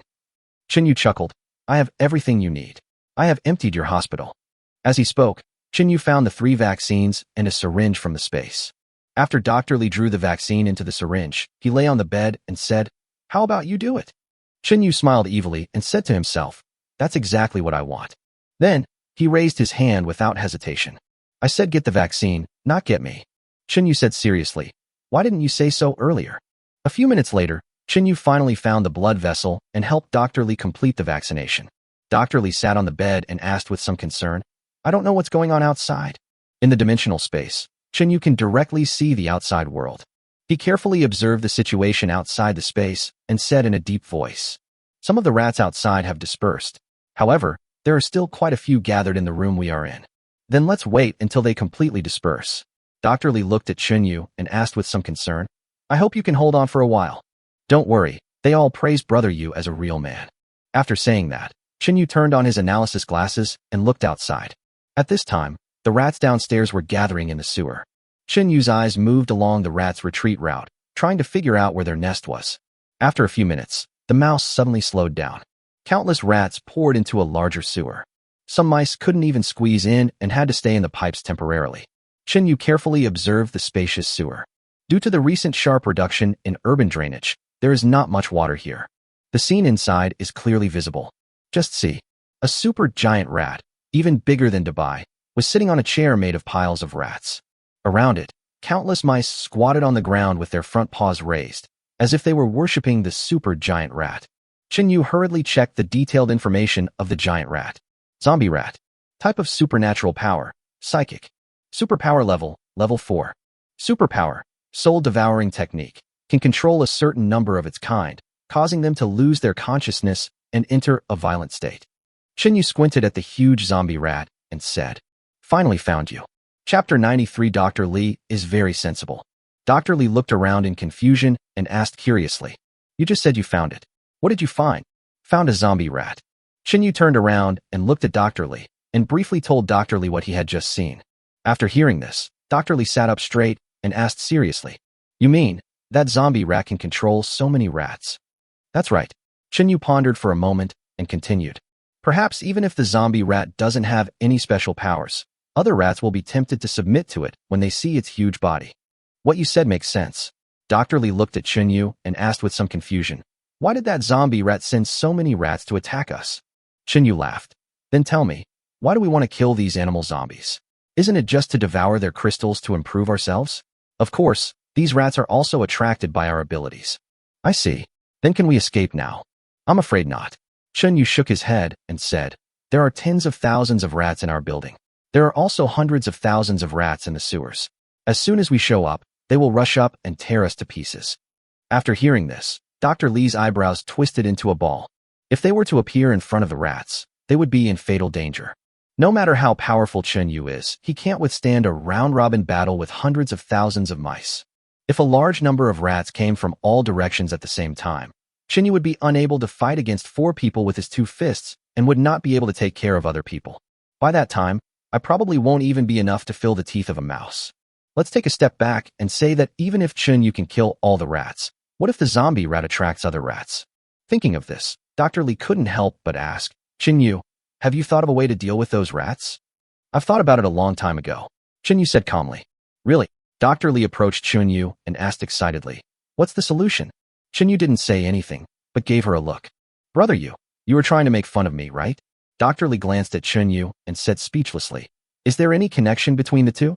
Chunyu sat on the bed, shrugged his shoulders, and said calmly, to tell you the truth, I can't become so strong without the strong support of Jiang Shuer and others. It is thanks to them that I have gradually acquired the abilities I have today. If you can promise me, I can bind an animal zombie like Dubai. By then, we can subdue the zombie rat. Dr. Li asked in disbelief, are you kidding me? I feel like you know you can't live anymore, and you want to be a playboy. I'm not kidding you. Chunyu said seriously. I did this purely to sacrifice myself to save you. If it weren't for you, I would have escaped easily. Dr. Li bit his lip and whispered, can I think about it again? No. Chunyu frowned and said, my mental power is limited. Maintaining this space has consumed a lot of my mental power. If it's any later, I'm afraid it will be too late. Okay then. Dr. Li saw that Chunyu didn't seem to be lying, so he nodded gently and said, I promise you. After spending a few days with Chunyu, Dr. Li's favorability towards Chunyu has reached 65. So, although she was a little reluctant at the moment, she did not resist. She even didn't know why she still had some expectations. As soon as this thought came to her mind, her face turned red. However, she knew that Chunyu was very capable, and if he really wanted to do something to her, she would not be able to resist at all. Dr. Li bit his lip, lowered his head, and stepped closer to Chunyu. Wait a minute. Chunyu pointed to the closet next to him and said seriously, to save time, change your clothes. Dr. Li followed Chunyu's gaze and looked towards the closet, where he found many strange clothes. Okay, let's do as you ask. Dr. Li gritted his teeth and changed his clothes. An hour later, Chunyu received 100 store points, a spot to bind to an animal zombie, and a loyalty bracelet. In addition, he also gained a healing mutant who was completely devoted to him. Chunyu did not put the bracelet on Dr. Li, whose favorability increased sharply, but stored the bracelet for future use. Dr. Li looked at Chunyu and said softly, Brother didn't you just say that your mental power is limited? How come just now? Chunyu gently stroked Dr. Li's head and explained, chatting consumes physical energy, not mental energy. Okay, you take a good rest here. I'll go deal with that big rat. Wait a minute, brother Dr. Li struggled to sit up, grabbed Chunyu's hand, and said, I only have a little mental strength left. Now, I'll give it all to you. I can't live without you anyway. As he spoke, Dr. Li gave all his mental energy to Chunyu. Chunyu leaned close to Dr. Li's ear and whispered, in fact, my mental power is stronger. Next time, don't use the enhancement technique to enhance my mental power. Where is the enhancement? Dr. Li asked curiously. Chunyu didn't say anything, but just gave her a look that said, you know. Dr. Li understood instantly, then lowered her head shyly. Okay, brother I understand. That's good to know. Chunyu stood up and stretched his wrist, then said seriously, next, I'm going to meet that big rat. As he spoke, Chunyu had already put on his clothes and changed into combat uniform. Then he left the dimension. Outside space, a group of big rats that were rummaging through drawers and cabinets rushed towards Chunyu like crazy after seeing him. Chunyu snorted coldly and took out a baseball bat. With a bang, the baseball bat hit several mice directly against the wall, and they couldn't be knocked out. The rest of the rats swarmed in, but they couldn't hurt Chunyu, who was protected by both combat uniform and invisible protective clothing. Chunyu, like a god of death, killed his way down from the top floor. However, he did not want to fight, but ran forward at a speed of several dozen meters per second. Those mice were left far behind. After a while, Chunyu arrived at the location of the zombie rat. Let me see where you can hide this time. After lifting a manhole cover, Chen Yu jumped in without hesitation. Chapter 94. Dubai sees Brother Yu chatting with Dr. Li. In the sewer, a group of rats saw Chen Yu falling from the sky, and all turned their eyes to him. So much so that they all forgot to worship the zombie rats. When the zombie rats saw Chen Yu, they commanded the group of rats to rush towards him. Squeak! Yay! Countless large rats emitting a foul odor rushed towards Chen Yu frantically. Chen Yu curled the corners of his mouth and directly activated time standstill. In an instant, tens of thousands of mice stood still like sculptures. The other mice that were not controlled continued to pounce on Chen Yu. Chen Yu accelerated and rushed towards the zombie rat. Seeing this, the zombie rat couldn't help but sneer. A mere level 2 human dares to show off in front of me, the Rat King? Chen Yu was slightly stunned, then laughed. Huh? The rat has become a spirit and can actually speak human language. The zombie rat looked at Chen Yu with a sly look in his eyes and said contemptuously, "The last person who dared to say this to me was eaten by me." Really? Then I have to be careful. As Chen Yu spoke, he grabbed a bolt of lightning and threw it at the zombie rat. Chen Yu did not use the full power of thunderstorm to deal with them. After all, it won't be long before these rats become his subordinates. Seeing this, the zombie rat dodged nimbly and jumped to the side. The rat chair under it was not so lucky. They were all electrocuted half to death. Chen Yu was slightly stunned. I didn't expect this zombie rat to be so agile. However, when it comes to speed, who can beat Brother Yu? Chen Yu weighed the baseball bat in his hand and ran forward suddenly. In less than 2 seconds, he was behind the zombie rat. Not good. The level 4 zombie rat was hit by a stick just as it reacted. Bang! The zombie rat covered his head and was about to fight back. Chen Yu held a bolt of lightning in his hand and hit it directly on the forehead. The zombie rat was electrocuted and fell to the ground, twitching continuously. Chen Yu seized the opportunity and directly activated his system. Ding! Congratulations to the host for successfully binding to the second animal zombie. Chen Yu exhaled and said easily, finally succeeded. But this is too easy. Hundreds of thousands of sturdy rats seemed to be in confusion at this moment, standing there not knowing what to do. The zombie rat jumped in front of Chen Yu and said respectfully, "Owner." Chen Yu looked around, pointed at the black mass of rats and asked, "How can you control so many rats?" "My master." The zombie rat looked at the rats around him and said with some pride, "To be honest, my ability, soul devouring technique, can easily devour part of the souls of mice and plant marks in their bodies. In this way, I can control them and gain access to their vision, hearing, etc. Moreover, these mice will continue to attract other mice to my side." "Then why are they much bigger than ordinary mice?" Chen Yu asked. "Because they are missing a part of their souls, they are not much different from zombies, so they become extremely violent. They dare to bite any animal they see. They eat a lot, so they naturally become bigger." "I see." Chen Yu looked at the zombie rat and said calmly, "Since you have gray hair, I'll call you Little Gray." "Thank you for the name, master." Xiao Hui jumped a few times excitedly, seeming to be very satisfied with his name. Chen Yu looked in the direction of the cave entrance and was about to jump out. Xiao Hui understood what he meant and said first, "Master, please wait a moment. I will help you pave the way." As they were talking, countless mice quickly gathered together and formed steps. Seeing this, Chen Yu patted Xiao Hui's head and said, "I didn't expect you to be so capable. You're much better than that big white who only knows how to eat." "Who is Dubai?" Xiao Hui asked curiously. "Dubai is the rabbit, a little smaller than you." "So it was this. I felt a very powerful psychic ability from it," Xiao Hui said with some fear. "Can you identify the superpowers of other animals?" "I can only barely tell the difference." Xiao Hui shook his head helplessly. "As for the level and specific type of superpowers, I can't tell them apart." Chen Yu nodded. "That's not bad. Okay, from now on you hide in the dark and be my eyes." "Don't worry, master. I'm here. I can find out exactly what color underwear women within a 10-kilometer radius wear." "You kid." Chen Yu pointed at Xiao Hui and said with a smile, "Stop joking and go train your little brothers. They are still a little weak." "Yes, sir."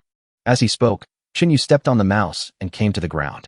Then with a wave of his hand, Dr. Li and others appeared in front of Chen Yu. Dr. Li looked around, but did not see any trace of the rats. "Brother Yu, is it resolved so quickly?" Chen Yu smiled and said confidently, "Brother Yu is always so fast, except when chatting with you." Dr. Li's face instantly turned red, and he said shyly, "Brother Yu, don't joke around in front of Wu Shuang. It's okay, she doesn't understand." Dong Wu Shuang nodded repeatedly and said, "Yes, master, I don't understand what you are saying at all." At this point, Dong Wu Shuang looked at Dubai and asked sarcastically, "I think Dubai doesn't understand it as well as I do." I wonder what it was looking at lying on that transparent wall today. Was it watching its owner chatting? Dabai sniffed, bared his big front teeth, and nodded repeatedly. After hearing this, Dr. Li wished he could find a hole in the ground to crawl into. Qin Yu knocked on Dong Wushuang's head and scolded. You are so bold that you even dare to make fun of me. No, I know my crime, and will leave it to my master to decide. Dong Wushuang said with a look of grievance. Qin Yu looked at Dong Wushuang and found that she was not only more agile than before, but her consciousness had also recovered a lot. Even learned to joke. Qin Yu thought about it, took out some crystals from the space, and handed them to Dong Wushuang. Take these crystals and chew a few when you have nothing to do. Try to advance to level 4 as soon as possible. Thank you, master. Dong Wushuang happily took the crystal, put it in his pocket, and then smiled charmingly.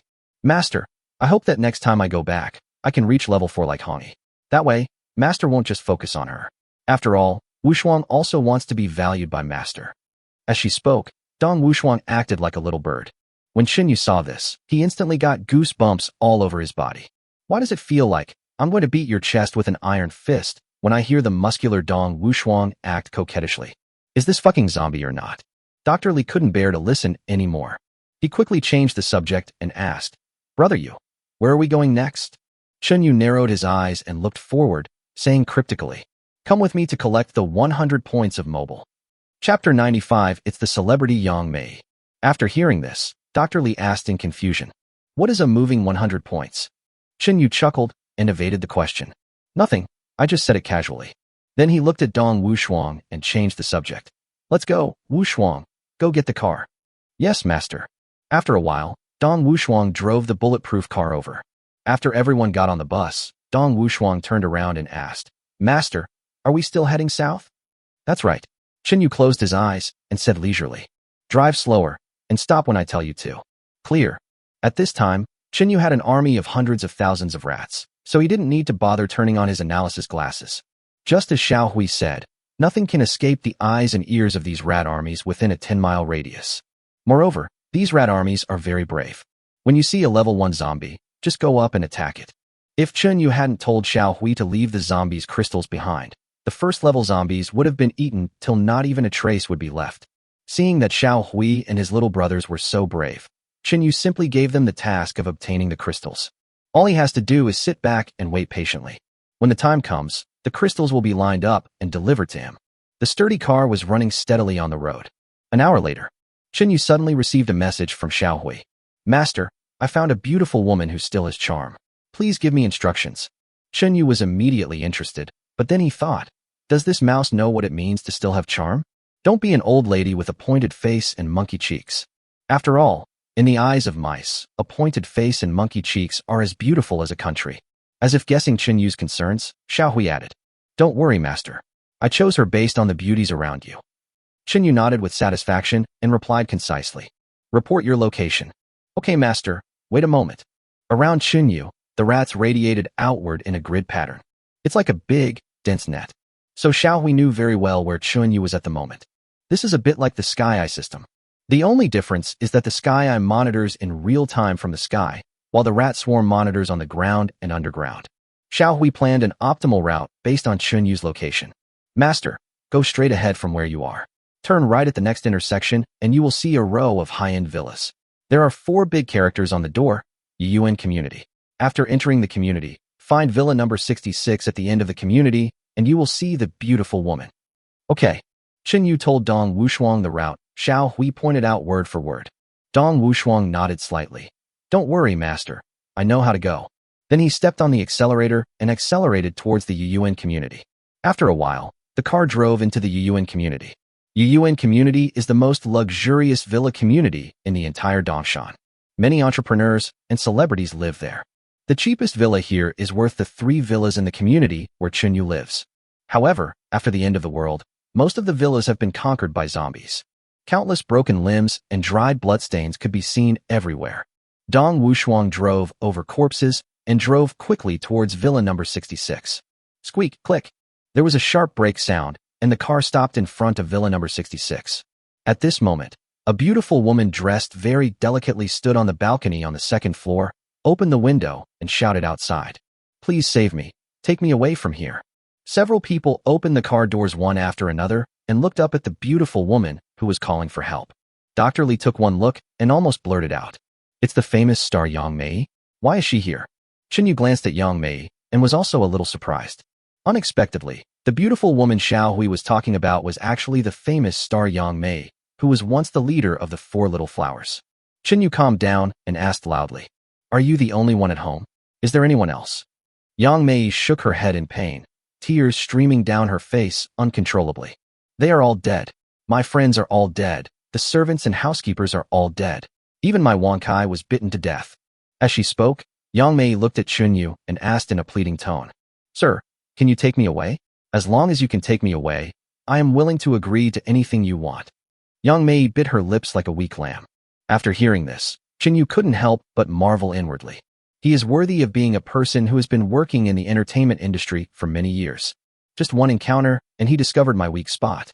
Moreover, he proposed a condition that he was unlikely to refuse. At this time, it had already darkened. Chin Yu was just planning to find a place to rest, so he said to Yang Mei, "Open the door and let us in." After hearing this, a smile suddenly appeared on Yang Mei's face. She waved at Chin Yu and shouted excitedly, "I'll go down and open the door for you." After a while, Yang Mei ran downstairs barefoot, looked around, and opened the door of the villa. "There are no zombies right now. Come in quickly." Chin Yu did not answer her, and still led everyone towards the villa at a leisurely pace. Yang Mei's eyes swept across everyone and finally landed on Dabai. She took a deep breath and asked in a trembling voice, "What's following you?" Chin Yu said casually, "It's just a relatively large rabbit." Yang Mei felt relieved when she saw that the rabbit was very well behaved. After everyone entered the villa, Yang Mei quickly closed the door. Chin Yu glanced at the extremely luxurious decoration inside the villa and couldn't help but praise it. She is indeed one of the richest stars. Just one set of sofas is enough for an average person to work hard for a lifetime. After hearing this, Yang Mei smiled bitterly and said, "Young man, please stop mocking me. These things are worthless now. They are not as good as a bucket of instant noodles." "That's right. Food is the most important thing now." Chin Yu glanced at Yang Mei and deliberately showed a harmless expression. "By the way, what did you just say about what you would do if I saved you?" Yang Mei glanced at Dong Wushuang and Dr. Lee, her face flushed. "Well, don't worry, I mean what I say. I know what I should do. I just like dealing with people like you, no fuss." After hearing this, Dr. Lee said speechlessly, "Brother Yu, why do I feel like you are pointing at me?" Chin Yu smiled, but said nothing. Yang Mei slowly walked up to Chin Yu and asked in a low voice with some embarrassment, "Young man, do you have any food? I haven't had a full meal for several days." Chapter 96. Yang Mei, the celebrity who took the initiative to show her affection. When Chin Yu heard that Yang Mei wanted food, he didn't make things difficult for her. "I still have a lot of food in my car, go get it." After hearing this, Yang Mei looked at Chin Yu with some confusion. Now, she was so hungry that everyone looked like a bun to her. But the scary zombies outside still made her hesitate. Of course, what she didn't know was that Xiao Hui, with hundreds of thousands of his followers, had wiped out all the zombies nearby. At this time, Dong Wushuang seemed to see Yang Mei's embarrassment and stood up and said, "I'll go." Yang Mei took one look at this beautiful woman with beautiful muscle lines and immediately felt a sense of gratitude. After a while, Dong Wushuang came to the villa with a lot of delicious food. When Yang Mei saw the delicious food, she couldn't help swallowing. Dong Wushuang put the food on the table and waved to Yang Mei. Yang Mei glanced at Chin Yu, then walked to the dining table excitedly. "All of this is for you to eat." Dong Wushuang narrowed his eyes at Yang Mei and then added, "But don't forget what you promised brother Yu after you finish eating." "Don't worry." Yang Mei nodded, looked at the sturdy Dong Wushuang and asked in a low voice, "Can I eat now?" Dong Wushuang smiled maliciously and said, "Eat. Eat more, so you won't be exhausted later." Yes, I need to eat more to regain my strength." Yang Mei didn't have time to think and started eating the food in big mouthfuls. Chin Yu and others also sat down. Yang Mei grabbed a chicken leg and stuffed it into her mouth. This action made Chin Yu couldn't help but joke. "I didn't expect you to be able to eat a whole chicken leg. TSK, now I feel much more relieved." Yang Mei asked vaguely while chewing a chicken leg. "What do you mean you are relieved?" "Nothing. You'll know when the time comes." Chin Yu and others did not eat much because they had no shortage of food. Dr. Lee stretched himself and stood up first, saying, "I'm full. Brother Yu, take your time eating. I won't disturb you." As he spoke, Dr. Lee leaned over to Chin Yu's ear and whispered softly, "So this is what you call the 100 moving points. Although I don't know what the points can be used for, It must be related to your becoming stronger. You're right. I can become stronger thanks to women like you. Chinyu replied calmly. Dr. Li looked at Yang Mei, who was eating like crazy, and asked maliciously, "Do you want to experience my enhancement technique?" Chinyu smiled evilly. That's exactly what I meant. Dr. Li placed his hand under Chunyu's belly and activated his special powers. Suddenly, an invisible energy entered Chunyu's body. After finishing this, Dr. Li walked behind Dong Wushuang, patted her shoulder gently, and said, "Wushuang, are you tired today? Let's go and rest together." Dong Wushuang understood what he meant and stood up and echoed, "I'm so tired today. I won't wake up even if there is thunder." Just as Dr. Li was about to enter the house, he saw Dabai squatting in a corner of the dining table eating meat and gave it a light kick. "Don't eat, Dabai. Go and get some rest. Do you want to peek at me again?" Dabai grabbed some food and followed Dr. Li into the room. Chinyu couldn't wait any longer. He also stood up and said, "Okay, Yang Mei, there will be plenty of time to eat later." Yang Mei, who was eating, suddenly trembled. Although Chunyu's tone of voice was very calm, it was unquestionable. Yang Mei even felt that if she continued eating, Chinyu would overturn the table. He quickly put the food in his hand on the table and said with some fear, "Sorry. I'm sorry. I was just too hungry." "It's okay. Come with me to the house now." Yang Mei looked at Chunyu's tall figure with some fear. She knew that this was the end of the world, and any strong person could do whatever they wanted to those weaker than themselves. If Chinyu gets angry, he might not even see tomorrow's sunrise. Thinking of this, Yang Mei couldn't help swallowing, and followed slowly with fear and anticipation. After arriving at the bedroom door, Yang Mei began to back out again. After all, her identity before the end of the world was very brilliant, and she had countless fans admiring her. Giving in for a meal today is a little bit unacceptable. At this time, Chinyu was already sitting beside the bed. He waved to Yang Mei at the door. "Why are you still standing there? Come in quickly." Yang Mei knew she couldn't escape, so she had to bite the bullet and walk into the house. Chinyu couldn't help but turn on his analytical glasses and look at this beautiful woman who still had her charm. Name, Yang Mei. Age, 35. Appearance, 98. Height, 167 cm. Weight, 48 kilograms. Body, wow. This appearance and figure are simply amazing. Chinyu closed his analysis glasses and squinted at the stunningly beautiful woman who was right in front of him. At this time, Yang Mei was wearing a black hollow suspender dress, showing her perfect figure unscrupulously in front of Chinyu. The most eye-catching thing is the thin stockings and long boots, which are a perfect match with her long legs. Chinyu suddenly pulled Yang Mei over and said with a wicked look on his face, "I didn't expect your figure to be better than what I saw on TV." Yang Mei groaned and explained in a low voice, "I practice yoga every day now, so I keep a good figure." "Practice yoga?" Chinyu suddenly became interested. "I have a yoga teacher next to me. Let her teach you a few moves someday. Her specialty dance move is the sky kick." "I can do the sky kick, but it's not as standard." "Really? Then I'll have to give it a try later." Chinyu narrowed his eyes and looked at Yang Mei's thighs, then changed the subject and said, "But now, I have to go and help my brothers verify something." "What? What's the matter?" Yang Mei asked fearfully when she saw Chinyu's look. Chinyu pointed to his boots and said, "Take them off." Yang Mei was about to explain something, but when she saw Chinyu's sharp eyes, she took it off obediently.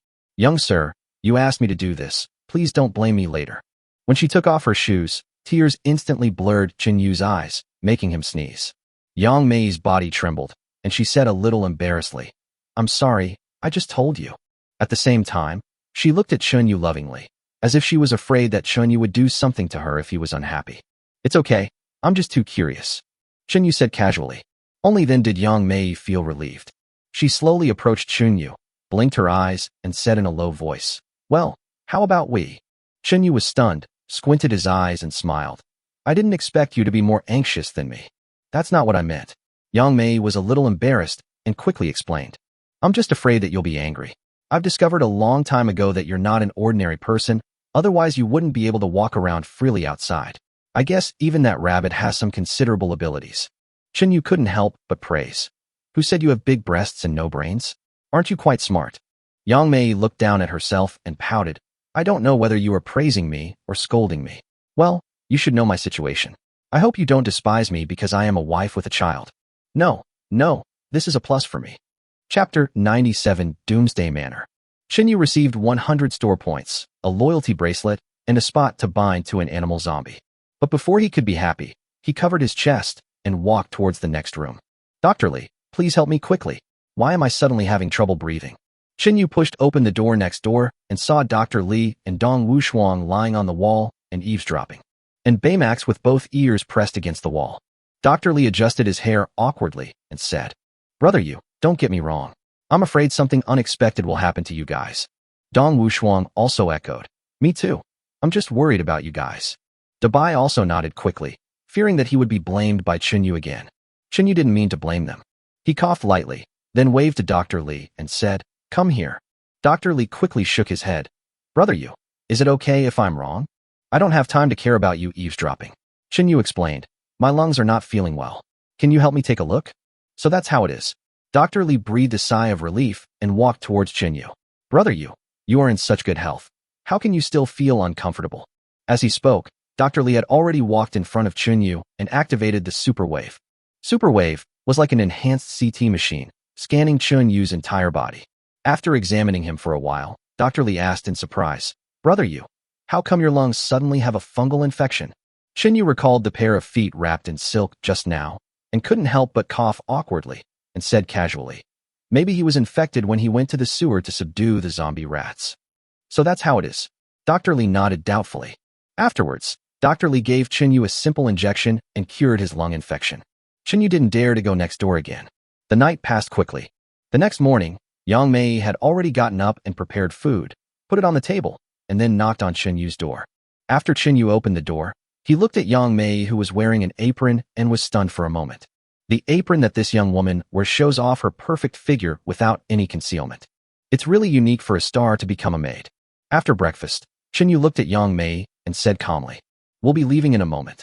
If you need anything, tell me and I'll get it for you from the car." Yang Mei was stunned for a moment after hearing this. Then she shook her head and said, "Brother Yu, I don't want anything. I just want you. I want to go with you." "No," Chinyu explained. "We are facing many dangers when we go out this time. You will only become a burden to us." Yang Mei glanced at Dong Wushuang and Dr. Li and whispered, "Can you take them with you too?" Chinyu said in a cold tone, "One of them killed more than 100 zombies single-handedly without blinking an eye. The other is a doctor with excellent medical skills. They are much better than you." Yang Mei shook her head repeatedly and begged in her unique voice, "Brother Yu, I want to go with you. I can't survive alone." Dabai seemed to have had enough of the soft and sticky sound of the clips and directly used the charm on Yang Mei. Yang Mei's eyes suddenly became blurry. She twisted her slender waist and walked towards Chinyu slowly. "Brother Yu, Mei will listen to you in everything." Chinyu shook his head helplessly. "Okay, Dabai, I still have a mission to accomplish today."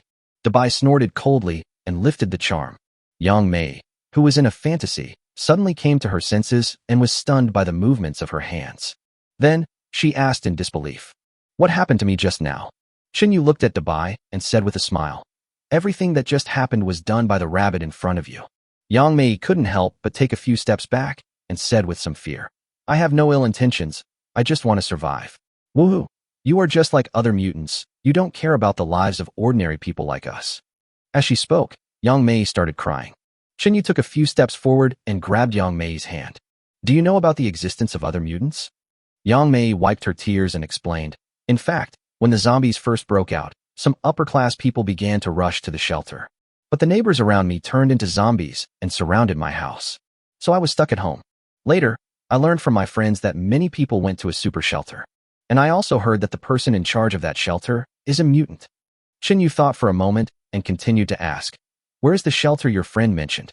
"In Doomsday Manor." Yang Mei frowned slightly and continued, "Before the apocalypse, that place was just a secret underground entertainment city, exclusively for celebrities and some upper-class people to entertain themselves. It's just that most people don't know about it." Chinyu understood instantly. The so-called underground entertainment city is nothing more than an underground trading place that is not visible to the public. This is specially made for some powerful people. The big names in various industries can not only enjoy services that are not available outside, you can also make more connections and find something to hold against each other. In this way, everyone is on the same boat. This is a bit like the Lolita Island in the United States. After understanding all this, Chinyu continued to ask, "Tell me, where is Doomsday Manor?" Yang Mei bit her lip. Finally, he straightened his chest and said, "After I tell you, you will take me with you, right?" Chinyu raised his eyebrows and said in a deep voice, "Are you threatening me?" "No, I'm not threatening you." Yang Mei shook her head like a rattle and said with tears in her eyes, Brother you, I just want to survive. Please take me away. I can't survive on my own without you. I will try my best to protect myself and make sure I don't hold you back. Speaking of this, Yang Mei's face was already filled with tears. She leaned closer to Chunyu, pressing her soft body tightly against him. Chunyu said helplessly, Yang Mei, what are you singing about? Yang Mei sniffed and said affectionately, Brother you, if you still don't want to take me with you, I will tell you the location of Doomsday Manor. However, you should just treat Mei as dead from now on. Anyway, Mei has no regrets in this life. As she spoke, Yang Mei's tears flowed again. Seeing this, Chunyu couldn't help but complain in his heart. Who said Yang Mei's acting skills are not good? How good is this acting? Who wouldn't be confused after seeing this? Chunyu shook his head and said helplessly, Take us to Doomsday Manor. Chapter 98 5-Star Defense Doomsday Manor.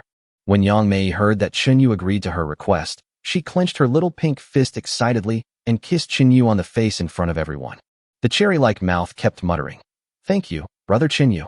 That look was totally different from what one should look like at her age. Chunyu instantly got goosebumps all over his body. This Yang Mei likes to act young, but she does have the qualifications to act young. After all, her physical condition is better than that of ordinary girls. Let's go. Chunyu stood up and said, Wait a minute. Yang Mei suddenly stopped Chunyu and said mysteriously, I'll go get some clothes to change into first. Chunyu said calmly, I have plenty of clothes in my car. That's different. Yang Mei ran into the house while speaking, saying, I'll be back soon. Chunyu was not in a hurry and didn't care about 1 or 2 minutes. After a while, Yang Mei came out dragging a suitcase. Let's go. Yang Mei smiled with narrowed eyes. Chunyu turned on his analytical glasses and casually glanced at the clothes in the suitcase. Just see. There are not only sexy clothes such as hay silk, JK uniforms, and hollow pajamas. There are even some clothes that are very revealing. Chunyu was completely dumbfounded by this. I didn't see her wearing it online before the end of the world. What special hobby does she have, and why does she wear these clothes? And when we were chatting last night, she changed several sets of clothes. But the scale is not that big. Chunyu couldn't help but ask curiously, Isn't your suitcase full of weird clothes? How do you know? Yang Mei looked surprised. Guess. Yang Mei said shyly. The reason why I bought so many strange clothes is simply because I wanted to admire myself when no one is around. Although I am no longer young, I still have a girlish heart. Chunyu smiled evilly. Haha, I usually chat with the school belle a lot, and now I like this kind of contrast. You know what? You quite suit my occasional taste. Yang Mei nodded. That's good. As long as you don't abandon me. Even if you just think of me occasionally and chat with me for a few words, I will be satisfied. And I won't pester you. When Chunyu heard this, he couldn't help but admire this beautiful woman who was well versed in the ways of the world and knew how to survive. At this time, Dong Wushuang and Dr. Li smiled knowingly, walked up to Yang Mei and said, Let us help you with your suitcase. Yang Mei was stunned, and then said a little embarrassedly, Thank you. Afterwards, Chunyu took Yang Mei towards the car. Dr. Li and Dong Wushuang followed behind the two men and quietly opened the suitcases. Oh my god, Dong Wushuang widened his eyes and said in disbelief, City people really know how to have fun. Although Dr. Li knew it was not good to look through other people's things, he couldn't help but take a few glances. You're quite good at playing. Aren't these much more interesting than my white coat? I guess I need to build a good relationship with Yang Mei in the future so that I can borrow 1 or 2 of her clothes to wear. Not only Dr. Li and his companion, but even Dabai came over to look at the clothes. Its eyes fell on a set of uniforms. The uniform is of the rabbit police officer in Zootopia. When Dabai saw the 2 ears on the uniform, he couldn't help but shiver. Chunyu came to the side of the car and urged to the back. Hurry up, you 3. Okay. Dr. Li and others quickly followed and got into the car. Under the leadership of Yang Mei, the car drove slowly towards the Doomsday Manor. Yang Mei looked around and said curiously, This is really strange. Why aren't there any zombies on this road? Chunyu casually said, Maybe he was killed by an armed group. I don't think it's possible. Yang Mei said with some disbelief. A friend of mine told me some time ago that many people in the assembly organization also turned into zombies. Those forces that survived basically went to Doomsday Manor. Moreover, it seems that they had a conflict. They are busy taking care of themselves now. How can they have time to care about zombies? Chunyu was a little shocked after hearing this. Unexpectedly, there are not only powerful people but also armed organizations in the Doomsday Manor. As a result, taking over Doomsday Manor became a bit tricky. After much deliberation, Chunyu decided to go to the nearby area to take a look at the situation before deciding whether to enter the Doomsday Manor. After all, he still has to be cautious when facing an armed group with heavy weapons. After driving for several hours, the car finally arrived 3 kilometers away from Doomsday Manor. Chinyu whispered, "Stop the car." The car stopped steadily. Yang Mei looked at the surrounding environment and the map on her phone and said hesitantly, "Brother Yu, there are only a few kilometers left. Why don't you go?" Chinyu did not answer directly, but asked, "Just think about it. If a few of us go to Doomsday Manor in such a swagger, what will happen?" Yang Mei pondered for a moment, nodded and said, "I didn't think it through. If we go now, it might be dangerous because those armed forces must be wary of everyone at this moment. Look at Demei. She's not that stupid." As he spoke, Chinyu turned on his analysis glasses and began to remotely check everything about Doomsday Manor. First, the details of Doomsday Manor. Area, 5 square kilometers. Wall material, 20 centimeters thick titanium alloy. Number of floors, 1 floor above ground and 2 floors underground. Safety level, 5 stars. Chinyu turned his gaze towards the interior of the manor. Each exit inside is guarded by soldiers with live ammunition. It is still very difficult to get close to the manor without being noticed. In addition, it has almost become a small city. There are not only supermarkets, restaurants, hospitals, etc. There are also bars and other entertainment venues. However, those seemingly high-end places are prepared for the senior executives and assembly organizations in the manor. The remaining ordinary people can only keep working inside. Even a female star like Yang Mei can only do some unspeakable things in it. Chinyu turned off his analysis glasses and after thinking for a moment, he decided to observe for a while before seizing Doomsday Manor. So he called Xiao Hui, who had been hiding in the dark. Chapter 99. The Rat Army Attacks Doomsday Manor. Under Chinyu's instructions, Xiao Hui ran over quickly. It squatted on the ground and asked respectfully, "Master, what can I do for you?" Chinyu pointed to the distance and said, "Go about 3 kilometers in the direction of my finger. There is a place called Doomsday Manor. Find out where it is easy to enter." Xiao Hui nodded repeatedly. "Don't worry, master. I will complete the task." As he was speaking, Xiao Hui ran away. More than an hour later, Xiao Hui ran to Chinyu again and reported the situation of Doomsday Manor to Chinyu. "Master, I found a way to enter the manor. The army of rats under my control kept looking for a breakthrough around the Doomsday Manor, and finally found that they could enter the manor through the sewer pipes." Chinyu asked doubtfully, "Can we get in through the sewer pipe?" "That's not possible. The sewer pipes in Doomsday Manor are made of titanium alloy and are difficult to destroy. Only mice like us can enter the manor through the sewer pipes in places like the toilet and kitchen." "You mean you can go in too?" Chinyu asked in surprise. Xiao Hui smiled without saying anything. Then he transformed himself and became much smaller. Seeing this, Chinyu couldn't help but say, "If you can get in, it will be much easier. Then I will lead the rat army to attack now." Chinyu thought for a moment, shook his head, and said, "No hurry. Tell your army of rats not to enter the manor at will now, so as not to alert the enemy. You go down first, and I will tell you the plan of this operation in the evening." "Yes, master." After Xiao Hui finished speaking, he lifted a manhole cover and crawled in. At this time, Yang Mei came forward and asked in a low voice, "Can we enter the manor?" Chinyu said calmly, "It's definitely not possible to get in openly like this. But if we use some tricks, it shouldn't be too difficult. Have you thought of a solution?" Yang Mei asked excitedly. "We'll know if this method works when it's late at night and everyone is asleep. Now, let's find a place to rest." After hearing this, Yang Mei said with some disappointment, "It's a pity that my friends have no say in there. Otherwise I would ask them to plead for us, and maybe we can get in." Chinyu looked into the distance and said quietly, "Those celebrity friends of yours who can only sing and dance, of course, have no say. In the end times, whoever has the strongest fist has the say." "That's true." Yang Mei sighed and said, "We, the big stars who shone before the apocalypse, are nothing more than playthings in the hands of others after the apocalypse." After saying that, Yang Mei said no more and hid aside, feeling sad. Of course Chinyu knew what Yang Mei was thinking. However, he did not comfort Yang Mei, but turned to Dong Wushuang and said, "Wushuang, drive to the villa next door." "Yes, master." Then the car drove into a villa. Chinyu and others had a simple meal in the villa and then waited quietly for the arrival of late night. More than 10 hours passed slowly, and it was already early morning. Xiao Hui crawled out of the sewer and came in front of Chinyu. "Master, what did you want to talk to me about?" Chinyu ordered, "You lead the rat army and enter the manor. You must control all the people inside as soon as possible, and then ask the senior management inside to open the door." Xiao Hui replied confidently, "Don't worry, master. I'll take care of it. Just wait for my good news." After Xiao Hui left, Chinyu woke up everyone else. Dr. Li rubbed his eyes and asked, "Are we going to start a fight?" Chen Yu said with a smile. "Xiao Hui and the others are ready to enter the Doomsday Manor. Let's head to the manor as well. I guess by the time we get there, Xiao Hui and the others will have already taken over the manor. Then we have to leave quickly." At this moment, Yang Mei had already put on her clothes and ran out. "Wait for me." She didn't dare sleep all night, for fear that she would be abandoned because she was no longer useful. A group of people drove towards the Doomsday Manor. At the same time, Xiao Hui led hundreds of thousands of huge rats and sneaked into the Doomsday Manor through the sewers and toilets, kitchens, and other places. At this time, except for a few guards, most people in the manor were asleep.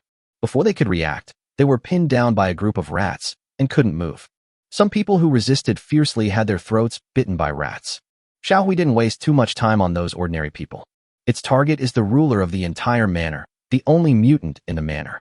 After searching hundreds of rooms, Xiao Hui finally came to a room located in the core area. It took a deep breath, then led tens of thousands of mice to slam into the door. Bang! The door was suddenly pushed open by the swarm of rats. "Who?" A rough male voice came from inside the room. At the same time, the lights in the house were turned on.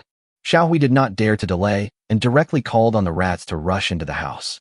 At this time, a strong man with a big beard and two beauties were lying on the bed in the room.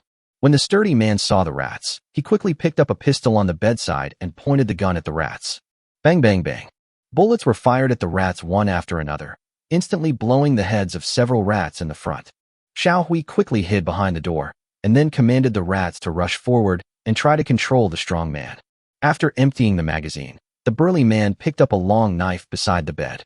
"Damn rat, you're looking for death." As he spoke, the sturdy man swung his long knife and chopped at the rats. The mice rushing in the front were split in half. However, the mouse at the back was not afraid at all. They opened their mouths, squeaked, and pounced on the strong man. The strong man's two fists were no match for four hands, and his body was soon covered with rats. Where the hell are all these big rats coming from? The strong man kept shouting and cursing, and gradually more and more wounds from rat bites appeared on his body.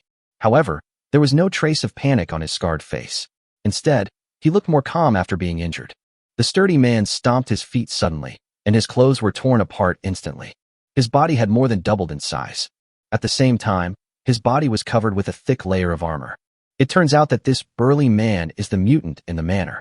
His special ability is to make his body bigger and cover his body with a layer of armor like a turtle shell. When Xiao Hui saw that he found the mutant in the manor so easily, he was secretly delighted and hurriedly ordered the rats to rush towards the strong man. The mouse's sharp teeth bit into the strong man's body, but it was like biting into an iron plate, and it had no chance to bite. The sturdy man kept raising his huge feet and crushing the mice one by one. When Xiao Hui saw his brothers being trampled to death one after another, a murderous look appeared on his face. Its body suddenly expanded dozens of times, becoming much larger than before. Then it ran quickly into the house. Chapter 100. Take over the manor and easily obtain the highest authority. The sturdy man in the room was shocked when he saw Xiao Hui, who was about the same size as him. "I didn't expect that there would be such a big rat in the world." He picked up the long knife beside him and slashed directly at Xiao Hui. Xiao Hui didn't dodge or evade, but directly stretched out his sharp claws. The nails on the rat's claws looked like sharp daggers. When the long knife hit Xiao Hui's claws, it was like hitting steel. It couldn't cut through them at all. "What is this?" The strong man was startled. He didn't believe it and raised his sword to chop at Xiao Hui. Xiao Hui, who has reached level 4, can deal with the mutant in front of him with ease. It dodged and came behind the strong man. Then, the sharp claws quickly scratched the strong man's back. This is the first time that Xiao Hui truly demonstrates his strength. The sturdy man's seemingly indestructible back was actually cut with a deep gash. Blood gushed out immediately. The strong man was a little panicked. He quickly turned around and tried to chop Xiao Hui's head with the knife. Xiao Hui hurriedly lowered his head, opened his bloody mouth, and bit the strong man's right leg with his sharp teeth. Then, he lifted it up suddenly. The sturdy man, whose body expanded to more than 300 pounds, was unexpectedly knocked to the ground. "Oh!" The sturdy man let out a scream and couldn't help but look at his right leg. The right leg wrapped in armor was actually bitten through by Xiao Hui. Xiao Hui commanded the rats to rush forward and press on the strong man, making it impossible for him to get up. At the same time, it jumped onto the strong man's head and stretched out its sharp claws to strangle the strong man's throat. There were streaks of blood on the strong man's throat. Hurry up and open the door of Doomsday Manor. Master Rat, I can spare your life. The strong man was shocked after hearing this and asked in a trembling voice, You can actually speak? Stop talking nonsense. Xiao Hui pinched the strong man's neck with his sharp claws and said angrily, Hurry up and open the door, or I will chop off your head. The strong man had seen Little Gray's sharp claws and teeth. He had no doubt about what Xiao Hui said. No, no, no. The sturdy man begged for mercy. To open the gate of the manor, I need to enter several passwords. I have to do it myself. Then take me there quickly. It's Master Rat. The sturdy man struggled to stand up from the ground and walked towards the entrance of the manor. Xiao Hui stood beside the strong man the whole time, fearing that he was cheating. On the way to the gate of the manor, the strong man saw that the manor was filled with a large number of huge rats. Meanwhile, all the people have been subdued by the rats. The strong man knew that he had no other hope and had to do as Xiao Hui asked. Not long after, the strong man arrived at the gate of the manor. At this time, all the security personnel in the control room had been subdued by the rats. Some people even had their throats bitten off. After the burly man entered the control room, he first entered a long password into a machine. Subsequently, he passed various verification methods such as fingerprint recognition, facial recognition, and iris recognition. The gate of the manor finally opened slowly. At this time, Chen Yu and others had also arrived at the entrance of Doomsday Manor. Chen Yu looked at Xiao Hui standing behind the burly man and said approvingly, Little Gray, good job. Hee. Thank you for the compliment, Master. Xiao Hui replied excitedly. The sturdy man looked at Chen Yu and asked in surprise, So these mice were tamed by you? Chen Yu ignored the strong man and led everyone straight into the manor. He continued to say to Xiao Hui, this person is no longer useful. From now on, he will be handed over to you to deal with. After hearing this, the strong man panicked. Of course he knew what Chen Yu meant. If you hand yourself over to this scary big rat, there will be no good ending. He hurriedly shouted, Wait, big brother, I am still useful. Without me, the password of this manor will be useless. Chen Yu snorted coldly and said, We have already entered the manor. What password do we need?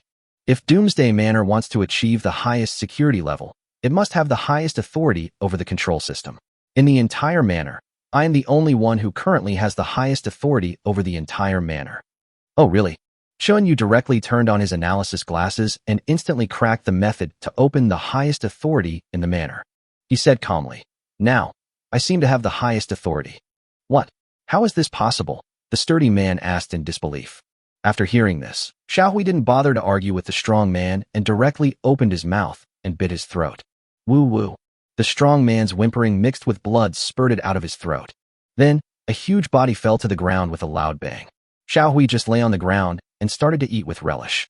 The girls standing by were still finding it hard to believe what was happening before their eyes. They didn't expect that Chen Yu would take over Doomsday Manor so quickly. I originally thought this would be a tough battle. Chen Yu looked at the girls around him and said with a smile, Come on, let's continue to rest for a while. Then we can take a good look around the manor when it gets light. Hearing this, Yang Mei yawned and said, We rushed here in the middle of the night and were very nervous along the way. I am indeed a little sleepy now. Dr. Li also said with a tired look on his face, I thought we were going to have a big fight, and I was on edge the whole way. Now, I can finally relax. Dong Wushuang didn't feel sleepy at all. She looked around the manor and said seriously, Master, how about I take a walk around the manor to see if there are any potential safety hazards? No need. Chen Yu said confidently, I've just checked. All the threatening people inside have been controlled by the rats. Just let Xiao Hui handle the rest. After hearing this, Xiao Hui laughed and said, Don't worry, Master. All the men in the manor have been killed by the rats. As for the women, they were driven into a hall by the rats. You will decide what to do with them tomorrow. Chen Yu likes Xiao Hui, his capable subordinate, more and more. He took out a few crystals from the space and threw them to Xiao Hui, jokingly saying, I didn't expect you to be so capable. Hee. As the master's subordinate, I must always be willing to share the master's worries. Okay, stop being so funny. Let's hurry up and clean up the manor. There's blood everywhere, and it doesn't look good. Yes, master. After saying that, Xiao Hui turned and left. Chen Yu just found a bedroom to rest. He knew that there were more important things to do next. Chapter 101 It's over. Brother Yu is surrounded by celebrities. The next day, after a whole night's rest, Chen Yu recovered his physical strength to its best condition. After having a simple breakfast with a few girls, Chen Yu led them towards a hall in the manor. Everyone in the manor gathered in this hall. Squeak-ga. The door of the hall was pushed open by Chen Yu. Inside the room, All the girls looked at Chunyu. Their faces were filled with fear. It seemed that he had not yet recovered from the panic caused by the rat swarm attacking the manor last night. Chunyu's eyes swept across the girls. At first glance, these girls are all pretty good. They all seem to be above 80 points. At this time, the sensible Yang Mei followed Chunyu's instructions, walked to the front of the hall, and raised her voice, and said, "Everyone, I think everyone may still be a little confused at the moment and don't know what happened. Well, to make a long story short, Doomsday Manor has been occupied by the man in front of me. If everyone wants to continue living in the manor, they must demonstrate their own value. If you want to leave here, you can leave at any time." After hearing this, everyone started talking about it. What? The indestructible Doomsday Manor was breached by him. Those swarms of rats last night, weren't they all controlled by him? He's too strong. Is he a mutant? What should we do? Amid the discussion, Chunyu turned to look at Yang Mei and said calmly, "Yang Mei, I see that many of these people are from your circle. I'll leave the task of doing ideological work for them to you." Yang Mei glanced at the crowd, nodded and said, "Don't worry, brother Yu. I will convince them as soon as possible." "Okay, I'll go wait for them in the next room." Chunyu left Dong Wushuang at the door of the hall and went into the next room. When the girls in the hall saw Yang Mei, they were all very surprised. "Look, that person seems to be the famous star Yang Mei. It's really her. Why is she here? I think she has a special relationship with that man. Could it be that she has known that man for a long time? Why does it seem like she really listens to that man?" Among the crowd, there were several female celebrities who had a good relationship with Yang Mei, and they ran over directly. Among them, a woman with a Western appearance ran to Yang Mei, took the latter's hand, and said excitedly, "Sister Mei, why are you here?" Yang Mei was also a little surprised and said, "Gulariza, it's you?" After hesitating for a moment, Yang Mei continued, "At this point, I have nothing to hide. In fact, I have decided to follow that man, because he can not only feed me, but also protect my safety." "Really?" Gulariza excitedly clenched Yang Mei's hand and continued to ask, "Will we really have enough food to eat if we follow him?" The woman named Gulariza was able to obtain food in the Doomsday Manor before, but they can only get a certain amount of food every day. Not only is the food terrible, but it also doesn't fill you up. When she heard that Yang Mei could actually eat her fill every day, she was extremely envious. Yang Mei nodded repeatedly and said with a smile, "Don't worry, I dare not say anything else, but it is no problem for him to make sure everyone has enough food." After hearing what Yang Mei said, several big stars became impatient. At this time, Lu Feifei in the crowd said reluctantly, "If we want to get food from him, do we have to do that?" Yang Mei was stunned after hearing this, and then explained, "Of course it is like that. Feifei, think about it. If you are not willing to give even the last bit of your own value, then why should he help you?" Gulariza also tried to persuade her. "Feifei, I think what Mei said is right. If you don't want to pay, you will be kicked out of the Doomsday Manor. There are countless dangers outside the manor. Besides, if it weren't for that man just now, we would have been bullied by the former owner of the manor. Since we have to take that step anyway, we might as well choose a more handsome man." Lu Feifei nodded bitterly. "I know what to do." "That's right." Gulariza patted Lu Feifei's shoulder gently and smiled with narrowed eyes. "That man just now looked quite handsome. Following him is much better than being the woman of that ugly guy before. It's just that the ugly guy looked so tall for nothing, but he was actually a loser. Otherwise, we would have been ruined by him long ago." Several other female stars around also echoed, "That's right. If I were to be abused by that ugly bastard, I would want to die. Fortunately, the man just now looked quite handsome. He is my ideal type. Hee hee. At worst, you can just treat him as a big director. That way you'll feel better. There's no time to lose. Let's discuss who will go first. Let's try to get food as soon as possible. I'm almost starving." Yang Mei was not in a hurry to take a few people to see Chunyu, but walked into the crowd and continued to persuade the other girls. Most of them were not averse to the conditions proposed by Chunyu, but instead accepted them with pleasure. Even though some people were reluctant, they still chose to agree to Chunyu's conditions in order to survive. After more than an hour of friendly communication, all the girls agreed to Chunyu's conditions under Yang Mei's persuasion.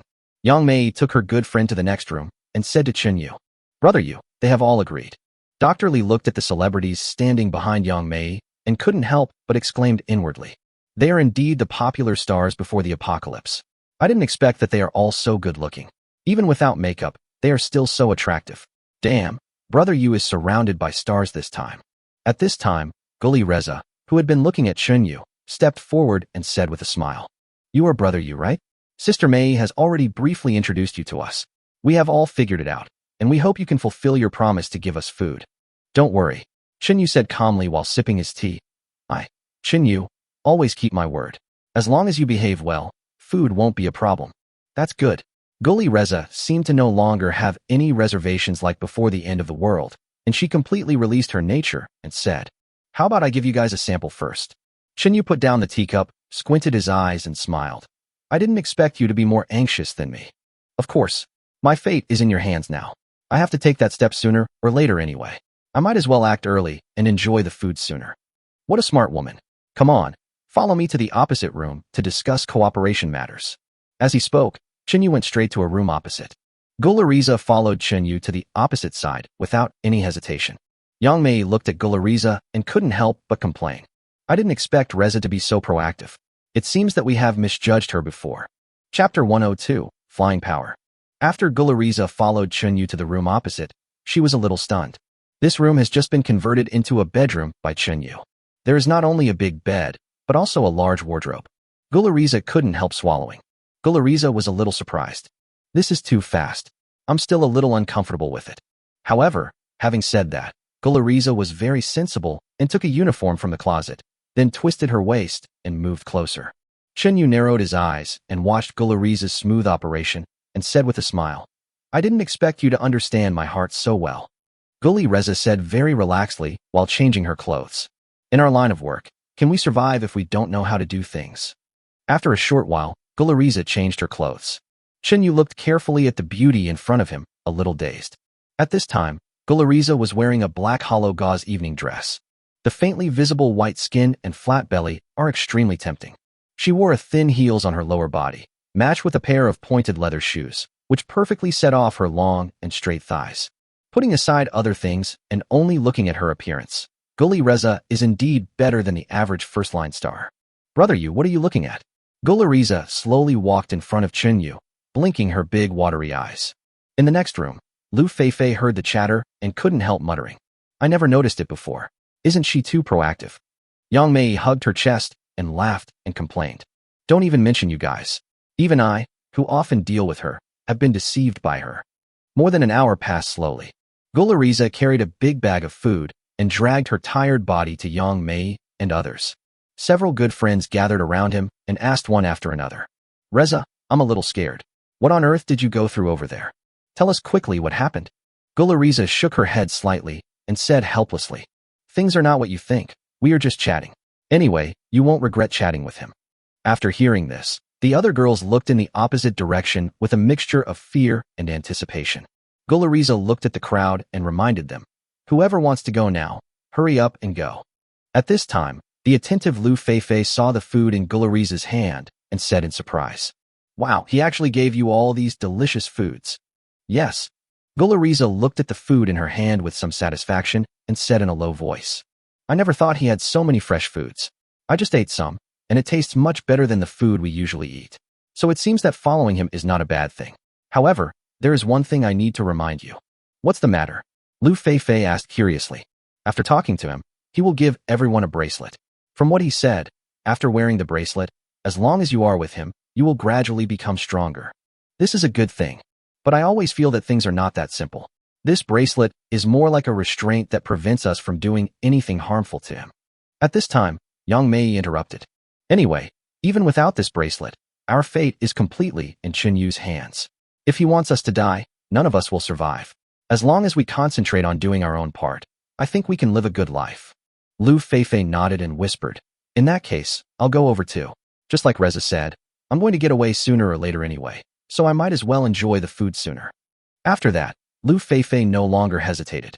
After a busy week, Chinyu received a total of 10,100 store points. Adding the previous 12 points, he now has a total of 11,310 points. In addition, he obtained 1 spot to bind to an animal zombie and 4 spots to bind to mutant creatures. This surprised Chinyu a little. In addition to the quota for binding an animal zombie obtained from Yang Mei, he can now bind 2 more animal zombies. The 4 places bound to mutant creatures made him realize that there are not only mutants in this world, but also mutant creatures. This made Chinyu feel a little excited. However, now is not the time to think about that. The most important thing right now is to go to the points store and buy something. Thinking of this, Chinyu didn't bother to rest and submerged his consciousness into the space. At this point, the store has opened up level 4 merchandise. Chinyu took a quick look at the 3rd level products and couldn't wait to turn his attention to the 4th level products. Most of the 4th level products are supernatural products. Chinyu was a little excited, because he hasn't gained new powers in a long time. After scanning the dazzling array of merchandise, Chinyu finally set his sights on the ability of flying. Flying. After possessing this ability, you can fly freely in the sky. Product price, for 1,000 points. Chinyu was a little excited when he saw the introduction of the superpower, flying. But the moment I saw the price, my blood ran cold. This ability actually costs 4,000 points. You know, things used to cost hundreds of points. There was suspicion in Chinyu's eyes. Things would become more and more expensive in the future, even if they were not much better than before. After much deliberation, Chinyu finally spent a huge amount of money to buy this special power. Then he looked at other superpowers. Chapter 103. After obtaining the invisibility ability, sneak attack. After Chinyu obtained the ability of flying, he did not have time to test it and turned to other abilities. The other superpowers include attacking, defending, and other types of superpowers, such as escape. Most of the offensive abilities in it are not as powerful as Thunderstorm, so Chinyu didn't like it. In terms of defense, Chinyu has a physique far superior to that of ordinary people and also has an invisible protective suit, so he is not very interested in defensive abilities. Finally, his eyes fell on the ability of invisibility, and he couldn't help but read the detailed information of this ability. Invisibility. After the target obtains this ability, it can hide its own tracks. At the same time, the target can hide its own clothes and small items that come into contact with it. Price, 5,000 points. If he could be invisible anytime and anywhere, it would be a qualitative improvement for Chinyu now, both in offense and defense. After thinking it over again and again, Chinyu finally purchased this ability. However, after gaining the 2 superpowers of flying and invisibility, Chinyu almost became a pauper again. There are only about 2,000 points left in the account. If you want to buy more superpowers, you won't have enough points. Chinyu had no choice but to give up. After closing the system store, Chinyu couldn't help but activate the ability of invisibility. Suddenly, Chinyu disappeared from where he was. He looked down at himself and found that he was completely invisible. Let's find someone to try it out later and see how effective this ability is. As he spoke, Chinyu slowly walked towards a villa not far away. These few days, while Chinyu was earning points, Dong Wushuang had already divided up the houses in the manner according to Chinyu's instructions. This will make Chinyu's daily activities more convenient in the future. Not long after, Chinyu arrived in front of the villa. This villa has 2 floors. Although it is not luxurious, it is quite good in the Doomsday manner. There are a total of 8 rooms inside, housing 8 celebrities including Yang Mei. Chinyu walked to the door of the villa and knocked hard. Yang Mei's voice came from the villa. Please wait a moment. After a while, the door of the villa was opened. Chinyu took the opportunity and walked in quickly. Yang Mei stuck her head out of the villa, looked around, and said to herself curiously, "It's really strange. Why is there no one here?" After saying that, she closed the door again. On the sofa, Golariza turned her head and asked, "Sister Mei, was it Brother Yu who knocked on the door just now?"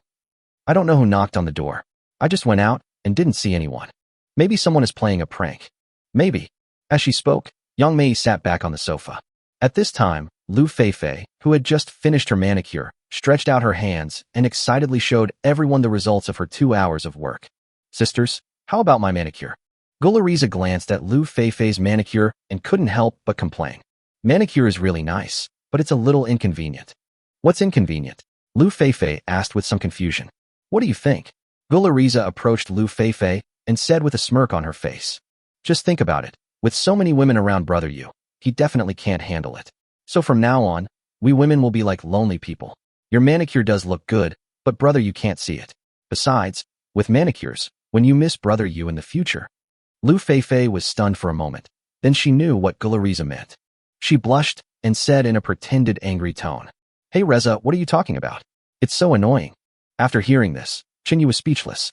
I didn't expect that the conversation between these seemingly serious women would be so explicit. It's even worse than boys telling dirty jokes when they're drunk. Chinyu glanced at Yang Mei, who had been silent on the sofa, and walked over and touched her quietly. Yang Mei suddenly trembled all over, covering her cheeks, and said, "What happened? It seemed like someone touched me just now." Golariza was stunned for a moment, then burst into laughter. "Sister Mei, I think you're obsessed with Brother Yu. You can't go on like this, you'll get sick. Anyway, You have the best relationship with Brother Yu. Why don't you go talk to Brother Yu? It seems like there is really someone hiding in the dark. As soon as the few people finished speaking, Lu Feifei suddenly screamed. Yang Mei looked at Lu Feifei and asked in a low voice, Feifei, you just said that you also felt someone was there? I. Lu Feifei looked around in horror and said in disbelief, I just felt someone pinched me. If you don't believe me, take a look. As he spoke, Lu Feifei took off his coat without any concealment. There were several bright red fingerprints on her body. At the same time, a woman sitting on the sofa began to tremble uncontrollably. She looked as if she wanted to say something but hesitated, as if she was enduring some indescribable pain. The girls were startled and looked around warily. After thinking it over again and again, Yang Mei said to the other women, I think there must be someone in this room. Maybe a mutant who can turn invisible. Let's report this to Brother Yu right away. Yes, tell Brother Yu about this quickly, otherwise we will be in danger, Lu Feifei said anxiously. As they were talking, several women were about to run out of the villa. Seeing this, Chen Yu no longer hid his tracks, but stood in front of the women. Yang Mei, who was running in the front, suddenly felt as if she had bumped into someone. She screamed, covering her head and backing away. When she saw clearly that the person she bumped into was Chen Yu, Yang Mei asked in surprise, Brother Yu, why are you here? Chen Yu smiled and said, I've been in this room all along. Yang Mei suddenly realized. So, it was you who was hiding in the dark and attacking us just now. Yes, it's me. After hearing this, the women breathed a sigh of relief. When Gulariza saw Chen Yu, she ran over in a few steps, threw herself into Chen Yu's arms and said, Brother Yu, you just scared me to death. Why don't you just do what you want to do openly? Why are you doing it secretly? That's right. Lu Feifei pouted and pointed at the red marks on her body. Brother Yu, look at what you have done. My body is all red. Chen Yu shrugged and said with a smile, Sorry, I just got the ability to become invisible, and I wanted to test it on you. At this time, Gulariza quietly walked to the door of the villa, locked the door, and smiled with narrowed eyes. Brother Yu, since you are here, how can I let you go so easily? Chapter 104 Don't worry, we will protect the Doomsday Manor for you. Chen Yu glanced at the women lying on the sofa, stretched his waist, and said, I have to go out for a few days. If you have any questions, just look for Dong Wushuang. Of course, if it's nothing important, you can just stay in this villa. Gulariza struggled to sit up and asked in a low voice, Brother Yu, when will you come back? We can't live without you now. Chen Yu shook his head. It's hard to say. I guess he will be back within a week. Brother Yu, you have to come back soon. Gulariza lowered her head and said shyly, I want to be with you every day. I'm afraid you'll be disappointed. Chen Yu glanced at the time, put away the smile on his face, and said, Okay, let's stop here for today. I have to leave. Several women looked at Chen Yu with some reluctance. I could only sit on the sofa and watch Chen Yu's back as he left the villa. Lu Feifei turned her head and said helplessly, I never thought that Brother Yu is so powerful that he can even become invisible. Yeah, Gulariza narrowed her eyes and looked at Chen Yu's disappearing back and said with some anticipation, I hope Brother Yu will come back soon, and then we can shoot the invisible scene with him. Next time, I want to be the leading actress. Yang Mei laughed. Reza, I never thought that your acting skills were criticized before the apocalypse, but your acting skills have suddenly improved a lot after the apocalypse. Sister Mei, do you think I was acting just now? It was real. That's right. Yang Mei nodded repeatedly. None of the 8 of us were acting. We were truly subdued just now. The other side. After Chen Yu walked out of the villa, he called Dong Wushuang and Dr. Li to his side. Dr. Li looked at Chen Yu and shook his head repeatedly. Brother Yu, you really have forgotten your old love because you have a new one. I haven't seen you for more than half a month. Chen Yu gently stroked Dr. Li's head and said with a smile, I've been too busy lately, so I neglected you. Don't worry, I won't forget you. Chen Yu was telling the truth. Dr. Li is different from other women. Her role is unmatched by ordinary people. Even tying up more than 100 women in the manor together is not as important as Dr. Li. After Dr. Li secretly tested Chen Yu with the super wave, he couldn't help but complain. I really doubt that you are not human. You have been so busy during this period, but your body is not affected at all. If you were an ordinary person, you would have exploded dozens of times on the spot. Chen Yu chuckled and changed the subject. Dr. Li, I have to go back to a Yuan community in the next few days. Big Head and Red Clothes have killed enough zombies and are already heading to a Yuan community. After hearing this, Dr. Li's face turned serious. Then I'll go back to a Yuan community with you, so we can take care of each other on the way. No need. Chen Yu refused without thinking. You and Wu Shuang should stay in the manor first. We just took over the manor, and there are still many places we are not familiar with. Yu now possesses the two superpowers of invisibility and flight. It is much more convenient for him to act alone than in a group. Moreover, there is almost nothing in the outside world that can threaten his existence now.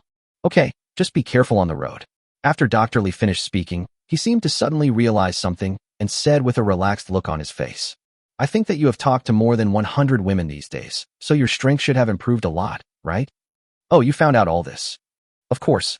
Don't forget, I'm a doctor with supernatural powers. The changes in your body cannot be hidden from me. Yu shook his head helplessly, pointed to a large warehouse not far away, and said, Let's not talk about this for now. I called you guys here this time because I have something to tell you. Oh, what's the matter? Dr. Lee asked curiously. Follow me into the warehouse. As he spoke, Yu took the lead and walked towards the warehouse. Dr. Lee, Dong Wushuang, Dabai, and Xiao Wei followed closely and entered the warehouse.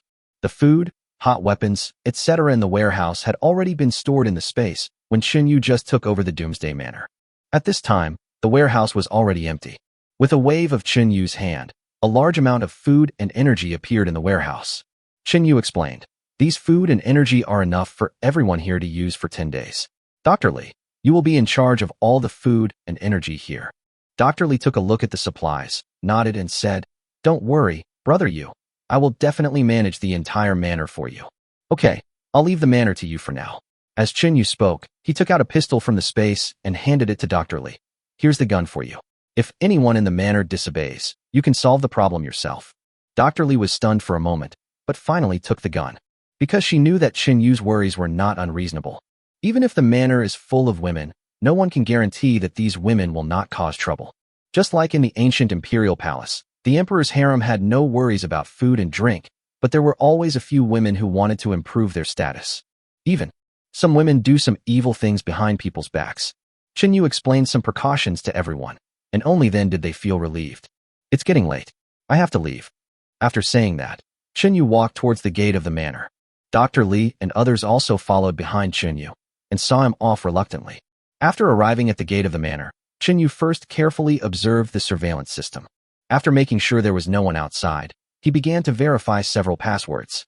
Dr. Lee approached Yu and secretly strengthened Yu's mental strength. Of course, Yu noticed what Dr. Lee was doing. Although his mental strength had reached a terrifying level, he still did not refuse Dr. Lee's kindness. Okay, I'm leaving. You guys help me guard the manor. Don't worry, master. Dong Wushuang shook his arms and made a strong gesture. Dr. Lee also said with determination, Brother Yu, please rest assured, I will protect our home. Dabai and Xiao Wei also nodded repeatedly, with an expression that said, Don't worry, big brother. Okay, I'll be back soon. After saying that, Yu suddenly hid his figure and flew into the air. Chapter 105, There seems to be one more person in the room. After becoming invisible, Yu flew freely in the air. It feels so good. It feels so good. This feeling of being able to come and go freely made Yu unable to help but shout. Using the two powers of invisibility and flying, combined with analysis glasses, Yu quickly found the best route to a Yuan community. And with the analytical glasses, you can easily avoid flying birds along the way.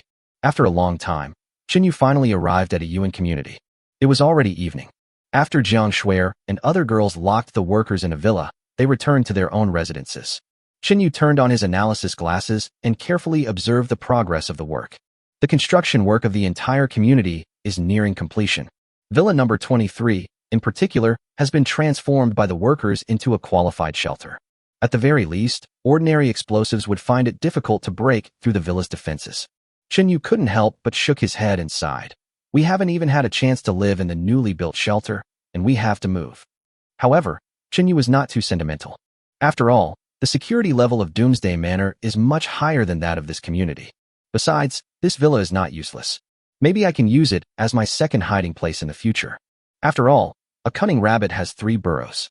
Yu originally wanted to go directly to the villa where the girls were after he showed up. However, he thought about it and decided to sneak up to the girls and give them a surprise. By the way, let's see how vigilant they are. So he remained invisible and quietly came to the door of the villa where the girls were. The door had been locked, with several extra-large locks. Seeing this, Yu muttered quietly, I didn't expect Jiang Shuer and others to have a strong sense of security. Yu gave up the idea of entering through the main door and went straight to the basement. The basement door uses a combination lock. This is not a problem for Yu, who has analytical glasses. After easily opening the door lock, Chinyu quietly walked upstairs. At this time, the girls had already finished dinner and were sitting on the sofa in their pajamas, eating melon seeds and chatting. While Jiang Shuer was sorting out the pictures she had taken with her phone, she said to the girls around her, "See if there are any additional pictures that need to be added later. We need to send these pictures to Brother Yu so that he can understand the progress of the work." After hearing this, Lu Shishir said helplessly, "I don't know what Brother Yu is busy with recently. He didn't even reply when I called or messaged him. He didn't even look at the private photos I carefully took of him. Maybe they encountered a lot of zombies again and were busy killing them." Shin Bingxia comforted Lu Shishir. "That's not necessarily true." Xiao Qianyue crossed her arms and said with a smirk, "I think Brother Yu has been busy chatting with some beautiful woman these days. Maybe there's more than one." Yunlan agreed with Xiao Qianyue's point of view and nodded continuously. "I think what Qianyue said makes sense. It is really possible. After all, killing zombies shouldn't mean that they don't even have time to reply to messages, right? Maybe Brother Yu, the big pervert, is chatting with many beautiful women in a group right now." "Huh?" Si Xiaoya covered her mouth and laughed. "Lan, aren't you afraid that Brother Yu will hear you scolding him like this?" Yunlan rolled her eyes and said, "What are you afraid of? Can Brother Yu have super hearing? Besides, I am just telling the truth. As long as you don't leak the secret, how could he know? Even if Brother Yu knows, it doesn't matter. At most, he can punish me severely." At this time, Zhang Wan, who had been silent all this time, looked around and asked solemnly, "Does anyone feel that there seems to be suddenly one more person in the room? Waner, please don't scare me." Lu Shishir stood up in fear. "I think you have become sensitive. You should rest early to avoid having wild thoughts." At this time, Su Shinro also interrupted and said, "I also feel like there seems to be another person in the room, and the smell of this person seems very familiar."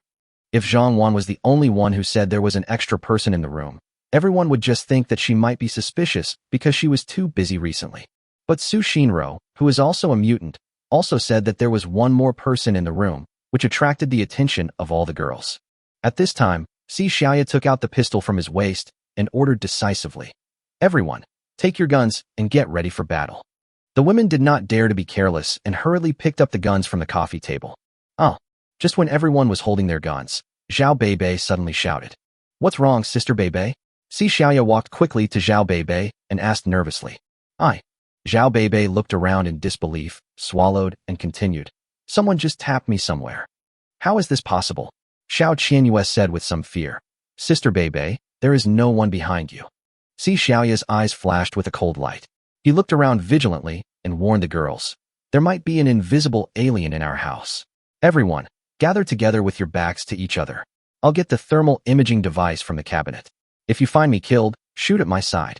After hearing this, the women did not dare to be careless at all. They hurriedly formed a circle according to Si Xiaoya's instructions and pointed their guns forward. Seeing this, Chinyu laughed and said, "Everyone, how are you?" Si Xiaoya was stunned for a moment, then asked in confusion, "Brother Yu? Why, we haven't seen each other for a few days, and you can't even recognize my voice?" As he was speaking, Chinyu appeared in front of the girls. The women put down their guns and rushed towards Chinyu excitedly. "Brother Yu, why did you come back just now? We all missed you so much. Brother Yu, you can actually become invisible. Awesome. You said you came back with great difficulty, but you tried to scare us on purpose. Woo-woo, you slapped me just now and scared me to death. I don't care, you have to make it up to me tonight." Chinyu explained, "I just wanted to see how you deal with unknown risks. I didn't expect you to do so well in the face of danger, especially Zhang Wan and Su Shinro, who could actually sense my presence." Su Shinro raised her head and said with some pride, "Of course, after all, Waner and I are both mutants. Plus, we are very familiar with your smell, so it's not too difficult to sense your presence. Well, it seems that in the future I will not only have to be invisible, but also have to hide the smell on my body." As Chinyu spoke, he stroked Si Xiaoya's head with satisfaction and gave her an approving look. In addition, Xiaoya did a good job. She was able to come up with a solution in the face of danger. "Hee, it's because Brother Yu taught me well." Si Xiaoya smiled and transformed herself from a strong policewoman back into a little woman. Chen Yu's eyes swept across the women and finally landed on Yunlan. "This little girl just called me a pervert, which is really an insult to my personality." Yunlan's body trembled, and she quickly said coquettishly, "Brother Yu, I was just joking with you. At most, you can punish me severely later." Chapter 106 finally reached level 3. A few hours later, Jiang Shuer took out her cell phone and said to Chinyu next to her, "By the way, Brother Yu, I wanted to send you the progress of the community renovation today. I didn't expect that you would come by yourself. Chinyu took the phone, glanced at the work progress pictures, and then said to the girls, I forgot to tell you, I'm here to help you move. Moving? Jiang Shuer sat up and asked doubtfully. We have just transformed this place into a solid fortress. Do we have to move? The other girls also gathered around curiously. Chinyu told the girls that he had taken over Doomsday Manor. Jiang Shuer nodded. Is that so? Well, let's make this our second base. Lu Shishir moved closer to Chinyu and said expectantly, Brother Yu, after hearing what you said, I really want to go and see the place called Doomsday Manor as soon as possible. No hurry. Chinyu looked into the distance and said softly, Let's wait until Hongyi and the others come back. Well, I guess they will bring back a lot of crystals when they come back. By then, Brother Yu, you will become stronger again. Xiao Qianyue said with anticipation. When Chinyu heard the word crystal, he looked at Su Shinro and suddenly became alert. Speaking of crystals, the crystal in Shinro's belly is almost mature. I am really looking forward to it. Su Shinro stroked her visibly bulging belly and said with a pout. Shinro's belly is really disappointing. It's just a stone. That's better than us. Shin Bingxia said with envy. Look at us. There's nothing going on in our stomachs. Others also said. That's right. We are so disappointing. This doesn't seem to have anything to do with us. It's all Brother Yu's idea. Chinyu laughed and said, Okay, let's not talk about this anymore. You guys should go to bed early. We still have tasks to do tomorrow. Afterwards, everyone dispersed and went back to their rooms to sleep. The next day, everyone slept until noon before getting up. The one-horned zombie and 4 other zombies closest to a Yuan community have returned. They brought back 210 beta crystals, and the remaining alpha crystals had already been eaten by them under Chun Yu's instructions. At this time, all 4 zombies have been upgraded to level 3. After Chun Yu collected the 210 crystals, he walked towards the workers with the one-horned zombie. When he arrived at the door of the villa where they were imprisoned, Chun Yu heard the workers whispering about something inside. One of the workers complained, It's already so late, and those women haven't brought us breakfast yet. Isn't this better? Another person echoed. If we were given breakfast, wouldn't we have to work? I guess they know the work is basically done and want us to rest. Now that the work is done, they will relax their guard. Let's find a chance to get close to them while they deliver food, and then snatch their guns. These women have been forcing us to work all this time, which is really abominable. I really want to pin them down one by one. No, they are too vigilant. Any rash action will only put us in danger. While they were talking, the door of the villa was opened by Chinyu. Everyone quickly shut their mouths and looked at Chinyu. Chinyu glanced at the more than 100 workers chained by iron chains and said with a faint smile, Everyone, put away your little thoughts. You will not have any chance of escape because you will be on the road soon. Going on the road? A young man with dyed yellow hair asked fearfully, What road? Chinyu did not answer, but directly controlled the one-horned zombie and others to move forward. Then, screams were heard one after another from inside the house. After more than 100 workers were completely transformed into zombies, Chinyu ordered the unicorn zombie and the other 3 zombies to dig out the crystals of the worker zombies. In this way, you can obtain crystals and allow other zombies to devour the workers' flesh and blood, killing 2 birds with 1 stone. In the end, a total of 20 beta crystals and more than 80 alpha crystals were obtained from the workers. Chinyu saved the alpha crystal and prepared to leave it to Dong Wuxuan. After all, if she hadn't been following him on missions, she would have reached level 4 by now. At this time, Chinyu already had 230 beta crystals. He sat on the ground and began to absorb the crystals slowly. More than an hour later, all 230 beta crystals were absorbed by Chinyu. Each crystal can still provide him with 10 basic attributes, 20 spirit points, and 10 store points. He couldn't wait to open his information panel. Name, Chinyu. Level 3. Points, 4610. Speed, 5300 plus. Strength, 5300 plus. Physical fitness, 5300 plus. Spirit value, 9600 plus. After reading this, Chinyu let out a deep breath. Finally reached level 3. Ever since he acquired the 2 superpowers of flying and invisibility, Chinyu suddenly felt that his mental strength was not enough. Especially flying for a long time in stealth mode would consume a lot of his mental energy. After reaching level 3, his spirit value has increased significantly, which allows him to use the 2 powers of flying and invisibility at the same time with ease.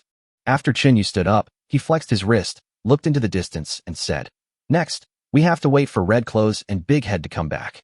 Their strength is far superior to the one-horned zombie, and we will definitely have a richer harvest.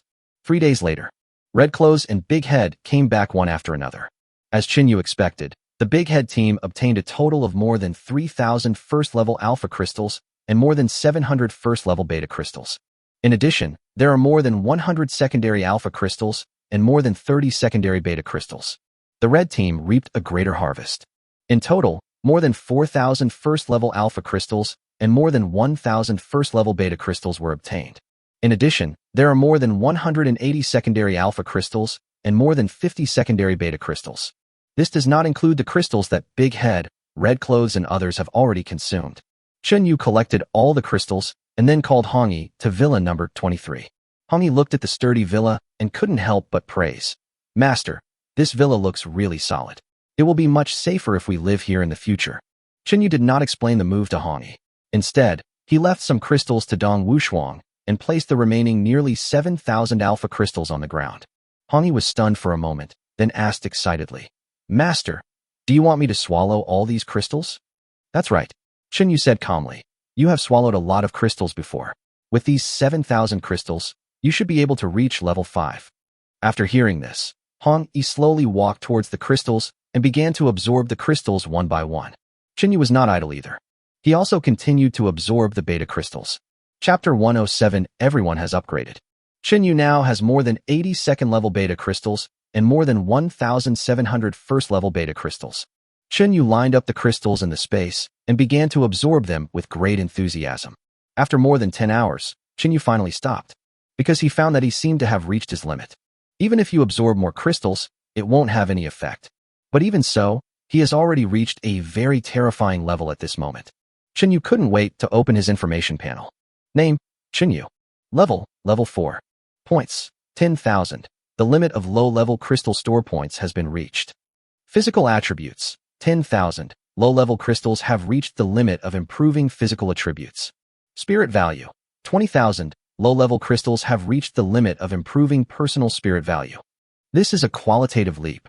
Even though Chinyu had seen many storms and waves, he couldn't contain his excitement at this moment.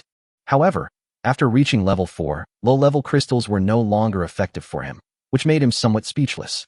If the low-level crystals were still effective, his physical attributes would be able to exceed 25,000 points. The spirit value can reach more than 40,000.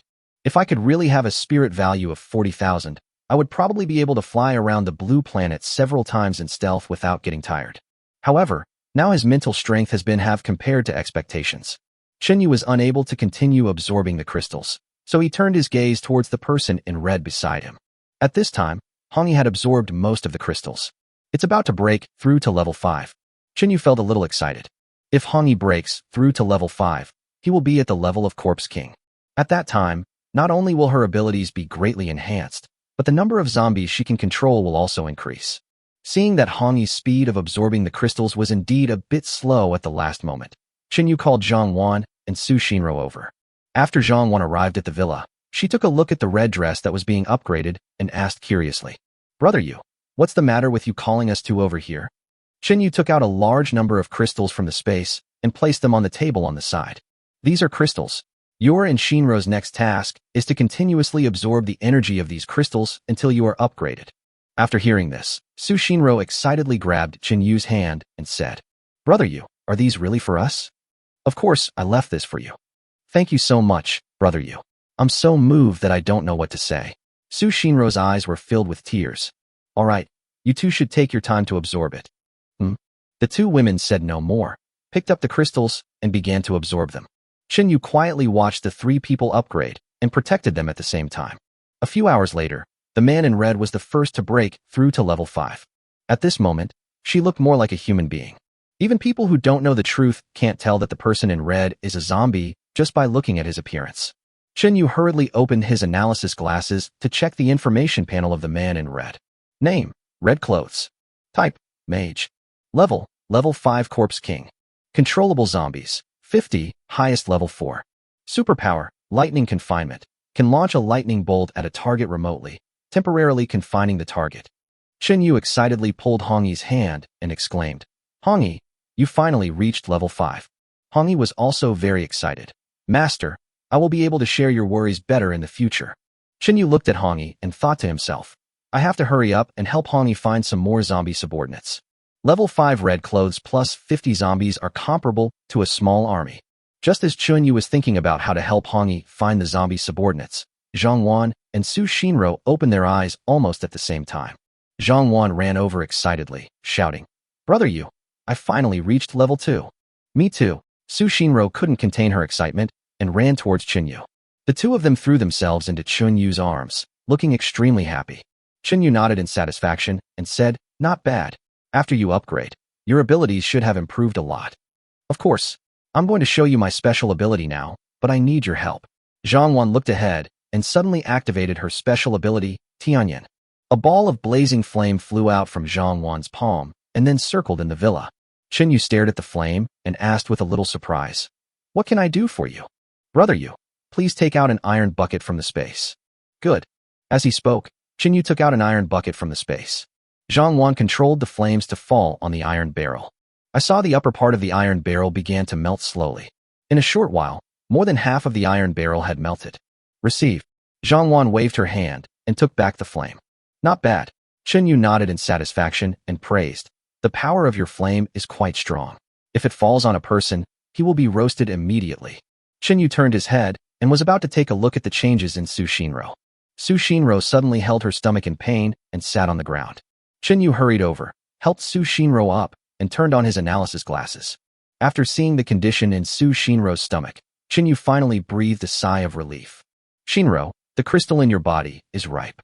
After hearing this, Su Shinro was a little surprised and said, "How come it's so fast? Shouldn't it take more than a week?" "Maybe it's because you just upgraded." Chunyu said, "So that's how it is. No wonder my stomach started to hurt again." As she spoke, Su Shinro directly vomited out the gamma crystals in her stomach. "Brother Yu, this is for you." Su Shinro knew that her level was too low and she could not use this crystal at all, so she handed it to Chunyu. Chunyu took the gamma crystal and looked at it carefully. This crystal seemed to have more energy, far surpassing any other crystal Chunyu had seen. Chunyu hurriedly checked the detailed information of the crystal. Crystal type, gamma crystal. Use, upgrade superpowers. Oh my god, this crystal can actually upgrade superpowers? Is it so outrageous?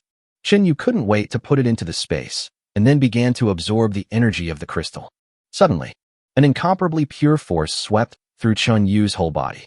After a few minutes, the force finally disappeared. At this time, a voice appeared in Chunyu's consciousness. "The host has successfully absorbed a gamma crystal. Please select a power to upgrade." Chunyu held his chin and began to think about the superpowers that needed to be upgraded.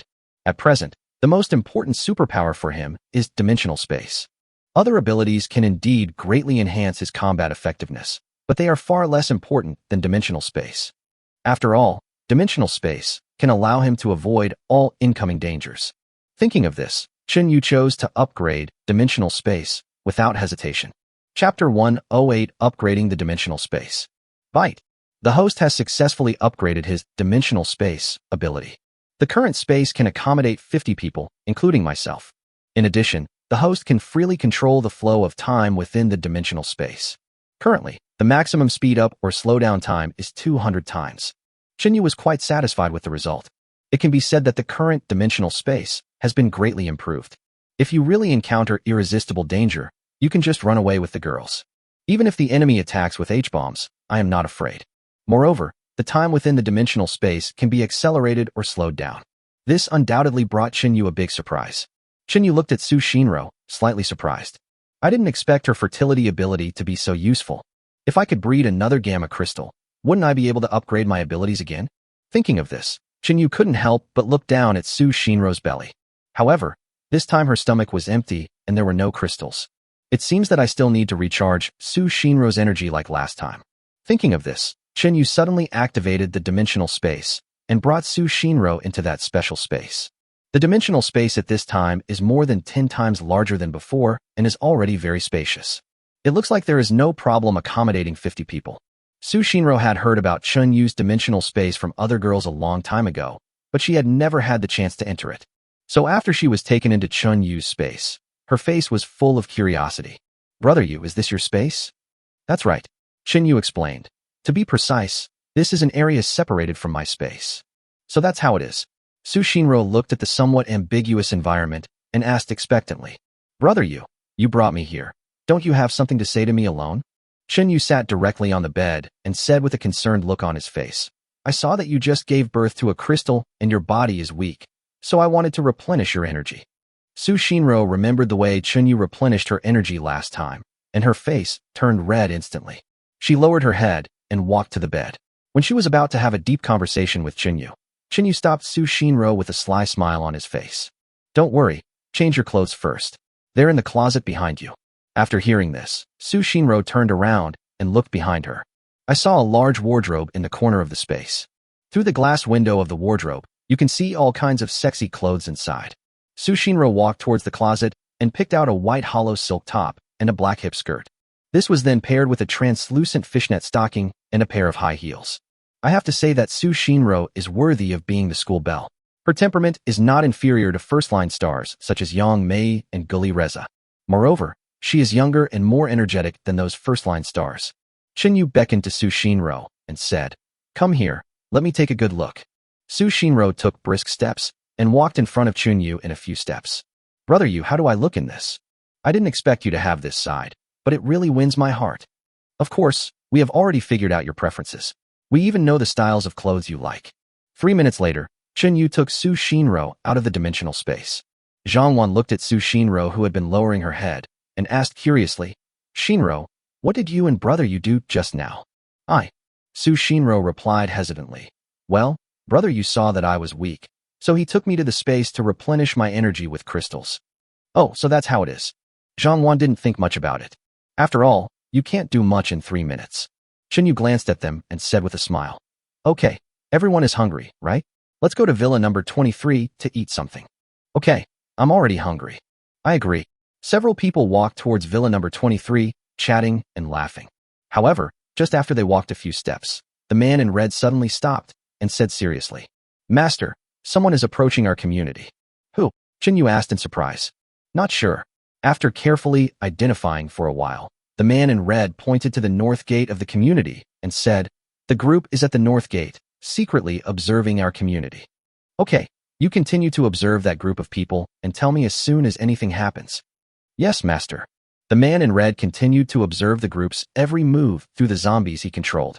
Yu suddenly hit his tracks and flew quickly towards the north gate. Now Yu's speed has exceeded the speed of sound. In almost the blink of an eye, we arrived at the north gate of the community. At this time, on the high wall of the north gate, 3 men were lying on the wall and observing the situation in the community with binoculars. A man in the middle whispered to the 2 people beside him. Luzi, Lao Gui, did you find anything? The man named Liuzi slowly moved the telescope and replied, Brother Cohen, I saw quite a few people patrolling this neighborhood, and they seem to be very skilled. We may not be able to defeat them. No, they are not human. The man named Lao Gui had been observing the zombies like Big Head for a while. He said seriously, they are all a group of zombies. What? Zombies? Liuzi was obviously a little surprised. If they are zombies, why do they behave like humans? After carefully observing the Big Head, Brother Cohen said solemnly, they are indeed zombies. However, there should be someone controlling their behavior. Luzi was full of doubts and couldn't help but sigh. Who on earth has such great ability to make zombies guard him? Just as several people were observing the big-headed zombies in the distance, Liuzi's gaze moved to the side and saw several zombies in a villa not far away. Oh no, we've been discovered. Someone is hiding behind the window and watching us. Brother Cohen made a prompt decision and shouted, Let's go back to Longyuan base first and report the situation here to the leader. At this time, Yu, who had been floating in the air, snorted coldly and said calmly, Everyone, since you are here, why don't you stay and have a meal before leaving? As he spoke, Yu grabbed 3 bolts of lightning and threw them at the 3 people on the wall. Chapter 109 Everything about Longyuan base. When the 3 heard Yu's voice, they turned around subconsciously. However, before their necks were completely turned, 3 lightning bolts, whose power had been deliberately weakened by Yu, fell on them. As for why the lightning needs to be weakened, it is because with Yu's current strength, any lightning can electrocute the 3 of them to pieces. Oh! Screams continued to ring out. The 3 men fell down from the wall and lay on the ground, twitching continuously. Brother Cohen looked at Yu in horror and asked in disbelief, You, when did you come behind us? Yu glanced at the 3 people and finally set his eyes on Brother Cohen. The latter's detailed information also appeared in front of Yu. Name, Chong Cohen. Level 1. Superpower, lightning. After reading Chang Kuen's message, Chen Yu was slightly surprised. Unexpectedly, Chang Kuen was also a mutant, and a mutant with lightning abilities like himself. Chen Yu knew that the three of them didn't have much ability, so he felt relieved and said, I've been behind you for a while. You guys are like this, and you still want to launch a sneak attack? Chang Kuen frowned and argued. We didn't launch a sneak attack. We were just passing by, and were curious about this community. Stop talking nonsense. Chen Yu waved his hand and put all three people into the dimensional space. Before the three of them could recover from their shock, they were taken into a mysterious space. At this moment, the three of them could no longer use words to describe the fear in their hearts. Chang Kuen was the most worldly wise among the three. He pretended to be calm and asked, Where is this? How do we end up here? Chen Yu said calmly, This is a space in my body.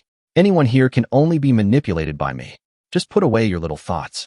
Chang Kuen seemed a little unconvinced. He reached his hand behind his back, ready to quietly activate his special ability. Chen Yu had already noticed Chang Kuen's little move and snorted coldly. Chang Kuen, don't waste your energy. I said that in my space, I can dominate everything. Your ability cannot be used at all. How do you know my name is Chang Kuen? And how do you know I have superpowers? Chang Kuen saw that he couldn't use his superpowers at all, and he suddenly realized it. I understand. Are you Jiang Mabai from Longyuan base? What do you mean by black and white? Chen Yu's eyes flashed with a hint of cruelty. Chang Kuen, tell me honestly how you found this place. Otherwise, don't blame me for being rude to you. At this time, a younger brother beside Chang Kuen pointed at the closet in the room and said in a low voice, Brother Kuen, look. Chang Kuen followed the direction of his younger brother's finger and discovered the uniforms and some props. Suddenly, he just felt a tightness in a certain part of his body. You actually have this kind of fetish. Of course Chen Yu knew what Chang Kuen meant. However, he was too lazy to explain too much. In an instant, a pistol appeared out of nowhere in Chen Yu's hand. Bang! Chang Kuen's thigh was pierced directly by the bullet. Don't shoot. I said it's not enough. Tell me how you found this place. Chang Kuen calmed himself down and said in a trembling voice, We followed a man with a big head to this community. As early as a week ago, we had been keeping our eyes on the big-headed man and his accomplices. I found that they were like zombie hunters, specializing in hunting zombies. I wanted to find out their whereabouts and then tell the leader of Longyuan base about it. Who knew that you would find out? Chen Yu pondered for a moment, then asked, What is your purpose? It's for the crystal. Chang Kuen covered his bleeding thigh and said without any concealment. We saw that Big Head and his men had killed hundreds of zombies and taken out their crystals. We were tempted, but we knew we couldn't beat them, so we followed them to this neighborhood. Chen Yu continued to ask, What's going on with the Longyuan base and the leader you just mentioned?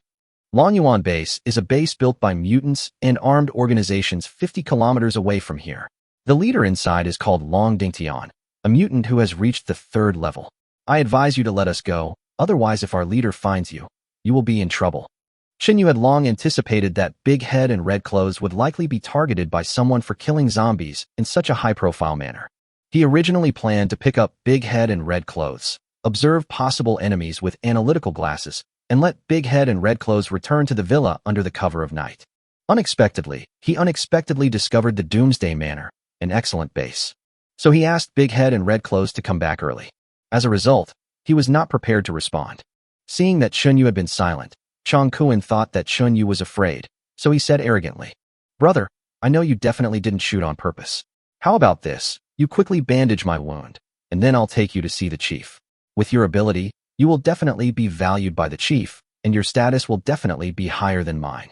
Even if we don't know each other until we fight, we still have to take care of each other in the future.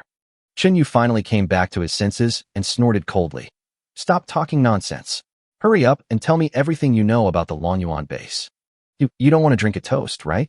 To tell you the truth, we all have locators on us, and the leader already knows our location. If he sees that we haven't reported to him for a long time, he will definitely send someone to find us. Chen Yu didn't say anything, but fired 3 shots directly. Chang Kuen's 2 younger brothers fell to the ground. Chang Kuen's other leg was also pierced by a bullet. I said, Isn't it okay for me to say it? Chang Kuen didn't expect that Chen Yu would kill people if he said so, and he was not afraid of the Longyuan base at all. He no longer dared to be arrogant and revealed everything about the Longyuan base and the aliens and armed groups inside. After hearing this, Chen Yu shot and killed Chang Kuen. After all, this kid already knows Chen Yu's secret, so how can he be let go? After killing Chang Kuan, Chunyu absorbed the latter's supernatural powers. His thunderstorm became stronger again. Before absorbing Chang Kuan's supernatural power, Chunyu was able to release several lightning bolts at the same time. And now, he can even release a web woven from several lightning bolts. This kind of network is called electrical grid by Chunyu. The coverage area can reach 100 square meters. If we encounter a wave of zombies again, we can just throw an electric grid over there to eliminate a large number of zombies at once. Sure enough, absorbing the mutant's superpowers is much stronger than absorbing crystals. Another point is that Chunyu is no longer able to improve his abilities by absorbing low-level crystals. However, there are no restrictions on absorbing mutant's superpowers. Even a level 1 mutant can improve Chunyu's abilities. After dealing with the corpses in the dimensional space, Chunyu left the space. He looked into the distance and couldn't help but mutter to himself. It seems that we have to hurry up and go to Longyuan base. Chapter 110 Collective Upgrade. Chunyu returned to Villa number 23. At this time, the girls had gathered in the living room. Chunyu said directly, "Everyone, pack up quickly and follow me to Doomsday Manor."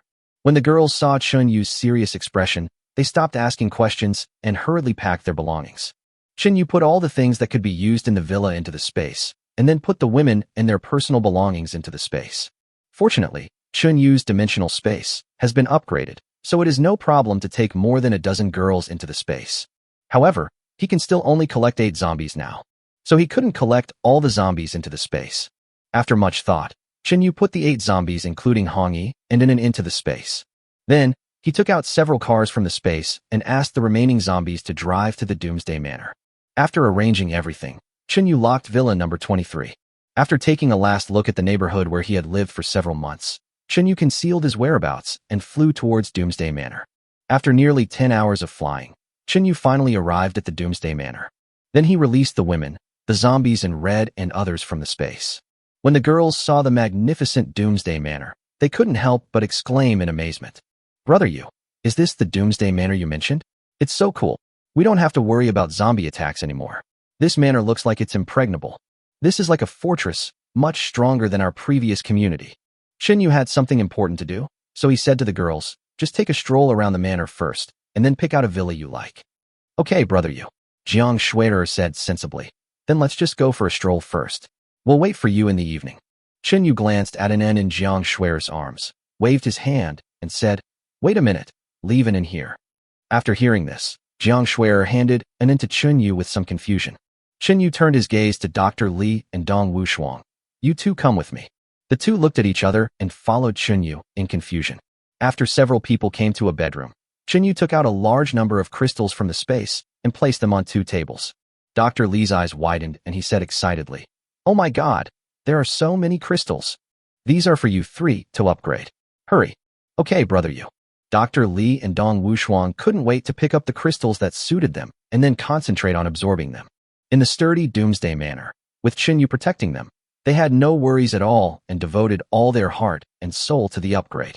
Inan also walked towards the table, grabbed the crystal, and stuffed it into her mouth. After more than 10 hours, Dr. Li actually broke through from level 1 to level 3. Chunyu was slightly surprised by this result. But on second thought, this makes sense. Dr. Li had always been by his side, and from time to time he would be rewarded with a crystal, and sometimes he would also be replenished with a special energy. So she was already close to level 2.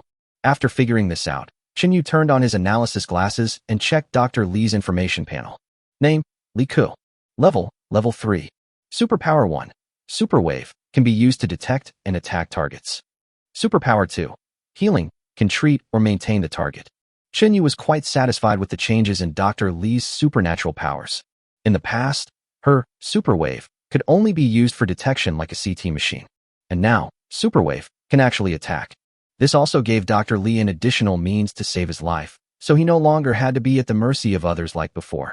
In addition, the ability of local enhancement has evolved into healing. This is also more in line with Dr. Li's identity. Otherwise, a doctor's special ability is local enhancement, which always feels a bit weird.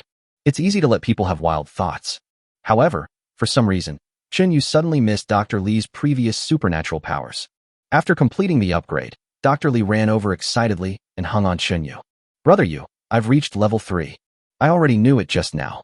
Chunyu put Dr. Li down helplessly and asked casually, "Dr. Li, I didn't look carefully just now. What is the use of your healing skills? Dr. Lee explained. My healing skills can be used to treat physical or mental illnesses and can also help seriously injured patients recover as soon as possible.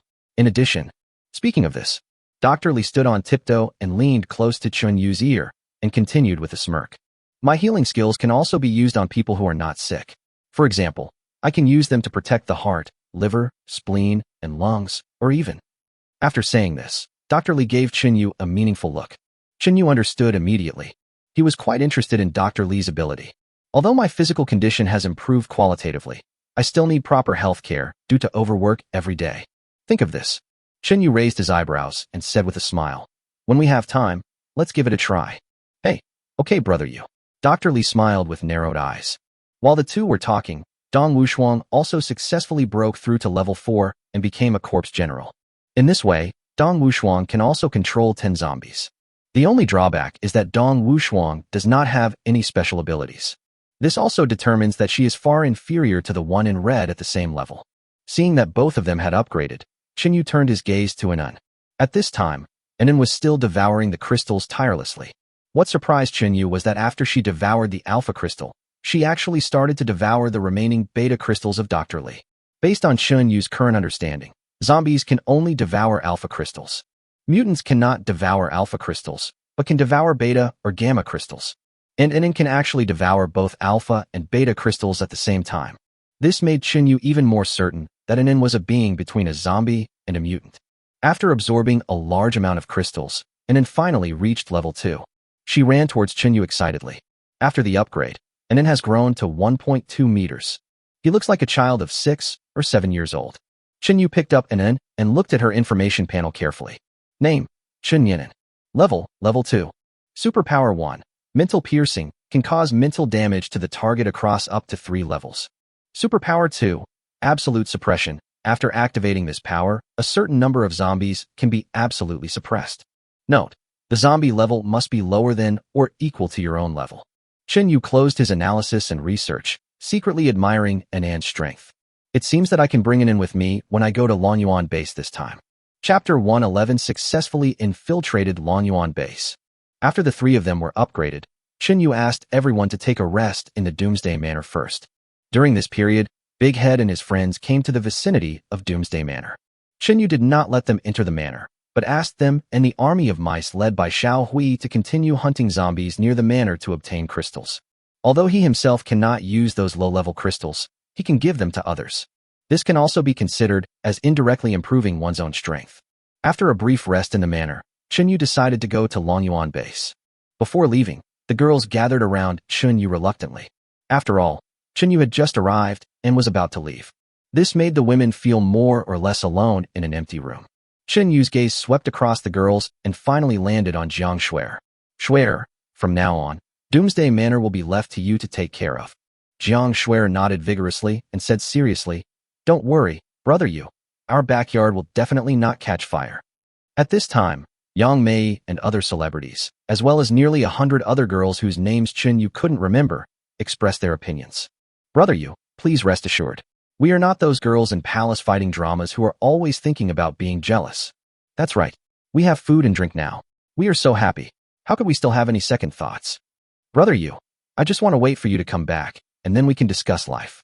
Chun Yu nodded slightly, then waved to Dr. Lee, Dong Wushuang, and the 3 people in red in the crowd. The 3 of them understood and hurriedly walked out of the crowd. Chun Yu said straight to the point, you 3 are the strongest. Come with me to Longyuan base. Also, bring Anon with you. Dr. Lee glanced at Anon and asked with some concern, brother Yu, Anon is so young. Won't there be any accidents if you take her with you? Aunt Lee, don't look down on me. Anon pouted and said somewhat dissatisfiedly, although I am 1 level lower than you now, I am still better than you. If you don't believe me, ask Dad. Dr. Lee looked at Chun Yu in surprise and saw a positive answer on the latter's face. She picked up Anon and shook her head helplessly, saying, I forgot that Anon is much more mature than his peers and has already reached level 2. At this time, Jiang Shuer approached Chun Yu and said with some sadness, brother Yu, you must take good care of Anon. I am still a little uncomfortable with being separated from Anon suddenly. I'm not used to it either. Zhao Beibei said to Dr. Lee with red eyes, Dr. Lee, Anon wakes up at night and sometimes asks for N to eat. I'll need to trouble you and Hong Yi when that happens. Dr. Lee was stunned for a moment. then nodded with a red face and said, "Don't worry, I know what to do." After hearing this, Anin was somewhat speechless and said, "Mother Zhao, it's so embarrassing to say that kind of thing in front of so many people. I'm not a 3-year-old child anymore." "You are definitely not a 3-year-old child. You are not even 1 year old." Zhao Beibei covered her mouth and laughed. "Alas, although I am not even 1 year old, my mental age is already 6. You should stop treating me like a child from now on." Okay. I'll treat you as a little adult from now on, huh?" After hearing the conversation between the two, everyone felt a lot more relaxed and no longer felt sad. Chenyu glanced at the time and whispered, "Okay, we should go." Jiang Shuer and others waved at Chenyu, their eyes filled with worry and trust. Because he had been through so many things, the image of Chenyu in their minds had long been that of an omnipotent god. No matter how difficult the task is, or how powerful the enemy is, it is nothing in front of Chenyu. Chenyu gave the girls a few simple instructions, then walked towards the entrance of the manor with Dr. Li and others. After verifying multiple passwords, Chenyu took Dr. Li and the other 4 people into the space, then flew into the air in stealth. Although most people would not notice him after he flew into the air, but for safety reasons, Chenyu remained invisible throughout the process. Although it is far from Doomsday Manor to Longyuan Base. But for Chenyu now, he will arrive there soon. Chenyu deliberately slowed down his speed and checked the situation on the ground while flying. This can help identify hidden threats. A few hours later, they finally arrived above Longyuan Base. By this time, it was already night. He turned on his analysis glasses and began to check the overall picture of the Longyuan Base. As Chang Kuan said, Longyuan Base is an underground base. It was built by a super-rich man before the end of the world. Its scale is even larger than Doomsday Manor. Moreover, the armed forces within the Longyuan Base are obviously stronger than those in the Doomsday Manor. In addition, a wild beast trapped by several thigh-thick chains caught Chenyu's attention. The beast looked much more powerful than the animal zombies we saw a while ago. Chenyu looked carefully and found that the beast was actually a mutated nine-tailed fox. The nine-tailed fox looked very charming, and it was a female. I didn't expect to get an unexpected gain. Chenyu felt so happy that he seemed to have already bound himself to the nine-tailed fox. After observing the basic situation of Longyuan Base, Chenyu began to look for a hiding place near Longyuan Base according to the plan he made on the way. After careful observation, they finally locked onto a huge rock several hundred meters away from the gate of Longyuan Base. Got it. Chenyu flew behind the boulder, then took out a dummy from space and placed it behind the boulder. Then he took out 2 grenades from the space and threw them at the gate of the base. Boom. 2 grenades exploded in succession, instantly illuminating the darkness. Inside the base, a tall guard looked at the boulder in surprise and shouted, "Oh no!" There was an explosion at the entrance of the base. Another guard wearing glasses looked at the monitor nearby and frowned, saying, "I didn't see anyone outside the door. Who did this?" The tall man looked at the monitor in contemplation for a moment, then pointed at the boulder and said, "The enemy should be hiding behind that boulder. For eyes, hurry up and use the drone to take a look." Good. The man with glasses hurriedly controlled the drone and flew towards the boulder. After seeing the drone, Chenyu took out a pistol and put it in the dummy's hand, then raised the dummy's gun-holding hand with his left hand and pointed it towards the sky. The moment he saw the drone, Chenyu shot it down with one shot. The man with glasses shouted angrily, "Damn it, we've been discovered." The drone is also scrapped. The tall man hurriedly asked, "Did you take a picture of the person behind the stone?" "I got it." The man with glasses put a small monitor in front of the tall man and said with some regret. However, because it was dark and the drone was shot down as soon as it appeared, the photo is a bit blurry. All we can see clearly is that the enemy is a woman. "Oh, let me see." The tall man took the monitor and said after careful identification, "It's really a woman, and she looks pretty good. Humph, this little girl is really looking for death. So what do we do next? You cover me. I'll lead the others to take her down, and then we'll have a good talk with her." Hee, that's just what I want. While the two were talking, the tall man waved to several guards not far away. When the guards came over, the tall man briefly explained the situation to them, then walked towards the door with 3 fully armed guards. After verifying several pieces of information, the gate of the base was finally opened. Seeing this, Chenyu ran to the entrance of Longyuan Base at a speed faster than the speed of sound. The moment the tall man and others walked out of the base, Chenyu quickly ran into the base. Chapter 112. Using zombie virus immune potion to pretend to seek cooperation. After entering the Longyuan Base, Chenyu did not immediately deal with the guards in the base, but quickly ran into the base. Because he had already seen clearly that the interior of Longyuan Base was divided into 2 areas, A and B. Area B is the periphery of the base, while Area A is the core area of the base. To enter Area A from Area B, you have to pass multiple verifications. In a blink of an eye, Chinyu arrived at the junction of Area A and Area B. Chinyu looked at the seemingly unbreakable doors in front of him and began to think about how to enter them. According to the information Chinyu had learned, if the same trick was used again, the people in Area A would not open the door easily. You can only wait for the person inside to open the door and then take the opportunity to go in. Thinking of this, Chinyu waited patiently at the door. The other side. The tall man and a few of his younger brothers have rushed to the side of the boulder. Everyone pointed their guns at the dummy behind the boulder and shouted, "Don't move. Put your hands up." However, the dummy behind the boulder remained motionless. One of the thin guys walked up to the dummy and kicked it in the back. "Fuck. I told you to put your hands up. Didn't you fucking hear me?"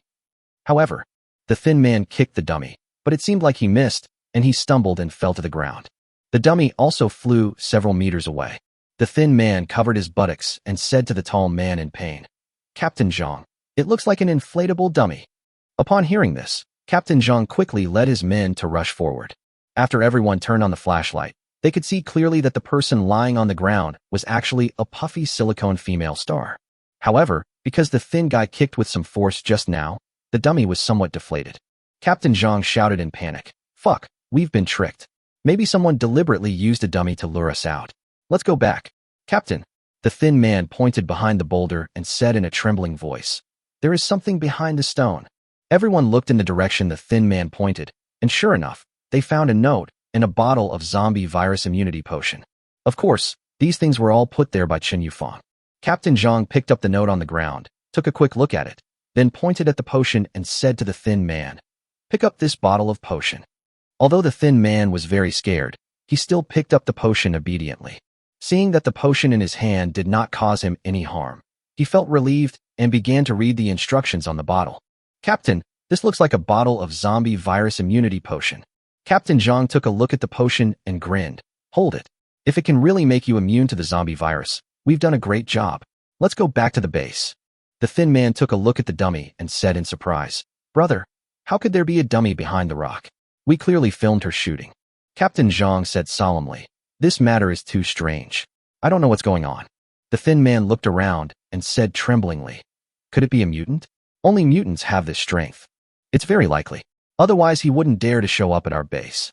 As soon as everyone arrived at the gate of the base, the door was opened by someone inside. After several people entered the base, they breathed a sigh of relief.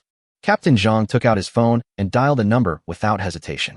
After a while, an impatient voice came from the other end of the phone. "Captain Zhang, why are you calling in the middle of the night?" Captain Zhang apologized with a smile. "I'm sorry, Captain Wang, for disturbing your rest. Please inform the leader and tell him that I have something important to report." Although both of them are captains, their status are very different. Captain Zhang could only guard the gate of the base, while Captain Wang was the leader's personal guard. So Captain Zhang could only be polite to Captain Wang. Captain Wang was woken up and was obviously a little angry. "What's the important matter? Let me listen first." Captain Zhang told Captain Wang everything that had just happened. After hearing this, Captain Wang no longer felt sleepy. After hanging up the phone, he said to himself, "Chang Cohen just disappeared, and someone quietly approached the base and left a bottle of zombie virus immunity potion and a note. It seems that there should be some connection between these two things. Maybe Chang Cohen has leaked the information of the base." After pondering for a moment, Captain Wang did not dare to be careless and hurriedly reported the matter to the sleeping leader. A few minutes later, a burly man with a big beard walked out of the room. "Lao Wang, what do you want from me in the middle of the night?" Captain Wang said respectfully. "Chief, someone just attacked the base and left a note." The leader asked, "What's written on the note?" The general content is that the group that attacked the base is a member of the Survivor Alliance, and they want to seek cooperation with us. The reason they attacked the base was to show their strength. In addition, they also left a bottle of zombie virus immunity potion to express their sincerity in cooperation. Zombie virus immunity potion? The leader was slightly excited after hearing this. "Are you sure that the potion can really make you immune to the zombie virus?" "Not sure. I'll ask Lao Zhang to check it out now." "Well, report to me as soon as you finish the inspection." Captain Wang hurriedly called Captain Zhang and asked him to test the effects of the potion as soon as possible. After hearing this, Captain Zhang hurriedly led his men to the prison in the base. "There are some prisoners and zombies imprisoned here. Captain Zhang pointed to a person in a cell and said sternly, "Thin guy, drag him out." "Yes, Captain." The thin man dragged a middle-aged man chained with iron chains out of the cell. Then, he gave the middle-aged man a sip of the medicine according to the instructions on the bottle. Captain Zhang looked at a cage containing zombies and said, "Throw him into the zombie cage." "Yes." The thin man opened an iron cage of zombies next to him and pushed the middle-aged man in. In the cage, the zombie locked with iron chains roared and pounced towards the middle-aged man. "Oh no." The middle-aged man tried his best to push the zombie away, but to no avail. The zombie bit his arm and tore off a large piece of flesh. Captain Zhang saw this and said calmly, "Okay, separate them." After hearing this, the thin man pulled the chain together with others and finally pulled the middle-aged man out. More than half an hour had passed, and the middle-aged man had not yet turned into a zombie. Captain Zhang shouted excitedly, "This thing is really immune to the zombie virus. Haha, now we are all going to level up." He took out his cell phone and called Captain Wang. After listening to Captain Zhang's description, Captain Wang turned to the leader beside him and asked, "Leader, Lao Zhang has already tested it, and the potion can really make people immune to the zombie virus. It's finally out. I spent the whole day editing today, so I only wrote 1 chapter. I will resume 2 to 3 chapters tomorrow. Also, I was supposed to capture the fox today, but I was afraid that the content would not pass the review and I couldn't release it, so I delayed it. Sorry. In addition, I hope everyone will continue to support us and strive to restore the data as soon as possible. Alas, 90 of the data has been lost. It is really too painful, woo woo." Chapter 113. Using this standard ability to successfully approach Long Dingtian. The leader held his chin and thought about it, then narrowed his eyes and said, "Have someone send all the notes and potions over here." "Yes." Captain Wang responded. "Forget it." The leader stretched his muscles and said with narrowed eyes, "I'll go with you." After that, the two of them walked towards the junction of Area A and Area B together. Not long after, Captain Zhang also arrived at the junction and placed all his weapons into the storage box next to him. The storage box closed automatically, locking the weapon away. Chinyu, who had been hiding nearby, couldn't help but complain. These old foxes are so cautious towards their own people. Captain Wang opened the door only after he confirmed through the detection system that the people outside were not carrying any weapons. The moment the door opened, Chinyu ran inside quickly. The leader felt a gust of wind blowing and subconsciously reached for his gun from his waist. Chinyu directly grabbed 2 lightning bolts and smashed them on the leader and Captain Wang with lightning speed. Before the 2 men could put up any resistance, they were electrocuted and fell straight to the ground. When Captain Zhang saw Chinyu appear out of nowhere, his pupils suddenly contracted. "Oh no, the leader is injured. Save the leader." However, Captain Zhang knew that he was unarmed and was no match for Chinyu. So after saying something harsh, he ran away. "Humph, where are you running to?" Chinyu quickly arrived in front of Captain Zhang and his men and knocked them to the ground in no time, and tied up several people. Chinyu stared at them, then asked in a deep voice, "Where is your leader?" Captain Zhang glanced at Chinyu and whispered, "Brother, the bearded man you just knocked down is our leader. I'm just a nobody and I don't know anything. Please let me go." Chinyu looked at the bearded man lying on the ground and asked, "Tell me, where is your leader?" The bearded man raised his head and said in a trembling voice, I am Long Dingtian, the leader of Longyuan base."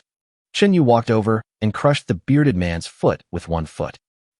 Don't, little brother, let's talk nicely." Chinyu said impatiently, "First of all, your name is not Long Dingtian. Secondly, you are only level 1. How can you be the leader here? If you don't tell the truth, don't blame me for being rude to you." The bearded man covered his feet with his hands, tears streaming down his face from the pain. However, he no longer cared about the pain at this moment, and said through gritted teeth, "I am indeed not Long Dingtian. I am just a puppet trained by Long Dingtian. I don't know where Long Dingtian is exactly. I only know that he lives on the -3rd floor." Chinyu saw that he really couldn't get anything out of him, and that continuing to stay here would only alert the enemy. So he put Big Beard and the others, along with the immunity potion, into the space. Then he turned on his analysis glasses and carefully observed the 3rd negative floor of the base. After more than 10 minutes, Long Dingtian's position was finally locked. Chinyu couldn't help but complain, "Long Dingtian, you hit it very well." At this time, Long Dingtian already knew everything that happened here and was discussing countermeasures with several other aliens.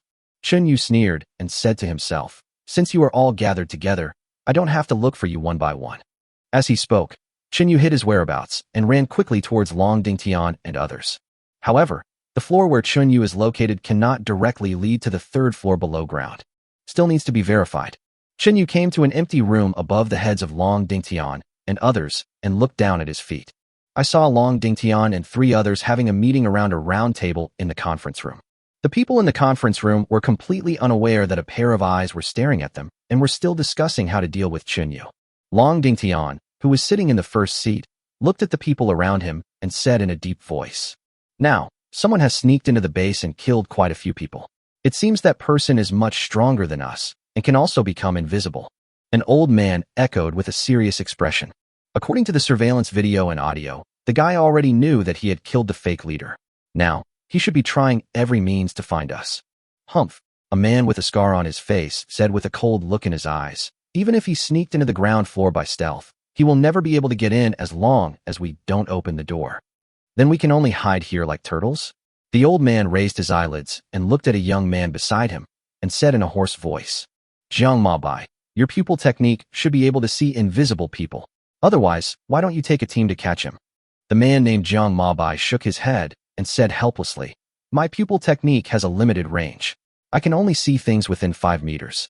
It is really difficult to see an invisible person."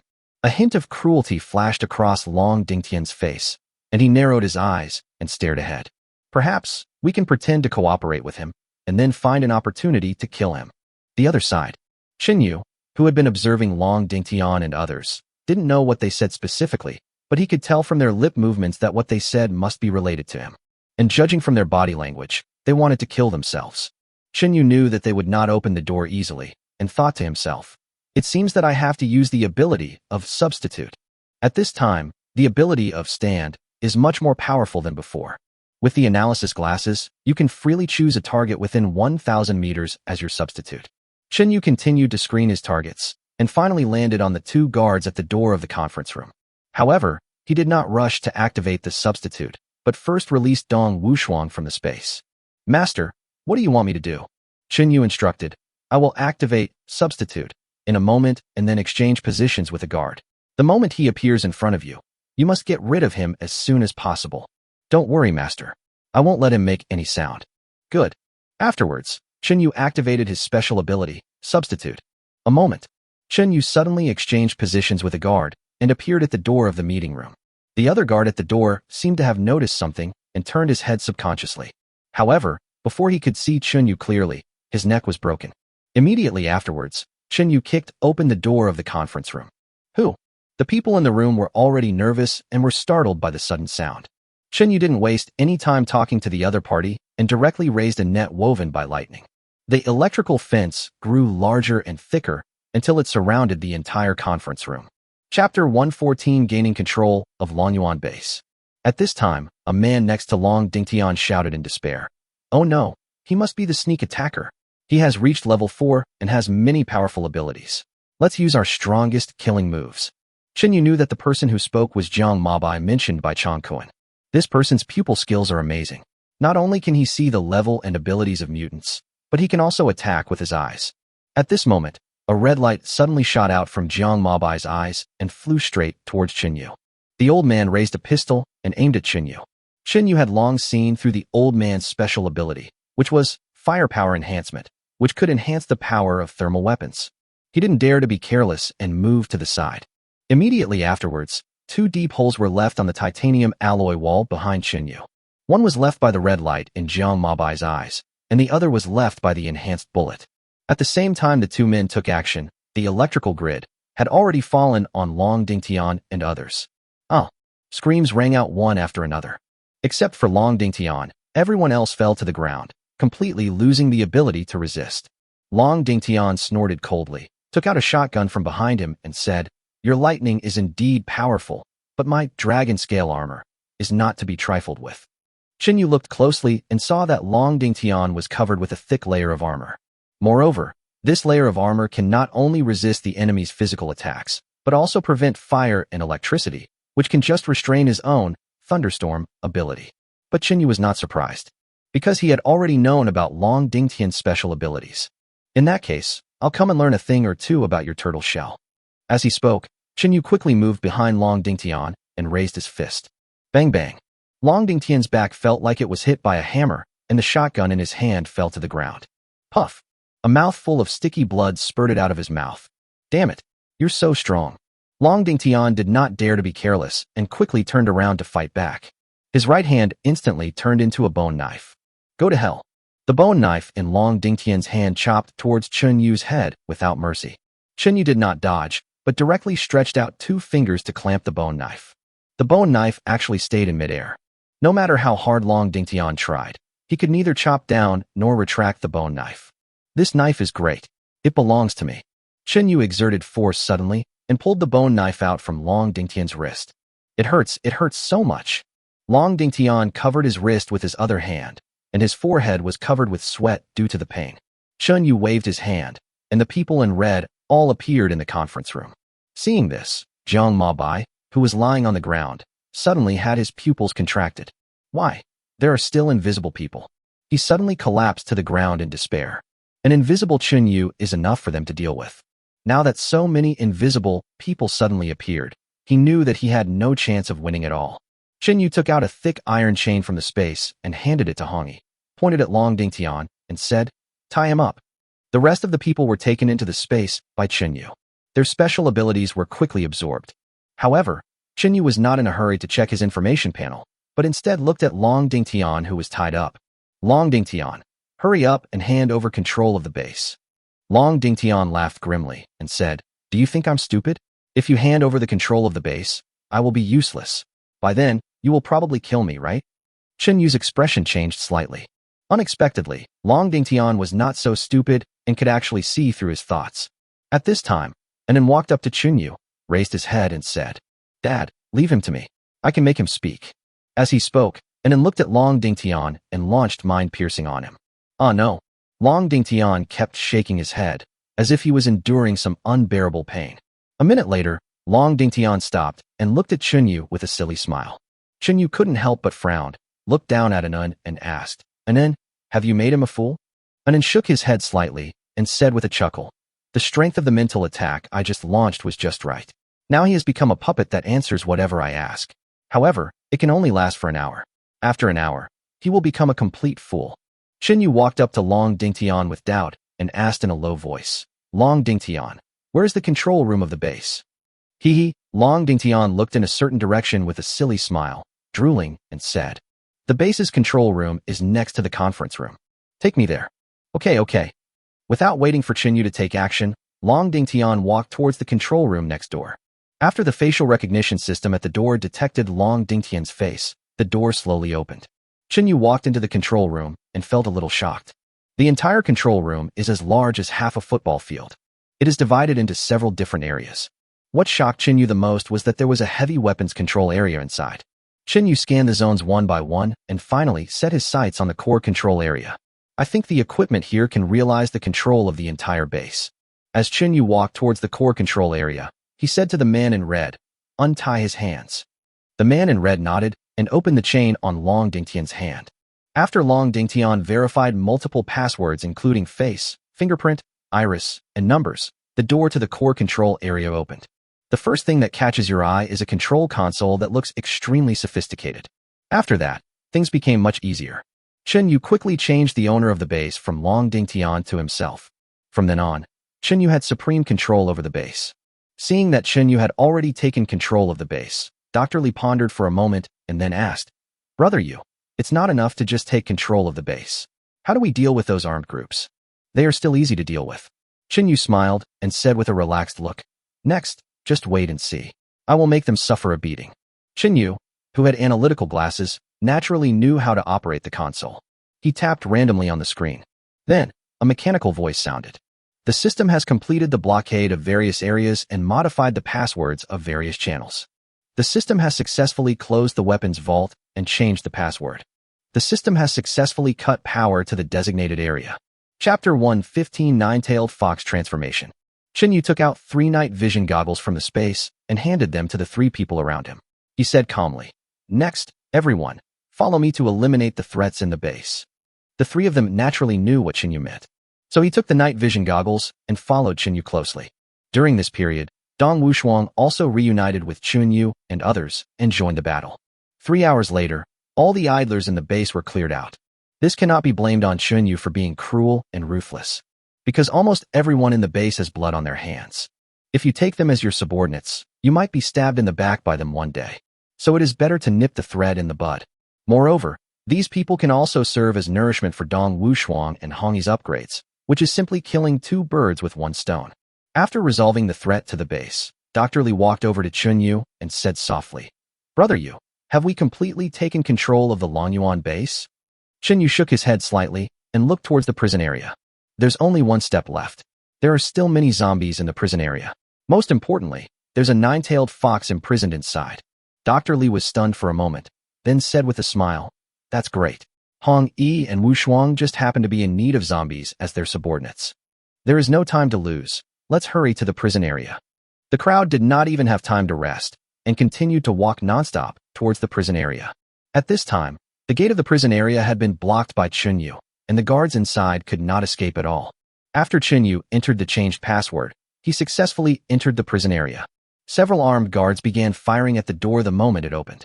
Fortunately, Chunyu had already seen the guards' every move through the perspective function of his analysis glasses. Suddenly, an explosion-proof shield appeared in his hand and blocked the bullet. At the same time, he ran behind the guard at a speed of 300 meters per second. Bang, bang, bang. After a few punches, all the guards fell to the ground, completely unable to move. After Chunyu solved the problem, Dr. Li and others walked into the prison area. The first thing that comes into view is the first prison. There were several prisoners inside. Chunyu ignored the first prison and led everyone to continue walking inside. Next is the second prison. All the zombies imprisoned inside are level 1 zombies. Most of these zombies were chained to the laboratory table, with tubes inserted into their bodies, and it seemed that some kind of experiment was being conducted. Chunyu just glanced at these zombies and continued walking forward. After reaching the third prison area, Chunyu stopped. Because all the zombies locked up here are level 2 and above. There are even level 3 zombies. Chunyu turned to look at Hong Yi and Dong Wushuang and said calmly, "There are a total of 60 level 2 zombies and 10 level 3 zombies here. You two can pick some zombies that suit you." "Thank you, master." Dong Wushuang was as happy as a child, shouting excitedly, "Great, I can have my own zombie squad now." Hongyi has been able to control zombies for a long time, so he didn't feel it was as novel as Dong Wushuang. However, she still felt a little excited to be able to control 50 zombies at the same time. Dong Wushuang took a look at the level 3 zombies, turned his head, and said to Hongyi, "Hongyi, I have just reached level 4. It is a bit difficult to control 10 level 3 zombies at the same time. I'd better leave them to you." Hongyi nodded.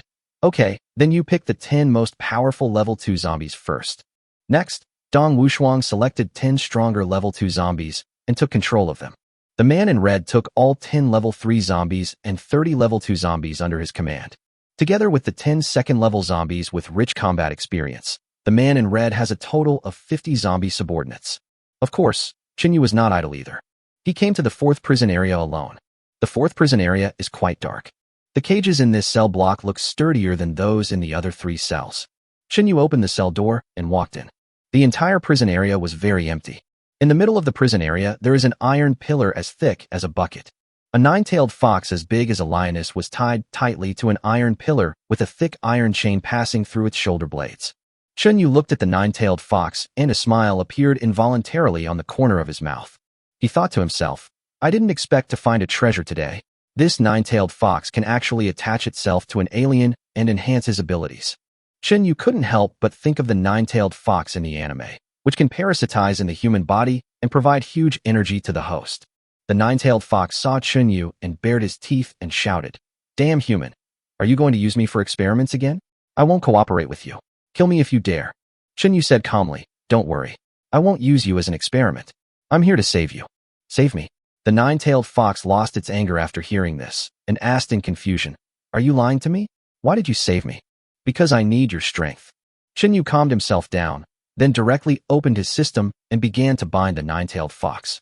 Not long after, the system prompt sounded. "Congratulations, host. You have successfully bound a mutant creature, the nine-tailed fox." The pupils of the nine-tailed fox suddenly contracted, and then it lowered its head and said devoutly, "Master, the nine-tailed fox is at your service."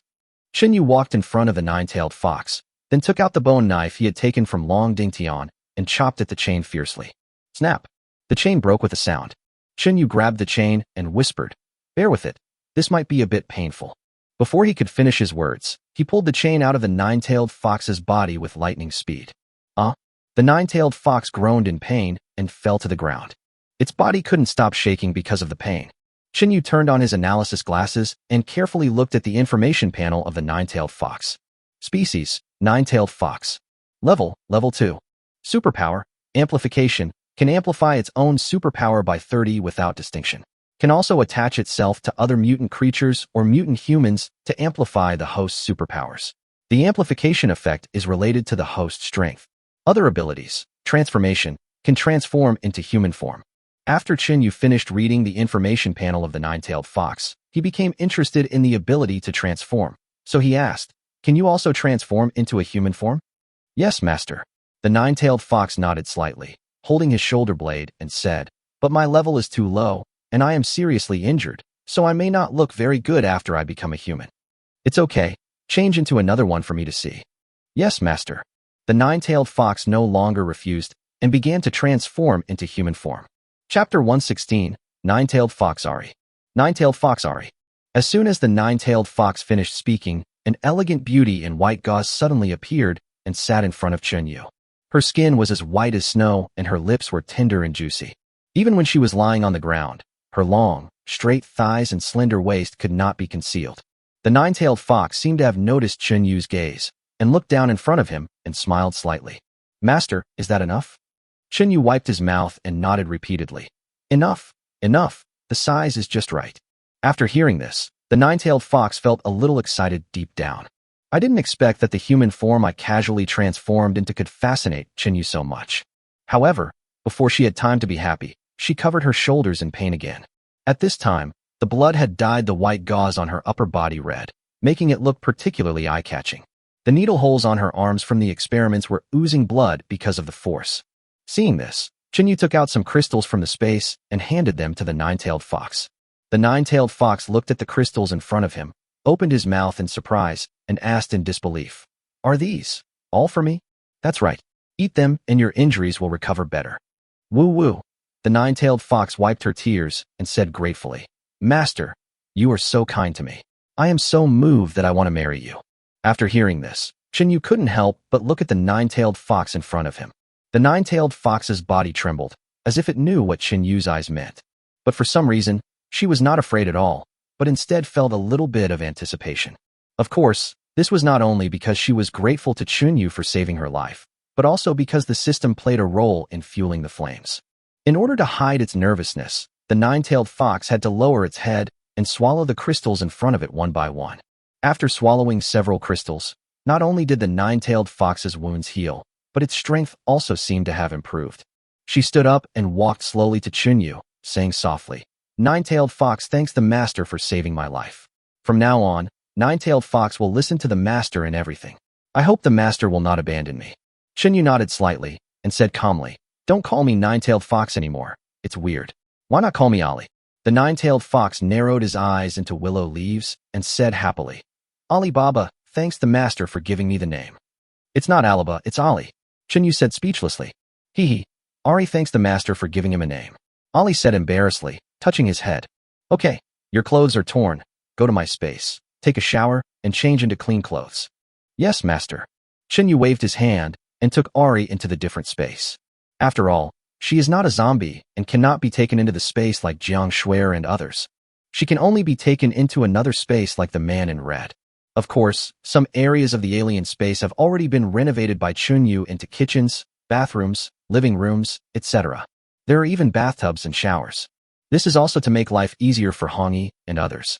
After Ari entered the dimensional space, she looked at everything inside with some curiosity. Finally, her eyes fell on the bathroom. A blood-stained gauze dress slipped to the ground, and Ali slowly walked into the bathroom barefoot. Hey, there's even a bathtub? Humans really know how to enjoy life. After Ali put the hot water in the bathtub, he lay down in it. I glanced and saw a bottle of red wine on the small table next to me. This seems to be red wine. Let me try some. I think the master won't blame me.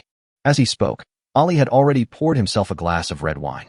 Ari had been able to transform 2 months ago, so she had a relatively good understanding of the human world. I even fell in love with the red wine from the human world. After tasting a few sips of red wine, Ari couldn't help but mutter to himself, "Wow, what a good wine. Taking a bath with red wine is such a blessing. No wonder the monsters in folk tales all want to cultivate themselves into humans, and the life of humans is so nourishing." The other side. After Chinyu put Ari into the space, he could finally relax and absorb the supernatural powers of Long Dingtian and others. First up is Scarface. Chinyu remembered that the boy didn't put up any resistance and was knocked to the ground by his thunderstorm. It seems that Scarface is a bit of a loser. Sure enough, Scarface's special ability is immunity to the second-level zombie virus. This had no effect on Chinyu. However, because Scarface is a level 2 mutant, Chinyu still gained a 500-point basic attribute bonus and a 1,000-point spirit value bonus. This also gave him some comfort. The next person to be absorbed was the old man with the gun. This person's ability is Firepower Enhancement, which can increase the power of thermal weapons. Chinyu is quite interested in this special ability. Wouldn't it be possible to turn the Sniper Barrett into a real cannon if this ability was combined with his own analytical glasses? This old man was also a level 2 alien, and Chinyu received the same point bonus from him as he did from Scarface. Next up is Jiang Mabai. His pupil technique exerted greater power on Chinyu. Chinyu felt that he would not need to take action in the future. He only needed to glare at the enemy and a red light would be emitted from his eyes to attack the opponent. This looks kind of cool. In the end, Chinyu absorbed the energy of the third-level Long Dingtian. After absorbing his superpowers, Chinyu obtained the superpower of Dragon Scale Armor, which greatly improved his defense. Dragon Scale Armor, combined with the invisible protective clothing, plus Chinyu's own strong physique, ordinary light artillery cannot cause fatal damage to Chinyu. The bullets hitting his body were like tickling him. In addition, Chinyu also obtained a basic attribute bonus of 2,000 points and a spirit value bonus of 4,000 points. After absorbing the abilities of the four people, Chinyu opened his eyes and couldn't help but sigh. It's still faster to absorb the energy of mutants. Thinking of this, the plan that had been lingering in Chinyu's mind suddenly popped up again. However, he still planned to get the base up and running first before realizing that great plan. Chinyu thought to himself, "Now, let's see if Ari's injury has improved. I think she is not fully recovered yet, so I have to help her get some treatment." Name, Chinyu. Survivors to be saved. 1. Jiang Shuer 2. Lu Shishir 3. Shun Bingxiao 4. Xiao Qianyue 5. Si Xiaoya 6. Zhao Beibei 7. CEO Yaman. 8. Su Xinro 9. Zhang Wan. 10. Ning Tiantian and Zhang Kursen. 11. Dr. Li. 12. Others in the Doomsday Manor 13. The nine-tailed fox Ollie will be saved. Basic attributes, 14,000 plus. Spirit value, 28,000 plus. Superpowers, space plus dimensional space, thunderstorm, time standstill, flight, invisibility, stand, eye technique, dragon scale armor, defense, firepower boost, enhanced thermal weapons, mutual support, passive. Zombie favorability, 8. Controllable zombies, 8. Controllable animal zombies, 4. Controllable mutant organisms, 4. Space for zombies, 8. Point store, 10,000 points. Main zombies. Level 2, Inun. Level 5, Red Clothes Zombie King. Level 4, Dong, Wushuang Zombie General. Level 4, Big Head Zombie General. Level 3, One Horn Zombie. Level 3, Discharge Zombie X2. Ordinary Level 3 Zombies. Animal zombies. Level 3, Charming Rabbit. Charming ability. Level 4, Zombie Rat Xiaowei. Can control hundreds of thousands of rats. Mutated creature. Nine-tailed fox Ari. Increases host's ability by 30. Chapter 117. Ari's abilities. At this moment, Ollie was soaking in the bathtub with his eyes closed, seemingly enjoying everything. And her nine tails couldn't help but show up. Seeing Chunyu suddenly appear, Ollie widened his eyes and jumped out of the bathroom. "Master, you are here." As he spoke, Ollie quickly ran towards Chinyu. However, she seemed to have forgotten her current image. Chinyu was bumped and was stunned for a moment before saying, "Ollie, go to the next room quickly. I'll find you some clothes to wear." "Hey, good master." Chinyu recalled the tenderness just now and said helplessly, "This Ari is not mature at all." After Ollie let go of Chinyu, he came to the next room drunkenly. Chinyu followed closely behind, taking out several sets of clothes from the space and placing them on the bed. There were so many different kinds of strange costumes that Ollie was dazzled by the choices. Finally, her eyes fell on a fiery red Ari suit. Could it be that the master made this specially for me? Wow. The master is so kind to me that he even prepared clothes for me in advance. Then, he put on the Ari suit without hesitation and walked barefoot in front of Chunyu. "Master, does it look good?" Ollie blinked her big eyes and asked expectantly. It looks good. Chinyu looked at Ari carefully and praised sincerely. I didn't expect that this dress would actually come in handy. Not bad. It suits your temperament and figure. Hee, as long as the master likes it. As he spoke, Ari couldn't help but turn around a few times. Chinyu narrowed his eyes and said with a wicked look on his face, "Little Ollie, do an experiment with me later." After hearing this, Ollie couldn't help but tremble all over. She crossed her arms and said with tears in her eyes, "Master, are you going to use Ari as a test subject and stick needles into her body?" Ari is so scared. Chinyu said with a smile, "Haha, it's just a small experiment about the system. Don't be afraid." After hearing this, Ari finally breathed a sigh of relief and asked in a low voice, "Then what experiment are you going to do on Ari?" Chinyu whispered a few words into Ali's ear. Ari's eyes widened, with an expression of disbelief. However, the result was just as Chinyu had expected. He did not receive any reward. Chinyu thought to himself, it seems that now is not the right time. However, although Chinyu also wanted to become stronger, he was not too anxious. After all, he is strong enough now. "Come on, Ari, follow me out. It's the master." After that, Chinyu took Ollie out of the room to find Hongyi and the others. Outside the room, Hongyi glanced at Ollie and asked Chinyu in confusion, "Master, why didn't I see the little fox you mentioned? It turns out it was with you." After hearing this, Ollie said unhappily, "Sister, I am not a little fox. My master gave me a name, Ollie." After hearing this, a trace of sadness flashed across Hongyi's face. In the past, she didn't feel sad at all when Chinyu chatted with other girls, because she knows that she is a zombie and the other girls are human. But now, her self-esteem was somewhat frustrated, and she couldn't help but think, "I have been with my master for several months, but I didn't expect that I would be inferior to the fox that my master only met once. Could it be that I am not as good-looking as this fox?" Chinyu seemed to sense what Hongyi was thinking, so he walked over, patted her shoulder gently, and said, "Red, don't be sad. You're a zombie, so it's not possible now, but I have a feeling that it will be possible in the near future." After hearing this, Hongyi nodded vigorously and said, "Yes." Hongyi believes that day will not be too far away. Ari also said sincerely, "Sister, so your name is Hongyi. I also hope that day will come sooner. You are so beautiful. The master will definitely like you very much." Hongyi didn't expect Ollie to be so talkative, so she jokingly said, "Ollie, are you happy?" "Very happy." Ari smiled and narrowed her eyes, then said with some fear, "It's the tail." Ha ha. Hongyi and Dr. Li were laughing so hard that they fell over. Both of them were amused by this immature nine-tailed fox. At this time, Dong Wushuang came over holding an un and asked curiously, "What are you talking about? Why are you so happy?" "Nothing." Dr. Li glanced at an un and said casually, "We were just chatting casually." Chinyu stretched and changed the subject. "Everyone, take a rest at Longyuan base for a few days, get familiar with the base's environment, and then follow me to the island country to play. If I don't teach those devils a lesson, my skills will be wasted." "Where is the island country? What are the Japs?" Ollie asked curiously. A trace of murderous intent flashed in the red-clothed man's eyes, and then he explained, "The island country is a place full of sins, an island that should not exist on the blue planet. The devils are a group of people who are guilty but have been unwilling to wash away their sins. Since they are unwilling to take the initiative to wash away their sins, we can only use their blood to wash away our sins." Chinyu looked at the man in red, slightly surprised. "I didn't expect that Red Clothes, who became a zombie, could still remember that history. This is much better than some Dasha people." After listening to Hongyi's explanation, Ollie looked at everyone with a puzzled look. There was an indescribable expression on everyone's face. Even Anan clenched his teeth. Although Ari didn't quite understand, she could still feel the hatred in everyone's hearts. So she clenched her fist, waved it towards the sky, and said, "Since the Japanese are everyone's enemy, they are also my enemy. I will go to the island country with you to kill the Japanese." Chinyu patted Ali's little head and said calmly, "Of course I have to take you with me. You are very useful now."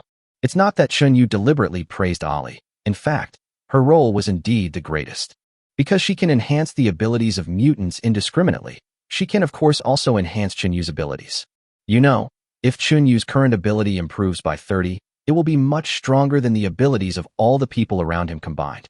From this perspective, Ari does play a very important role. However, because Chinyu was too strong, Ari was unable to help Chinyu improve by 30. A 15 increase would be good enough.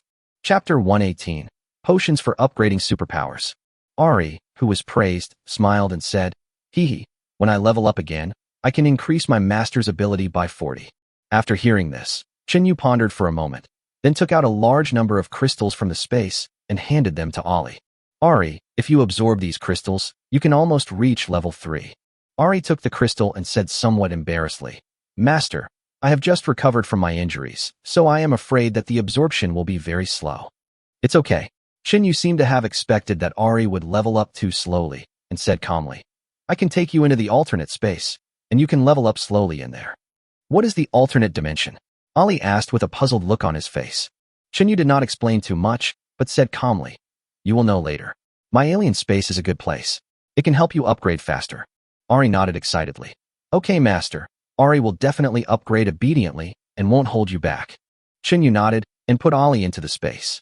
Dr. Lee saw that Ollie was taken into Chunyu's space and gave Shinyu a thumbs up and said, Brother you are awesome. You even. Shinyu shrugged and said helplessly, Kiki, can you avoid talking to an in when you say this? Fortunately, she doesn't understand anything now, otherwise she would have taught the child bad things.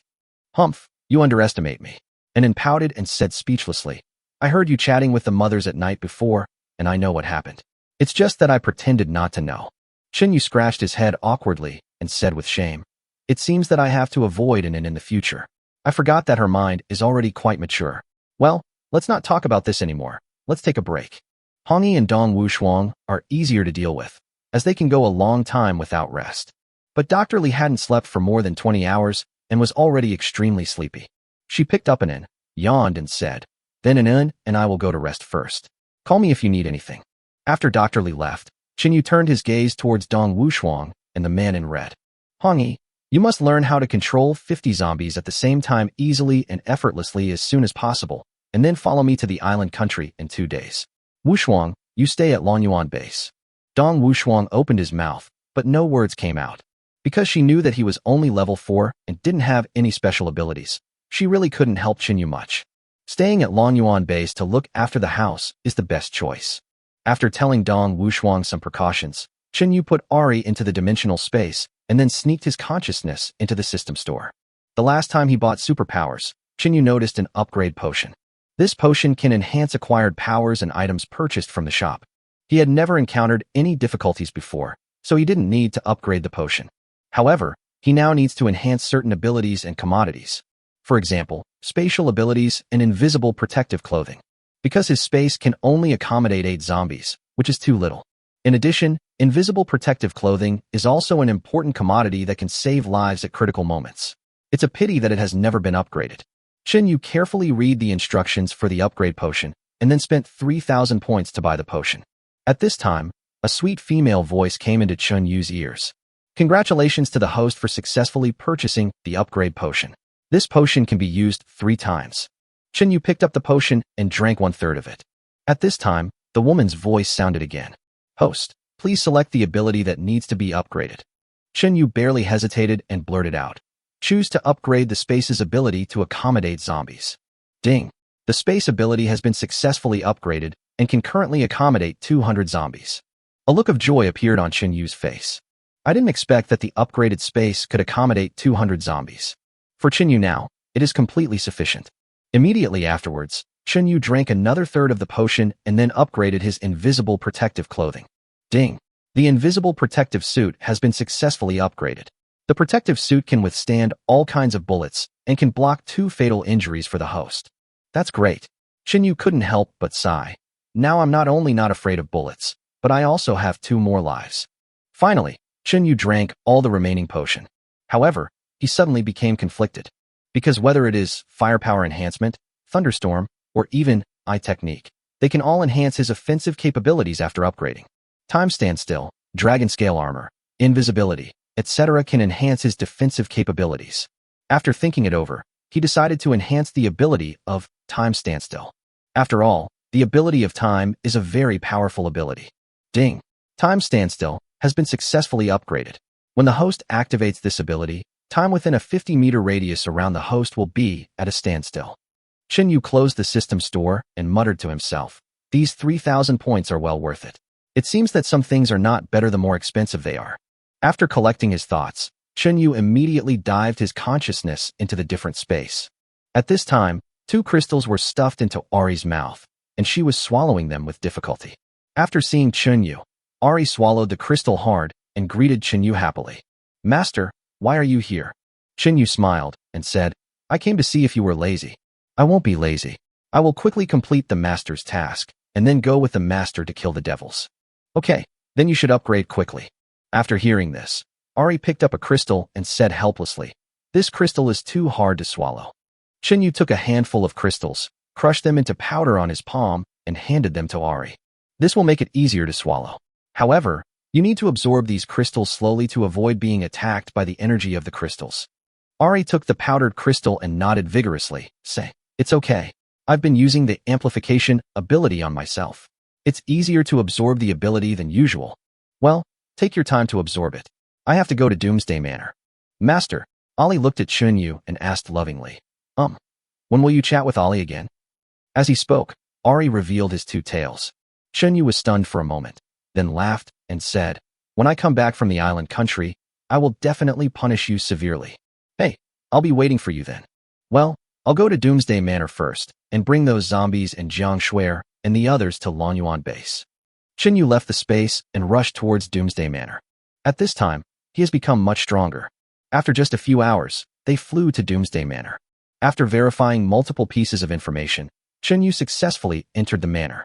A dozen girls guarding the gate saw Chinyu and surrounded him excitedly. Chapter 119, Setting Rules for the Women in Doomsday Manor. The girls haven't seen Chinyu for many days. Most of them had only met Chinyu once a month ago and had a very pleasant conversation with him, but had never seen him again since then. So when the girls saw Chinyu, they were like hungry people seeing food. Chinyu just said with a serious face, I came to the manor this time because I have something important to tell you. You should seize the opportunity to notify the others and go to the conference room for a meeting. An extremely hot woman came forward, covered her mouth and laughed. Brother Chinyu, are you going to have a big meeting or a small meeting for us? Chinyu didn't expect that this hot girl whose name he couldn't remember was even more rogue than himself. He shook his head helplessly and said, It's a real meeting, because I have to leave the manor for a long time. Brother Chinyu, you're leaving right after you arrived. The flowers that people have been waiting for you have all withered, and you didn't even water them after you came back. Let's talk about it next time we come back. By then, none of you will be able to escape. The hot girl said expectantly. Then don't regret it. I've kept it in mind. The other girls also came forward and said one after another. Brother Yu, don't forget about me. My name is Li Tongtong. And me. I guess Brother Yu has forgotten me, but it doesn't matter. Next time I will use my unique methods to make Brother Yu remember me. Brother Yu, I have learned a new dance recently. I will show it to you when the time comes. Chinyu felt a little bitter. He didn't expect that having so many girls would be so troublesome and he couldn't take care of them all. But right now he had something important to do, so he just said perfunctorily, Okay, I'll chat with each of you for 3 hours when I come back next time. But now, everyone, please go to the conference room for the meeting. After hearing this, the girls knew that Chinyu must have something important to tell everyone, and they hurriedly ran into the manor. At the same time, Dabai, Xiaowei, Datu, and a group of zombies, who had already received notification from Chinyu, were already waiting at the door. Chinyu first called Big Head and other zombies over and put them all into the space. During these days, Big Head and his friends have obtained more than 500 crystals. Among them, more than 200 are beta crystals, even including second and third level beta crystals. After Chinyu put away the crystal, he called Xiaohui over. Xiaohui led an army of mice and handed more than 2,000 crystals to Chinyu. Chinyu looked at the densely packed crystals and said with some satisfaction, I didn't expect that there are so few zombies now, and you can still hunt so many zombies. Xiaohui said proudly, Hey, Master, we are not lazy. Now, most of the zombies within a radius of 50 kilometers have been cleared by us. You did a great job. After praising Xiaohui, Chinyu gave him instructions. But don't kill too many zombies, so as not to attract other people's attention. Also, you need to have the rats keep a close eye on the situation around Doomsday Manor and Lonyuan base. Report any signs of trouble to the people in the base immediately. Don't worry, Master. I will send part of the rat army to Lonyuan base to protect the 2 bases for you. Okay, then I'm relieved. Chinyu was still very relieved about the clever Xiaohui. He thought about it, took out a cloth bag from the space, and handed it to Xiaohui. There are crystals in your pocket as a reward for you. These are enough for you to reach level 5. The moment Xiaohui saw the crystal, his eyes almost burned. Although the rat army killed more than 1,000 zombies, Xiaohui did not swallow a single crystal and brought them all back. This also resulted in the fact that after so much time, Xiao Hui was still only level 4, and was still a little short of level 5. After Xiao Hui took the cloth bag, he stroked the crystal happily. At this moment, Dabai, who had been standing aside with his eyes closed, suddenly opened his eyes and jumped in front of Chinyu, looking at him pitifully. Chinyu grabbed the rabbit's ears and scolded him with a smile. "You little bastard, you usually hide in the manor and sleep soundly when we are working. Now that you have benefits, you are more active than anyone else." Dabai bared his big front teeth and looked at Chinyu with a smirk on his face. Of course, Chinyu was just joking. Although Dabai likes to be lazy, he will never hesitate when facing a strong opponent. Chinyu naturally knew this, so he never used Dabai to deal with ordinary enemies, but kept it as a surprise weapon. "Okay, stop showing off your big front teeth. You and Xiao Hui will absorb the crystals together in a while. If you still can't reach level 4, I will stew you tonight." Dabai nodded repeatedly, baring his big teeth more obviously. Chinyu took out a lot of crystals and handed them to Dabai. Dabai took the crystal and walked towards the next room with Xiao Hui arm in arm. Chinyu walked quickly towards the meeting room. At this time, all the girls gathered in the spacious conference room. Chinyu said briefly, "Everyone, in addition to Doomsday Manor, I found a place called Longyuan Base, which is also a shelter. So, I will take some people to Longyuan Base. In addition, because I have something to go out for a long time, Doomsday Manor and Longyuan Base will be handed over to you." After hearing this, the girls began to discuss in low voices. "Wow, Brother Yu is amazing. He found another shelter so quickly. Of course, don't you see who Brother Yu's man is? Who do you think Brother Yu will take to Longyuan Base? Why think so much? Anyway, as long as you are Brother Yu's woman, you can live comfortably anywhere. What a pity, Brother Yu has to leave again before he can even catch up with us. We are really more miserable than the concubines in ancient times." Chinyu saw that the discussion had strayed off topic, so he cleared his throat and continued. "What's next is very important. Everyone must listen carefully." After hearing this, the girls immediately stopped discussing and all looked at Chinyu. Seeing that everyone was getting serious, Chinyu said with a serious expression, "There are 3 things I want to tell you, and everyone must keep them in mind. First, no one may attempt to leave Doomsday Manor or Longyuan Base for any reason. Second, you may face attacks from armed groups, aliens, or even a large number of high-level zombies in the future. So I will leave you a lot of hot weapons, and you must learn how to use them as soon as possible. Third, no one is allowed to harm their own people or commit any act of betrayal. If the above 3 points are violated, others can shoot the violator without hesitation." Of course, the last point was just a reminder from Chinyu to them. If someone really has second thoughts about Chinyu, the loyalty bracelet can get rid of her without anyone else taking action. After listening to Chinyu's instructions, the girls nodded and said, "Brother Yu, I understand. Don't worry, Brother Yu. We are not fools. We naturally know what to do. We will protect ourselves, and we will also protect the base and everyone in it." Chinyu's eyes swept across the girls and finally landed on Jiang Shuer and others in the front row. "You guys, hurry up and pack your things and follow me to Longyuan Base." Chapter 1:20 Did you rob the armory? The women came forward obediently. The reason why Chinyu called Jiang Shuer and others out separately was because Longyuan Base also needed people to take care of it. The second reason is that Jiang Shuer and others are women of the veteran level. The defense capability and comfort level of Longyuan Base are 1 level higher than Doomsday Manor. So Chinyu thought about taking them to Longyuan Base. Of course, the girls knew what Chinyu was thinking and began to look forward to their new home. Chinyu thought about it, then waved to Si Xiaoya.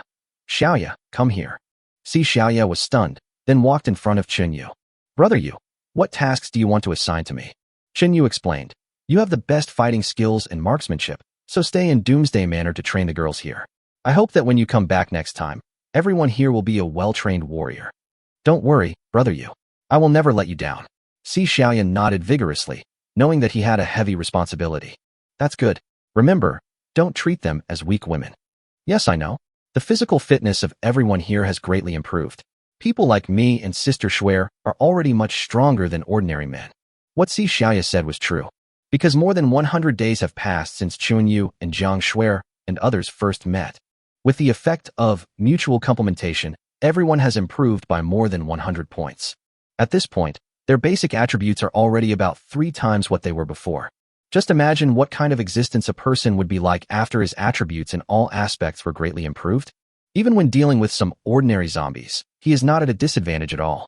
Chinyu nodded with satisfaction, then took Si Xiaoya to the armory not far away. With a wave of his hand, a large number of hot weapons appeared in the arsenal. There are not only pistols, but also rifles, submachine guns, sniper rifles, etc. Si Xiaoya said in surprise. There are so many weapons? This is more than the weapons of a provincial public security bureau. That's nothing. There are even more powerful ones. As he spoke, Chinyu took out the rocket launcher and mortar. There are even some heavy artillery and armored vehicles. Si Xiaoya blinked his big eyes, staring at the weapons in front of him in disbelief, and asked in disbelief, Brother Yu, did you seize a gunpowder depot? No, you won't find these heavy weapons in ordinary gunpowder depots. Chun Yu casually explained, there are a large number of armed organizations in Longyuan base, and I seized it from them. So that's how it is. Now, our strength has been improved by several levels. Si Xiaoya felt relieved. If anyone dares to come to the base to cause trouble, it would be like looking for death. Chun Yu carefully checked the weapons with the eye of God and confirmed that there were no quality issues. He then said, Xiao Yi, you need to teach the people in the manor how to use light weapons as soon as possible. As for heavy weapons, try to learn them as well. It doesn't matter if you can shoot accurately, you just need to know how to use them. What we want is the deterrent power of heavy weapons. Si Xiaoya nodded fiercely. Don't worry, Brother Yu. I will find out how to use various weapons as soon as possible. Just like you said, even if you can't aim well, you can make it go off. For ordinary armed groups, it is enough to scare them away. Then I'm relieved. The password to the armory is 9527. Remember it. Okay, Brother Yu, I'll remember it. Afterwards, Chinyu took her to the spacious cold storage room and left enough food for the people in the manor. Finally, I'm done. Chinyu exhaled, looked down at Si Xiaoya and said, Xiaoya, I'll leave these to you. Don't worry, Brother Yu. Si Xiaoya said with a firm look in his eyes, I will definitely protect our home.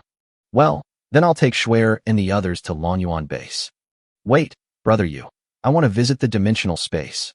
There was a hint of flattery in Si Xiaoya's tone, as if he had something to say. But considering that Chinyu was short on time, he ultimately didn't say that. Chinyu naturally knew what Si Xiaoya was thinking. Are you visiting a different dimension? Although he was indeed short on time, he could still spare a minute or two. So he smiled evilly and said, Well, since you are so diligent, I will fulfill your little wish.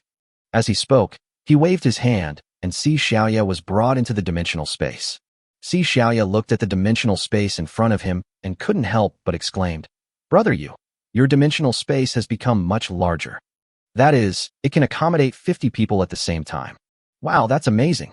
200 minutes later, she glanced at the time outside and said with her mouth wide open, Brother Yu, how come only 1 minute has passed?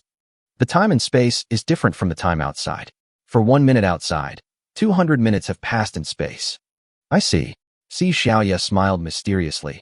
Wait until Brother Yu comes back next time, and stay in the space with Xiaoya for another 3 minutes. Haha, don't brag. Chinyu patted Si Xiaoya's shoulder gently, raised his eyebrows and said, Let's go, Shuer and the others are probably waiting. Yeah, I almost forgot about Sister Shuer and the others. But it's less than 2 minutes, so there's no need to waste time. Outside the cold storage room, Jiang Shuer and others had been waiting for a long time. They looked at the triumphant Si Xiaoya with curiosity, then followed Chinyu out of the manor. At the gate of the manor. At this time, Dabai has been promoted to level 4. Not only did it grow in size, it could even speak. Dabai stood up, stretched himself, and said, I can finally speak. This way, I don't have to gesture when I want to eat something in the future. I can just order directly. The women in this manor are so stupid. I gestured for ham, but they insisted on giving me carrots. I'm a zombie rabbit, and I don't eat vegetarian food anymore. After hearing this, Chinyu joked, Dabai, you've already become fat from eating enough. Eating more vegetarian food can help you lose weight. Master, being a vegetarian may not necessarily help you lose weight. Look at those monks, how many of them are thin? After listening to this, Chinyu found that this was indeed the case. Okay, what you said makes sense. I'll take you into the space later and let you eat as much as you want. As he was speaking, Dabai suddenly disappeared. Chinyu looked at Xiao Hui again. At this time, Xiao Hui has reached level 5. Even controlling 500,000 mice at the same time is no problem. Chinyu thought for a moment and asked, Xiao Hui, if I tell you the address of Longyuan base, can you find it? Xiao Hui shook his head and said, If it's a place I haven't been to, it's hard to find the exact location. But if you bring a mouse I control, I can find it. Okay then. Chinyu put a mouse behind Xiao Hui into the space, and then instructed, Leave half of the mice here, and take the rest to Longyuan base. Good master. Chinyu then looked at Jiang Shuer and the others, and said calmly, We should go too. After saying that, he waved his hand and took all the women into the space. Chapter 121 Affectionate Farewell Before Departure. After several hours of flying, Chinyu finally arrived at Longyuan base. He first placed the rat in the space at the entrance of the base, then entered the base, and released Jiang Shuer and others from the space. Jiang Shuer followed behind Chinyu and looked around the base. She couldn't help but sighed. Wow, Longyuan base is actually much better than Doomsday Manor. Lu Shishir also agreed. Yes, Brother Yu is really good to us, giving us such a nice place to live in. Shen Bingxia took over Lu Shishir's words. After all, we are the first group of followers of Brother Yu. Compared with the other women in Doomsday Manor, we can be considered meritorious veterans. Haha, what contribution did you make? Xiao Qianyue covered her mouth and laughed. Does chatting with Brother Yu a few more times count as a contribution? Xiao Qianyue, you dare to make fun of me? The girls came to a new place and were obviously excited, talking nonstop. Soon, everyone arrived at the control room. At this time, Dr. Li and others were studying various precision equipment inside. Chinyu waved to Dr. Li and the others. Come over here first. Dr. Li and others came over and greeted Chinyu happily. Chinyu turned to Jiang Shuer and said, Shuer, Longyuan base is now in your hands. I will grant you user permissions later. Apart from me, you will have the highest management authority over the entire base. Jiang Shuer naturally knew what Chinyu meant and said with a serious expression, Don't worry, Brother Yu. We will get familiar with everything in the base as soon as possible. With the management experience of Doomsday Manor, Longyuan base should be no problem. At this time, Dr. Li handed Jiang Shuer some materials he had sorted out and said, Shuer, these are the instructions I wrote about the base control system. However, I haven't studied it thoroughly yet, so I'll leave the rest to you. Jiang Shuer took the instruction manual and said gratefully, Coco, thank you. Chinyu looked at the women and said calmly, Dr. Li, it's time for us to go. Dr. Li shook his head helplessly and said, Brother Yu, don't keep calling me Dr. Li. It's too distant. Just call me Kiki like Shuer does. Okay. Coco, get ready to go. Chinyu looked at Dong Wushuang and said, From now on, you will be responsible for protecting the safety of Longyuan base. But if you encounter a strong opponent, remember to stay in the base and don't go out. Don't worry, Master. Dong Wushuang said firmly, I will protect the safety of the base. Chinyu thought about it, then took out the last crystal from the space and placed it on the table beside him. There are both alpha and beta crystals in here. I'll leave them to you. At this time, Su Shinro, who had been silent, walked up to Chinyu, looked down at her belly and said, Brother Yu, I am pregnant again. Really? Chinyu gently stroked Su Shinro's belly and said with a smile, What kind of crystal is this time? Su Shinro was slightly stunned, then asked, Brother Yu, how do you know it's a crystal and not a child? Then, she seemed to remember something and smiled bitterly. I remember now. Brother Yu has a pair of X-ray eyes. You saw through Shaowan last time. Haha, that's true. Chinyu had already seen the crystal clearly and said with some relief, This time Shinro actually bred a Delta crystal, and it took more than 2 months to bred. After hearing this, Zhangwan couldn't help but exclaimed in surprise, Wow, Shinro is so amazing. It's actually a Delta crystal.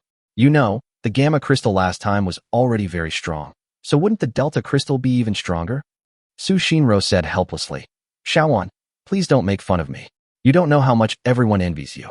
However, I am already satisfied to be able to help Brother Yu. When the other girls heard Su Shinro's words, they all lowered their heads. They blamed themselves for having such a small belly after so long. After hearing this, Chinyu comforted them. Don't blame yourselves. This has nothing to do with you. When things stabilize in the future, I promise to make sure that every one of you can get what you want. After hearing this, the girls smiled and said, Okay, Brother Yu, don't play tricks on me. That's great. I feel happy just thinking about it. Hee, I also look forward to having a little you. Chinyu nodded and said softly, Wait for me to come back. Jiang Shuer hesitated to speak, but finally mustered up the courage to say, Brother Yu, are you leaving just like that? Don't you plan to stay with us longer? Chinyu smiled evilly and said helplessly, I can't escape it after all. Come on, I'll chat with you for another 10 minutes. After hearing this, the girls were about to cheer when they felt as if a bucket of cold water was poured over them. Only talked for 10 minutes? Chinyu did not explain too much, but directly put Jiang Shuer into the dimensional space. After entering the space, they learned that the flow of time in the dimensional space is different from that in the outside world. It's about 200 to 1. After chatting for 10 minutes, Chinyu said, Okay, I really have to go this time. The girls looked at Chinyu reluctantly, but could only stand there and watch him leave. Chapter 122 Ari Upgrade. Chun Yu was not in a hurry to leave, but took out a teleportation talisman from the space and handed it to Jiang Shuer. Jiang Shuer took the teleportation talisman and asked curiously, "Brother Yu, what is this?" Chun Yu explained, "This is one of the 2 teleportation talismans. The other one is with me. If you encounter danger that you cannot solve, gather around the teleportation talisman. Just tear off the teleportation talisman and you will be teleported to my side." After hearing this, Lu Shishir said excitedly, "Great. If we miss Brother Yu, we can just teleport to him." After hearing this, Chun Yu's mouth twitched, and he said, "There is only one teleportation talisman. It is used to save your life. You can't use it indiscriminately." Chun Yu bought this teleportation talisman from the point store on the way to Longyuan base, and he spent a total of 3,000 points. Zhao Beibei took a look at the teleportation talisman and asked in confusion, "How many people can this talisman teleport at one time?" Chun Yu explained, "A maximum of 20 people can be teleported. Anyone within a 10-meter range of the teleportation talisman can be teleported over. Of course, this talisman also applies to Wushuang." Jiang Shuer put away the teleportation talisman and said seriously, "Brother Yu, please rest assured. We will not use this talisman unless it is absolutely necessary." Chun Yu nodded and said goodbye to Jiang Shuer and others. This time when going to the island country, Chun Yu brought Dr. Li, an Un, Big Head, Red Clothes, and their zombie subordinates. There are also the 2 divine beasts, Dabai and Ari. These are basically Chun Yu's strongest fighting force at the moment. This trip to the island country is a long one. Fortunately, Chun Yu possesses the ability to fly, which is much faster than driving or taking a boat. In the sky, the invisible Chun Yu was flying eastwards like a small plane. After flying for several hours, Chun Yu finally arrived at the beach. He planned to go to the ground to rest first before continuing on his journey. However, at this moment, a huge bird suddenly appeared in the clouds thousands of meters away. What the hell is this bird? Why is it so big? Chun Yu didn't hesitate at all and quickened his pace to catch up. When I got closer, I realized that it was actually a huge eagle, more than 10 times larger than an ordinary eagle. This must be a mutant eagle. Chun Yu excitedly turned on his analysis glasses and carefully checked the information panel of the eagle. Species category, mutant eagle. Level 3. Superpower, feathers all over the sky, can use feathers as arrows to attack the enemy. Lost feathers can be regenerated within 10 days. Chun Yu stared at the mutant eagle and thought to himself, "It just so happens that I can bind 3 more mutant creatures. Mutated creatures are really hard to find, so I'll just bind this eagle first." As he spoke, Chun Yu had already landed on the eagle's back. The eagle seemed to be aware of something, and suddenly turned 360 degrees in the sky and activated its special ability, Sky of Arrows. It's just a trivial skill, not worth mentioning. Chun Yu directly activated his special ability, Dragon Scale Armor. Under the effect of thick armor and invisible protective clothing, those feathers like iron sheets could not cause any harm to Chun Yu at all. Instead, it feels as comfortable as a massage. The eagle was shocked and was about to use his special ability again. However, Chun Yu had already grabbed the eagle's neck tightly. "Little chicken, stop struggling in vain and just let me bind you." The eagle's eyes suddenly widened, and it seemed very dissatisfied with the name Little Chicken. However, it had no way to deal with Chun Yu. While Chun Yu was speaking, he had already started binding the eagle. After all, this eagle is only level 3 and is not good enough in front of Chun Yu, who is level 4. In just a moment, the eagle was successfully bound by Chun Yu. Ding! Congratulations to the host for successfully binding a mutant creature. You can also bind 2 more mutant creatures. The bound eagle turned around and said devoutly, "Master, I, your little chicken, am at your service." Chun Yu was no longer invisible. He passed the location information of the island country to the eagle's consciousness, then sat on its back and said, "From now on, I'll call you Little Eagle. Little Eagle, fly toward the island country." "Yes, master." The little eagle flapped its wings that covered the sky and flew towards the island country. Chun Yu sat directly on the eagle's back and enjoyed the delicious food. Although I can fly faster than the eagle, but how could it be as convenient and comfortable as it is now?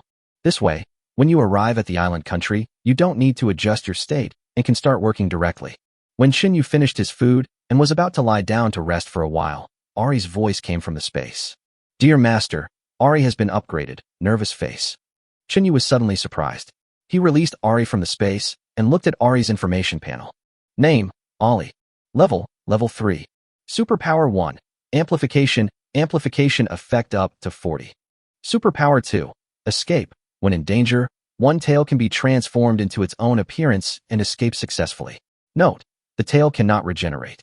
Apart from that, the biggest change is her appearance, because now she looks more mature than before. And, even bigger.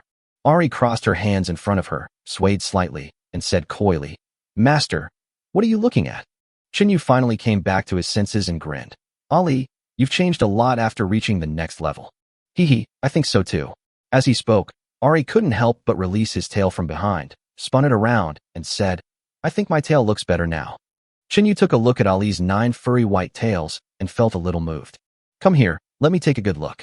After hearing this, Ari shyly put away the extra tails, leaving only 2. The little eagle who had just been subdued by Chinyu shook his head helplessly. He seemed to want to complain about something, but didn't dare to say anything. After a day's flight, Chinyu and others finally arrived at the island country. The little eagle slowly landed on the beach and crawled on the ground. Chinyu jumped off the eagle's back and released Dr. Li and others from the space. Dr. Li stretched and yawned. "Finally here. I've been eating and sleeping these past 2 days. It's so boring." Ari glanced at Chinyu and said with some resentment, "I have had a very interesting time these past 2 days, but my tail is a little uncomfortable." The man in red looked around and said in surprise, "Everyone be careful. Why do I feel like there's a powerful zombie staring at us?" Chinyu knew that Hong Yi's senses were very sensitive, so he took out a large number of hot weapons from the space and said, "As I expected, the zombies in the island country should be more powerful than the zombies in Daxia. But don't worry, all the fear comes from lack of firepower. Now, I will give you some firepower assistance." Chapter 123. Subdue a level 5 underground zombie. After hearing this, everyone hurriedly picked up the hot weapons on the ground. Even the 60 zombies, under the control of Big Head and Red Clothes, picked up rifles, rocket launchers, and other weapons. Chinyu took out the Barrett sniper rifle and turned on his analysis glasses. After looking around, there seemed to be no zombies nearby. Chinyu couldn't help but mutter to himself, "Why aren't there any zombies? This is impossible, isn't it?" Chinyu thought about it and expanded his observation range a little bit. Only then did they discover that several containers thousands of meters away were densely packed with zombies. One of the zombies was looking at him through a telescope. Chinyu was slightly surprised. Zombies who know how to use telescopes have become very smart and are at least at the level of zombie generals. Chinyu began to analyze the zombie using the telescope. Zombie level 4 zombie general. Chinyu took another look at the other zombies. Most of them are level 1 and level 2 zombies. There are also 2 level 4 corpse generals. Chinyu couldn't help but complain. Could it be that the corpses have learned to form a group? After carefully observing the zombies, Chinyu retracted his gaze, turned to look at Hong Yi, and said, "Hong Yi, you just said that you felt a powerful zombie. Is that zombie a level 5 zombie king?" The man in red shook his head and said, "I don't know what level this zombie is, but I know its ability should be no less than mine. In this case, the zombie has at least reached level 5, or even level 6. It should be like this. Otherwise, I wouldn't have a sense of crisis. I never thought that you, Hong Yi, could actually sense the powerful zombies around you. I don't know when I acquired this ability." Although Chinyu and the man in red were chatting and laughing, he was closely observing the zombies in the distance. After all, level 4 zombies are rare in the entire Daxia. And apart from the red-clothed man under his control, he had never seen another level 5 corpse king. I had just arrived at the island country, and I had already seen 3 zombie generals. It is even very likely that there is a level 5 corpse king hiding in the dark. Of course, this is also related to the mysterious power of Daxia. Most of the zombies were attracted to a certain place by that force. There are too few zombies left, which results in a very slow zombie upgrade. Chinyu kept looking around, trying to find the zombie hiding in the dark. Suddenly, as if he had thought of something, he shouted to everyone, "Everyone, be careful where you step. That zombie is probably hiding underground." Before he finished speaking, a level 3 zombie bound by Chinyu was suddenly dragged underground. Everyone subconsciously looked at the 3rd level zombie and was immediately shocked. I saw that there was a pit like a sewer where it was originally located. Dr. Li couldn't help but shout, "What the hell is going on? Is there a monster that can burrow underground?" Chinyu said solemnly, "I just took a look at the zombie. It's a 5th level zombie king, and its ability is to burrow underground." After hearing this, everyone pointed their guns at their feet, as if waiting for the zombies to show up again. Chinyu thought about it and decided to put everyone into the space first. After all, they can't do anything here. Hong Yi seemed to have guessed Chinyu's thoughts and took the initiative to say, "Master, please leave me here. It and I are both level 5. Even if it drags me underground, it won't be able to kill me for a while. Moreover, I can provide you with vision. After hearing this, Chinyu thought it was a good idea. He then took all the others into the space, leaving only the man in red, and hid his own figure. At the same time, the underground zombies were suddenly stunned and couldn't help but mutter to themselves. What happened? Why did they suddenly disappear? The underground zombie's eyes peeked through the thick mud and carefully observed the situation on the ground, but he only saw the person in red. Humph, you guys should be invisible, right? The underground zombie said jokingly. Do you think you can deal with me like this? Then I will deal with this beautiful lady in red first, and then I will slowly deal with you guys. The underground zombie no longer hesitated and rushed towards the man in red. Suddenly, a pair of rough hands came through the mud, grabbed the slender and smooth ankles of the woman in red, and dragged her underground. The man in red was not surprised at all, but calmly activated his special ability, lightning confinement. The underground zombie seemed to be frozen in place and could not move at all in an instant. Based on the vision obtained by the red-clothed man, Chinyu jumped into the underground from the location where the red-clothed man disappeared. All I saw was a lot of densely packed passages underground. It looks like they were dug by underground zombies. Chinyu quickly came in front of the man in red. At this time, the underground zombies have recovered and are ready to escape. Where are you running to? Chinyu directly used a bolt of lightning to hit the back of the underground zombie, shocking it to the point of being dizzy. Then he put it and the red clothes into the space. After arriving on the ground, Chinyu submerged his consciousness into the space and bound himself to the underground zombie.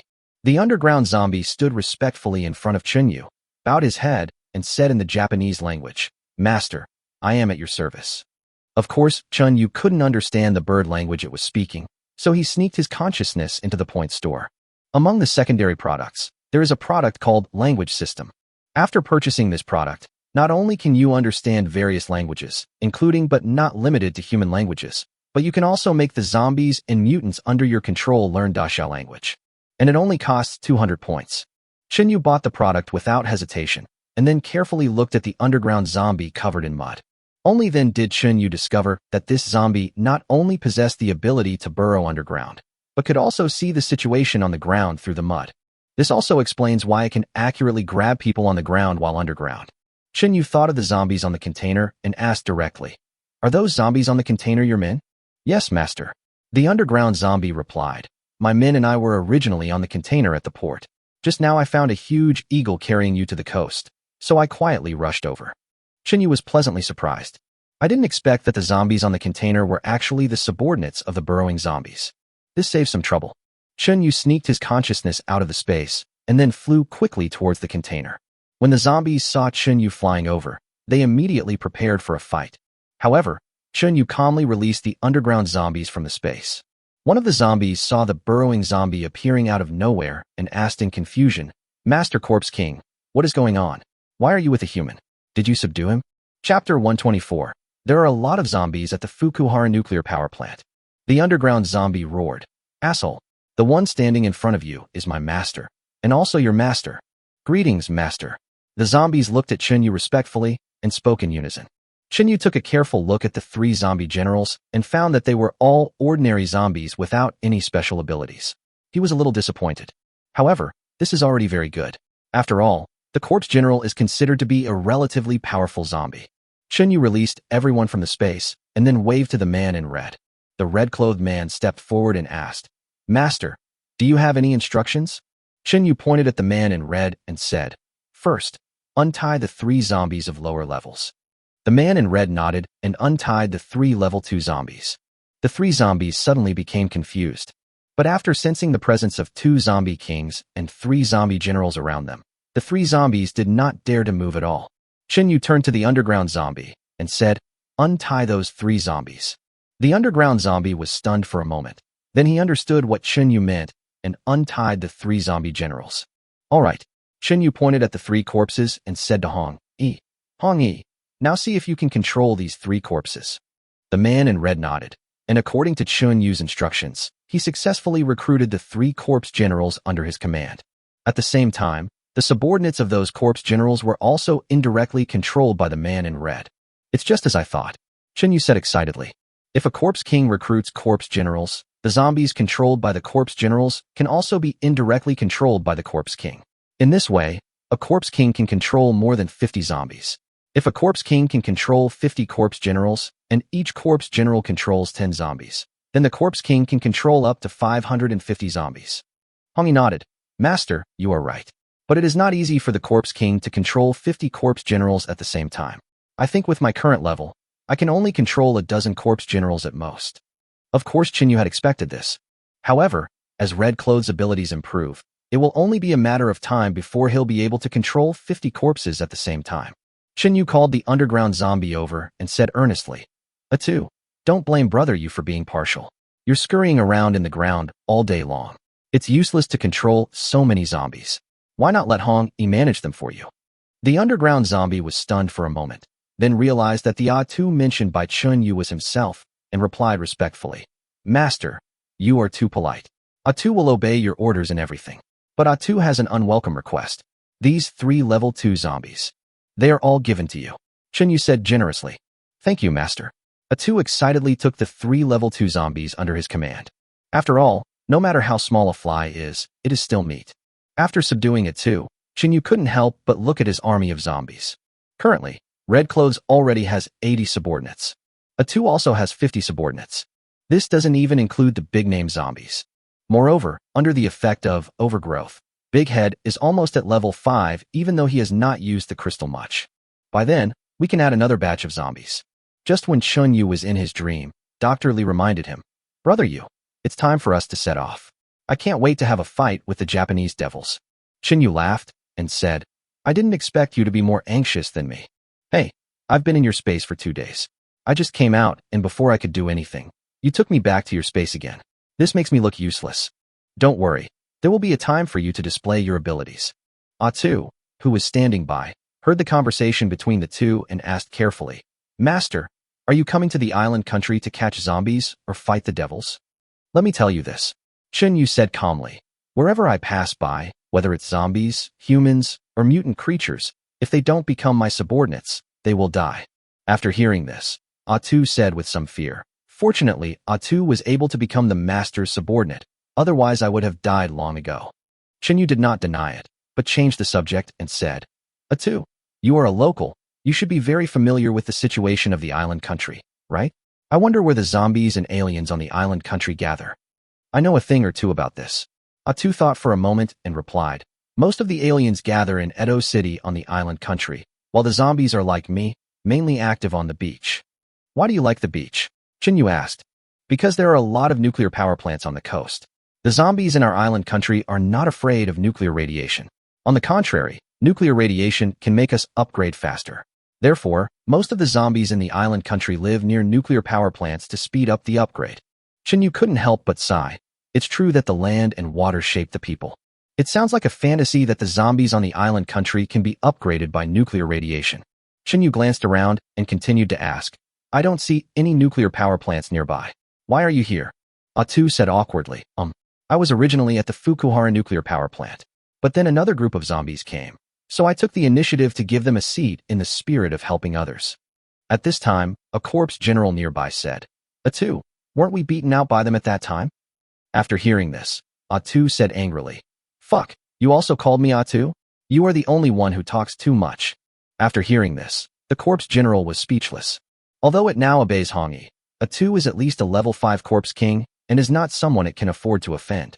After hearing this, Chinyu said impatiently, Atu, hurry up and take me to the Fukuhara nuclear power plant. Yes, master. Atu immediately became interested. At the same time, it clenched its fists and couldn't help but whispered, I, Atu, have a great reputation in my life, but I was beaten up by 2 female corpse kings. Humph, this time the master is here. I wonder if you dare to be arrogant again. This time, Chinyu did not choose to fly, but drove. This way, you can still gain something along the way. At the same time, Xiaoying was sent into the air by Chunyu so that he could check the situation ahead in advance. The group was not in a hurry and drove the bulletproof car slowly towards the Fukuhara nuclear power plant. Along the way, we encountered dozens of scattered zombies. But Chunyu didn't need to take action, as Datu and Atu's men dealt with the zombies. After driving for an hour, they finally arrived at the bustling area of the city. Chunyu's eyes swept across the tall buildings and he shouted in a deep voice, Stop the car. Hong-yi stepped on the brakes gently, turned around and asked, Master, why did you stop suddenly? Chunyu said calmly, There are quite a few Japanese people in the tall building ahead. Moreover, someone has set their sights on us and is aiming at us with a sniper rifle. Hongi's beautiful eyes suddenly turned cold, and she whispered, "How about letting Hongi kill them?" "Need not." Chunyu's body was slowly covered with a thick layer of armor, and he took out the Barrett from the space. "They are still a little too young to fight me." As he spoke, Chunyu jumped out of the car and aimed at a sniper on a tall building. Chapter 125, Shota, I'm gonna beat the shit out of you. On a high-rise building about 1,500 meters away from Chunyu, a sniper aimed at the vehicle where Chunyu was. He had intended to wait until the vehicle got closer before shooting. Unexpectedly, Chunyu actually ordered all the vehicles to stop. The sniper was surprised and said, "Hey, they actually stopped. Did they discover us?" Around the sniper, there was a group of islanders holding various hot weapons. One of the Japanese with a mustache asked, "Aren't you too cautious? How could they find us from such a long distance?" While they were talking, Chunyu had already gotten out of the car and aimed at the sniper. "Not good," the sniper said in surprise. "They are aiming in our direction. It seems they have really discovered us." "Impossible." The man with the mustache took a telescope and looked out the window, saying, "Our glass is one-way glass. They can't see us even if they have clairvoyance. At this point, we can only kill them first." As soon as he finished speaking, the sniper pulled the trigger. Chunyu sneered and then pulled the trigger. However, Chunyu's Barrett's power has already been greatly enhanced under the effect of firepower enhancement. The bullet fired by Barrett directly shattered the bullet from the opposite side. But it didn't stop and continued to shoot at the sniper's head. Bang! The sniper's head exploded like a watermelon hit by a bullet. Red and white instantly splashed all over the faces of the people around. As Chunyu was reloading his bullets, he muttered to himself, "You're far from being good enough to play a sniper match with me." Before the Japanese people could react, Chunyu fired a second shot. Bang! Another islander's head was shattered by a bullet. "We are no match for him. Run." The man with the mustache knew that he had met a tough opponent, so he ran towards the shelter in the basement. "Huh, where are you running to?" Chunyu directly turned on the perspective function and maximized the power of firepower boost. The bullet penetrated the concrete wall and directly killed an islander who was behind the wall. The mustache man was terrified, and he trembled as he muttered to himself, "What? That guy not only has clairvoyance, but also X-ray vision? Also, what kind of gun did he use? How can it penetrate a wall?" Chunyu was like a gamer with cheats on, ignoring obstacles and shooting in the head every time. In a short while, all the Japanese devils in the entire building were cleared out. Chunyu put away his sniper rifle and shouted to everyone, "The firepower point on the opposite side has been destroyed. The remaining ones are some Japanese people who only have cold weapons. Everyone, follow me and kill them." All vehicles drove forward at full speed. After a while, I arrived downstairs. Chunyu looked around and said to everyone, "Big Head, Atu, Hong-yi, take your men to search the nearby tall buildings. First turn those islanders into zombies, and then take out their crystals." Atu nodded repeatedly and said, "Don't worry, master. I will make those devils die in agony." Datu also nodded vigorously. "Master, please rest assured, I will make those devils live a life worse than death." Only the man in red said nothing, but showed everything on his face. Chunyu looked at Big Head, who was about to level up, and said calmly, "Big Head, just absorb the zombies you caught yourself. It should help you reach level 5. "Thank you for the reward, master." Big Head was overjoyed and was the first to rush to the nearby building. Atu looked at Data's figure and said helplessly, "No one is competing with you for it." Afterwards, he took his men to another building. Chunyu glanced downstairs, then raised his eyebrows and said to Dr. Lee and others, "Let's go. Follow me to the underground shelter. There are still many Japanese people in it." "It's finally our turn to take action." Dr. Lee pulled the safety of AK, unable to wait any longer. Everyone followed Chunyu and went down the stairs to the underground. After a while, everyone arrived at the basement. At this time, the basement has been transformed into a simple shelter. The walls of the shelter are made of 20-centimeter thick steel plates. Chunyu turned on his analysis glasses and scanned the wall, finally finding the weak part of the shelter in a corner. Humph! The strength of this shelter is far inferior to that of Longyuan base. Even compared to a Yuan community, it is still far behind. As he spoke, Chunyu kicked hard at the weak part of the wall. Boom! The 20-centimeter thick wall collapsed, revealing a hole large enough for a person to pass through. Who is it? The people in the room had already heard the noise outside. Originally, they thought it was zombies coming following the smell. But unexpectedly, the person who came into view was a yellow-skinned Oriental man. What shocked them the most was that the wall made of steel looked like paper in front of Chunyu. However, the Japanese in the room reacted quickly and surrounded them immediately. One of the one-eyed island men shouted, "Who are you? Why did you attack our shelter?" Chenyu snorted coldly, crossed his arms, and said, "Today I will let you devils die knowingly. I am from Daxia, and I am here to kill you." "Asshole," another fat man said fiercely. "How dare the little Daxia people come to our island country and act wildly?" The one-eyed man looked at the fat man and warned him seriously, "Shota, be careful. This man looks unusual. He should be an alien." The man named Shota rolled up his sleeves and said nonchalantly, "This guy just looks a little stronger. But compared to my strength, Shota, he is still a little tender." Chenyu laughed and couldn't help but mocked. "Your name is Shota? Today I will beat the shit out of you. Damn it. How dare you insult me? You're courting death." Shota bent over and rushed towards Chenyu angrily. Even though Shota is fat, he is not slow at all. Chenyu was not at all panicked, because he had already observed this man named Shota. He's just a level 2 mutant. Moreover, the type of supernatural power is also very useless. It is just a body with no strength. To deal with him, you don't need any superpowers. Chenyu shook his hand, and a big knife appeared in his hand. Then, he rushed towards Shota at high speed. Phew. No one in the room could see what was happening before Shota was cut in half. Red and yellow instantly flowed all over the ground. Oh. Shota let out a scream and no longer had the strength to fight. Chenyu took Xiangta into the space and absorbed the supernatural powers in his body. The one-eyed man looked at the scene in disbelief and roared, "Everyone, follow me." A group of islanders picked up their weapons and surrounded them in an instant. Chenyu calmly snapped his fingers and said softly, "Time stands still." Suddenly, everyone in the room immediately stood still. Even the air seemed to freeze. "Brother Yu, don't worry, it's our turn," Dr. Li shouted and entered the room with AK in hand. Chapter 126. Dr. Li, what did you use to massage my shoulders? The others followed closely behind Dr. Li, pointing their weapons at the Japanese.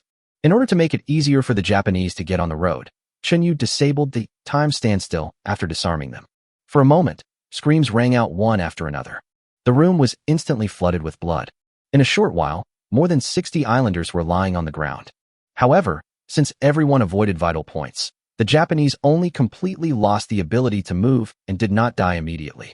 Chenyu looked at the one-horned zombie and the 2 electric zombies and said, "It will be your turn to clean up the battlefield from now on." After hearing this, the 3 zombies pounced on the Japanese on the ground in ecstasy. Also a hero following Chenyu. The one in red has already reached level 5. Even Dong Wushuang is already level 4. And they are only level 3. This made the 3 of them feel a little embarrassed. Of course, this is also Chenyu's fault for allocating most of his resources to the 2 beauties. Just as the one-horned zombie was about to feast on the food, the one-eyed man, a second-level mutant, bared his teeth and shouted, "Stop! If you kill me, Lord Awahara Rhea will never let you go." Chenyu walked up to the one-eyed man, lowered his head slightly, and asked, "Who is Awahara Rhea?" "He is the deputy leader of our Dark Knight organization, a level 4 mutant. All of you will only get beaten in front of him." Chenyu took out a long knife and said coldly, "Tell me the location of the Dark Knight organization." Forget it. If you know what's best for you, just let him go, ah." Before the one-eyed man could finish his words, Chenyu chopped off one of his arms with a knife. "You have one more chance. Next time, it'll be your neck that I'll chop off." I'll tell you. One Eye painfully pulled out a map from his pocket, pointed at one of the bases and said, "The Dark Knight organization is in the Sakura base, but to enter it you must." Snap. So much nonsense. Chenyu chopped off the one-eyed man's head with one knife and absorbed all his supernatural powers. Dr. Li, who had been listening to the conversation between the 2, asked in a low voice, "Brother Yu, why don't you let him finish telling you how to enter the Sakura base before killing him? This guy just keeps saying nonsense like I have to rely on him to enter the base in order to survive. His methods are useless to me." Chenyu looked at Dr. Li, squinted his eyes and smiled. "Because I, Chenyu, have 100 ways to enter the Sakura base." Dr. Li smiled and said with some admiration, "Brother Yu is worthy of being my Li Ku's man. He is indeed strong and confident." Then, Dr. Li seemed to have thought of something and asked tentatively, "Brother Yu, should we go help Hong Yi and the others?" "No, those people are not strong enough to cause harm to Hong Yi and the others." Chenyu stretched and said calmly, "Let's take a rest first and wait for Hong Yi and the others to come back before continuing to the Fukushima nuclear power plant." Dr. Li smiled and nodded. "I heard from Atu that there are 2 zombie kings and more than a dozen zombie generals in the Fukushima nuclear power plant. There are even more second and third level zombies. They are much stronger than tens of thousands of ordinary people. Yeah, I'm really looking forward to it. There's something I can't figure out. Dr. Lee restrained his smile and said in confusion, "Where did those zombies in Daxia go?" A trace of solemnity flashed across Chun Yu's eyes, and he said in a deep voice, "On the way to the island country, I observed the situation on the ground, but I didn't find any high-level zombies. I didn't even see a large-scale group of zombies." After listening to Chun Yu's point of view, Dr. Lee did not deny it. "Brother Yu, I don't think those zombies have disappeared. They should have gone to hide somewhere. Maybe that's the case." Chun Yu looked at the people around him and said faintly, "But I have a hunch. When these zombies appear again, they may be much stronger than before. That's why I'm in a hurry to come to the island country to continue to strengthen my strength." "Okay, don't think too much." Dr. Lee changed the subject and smiled. "Brother Yu, you've worked hard on this journey. I'll help you massage your acupuncture points to relax you." "That's a good idea." Chun Yu took a break from his busy schedule and turned to walk upstairs. Upstairs, Chun Yu lay comfortably on the sofa, with Dr. Lee massaging his shoulders behind him. "Brother Yu, how about this strength?" Dr. Lee leaned over to Chun Yu's ear and spoke softly. "Not bad." Chun Yu closed his eyes and couldn't help but admire. "You are worthy of being a doctor who understands the acupuncture points of the human body. Your massage skills are getting better and better." "Hey, but of course, I learned this just for you." As he spoke, Dr. Lee couldn't help but increase the intensity of the massage. At the same time, a pair of slender hands with body fragrance fell on Chun Yu's temple and began to scratch his eye sockets. "Hey, how do you manage to massage my temples and shoulders at the same time? Could it be that the thing on my shoulder is?" "You know the answer, but you still ask."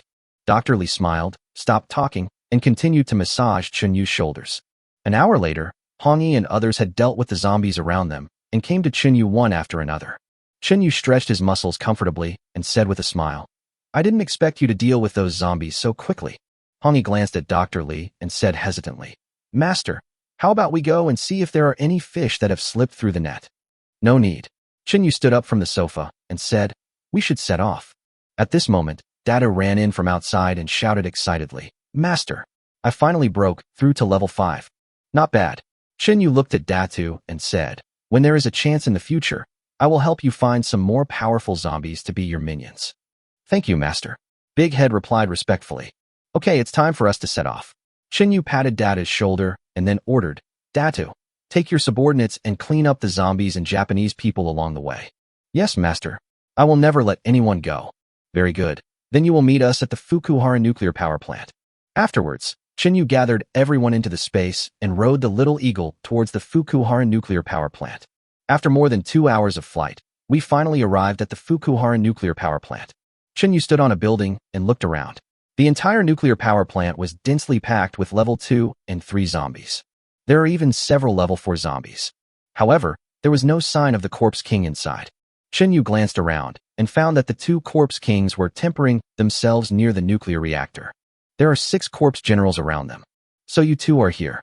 Chun Yu released everyone from the space and said calmly, "I'll leave these zombies outside to you. Should be no problem, right?" Everyone nodded one after another and did not think it was a difficult task.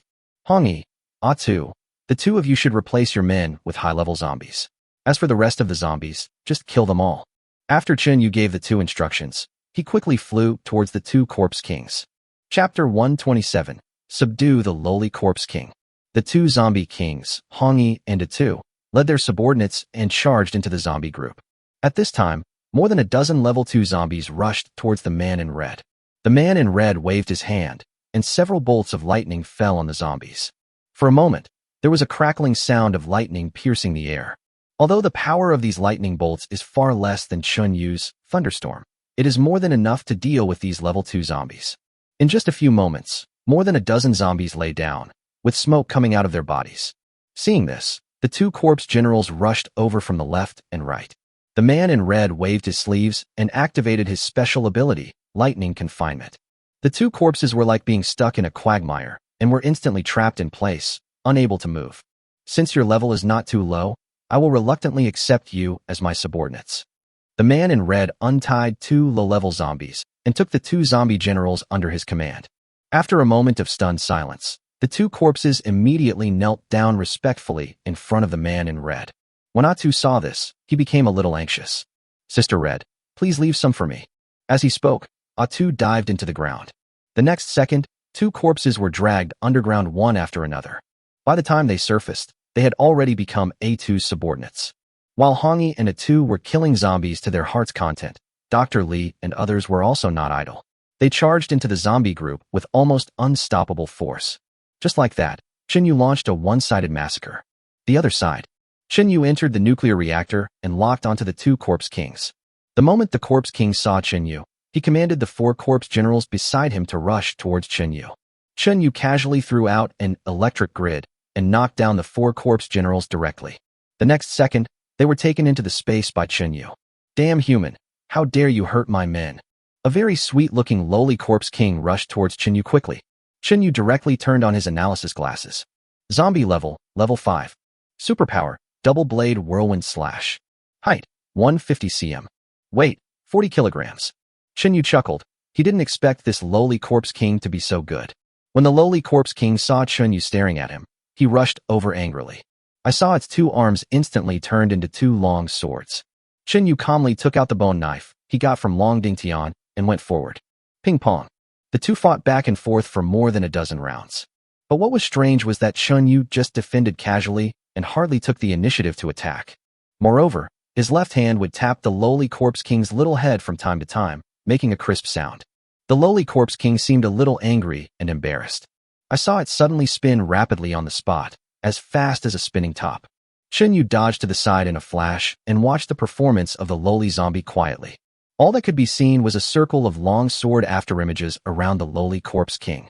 Wherever it went, iron rods, metal tools, etc. were all cut in half. Chinyu did not launch an attack, but instead relied on his flexible movement to dodge the attacks time and time again. Seeing that his attacks failed again and again, the lowly corpse king launched his own ultimate move. It was like an arrow shot from a bow, spinning and shooting towards Chinyu.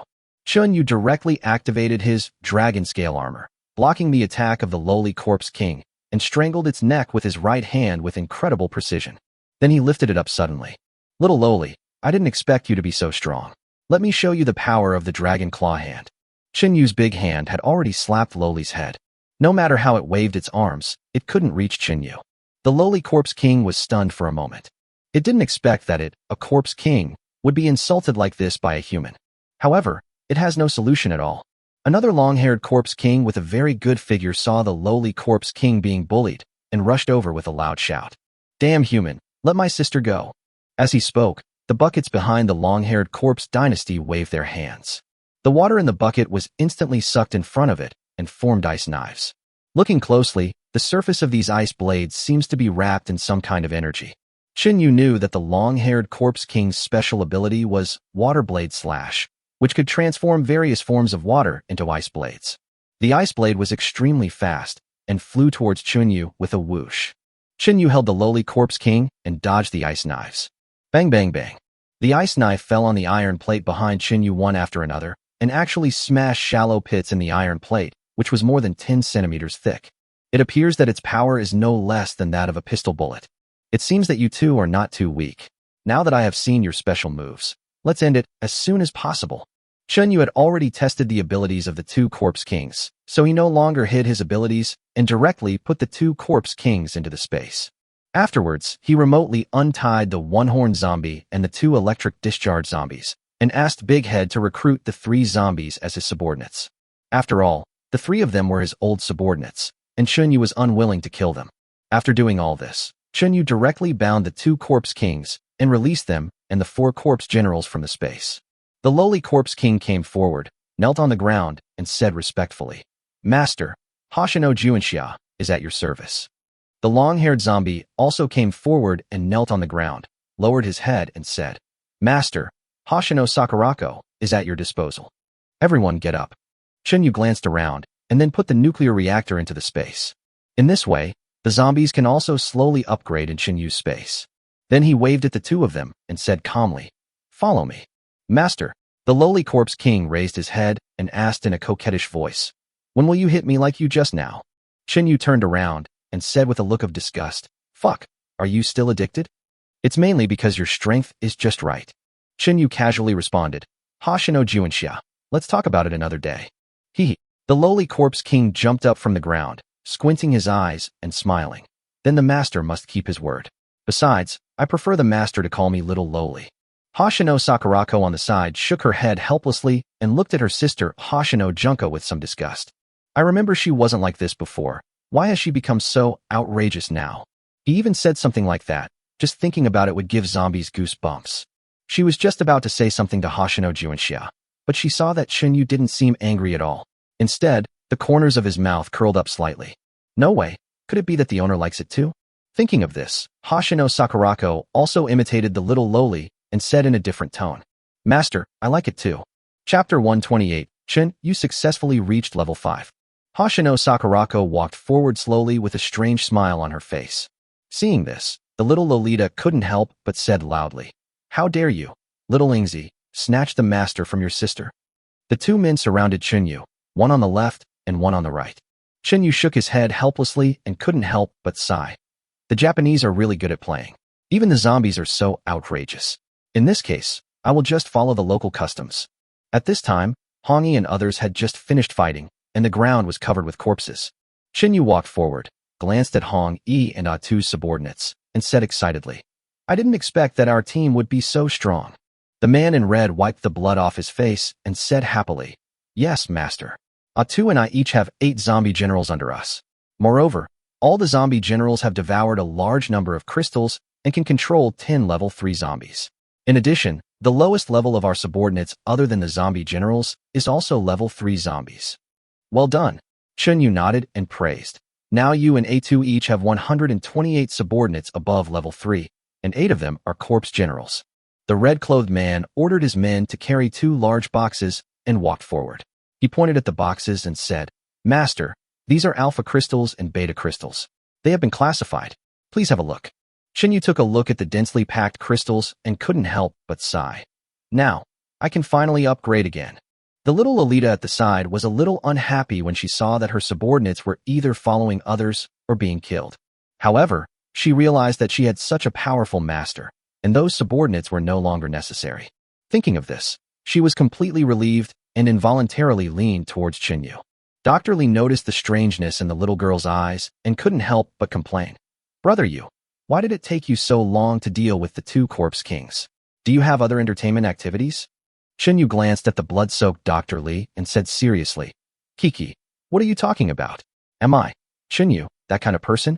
If you don't believe me, ask Hongi. Hongi glanced at the shy expression on the little Lolita's face, then looked at Chinyu and said, The master really didn't have anything happen between me and Wu Shuang. But he often takes advantage of us. Last time, he even peeked at me taking a bath. Hongi, please don't slander me. I didn't slander the master. Hongi covered her mouth and laughed. I saw the master, but I didn't point it out. At this time, the little Lolita interrupted and said, Speaking of taking a bath, I haven't taken a bath for a long time. I didn't think it was a big deal before, but now that I'm with my master, I want to stay clean and stay with him. I want to take a shower too. Hoshino Sakurako said with anticipation. I'll talk to you later. Chinyu waved his hand, called everyone over, and looked at them one by one. At this time, the little eagle's feathers were more than half bald, and it was obvious that it had used sky of arrow feathers a lot. Chinyu took out some crystals from the box and handed them to Xiaoying. He patted Xiaoying's bald head and said, Xiaoying, you did a good job. These are for you. They are enough for you to upgrade to level 4. The little eagle was only level 3 at this time, but the lowest crystals were at level 2, which was enough for it to upgrade. At this time, Dabai, who was clean and tidy, came forward and said with a grin, Master, can you give me some crystals too? Chinyu glanced at Dabai and pretended to be angry and said, You are so clean. Are you lazy again? It's unfair. Dabai said with a wronged look on his face. I have dealt with quite a few zombie generals. Xiaoying echoed, Sister Dabai is right. I can only deal with some level 2 and 3 zombies, but Sister Dabai can easily deal with zombie generals. She can make them dizzy with just a wink. Okay, I'll give you some crystals too. Thank you for the reward, Master. I am willing to go through fire and water for you.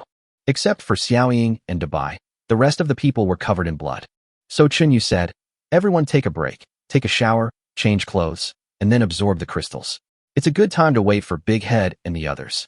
Chinyu simply took the 2 sisters Hongyi and Xingye, as well as Ari who had been attached to him, into the space, and prepared a swimming pool and a large number of crystals for them. And Inan was taken by Chinyu to another space. At the same time, a large amount of crystals were prepared for her. As for Atu, Since he burrows in the soil all day long, there is no need for him to take a bath. All he needs is crystals. At this time, Dr. Li came up and shook Qin Yu's hand, saying softly, "It's time for us to enter the dimensional space and rest." "That's exactly what I meant.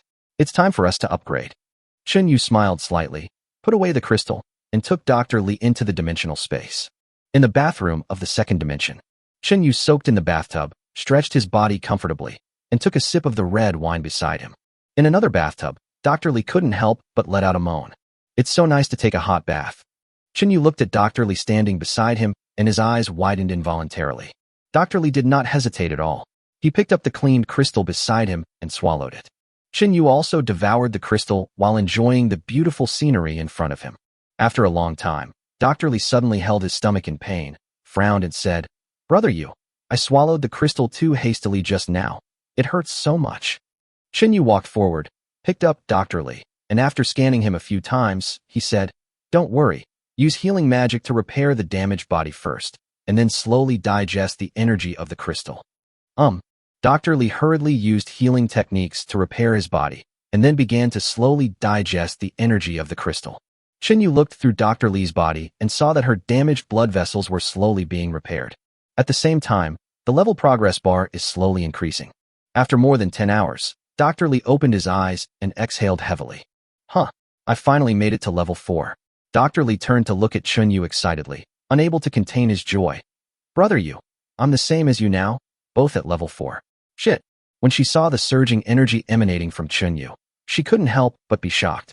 "Brother Yu, are you already level 5? Is it difficult to reach level 5? Qin Yu said, patting Dr. Li's head gently. "When did it happen?" "Just now." Dr. Li couldn't help but sigh. It's true that comparing yourself with others will make you feel pissed off. However, she quickly accepted this fact, looking around, and said, "I think the reason I upgraded so quickly is mainly related to this magical space. Here, not only does time seem to slow down, but I also feel very safe." Of course. Qin Yu looked down at the naked Dr. Li and said with a smile, "I am now at level 5, and I can slow down time by up to 300 times. That means if 300 hours pass in space, it will only be 1 hour outside." "Wow, that's great." Just as Qin Yu was having a pleasant conversation with Dr. Li, a group of powerful mutants were heading towards the Fukuhara nuclear power plant. Chapter 129. Qin Yu inspects the 4 people in red. A few hours later, Qin Yu stretched and said, "It's been so long. I wonder how Hongyi and the others are doing." Dr. Li blinked his eyes and said with a chuckle, "Why don't we just go and take a look? Alas, it's a pity that my body can only enter the dimensional space, not the alien space." But Qin Yu smiled evilly and continued, "My consciousness can enter another dimension." As he spoke, Qin Yu submerged his consciousness into the different space. At this time, the 4 people in red had arrived at the swimming pool and were preparing to take off their clothes. This is because Qin Yu stayed in the dimensional space for more than 10 hours, but only a few minutes passed in other places. The little girl looked around and said excitedly, "Wow, the master's space is so big. It feels much bigger than the entire island country." Of course, the man in red said with a smile as he took off his red coat, "Master's space is bigger than the entire blue planet." After hearing this, the little girl raised her head and asked, "Really? Then why doesn't the master take the entire blue planet into his space? Wouldn't the master be invincible then?" That's because the master's mental power is not that strong yet. It's still not realistic to put the entire blue planet in there." "I see." The little loli seemed to be thinking about something and began to take off her JK uniform and thin white stockings. After a while, a good figure that did not match her face appeared in front of Qin Yu. However, just as the little girl was about to jump into the pool, she suddenly stopped. The girl in red sat by the pool, stretched her long and straight thighs into the pool, and teased the clear water. That perfect figure appeared in front of Qin Yu without reservation. Seeing that the other 2 did not move, Hongyi turned around and asked, "Chuanxia, Ingzi, Ollie, why don't you 3 come in? Are you afraid that the water will be cold?" The little girl shook her head and said worriedly, "Sister Red, why do I feel like there's a pair of eyes staring at me?" The man in red chuckled, sank into the water, and said, "Think about it. Who controls this space? I guess it must be the master who came to inspect the work again. I'm used to it." The little girl thought about it, and then said excitedly, "I understand. The master must be worried that something unexpected will happen when we absorb the crystals, so he has been watching us in secret. The master is so kind." After hearing this, Hoshino Sakurako shook her head and said, "Sister, You are so naive. If you were sold, you would probably count the money for others. However, since it is the master's space, there is nothing to worry about. After all, it is our honor to be appreciated by the master. Hoshino Sakurako took off her clothes without any hesitation and slowly entered the pool. Wait for me. The little girl also jumped into the pool with a splash. Hongi looked in a certain direction, smiled bitterly and sighed. Every time the master just looks at me. Oh, how great it would be if I were not a zombie. Then I could be like Dr. Lee and the master. Ari was in no hurry to enter the pool. I don't know where she found a bottle of red wine and 4 wine glasses. Then she took off her clothes and jumped into the water, sharing the red wine with the other 3. There were 4 people in the pool, each with a different body shape. The woman in red is tall and has fair and delicate skin, just like a peerless beauty who walked out of an ancient painting. Of course, the most attractive thing is her somewhat exaggerated figure. Hoshino Sakurako is a little over 1.6 meters tall, which is considered a medium height for an island girl. However, she has a feeling of being delicate, shy, and dependent like a little bird. The sweet-looking little Lolita, although a head shorter than the girl in red, has the same unique features as the girl in red. It looks like a unique flavor. Of course, there is also the very charming-looking Ari. Not only does she have a face that could bring disaster to the country and the people, but she also seems to exude a unique charm. Even the 3 people in red couldn't help but want to take a few more glances. 3 corpse kings and a 9-tailed fox were drinking red wine in the pool and devouring crystals. It was so comfortable. And Ari is just like usual. When she is happy, she will grow 9 tails. The little girl next to her gently stroked the furry fox tail and asked curiously, Sister Ollie, your tail is so beautiful. But why are both tails almost bald? Ollie blushed immediately and said embarrassedly, This is because the master dragged me too many times, so I became like this. Dragged by the master? The little girl couldn't help swallowing her saliva and said with some fear, Sister Ollie must have made a mistake, so she was punished by the master. As she spoke, the little girl looked at her twin ponytails and whispered, But I also want such a punishment. While Chunyu was inspecting, the 4 people, 3 aliens from the island country had already approached the Fukuhara nuclear power plant. One of the muscular men looked at the densely packed zombie corpses in front of him and said in surprise, What on earth is going on? How come all these zombies are dead? Could they have been killed by those 2 corpse kings? Said another thin man. It's very likely.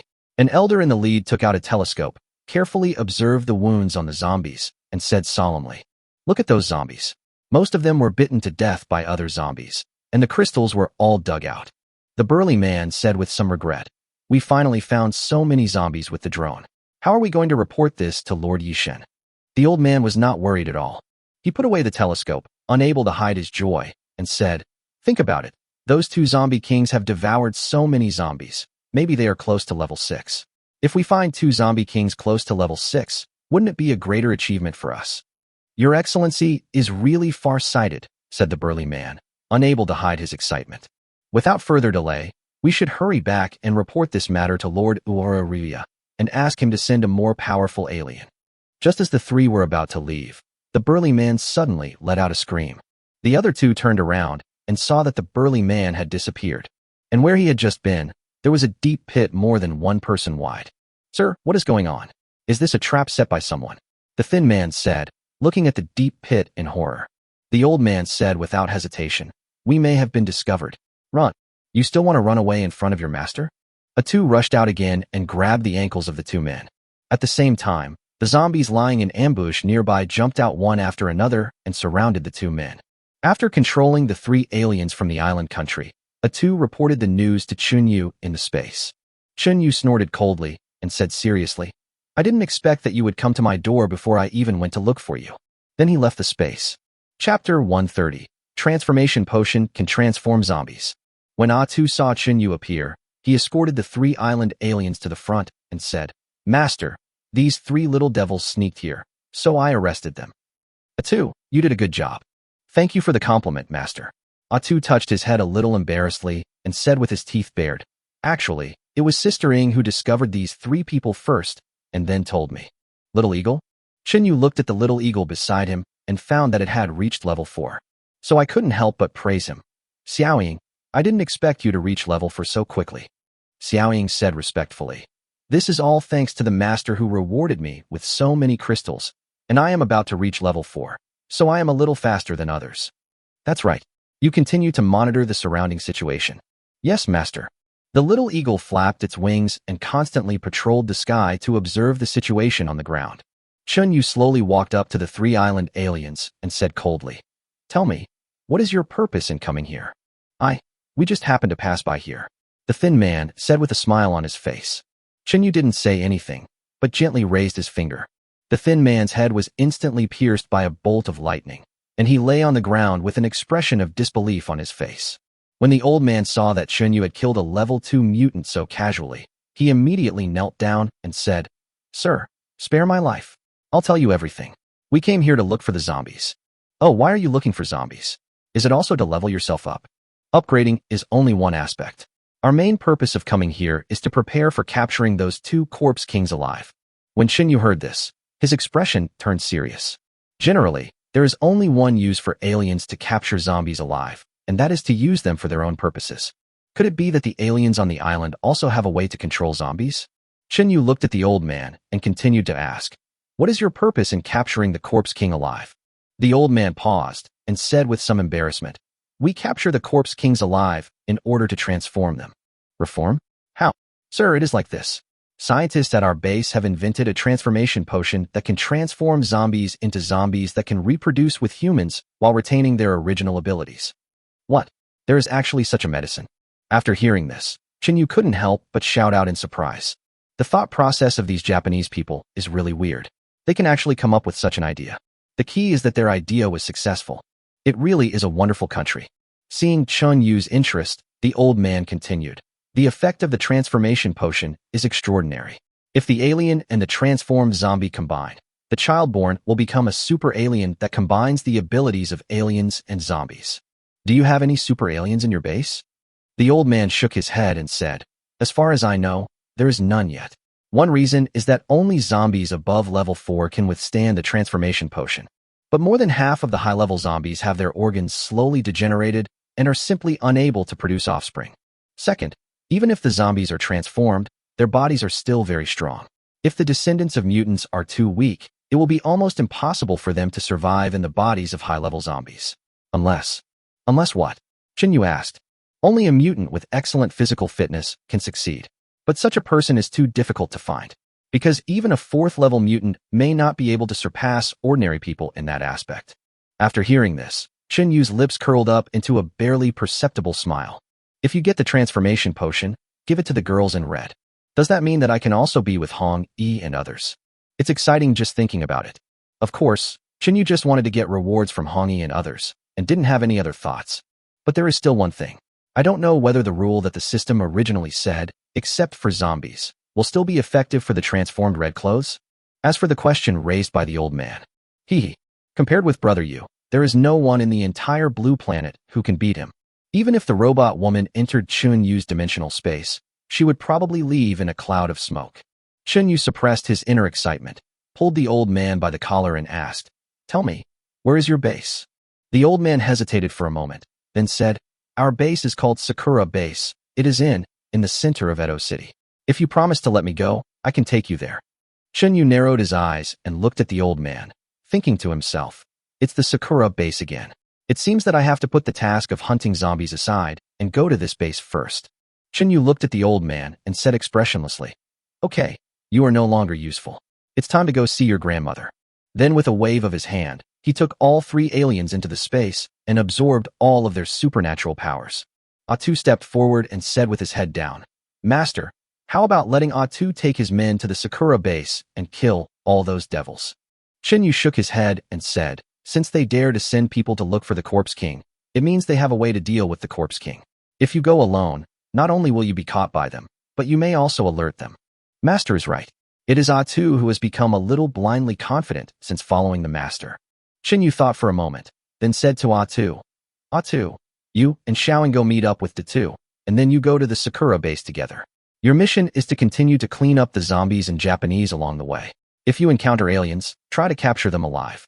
Chun Yu has now reached level 5, and his strength is quite terrifying. It would be a waste of talent to deal with those zombies and low-level mutants. To save time, the best way is to act separately. Atu nodded and said confidently, "Master, please rest assured that we will not let you down." Afterwards, Atu led his men to meet Datu. Dabai, Xiaoying, you two should go together. Yes, master. Dabai turned over and jumped onto the back of the little eagle and soon disappeared into the sky. After Dabai and others left, Chinyu also hid his whereabouts and flew towards the Sakura base. At this time, his fastest flying speed had already reached twice the speed of sound. In extreme conditions, it can fly 40 kilometers in 1 minute. After only a few minutes, Chinyu arrived above the Sakura base and turned on the analytical glasses. I saw that the scale of the entire base was about the same as that of Longyuan base, with 3 floors above ground and 1 floor underground. But what is different from the Longyuan base is that there are many powerful aliens here. There are more than 20 mutants on the 3 floors alone. In the core area of the underground, there are even 5 level 4 mutants. It seems that the increase in the number of zombies on the island does have certain benefits, as it allows mutants to upgrade faster. After finding out the situation of the base, Chinyu quickly flew towards the gate of the base. Chapter 131, I Just Want to Be a Dog for Adults. At the entrance of Sakura base, several guards were chatting leisurely. One of the tall guards said somewhat dissatisfiedly, "Hey, we are all human beings. Why can we only guard outside? If we encounter powerful zombies or aliens, it will be troublesome.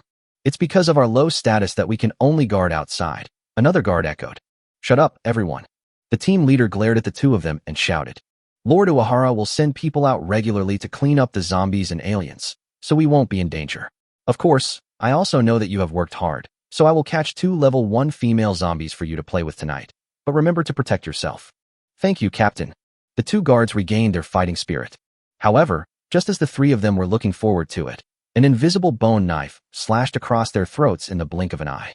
Of course, all this was done by the invisible Chinyu.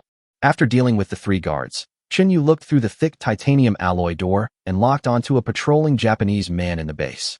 He threw 2 grenades at his feet and then activated his stand ability. The unfortunate Japanese man appeared at the gate of the base and was blown to death by a grenade before he could react to what was happening. After Chinyu entered the base, he killed those islanders with great force. A few minutes later, the entire 3rd floor was covered in blood. All those low-level mutants were taken into his space and absorbed completely. Of course, Chinyu knew that the core members of the entire base were all in the underground floor. What comes next is the highlight. Chinyu used the same trick again and entered the underground level. At this time, a big-headed level 4 mutant stepped forward and shouted, "How did you get into the Sakura base? Tell the truth." Chinyu snorted coldly and said calmly, "I want to come to the Sakura base. Do I need to sneak in? The defense of this base is like paper to me." What a big mouth. The big-headed man rushed over quickly with a hammer in his hand and smashed it towards Chinyu. At some point, Chinyu had already grabbed the hammer and smashed it hard on Big Head's head. Bang! A big round head suddenly cracked apart. After collecting the remains of the big head, 4 more level 4 mutants surrounded them. One of the tall strangers came forward, pointed at Chinyu, and said, "Boy, I admit that you are very strong, but you have no chance of winning against 4 of us powerful aliens at the same time, right? What's more, Lord Uehara Ryu is about to break through to level 5. After hearing this, Chinyu said calmly, "Tell me where the transformation potion is, and I can make your death more painful." An armored alien said in surprise, "Boy, how do you know about the transformation potion?" "Stop talking nonsense," Chinyu said impatiently. "If you don't say anything, I will kill all of you and then find it myself." "Boy, you're looking for death." The armored man pointed his samurai sword at Chinyu and said, "Looking at your face, you should be from Daxiao, right? You really won't cry until you see the coffin. Wait until I kill you, and then I will conquer your Daxia." As he spoke, the armored man rushed forward. Chinyu knew that this was just an alien who was good at fighting. Apart from his strong fighting ability, he has no other special abilities to show off. So he didn't do anything fancy, just took a quick step forward and delivered an uppercut. State. The armored man was hit on the chin by Chinyu and flew directly into the air. The next second, Chinyu suddenly appeared above the armored man. Chinyu, who was in midair, kicked his right leg towards the sky and then slashed towards the armored man. The armored man was hit hard by Chinyu and fell to the ground, without any breath left. Of course, I learned this move of kicking towards the sky when I was learning dance from Xiao Beibei. Chinyu couldn't help but sigh. A teacher is a teacher. Even in the end of the world, he is still teaching me fighting skills. Damn it, you dare to kill my men. Uehara Ryu looked at Chinyu angrily, then directed the other 2 men and said, "Come with me." As they were talking, 3 strange men formed a triangle and pounced towards Chinyu together. A ball of fire suddenly rose between the palms of one of them. Moreover, The color of the flame was not red, but light blue, which looked particularly strange. Seeing this, Chinyu opened his mouth slightly and said, "So you are a fire-type alien. You are of no use to me. Why not leave you to Shaowan?" The other person's body suddenly expanded several times, and his muscles were very strong, like a giant. He raised a samurai sword and rushed towards Chinyu. Of course, the strongest among them is Ryu Uehara. He gathered the energy between his hands and then threw it towards Chinyu.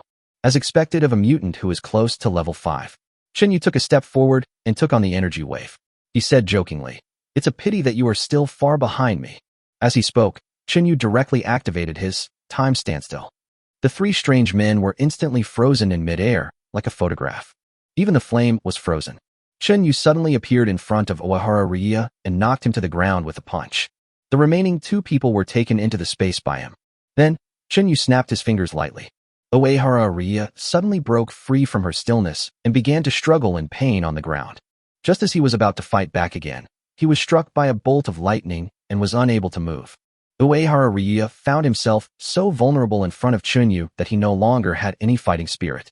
So he knelt on the ground and begged loudly, "Sir, please spare me."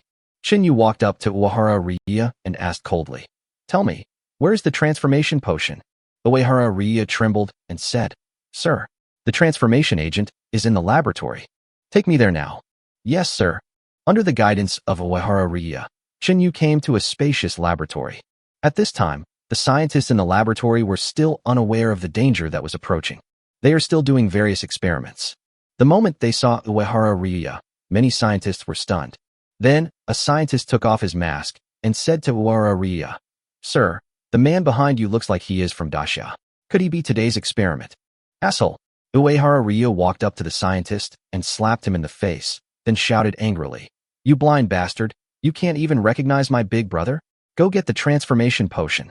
Chinyu looked at the servile Uehara Ryu and couldn't help but sneer. "I didn't expect you to know how to survive." Uehara Ryu said with a big smile on his face, "Sir, there is an old saying in your daxiao that a man who knows the current situation is a hero. I know that the islanders are like dogs in front of you, so I want to follow you and be your dog in the future." Chapter 132, A Successfully Transformed Fat Female Corpse King. When Chinyu heard what Uehara Ryu said, he snorted coldly and said, "You Japanese people are not worthy of being my dogs." "Yes, sir." Uehara Ryu knelt on the ground and said in a trembling voice, "I am indeed worse than a dog. Please don't bother with me, sir." Chinyu watched Uehara Ryu's performance coldly, ignored him, and glanced at the laboratory. All I saw were experimental tables filled with Japanese people and zombies. There were even a few islanders' bodies spliced together with the zombies' bodies. It looks extremely disgusting. Unexpectedly, scientists from the island country actually conducted experiments on their own compatriots.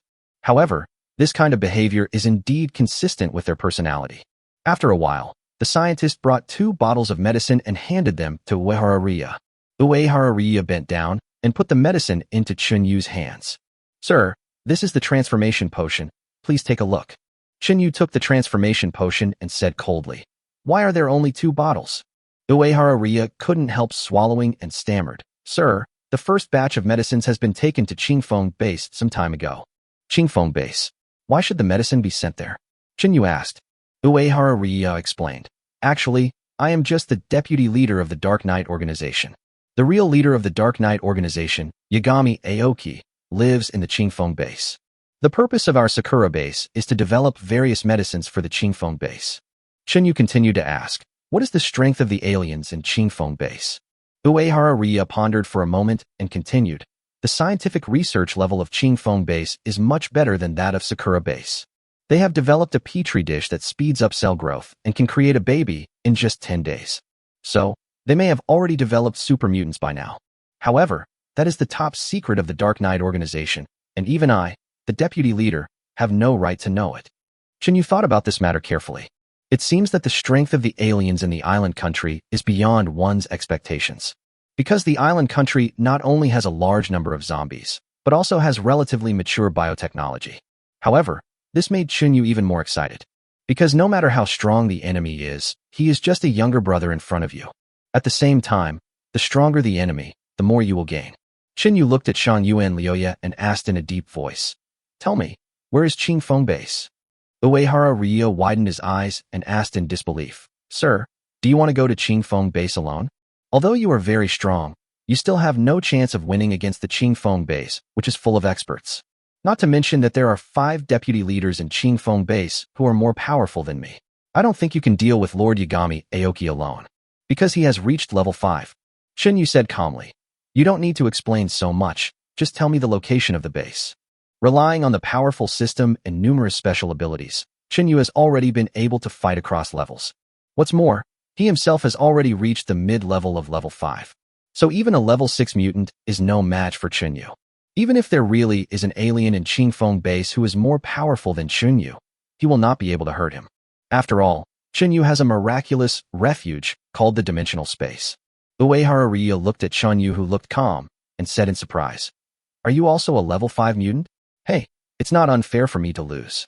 After a long while, Uehara Ryo looked at Shinyu and said, "You can let me tell you the location of the base, but you have to promise to let me live."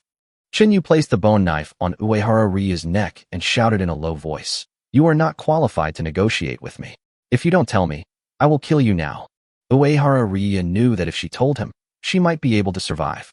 If you don't speak, you will definitely not be able to survive. So, he can only take a gamble now. "I say." Uehara Ryo opened the map and pointed to a point on the map and said, "Qingfeng base is in the north direction, 130 kilometers away from here." "Very good. Since you told me the address, I'll let you die quickly." As he spoke, a bolt of lightning struck Uehara Ryo.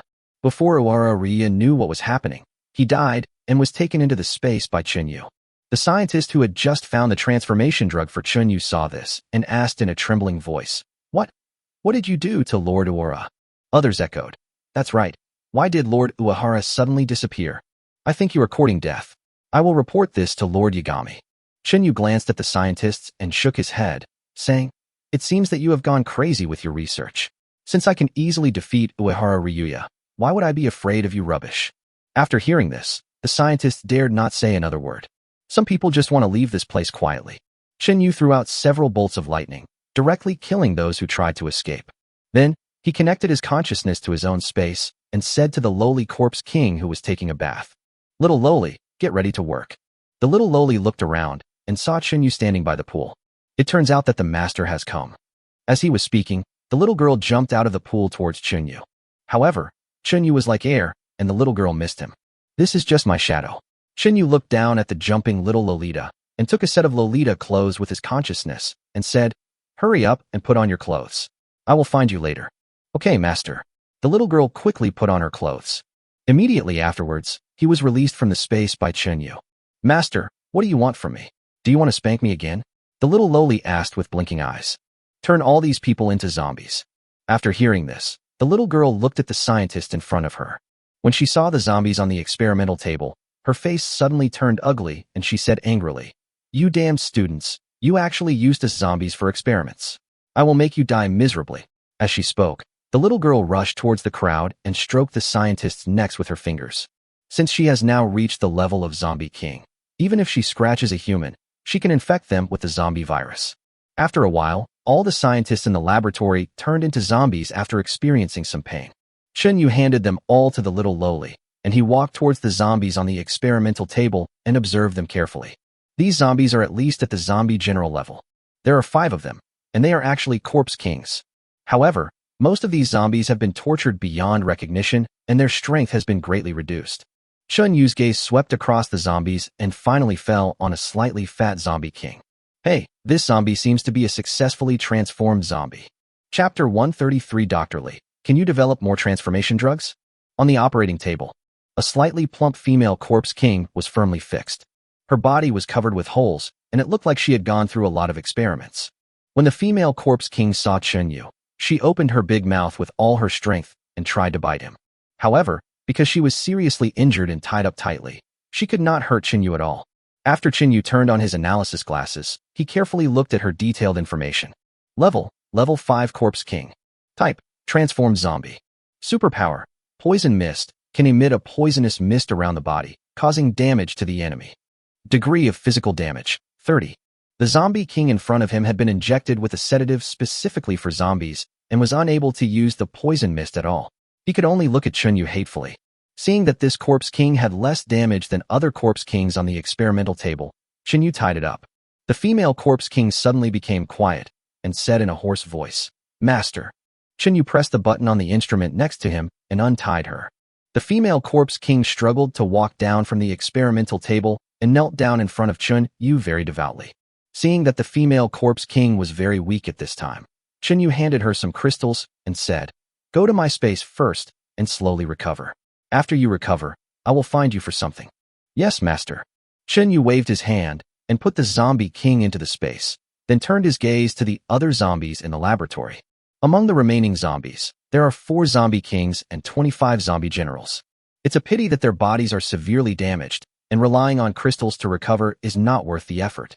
Moreover, their upper limits have been greatly reduced, and there is no need for treatment at all.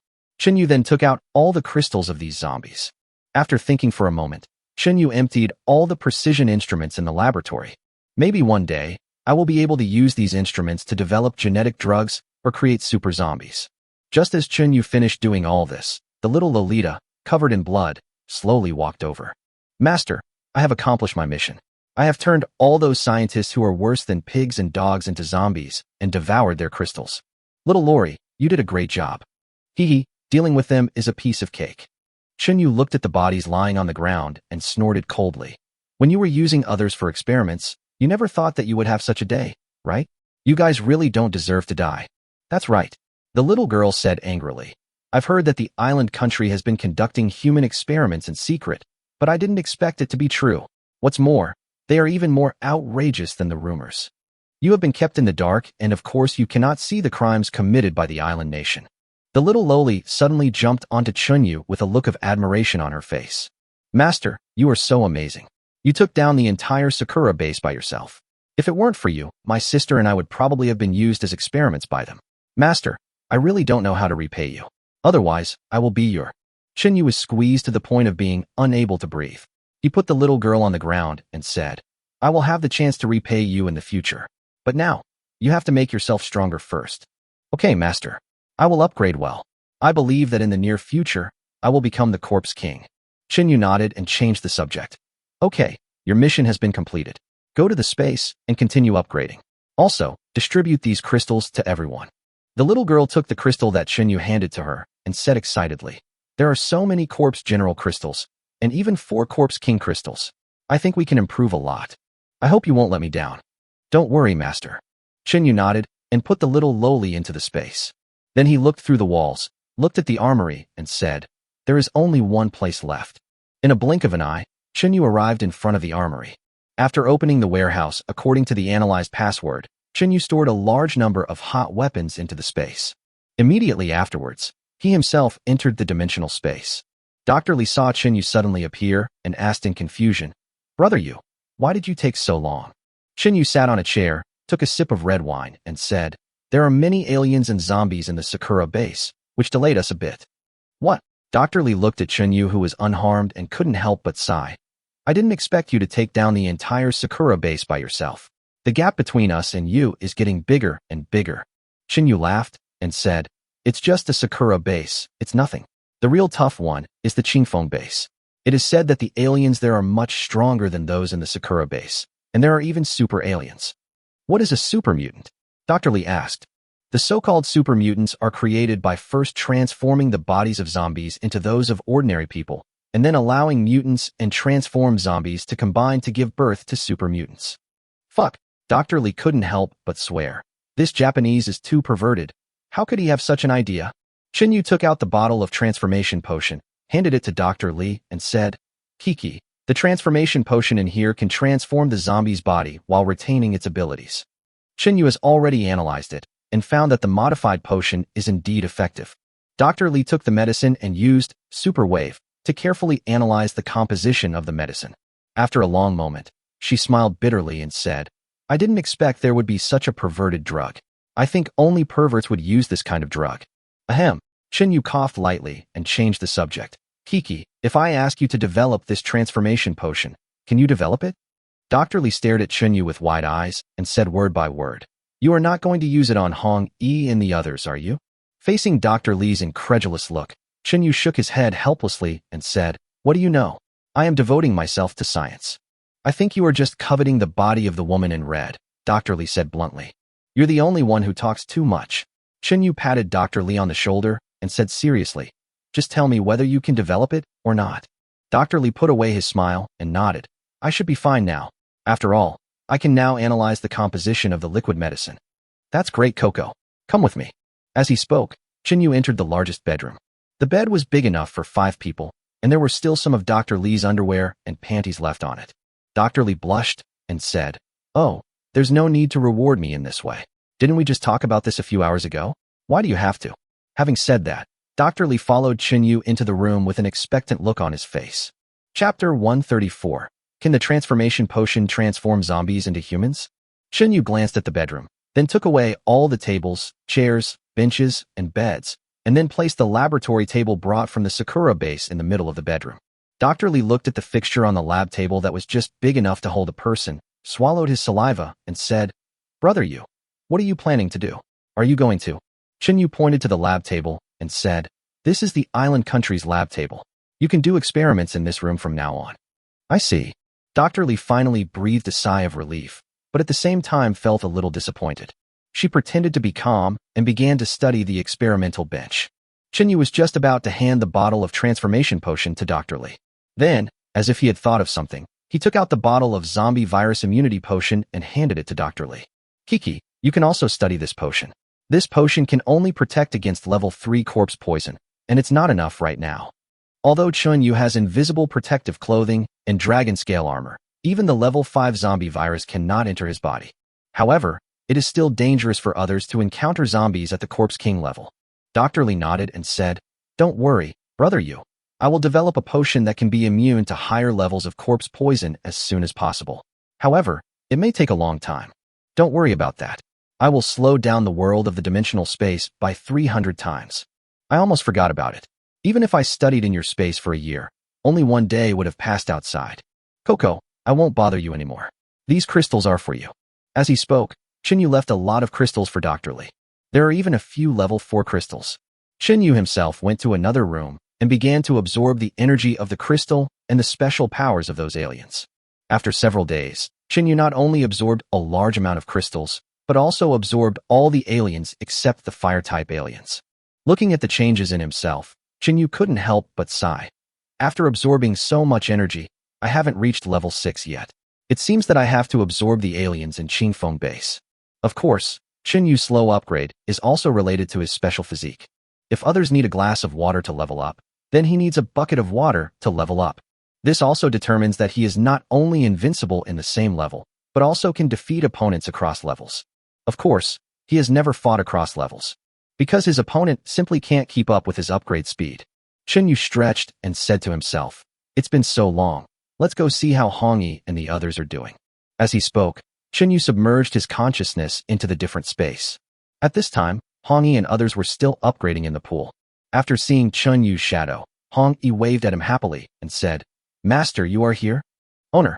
The little girl turned her head to look at Yu, jumped out of the pool excitedly, and pounced on Yu on the shore. However, the little lowly didn't care at all and jumped high into Yu's arms. But he missed and fell to the ground with a thud.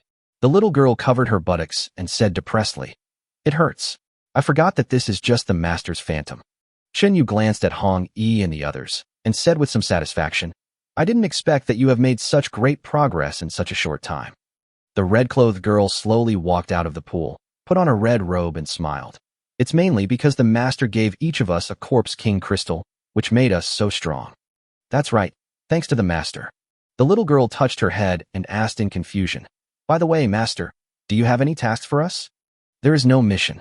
I just need to use a transformation potion on you. What is the transformation potion? The little girl asked. At this time, the slightly fat Corpse King came over from not far away and explained.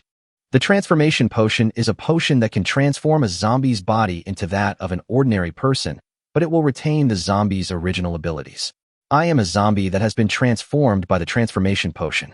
The little girl looked in the direction of the voice and said in surprise, Hey, this voice sounds so familiar.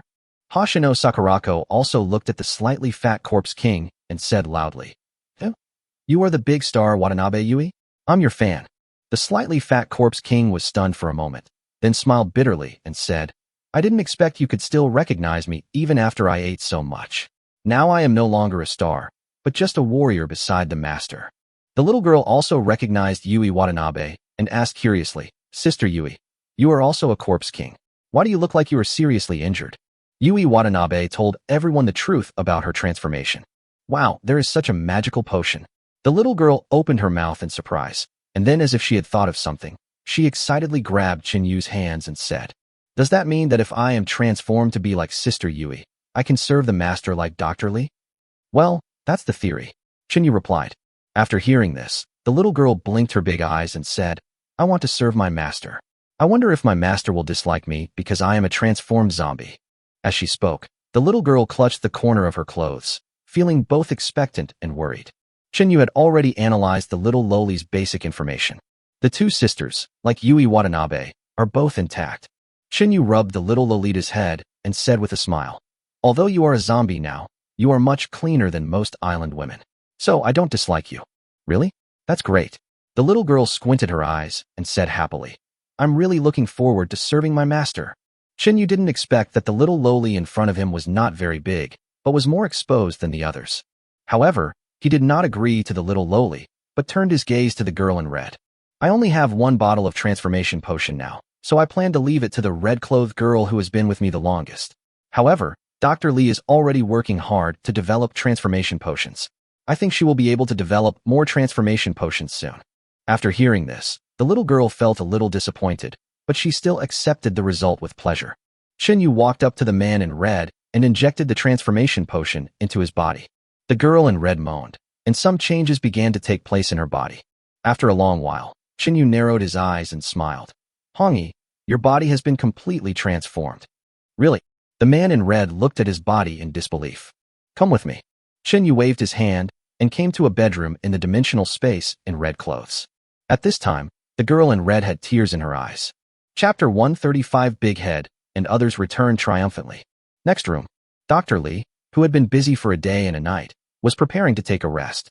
The sudden voice made her perk up immediately. Dr. Li pricked up his ears and said to himself in confusion, This voice is so familiar. Why does it sound so much like Hongyi? Then she shook her head again. Maybe I heard it wrong. The man in red is a zombie. How could he enter another dimension? It seems that I am overworked and hallucinating. After a while, Dr. Li sat up suddenly, swallowed his saliva, and said, I remember now. Brother, you wouldn't really use the transformation potion on Hongyi, right? This is too much of a joke. The other side. Qinyu lit a cigarette and began to think about the meaning of life. The system reward never arrived. This was certainly within his expectations, because he didn't do what the system required. Certainly, he was not punished by the system because Red was now considered a human being. When Dr. Li develops a level 5 corpse poison immunity potion, maybe I can get a system reward. Hey. The red-clothed girl at the side looked at Qinyu, who was smoking, and said shyly, Master, it's been so long. I should go back and continue to upgrade. Qinyu gently stroked the back of the man in red and said with a smile, Just stay here. I have slowed down the time here by 300 times, which is more suitable for you to upgrade. Master, you can actually control time? Red's mouth opened wide. I can only control the time of the dimensional space now. Qinyu explained. Currently, the time of the dimensional space can be slowed down or accelerated by up to 500 times. Qinyu, who has reached level 5, can slow down or speed up time 500 times under extreme conditions. However, 300 times is still the best choice, because maintaining this state hardly wastes any mental energy. No wonder, it turns out that the master just slowed down the time of the entire space, but accelerated the time of the local area. Hongyi suddenly realized and said with a red face, Then I will continue to upgrade here. Master, remember to come and see the red clothes when you have time. Well, I'll get Yui Watanabe over here too. As they were talking, Yui Watanabe had already appeared in the bedroom. She looked at the two people in front of her in confusion and immediately noticed that something was wrong with the one in red. He swallowed and said, Master called me here. Maybe he wants me and Hongyi too. Qinyu interrupted Yui Watanabe and said seriously, I called you here just to help you upgrade better. I see. I thought there was something else going on. Yui Watanabe looked at Hongyi with some envy, her eyes filled with disappointment. Qinyu put on his coat and said seriously, Okay, you two can upgrade here. In less than a day, you should be able to reach the Corpse King level. As he spoke, Chinyu took out a large number of crystals and placed them on the table where the man in red had just sat. Master, it can't be that fast, right? Yui Watanabe looked at Chinyu in disbelief, but my injury hasn't healed yet. It will take a few days to recover. Hongi explained. The master can freely control the time here. Now, the time here has been slowed down 300 times. Of course, she didn't tell Watanabe Yui that Chinyu could also speed up the time in a local area by 500 times. If I tell it to you, Yui Watanabe will definitely be extremely envious. Master is so amazing. Yui Watanabe looked at Chinyu with admiration. At the same time, as if realizing something, she turned to look at Hongi and asked, Sister Red, that means you and the master have been in this space for nearly 10 hours. Or even longer.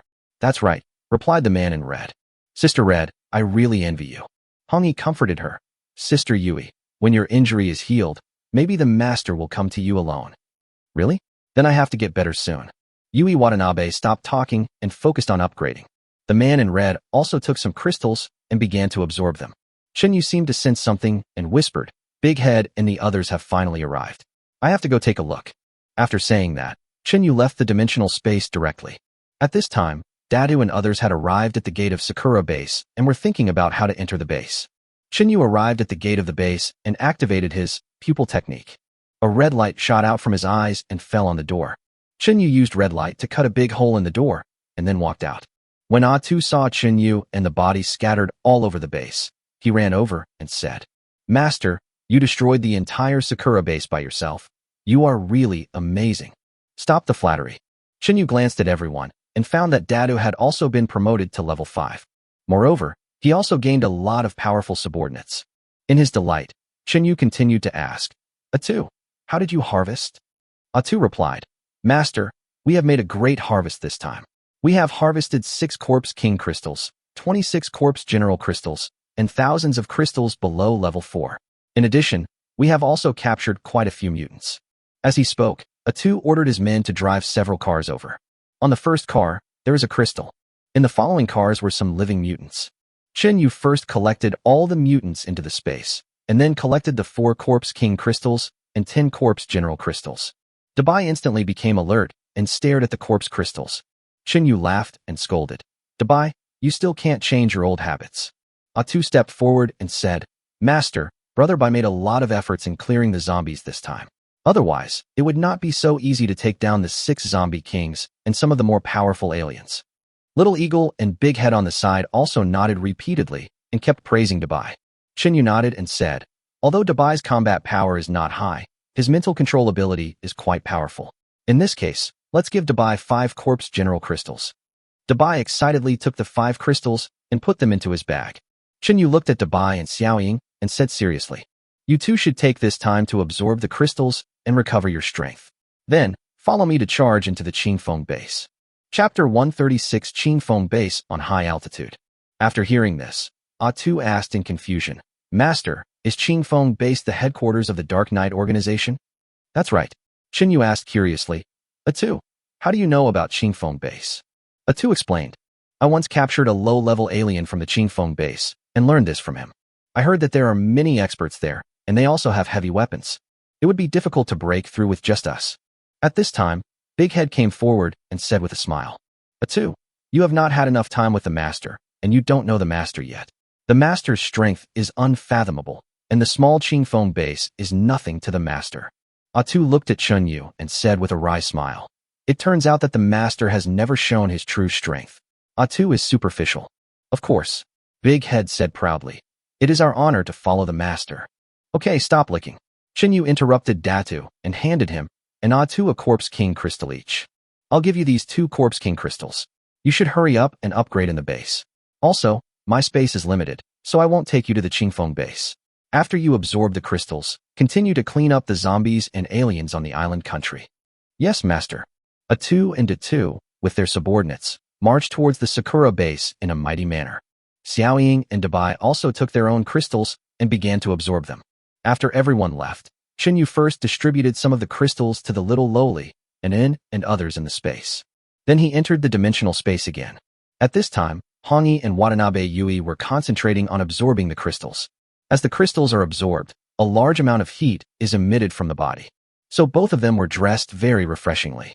Yu coughed lightly and said in a somewhat unhappy tone, "Why are you two dressed like this?" Yui Watanabe covered her mouth and laughed. "Why? Master doesn't like it." Yu smiled evilly. "It's okay. After we take over Qingfeng Base, stay in my space for a minute." "Just such a short time?" Yui Watanabe said somewhat disappointedly. Hongi leaned close to Yui Watanabe's ear and whispered, "The time that brother you is talking about is the time outside. The time inside the space can be slowed down by hundreds of times." This. The corners of Yui Watanabe's mouth are harder to suppress than an AK with a 16x scope. Yu took out the 2 Corpse King crystals and several corpses, put the crystals on the table, and said, "Let's get down to business first. I'll give you these crystals. They should be enough for you to absorb until I take over the Qingfeng Base." Yui Watanabe took the crystals and looked at them, her eyes moist as she said, "Master, don't you need them yourself?" Yu smiled and said, "I can now absorb the energy of aliens much better than crystals." Watanabe Yui nodded and said, "Master, we will wait for your triumphant return. When the time comes, don't forget the 1-minute promise." "And me," Han Yi also said with anticipation, "don't forget to use time acceleration." "Of course." Yu turned his head to look at the closet next to him, raised his lips, and said, "Don't forget to change into a uniform next time." After saying that, Yu said no more and began to absorb the energy of those mutants. Most of these people are mutants with enhanced strength and do not have offensive abilities like Thunderstorm. Some of them do have offensive abilities, but they are too weak for Yu. So Yu simply chose to absorb their energy and did not obtain their superpowers.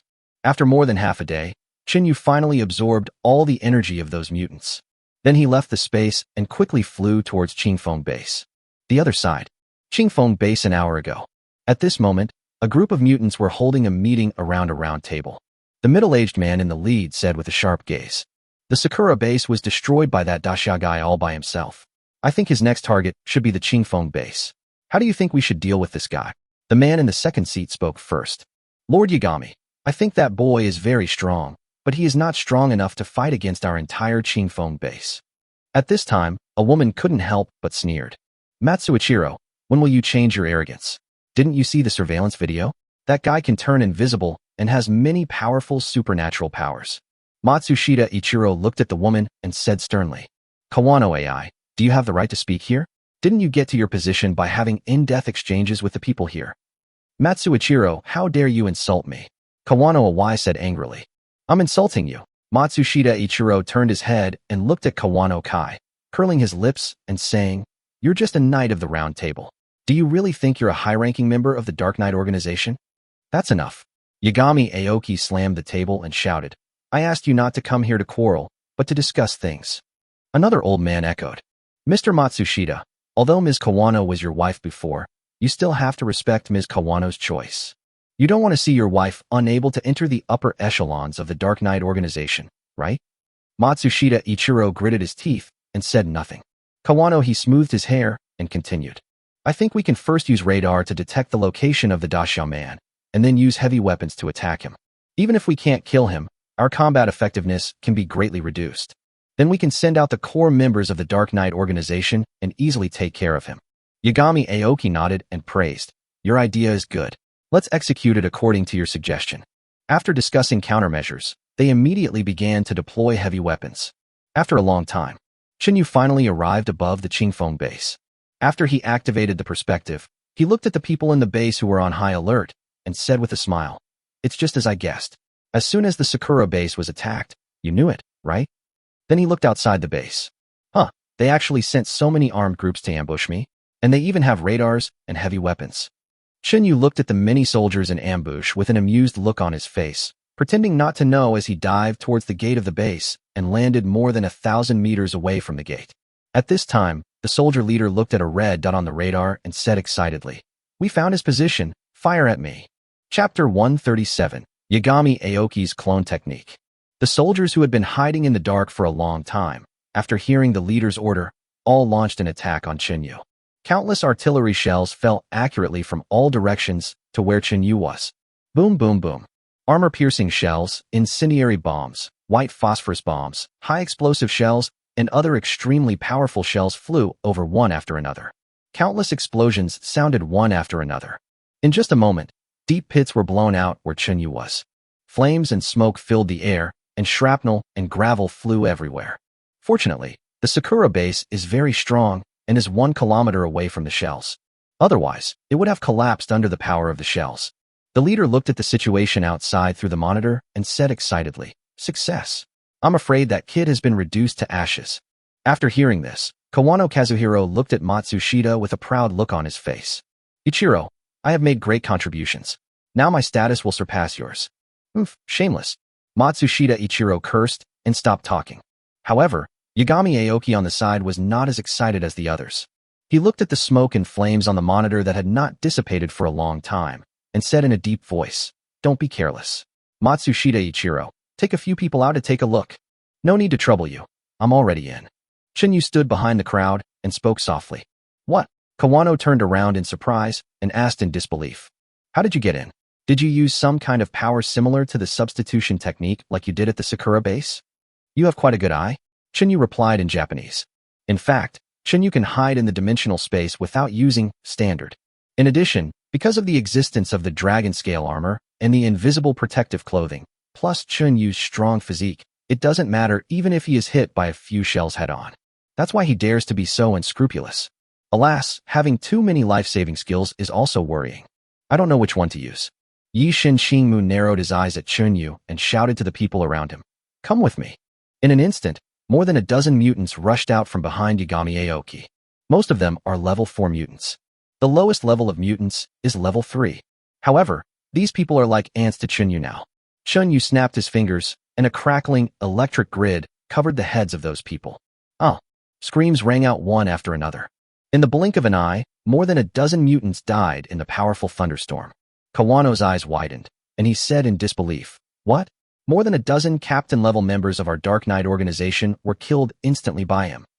Yagami Aoki clasped his hands together and shouted, "Boy, I admit that you are very strong.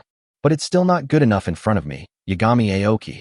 Today I will let you know what a truly strong person is." As soon as he finished speaking, Yagami Aoki directly activated his clone technique. 2 clones instantly appeared on both sides of his body. Shinyu looked at Yi Shin-Shingmu, who had reached level 5, narrowed his eyes and smiled. "Finally, we have a decent mutant. If I hadn't seen you, I would have thought the entire island nation was a bunch of rubbish. Boy, you dare to insult our island nation. I will make you die." Yi Shin-Shingmu pointed at Chunyu and ordered his men around him. "Everyone follow me and capture him as soon as possible." Other high-ranking members of the Dark Knight organization who received orders from Yagami Aoki all used their most powerful killing moves. I saw an old man's body swell several times in an instant, and his arms stretched to nearly 10 meters long. He held 2 long swords and took the lead in attacking Chinyu. Chinyu took out his bone knife and fought with the 2 long hands. However, although those 2 hands were very long, they were surprisingly flexible. Chinyu sneered and said, "You are far behind me in speed." As he was speaking, Chinyu suddenly appeared in front of the old man. The old man was shocked and was about to retract his arm to fight back. Of course, Chinyu didn't give him a chance and chopped off his head with a knife. A powerful mutant who was close to level 5 died just like that. Matsushita Ichiro and Kawano Kai looked at each other and nodded at the same time. It seems like they are discussing some tactics. Then, Matsushita Ichiro took the lead in attacking, turning his right hand into a water knife and rushing forward. The color of the water jet is dark red, like a burning flame. Chinyu praised, "It is said that water and fire are incompatible, but I didn't expect that your water knife actually has the energy of fire." Matsushita Ichiro laughed and said, "Boy, my knife can also serve as a marker. If you are touched by my knife, you can be seen by everyone even if you are invisible. Do I need to be invisible to deal with you?" A hint of cruelty flashed across Chinyu's face. "I just want you to watch me kill you with your own eyes and let you die in despair. Stop talking big." 3 identical Yagami Aoki surrounded him, holding various weapons in their hands. The most surprising thing is that the 2 Yagami Aoki created through clones, although not as good as the original body, also have the abilities of a level 5 mutant. However, Chinyu was not panicked at all and fought the 4 men with ease using his bone knife. At this moment, a stream of energy emanated from Kawano-he's body and flew straight towards Chinyu's head. Chinyu felt this energy, looked at Kawano and snorted. "Kawano, is this the limit of your mental attack?" "What?" Kawano looked at Chinyu in shock and asked, "You were under my spell, but nothing happened to you? Haha, your charm technique is far inferior to that of the 9-tailed fox." As he spoke, Chinyu swung his bone knife fiercely and repelled several people around him. Afterwards, he released all the little lowly sisters, Dabai, Xiaoying, Anin, and Ali. Yagami Aoki and others who had just been repelled by Chunyu stopped what they were doing and stared blankly at the strange lineup that appeared out of thin air in front of them. Why are there two children here? Also, aren't these eagle and rabbit too big? Yagami Aoki asked in surprise. When did you appear here? The little girl stepped forward, hugged her chest, and said, Yagami Aoki, why do you care so much? If you want to fight, then fight. Stop talking nonsense. Matsushita Ichiro saw that the little girl and Hoshino Sakurako were clearly Japanese and couldn't help but accuse them. You too are Japanese, but you are helping the Daxia people to deal with us Japanese? Yagami Aoki looked at the two girls and shook his head, saying, they are no longer human, but zombies. What? Matsushita Ichiro observed the two little girls carefully and found that they were indeed zombies. He was even more surprised and said, how powerful is this Daxia person? He can even control zombies and mutant creatures. Chapter 138 Space Travel. Chunyu used his pupil technique to cut a large hole in the door, then turned around and said, Big White Eagle, you two take care of the island country soldiers outside. The rest of you, practice your skills with these island country aliens in the base. After hearing this, Dabai and Xiaoying quickly rushed out of the base. The remaining 4 people, including Ari, were flexing their wrists, preparing to practice on Yagami, Aoki, and others. Seeing the confident look on the faces of the others, Yi Shin-Ching Mu snorted coldly. You are so arrogant. Today, I will make sure you never return. As he spoke, Yi Shin-Ching Mu once again put his hands together and shouted in a low voice, second-level clone. Suddenly, the 3 Yagami Aoki instantly split into 9. Looking closely, these 9 people not only hold various weapons, but also possess 9 different superpowers.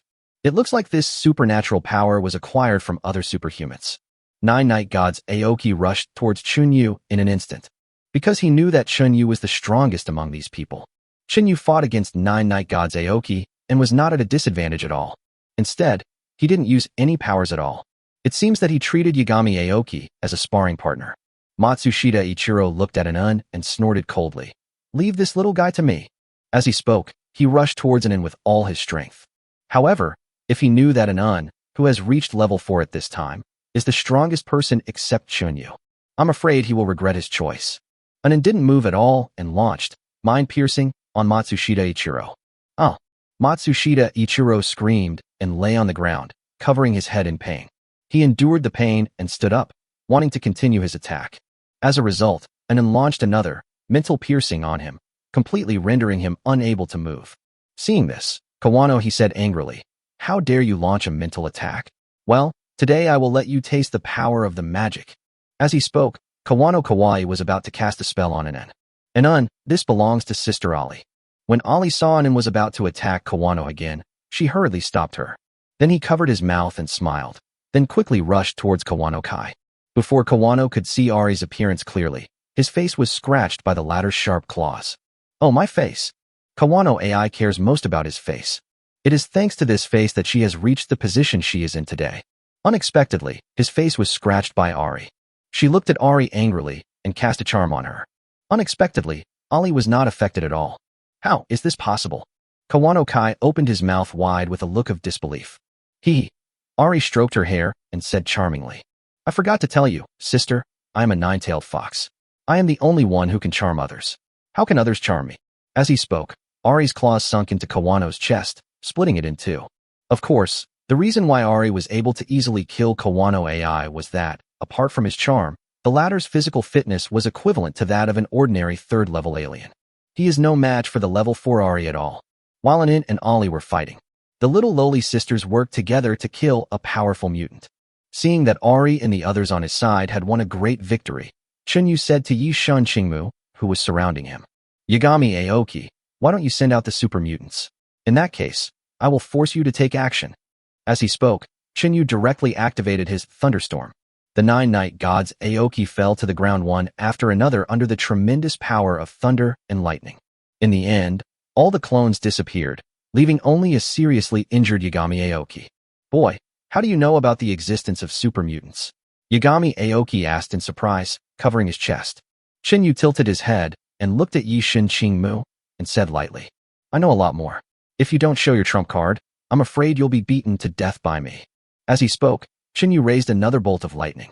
At this moment, a little boy who looked to be in his teens suddenly jumped out from under Chinyu's feet.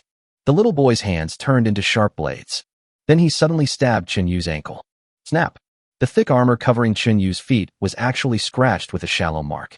You know, with Chinyu's current strength, ordinary grenades can't damage his armor at all. Chinyu was not surprised but happy, and picked up the little boy with one hand. "Boy, have you been hiding down there for a long time? I found you as soon as I came in, and I know your ability is space travel." As he spoke, Chinyu stabbed the little boy with a bone knife. The little boy hurriedly blocked it with his blade and actually cut the bone knife off. Chinyu sighed slightly and said, "After all, it is a bone knife of a level 3 mutant. It is so vulnerable in front of a super mutant. However, I found a knife that is better than the bone knife." When the little boy saw that Chinyu had no weapon, he showed joy and continued to stab Chinyu's throat with his hand blade. Chinyu grabbed the little boy's hands and activated his own pupil technique. A red light shot out from his eyes and hit the little boy in the face. Yagami Aoki knew the power of pupillary technique and shouted hurriedly, "Tomoko, run!" After hearing this, the little boy passed through Chinyu's body and disappeared under Chinyu's feet. Seeing this, Yagami Aoki laughed and said, "Boy, I admit that you are very strong. But in front of my son Yagami Tomoko, your ability is useless." Chinyu chuckled. "So that child is your son. I was wondering why he looked a bit like you. But looking at his body, it seems that there is still some corpse poison left. Could it be that you gave birth to him after having sex with a zombie?" "Shut up," Yagami Aoki said angrily after being exposed. "Boy, you'd better take care of yourself first. If you know what's good for you, surrender quickly and give me those 2 female corpse kings. I might be happy and spare your life." Chinyu sneered and said, "What if I don't surrender? Then you just wait to die." As soon as Yagami Aoki finished speaking, the little boy came out from the wall behind Chinyu. Seeing this, the little girl hurriedly shouted to Chinyu, "Master, be careful." It was as if Chinyu had eyes on his back, and he noticed the little boy the moment he appeared. At the same time standstill was activated. For a moment, everything around seemed to be frozen. Even Ali and the others were fixed in place. Chinyu turned around, looked at the little boy floating in the air, and said lightly, "Sorry, I can share vision with my men, so sneak attacks don't work on me." Chapter 139, Clearing Qingfeng Base and Upgrading Spatial Power. As he spoke, Chinyu directly took the little boy and the other mutants lying on the ground into the space. Then the time freeze was lifted. The little Lolita, who had recovered, looked at the empty wall behind Chinyu and said suspiciously, "Hey, why did that little boy suddenly disappear? And where are those bastards Yagami Aoki?" Chinyu said with a smile, "Don't worry, I have already taken them into the space. There are still some zombies and aliens in the base. You wait for a moment, and come with me to deal with them later." The little girl jumped into Chinyu's arms excitedly and shouted excitedly, "Great, Master, we can level up again." Chinyu felt the unconventional softness and shook his head helplessly. After putting the little loli on the ground, he quickly flew out of the base. Outside the base, Dabai and Xiaoying have killed all the ambushing soldiers. Meanwhile, Kitty became bald again. Chinyu stored all the heavy weapons in the space, and then said to Dabai and Xiaoying, "You two come with me to the base. There are a lot of zombies and mutants in there, much more than at the Sakura base." After hearing this, Dabai rushed into the base, running faster than a rabbit. Xiaoying knew Dabai's character and hurriedly shouted, "Sister Dabai, wait for me. Please leave some for me." As he said this, he followed closely behind, flapping his featherless wings and flying towards the base. In the past, the little eagle thought that Dabai was a male rabbit and always called it Brother Bai.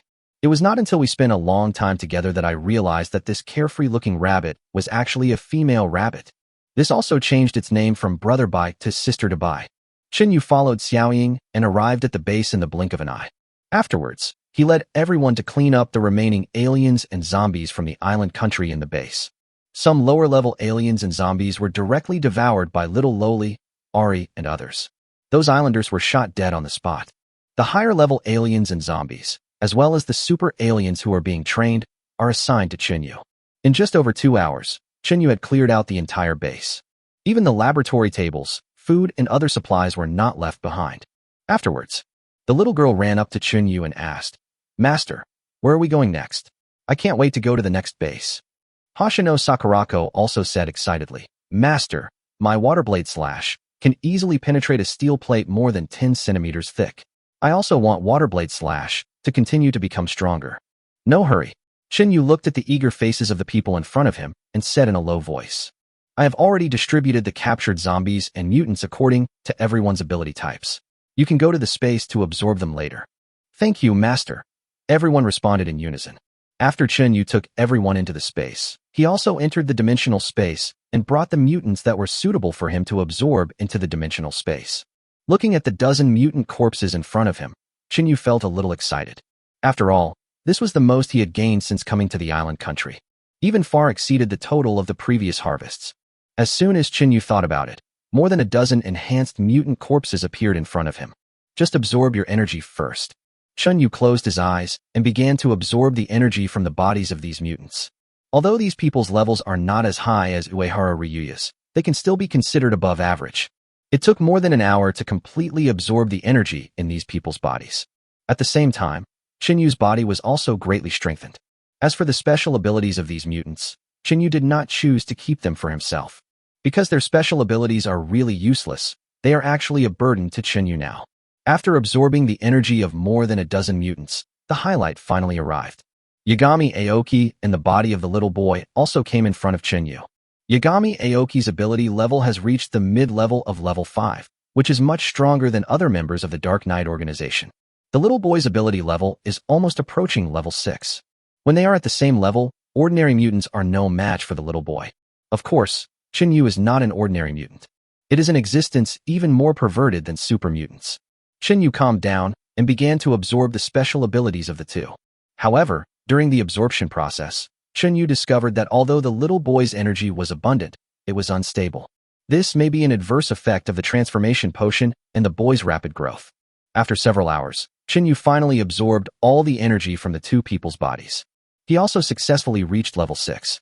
At the same time, he also obtained two powerful superpowers, space travel and clone. Space travel, combined with invisibility, allows Yu to come and go freely. No matter how strong the fortress is, it will be useless in front of him. In addition, clone is also a very good ability. Yu recalled the scene when he fought with Yagami Aoki and said to himself, Yagami Aoki can only achieve the second level of Avatar at most. I don't know how many times I can clone myself at most. However, before using Avatar, I should expand the space first. Yu glanced at his spatial points and the corners of his mouth curled up slightly. Just as he expected, absorbing low-level mutants and zombies now does not earn him any points. Even the effect on upgrading is minimal. But absorbing the energy of higher-level mutants would not only allow him to level up faster, but it would also earn him a lot of points. The store level has now reached level 6. The points also increased a lot, as much as 30,000. However, there are fewer options to choose from. After all, most of the goods are no longer of much use to Yu now. Fortunately, the store's merchandise can be updated, and the updated products are always better. Yu bought another bottle of supernatural power upgrade potion. The difference from last time was that this time the potion cost him 6,000 points, and it can only be used once. Yu was not overly surprised. After all, he is now level 6 and needs more powerful potions. After buying the potion, Yu directly chose to upgrade his spatial ability. At the same time, a system prompt sounded in his ears. Ding! The spatial ability has been successfully upgraded. The alien space can accommodate up to 5,000 zombies. The area of the dimensional space has expanded 20 times and can accommodate up to 500 people. After hearing this, Yu felt that his points were well spent. Next time he travels a long distance, he won't have to worry about running out of space. There is no need to let Datu and Atu act alone. They can even collect some more zombie minions to take with them. After upgrading the space, Yu began to verify his clone ability. Chapter 140 Level 5 Corpse Poison Immunity Potion. Let brother you have no worries about red clothes. Yu remembered that Yi Shen Qingmu could only activate the second level, clone, at most. He didn't know how many levels of clone he could activate at most. Why bother? Why don't you just try it and know? Thinking of this, Yu activated his clone ability. With almost no effort, Yu successfully completed the first level of clone. Unlike Yagami Aoki, Yu actually created up to 9 clones at one time. Including the original body, 10 identical Yu appeared in the dimensional space. Yu continued to use the second level, clone, and 100 Yu appeared in the space at the same time. Moreover, these Yu have the same consciousness as the original body. Even the feelings of the clone can be transmitted to the original body's consciousness intactly. However, the sum of the abilities of the clone and the original body remains unchanged. When there are more people, the abilities of the clones and the original body will be reduced. This clone technique is really good. From now on, I can surround dozens of people on the opposite side by myself. Chun Yu smiled evilly, leaving only one clone behind, and let this clone enter Dr. Li's room. At this time, Dr. Li, who was doing scientific research at the laboratory table, saw Chun Yu and rushed over excitedly. Brother Yu, it's been more than 2 months. You still remember to come and see me? Chun Yu looked at Dr. Li in a white coat and laughed. It's mainly because time is too slow in this space. I was only outside for less than 6 hours.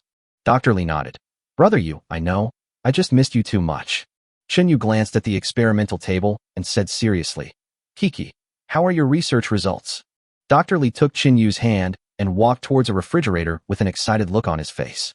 Brother Yu, I was just about to tell you a good news. The transformation potion and virus immunity potion have been successfully developed. I have done experiments with Red Cloak's body fluids, and the immunity potion can completely protect against level 5 corpse poison. However, although the modified medicine was successfully developed, it had some serious side effects. For example, it will make the zombie's abilities unstable, and further improvements are needed. Chun Yu nodded. It's just as I guessed. I just absorbed the power of a super mutant and felt this instability. Fortunately, I'm already level 6 now, so I'm not affected at all. Dr. Li looked at Chun Yu and sighed. It's really frustrating to compare yourself with others. I just reached level 4, and you're already level 6. I'm afraid I'll never be ahead of you in my life. Who said that? Chun Yu smiled evilly. It will come true in a moment. Dr. Li was stunned for a moment, then blushed and said, Then I'll go change my clothes. No, what I want is a white coat. Since Brother Yu likes it, I'll wear it. Chun Yu was just about to reward Dr. Li for his hard work over the past 2 months when he suddenly seemed to think of something. With just a thought, several mutants from the healing department appeared in front of Dr. Li. Dr. Li looked at the dead mutant in front of him and asked in confusion, Brother Yu, what do you mean? Chun Yu explained, These are all healing mutants. Once you absorb them all, your abilities will be greatly improved. Dr. Li looked at the strange people in front of him excitedly and was full of gratitude towards Chun Yu. Chun Yu picked up the bottle of virus immunity potion and said, Kiki, you upgrade slowly first. I'll go to Hongi's place. Dr. Li didn't think much about it and began to absorb the energy of those aliens. The other side. After Chun Yu's real body entered Hongi and Watanabe Yui's room, the 2 girls came up to him together. Because they haven't seen Chun Yu for more than 2 months. Chun Yu looked at the 2 people who were close to level 6 and couldn't help but praise them. I didn't expect that you are almost becoming corpse kings. Hongi stepped forward and said with a smile, This is all thanks to the master, who gave us so many high-level crystals. However, we absorbed all the crystals half a month ago, so we are still 1 step away from level 6. Chun Yu took out 2 corpse king crystals and a dozen corpses from the space and placed the crystals on the table. It's okay. I just harvested a lot of crystals, enough for you to reach level 6. Great master. Hongi and Yui Watanabe walked forward, ready to devour the crystal. Wait. Chun Yu waved his hands at the 2 of them, raised his lips, and said, Don't worry. There will be plenty of time to upgrade later. Now, there are important things to do. At this moment, the clone outside the door pushed the door open and walked in. Hongi and Watanabe Yui subconsciously looked towards the door and both stood there in a daze. Yui Watanabe looked at Chun Yu's real body, then at his clone, and asked in surprise, Am I dazzled? How can there be 2 masters? Hongi thought for a moment, then said, Maybe the master has learned a special ability like Shadow Clone. Red is still smart. Chun Yu didn't expect that the man in red could guess it right away. The clone walked up to Chun Yu and handed the immunity potion to him. As long as the main body drinks the immunity potion, all clones will have virus immunity. Chun Yu took the potion and drank it in 1 gulp. Hongi looked at the big words on the potion bottle and asked in disbelief, Brother Yu, can this potion really make me immune to the zombie virus? Chun Yu nodded. Don't underestimate this potion. It can be immune to level 5 corpse poison. After hearing this, Yui Watanabe suddenly realized, no wonder the master didn't let us upgrade just now. It turns out that Dr. Li has only developed a medicine that can immunize against level 5 corpse poison. The master is afraid of being infected with corpse poison. Chun Yu rolled his eyes at Yui Watanabe and scolded her with a smile. You're the only one who talks too much, aren't you? I'll see if you can still speak later. Go to the next room and wait for me. After hearing this, Yui Watanabe obediently walked towards the next room. However, the moment she went out, her gauze dress accidentally slipped to the ground. Hong Yi saw that she and Chun Yu were the only ones in the room. No, there were only 3 of them, her and Chun Yu. Looking at the 2 Chun Yu in front of him, Hong Yi lowered his head and said embarrassedly, "Master, what do you mean? Do you want to?" Chun Yu sighed softly, then snapped his fingers, and the clone disappeared immediately. He wanted to, but he really didn't dare. After all, there was an invisible force that didn't allow him to do so. After the clone disappeared, Chun Yu carefully looked at the red clothes in front of him. She is now more beautiful than before. Especially the beautiful scenery hidden under the red gauze dress is simply refreshing. Of course, this red gauze dress was just put on by Hong Yi after she entered the dimensional space. In addition, her flawless skin is unmatched among normal humans. What excites Chun Yu the most is that the girl in red is not only beautiful, but also has the physique of a corpse king. You can chat with complete confidence. Unlike Jiang Shuer and others, who are only slightly stronger than ordinary people. If you are not careful, problems may arise during the conversation. The girl in red seemed to have guessed what Chun Yu was thinking. She came closer and opened her heart to Chun Yu. Chun Yu smiled evilly and temporarily removed his invisible protective suit. Chapter 141, Saving Red Clothes. 5 hours later, a system notification sounded in Chun Yu's ears. Ding! Congratulations to the host. For saving a zombie for the first time, you will receive the following rewards. 1. Store points, 1,000 points. 2. Genes are enhanced to save species other than humans. 3. Get a chance to integrate existing skills or equipment. The dragon scale armor, ability, and the invisible protective clothing have now been merged into the space domain ability. Space field can form a field with a radius of 10 meters around the host. The host and other people within this area can effectively avoid a certain amount of damage. After receiving the system reward, Chun Yu sat aside and lit a cigarette. I didn't expect that after many days, I would receive another big reward. The girl in red paused for a moment, then hooked her slender white hands around Chun Yu's neck. Chun Yu looked down at the man in red and said with a wicked look on his face, "As expected of the corpse king, I have already exerted 30 of my strength, and I am still safe and sound." Hong Yi blushed and said shyly, "Who said it's okay?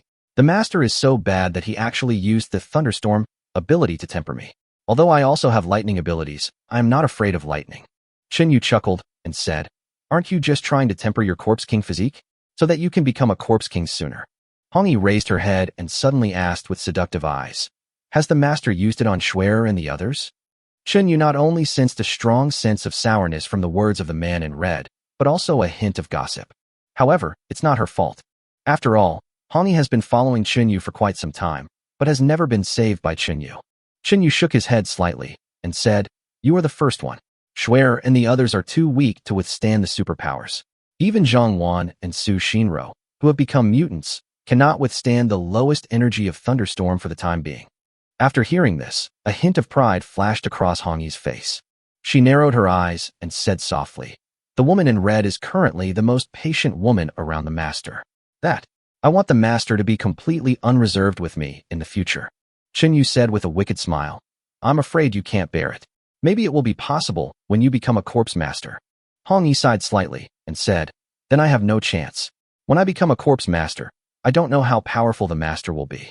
After feeling sad inwardly, Hong Yi looked at her perfect body and changed the subject. "Master, I don't know what's going on, but I feel like something has changed inside my body. It seemed as if there was an invisible force that allowed me to slowly upgrade. What is going on here?" Chun Yu gently ruffled Hong Yi's long hair and explained, "If I'm guessing correctly, you should be like Shuer and the others. You can gain extra growth just by being with me. So that's how it is." Hong Yi leaned towards Chun Yu and said in a firm tone, "Master, Hong Yi will always stay by your side and be your Deadpool." Chun Yu nodded and said nothing. If someone else said this, he would still be skeptical. But he believed it without a doubt because Hong Yi, who was absolutely loyal to him, said so. Feeling the softness of the red-clothed body, Chun Yu began to think about his own system again. Having been in the apocalypse for so long, he has already understood the true meaning of the words species salvation. It's not just about saving the girl, but also about saving the zombies on Blue Star. Even other creatures are included.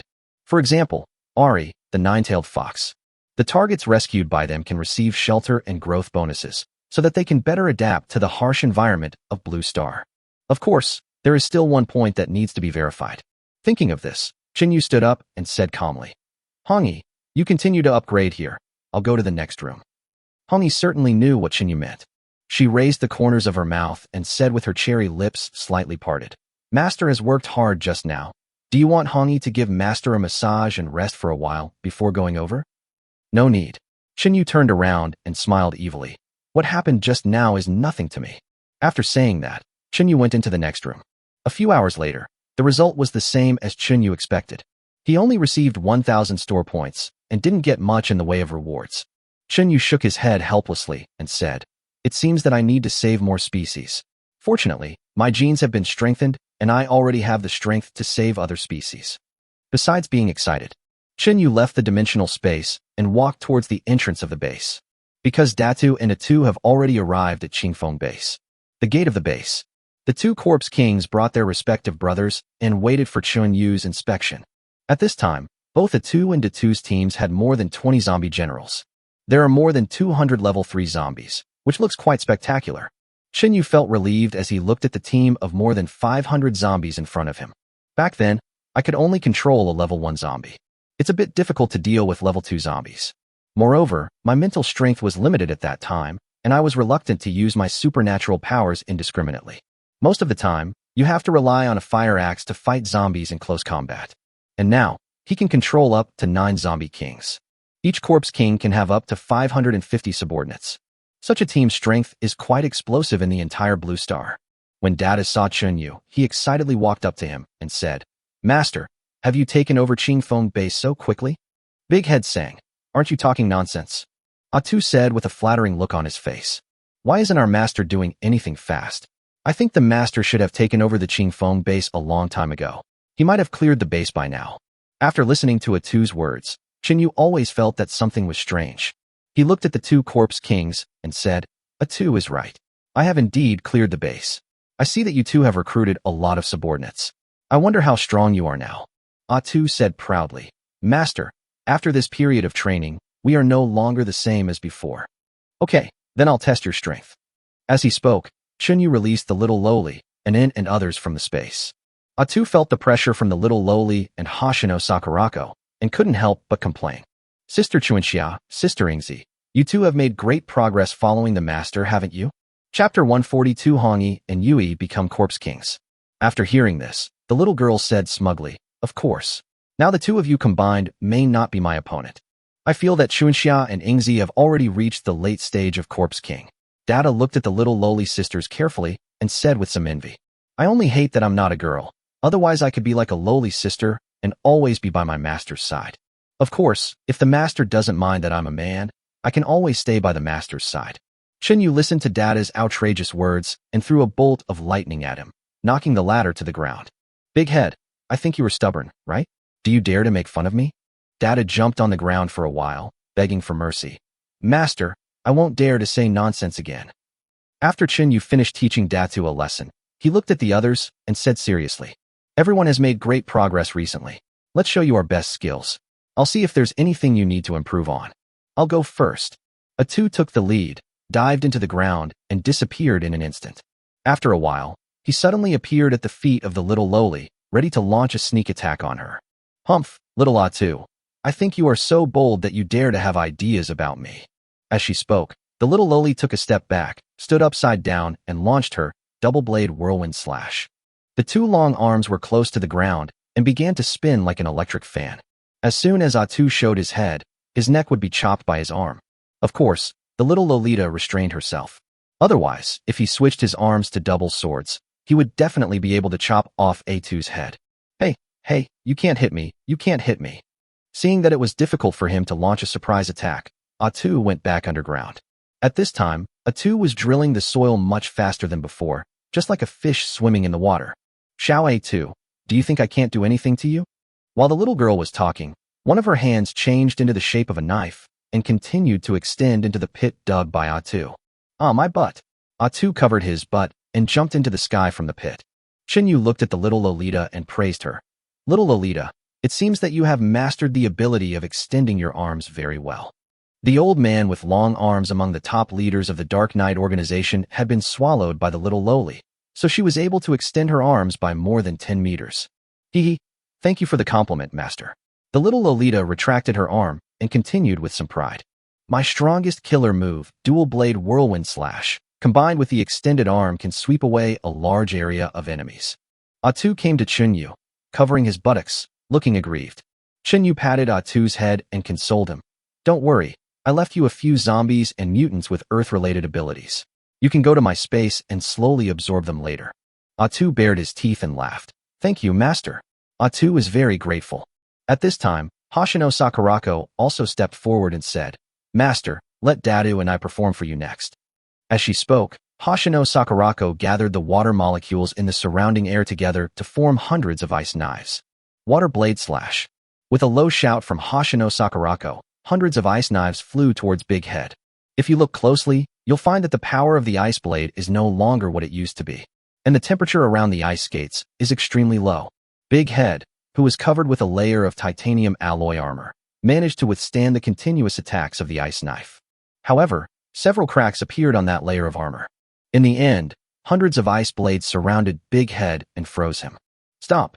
Seeing that the winner had been decided, Chunyu hurriedly stopped the competition between the two. Receive. As Hoshino Sakurako retracted the ice knife, Big Head, which had been frozen into an ice sculpture, finally recovered. Chunyu said to Datu, Datu, I will arrange some defensive zombies and mutants for you later. Then your defense will be greatly improved. Thank you, Master. Big Head bowed excitedly. Chunyu looked at Dabai and Xiaoying again. These two have swallowed up a lot of crystals recently and are now close to level 5. Dabai saw Chunyu's gaze and laughed. Master, is it my turn to perform? Then just watch. As he spoke, Dabai used his charm on the people around him one by one. Except for Ali and Anun, everyone else was accidentally trapped by Dabai. After being stunned for a few seconds, they slowly recovered. Don't underestimate these few seconds. Sometimes when masters fight, the outcome can be decided in just a few seconds. Especially when two masters, a man and a woman, fight each other. When the little eagle saw that it was his turn, he said happily, Master, it's time for the little eagle to perform. As he spoke, the little eagle flew into the air. It aimed at a few rocks on the road and launched its sky of arrows. Whoosh whoosh. The hard feathers were like arrows, deeply embedded in the stone. If this is inserted into the head of a level 3 zombie, it will definitely blow its head off. Chunyu nodded and said, Not bad, but the power is still a little weak. It's still not enough to deal with a level 5 corpse king. The little eagle circled in the air and said, Master, please rest assured. I will become stronger as soon as possible. At this time, the little Lolita looked around and asked in confusion, Master, why don't I see Sister Hongi and Sister Yui? Chunyu smiled and said, They are in my space. Don't be surprised when you see them later. At this time, more than an hour had passed outside, and more than half a month has passed in space. Hongi and Watanabe Yui both became corpse kings not long ago. Chunyu waved his hand, and 2 corpse kings appeared in front of everyone. When the little Loli and other corpse kings saw Hongi and Watanabe Yui, they all widened their eyes in surprise. If they had not been tied up by Chunyu, they would probably have been kneeling on the ground by now. But the subordinates of little Loli and others were not so lucky. Because they are not directly controlled by Chunyu, they are not as influenced by Chunyu as the little Loli and others. At this moment, under the pressure of the 2 zombie kings, many low-level zombies were almost able to break free from the restraints of the little Loli and others and kneel on the ground. This was even before the 2 men in red fully released their pressure. The little girl swallowed her saliva and said in disbelief, Corpse, Emperor, Sister Red has become the Corpse Emperor so quickly. Hoshino Sakurako also echoed. Even Sister Yui, who was seriously injured a few days ago, has become a corpse king. How on earth did they do it? Chapter 143, Battle with 2 level 6 giant snakes. Because the little Loli and others have never entered the second dimension, they don't know that the speed of time flow in the second dimension is different from that outside. It was hard for them to believe that Hongi and Watanabe Yui, who were at the same level as them a few days ago, had now become corpse kings. The little Loli looked at the 2 corpse kings in front of her, walked to Chunyu, and said with a pout, Master, you are too biased. The 2 elder sisters are already corpse kings, and we are still only corpse kings. Chunyu calmly explained, Once Dr. Li successfully develops the transformation potion, I can take you into the dimensional space. By then, it will be easier for you to upgrade. The little girl nodded vigorously, her face full of anticipation. Just as Chunyu was about to ask about the progress of Dr. Li's work, the little eagle that had been soaring in the sky suddenly swooped down to Chunyu. Master, it's bad. There are 2 giant snakes crawling towards us in the distance. Giant snake? Yu flew into the air, turned on his analytical glasses, and looked into the distance. The facts are just as Xiaoying said. A few kilometers away, there were two giant snakes over 20 meters long, rapidly crawling towards the Qingfeng base. After analyzing for a moment, Yu fell to the ground and said with a little surprise, "They are actually two giant snakes that have reached level 6. After hearing this, the little girl widened her eyes and said, "What? Two level 6 snakes? It's fine if the two sisters have already reached level 6, but how come two random snakes are level 6? Atu clenched his fist and said, "No matter what level they are, with so many of us, how can we be afraid of them? What's more, the master is here too." After hearing this, Yu shook his head and said, "I think those two snakes have just reached level 6. There is no need for me to take action." Atu was stunned for a moment, then looked at Hong Yi and Watanabe Yui and said, "That's right. We have two great corpse kings guarding us. There's no need to be afraid of them." "No, the two girls in red won't take action either," Yu said calmly. "Master, do you want us to deal with those two level 6 giant snakes?" At this time, the little girl came forward and snorted coldly. "Xiao too, are you scared? There are so many of us. I don't believe we can't beat them." "That's right." The little eagle also fluttered its wings and said confidently, "I'll let them taste the power of my feathers later." Everyone knew that Yu wanted to train them, so they stopped talking and immediately entered combat mode. After a while, two giant snakes appeared in front of everyone. One of the green snakes looked at the people in front of it, spitting out its tongue, and said, "Sister, I told you there are a lot of zombies and mutants here, right?" Another flower snake monster laughed and said, "Sister Xiaoqing is really powerful. Now we are going to make a fortune. It seems that these people are much stronger than the ones we devoured. Of course, let my sister go meet them first." As it spoke, the green snake suddenly raised its head and sprayed a mouthful of poisonous water at Yu and others. Hoshino Sakurako took a step forward and said sternly, "Watch me." As she spoke, she turned the venom into ice knives and turned the ice knives towards the green snake. Clang! The ice knife hit the green snake's scales, making a series of harsh sounds like hitting metal. At the same time, faint marks were left on the green snake's scales. The blocked ice blade was blown away and landed on the large rocks nearby. However, these venoms are extremely corrosive. Even in a frozen state, it corroded deep pits in the stones. The green snake was slightly surprised and said, "Oh, I didn't expect this little corpse king to be so skilled. Unfortunately, your brush has no bristles." The other side. Seeing her sister Ingzi blocking the attack of the green snake, the little girl said, "Humph, little earthworm, I'll let you taste my power again." As he spoke, the two arms that transformed into double swords stretched out several meters and then began to spin on the spot. Seeing this, Ari whispered, "I'll help you." After saying that, he attached himself to the little loli to enhance her supernatural powers. Bang bang bang. The two swords slashed on the huge body of the green snake in succession, and even cut off a piece of snake scales. Seeing this, Huashi said solemnly, "Sister Xiaoqing, although this guy is small, his strength is far superior to that of ordinary corpse kings. You have to be careful." At this time, Atu suddenly emerged from the ground, stabbed the flower snake with a long knife, and said, "You'd better take care of yourself first." The flower snake felt a pain in its stomach and straightened up suddenly. "You can't afford to play with me, kid? How dare you sneak attack me from underground?" After saying that, the flower snake lowered its head and spit out a ball of fire. Seeing this, Atu hurriedly shrank back into the ground. "Atu, I've told you so many times, hit the snake at its most vulnerable part." The little eagle also flew into the air and launched an attack on the flower snake's weak spot, the tip of its tail. The people on the side looked at Xiaoying helplessly. "Damn it, today I will turn you into a roasted chicken." The flower snake was a little angry, and it opened its bloody mouth and spewed out a ball of fire. The flame was so powerful that it even set fire to the feathers on the eagle's butt. Then, the flower snake stretched its head towards the little eagle at an extremely fast speed, ready to swallow the latter in one gulp. Dabai, who had been watching from the sidelines, saw that Xiaoying was in danger and quickly used his charm. The flower snake suddenly froze in place, its eyes becoming dazed. "Hey, it's my turn to perform." Big Head suddenly jumped onto the snake's head, raised his sandbag-sized fist, and kept hitting the flower snake's eyes. Xiaoying took the opportunity to escape in front of Chunyu and slapped his butt. "Master, it's so hot. It's so hot that my butt is smoking." Chunyu shook his head helplessly and took out some water from the space to put out the fire. The flower snake on the other side had recovered and threw its head to the ground. It looked at Chunyu and the others even more angrily and said, "Damn it, I didn't expect you to be so difficult. Sister, let's go together. The green snake did not dare to be careless. It leaned against the flower snake and glared at Chunyu and others fiercely. At this time, Anan, who had not taken any action, stepped forward and prepared to attack the snake. Anan, I'm here to help you. Ari left the little lowly and attached herself to Anan again. Anan looked at the two giant snakes and launched, mind-piercing on them at the same time. The two giant snakes that had reached level 6 suddenly rolled on the ground. Pain. It hurts so much. The two giant snakes looked as if they were infested with sparganosis. But, after all, they had reached level 6, so they recovered quickly. The green snake looked at Anan not far away, spitting out its tongue, and said, "Damn little guy, you actually have such a powerful mental attack ability. What kind of group is this?" Green Snake said with a sad face, somewhat speechless. How on earth did they get together? Chapter 144. The combined power of the two giant snake sisters, Death Coil.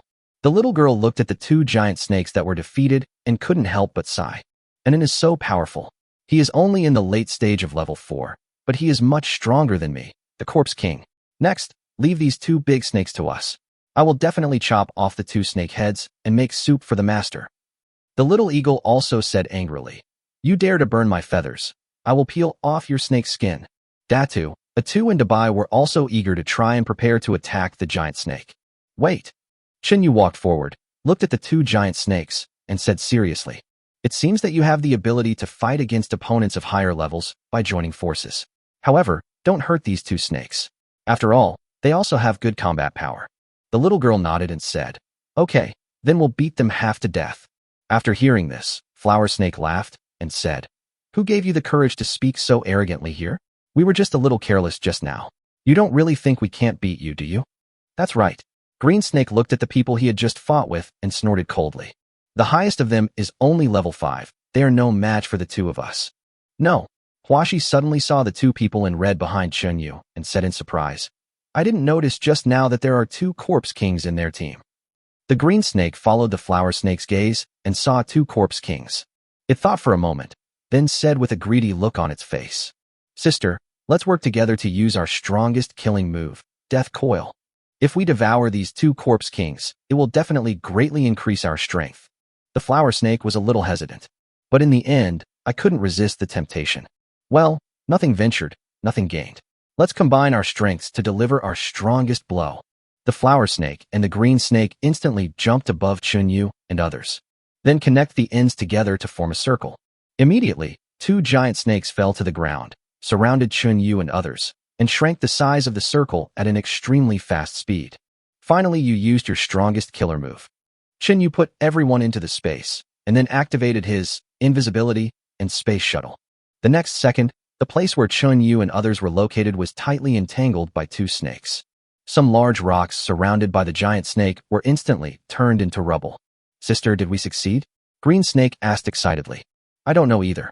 The flower snake turned its head to look at the position between the two snakes and said with some confusion, "Why do I feel like they all ran away?" "They all ran away?" The green snake also turned its head to look and found that there was indeed no trace of Chunyu and others. "Don't look for me. I'm here." Chunyu suddenly appeared 10 meters away from the two giant snakes and spoke calmly. Flower Snake looked at Chunyu and said in surprise, "How come this kid is as slippery as a loach?" The green snake said unwillingly, "Sister, let's try again." As they were talking, the two giant snakes used Death Coil again. This time, Chunyu did not dodge, but activated his space defense. The two giant snakes found that the closer their bodies got to Chunyu, the greater the resistance they encountered. When their bodies were only 3 meters away from Chunyu, they could no longer get close to Chunyu at all. Green Snake said helplessly, "Sister, what is going on?" "I don't know either." Huashi didn't expect that he would run into such a tough guy. After thinking for a moment, he finally made up his mind. "Sister, something seems to be wrong. This guy is deliberately training us. Let's retreat quickly." The two snakes hurriedly freed themselves from the death coil and prepared to escape. "Since you are here, stay and be my subordinate." Chinyu activated his time standstill ability and directly bound the two giant snakes. Then, ding! Congratulations to the host for successfully binding 2 mutant giant snakes. After being bound by Chunyu, the 2 snakes knelt on the ground respectfully and said in unison, "Master, Xiaohua, Xiaoqing, is at your service." Chunyu nodded and said, "Get up." I didn't expect you guys to have the combined ability Death Coil. It looks quite powerful. My lord. Xiaohua raised her head and said, we are twins. After the mutation, we not only have our own abilities, but also the ability to combine. How did you find this place? Chen Yu continued to ask. Xiaohua explained. Because Xiaoqing has a very sensitive sense of smell, she smelled that there seemed to be a fierce fight in this place, as well as a strong fluctuation of supernatural power, so she came here. So, you can easily find the location of mutants and zombies? Yes, Master. The reason why the two of us were able to reach level 6 so quickly is because we have used our unique abilities to slaughter 2 smaller mutant bases and 3 zombie king-level zombie groups in recent months. After hearing this, Chen Yu finally understood why these 2 snakes upgraded so quickly. Love has taken away a lot of my resources. Chen Yu waved at the green snake and said, Xiaoqing, can you identify the location of the mutants? Yes, Master. Xiaoqing replied respectfully. Although my sister and I can both smell mutants and zombies, I am more sensitive to the smell of mutants and mutant animals. My sister is more sensitive to the smell of human zombies and animal zombies. Chen Yu was slightly excited after hearing this. I didn't expect that I would find a treasure today. These 2 snakes are not only powerful, but also have the ability to hunt for treasure. With their help, it will be easier to find the traces of aliens and zombies on the island. Thinking of this, Chen Yu asked, did you find any traces of mutants and zombies on your way here? Xiaohua shook her head and said, within this 30-kilometer radius, we haven't found any large-scale mutants or zombie groups. Even zombie groups at the level of Corpse General are rare. Chen Yu nodded slightly and thought to himself, it seems that the Dark Knight organization of Qingfeng Base has almost cleaned up the surrounding area. After thinking for a moment, Chen Yu released all the people in the space. When the little lowly and several other corpse kings saw the 2 giant snakes in front of them, they went forward to fight with them. Seeing this, Xiaohua hurriedly explained, dear seniors, we 2 sisters are just like you, and we have become the master's subordinates. Only then did they stop. Chen Yu looked at the people in front of him, pondered carefully for a while, and then said seriously, now, divide everyone into groups according to their abilities. Datu, Atu and your men are in a group with Xiaohua, Yui, Dabai, and Xiaoying. The rest of the people, except Ari, are all from the second group. Of course, Dr. Li has been in the dimensional space, so he did not participate in the grouping. The little girl touched her head in confusion and asked weakly, Master, why did you divide us into 2 groups? Xiaohua thought for a moment and explained thoughtfully, Master separated Xiaoqing and me. Could it be that he wanted to rely on our abilities to find zombies and mutants? Chapter 145, The Japanese on the Plane Cooperating with the United States. Chen Yu didn't expect Xiaohua to be so smart. He looked into the distance and said faintly, now you are strong enough to act on your own. In order to speed up the cleanup of the island country, I divided everyone into 2 groups according to their ability types. If you cooperate well, the effect will be more than just 1 + 1. There is one more thing you must remember. I want more than just to kill those powerful mutants and zombies. What I want is to flatten the entire island nation. After hearing this, everyone shouted in unison, don't worry, Master. We will definitely fulfill our mission and flatten the island nation.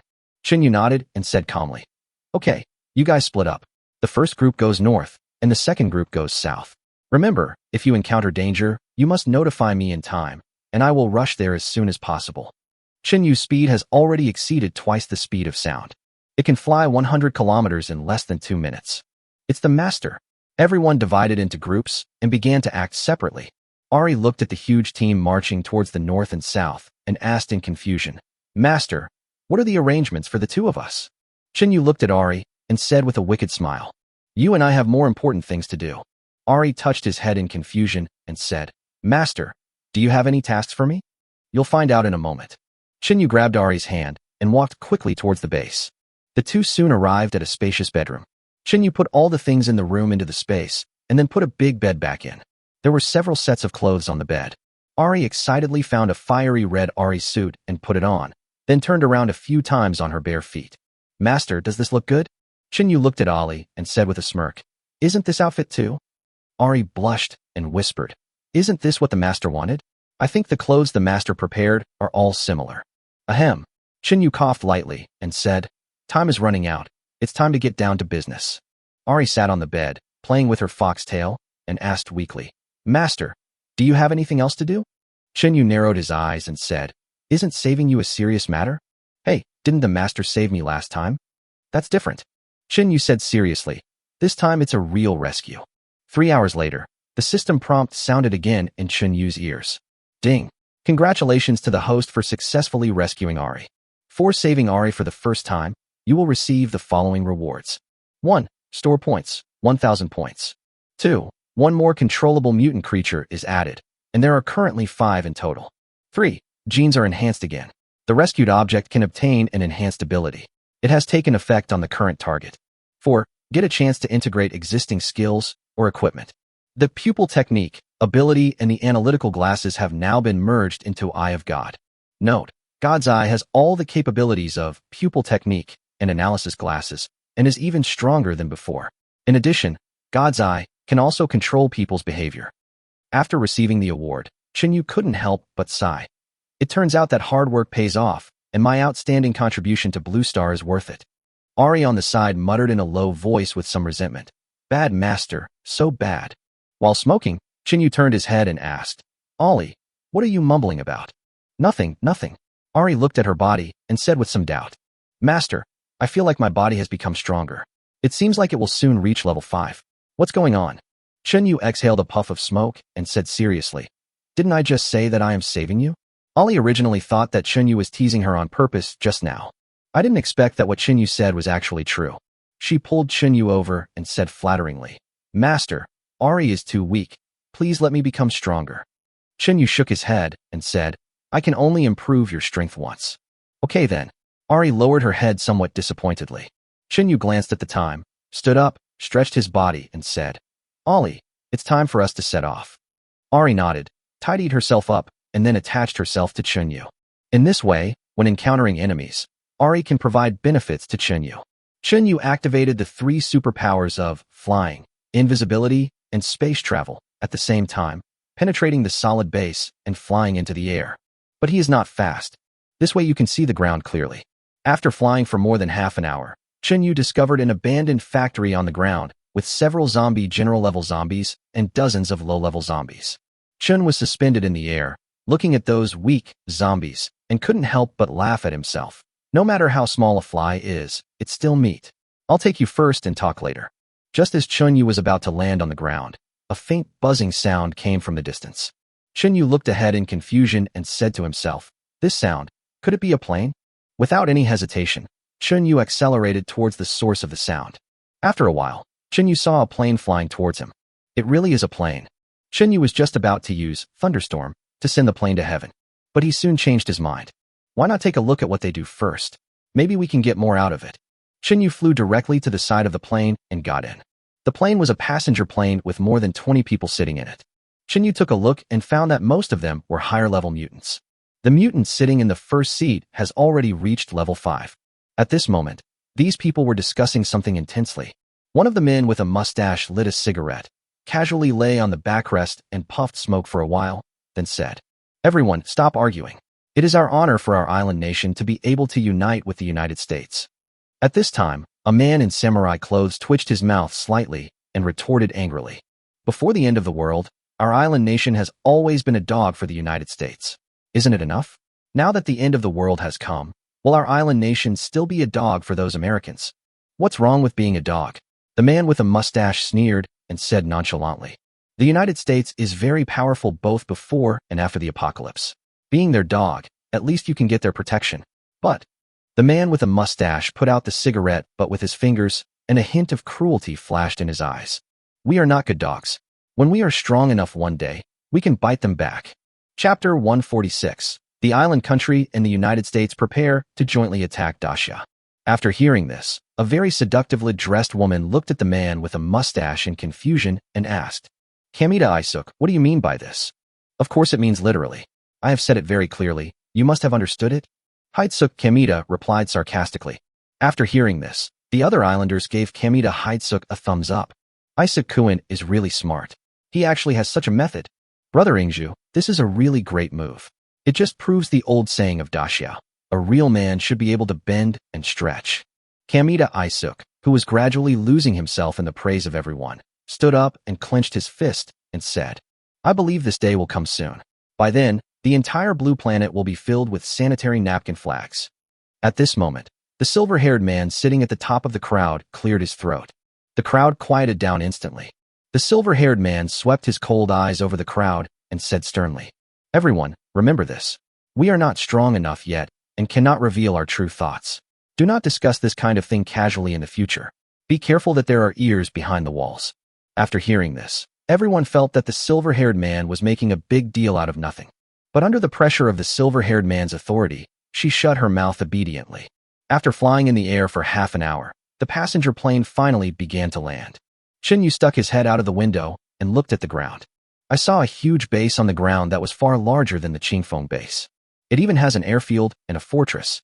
After the plane landed smoothly, the silver-haired man and others entered the base one after another and walked straight into a large conference room. Shinyu also walked in with everyone else. At this moment, the conference room was already full of people. The silver-haired man sat in the second seat on the right, while the others sat in the back. At this time, a fat man who was drinking tea at the second seat on the left raised his eyelids and said frivolously, "Fujimaya, please report to the leader how the mission went." The silver-haired man named Fujimaya snorted coldly and said sarcastically, "How I completed my mission is none of your business." "You." The fat man slammed the table and said with spit flying, "Fujimaya, don't think you're awesome just because you went to the United States. As long as I sit in this position for one day, my status will be higher than yours. You better be polite to me." Fujimaya crossed his arms, leaned back in his chair, and shook his head. "You are too self-righteous. I don't admit that you are higher in status than me, so what can you do?" "Fujimaya, you can say one more word and try? Don't think I won't beat you up just because you're guarding Nanamiya Kayoni. Do you believe me or not?" "Enough, stop arguing, both of you." The fat man wanted to say something, but was interrupted by a woman sitting in the first seat. The woman paused, then looked at Fujimaya with a smile and said, "Minji-kun, is the cooperation with the United States going smoothly this time?" Fujimaya immediately changed his tone and said softly, replying to Master Jin, "This cooperation went smoothly." "Really?" Nanamiya Kayoni leaned towards Fujimaya and said with her chin in her hand, "Then let me quickly tell you what the United States said." When the fat man saw Nanamiya Kayoni like this, his expression became even uglier. Fujimaya glanced at the fat man with pride and said slowly, "The United States has agreed to send people to help us attack Dacia.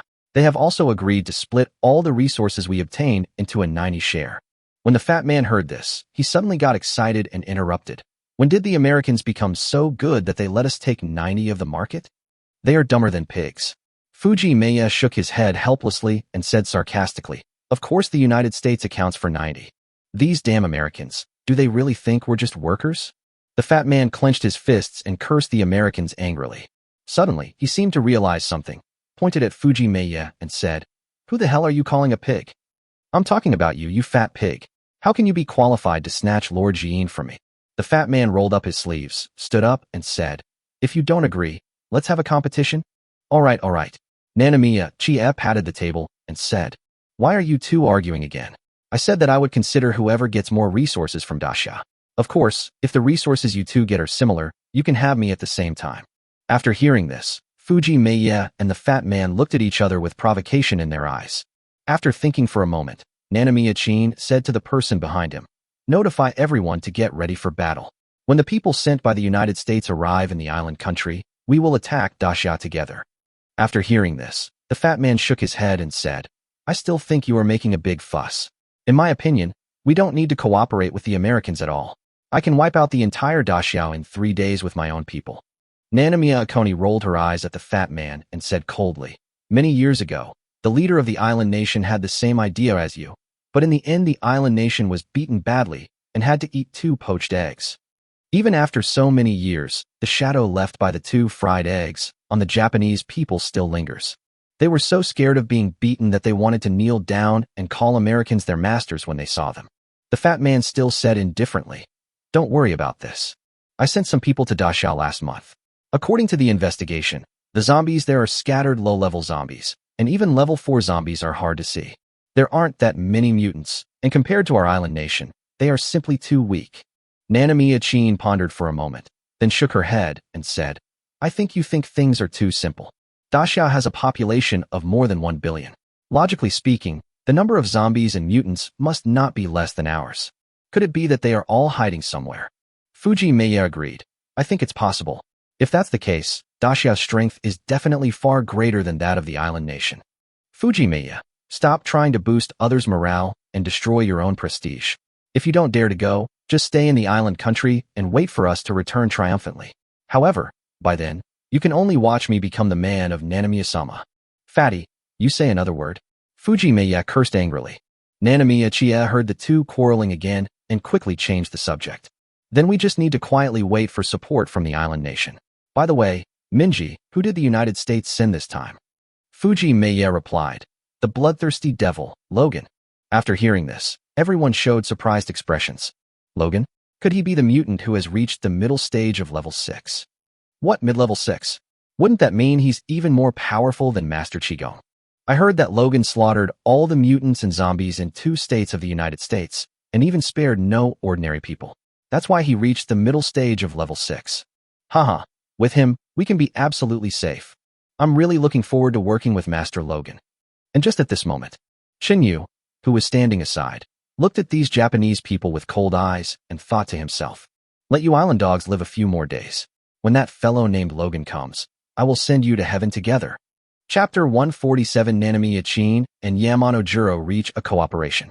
Shinyu originally wanted to follow Fujimeya into the base and then send these people from the islands to death. But after hearing the content of the meeting, I decided to wait a while.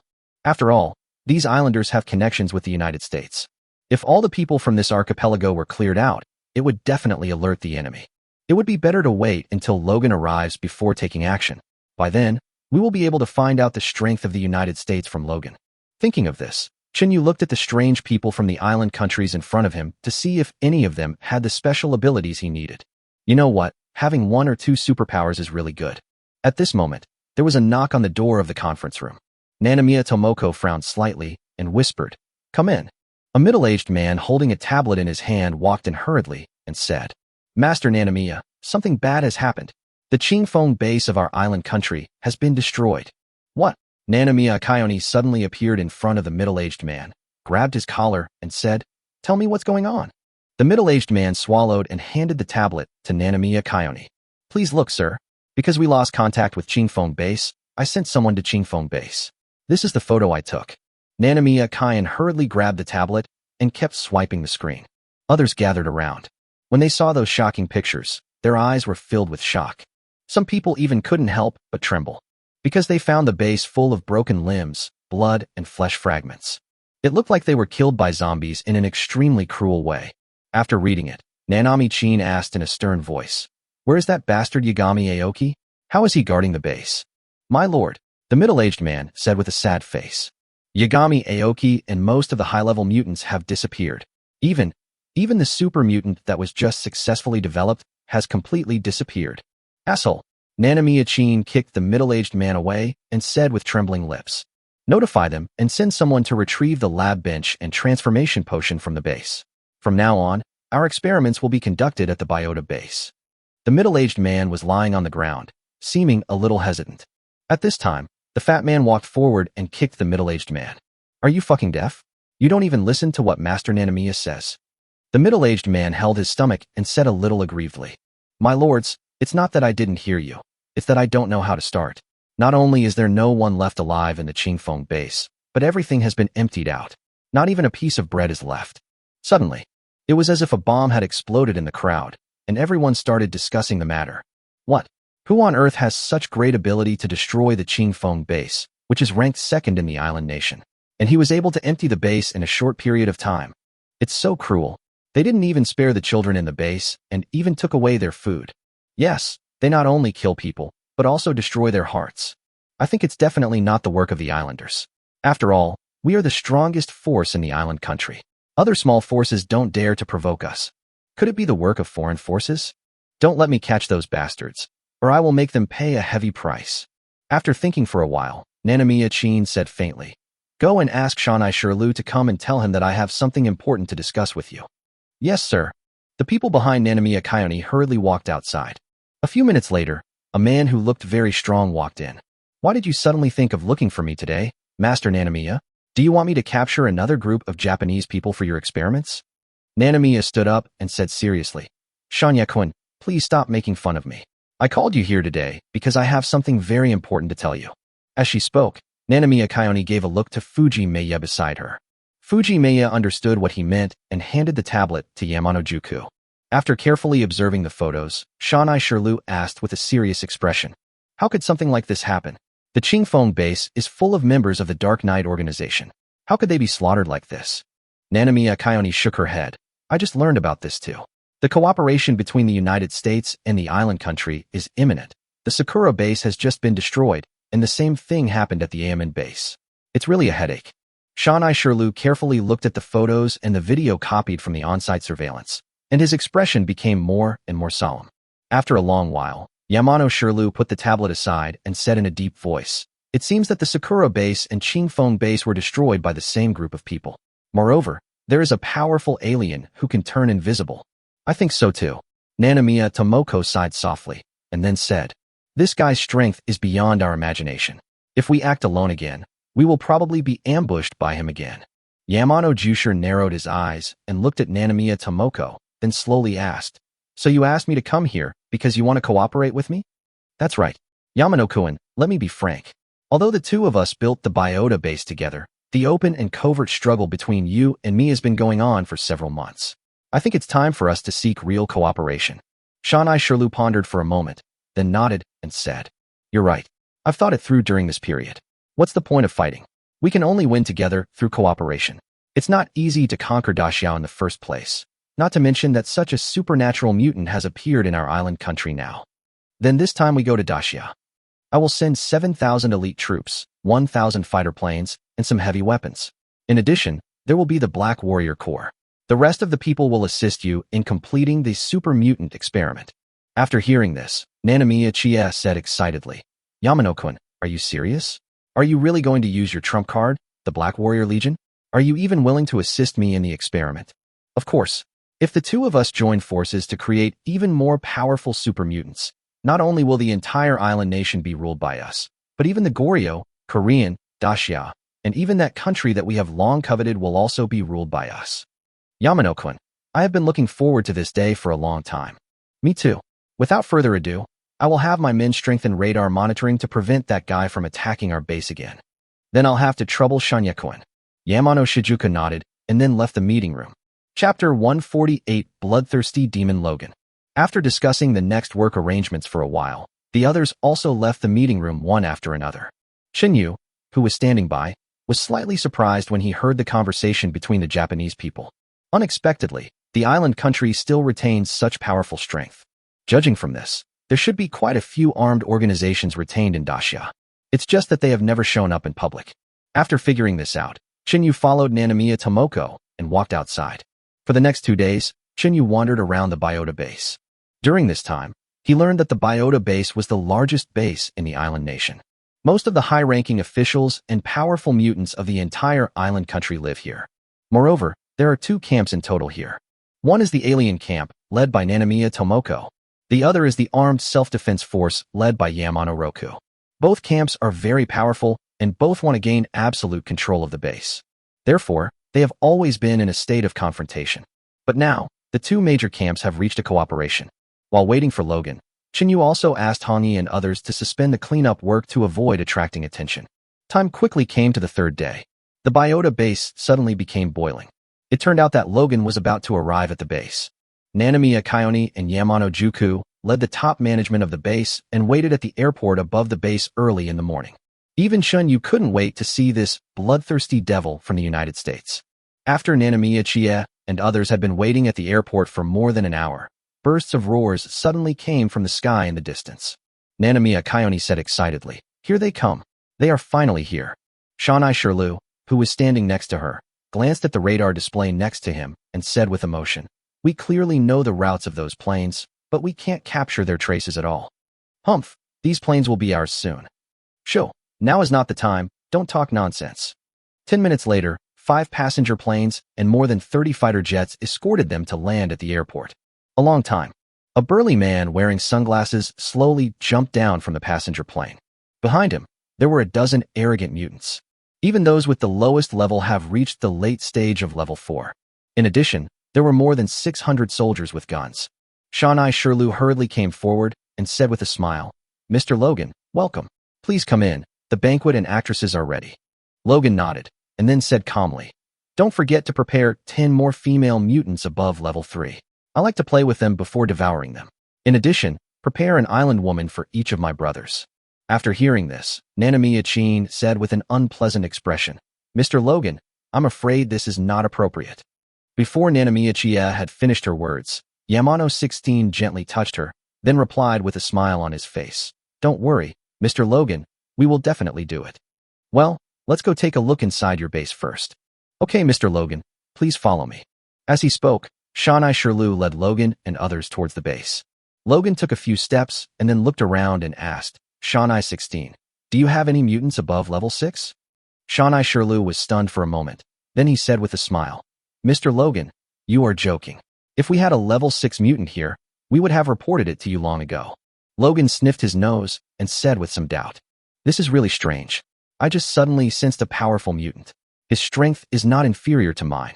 After hearing this, Nanamiya Kayoni denied it repeatedly, saying, how is this possible? The strongest mutants here are me and Yamano-kun. But we have only reached the late stage of level 5, which is still far behind you. Have I been working too hard these days? Logan looked around again and shook his head helplessly. Maybe I misperceived it. Let's go. After saying that, Logan continued to walk forward. But, after taking a few steps, Logan suddenly pulled out a pistol and shot in the direction of Chinyu.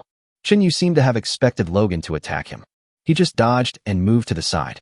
Logan snorted coldly and said in a deep voice, Sir, come out. Why hide in front of me, the bloodthirsty devil? You can escape my eyes, but you can't escape my nose. Seeing that he had been discovered, Chinyu simply stopped hiding. He was no longer invisible, but was suspended in midair, looking down at everyone.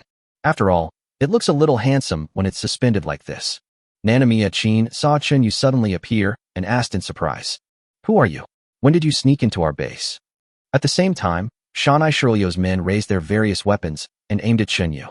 Chinyu was not worried at all when he saw the armed soldiers.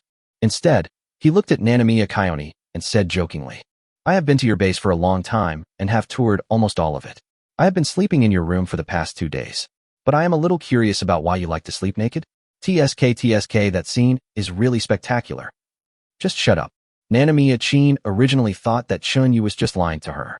After all, even if he could become invisible, it would be impossible for him to enter and leave some important places at will. But after hearing Chinyu's last words, he knew that the young-looking man in front of him was not bragging, because she really likes to sleep naked, in the spread position. At this time, Kamita Isuk, who was standing by, pointed at Chinyu and said, How dare you peek at Lord Qigong, boy? Do you think you can do whatever you want just because you can become invisible? With so many of us, there are plenty of ways to make you show up. Chinyu glanced at Kamita Isuk and said in a surprised tone, Hey, why do you look so familiar to me? Oh, I remember you said on the plane that you Japanese people are not good dogs, and you said that one day you will bite the United States back hard. Shut up. Don't spit blood at me. Kamita Isuk looked at Logan with some fear, and then said viciously, Stop trying to sow discord between us and our ally the United States. What I'm saying is that our island nation will always be a dog of the United States. We will bite whoever our master tells us to bite. We will even be happy to eat shit if our master tells us to. That's enough. Nanamiya Kayoni couldn't bear to listen any longer and interrupted Kamita Isuk, saying, Why are you talking to him? Shoot her, kill him. At Nanamiya Kayoni's command, dozens of soldiers who had been waiting for a long time pulled the triggers in their hands. Chapter 149, Chaos at Biota Base. Various bullets, rockets, and other portable artillery were fired at Chinyu. Bang, bang, bang. Boom, boom, boom. However, Chinyu, who had already activated the space field, had no intention of dodging at all. The bullets and shells fired at Chinyu were like sinking into a quagmire when they were 10 meters away from Chinyu. The bullet stopped completely about 6 meters away from Chinyu. The more powerful shrapnel from the shell only stopped 4 meters away from Chinyu. Chinyu looked at the soldiers coldly, took out a Gatling gun, and said, Your weapons are too weak. Let me show you what real weapons are. As he spoke, Chinyu pulled the trigger and pointed the gun, which was glowing blue, at the soldier. Ta-ta-ta. Under the effect of firepower boost, Gatling gun exerts extremely strong power. Each bullet can leave a big hole in the enemy. Nanamiya Kyan saw this and shouted, Not good. This guy has defensive abilities and can also enhance the power of thermal weapons. All soldiers retreat. Other mutants follow me and break his defense. As he spoke, Nanamiya Kaioni rushed forward with Fujimeya and others. Chin, I'm here to help you. Yamano Shirlu followed closely behind, running towards Chunyu with a samurai sword in hand. Chunyu snorted coldly and shouted in a low voice, "You are looking for death." Then he threw away the Gatling gun and threw several bolts of lightning at the crowd. Nanamiya Chin saw the thick lightning in the sky and hurriedly shouted to the people around him, "Everyone be careful of lightning." Without her saying anything, many people had already subconsciously dodged to the side. However, there were still many aliens who were unable to react and were struck by lightning, dying instantly.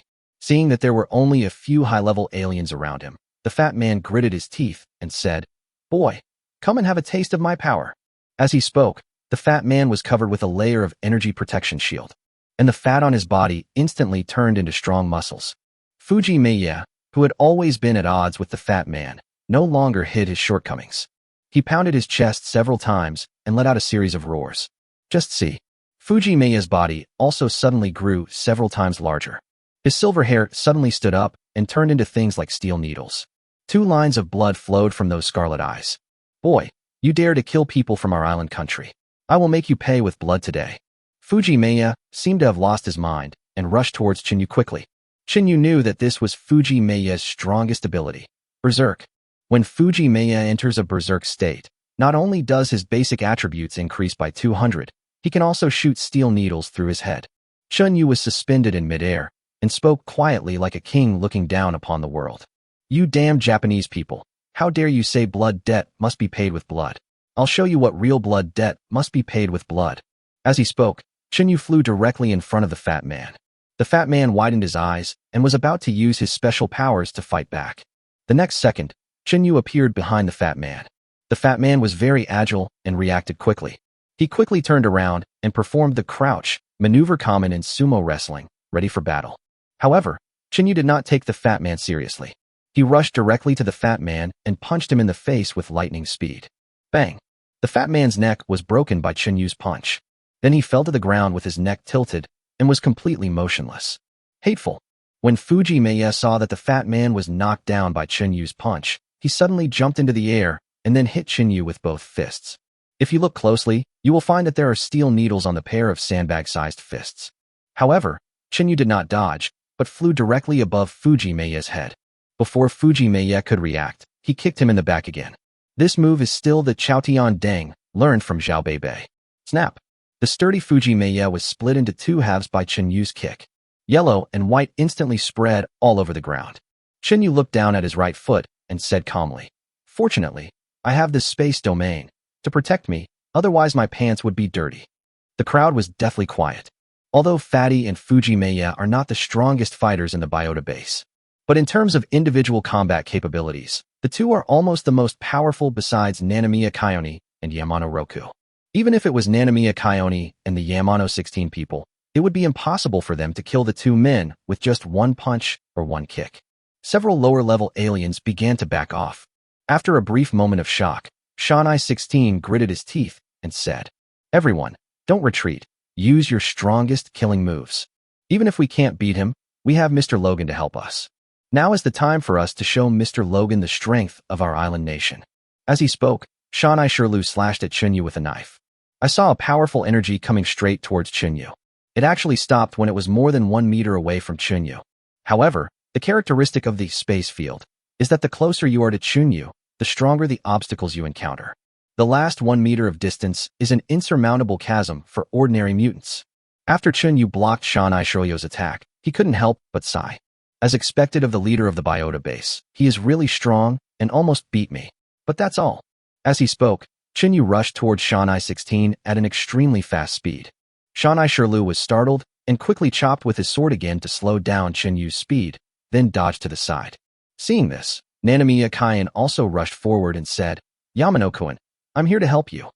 As she spoke, she had already appeared beside Shanai Shirlu. Shanai Shirlu nodded and waved to the Black Warrior army behind him. The Black Warrior Legion immediately rushed up, surrounded Chunyu, and aimed at the latter together. Chunyu had already noticed these Black Warriors. Strictly speaking, they are no longer real humans. Everyone is a transformed person.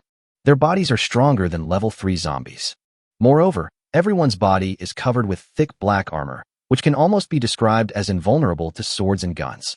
Of course, the most terrifying thing is that these people have lost their own consciousness. Just like a puppet, he completely obeys Shanai Shirlyo's orders. However, although these black warriors are extremely powerful compared to ordinary people and even ordinary aliens, but in front of Chunyu, it is not good enough. Before the Black Warrior Legion pulled the trigger, Chunyu directly activated his Thunderstorm ability. I saw an overwhelming electric grid falling from the sky and landing right on top of the heads of the Black Warrior Legion. Sizzle. Before these Black Warriors could react, they became charred corpses. Chapter 150 Logan in giant wolf form. Seeing this, Shanai Shirlyo's mouth twitched involuntarily. He didn't expect that his ace army would be so vulnerable in front of Chunyu. He didn't even last a single round. You know, the Black Warrior Legion has never lost a battle. Even when facing several level 5 zombie kings, you can still gain an advantage. Damn it, you actually killed my Black Warrior Legion. I will make sure you die miserably. As he spoke, Yamano Juku activated his Metal Control ability on the Black Warriors lying on the ground. The next second, the soldiers' bulletproof vests and guns in their hands all appeared in front of him. Yamano Roku used his bulletproof vest to form a wall in front of himself and Nanamiya Kayoni. He controlled hundreds of guns and aimed them at Chunyu. Chin, come and help me. Nanamiya Kayan nodded and immediately activated her acceleration ability. Shanai Shirlu laughed grimly and said, "Boy, let's have a taste of our combined power." As he spoke, hundreds of guns were fired at Chunyu. However, unlike ordinary bullets, each bullet is accelerated 10 times. Correspondingly, the kinetic energy of the bullet becomes 100 times the original. Countless bullets were fired at Chunyu, slowly destroying the defense of the space field. In the end, the bullet was less than 1 meter away from Chunyu. Because the bullet was too fast, Shanai Shirlu mistakenly thought that the bullet had hit Chunyu. He threw down his empty gun and laughed. "That guy is almost dead. Let's go together and take him down." After saying that, Yamano Juku and Nanamiya Kayan rushed in front, and the others followed closely behind them. Chunyu glanced at Logan and shook his head. It seems that Logan won't take action unless he beats this islander to the point where he has no chance to fight back. Well, let's end this as soon as possible. As he spoke, Chunyu directly activated the control ability of Eye of God. At the same time, Nanamiya Chin, who was in the front, suddenly changed direction and slapped Shanai Shirlu on the top of his head. Yamano Juku had no time to react and was knocked unconscious by Nanamiya Kayoni. "Chin, what's wrong with you? Why did you attack me?" Nanamiya Kayoni did not answer, but continued to use her killing move to attack Yamano Juku. "I see. You were controlled by that kid." Shanai Shirlu did not dare to be careless and quickly raised his fist to fight back. After being hit several times, Nanamiya Kayan seemed to have finally recovered. She looked around blankly and asked in confusion, "Yamano-kun, what happened to me just now?" Shanai 16 stopped and whispered, "Jean, you were just controlled by that guy and attacked me." "Attacked you?" Nanamiya Chin's eyes suddenly flashed with murderous intent, and then he slapped Shanai Shirlyo's face with his palm, grinning, and said, "Is that so?" Shanai Shirlu was beaten back a few steps before he realized that he had been fooled by Chunyu. "Damn it! How dare you play dirty tricks?" After Yamano Juku stabilized his body, he rushed towards Nanamiya Kayan again. He knew that if he wanted to deal with Chunyu, he had to let Nanamiya Chin recover first. After Yamano Juku fought with Nanamiya Kayan for several rounds, the latter finally stopped. Nanamiya Kayoni asked once again in confusion, "Yamano-kun, what happened to me just now?" After Yamano Juku was sure that Nanamiya Kayoni had really recovered this time, he explained to her what had just happened. "Asshole." Nanamiya Chin looked at Chunyu and said with a distorted face, "If you have the guts, fight us squarely and don't use such despicable means." Chunyu laughed up to the sky and said, "Qigongjin, you can't beat others so you say they are using despicable means? I haven't said that you are bullying the minority with your numbers. Humph, you invaded our territory without any reason, so of course we have to fight back." Chunyu was suddenly speechless. I don't know how the people of this archipelago have the nerve to say the word invasion. Chunyu narrowed his eyes and looked at Nanamiya Jin and the others, and said in a deep voice, "Stop talking nonsense. All of you come together." Nanamiya Kayoni and Yamano Roku looked at each other, then rushed over together. Chunyu did not dodge, but activated his Eye of God once again. 2 red rays shot out from Chunyu's eyes and flew straight towards the enemy. Not good. Nanamiya Kayan quickly activated her defensive ability, forming a thick protective shield on the surface of her body. However, this protective shield was as weak as paper in front of Chunyu. Nanamiya Kyan was pierced through the forehead by a red light. The moment Shanai Shirlu saw the red light, he subconsciously tilted his body. However, he was only slightly better than Nanamiya Kyan, but half of his face was also penetrated by the red light. Chinyu was not at all flustered and continued to attack Shanai Shirlu with red light. In a short while, more than a dozen large holes were made in his body, killing him completely. Logan, who had been watching coldly from the side, shook his head slightly and said, "These islanders are really a bunch of trash. It seems that there is no need to cooperate with you now." As he spoke, Logan jumped in front of Nanamiya Kyan in one step. He shook his body and turned into a wild wolf over 2 meters tall. Then he grabbed Nanamiya Kyan and started eating it. Through the eye of God, Chinyu saw that the energy in Nanamiya Chin's body was rapidly flowing towards Logan. "Fuck, you got there first." Chinyu, who had originally not intended to use his spatial ability, no longer hid his abilities. He flew rapidly towards the aliens from the island country who were killed by him. Wherever it passed, not even a hair was left behind. In the end, only the half-body in Logan's mouth was left. Chinyu glanced at Logan and directly struck a bolt of lightning on the latter's head. "Oh." Logan let out a scream and then dropped the half-corpse in his mouth. "Bring it here." Chinyu was not polite at all and directly put the corpse into the space. "Boy, I hate it most when someone steals my food." Logan, with blood all over his mouth, howled at Chinyu, then pounced on him. Chinyu activated Eye of God again. Several red lights shot out from his eyes one after another and hit Logan's head. However, Logan was very agile and actually dodged Chinyu's attack. Even if a few red lights hit Logan, they could not cause fatal damage to him. Moreover, those wounds healed at a speed visible to the naked eye. Logan laughed grimly and said, "Judging from your appearance, you should be from Daxia, right? As long as you are willing to obey me, I promise to give you half of Daxia's resources." Chinyu was a little speechless and said, "You are an American, and you dare to set your sights on Daxia? Humph, if you don't accept my toast, then I'll punish you. In that case, I'll kill you first and then destroy Daxia." As he spoke, Logan rushed over with his bloody mouth open and started fighting with Chinyu. Chapter 151: Defeat Logan and harvest dozens of stealth fighters. After fighting with Logan for several rounds, only then did Chinyu realize that Logan's true strength was not at the mid-level of level 6, but he has reached the late stage of level 6. However, Logan did not gain any advantage over Chinyu. Instead, his injuries became more and more serious. At this moment, Logan's men gathered around him and said loudly, "Mr. Logan, we are here to help you." Logan glanced at his men, a barely perceptible ruthlessness showing at the corner of his mouth. "Come on together, you must hold him back for me." "Yes, Master Logan." Dozens of mutants rushed towards Chinyu. Moreover, these people used their most powerful killing moves as soon as they came up, blocking Logan like a human wall. While his men were fighting with Chinyu, he turned around and ran away, and shouted to the gunner in the distance, "Open fire." Following Logan's order, the soldiers who had been waiting for a long time in the distance immediately fired dozens of artillery shells in the direction of Chinyu. Boom, boom, boom. The powerful shells blew deep pits directly where Chinyu was. Those American aliens who were fighting with Chinyu were instantly blown to pieces by artillery shells. Suddenly, flames appeared and smoke filled the air. Seeing that there was no movement at Chinyu's location, several American aliens walked up to Logan and said, "Lord Logan, I didn't expect that kid to be so powerful." Logan looked in the direction of Chinyu, licked his tongue, and said, "This time, even if that guy had a body of steel, he would be blown to pieces. It's a pity that such a powerful mutant cannot be devoured intact. Don't worry, my lord. We will try our best to find all his pieces for you to enjoy." "Well, go ahead, I can't wait." "Really?" Chinyu suddenly appeared behind Logan and said to him with a joking look on his face, "I heard that you wanted to devour me whole. What a coincidence, I thought so too." Logan looked back suddenly and saw Chinyu floating in the air. You're okay?" Chinyu shrugged helplessly and said, "Who said I'm fine? My clothes were all blown up." Logan looked carefully and saw that Chinyu's coat was torn in many places, but there was no trace of blood.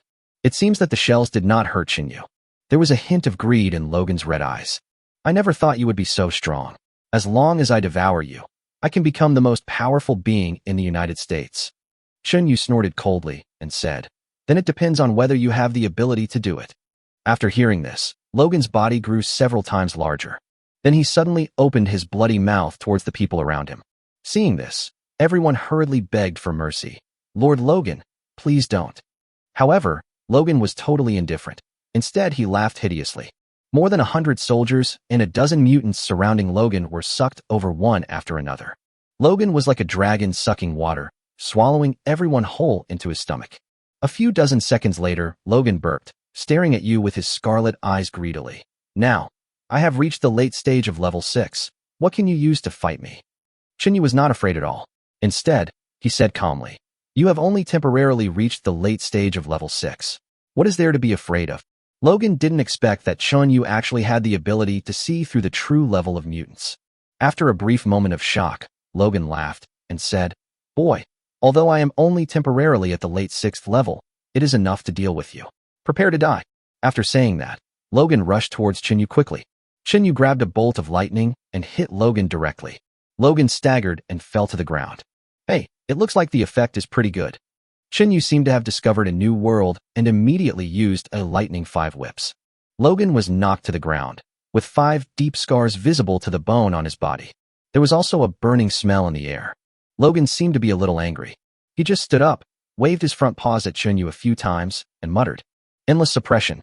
With a loud roar from Logan, a wolf-shaped shadow appeared above Chinyu's head and pressed down on the ladder. At the same time, a powerful force enveloped Chinyu. Chinyu stood where he was, looking at the powerful shadow with some curiosity. Seeing that Chinyu was unable to move, Logan quickly retreated to a distance and shouted to the soldier who had already reloaded his ammunition.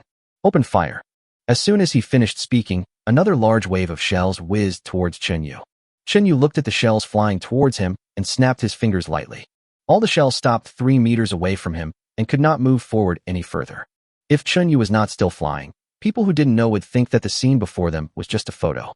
Logan saw the bombs floating in the air. His eyes widened, and he said to himself, how is this possible? Does he have the ability to control time? That's right. At some point, Chinyu appeared above Logan's head. At the same time, the fist wrapped in lightning smashed hard into Logan's head. Snap! There was a crisp sound of bones cracking, and Logan's huge werewolf had already changed shape. Chinyu grabbed Logan's neck and punched him in the eye again. My eyes. Logan's strength suddenly dropped, and he howled in pain. Chinyu directly activated his supernatural power and put the seriously injured Logan into the space. Call. Chinyu exhaled and sighed secretly. The late 6th stage mutant is really powerful. It took me a lot of effort to subdue it. Now I have to call a few people to clean up the biota base. Chinyu asked the little eagle to bring the girl in red and the little lowly to fly towards him. The rest of the people continued to clean up the aliens and zombies on the island. At this moment, the soldiers in the distance saw that Logan was subdued by Chinyu, and they fled in all directions. Chinyu sneered and flashed directly in front of the group of soldiers. Wanna run? Not that easy. As he spoke, Chinyu threw bolts of lightning at the crowd. Logan's men and the armed self-defense forces at the biota base were all killed by lightning. After dealing with everyone in the base, Chinyu turned his attention to the heavy artillery and stealth fighters. After putting away all the heavy artillery, they arrived above the stealth fighter again. It's actually an F-25 stealth fighter. It seems like we've gained a lot this time. Chinyu excitedly put away the 5 passenger planes and more than 30 stealth fighters, and then let Ollie leave him.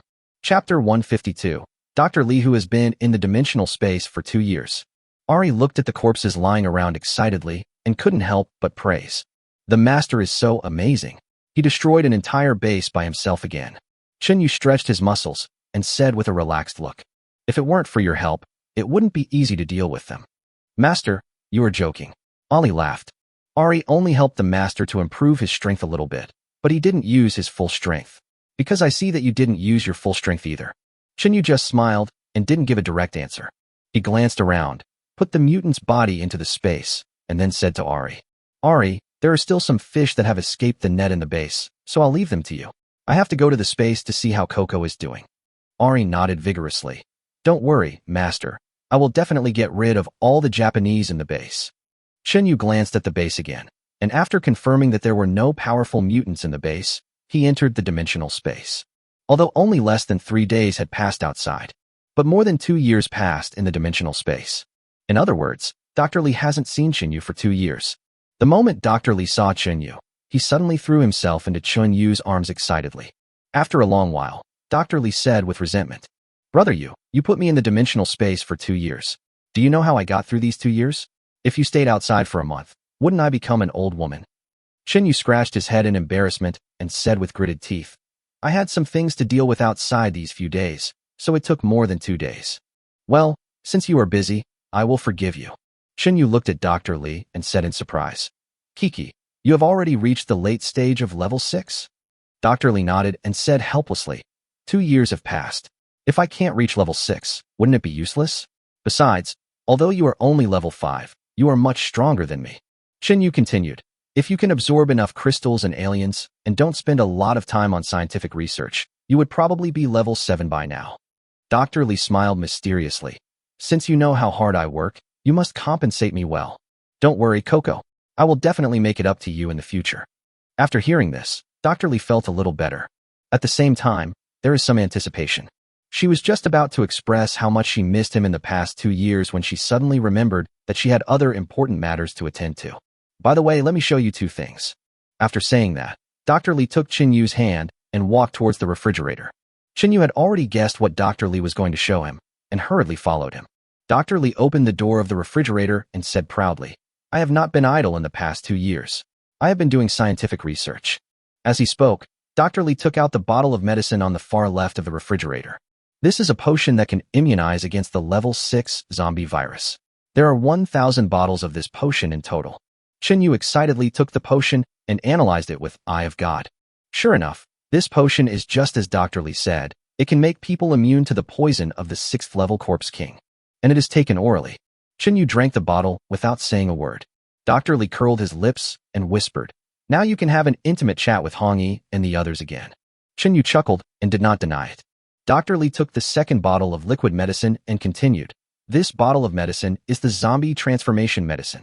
Chenyu took the potion and examined it, then said in surprise, this potion can even transform a level 6 Corpse King. That's right, Dr. Li said with a little pride. The previous potion could only transform level 5 zombies, but it was ineffective against level 6 zombies. The transformation potion I researched can transform level 6 zombies. Chenyu gave a thumbs up and praised repeatedly. Great, great. I didn't expect your scientific research level to be so impressive. That's natural, Dr. Li explained. Since I have the ability of superwave, analyzing the composition of reagents has become much easier. I can even simulate the experimental results without conducting human experiments. Chenyu already knew the power of superwave. Unexpectedly, Dr. Li used it skillfully in scientific research. Chenyu looked at the other potions. Dr. Li explained one by one. The remaining few bottles of potions are all enhancers. They can enhance the abilities of mutants and even ordinary people. However, these enhancers can only temporarily enhance the target's abilities. That's pretty good. With them, maybe they can save your life at a critical moment. Chenyu patted Dr. Li's head gently and smiled. Kiki, you've been working hard in this space alone for the past 2 years. I'm not tired. I know that you need to consume a lot of energy to maintain the slow speed of time in the space, so you are tired. I think your fighting ability must have weakened a lot. It has weakened a lot, but it is enough to deal with them. Dr. Li shook his head helplessly and praised. I really don't know if you have some kind of invincible cheat. Why does it seem like no one can stand up to you? It's not as exaggerated as you say. In fact, my strongest ability is not my offensive ability, but my ability to save my life. That's true. With the abilities you have now, it's harder than climbing to the sky to catch you. Unlike me, I can only hide in your space. If I am forgotten by you, I will probably be alone for the rest of my life. Chenyu knew that Dr. Li had not fully recovered yet. Of course, this can't be blamed on her. After all, if a person stays in a confined space for 2 years, he will get sick. And fortunately, there is plenty of food in the dimension. Otherwise, she would have starved to death long ago. Thinking of this, Chenyu snapped his fingers, and more than a dozen mutant corpses suddenly appeared in front of the two of them. Dr. Li looked at the bodies, his eyes widened as he asked, Are these all for me? Chenyu nodded. You have made great contributions in the past 2 years. These are rewards for you. Thank you, brother you. Dr. Li was so excited that he began to absorb the energy of those mutants impatiently. Chenyu first learned all the information about the United States from Logan. Then he killed him and absorbed the energy in his body. However, Chenyu did not absorb all the energy in his body, but left some of the energy. Because Logan's endless suppression is very suitable for an on, it can play a greater role on an un. 1 day later, after absorbing the energy of more than a dozen high-level mutants, Chenyu finally reached level 7. But what was different from before was that this time Chenyu unexpectedly received an upgrade reward for the first time. Chapter 153, America's Fear of Daxia. In the process of absorbing the energy of mutants, Yu chose a superpower that he liked from among the many superpowers. That is Yamano Shijuku's metal control. After several hours, Yu finally reached level 7. At the same time, that familiar voice rang in my ears. Congratulations to the host for successfully reaching level 7. Because the host team has killed more than 10,000 Japanese people, including aliens from the Japanese, the title of Very Happy was unlocked. This upgrade will give you additional rewards. 1. The number of controllable animal zombies increases by 1, and there are currently 5 in total. 2. The capabilities of all team members increased by 30. 3. Combining the firepower enhancement and metal control abilities will allow metal control to exert even more powerful capabilities. After seeing the award he received, Yu's face remained calm. After all, he is strong enough now, and every time he encounters an enemy, he can almost strangle him with a crushing force. However, Yu was not so arrogant as to look down on these rewards. This doomsday world is full of dangers, and no one can predict what kind of opponents they will encounter in the future. More strength may mean more chances of survival. Dr. Lee, who was standing by, saw that Yu had absorbed all the abilities of the alien, so he gently pushed him and said, "Brother Yu, take me out for a walk. I've been feeling suffocated in this space for the past 2 years." Yu came back to his senses, squinted his eyes, and said, "Kiki, just stay in the dimensional space. Maybe when I see you next time, you will be at level 7. "I don't want to." Dr. Lee hugged his chest and said with a wronged look on his face, "I am a few years older than you. After staying in your space for 2 years, I am already 30 years old. If something happens to you that delays me for 10 days or half a month next time, I will be an old lady in my 40s. Yu smiled evilly. "The more you talk, the more excited I am. Brother Yu, please stop joking with me. I'll go outside with you and see if we can find some experimental materials." "Okay." After Yu finished speaking, he took Dr. Lee and left the space. Dr. Lee looked at the bodies scattered all over the airport and couldn't help but sigh. Brother Yu is really invincible.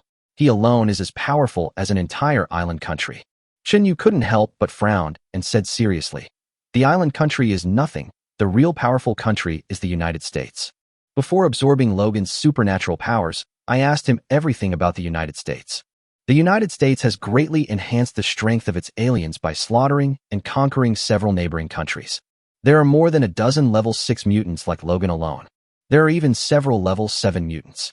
After hearing this, Dr. Lee asked with some confusion, "Since the United States is so powerful, why doesn't it take the opportunity to dominate the entire blue planet?" Yu looked forward and said solemnly, "This is a long story. Do you remember that a few months ago, the number of zombies in Daxia suddenly decreased?" "How many months ago?" Dr. Lee asked puzzledly. Yu thought for a moment and smiled helplessly. "For you, it should have been more than 2 years ago. You hadn't met me at that time. I seem to remember this happening."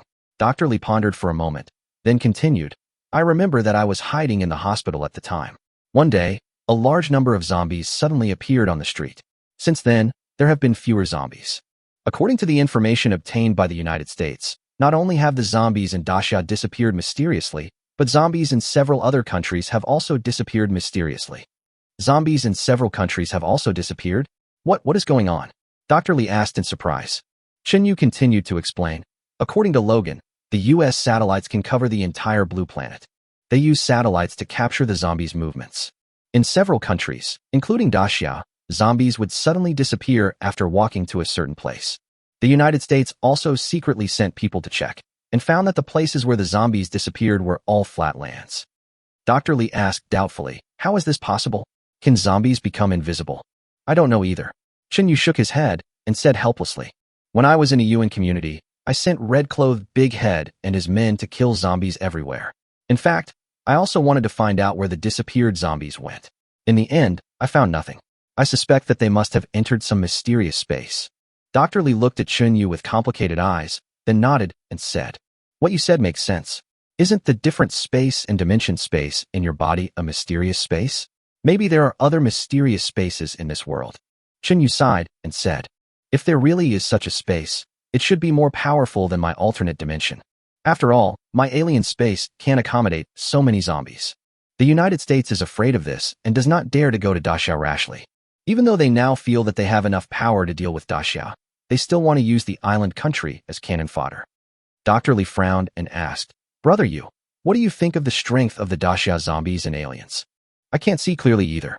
Wait a moment, I'll ask Wu Shuang and the others. Chen Yu closed his eyes and began to contact Dong Wu Shuang, Xiao Hui and others. After a long while, Chen Yu finally contacted Dong Wu Shuang and Xiao Hui through consciousness. After Dong Wu Shuang connected to Chen Yu's consciousness, he said excitedly, Master, you finally contacted me. Xiao Hui also quickly interrupted and said, Master, when will you come back? Xiao Hui misses you so much. Chen Yu smiled and asked, Wu Shuang, Xiao Hui, how are Doomsday Manor and Lonyuan Base doing recently? Xiao Hui spoke first. Master, please rest assured, the sisters-in-law are all well. There is one more thing I want to report to you. Xiao Hui has just reached level 6. Chen Yu nodded with satisfaction and praised. Not bad. I didn't expect that you could reach level 6 through your own efforts. Hee, it's mainly because a lot of energy suddenly appeared in my body. Under the effect of this energy, I was directly promoted to level 6.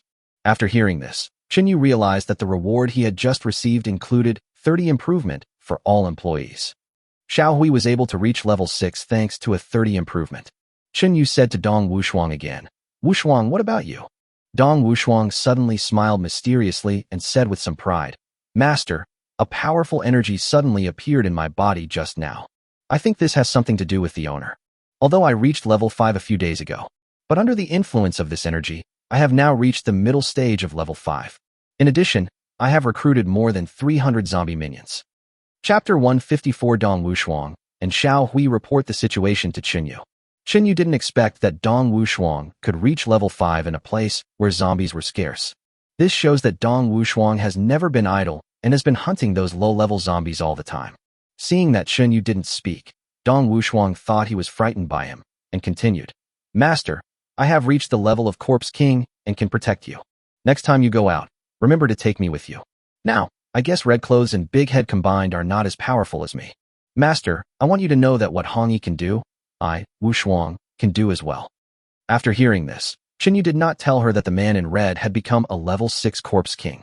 Otherwise, Dong Wu Shuang would not only be shocked, but also devastated. However, after killing each zombie, Chen Yu would leave a portion for Dong Wu Shuang. It was enough for her to upgrade to Corpse King. This can be considered as compensation for her loyalty. While Chen Yu was stunned, Xiao Hui said hesitantly, Master, there is something Xiao Hui wants to report to you. Chen Yu came back to his senses and asked in a low voice, What's the matter? Xiao Hui said, It's like this. I can now control 10 million mice at the same time, so the patrol range has also expanded a lot. During the inspection, one thing struck me as rather strange. Half a month ago, I discovered a shelter that had just been built. I heard from Sister Wu Shuang that it was the Yuan community where the owner once lived, and the owner planned to use it as a hiding place, so I secretly sent some mice to patrol the Yuan community day and night. Unexpectedly, a few days ago, I found a group of armed forces and mutants entering Yuan community, seemingly looking for something. Chen Yu was stunned, then asked, How strong are those people? Xiao Hui responded, Those armed forces are fully armed and equipped with sophisticated weapons. In comparison, the mutants are not that strong. The highest level is only level 4. I didn't think it was a big deal, so I didn't tell you. But I thought they were suspicious, so I sent my men to follow them secretly. Xiao Hui, you did a good job. Chen Yu said seriously, Keep a close eye on that group of people and find out their location and purpose of going to a Yuan community. Also, I'll tell you another place. Send more mice there, and keep an eye on the situation there day and night. Afterwards, Chen Yu told Xiao Hui the place where the Daxia zombies disappeared. Yes, Master. Xiao Hui replied righteously. Well, report any important situation to me in time. Chen Yu cut off the connection with Dong Wu Shuang and Xiao Hui, turned to look at Dr. Li and said, I just asked Wu Shuang and Xiao Hui. They said everything is fine at the base, and nothing major has happened in Daxia. However, the Yuan community where we used to live has been targeted. Dr. Li asked anxiously, Did someone follow Hongyi and Dada's footsteps and find a Yuan community? Chen Yu thought for a moment and continued, Probably not. After all, our people had already gone to Doomsday Manor and Lonyuan Base. If someone really was targeting us, they wouldn't have gone to a Yuan community now. But no matter what, we have to be on guard against them. Of course, what I need to worry about most now is whether those disappeared zombies will come back. After listening to this, Dr. Li finally understood why Chen Yu never stopped, even though he was already very successful. It turned out that he had been trying to make himself as strong as possible in order to cope with possible crises in the future. Thinking of this, Dr. Li patted Chen Yu's back gently and comforted him. Brother Yu, don't worry too much. If there is a problem in this world that you can't solve, then this world can only be destroyed. If there really comes a day like that, I will accompany you to destruction. Chinyu looked down at the serious Dr. Li and said with a chuckle, I don't want to be destroyed. There are still many people in this world waiting for me to save them. Brother Yu, I have a long way to go. Dr. Li was stunned, then rolled his eyes and said, Brother Yu, it is undeniable that you can indeed make those who follow you stronger. But your way of saving people is really special. Hey, I wonder which little girl is going to be unlucky again. No, it may not be a little girl. Maybe it's a zombie like the one in red. Chinyu rolled his eyes at Dr. Li and said unhappily, How come such a great thing as saving Blue Star has become so unsavory in your mouth? Okay. Dr. Li shrugged helplessly. Let's end this topic quickly and go to the base to see if there is anything we can use. After all, these islanders owe us too much. Yeah, that's what I thought. Just as Chinyu was about to set off, he heard the sound of Little Eagle coming from a distance. Master, I'm here. Chinyu looked up and saw the little eagle swooping down rapidly from the sky. Sitting on its back were the girl in red and the little lowly. After the little eagle landed smoothly, Chinyu pretended to be angry and asked, Little eagle, why did you take so long to get here? Did you slack off on the way? Xiaoying said aggrievedly, Master, you are wronged. I am not in the same group with Sister Red and Sister Lowly. It took a lot of effort to pick them up. Chinyu patted Little Eagle's wings and said seriously, Thank you for your hard work, Little Eagle. There is a level 6 mutant here who is good at speed and defense. You can absorb the energy in her body. As he spoke, Chinyu threw Nanamiya Chin's body in front of Xiaoying. What Xiaoying didn't know was that most of the energy in this person's body had already been absorbed by Chinyu. The remaining energy is mainly used to maintain superpowers. However, this is just right for the little eagle so as not to burst it. After all, mutants of the same level are much stronger than mutant creatures. The little eagle excitedly picked up Nanamiya Chin and said incoherently, Thank you for the reward, Master. Even though the little eagle has no teeth, I will never forget your kindness. Chinyu said to Hong Yi and Little Lowly, You two come with me to the base first. I have something important to do. The little girl asked in confusion, Master, what's the matter? Chunyu's eyes flashed with a hint of cruelty as he said, You'll know when you get there. The little girl and the girl in red looked at each other, then at Dr. Li. Dr. Li shrugged and said he didn't know what was going on. The three followed Chinyu and walked into the base together. At this time, the base was already a river of blood. Chinyu and others walked all the way to the bottom floor, stepping on the blood-stained ground. Ollie, covered in blood, was standing in front of a door in a daze. After seeing Chinyu, Ari's bloodshot eyes recovered and she said softly, Master, I have killed all the people in the base. But I can't open this door no matter what. I wonder if there is anyone inside. Chinyu narrowed his eyes and looked at the heavy alloy door in front of him and said faintly, Ari, stand behind me and let me do it. Chapter 155, Metal Control, Rebound and Enhance Bullets. Yes, Master. Ari quickly stepped aside. Chinyu slowly walked to the door and used Eye of God to look towards the door. At this time, dozens of island soldiers were watching the situation outside through surveillance behind the door. There was a hint of nervousness on their faces, yet also a sense of confidence. Because the location where they are located is the strongest place in the entire base. Chinyu snorted coldly and did not choose to use space travel. He just wanted those islanders to watch him destroy the door and then die in despair. Chinyu's eyes darkened and he activated his Metal Control ability. Squeak, click. The titanium alloy door that was strong enough to withstand ordinary artillery shells actually began to crack slowly at a speed visible to the naked eye. The Japanese people behind the door all widened their eyes. What's going on? Who is the idiot opening the door? It wasn't me. I didn't open the door, and there was no one at the control panel. Something seems wrong. Look at the crack on the door. It's not our people opening the door. It's the door opening by itself. Everyone looked at the door carefully and found that it had begun to deform. The door did not seem to be open normally, but more like it was being forced open by some external force. Combined with Chunyu who suddenly appeared at the door, it is easy to guess that this is some kind of special ability of his.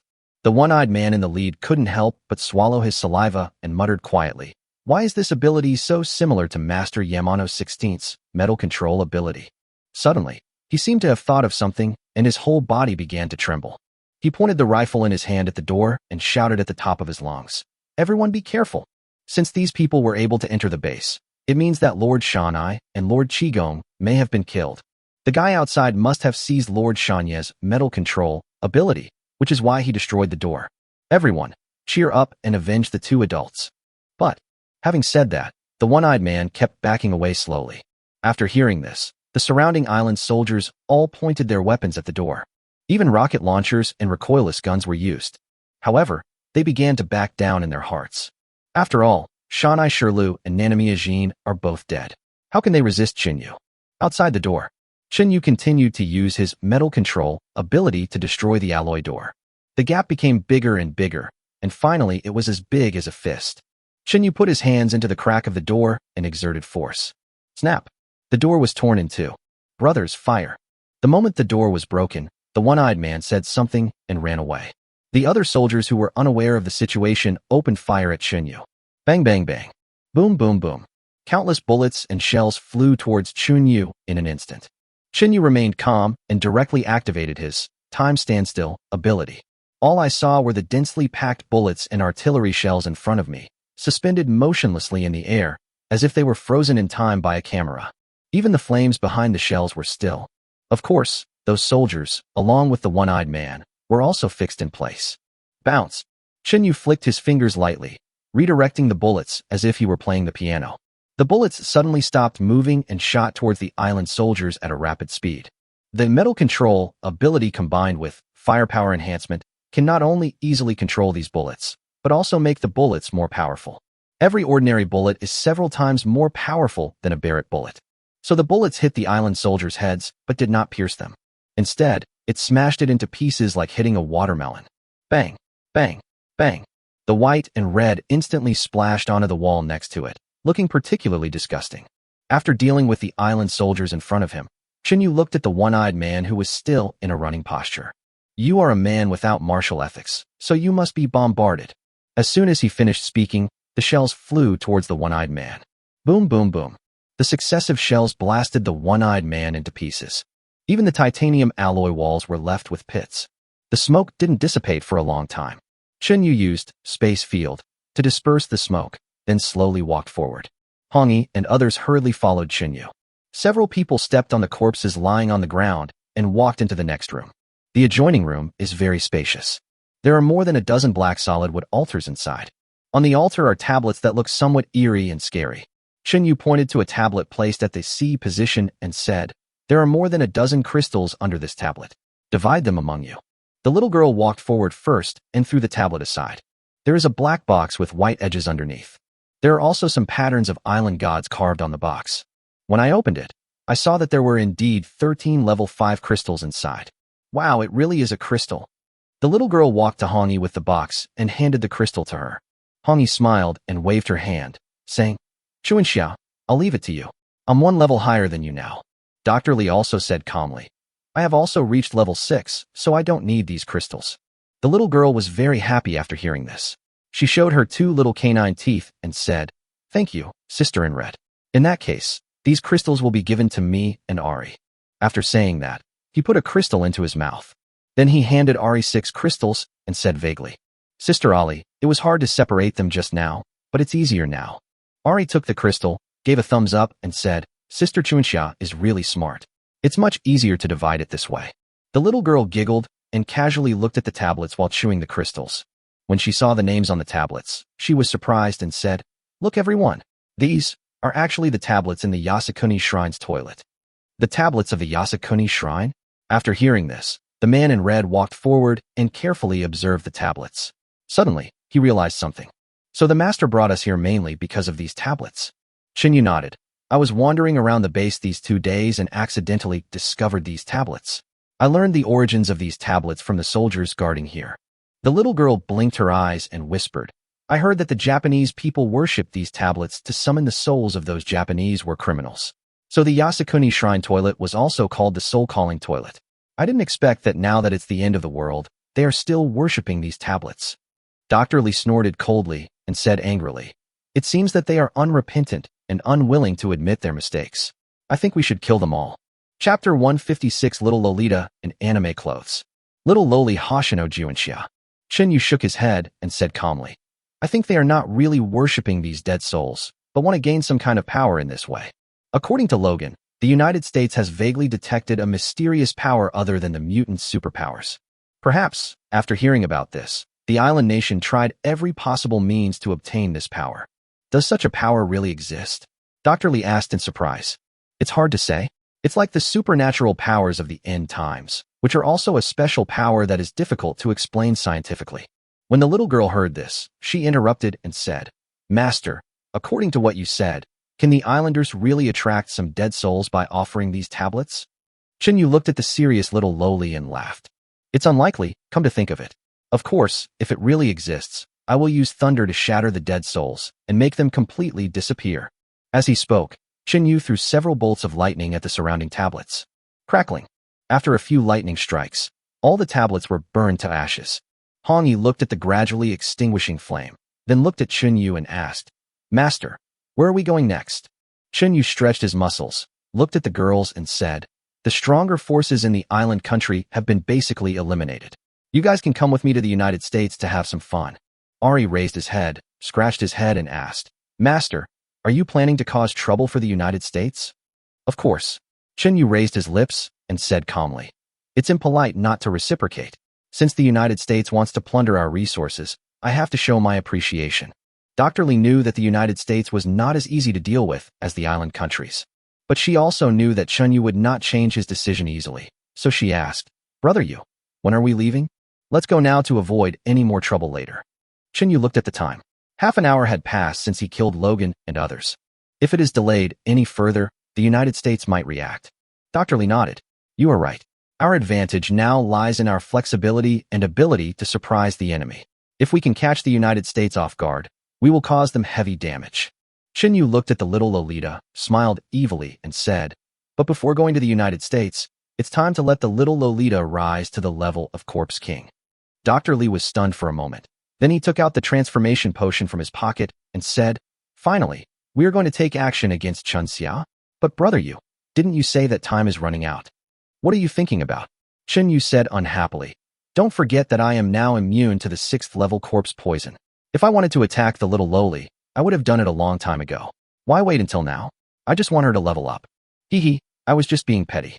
Dr. Lee touched the back of his head and said a little embarrassedly. Dr. Lee took out a syringe and drew 20 cubic centimeters of medicine from a large bottle.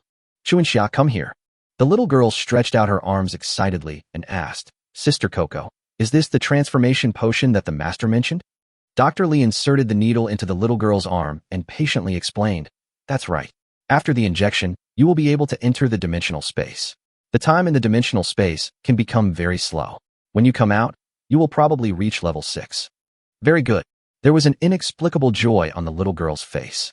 After all the medicine was injected, Qin Yugong was about to put her into the space.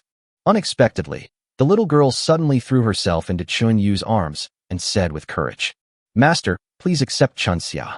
Qin Yu pretended to be surprised and said, Hey, didn't I subdue you a long time ago? Oh, Master, you are so bad. You clearly know what I mean. The little loli was so anxious that she jumped up and down. Qin Yu smiled slightly and took everyone into the space.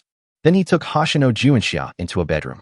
As soon as Hoshino Juanxia entered the bedroom, she threw herself into Chun Yu's arms. Chun Yu was stunned. I thought, how come this guy is more anxious than me?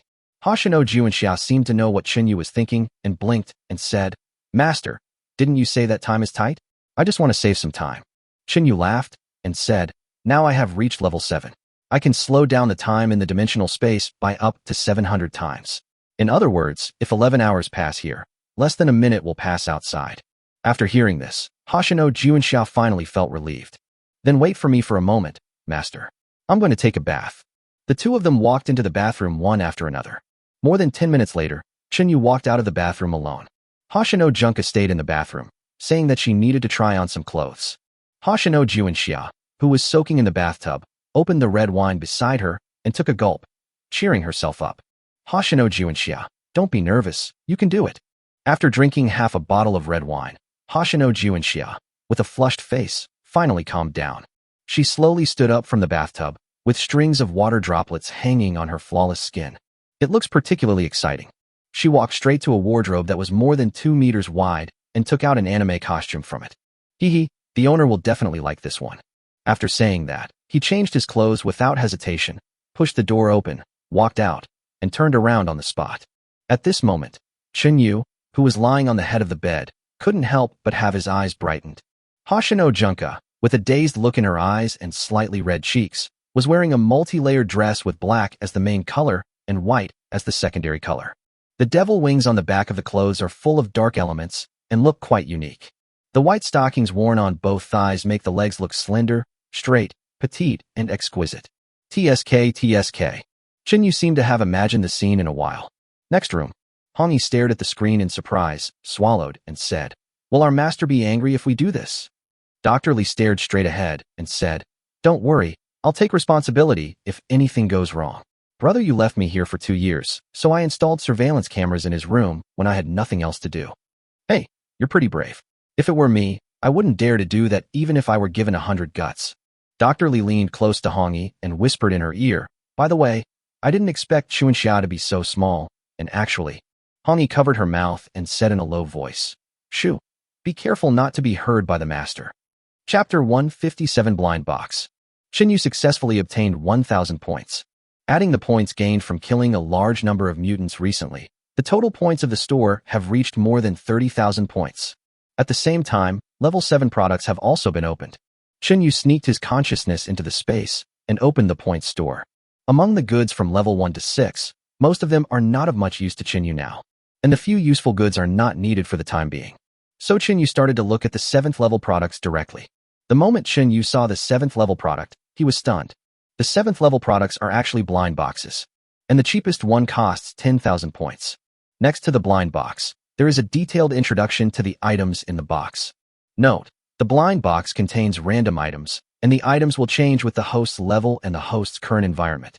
For example, if the host buys a blind box now, the level of the items in the box is generally level 7, and it can only help the host adapt to the current environment. The number of blind boxes is limited. Please purchase with caution. After reading the introduction about blind boxes, Chinyu finally gave up buying them, because he feels that these blind boxes are more like life-saving talismans. In extremely dangerous situations, it may be able to save lives. Moreover, the higher your level, the worse the surrounding environment and the stronger the products you can produce. Now that I am almost invincible, it is a bit of a waste to buy blind boxes. Thinking of this, Chinyu dived his consciousness out of the space. What caught my eye was a shy little girl. At this moment, she was holding her chin and blinking at Chinyu. After Chinyu put down some crystals and mutant corpses, he said, "Little lowly, I'm leaving. You continue to upgrade here." The little girl looked at the crystal and the mutant in front of her and said depressedly, "Master, I didn't do that just now for these. I did it willingly." After hearing this, Chinyu felt that his current behavior was indeed like that of a fur coat customer who would throw down a few daxia coins after eating fast food. "Haha, you think too much. I let you upgrade because your level is too low. So that's how it is." The little girl excitedly took the crystals, swallowed 2 in one gulp, and said, "It just so happens that I need to replenish my energy." After absorbing the 2 crystals, the little girl looked at herself and said strangely, "Master, is there any difference between these 2 crystals? Why do I feel like I'm about to break through to level 6 as soon as I took them?" Chinyu was stunned. Then he remembered the reward of gene enhancement and explained, "These 2 are just ordinary crystals. The reason you feel like you have been upgraded is because I just upgraded you once." The little girl thought carefully about everything that had just happened, and then she suddenly realized, "So that's how it is. Then I beg you, Master, to make me stronger." As he was speaking, the little lowly came closer again. Chinyu shrugged and said helplessly, "This method of becoming stronger can only be used once." "Okay then." The little girl lowered her head in disappointment, and after a moment, she said with full energy, "Please rest assured, Master. I will do everything I can to become stronger. Then I will be able to help you." Chinyu opened the Eye of God to check the little Lolita's level and said seriously, "The crystal and alien I just gave you are enough for you to reach level 6. If you still can't reach level 6 when we meet next time, I won't forgive you." "Don't worry, Master." The little lowly tilted her head, looked at Chinyu with a smirk and said, "If I still can't reach level 6, Master, please punish me severely. I have no complaints." "Well, continue upgrading." Chinyu then left the space and ran out of the base at a rapid speed. At this time, Xiaoying had already absorbed Nanamiya Qin's supernatural powers and was leisurely basking in the sun at the gate of the base. It picked its teeth with a feather and said to itself, "Hee hee, this island woman's ability is pretty good. It has increased my speed a lot. And now I have reached the 6th level of Eagle King. Next time I see that rabbit, I will definitely make fun of it." At this moment, a gust of wind suddenly blew all its feathers up. Fuck, what's going on? Before the little eagle could react, Chunyu directly took him into the space. Chunyu hit his body and pushed the flying speed to the extreme, directly approaching 3 times the speed of sound. The birds and clouds in the sky passed by Chunyu as if they were moving backwards. Even the breeze turned into a force 8 gale. However, under the protection of the space field, Chunyu's hairstyle was not messy. 2.5 hours later, Chunyu flew across the vast ocean and numerous islands and finally arrived over the United States. At this time, the hustle and bustle of the past is long gone in the United States. All that was left was a tragic scene of devastation and corpses everywhere. If you look closely, you will find that there are not only the bodies of Americans on the ground, but also the bodies of Mexicans and Mexicans. The streets were filled with zombies wandering around everywhere. There are even quite a few corpse kings. This is not what Chunyu imagined. Because from Logan's mouth, we learned that the U.S. armed organizations and the Inhumans are very powerful, fully capable of dealing with these zombies. Unless they are deliberately keeping these zombies in captivity to obtain the energy of the crystals. After flying for a while, Chunyu finally landed slowly at Logan's base, Pearlport. This is one of the important bases of the United States. At that time, the island country also launched a surprise attack on Pearl Harbor. But the final result is that the island country brought trouble upon itself.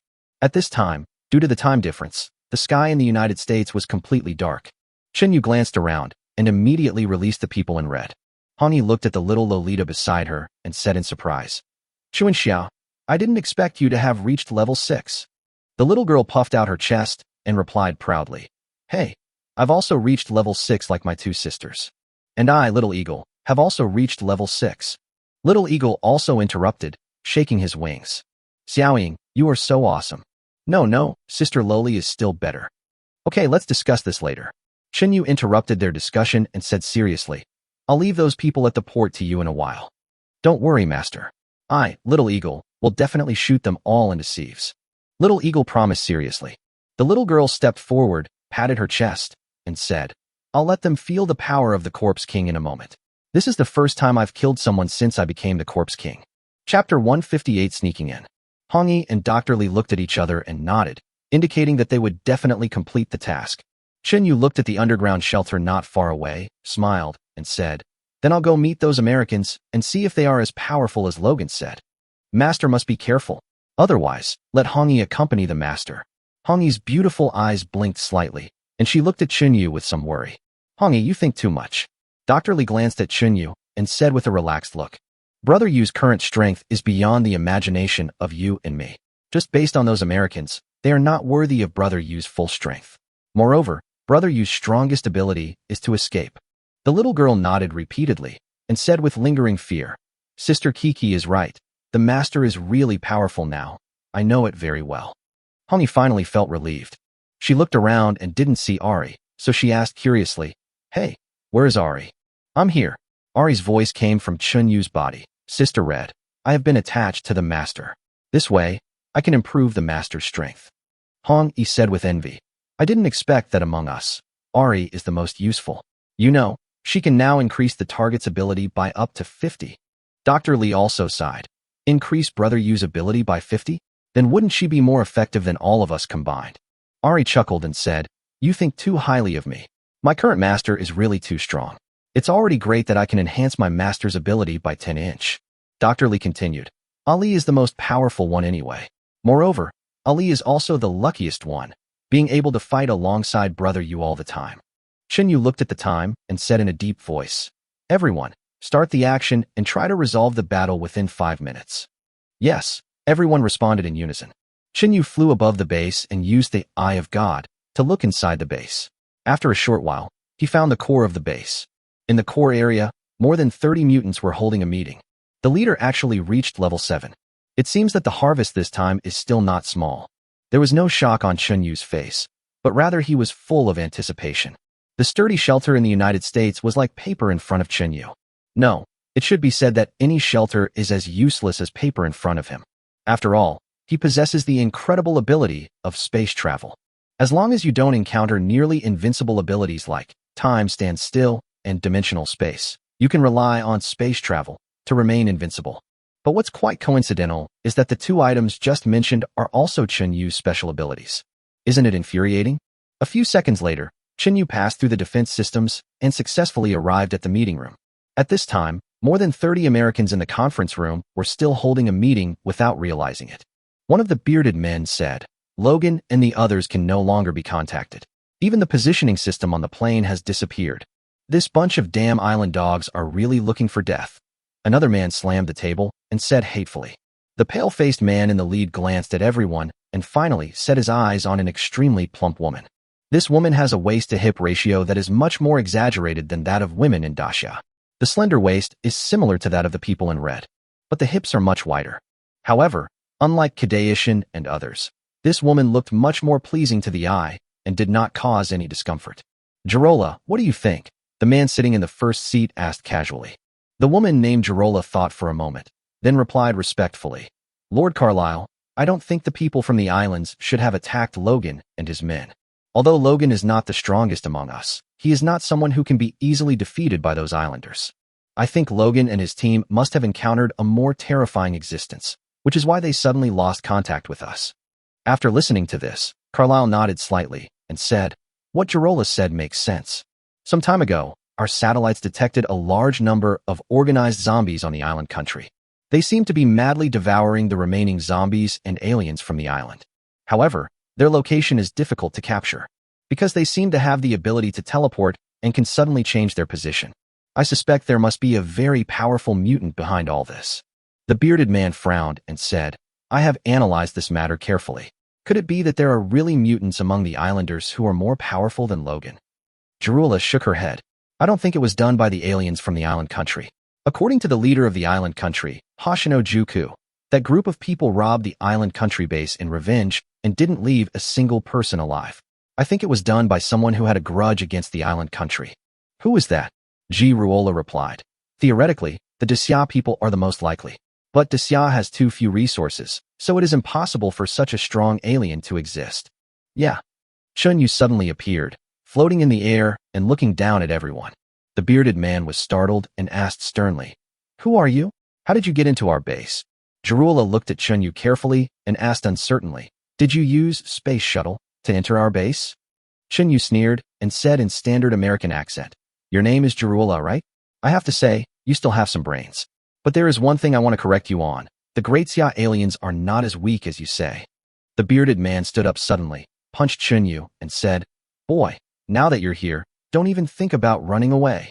Chunyu didn't even blink. He just flicked his fingers lightly.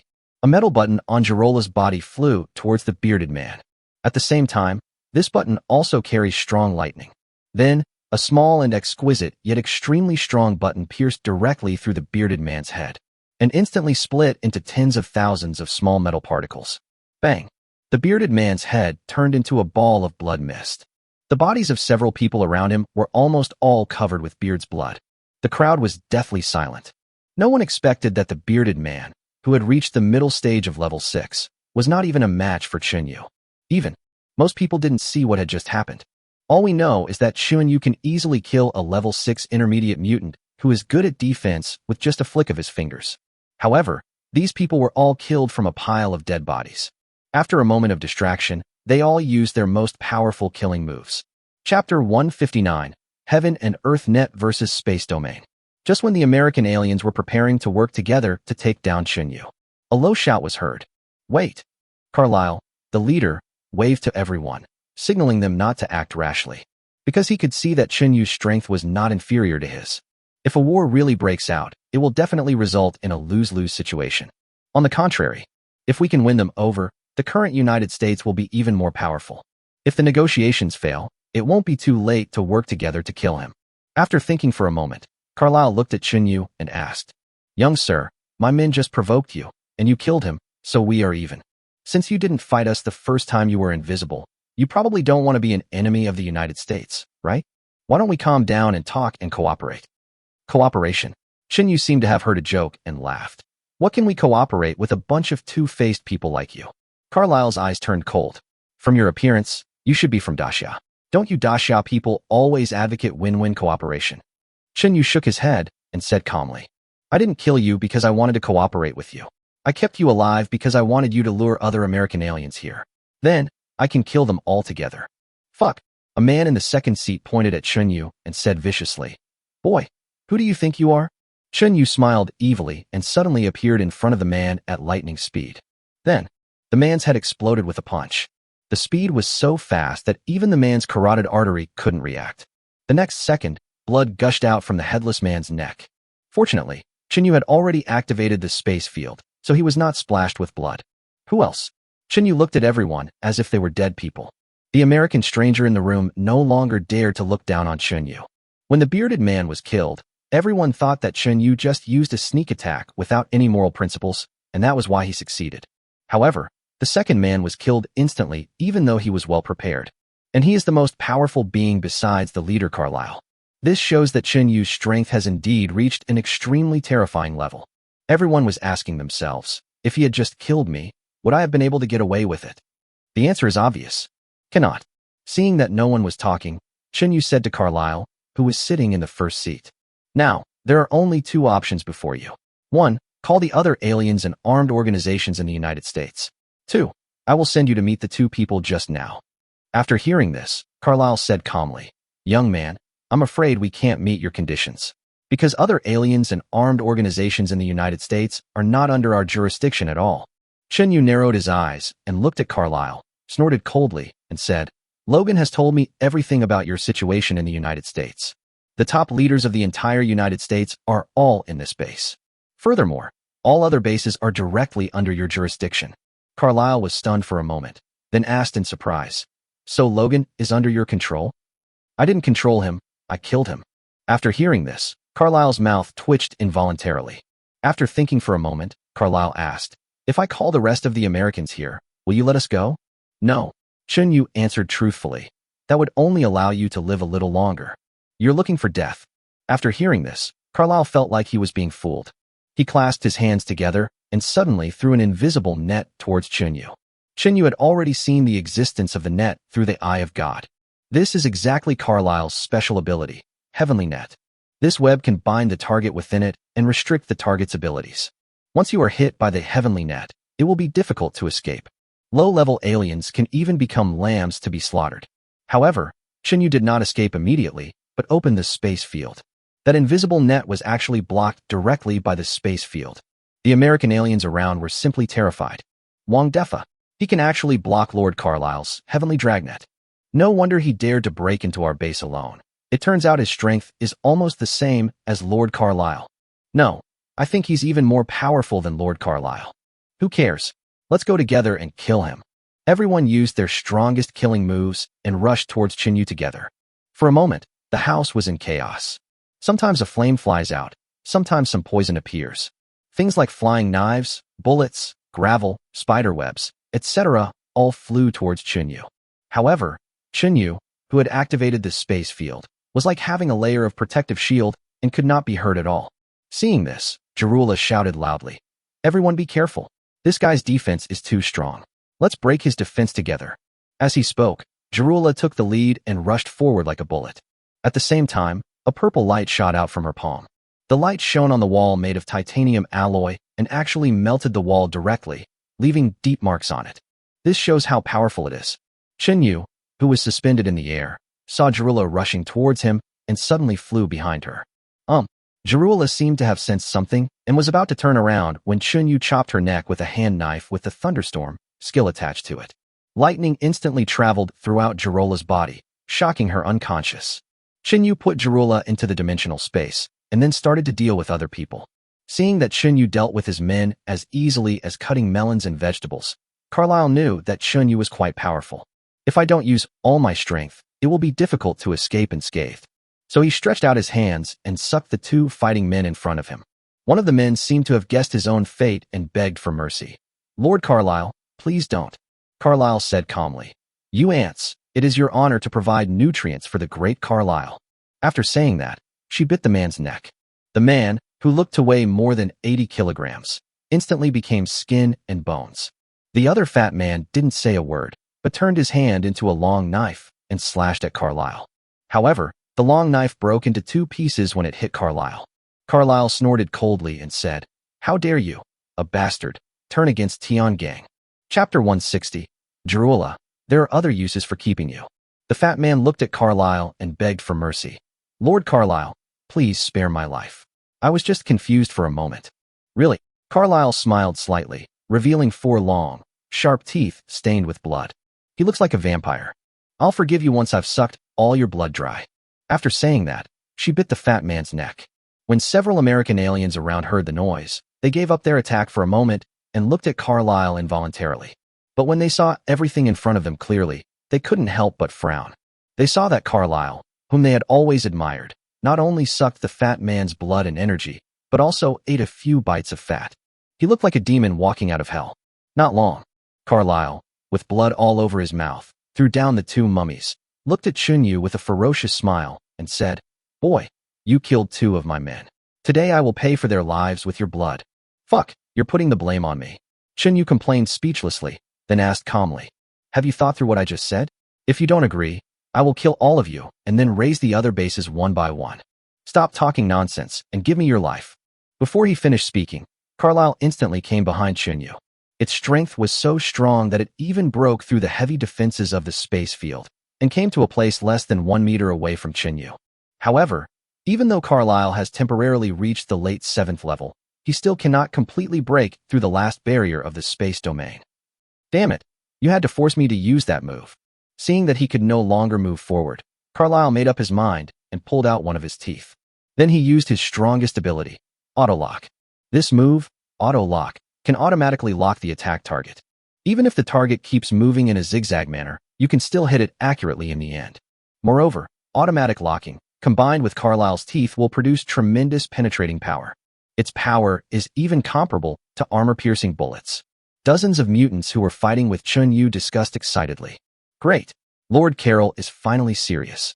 Haha, Lord Carlyle activated his auto-lock. Those guys are dead. And Lord Carlyle used one of his own teeth, which is the hardest thing I have ever seen. But then again, this kid is worth it, being able to force Lord Carlyle to sacrifice a tooth. Everyone knew that they could not hurt Chunyu at all, so they just hid nearby and cheered Carlyle on. The other side, when Chunyu saw the red, yellow, and green tooth flying towards him, he simply pinched it with 2 fingers and then crushed it with some disgust. What? Carlyle obviously couldn't believe his eyes. You caught my sharp teeth with your bare hands and crushed them? Chunyu wiped his hands and said sarcastically, "You can't beat me, so you use this method to disgust me? Not to mention pulling out 1 tooth. Even if you pull out all 4 teeth, it won't hurt me at all." Damn it, he tricked me. Carlyle hardened his heart and sucked the 2 people in front of him.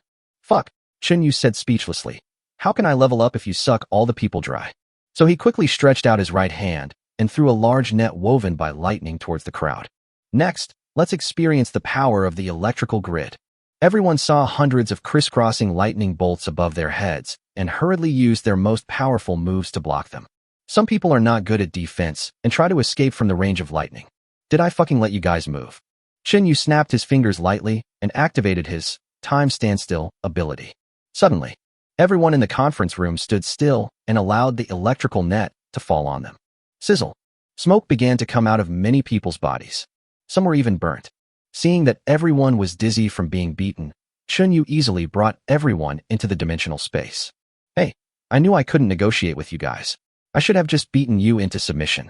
Chunyu shook his head helplessly and then entered the dimensional space. At this time, more than 30 American aliens had just regained consciousness and were looking at everything around them in a daze. Carlyle saw Chunyu appearing out of nowhere and asked with fear in his eyes, Where did you bring us?" Chunyu did not answer, but killed those aliens from the island country one by one in front of Carlyle. In the end, only Carlyle and Girola were left alive. The 2 men's bodies had already been shaking like sieves, because they found that they could not use any special powers in this space. They can only become lambs to be slaughtered. After thinking for a moment, Girola knelt on the ground. "Please let me go, sir. As long as you let me go, I am willing to be a servant by your side, or even a dog." As she spoke, Girola deliberately pulled her clothes down and raised her head. From Chunyu's perspective, he could see an indescribable beauty. Chunyu looked at the American woman in front of him and smiled evilly. "Girola, don't worry, I won't kill you. I have other uses for you. Kneel aside first." "Thank you, sir." Girola quickly knelt aside and looked at Chunyu with gratitude. Of course she knew why Chunyu wanted to keep her. But not only did she not hate Chunyu, but she was full of gratitude. Chunyu turned his gaze away from Girola and looked at Carlyle, who was kneeling on the ground. He asked in an unquestionable tone, "Carlyle, have you thought about what to do?" Carlyle swallowed and nodded repeatedly, saying, "My lord, I have made up my mind. I am willing to be a dog by your side in the future." Chinyu laughed and refused directly. "You are not worthy of being a dog. Your mission is to call other American aliens and armed organizations over." Carlyle looked at Chinyu, mustered up his last bit of courage, and said, "It's okay for me to call them over, but you have to promise not to kill me. Do you think you are qualified to negotiate with me?" Chinyu looked at Carlyle coldly and asked back. Carlyle's expression suddenly turned grim. He knew that the young man in front of him was ruthless enough.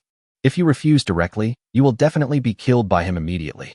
But if you agree to it, you will most likely be killed when you are no longer useful. In other words, you're basically going to die anyway. Seeing that Carlyle didn't speak, Chinyu said impatiently, "I'll only give you 3 seconds to think about it." 3, 2.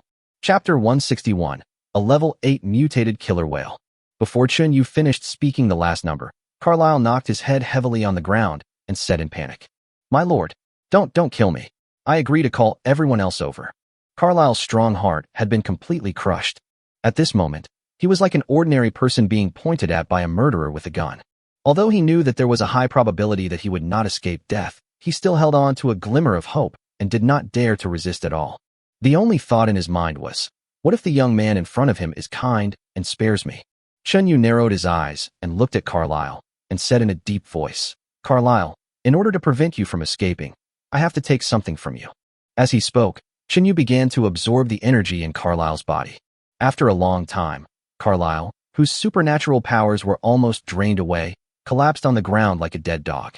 At this moment, he had completely become a lamb to be slaughtered. I didn't even have the strength to run away.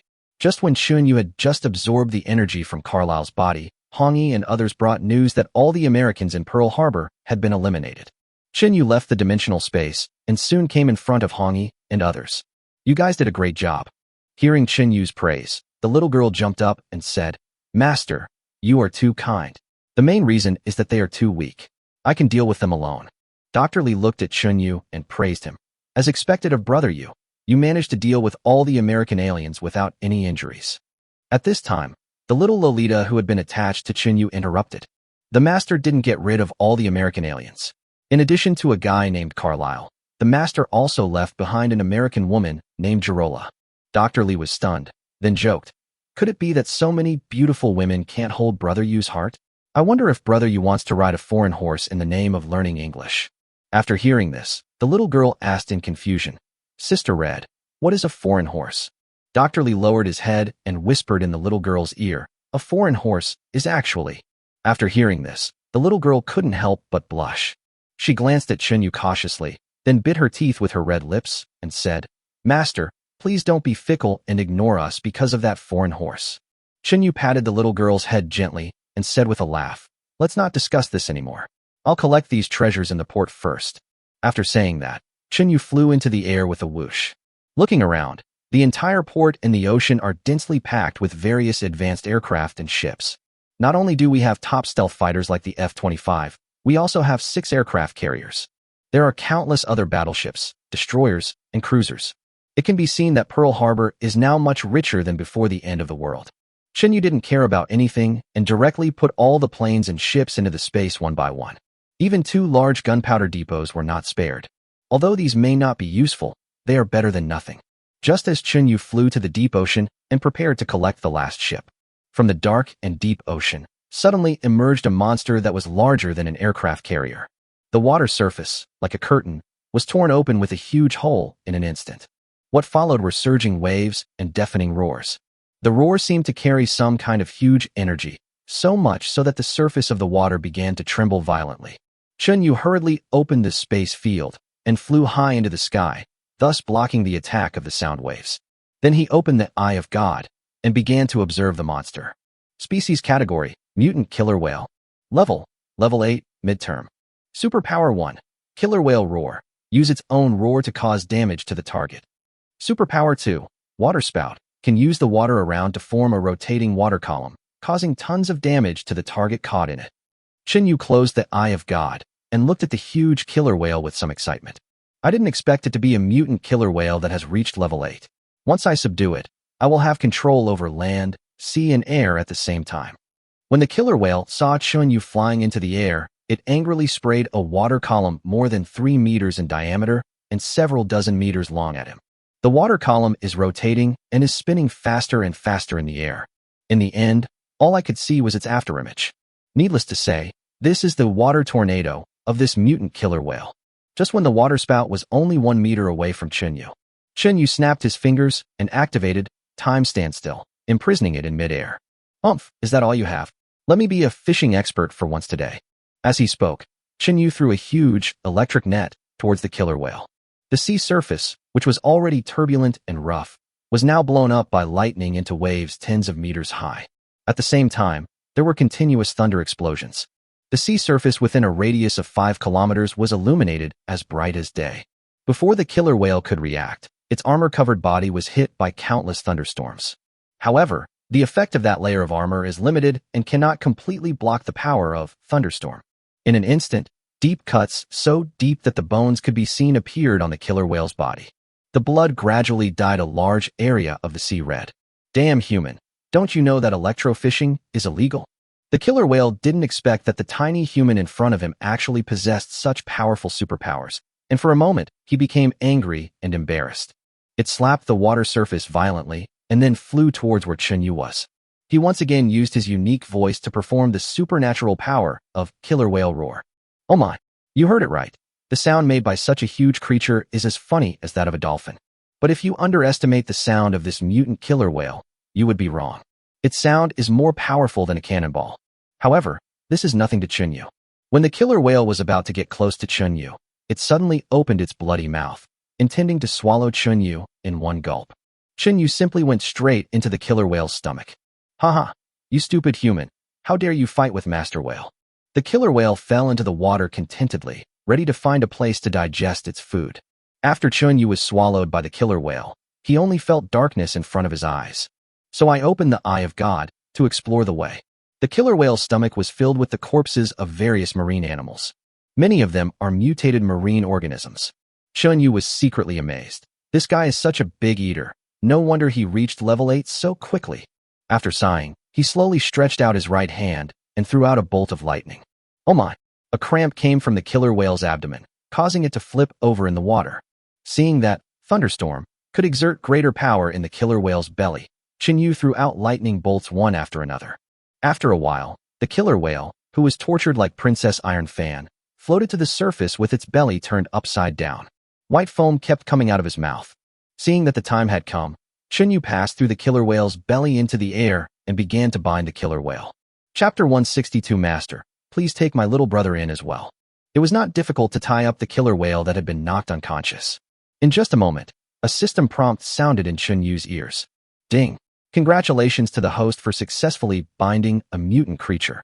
After being tied up, the killer whale surfaced and said very devoutly, Master, I, the killer whale, am at your service. Chunyu hovered above the killer whale's head and glanced at the killer whale that was as big as a small mountain. The shocking wounds on its body were healing at a speed visible to the naked eye. Chunyu asked with some surprise, Killer whale, you actually have the ability to heal yourself? The killer whale replied hastily, Master, after I mutated, a lot of cancer cells appeared in my body. These cancer cells have become one with me and can replace the work of normal cells. Moreover, cancer cells can multiply even faster. Not only does it allow me to grow excessively, it also allows my wounds to heal quickly. Chunyu couldn't help but marvel inwardly that these rapidly multiplying cancer cells could almost keep the killer whale immortal.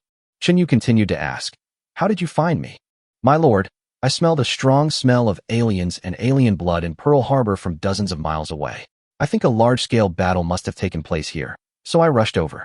I see.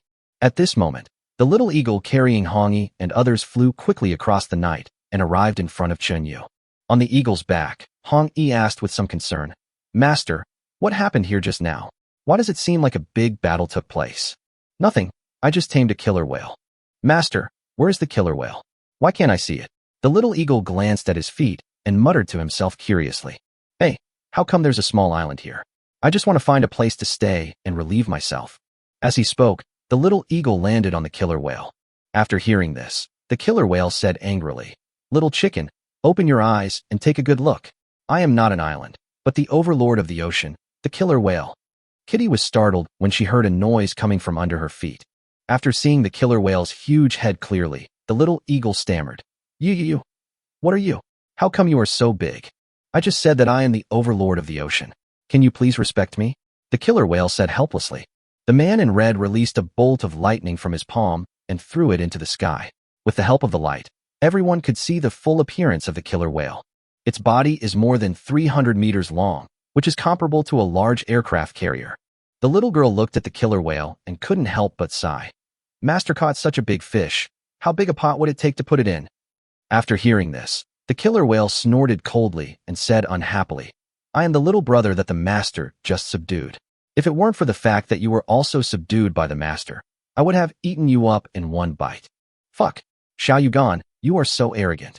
The little eagle immediately became excited after hearing this, and said while flapping its wings, Today I will let you taste the power of sky-wide arrow feathers and my double-blade whirlwind slash. Today, I want to eat killer whale sashimi. The little girl also got ready to attack the killer whale. Okay, stop bragging here. Yu shook his head helplessly and said speechlessly, The killer whale in front of you has already reached the middle stage of level 8. If we really fight, neither of you can defeat it. What? The little girl asked with a question mark on her face, looking at the killer whale under her feet in disbelief.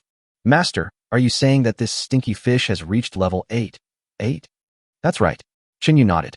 It took me a lot of effort to tame it just now. I almost broke into a sweat.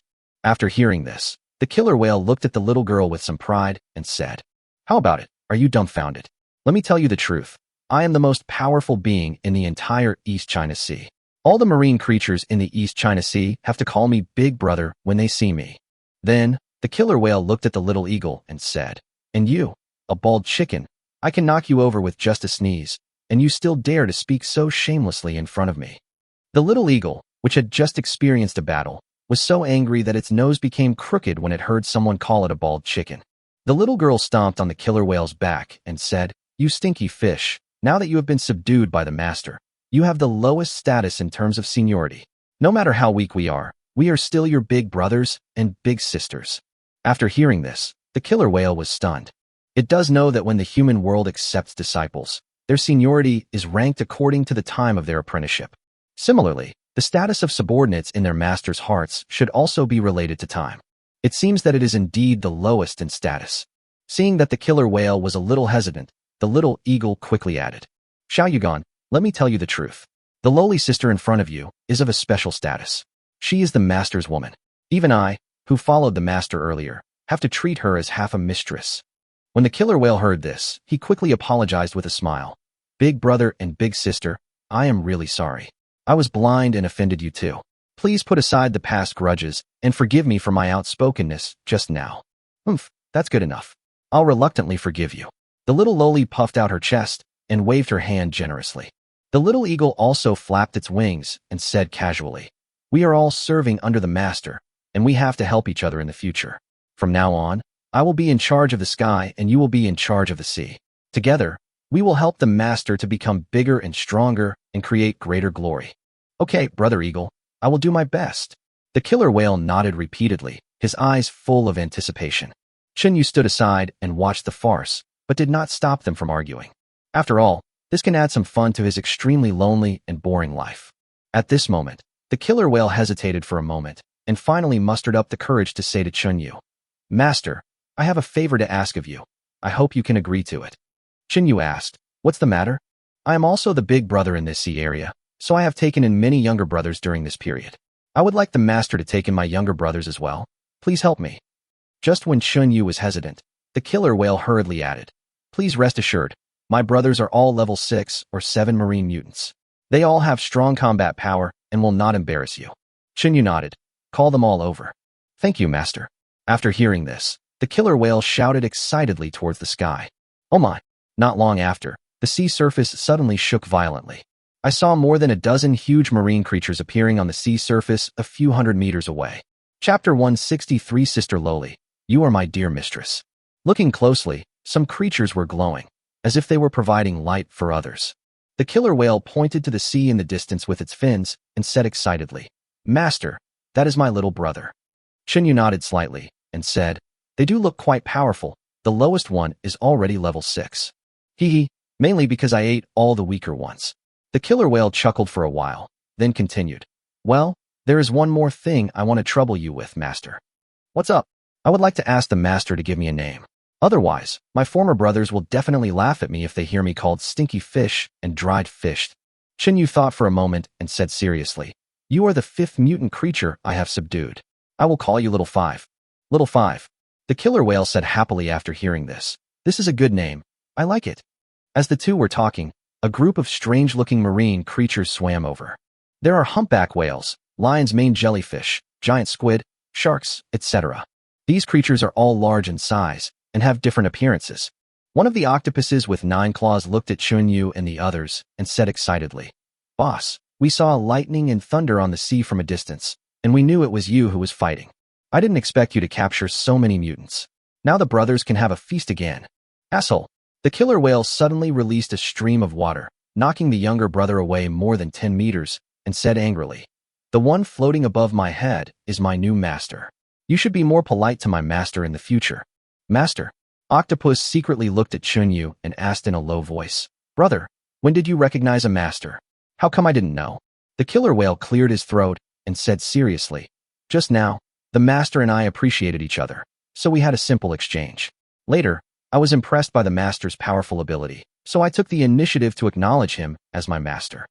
When many marine creatures heard the killer whale's words and combined them with the dense wounds on the killer whale's body and the smell of barbecue in the space, they naturally knew that it was not the killer whale that took the initiative to recognize its master. Instead, Chinyu defeated the arrogant killer whale. Of course, they didn't dare to expose their boss in person. After thinking for a moment, the octopus clasped its 2 claws together and said to Chinyu respectfully, Brother's master is our master. From now on, we will all obey the master's orders. The other creatures also shouted in unison, We are willing to obey the master's orders. Chinyu looked at these huge creatures in front of him with satisfaction and said to the killer whale, Little Five, the management of the East China Sea will be handed over to you from now on. When there is a chance in the future, we can conquer other seas. The killer whale said seriously, Don't worry, master. We won't let you down. One more thing, there should be a lot of fleets and fighter squadrons coming to Pearl Harbor soon. Having said this, Chinyu pointed to the little eagle and little Lolita beside him and continued, Little Loli and Little Eagle know more about the human world, so you should listen to their opinions and cooperate with them. Remember, your main task is to find out the number and size of the U.S. fleet, and do not engage in a firefight with the Americans at will. If you delay my plan, you and your brothers will have no need to exist. Although Chinyu knew that most of Killer Whale's minions had been subdued by him, but he was still afraid of encountering some impulsive guys or fools. If we let them alert the enemy, all our efforts will be in vain. The killer whale was shocked and quickly assured, Don't worry, master. I will cooperate with Brother Eagle and Sister Loli. Also, I will take good care of my subordinates. The other creatures also spoke up. Master, we must obey your orders. That's it for now. Report any situation to me immediately. I have to go to the base to take a look. The Americans inside should have discovered the abnormality in Pearl Harbor a long time ago, and they should have rushed to report the situation to Carlisle by now. After saying that, Chinyu took Hongyi and Dr. Li into the space and flew to the base. After Chinyu left, the killer whale looked at the little eagle and the little Loli and said flatteringly, Brother Eagle, Sister Loli, please take care of me in the future. After hearing this, the little girl crossed her arms over her chest, raised her eyebrows and said, Xiao Wuzi, what did you call me just now? Call you Sister Loli. The little Lolita frowned and said with some dissatisfaction, Xiao Wuzi, just now when I was guarding the master, you called me Sister Loli, and I didn't blame you. Now that the master is gone, what do you think you should call me? The killer whale's mind spun rapidly, and then he forced out an ugly smile and said, Madam, you are my real mistress. The other creatures also reacted and shouted in unison, Greetings, madam. The little girl turned her head and looked at Xiaoying and said with a chuckle, This kid is not stupid. The other side. Chinyu flew to the conference room of the base in 1 second. At this time, there were constant knocks on the door. Chinyu released Carlisle from the space, then whispered in Carlisle's ear, Carlisle, if you say this later. After listening to Chunyu's description, Carlisle nodded repeatedly. After completing the task, Chinyu hid his whereabouts beside Carlisle. Carlisle calmed himself and opened the door to the conference room. Outside the door, A middle-aged man who looked like a soldier leader was stunned for a moment when he saw the haggard Carlyle, and then reported, "Lord Carlyle, something terrible has happened. Our Pearl Harbor has just been attacked. Not only were all the soldiers in the port killed, but even the ships and planes mysteriously disappeared. In addition, we also detected a major battle on the sea surface, which I suspect was a battle between powerful mutants." After hearing this, Carlyle said seriously, "I already know all this. Logan just told me that the island nation's armed forces and the strength of the aliens are far beyond our imagination. As soon as they arrived at the island country, they were controlled by the islanders. Then, after the Japanese learned about the situation in Pearl Harbor from Logan, they immediately sent their strongest mutants to the United States." After hearing this, the middle-aged man asked in shock, "These islanders dared to rebel? By the way, how is Lord Logan now?" When he was secretly informing us, he was discovered by the Japanese. Those damn Japanese brutally killed him. Carlyle frowned and said solemnly, "Now is not the time to discuss this. After the aliens from the island country attacked Pearl Harbor, they fled to the sea. I have sent Girola and others to chase them. But according to what Logan said before his death, the island nation has united with several other countries and is preparing to send a large fleet and fighter jets to attack the United States. We have to quickly get support from other bases." After hearing this, the middle-aged man knew that Pearl Port was facing an unprecedented crisis. A hint of cruelty flashed across his face, and he gritted his teeth and said, "Master Carlyle, please rest assured. I will transfer all my forces to Pearl Harbor right now to let those devils know the consequences of a dog biting its master." Chapter 164. Girola, isn't your body the greatest value? Seeing that the middle-aged man believed his description, Carlyle thought for a moment and said, "Jacob, hurry up and inform the higher-ups at other bases to send out most of their forces to support Pearl Harbor." The middle-aged man named Jacob said with confidence, "Master Carlyle, please rest assured. I will notify all bases to prepare for the first-level battle. Except for a few soldiers who stay at the base, the rest of the soldiers and aliens will come to support Pearl Harbor. At the same time, all heavy weapons will be sent over." "Very good." Carlyle looked at Jacob with approval and finally urged, "Make sure they come to support us as soon as possible. Those who disobey will be severely punished." "Yes, sir." Jacob straightened his chest and replied in a loud voice. Carlyle opened the door just a little and waved at Jacob, motioning him to leave. Jacob glanced casually into the dim room. But from his perspective, he couldn't see anything. You can't even see if there's anyone in the house. He thought to himself, why is there a burning and bloody smell in the room? Is there someone fighting in there? However, it is rumored that this bastard Carlyle likes to suck human blood and eat human flesh. Maybe this guy is cooking something in there again. Seeing that Jacob's eyes were fixed on the door, Carlyle asked angrily, "Why? Do you have anything else to say?" "No, nothing happened." Jacob came back to his senses. He knew that although he was the leader of an armed organization, the people who actually held power were still these mutants. And Carlyle is the most powerful mutant, and he is not someone he dares to provoke. So he quickly said, "Lord Carlyle, I'm leaving first." "Well, go ahead." Carlyle waved at Jacob. After Jacob left, Carlyle suddenly turned around and knelt on the ground and asked with a trembling voice, "Sir, I have done as you requested. What are your instructions next?" Chen Yu no longer hid his figure, but brought Carlyle into the dimensional space. When Carlyle found himself in this magical space again, his Adam's apple moved involuntarily. "Sir, please don't kill me." "Who said I'm going to kill you now? I still have some use for you." Chen Yu pulled a chair in front of him, sat down, and said, "Carlyle, give me a general overview of all bases in the United States." "Yes, sir." Carlyle swallowed and told the general situation of all the bases in detail. After hearing this, Chen Yu fell into deep thought. According to Carlyle, there are more than 20 existing bases in the United States. The scale of each base is no less than that of the Sakura base in the island country. Moreover, the armed forces of the U.S. base are much stronger than those of the island country. In addition, the level of the mutants in the base is not low. There are even many people who have reached level 6. This is mainly because the United States not only annexed its neighboring countries, but also did not spare small countries thousands of kilometers away. The United States, which already has considerable strength, has almost become the hegemon of the West. If it weren't for Chun Yu's arrival, it would only be a matter of time before they annexed the East. Chun Yu developed a strong interest in those strange people in the United States. If he could devour most of the American aliens, Chun Yu was confident that he could reach level 8, or even higher. Of course, this upgrade speed is not fast, because Chun Yu's supernatural powers are too many and too powerful. The energy consumed for upgrading is more than 10 times that of ordinary mutants. This also determines that he is fully capable of fighting against opponents of higher levels. Just as Chunyu was about to discuss the battle plan with Hongyi and others, bursts of crying were heard from the bedroom next door. Judging from the voice, it was made by the American woman named Jirola. Chunyu got up and walked to the bedroom door, only to hear Jirola crying and saying, "Sisters, please help me. I really don't want to die." The red-clothed man's voice came. "Don't worry, since the master didn't kill you right away, it means you are still somewhat useful." "Yes, I am indeed useful," Jirola said excitedly as if she had found a life-saving straw. "I am a good fighter. In the future, I can help you fight." "Fight?" Dr. Lee looked at Jirola as if she were a fool.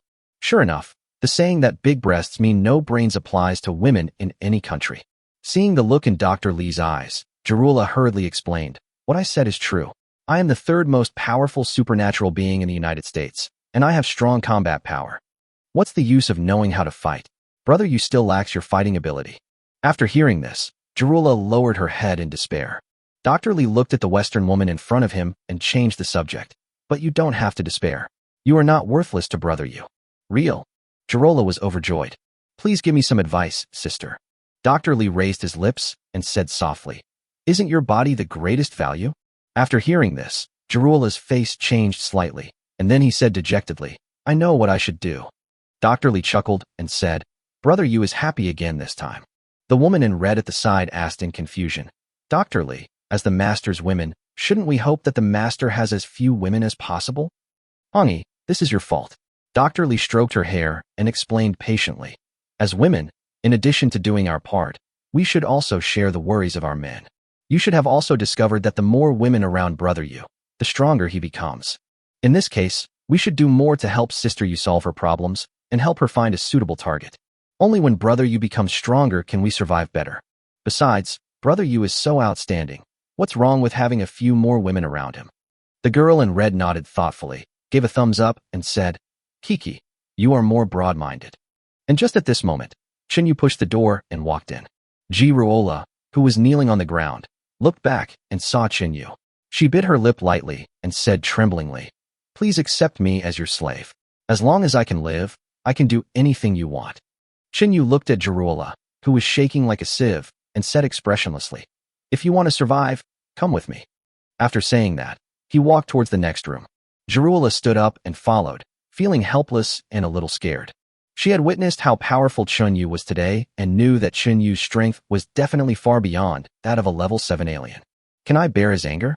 And from what the corpse king named Red Clothes said just now, she is also the woman of the man in front of him. Am I going to be poisoned to death? It's scary to think about it. Arriving at the next door, Jirola pulled her clothes down, took a deep breath, and said to herself, "Never mind, just survive first." Chapter 165. Catch them all. Next room.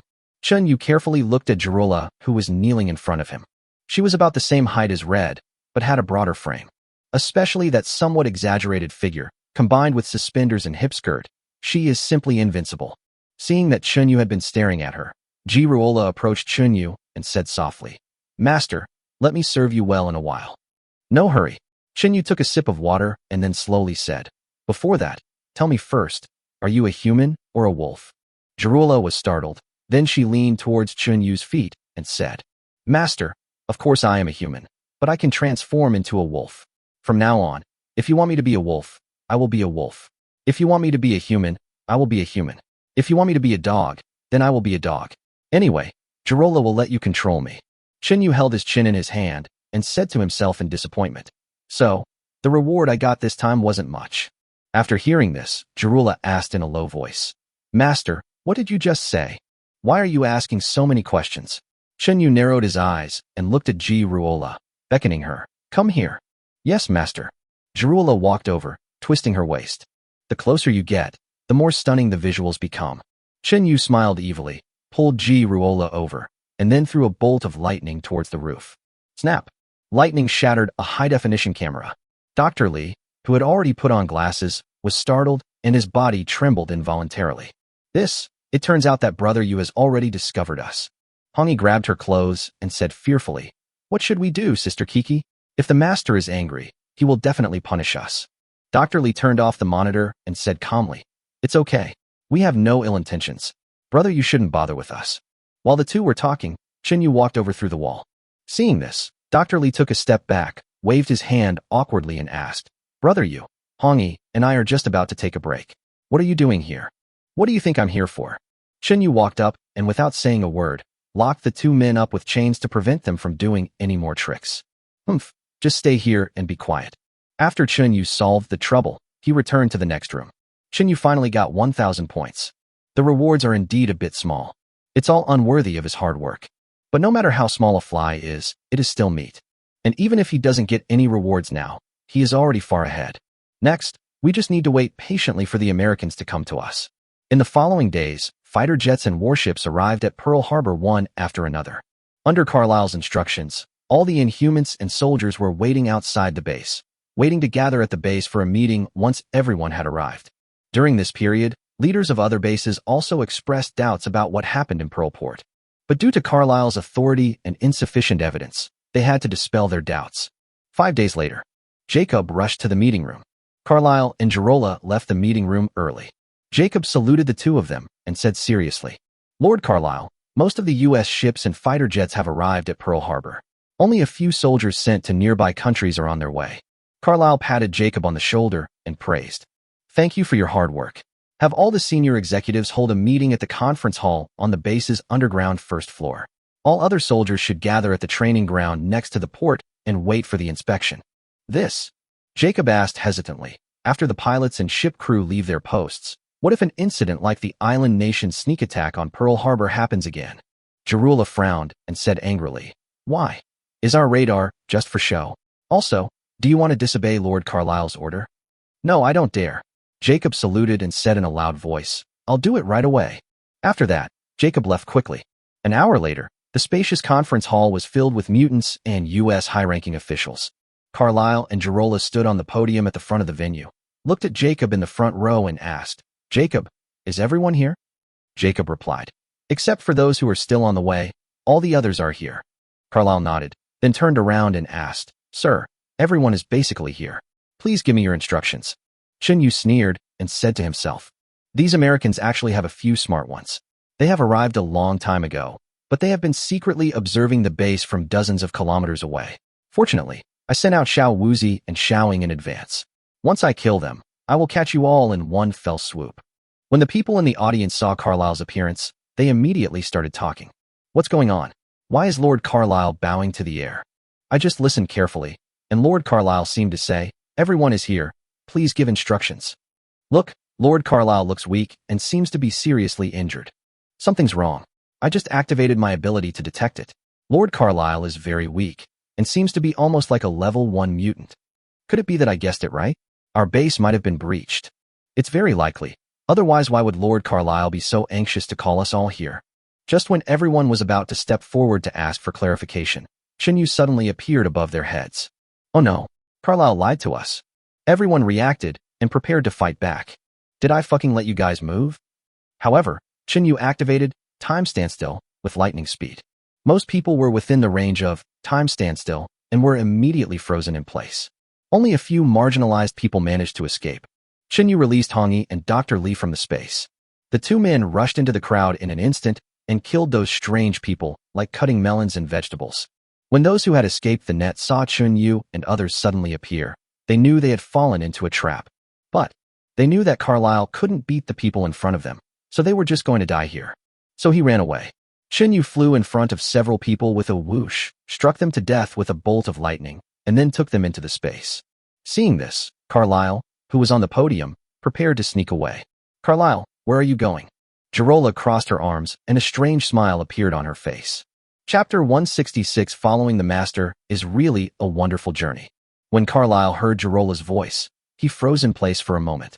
He turned his head to look at Girola and said in a low voice, Girola, you and I should take advantage of the chaos now and run for our lives.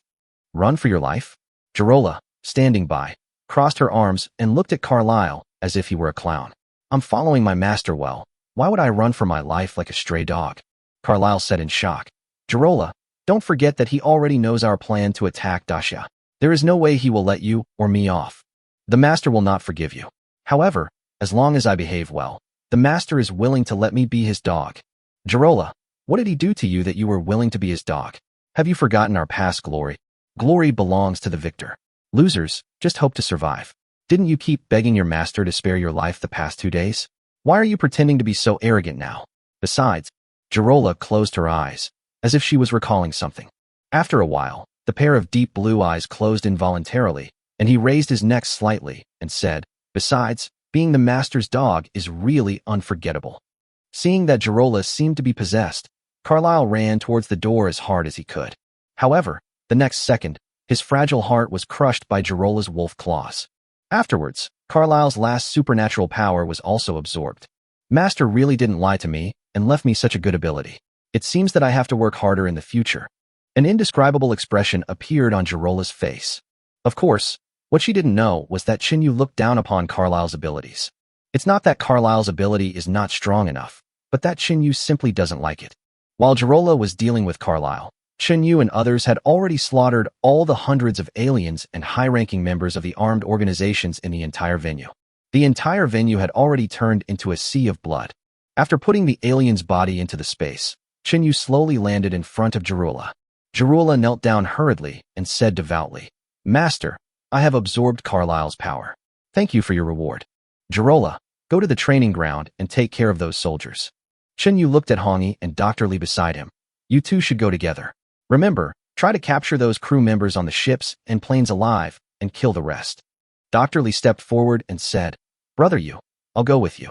My ability, Super Wave, can kill the soldiers inside without destroying the ship. Chinyu nodded slightly. Okay, then you come with me. I'll let Ali help you later. After hearing this, Ali left Chinyu and attached himself to Dr. Li.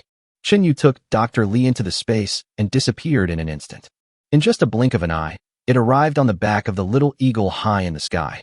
The little girl saw Chinyu behind her and said excitedly, Master, you are finally here. Chinyu glanced at the sea.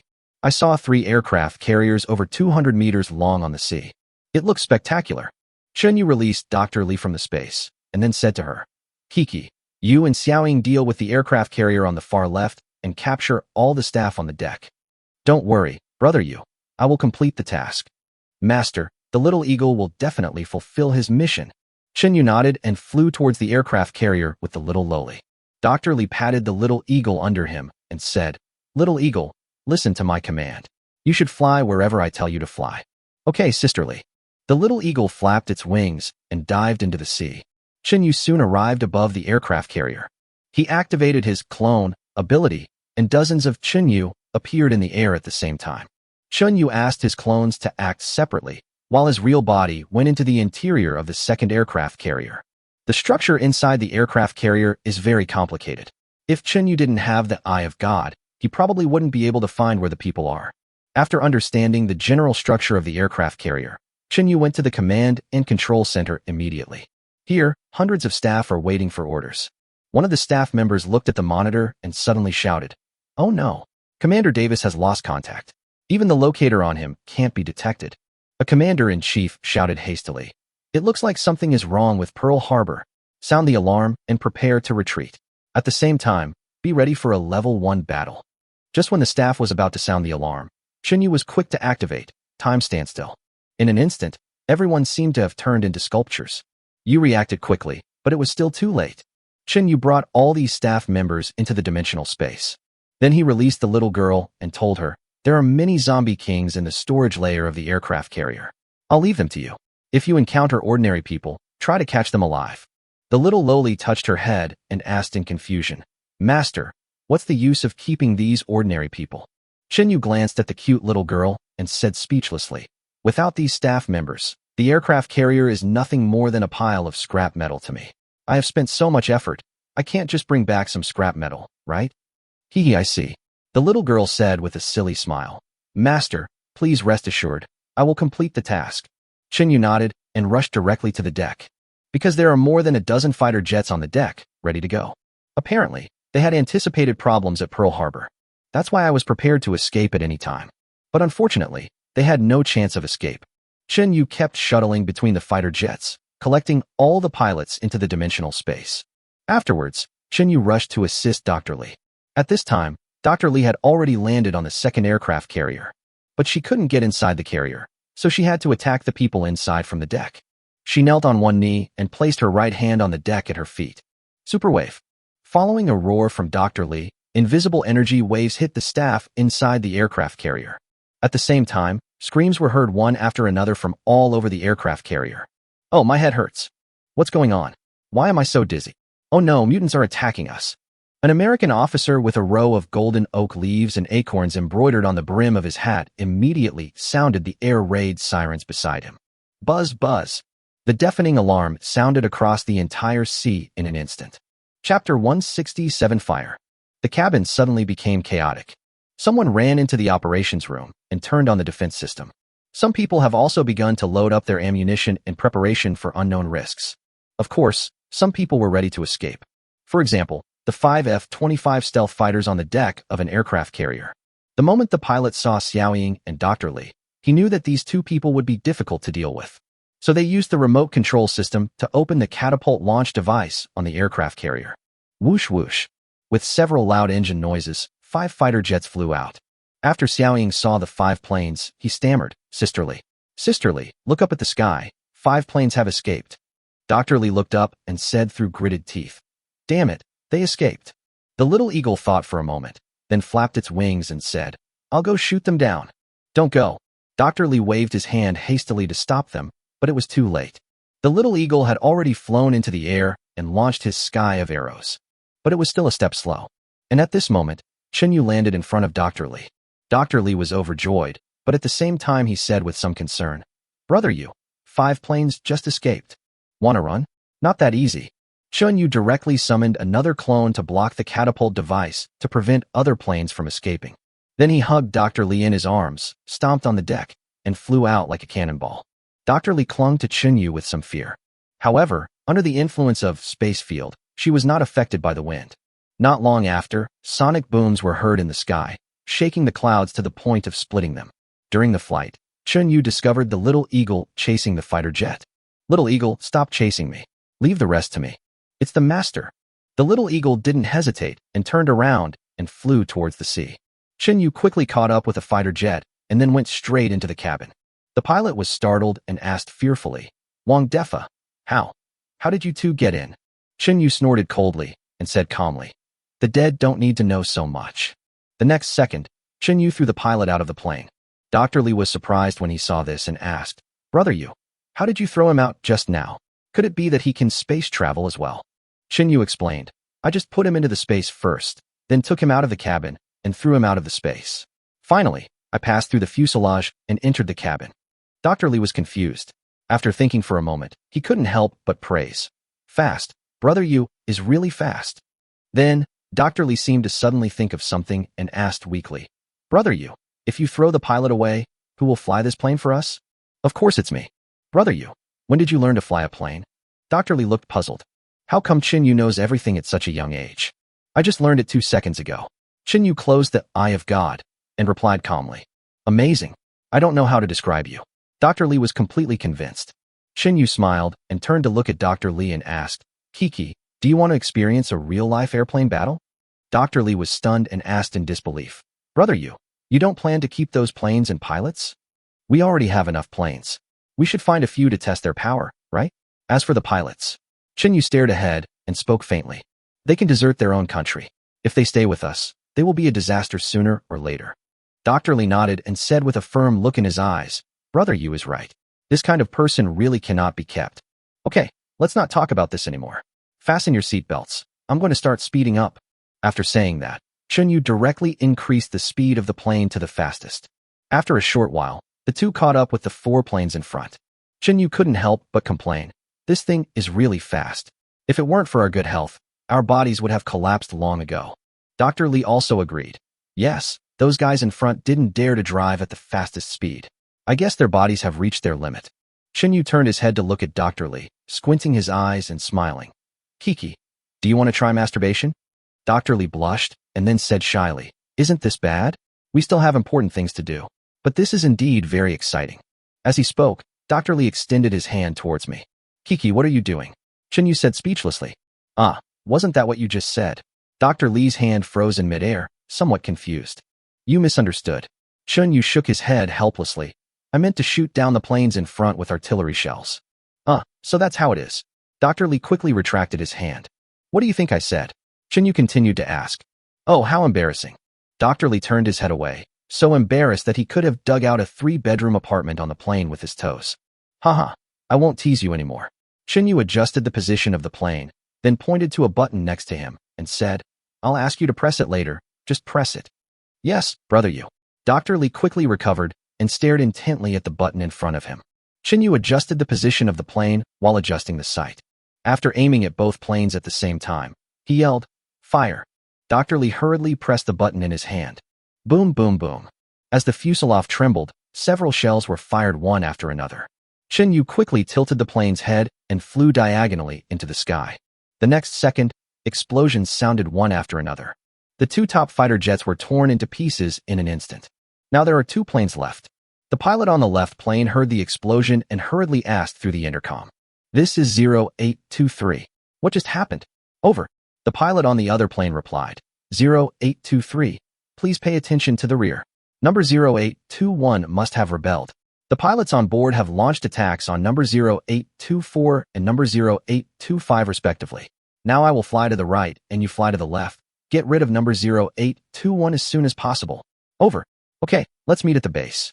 Out. The other side. Seeing Chinyu kill 2 birds with 1 stone, Dr. Lee excitedly praised. Brother you are amazing. Keep a low profile. Chinyu looked at the other 2 planes, raised his eyebrows and said, It seems they are quite smart and know how to run away separately. But do they think I can do nothing about it? Dr. Lee looked at the 2 planes going their separate ways and said depressedly, Brother you, which one should we chase first? It looks like one of the planes will get away today. Of course, we'll chase them with both. As he spoke, Chinyu's clone left the cabin. Chapter 168 Towards the Clouds. Dr. Lee dances with the clouds. After hearing this, Dr. Lee's handsome and delicate face revealed a smile as bright as the sunset. Brother you, I almost forgot that you can clone yourself. I don't usually see you using it. Chinyu explained. Using a clone consumes too much energy. If I create a clone, not only does it consume the energy of the original body to maintain the clone, but the energy consumed when the clone uses skills also needs to be provided by the original body. Brother you are already so strong. Are you still afraid of wasting energy? Having too many clones will not only consume energy, but also distract me. So I usually don't use clones, so I can ensure that I am always in peak condition. So that's how it is. Dr. Lee muttered in a low voice with some disappointment. Brother you doesn't even know how to accompany me. Chinyu said softly. Haha, there will be plenty of time in the future. Ever since you acquired the ability to slow down space, I have sometimes stayed in your space for several days or even several months. Chinyu laughed and said, No hurry, let's wait until we finish dealing with these 2 planes. Then I'd better obey your orders. Chinyu said no more and stepped on the throttle of the plane to the bottom. Suddenly, the sound of the wind and the engine burst. Each one is pleasing to the ear. If the 2 people in the cabin were just ordinary people, their eardrums would have been broken by now. Even the internal organs may have problems. After a while, Chinyu caught up with the fighter plane in front. Coco, let's do a dive bombing this time. Okay then, you take charge and I'll open fire. Dr. Lee said excitedly. She never imagined that playing a real-life plane battle could be so exciting. Chinyu raised the fighter to a suitable height and then flew forward quickly. After more than 10 minutes, we finally approached the plane in front. Chinyu calmed himself down, aimed at the fighter jet, and dived down. Fire, blow the hell up. Receive. Upon receiving the order, Dr. Lee threw out several shells. Boom, boom, boom. The shells hit the enemy fighter plane with incredible accuracy. Chinyu took advantage of the situation to pull up the plane, made a 180-degree turn in the air, and turned back. Dr. Lee saw the brilliant mushroom cloud behind him and said excitedly, Brother you, it is true that men and women work together, and the work is not tiring. Chinyu stretched and said in a relaxed manner, Hongyi and little Loli have also completed their tasks. Now, we can finally take a breath. Brother you, don't forget the promise you just made. As Dr. Lee spoke, he leaned forward with his fragrant body. Dr. Lee couldn't bear it any longer and unbuckled his seat belt on the plane. A few minutes later, Dr. Lee looked out the window at the white clouds and said, Brother you, please, can you create another clone? What do you need a clone for? Chinyu pulled the corner of his mouth and revealed an evil smile. Of course, flying a plane. This plane has no pilot. I'm a little scared. I thought you were going to clone yourself. Don't worry, I just turned on the cruise control. Then I feel relieved. After saying that, Dr. Li continued to appreciate the beautiful scenery outside the window. The rapidly receding white clouds and the unnamed birds set off an interesting contrast with the rising and falling plane. It is like the most beautiful painting in the sky. However, the thousands of words from Dr. Li's mouth were drowned in the sky. An hour later, Dr. Li suddenly screamed, "Brother Yu, this plane seems to be descending." Chen Yu glanced at the dashboard and couldn't help but sigh. "The plane is out of fuel. Let me take you flying." Afterwards, Chen Yu took Dr. Li off the plane and put the plane into space. The two continued to soar in the sky, even faster than an airplane. Dr. Li turned his head, opened his red lips, and slowly said, "Brother Yu, how about turning off your space domain?" Chen Yu whispered in Dr. Li's ear, "We are flying too fast. I'm afraid you can't stand the Force 8 gale in the sky. How will you know if you don't try?" Dr. Li turned around and grabbed Chen Yu's back. Chen Yu said no more and closed his space domain. Due to the high speed of the flight, the wind speed blowing past the two people had already exceeded level 8. In an instant, Dr. Li's beautiful hair was torn in the wind. However, Dr. Li didn't care at all. Instead, he felt inexplicably excited in the strong wind. 3 hours later, Dr. Li looked at Chen Yu and said lovingly, "Brother Yu, please bring Coco to the clouds more often in the future to enjoy the fresh air." Chen Yu nodded. "Don't worry, we will have plenty of time in the future. This time, taking down the United States is equivalent to taking down more than a dozen countries. There is no country on the entire blue planet that can threaten us." "That's true," Dr. Li also said with a relaxed look. "We can finally relax. We have been busy killing enemies recently. It's really boring." Chen Yu's big hand gently stroked Dr. Li's long hair that was blown by the wind, and he looked in the direction of the island country and said, "It's time to go check out the island nation. Dubai and his crew have already wiped out the entire island nation, and they've reaped a lot of rewards this time." "Wow, it's so fast." Dr. Li stretched his body, tilted his white neck back slightly, and said with great satisfaction, "Then we can pick up Dubai and the others and go back to China. Schwer and the others probably miss you so much that they can't stand it anymore." Chen Yu laughed and said, "Yeah, it's been almost a month since I last saw them." Dr. Li put her warm and soft red lips close to Chen Yu's ear and asked maliciously, "Do you want to take them to experience the feeling of going to the clouds?" Chen Yu shook his head slightly. "They are all too weak. They can't bear the weightlessness and strong wind brought by high-speed flight. Unless I use my space domain." Dr. Li smoothed his messy hair and smiled. Using this space domain can indeed protect them, but it also takes away a lot of fun. The excitement of flying at high altitudes is simply indescribable.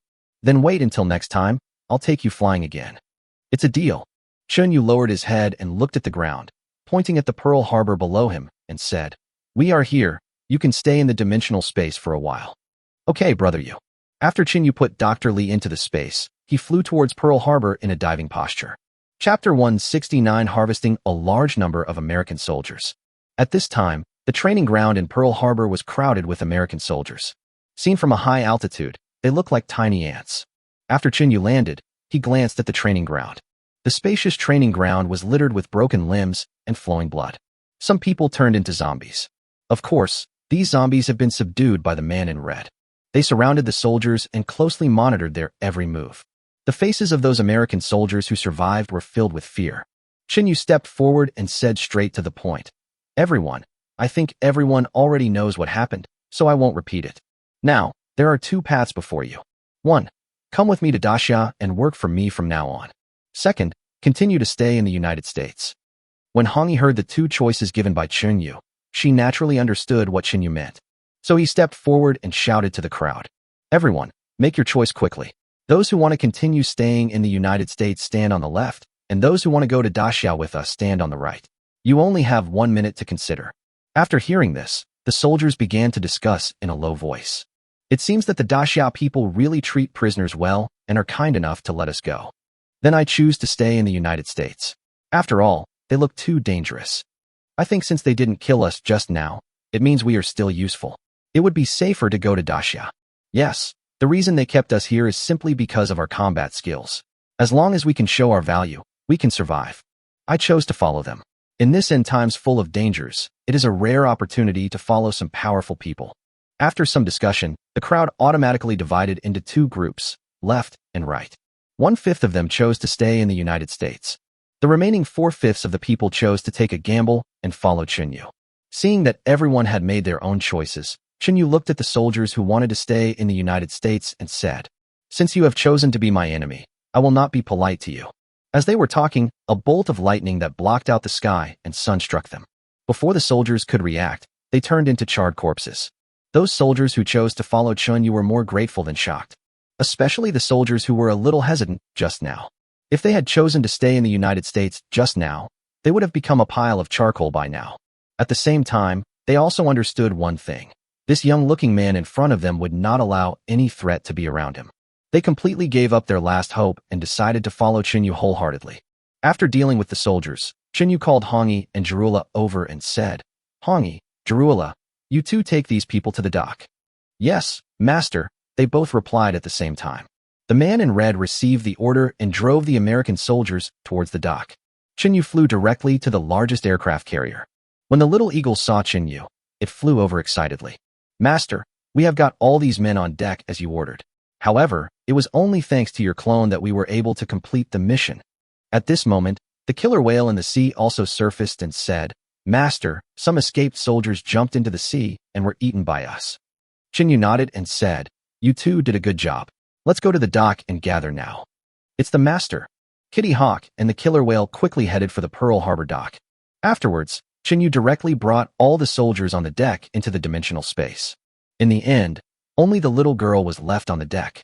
The little lowly raised her head and asked softly, "Master, how are you going to deal with those people?" "Bring them all back to Daxiao and help us train a group of zombies equipped with modern weapons." The little girl was stunned and asked in disbelief, "Master, do you mean to train zombies to fly airplanes and aircraft carriers in the future?" "That's right."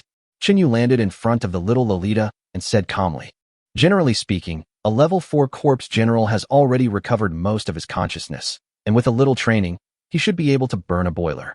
A level 5 corpse king can be entrusted with important tasks. Of course, we have to find some smarter corpse kings."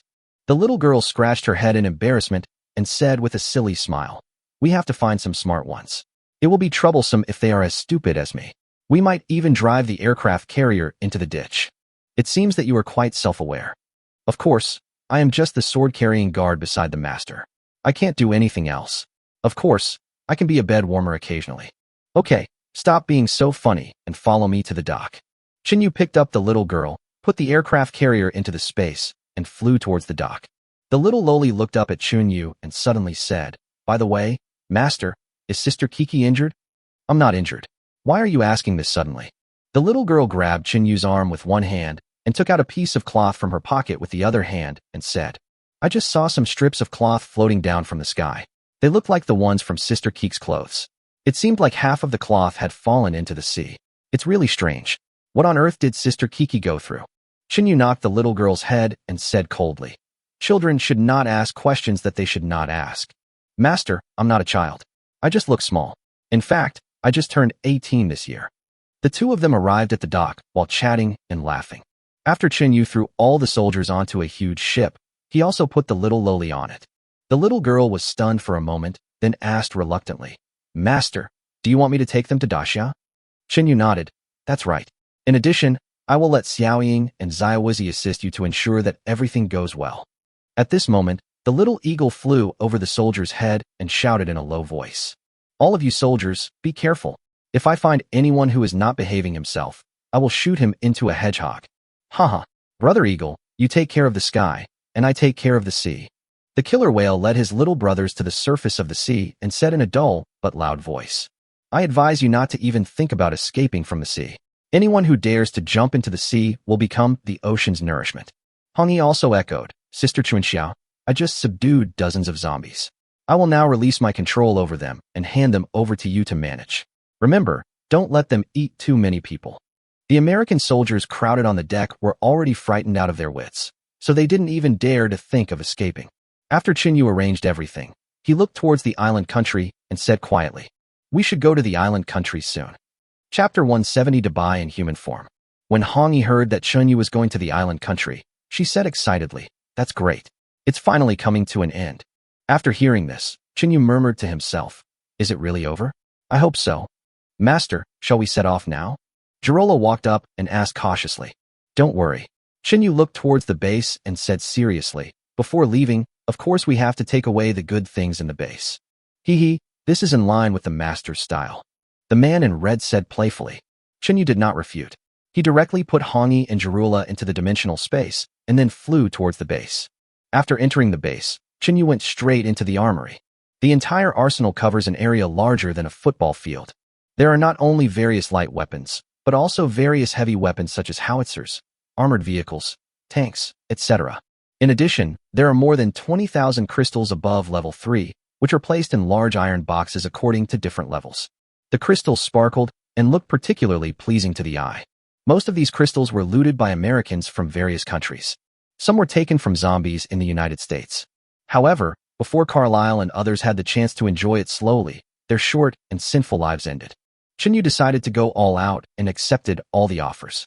After collecting the weapons and crystals, Chinyu turned his gaze to a separate secret room not far away. What's in there? Could it be? Chinyu opened the Eye of God and looked inside through the wall of the secret room. I saw a very spacious secret room with a missile placed at regular intervals. According to a rough estimate, there are nearly 1,000 of them. I'm looking for you. Chinyu excitedly passed through the wall and looked up at the missiles that were like Optimus Prime. Most of the missiles here are over 10 meters high. There are even intercontinental missiles that are over 30 meters long. Chinyu put the missiles into space one by one, and then looked around, like a killer looking for prey. Let me guess, where's the H-slug? After a careful scan, more than 300 H-warheads were finally found in a corner. Of course, they could not escape Chinyu's clutches. After possessing these powerful weapons, Chinyu was able to compete with South Korea before the end of the world with just these resources. Not to mention that there are quite a few fighter jets and ships in his space. After taking away these weapons that made the entire blue planet terrified before the end of the world, Chinyu entered the dimensional space. At this time, Dr. Lee and the other two were chatting in low voices. After seeing Chinyu, Hongi and Jarula walked over quickly and stood beside Chinyu, one on the left and one on the right. Hongi was the first to ask, Master, I heard from Sister Kiki that you just had a sparring match with her in the cloud? Chinyu looked at Dr. Lee speechlessly and said, You little bitch, why didn't I realize you were so open-minded before? You even told others this. Dr. Lee made a playful face at Chinyu, narrowed his eyes and smiled. It's called being close to vermilion and being black. But then again, we are all family now, what can't we talk about? Jarula kept shaking Chinyu's arm and said softly, Master, please take me to fly in the sky when you have time. I also want to use the white clouds as my bed. As he spoke, his big green eyes kept blinking, as if hinting at something. Chinyu laughed and said, I will definitely take you two flying separately some other day. But now, your task is to hurry up and upgrade. Hongi and Jarula nodded vigorously, because they know that only by upgrading and becoming stronger can they better help Chinyu. At the same time, it also has sufficient capability to withstand level 8 gale when flying at high altitude. After all, Chinyu's flying speed was too fast. As he spoke, Chinyu caught the American alien who was killed in the meeting hall through the air. 5 Inhumans each, plus 1,000 crystals, should be enough for you to reach level 7. The girls stopped joking and waited obediently for Chinyu's reward, just like 3 pets waiting to be fed. After distributing the crystals, Chinyu also began to concentrate on upgrading. At the same time, he also slowed down the time and space by 300 times. 10 days later, Chinyu finally succeeded in reaching level 8. Hongi and Jarula have only reached the late stage of level 6. We can't blame them for being slow. After all, it takes time to consume that energy. Chinyu did not continue to wait for them, but directly left the dimension and flew towards the island country. The speed is so fast that it is even close to 4 times the speed of sound. After nearly 2 hours of flying, Chinyu finally arrived at the island country. At this time, the island country was already in ruins. Looking around, I can't see a single islander. There wasn't even a dog anymore. All that was left was devastation and corpses everywhere. Chinyu connected to Debai's consciousness and quickly found them. When everyone saw Chinyu, they all surrounded him excitedly. Chinyu took a quick look and saw that Debai and the others had all reached level 6. Xiaohua and Xiaoqing, who were already at level 6, and Datu, who possessed the ability of overgrowth, have now reached the late stage of level 6. This was all thanks to Chinyu, the generous boss, who did not force them to hand over the crystals. Now the subordinates of Atu and others are all above level 4. Little Kailmais below level 4 are not even worth their attention. Either they are devoured on the spot, or their crystals are taken out. In the crowd, Chinyu found a woman with skin as smooth as jade and a tall and slender body. The small face looks delicate and playful, coupled with a pair of big watery eyes. It is simply perfect. The most attractive things are the two little pink ears on her head and the pure white short tail behind her. Dabai, why did you become like this? Chinyu looked at Dabai and asked in surprise. Master, I have learned how to change shape. That's why I can become a human. Dabai replied. I see. Chinyu held his chin and replied thoughtfully. He had learned about the ability of shape-shifting from Ari before. Strictly speaking, this is not a superpower, but an ability unique to certain mutant creatures. This ability is not only related to the level, but also to the will of the mutant creature. The stronger the mutant's desire to transform into a human form, the easier it is to achieve. Dabai saw Chinyu staring at her and asked shyly, Master, I haven't completely transformed into a human form yet. Doesn't it look a little weird? Chinyu laughed and said, Not strange at all. Chapter 171, Red Clothes Becoming Corpse Lord. After hearing this, Dabai's face turned red all the way to his neck. But she was full of anticipation and couldn't wait to find a place to have a good exchange. At this moment, Xiaohua and Xiaoqing, unwilling to be left behind, also hurriedly climbed up. Xiaohua and Xiaoqing suddenly transformed into two peerless beauties. Looking closely, their waists are much thinner than those of ordinary girls. The rest of the place, however, is much more spectacular, creating a huge visual contrast. Xiaohua turned around a few times on the spot, and her floral dress bloomed like a peony. Those two long legs, as smooth as cream, were so plump and round that Chinyu couldn't help but take a few more glances. Xiaohua turned around a few times before stopping and said excitedly, Master, Xiaoqing, and I can also transform. Yes, it will be much more convenient for my sister and I to travel with our master in the future.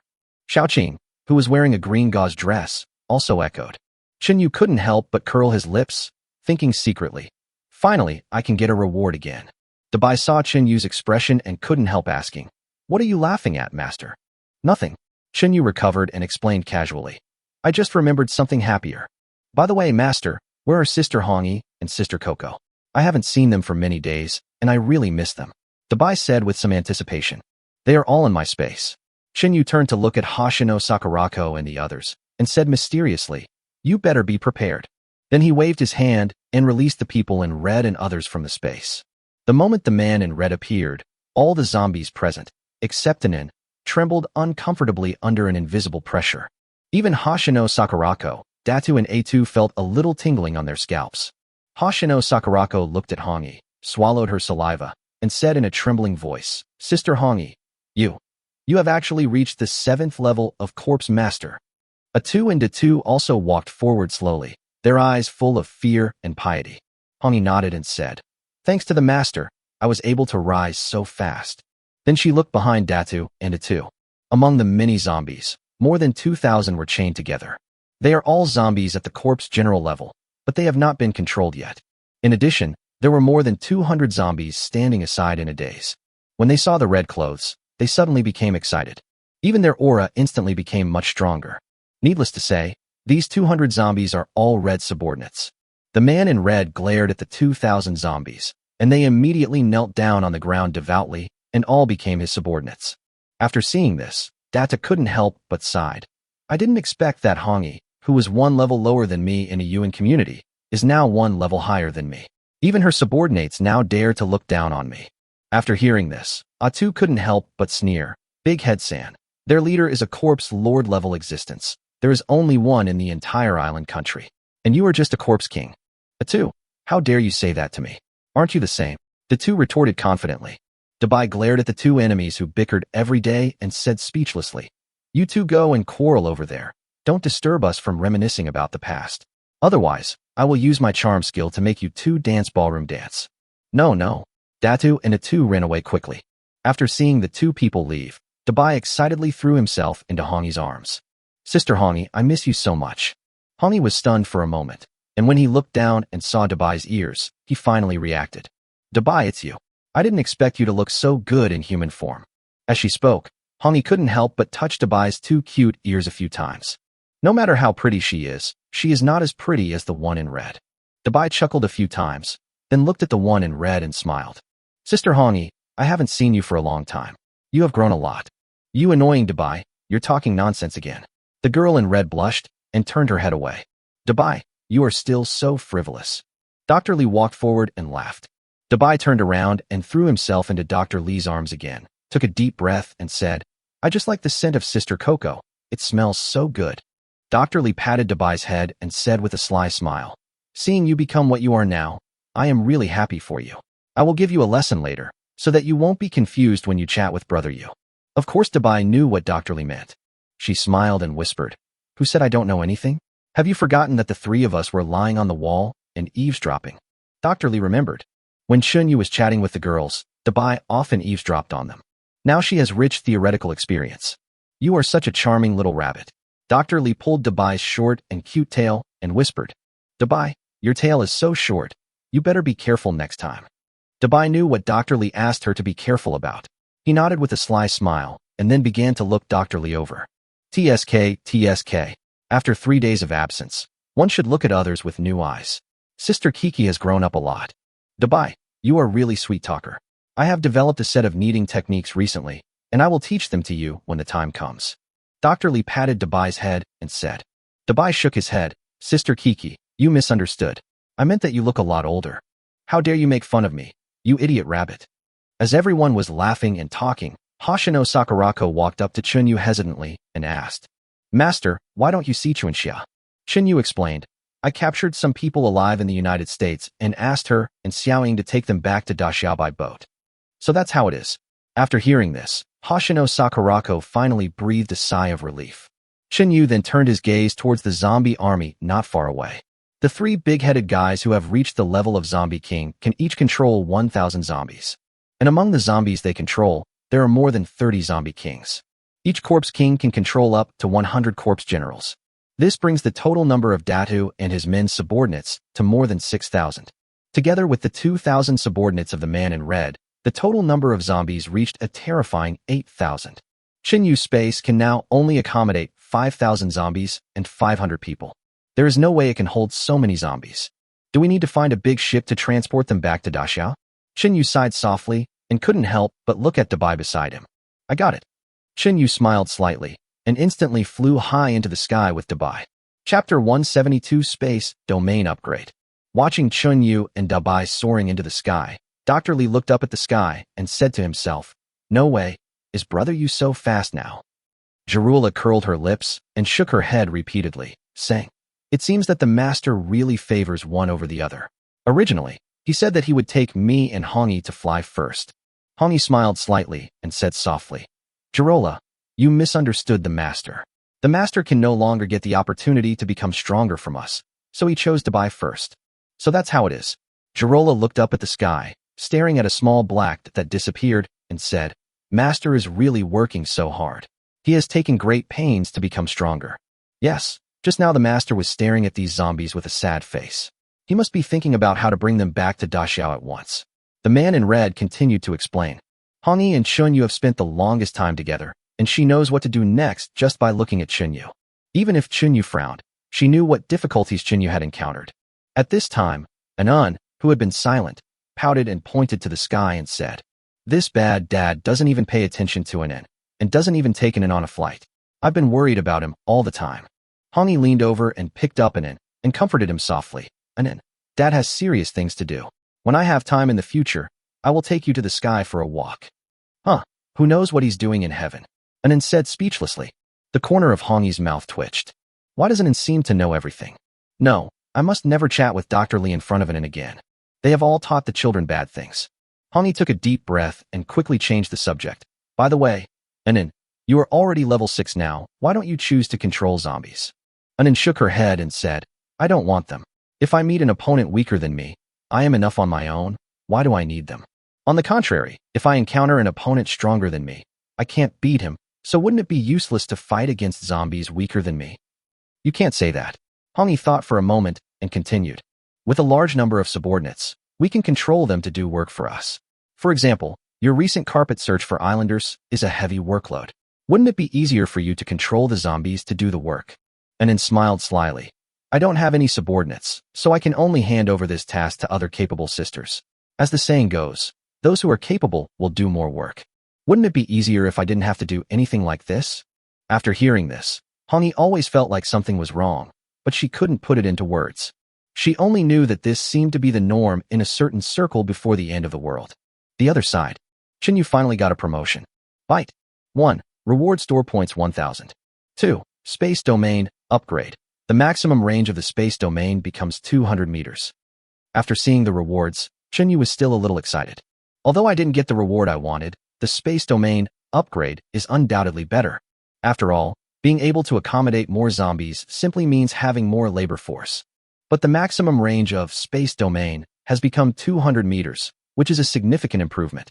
When fighting with others, not only can you better resist external damage, but you can also have more time to react. Just when Chunyu was immersed in joy and couldn't extricate himself, Dabai said in a gentle voice, "Master, please turn off this space domain and let the wind blow even harder." Chunyu looked down at Dabai and kindly reminded him, "Then you better be prepared." After saying that, Chunyu directly closed this space field. The environment that was quiet just now was suddenly filled with strong winds. Dabai didn't react in time and was almost blown away. She was so scared that she quickly grabbed Chunyu's neck. The whistling sound of the wind continued to fill Dabai's eardrums. However, Dabai did not feel the slightest bit of fear. Instead, he exclaimed with excitement, "So this is what it feels like to fly. I want to keep flying for a while. Let's talk about it another day. Now go to the space first." After saying that, Chunyu put Dabai into the space and then landed on the ground. When Xiaoqing saw Chunyu, she hurriedly twisted her waist and walked forward and said, "Master, please take me flying once. Please." Chunyu nodded, and without saying a word, he grabbed Xiaoqing's waist and flew high into the sky, leaving everyone in a daze. After a while, Xiaohua finally reacted and stamped her feet angrily. "Damn Xiaoqing, she actually got there first." Dr. Li walked up to Xiaohua and said, "Xiaohua, I'm not saying anything bad to you, but these days only women who take the initiative can have a meal. If you don't take the initiative, are you going to wait for Brother Yu to find you? Don't you think about it? Brother Yu is so busy. How can he have so much time?" Sister Kiki is right. Xiaohua looked at the sky and whispered, "I have to be more proactive in the future, otherwise I won't be able to attract the master's attention at all." "That's right." Dr. Li patted Xiaohua on the shoulder and advised, "We all look similar, so we have to be more proactive to make ourselves felt. Otherwise, we will be left out in the cold. However, if you want to quietly complete Brother Yu's mission and live your own life, just ignore what I said." Xiaohua shook her head repeatedly and said, "No, I want to be appreciated by the master and get his attention. I don't want to be just an insignificant woman." Jirula, who had been listening to the conversation between the two, stepped forward and said as a person who had experienced it, "My friends, you can all see that I am an American, but the master chose to spare my life. What?" At this point, Jirula paused for a moment, then said with some pride, "It's because I am proactive enough, and I know how to use my advantages and demonstrate my own value." Everyone couldn't help but look at this Western woman with an extremely exaggerated figure, with surprise and envy in their eyes. At the same time, they also know how to play to their strengths next. Chapter 173 Different World. The first reward is still 1,000 points. However, Chunyu, who has a total of more than 30,000 points, obviously looks down on these points. When the system introduced the second reward, Chunyu couldn't help but prick up his ears. Second reward. The system has upgraded the Eye of God capability and can now control any living creature. Current controllable quantity, 1. Chunyu was speechless. I can now control zombies and mutant creatures. Control over humans can also be achieved using loyalty bracelets. What's the point of having one more control object? Unless it is to control some creatures like the trisolar ants. But this is impossible no matter how you think about it, right? Chunyu shook his head helplessly. After receiving rewards twice in a row, I failed to upgrade the space. It seems that we can only transport some of the zombies back to Daxiao by ship or passenger plane. Just as Chunyu was about to bring Xiaoqing back to the ground, he suddenly remembered the blind box in the store. Now I have more than 30,000 points. Why not grit your teeth and spend 10,000 points to buy a blind box? Thinking of this, Chunyu directly bought a blind box. At the same time, a system prompt sounded in my ears. Ding! The host has successfully purchased a blind box. Do you want to open it now? Dismantle! Chunyu shouted impatiently. Congratulations to the host for successfully using the blind box. This blind box is a blind box of superpower fusion. The system has randomly merged the alien space and the dimensional space into a different world. The different world is similar to the different space. It is a small world that exists independently. Moreover, the usage rules in the different world are different from those in the different space. Please remember the rules of the other world and do not violate them. Chunyu was indeed excited to learn that his different space and dimensional space had turned into a different world. So much so that he almost let Xiaoqing go.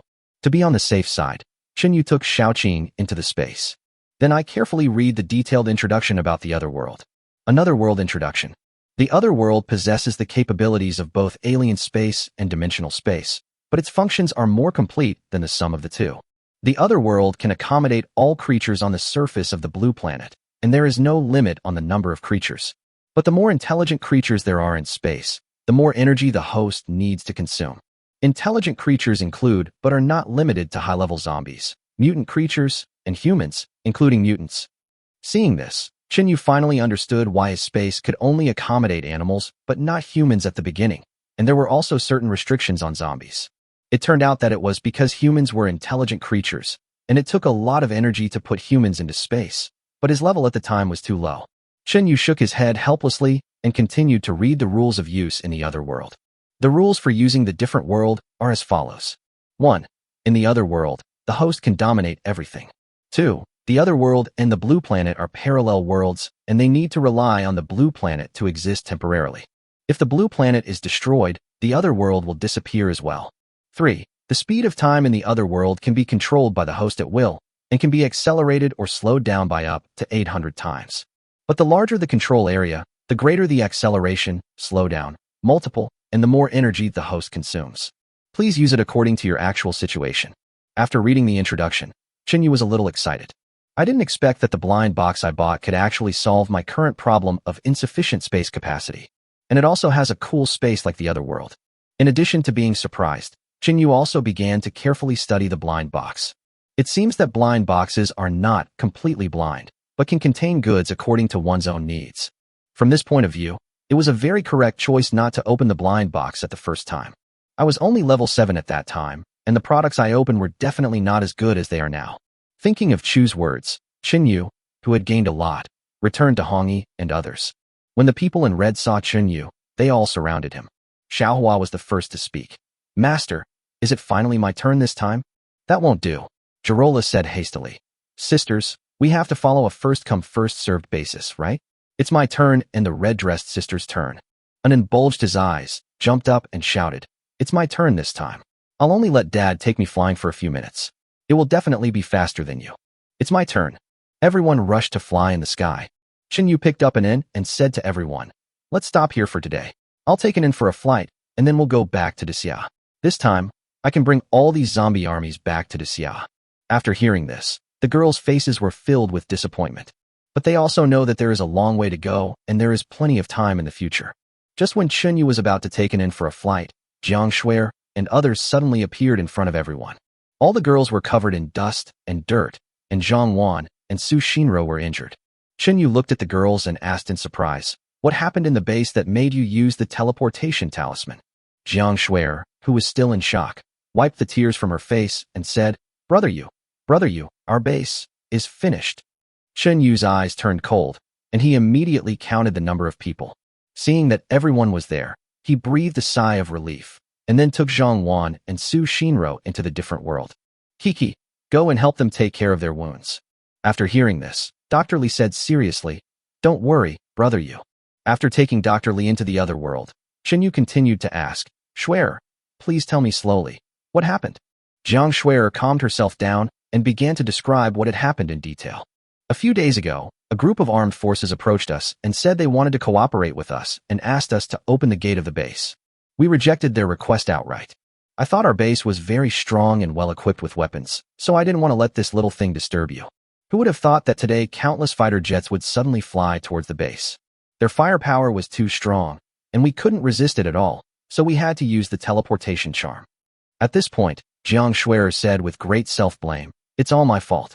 If I had told you about this earlier, Xiaowan and Xinro wouldn't have been injured in the battle. At this time, the man in red stepped forward and said angrily, Who is so bold as to attack our base? Jiang Shuer shook her head. I don't know either. I just know that they claim to be from Jiangnan. At this point, Jiang Shuer had fully recovered and suddenly grabbed Chen Yu's hand and said, Brother Yu, Xiao Hui is still in Xia.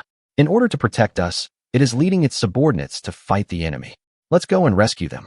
Chen Yu's face turned cold, and a hint of murderous intent flashed in his eyes. Those who dare to kill me, I think you've had enough of your life. Chapter 174, Defending the Base to the Death. Chen Yu suppressed his anger and continued to ask, "Where are Wu Shuang and the others?" Jiang Shuai replied, "Wu Shuang is not at the base. She took her men out to catch zombies." "Okay, I understand," Chen Yu replied. When Hong Yi heard that Xiao Hui's army of mice was exchanging fire with people, he hurriedly suggested, "Master, please be quicker. How about you take some people to the base to support Xiao Hui and the others? Don't bother. I'm fully capable of taking you all with me now." As he spoke, Chen Yu brought all the people into the other world with just a thought. Then it flew towards Longyuan base at 4 times the speed of sound. However, at this time his location was more than 2,200 kilometers away from Longyuan base. Even flying at 4 times the speed of sound would still take nearly half an hour. Xiao Hui is very smart. He should be fine.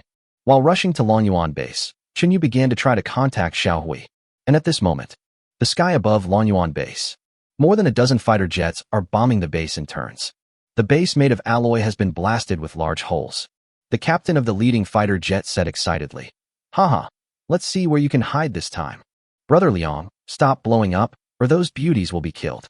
Those beauties look really good. It's a pity that I only saw them once through the bulletproof glass last time and didn't even smell them," said a thin man with a pointed face and monkey cheeks on the co-pilot seat, baring his teeth. "Hee hee, I know what I am doing. Inform Biaozi and the others that it's time for their helicopter crew to take action." "Yes, Brother Liang." Skinny Guy hurriedly contacted his teammates. After receiving the order, 7 or 8 helicopters flew in from a distance and hovered above the base gate. There were nearly 100 fully armed soldiers on the plane. After the cabin door was opened, long ropes were thrown down, and the other side of the ropes hung down to the ground. Not far away, Xiao Hui, who had been hiding behind a boulder, saw the helicopter, gritted his teeth, and said to the army of mice beside him, "Brothers, we swear to live and die with this base. Charge forward." After receiving Xiao Hui's order, countless rats rushed out from the surrounding caves and behind the rocks and rushed towards the base like crazy. At the same time, countless bats flew over from the surrounding trees. If you look closely, you will find that some mice and bats have wounds on their bodies, as if they had just experienced a fierce battle. A soldier in a helicopter saw rats and bats and hurriedly called out to his teammates, "Fuck, those ghosts are here again." Seeing this, others started to speak. "It's those damn rats and bats again. Why are they haunting us? This thing must have mutated. Why is it so big? Fuck, they must be controlled by someone in the base. Kill them. I'll call in the fighter jets to blow these disgusting things to death." As they spoke, the soldiers all pointed their guns at the rats and bats. Some people even took out flamethrowers and rockets. One of the men with a scar on his face pointed a flamethrower at the rats and laughed grimly. "Ha, come on, I'll burn you to death." The flames roared like a giant dragon and flew towards the rats. Screams were heard one after another, and many rats were burned to death. Some mice had their fur burning and crackling, like fireballs. However, they seemed to feel no pain and rushed over like crazy. The captain named Brother Liang saw the dark swarm of rats, licked his lips, and said, "It seems these rats haven't learned their lesson yet. Tell them to kill them with cannons." "Yes, Brother Liang." While Thin Man was notifying other fighters to attack the rat swarm, he was also reloading ammunition on his own plane. "Damn rats, let me show you the power of the bomb." The Thin Man sneered and fired the shells directly at the rats. Boom, boom, boom. Explosions rang out one after another.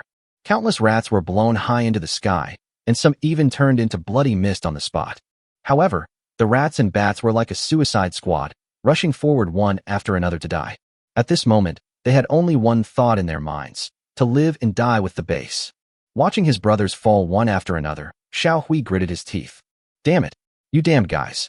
However, it is already level 6, and apart from controlling mice and bats, it has no other powerful abilities, and can only watch all this happen. We have to think of a way. Xiao Hui took a deep breath and began to look for a solution. After analyzing the situation on the scene, Xiao Hui quickly came up with a plan to deal with it. It first let the rats hide temporarily in the base. In this way, the enemy's bombs will not be effective. At the same time, it commanded the bats to crash into the engine ports of fighter jets and the propellers of helicopters in an almost suicidal manner. Unexpectedly, the effect was surprisingly good. A fighter jet flying at low altitude failed to dodge and actually hit a dozen bats. The bat instantly turned into a bloody mist. However, the huge bat actually destroyed the high-speed rotating engine directly. The fighter plane lost power, plunged to the ground, and exploded instantly. The other helicopter wasn't much better. The propeller hit the bats one after another and soon became deformed and began to shake. "Oh no, the plane is out of control." The soldiers and pilots who had not yet jumped out of the plane hurriedly took out their parachutes and jumped towards the ground. However, as soon as they landed on the ground, they were surrounded by a swarm of rats. Squeak! Squeak! The rats with red eyes seemed to be venting their dissatisfaction as they bit the soldiers madly. Get out of here, you bunch of damn rats. The soldier tried hard to get rid of the rat, but he couldn't. Soon they became a pile of bones. Other soldiers who had landed earlier continued shooting at the rats with their guns. However, there were so many rats that they could not be killed. Soon they were also seized by the rats and knocked to the ground. Xiao Hui did not kill the soldiers, but only let the rats bite off their tendons in their hands and feet. The remaining soldiers still on the plane, seeing that the situation was far beyond their control, hurriedly drove the plane away. Xiao Hui looked at the fleeing soldiers and murmured to himself with tears in his eyes. Master, Xiao Hui didn't lose the base. At this moment, Chen Yu's voice came over. Xiao Hui, can you hear me? Xiao Hui wiped away his tears and said excitedly, Master, I can hear you. The mistress and the others just used the teleportation charm. They should be at your side now, right? They are all safe. How are you doing? Xiao Hui said proudly. Master, we have driven away those damn soldiers. Chapter 175 Jiangnan District. Chen Yu was stunned, and then he started to curse. Are you fucking stupid? There is no one in the base and you still don't retreat. Do you want to die there? Master, I'm sorry. Xiao Hui replied softly, like a child who had done something wrong. I just don't want to see my master give up the kingdom he worked so hard to build. After hearing this, Chen Yu sighed softly and didn't say another word. More than 20 minutes later, a tall figure landed above the Lonyuan base. Looking around, the entire base was already in ruins. The base, which used to be like a giant dragon, was torn into countless holes. The open space at the entrance of the base was littered with the corpses of rats and bats. There was also a burning helicopter. When Xiao Hui saw Chen Yu, he stood up and shouted, Master, I'm here. After hearing Xiao Hui's voice, Chen Yu came in front of Xiao Hui with a whoosh and slowly landed on the ground. Xiao Hui knelt on the ground and said in a low and sad voice, Master, Xiao Hui did not complete the task assigned by you. Please punish me. Chen Yu pulled Xiao Hui up and said sternly, It's not your fault. You've done a good job. Besides, if we lose our base, we can find a new one. But if you die, you can't be resurrected. Xiao Hui stood up, wiped his tears, and nodded repeatedly. Xiao Hui understands. Chen Yu thought for a moment and continued to ask, Do you know who attacked us? Master, I caught a few alive. Xiao Hui turned his head to look in the direction of the soldiers and shouted angrily, Bring them here. Thousands of rats brought the 3 living soldiers to Chen Yu. Chen Yu glanced at the 3 people and saw that everyone was wearing the same uniform. It seems that he is a member of an armed organization. The tendons of the hands and feet of the 3 had been bitten off, and they were now wailing in pain. Chen Yu narrowed his eyes at the fat man in the middle and asked sternly, Tell me, who sent you here? The fat man endured the pain and said through gritted teeth, Boy, I advise you to let us go quickly, otherwise our people. Bang! Before the fat man could finish his words, Chen Yu stepped on his head and crushed it.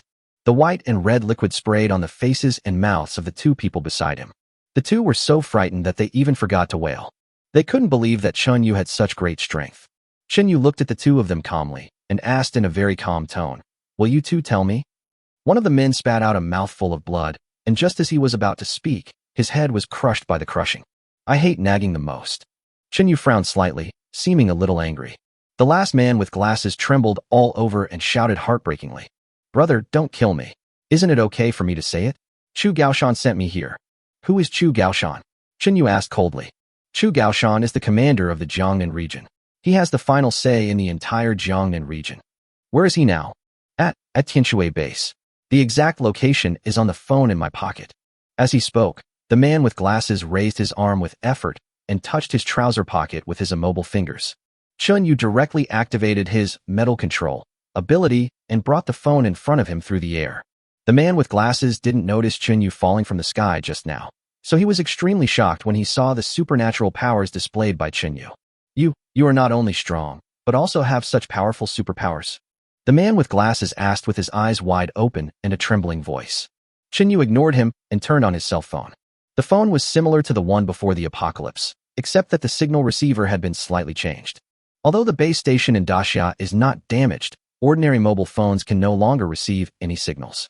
Only dedicated mobile phones can receive the signal. Chen Yu quickly found Gouda map in the menu bar and clicked on Tianshui base in the search history. So the Tianshui base is here, Chen Yu said to himself. The man with glasses endured the pain and struggled to sit up, saying with a hint of pleading in his eyes, "Sir, I see that you have outstanding abilities. If you join the Jiangnan region, Commander Chu will definitely make use of you. From now on, we can be considered colleagues." Chen Yu waved his hand and dismantled a rifle on the ground. The scattered parts were combined into an iron piece that looked like a belt, which sealed the mouth of the man with glasses. Chen Yu patted Xiao Hui's shoulder and said calmly, "I'll leave it to you." Xiao Hui nodded, and then called on his younger brothers to eat the guy with glasses until there was nothing left. Chen Yu looked at the bats and asked in confusion, "Xiao Hui, what's going on with these bats?" Xiao Hui scratched his head and explained, "Master, these are the little brothers I have tamed in the past week. Don't tell me that because bats are transformed from mice, you can control bats too." "Of course not."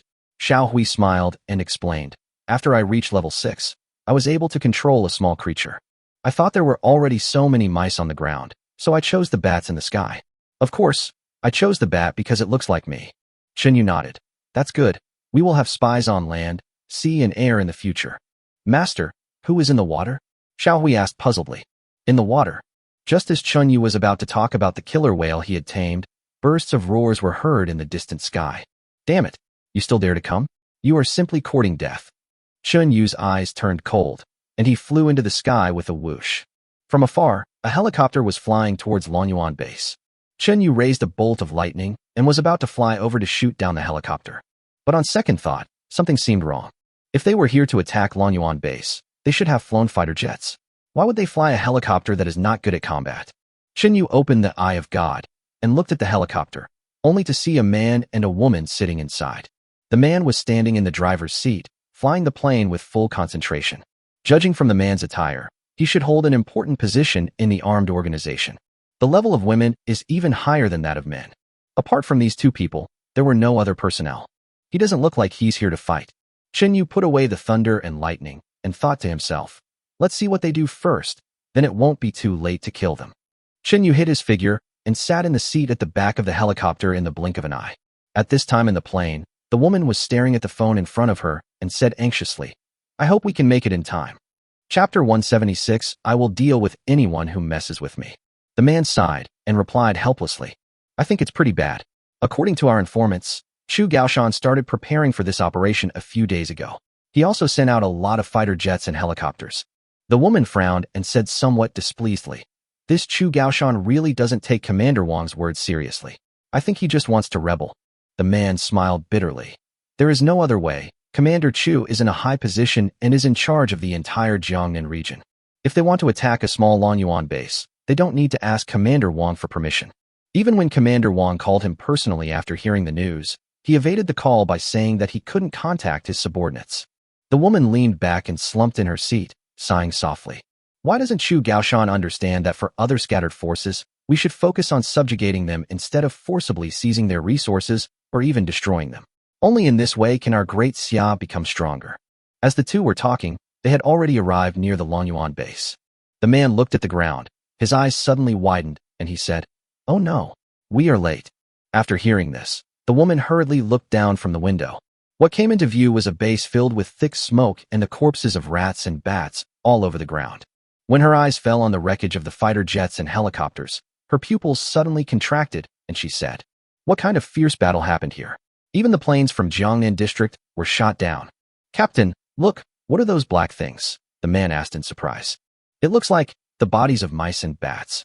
The woman held her breath, took out a telescope and observed carefully, then let out a long breath. "It seems that these rats and bats are also participating in the battle. Who on earth has the ability to control them?" The man hurriedly slowed down and said decisively, "It seems that the people from Jiangnan district didn't get any benefits and have already evacuated. Let's not rush over there rashly, so as not to be mistaken as their accomplices. Well, hurry back and report this to Commander Wang." Behind the two, Chen Yu, who had basically understood the whole story, suddenly spoke up. "Since you two are here, why don't you chat for a while before leaving? Who is it?" The two people on the plane were startled and turned around almost at the same time. But the next second, they and the helicopter had entered Chen Yu's different world. After the helicopter entered the other world, the propeller actually stopped. But the plane did not fall, but instead hovered in the air in a very strange way. The woman's face suddenly turned pale. She looked around and asked, "What's going on? How did we suddenly come to this place?" The man did not say anything, but subconsciously prepared to activate his supernatural powers. Don't waste your energy, Yu said calmly. Here, you have no room for resistance. Seeing that he couldn't use his special ability at all, the man asked with a twitching mouth, Who are you? I am the owner of Longyuan Base. Oh, Longyuan Base is the base that was just bombed by the plane. Don't get me wrong, sir.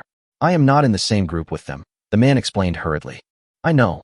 Yu looked at the man and said casually, If you were in the same group as them, you would have been dead long ago. The man heard Yu's seemingly casual words, but he did not dare to doubt the authenticity of his words. Let's not talk about this strange space they are in. The temperament displayed by Yu alone was enough to shock him. After a while, the woman next to her forced a smile. Sir, please allow me to introduce myself. My name is Chu Xia, and I am the captain of the 2nd Special Team of the Shanjing District. The person next to me is my teammate Qin Xiaohao. We came here mainly to stop the people from the Jiangnan District. Unexpectedly, we are still late. When Yu heard this, he suddenly became interested. Are the Jiangnan District and Shanjing District you mentioned armed organizations established after the end of the world? Chu Xia nodded, the tension on her face no longer there. He stretched his tense body slightly and continued. After the zombie outbreak, the entire Daxia was hit hard, and even the armed groups were no exception. Most of the militants retreated to some shelters and bases.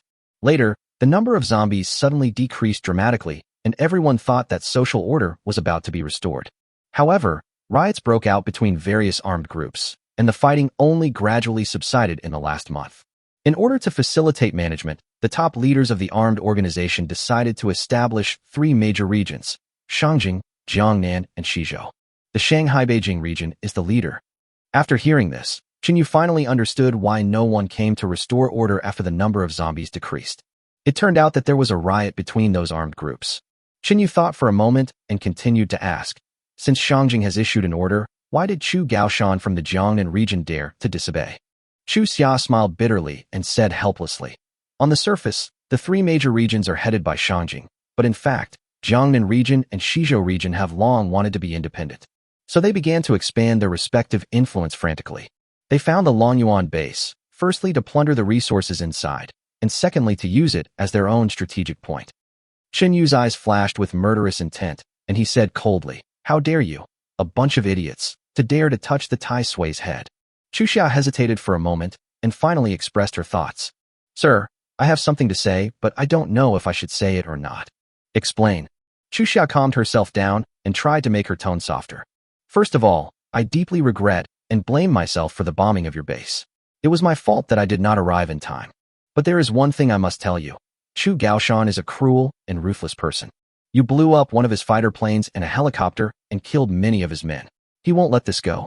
So I suggest that you bring the remaining people in Longyuan base back to Shanjing with us, and then Commander Wang of the Shanjing district will come forward to resolve this matter. However, based on my understanding of Chu Gaoshan, you may need to give up the Longyuan base and its resources and apologize to him. What? That bastard blew up my base and I have to apologize to him? Yu almost laughed. Chu Xia hurriedly explained, I know this is unreasonable, but this is the best solution I can think of at the moment. You also know that the arm cannot twist the thigh. No need to say more. Today I will show you who is the real boss. Go back and tell Wang that I usually don't take the initiative to provoke others. But Yu stared at Chu Xia and spoke word by word. I'll kill anyone who messes with me. Chapter 177. What level are you at? Are you trying to compete with me in firepower? Chu Xia was frightened by Yu's eyes and couldn't help but shiver all over. She had never seen a look like that before. Confident, decisive, and murderous. It seemed that if he stared at it for a while longer, he would be suddenly killed. Chu Xia swallowed her saliva and said bravely, I understand your pain of losing the base, and I admit that you are very strong. But the Gangnam region is not someone you can mess with. Their armed forces and the number of mutants have reached a terrifying level, second only to Shanjing. I advise you to come back to Shanjing with us. At least it can save your life. Yu sneered and said in a deep voice, I also advise you to shut up before I kill you. If all my people and I die, you probably won't dare to hold Chu Gaoshan responsible, right? Chu Xia did not refute, but said helplessly, but we have no choice. They are too important. Do you know what the consequences will be if we break up with them? By then, the entire Daxia will probably fall apart. So for Daxia, even if you and I sacrifice ourselves, there is nothing we can do.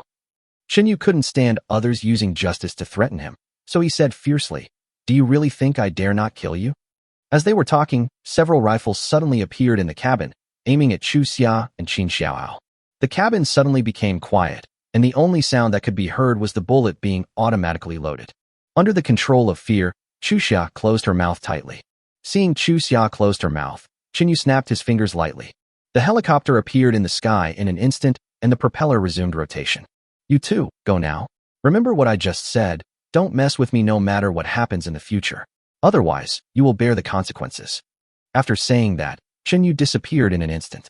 After a while, Chu Xia came back to her senses and said with heavy breathing, "It was really dangerous just now. I felt that if I said another word, a bullet would shoot into my head." Qin Xiaohao wiped the cold sweat off his body and said in a tearful voice, "Captain, I told you not to come, but you insisted on coming. I almost died here just now. I miss home. I want to go home to find my mother." After saying that, Qin Xiaohao stepped on the throttle of the plane to the bottom. It was early summer now, but the fear just now was no longer there. He turned his head and glanced at the smoke-filled base behind him and sighed softly. What a pity. Such a strong mutant is about to fall because of his arrogance. Qin Xiaohao said speechlessly, "Captain, do you still feel sorry for him? We had good intentions to subdue them. We came to save them, but that guy almost killed us. Fortunately, I explained my purpose and my identity in time to scare him." Chu Xia shook her head and said softly, "I don't think he wanted to kill us. If he wanted to kill us, it would be easy." Qin Xiaohao couldn't help but fall into deep thought. After a while, he suddenly said, "What you said does make sense. To be honest, his aura seems to be stronger than Commander Wang's. And that mysterious space is simply incredible." Chu Xia recalled the scene just now, frowned and said, "That should be a space that belongs to him, similar to the space ring in the novel, but much more powerful than the space ring." Chu Xia still said with lingering fear, "I can feel that he can easily kill us in that space. It's as if he can't kill us outside the space." Qin Xiaohao sniffed and changed the subject. "You said he showed his space just to intimidate us?" Early Summer fell into silence. After a while, as if he had thought of something, he said with a firm tone, "I know." "Captain, what do you know?" Qin Xiaohao asked, touching his head. "Humph, he must want our protection but is too embarrassed to ask directly. So he showed us his powerful spatial and other abilities to prove his worth. He was actually sending us a distress signal in disguise, just like a job applicant trying hard to show his abilities in his resume. We have to contact the commander as soon as possible and ask her to find a way to rescue that guy." Qin Xiaohao suddenly realized, so that's how it is. No wonder he didn't kill us and showed us his abilities. Chu Xia hurriedly turned on her phone and started contacting the Shanjing headquarters. The other side. As soon as Qin Yu arrived at the gate of the base, he saw a group of zombies running from a distance. The leader was wearing a black tights that perfectly showed off his perfect muscle lines. It was Dong Wushuang who had already reached level 5. "Master, what happened to our base?" When they met, Dong Wushuang did not express his longing, but looked at the dilapidated base with some heartache. "Someone attacked our base." Qin Yu just explained this, and then looked at Xiao Hui. "Is Doomsday Manor okay?" "Master, please rest assured.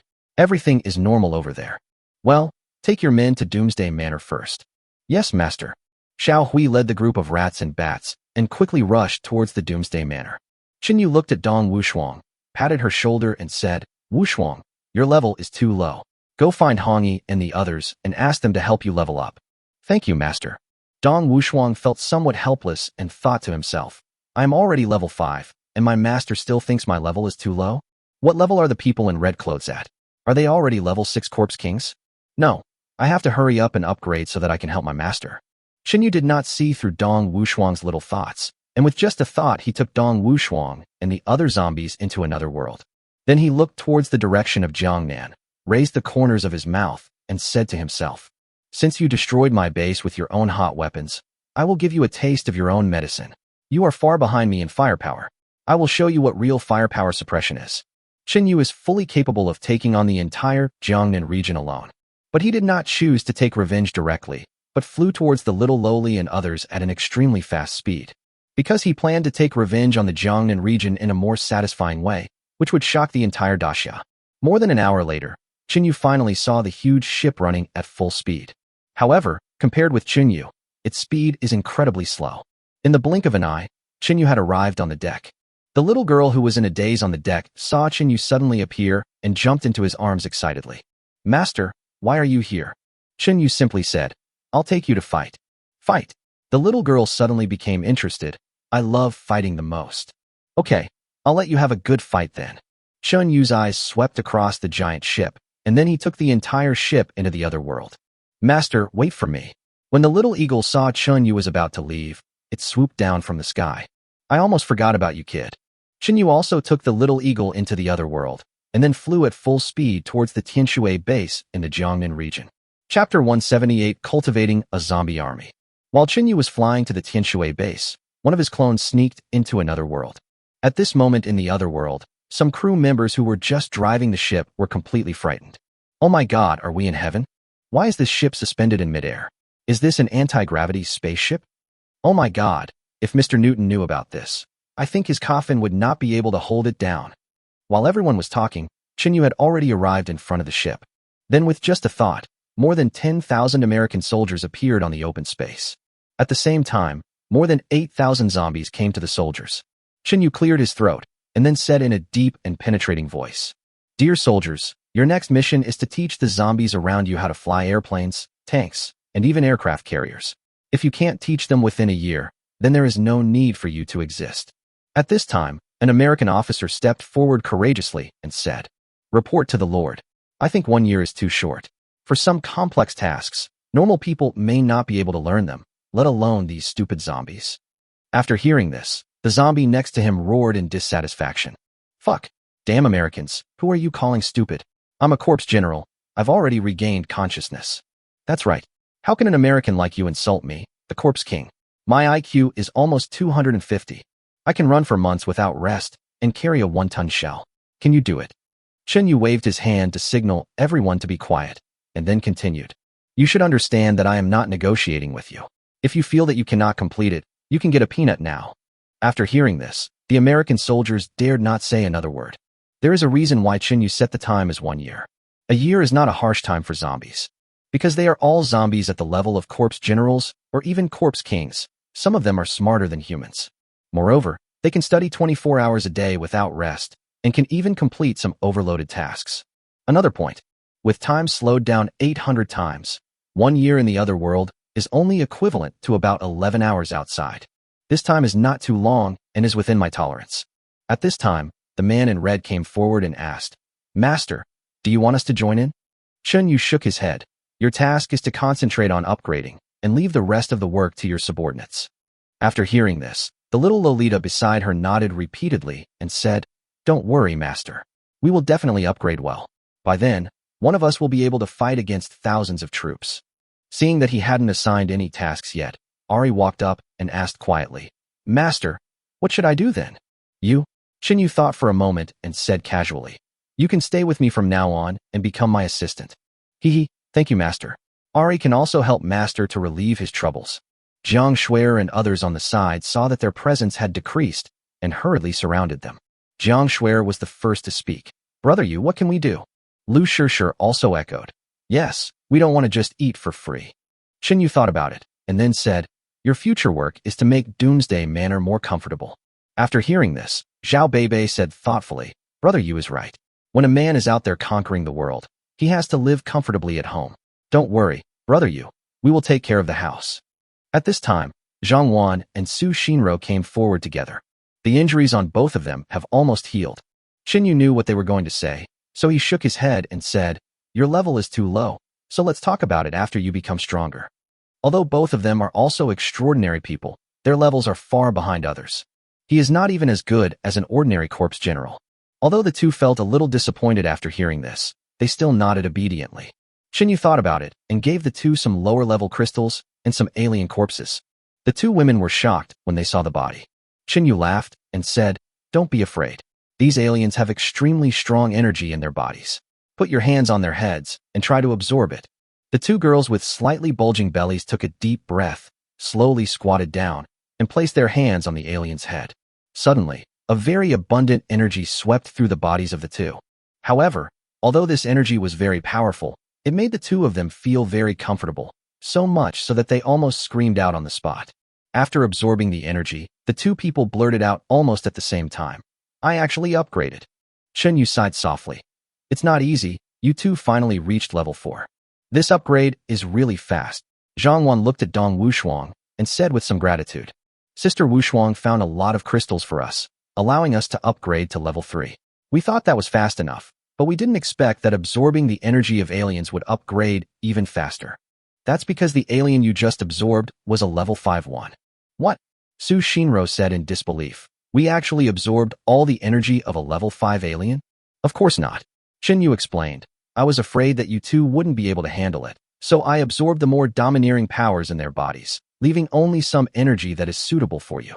This sentence translates to, these 2 watermelons are too big for you two to finish, so I have already eaten up the flesh, leaving the rind for you to chew on. Of course, the 2 of them were completely unaware of this and looked at Chunyu with gratitude, wishing they could reward Chunyu with themselves on the spot. In particular, Zhangwan absorbed the energy of the fire-type alien, which made her abilities much stronger. Chunyu glanced at everyone and said, you guys upgrade first, and we can talk about other things when we get to Doomsday Manor. I have something to do, so I'll leave first. Wait a minute, brother Yu. Su Shinro covered her belly and said in a flattering tone, brother Yu, the crystal in my belly is less than a month away from maturity. Now that my level has been raised, it should be able to mature faster. Chunyu nodded. I hope so. To be honest, Chunyu is now level 8 and doesn't have too many expectations for this crystal. Seeing that Chunyu didn't seem too surprised, Su Shinro couldn't help but lower her head. Chunyu thought about it, then changed the subject and said, but Shinro can always stay by my side in the future so that more crystals can be produced. After hearing this, Su Shinro nodded vigorously. Brother Yu, don't worry, I will definitely give you a bunch of crystals. Chapter 179, Commander Wang Haijing. Zhangwan also stroked her slightly bulging belly and said with a firm look in her eyes, brother Yu, I will also give birth to a bunch of sons for you. The other girls looked at each other and surrounded Chunyu. Brother Yu, we also want to give you a son. I want to have a daughter, and she must be pretty. Brother Yu, I'm not picky. It doesn't matter if I have a boy or a girl. Chunyu shook his head helplessly and hurriedly said, let's do it another day. I have something important to do now.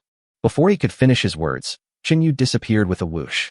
Jiang Shuer looked at the disappearing Chunyu, stamped her feet, and said, brother Yu is really something. He has come here, but doesn't even bother to stay with us before leaving. Xiao Qianyue also complained. That's right, we haven't chatted with brother Yu for a month. I really miss brother Yu. Yunlan took a look at the woman that Chunyu brought back and sighed. Look at the people that brother Yu brought back. They are all top-notch. That big-butt American woman who can give birth to a son and that cute little lowly. Neither of them is worse than us. It seems that brother Yu also brought back a fox spirit, a jade rabbit spirit, and 2 snake spirits. Although they have transformed, they can't deceive my eyes. Su Shinro said with a pout. The other girls had noticed this a long time ago. Jiang Shuer pondered for a moment, called all the girls to her side and said, sisters, we can't just sit there and wait for death. We have to think of some tricks to get brother Yu to spend more time with us in his spare time. We can do this. A group of idle girls began to plot something thrilling. More than an hour later, Chunyu finally arrived at the Tianshui base and looked down at the ground from the air. The scale of the entire base is extremely grand, almost equivalent to 3 Longyuan bases. There are armored vehicles and drones patrolling within a 5-kilometer radius of the base at all times, making it extremely difficult for ordinary people to get close to the base. Chunyu released Xiaoying and Tu, and then told them, you two keep a close eye on them and report any situation to me immediately. Tomorrow, I will cover the entire Tianshui base with artillery fire, and not even a fly can fly out. The little eagle fluttered its wings and hung in the air and asked, Master, why do we have to wait until tomorrow? Can't we just charge in directly? Chunyu explained, because I want the entire Daxia to know the consequences of provoking me. Otherwise, no one will dare to bother me in the future. Tu sat on the little eagle's back and asked in confusion, Master, why don't we just destroy the entire Daxia like we destroyed the island country? Chunyu rolled his eyes at Tu and said speechlessly, Fuck, can Daxia be the same as your island country? Destroying the island country is in line with the will of heaven. As for killing innocent people in Daxia, let alone whether I will be punished by the system, the key is that it is not my style. However, I will kill those who provoke me.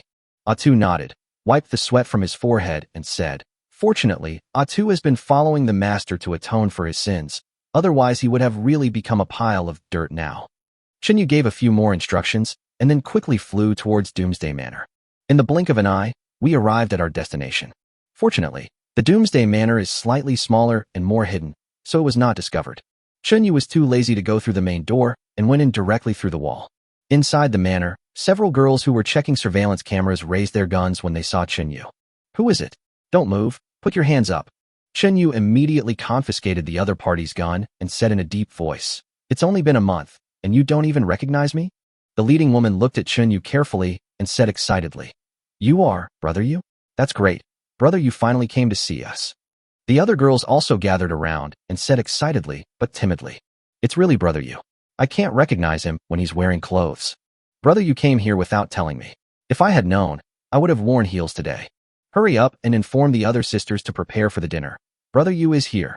Chenyu waved his hand, returned the gun to them, and said seriously, "I came here for an important matter. We can talk about other things after I'm done with this period of time. Okay, you guys continue to work." The girls felt a little disappointed after hearing this, but they still obediently continued to monitor the situation outside the manor. Chenyu walked straight into a villa and began to rest. After all, nearly 20,000 soldiers and zombies need to complete aircraft test flights, shooting drills and other projects at the same time in the alien world, and the space they occupy is no less than that of a small city. And maintaining this huge space at a speed 800 times slower requires a lot of energy. In order to stay at peak condition at all times, the consumption of crystals per hour reaches thousands. If Chenyu didn't have a strong foundation, he would have been squeezed dry long ago. While Chenyu was preparing for the battle, in the Shangjing region, inside the headquarters of the highest command center, a woman wearing a female officer's uniform on the upper body, flesh-colored stockings, and long leather boots on the lower body, was sitting in the first seat with a serious face, holding an emergency meeting. This person was none other than Commander Wang Haijing, the highest commander in Shangjing. Chu Xia, who had just rushed back from Longyuan base, was standing at the door panting, reporting to Wang Haijing. "Report to the commander. We are still too late. Longyuan base has been bombed." Hateful. Wang Haijing slammed the table hard, and his tight shirt looked even more precarious because of his anger. A man in the second seat snorted coldly and said, "This Chu Gaoshan really doesn't take us in the capital seriously. I think he wants to rebel." "That's right," another burly man echoed. "This old fellow appears to be rescuing people from other bases, but in reality, he is constantly trying to win over other forces and seize more resources. And he directly destroys the forces he cannot win over. This is extremely cruel." Chu Xia thought about it, and then said, "Commander, I have one more thing to report. There is a very powerful mutant in Longyuan base who can not only fly, but also control metal. In addition, there seems to be a mysterious space on his body that can instantly take people in. It seems that this person's ability level is at least level 5, and he is a rare talent." Level 5 mutant? Mysterious space. Wang Haijing stood up in surprise and said excitedly, "Tell me in detail." Chu Xia told Wang Haijing everything that had happened. After listening to this, a hint of excitement and uneasiness flashed across Wang Haijing's cold and beautiful eyes. After a while, he slowly said, "Pass the order down. No matter what the cost, we must find him within 1 day." Chapter 180 Teddy Dog, Chu Gaoshan. After hearing this, Chu Xia saluted vigorously and replied, "Yes, Commander." Then he closed the door and quickly turned and left. Just after taking a few steps out, Chu Xia's beautiful eyes frowned, and she kept muttering in her heart, "Boy, you must hold on. Sister is here to save you." After Chu Xia left, Wang Hai calmed down, then glanced at the other senior executives in the room and slowly asked, "Have you obtained any secret reports about the United States and the island country recently?" The man sitting in the second seat replied respectfully, "Commander, apart from the last intercepted secret report about the United States and the island countries attacking Daxia, no other secret reports have been obtained." A middle-aged man hesitated for a moment, then said, "Could it be that the two countries suddenly terminated the plan?" "I don't think it's possible." Wang Haijing shook his head repeatedly. "These two countries are ambitious and will never give up such a good opportunity. They must have discovered our surveillance and increased the security level of the secret report, so we got nothing." Someone agreed. "I think the commander is right. The enemy may already be on the way. We need to continue to strengthen surveillance of the two countries. Unfortunately, our satellite control system was destroyed by the damn Americans and has not been repaired yet, so we cannot monitor their movements by satellite at all." Wang Haijing said calmly, "I secretly sent investigators to the two countries the day before yesterday, and you should also strengthen border patrols recently. At the same time, we must do everything we can to quickly subdue all forces within the country. We can use force when necessary, but we must not kill innocent people indiscriminately." "Yes, Commander," everyone responded in unison. After pondering for a moment, Wang Haijing took out his cell phone from his pocket and dialed Chu Gaoshan's number. Not long after, a very rough male voice came from the other end of the phone. Why did Commander Wang find time to call me? Did he figure it out? Wang Haijing suppressed the anger in his heart and said coldly, Chu Gaoshan, you actually dared to disobey orders and attack Longyuan base privately. What crime should you be punished for? Oh, Commander Wang, you have wronged me, Chu Gaoshan said with some grievance. My brothers negotiated with them with the attitude of helping Longyuan base, but they suddenly launched a sneak attack on my men and shot down 2 of my planes. You have to make the decision for me. Wang Haijing said impatiently, stop pretending here. Don't think I don't know what you were thinking. Don't you just want to occupy the entire Jiangnan as soon as possible, and then join forces with the Shizhou region to attack Shanjing? After hearing this, Chu Gaoshan laughed and said, Commander Wang is really smart. Now that things have come to this, I won't play along with you anymore. Now you only have 2 choices. One is to hand over the power in your hands and recognize me as your master, and I can let you live a few more days. Second, I will wait until I have established myself in Jiangnan, and then I will deal with you. But by then, you will just become the spoils of war for the thousands of troops behind me. Wang Haijing gritted her teeth, resisting the urge to swear, and said, Chu Gaoshan, have you ever thought that you can't resist the enemies who are eyeing you covetously by yourself? Although you don't belong to our human race, you at least live on the land of Daxia, right? If you don't have the H weapons from our Shanjing district, even if you have control over the entire Daxia, you will probably have to hand it over to the United States. After hearing this, Chu Gaoshan laughed and said, That's your business. What does it have to do with me? All I want is to gain strength from killing. Chu Gaoshan, you son of a bitch, I'll fuck your mother.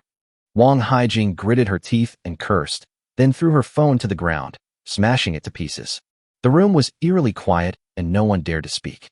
After a while, Wang Haijing regained his usual calmness, straightened his collar, and slowly said, Notify everyone and prepare for war. Everyone's faces showed unprecedented determination, and they stood up and responded in unison. Yes, Commander.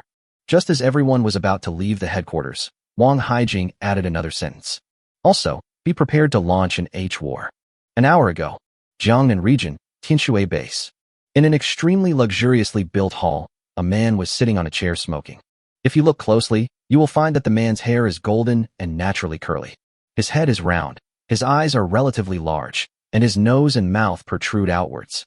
This person is Chu Gaoshan, the commander of the Jiangnan region. It is also a mutant teddy dog. Next to him was an iron cage, and a woman with disheveled hair was squatting inside the cage, gnawing on a bone, shivering all over. There was a rope around the woman's neck, which had rubbed a deep bloody mark on her neck. His body was covered in blood and dirt, and his wounds had festered, making him look extremely scary. Looking behind the cage, there were 6 huge and vicious dogs. Each one is the size of a tiger and sits on the ground in a sphinx posture.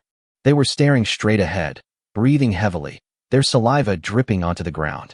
Below the platform, dozens of trembling soldiers were kneeling. Chu Gaoshan glanced at the soldiers below the stage and shouted sternly, What a bunch of losers. They couldn't even take down a small Longyuan base, and they lost so many people. The leading man trembled all over and explained hurriedly, Commander, calm down. We had already blasted many holes in the base, but a group of rats and bats appeared out of nowhere and destroyed our planes. We really had no choice, so we ran back. Chu Gaoshan snorted coldly and said slowly, If you can't even defeat rats and bats, it seems there's no need for you to exist. Then he gave a look to the vicious dog behind him. After receiving the order, the vicious dog opened its bloody mouth and pounced on the soldiers like crazy. Spare my life, Commander. Chu Gaoshan, you disgusting bastard. I won't let you go even if I become a ghost. Get out of here, you damn dogs. Chu Gaoshan stood up and slowly walked to the soldier, looking up at the sky and laughing. Go ahead and curse me as much as you can. The more pain you suffer, the tastier your meat will be. Also, the more power I gain by killing you. Soon, the soldier's screams disappeared. All that could be heard was the crunching sound of the vicious dog gnawing on bones. Chu Gaoshan put away his smile and lay on the ground and started to eat the corpse like those vicious dogs. His body slowly turned into that of a dog. It is his true self, Teddy Dog. The woman in the cage trembled even more violently when she saw the scene in front of her, and her tears couldn't stop flowing.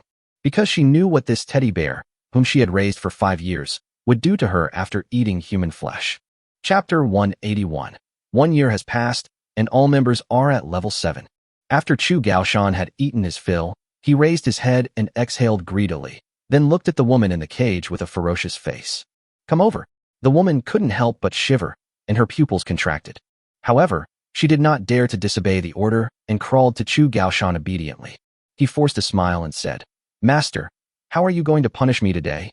Chu Gaoshan grabbed the woman's hair, approached her with his blood-stained mouth, and said, What do you think?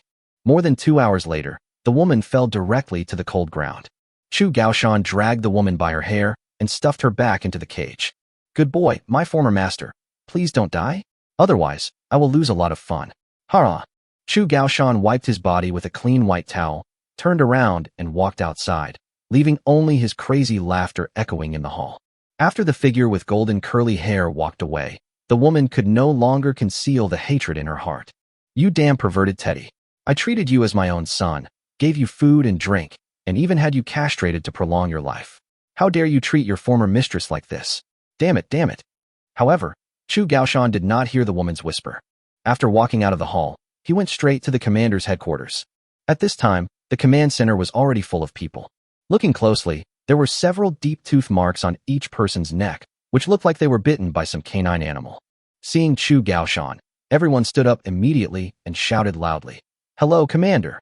Chu Gaoshan had already regained his usual calm state. After sitting in the first seat, he waved his hand for everyone to take a seat. A man with only one ear took a deep breath, took out a map full of circles and triangles, and said, Commander, these are the forces we have conquered and the forces yet to be conquered. Please take a look. Chu Gaoshan glanced at the map casually and nodded. Well, you did a good job. If there are still some tough bones to chew, don't bother, just destroy them directly. Remember, we don't have much time left. The one-eared man was startled, then nodded vigorously, and said with a pious look in his eyes, Please rest assured, Commander. We will definitely conquer all the forces in Jiangnan within the specified time. Okay. Chu Gaoshan thought for a moment, then pointed at a man with scars all over his face and said, Tomorrow you will gather more men and find out the owner of Lonyuan base at all costs. Remember, you must bring him to me alive. The scarred man looked at Chu Gaoshan with a determined look, puffed out his chest, and said, Yes, I will definitely hand him over to the commander personally. Yes, the rest of you continue to conquer various forces and look for resources. Also, don't forget to bring back a few more women. Well, let's end today's meeting here. This is your antidote for the next 2 days. As he spoke, Chu Gaoshan took out some injections from his arms and threw them on the ground. Seeing this, everyone lay on the ground, grabbed the medicines, and injected them into their bodies. Chu Gaoshan narrowed his eyes and looked at those people who were once high and mighty, and couldn't help but sneered. Look at how you look now. You really look like obedient dogs. On the land under the feet of Chu Gaoshan and others, Atu, who heard everything, passed the news to Chunyu. At the same time, the basic situation of the Tianshui base was also reported to Chunyu. The other side. After receiving the news, Chunyu's mouth corners curled up slightly. It turns out that Chu Gaoshan is a mutant dog, and he can control humans through viruses. Since you want to find me so much, I have to find you with my own sincerity. Chunyu closed his eyes and continued to slow down the time in the other world. After a long time, Chunyu opened his eyes and whispered softly, It's almost time to go to the other world and take a look. Afterwards, he entered into a different world. At this time, a year has passed in the other world. Seeing Chunyu, the people in red clothes and others surrounded him. Chunyu looked at Hongi carefully and found that she had reached the late stage of level 7. But this is not fast. After all, she has been upgrading for a year. If the crystals had not been consumed long ago, she would probably have been able to reach level 8. Except for Zhang Wan, the others have all reached the early stage of level 7. This is because Zhang Wan's situation is special, and Chunyu did not let her stay in the time slowdown zone. Otherwise, the child would have been several months old by now. Su Shinro stepped forward from the crowd, holding a crystal the size of a goose egg, and said, Brother Yu, I didn't expect that with the upgrade, the crystal in my body would become stronger and stronger, and at the same time, the gestation time would be extended. After a year of hard work, I finally made this crystal mature. Chunyu took the crystal and was slightly surprised. Because of the size of this crystal and the energy contained in it, it appears to be much more abundant than a corpse king-level crystal. Chunyu couldn't wait to absorb it. Suddenly, a very pure energy swept through the whole body. The fatigue caused by consuming a large amount of mental energy also disappeared instantly. Chunyu touched Su Shinro's head and said sincerely, Although the crystal you gave me has no obvious effect on my upgrade, it can help me recover my mental strength quickly. Why didn't I realize earlier that you were still a treasure girl? If I had known you were so powerful, I would have kept you by my side all the time. After hearing this, Su Shinro smiled and said, Okay then, I will give birth to more crystal babies for Brother Yu in the future. However, I still need Brother Yu's help in the process. Of course Chinyu knew what she meant. It's not that growing crystals requires a process like growing a child. It's because every part of Chinyu's body contains extremely strong energy. It can provide material support for Su Shinro to grow crystals. Chinyu said with a smirk. Wait until I come back. But for now, you and Schwerer should stay in the manor. Well, we're all waiting for you to come back, Su Shinro said expectantly. Afterwards, Chinyu sent Su Shinro and others out of the space. The man in red took a look at the American soldiers and zombies behind him, then stepped forward and asked, Master, those soldiers have been planning to escape while they were working. What should we do with them? Chinyu narrowed his eyes and looked at the more than 10,000 soldiers and said calmly, Then let's turn them all into zombies. Not only can we nip the potential danger in the bud, but we can also expand the power of the zombie army. Chapter 182 Aircraft carriers are used. The man in red nodded slightly. Yes, Master. Now we have all reached the level of Corpse Lord. The zombies we infected are at least Corpse General level, and they can still retain most of their pre-infection consciousness and abilities. What Hongi said was not false. Anyone infected by a zombie below the Zombie King can only become a level 1 zombie. It's just that the zombies infected by the Corpse King are slightly stronger than the zombies infected by the Corpse King, but it's still level 1. However, zombies bitten by the Corpse Lord can directly reach level 4. The most exaggerated thing is that they not only have the physique of a 4th level Corpse General, but also retain most of their original knowledge, skills, etc. In other words, after these American soldiers become zombies, they can still continue to fly planes and aircraft carriers. It's just that I'm not as skilled as before. From this point, it is enough to see how terrifying the Corpse Lord is. Chinyu nodded, then I'll leave it to you. After receiving the order, Hongi, Dong Wushuang, Little Loli, and others quickly rushed into the crowd. A few people can infect a large number of soldiers with just a wave of their hands, without even saying a word. Of course, Chinyu would never allow them to use their mouths. After all, it has to be used for other purposes, you know. After taking a look at the growing zombie army, Chinyu left the other world and flew towards the Tianshui base at full speed. Next, we will use the entire Tianshui base to train the zombie army. If it wasn't for conducting a military exercise for his zombie army and giving a warning to the entire daxia, he wouldn't have gone to so much trouble. The Tianshui base can be flattened with just one sliding tackle, but it's a luxury when you think about it.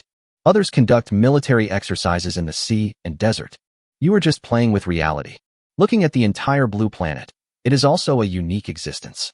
A few minutes later, Chinyu arrived at a camp 5 kilometers away from the Tianshui base.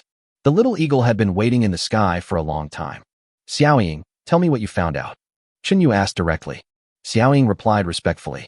Master, there are about 300 people in this camp, but they only have light weapons and no heavy weapons. Their headquarters is on the top floor of the tall building in front. In addition, there are 32 camps like this around Tianshui base. Chinyu pondered for a moment, then released the man in red and several other corpses. Red, I'll leave those soldiers to you. Hongi nodded. Don't worry, Master, they will soon become ours. Okay, go ahead. Yes, Master. Afterwards, Red and the others rode on the little eagle and flew quickly towards the soldiers. Chinyu entered the command center after becoming invisible. At this time in the command center, 2 men dressed as non-commissioned officers were drinking and chatting. One of the men with a mustache drank a whole glass of wine and said incoherently, Brother Ping, let's be honest. Do you regret following Commander Chu to Jiangnan? What's there to regret?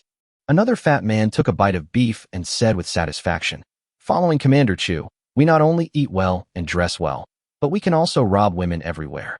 It's really fun. It's quite refreshing. The man with a mustache attached to the fat man's ear said mysteriously, But there are rumors that our Commander Chu is not a human. Fuck, if you want to die, don't take me with you. The fat man suddenly woke up and looked around with some fear. Seeing this, the little mustache explained. I wasn't scolding Commander Chu just now. Some time ago, a battalion commander accidentally saw the commander eating human flesh when he was reporting to the commander. He was so scared that he ran back to his camp. The battalion commander told his subordinates that the commander was actually a mutant dog that ate people without leaving any bones. He had planned to escape with his men overnight, but was chased by Commander Chu and a pack of vicious dogs.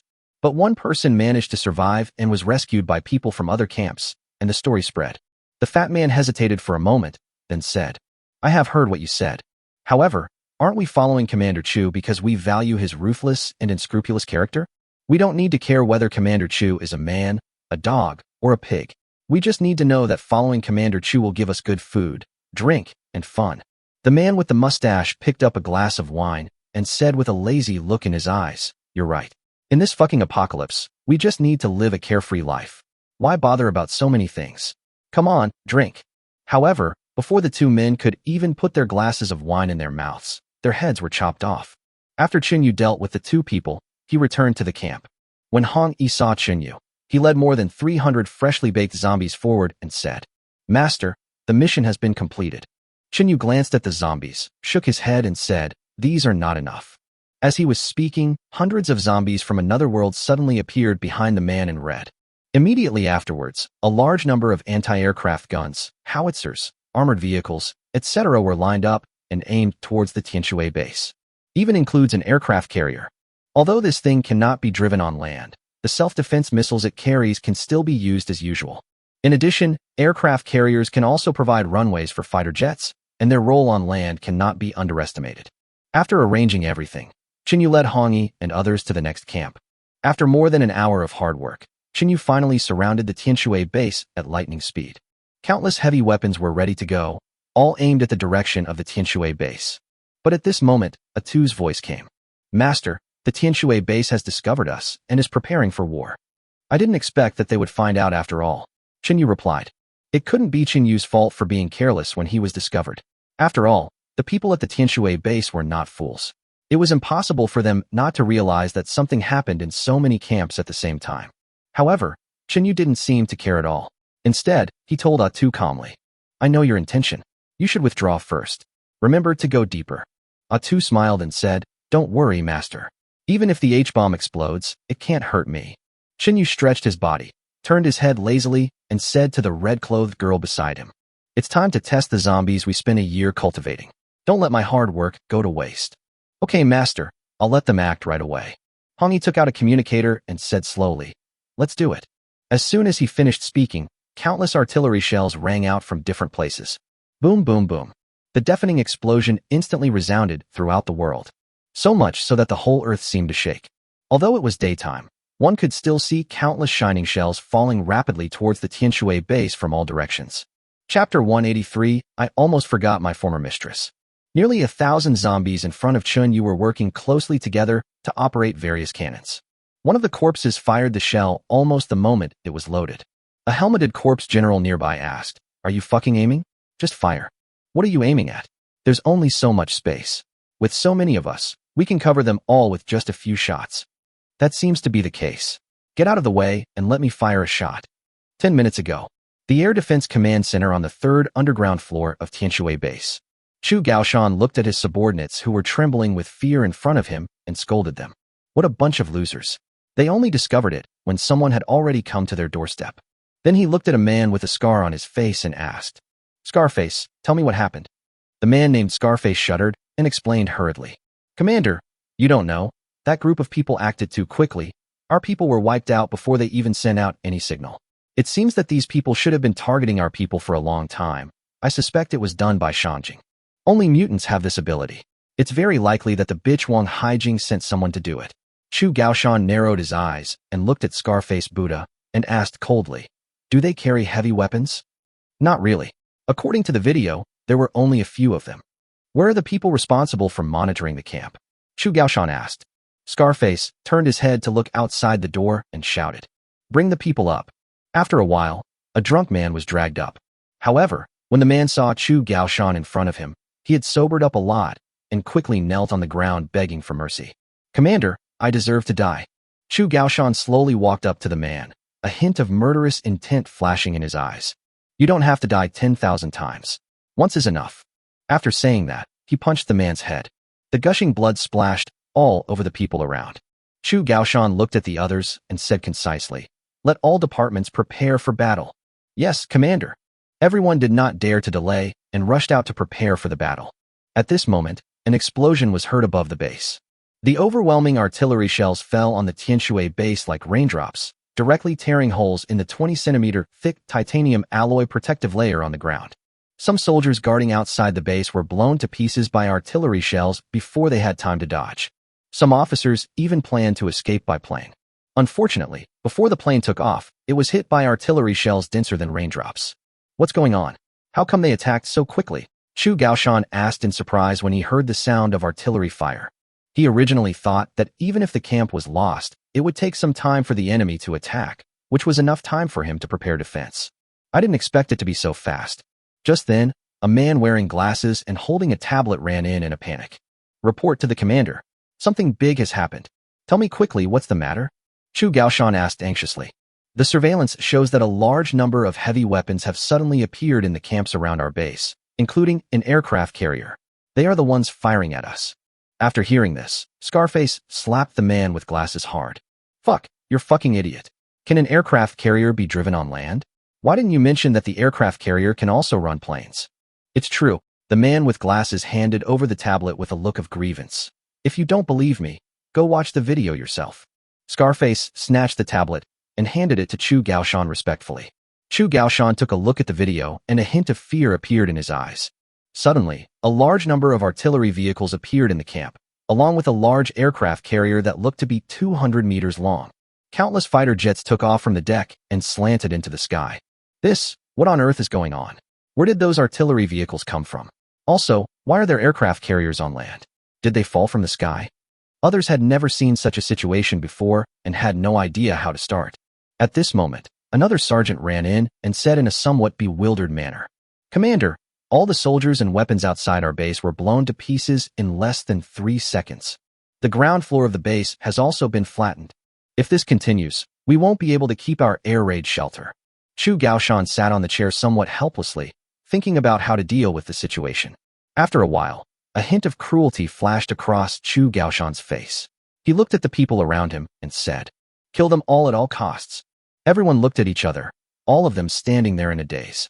Scarface Buddha gritted his teeth and whispered, Commander, it's not that we don't want to fight our way out. It's because there's already heavy gunfire outside and we don't dare to go out at all. Don't dare?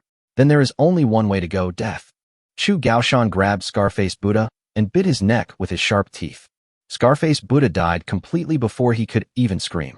At the same time, Chu Gaoshan's face turned into that of Teddy, greedily sucking Scarface's blood.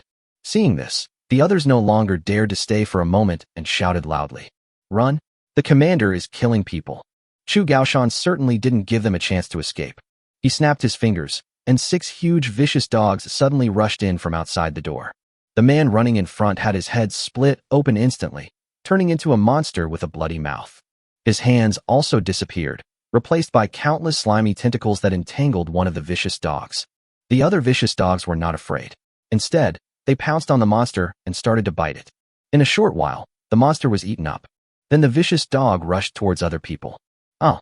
Screams came one after another, filling the entire command center.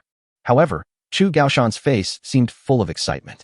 If I devour all the people in the base, I should be able to reach level 6. Wang Haijing, you wanted to kill me, but you helped me unintentionally. It would be best to make the artillery fire more intense, so that these people will be more terrified and desperate. After a few minutes, there was no more movement in the room. After Chu Gaoshan dealt with the top brass of the command center, he led 6 bloody dogs out of the command center. Next, the entire Tianshui base was in a sea of corpses and blood. Of course, most people were not killed by artillery shells, but died at the hands of Chu Gaoshan. However, Chu Gaoshan still has not reached level 6. It's still a little short. Chu Gaoshan frowned as he looked at the corpse on the ground, then looked in the direction of the hall, and the corners of his bloody mouth curled up slightly. I almost forgot my former mistress. Chapter 184. The commander of the Jiangnan region was killed instantly? At this moment in the hall, the woman covered in scars was hiding in the corner of the cage in fear. The sound of artillery shells above her head made her cover her ears tightly. Damn it! What the hell is going on? Why are there so many gunshots? Could it be that the bastard has too many enemies and someone came to find him? The woman looked at the open iron door of the cage and bit her lips hard. As long as she could escape during the chaos, she could avoid physical pain and even regain her freedom.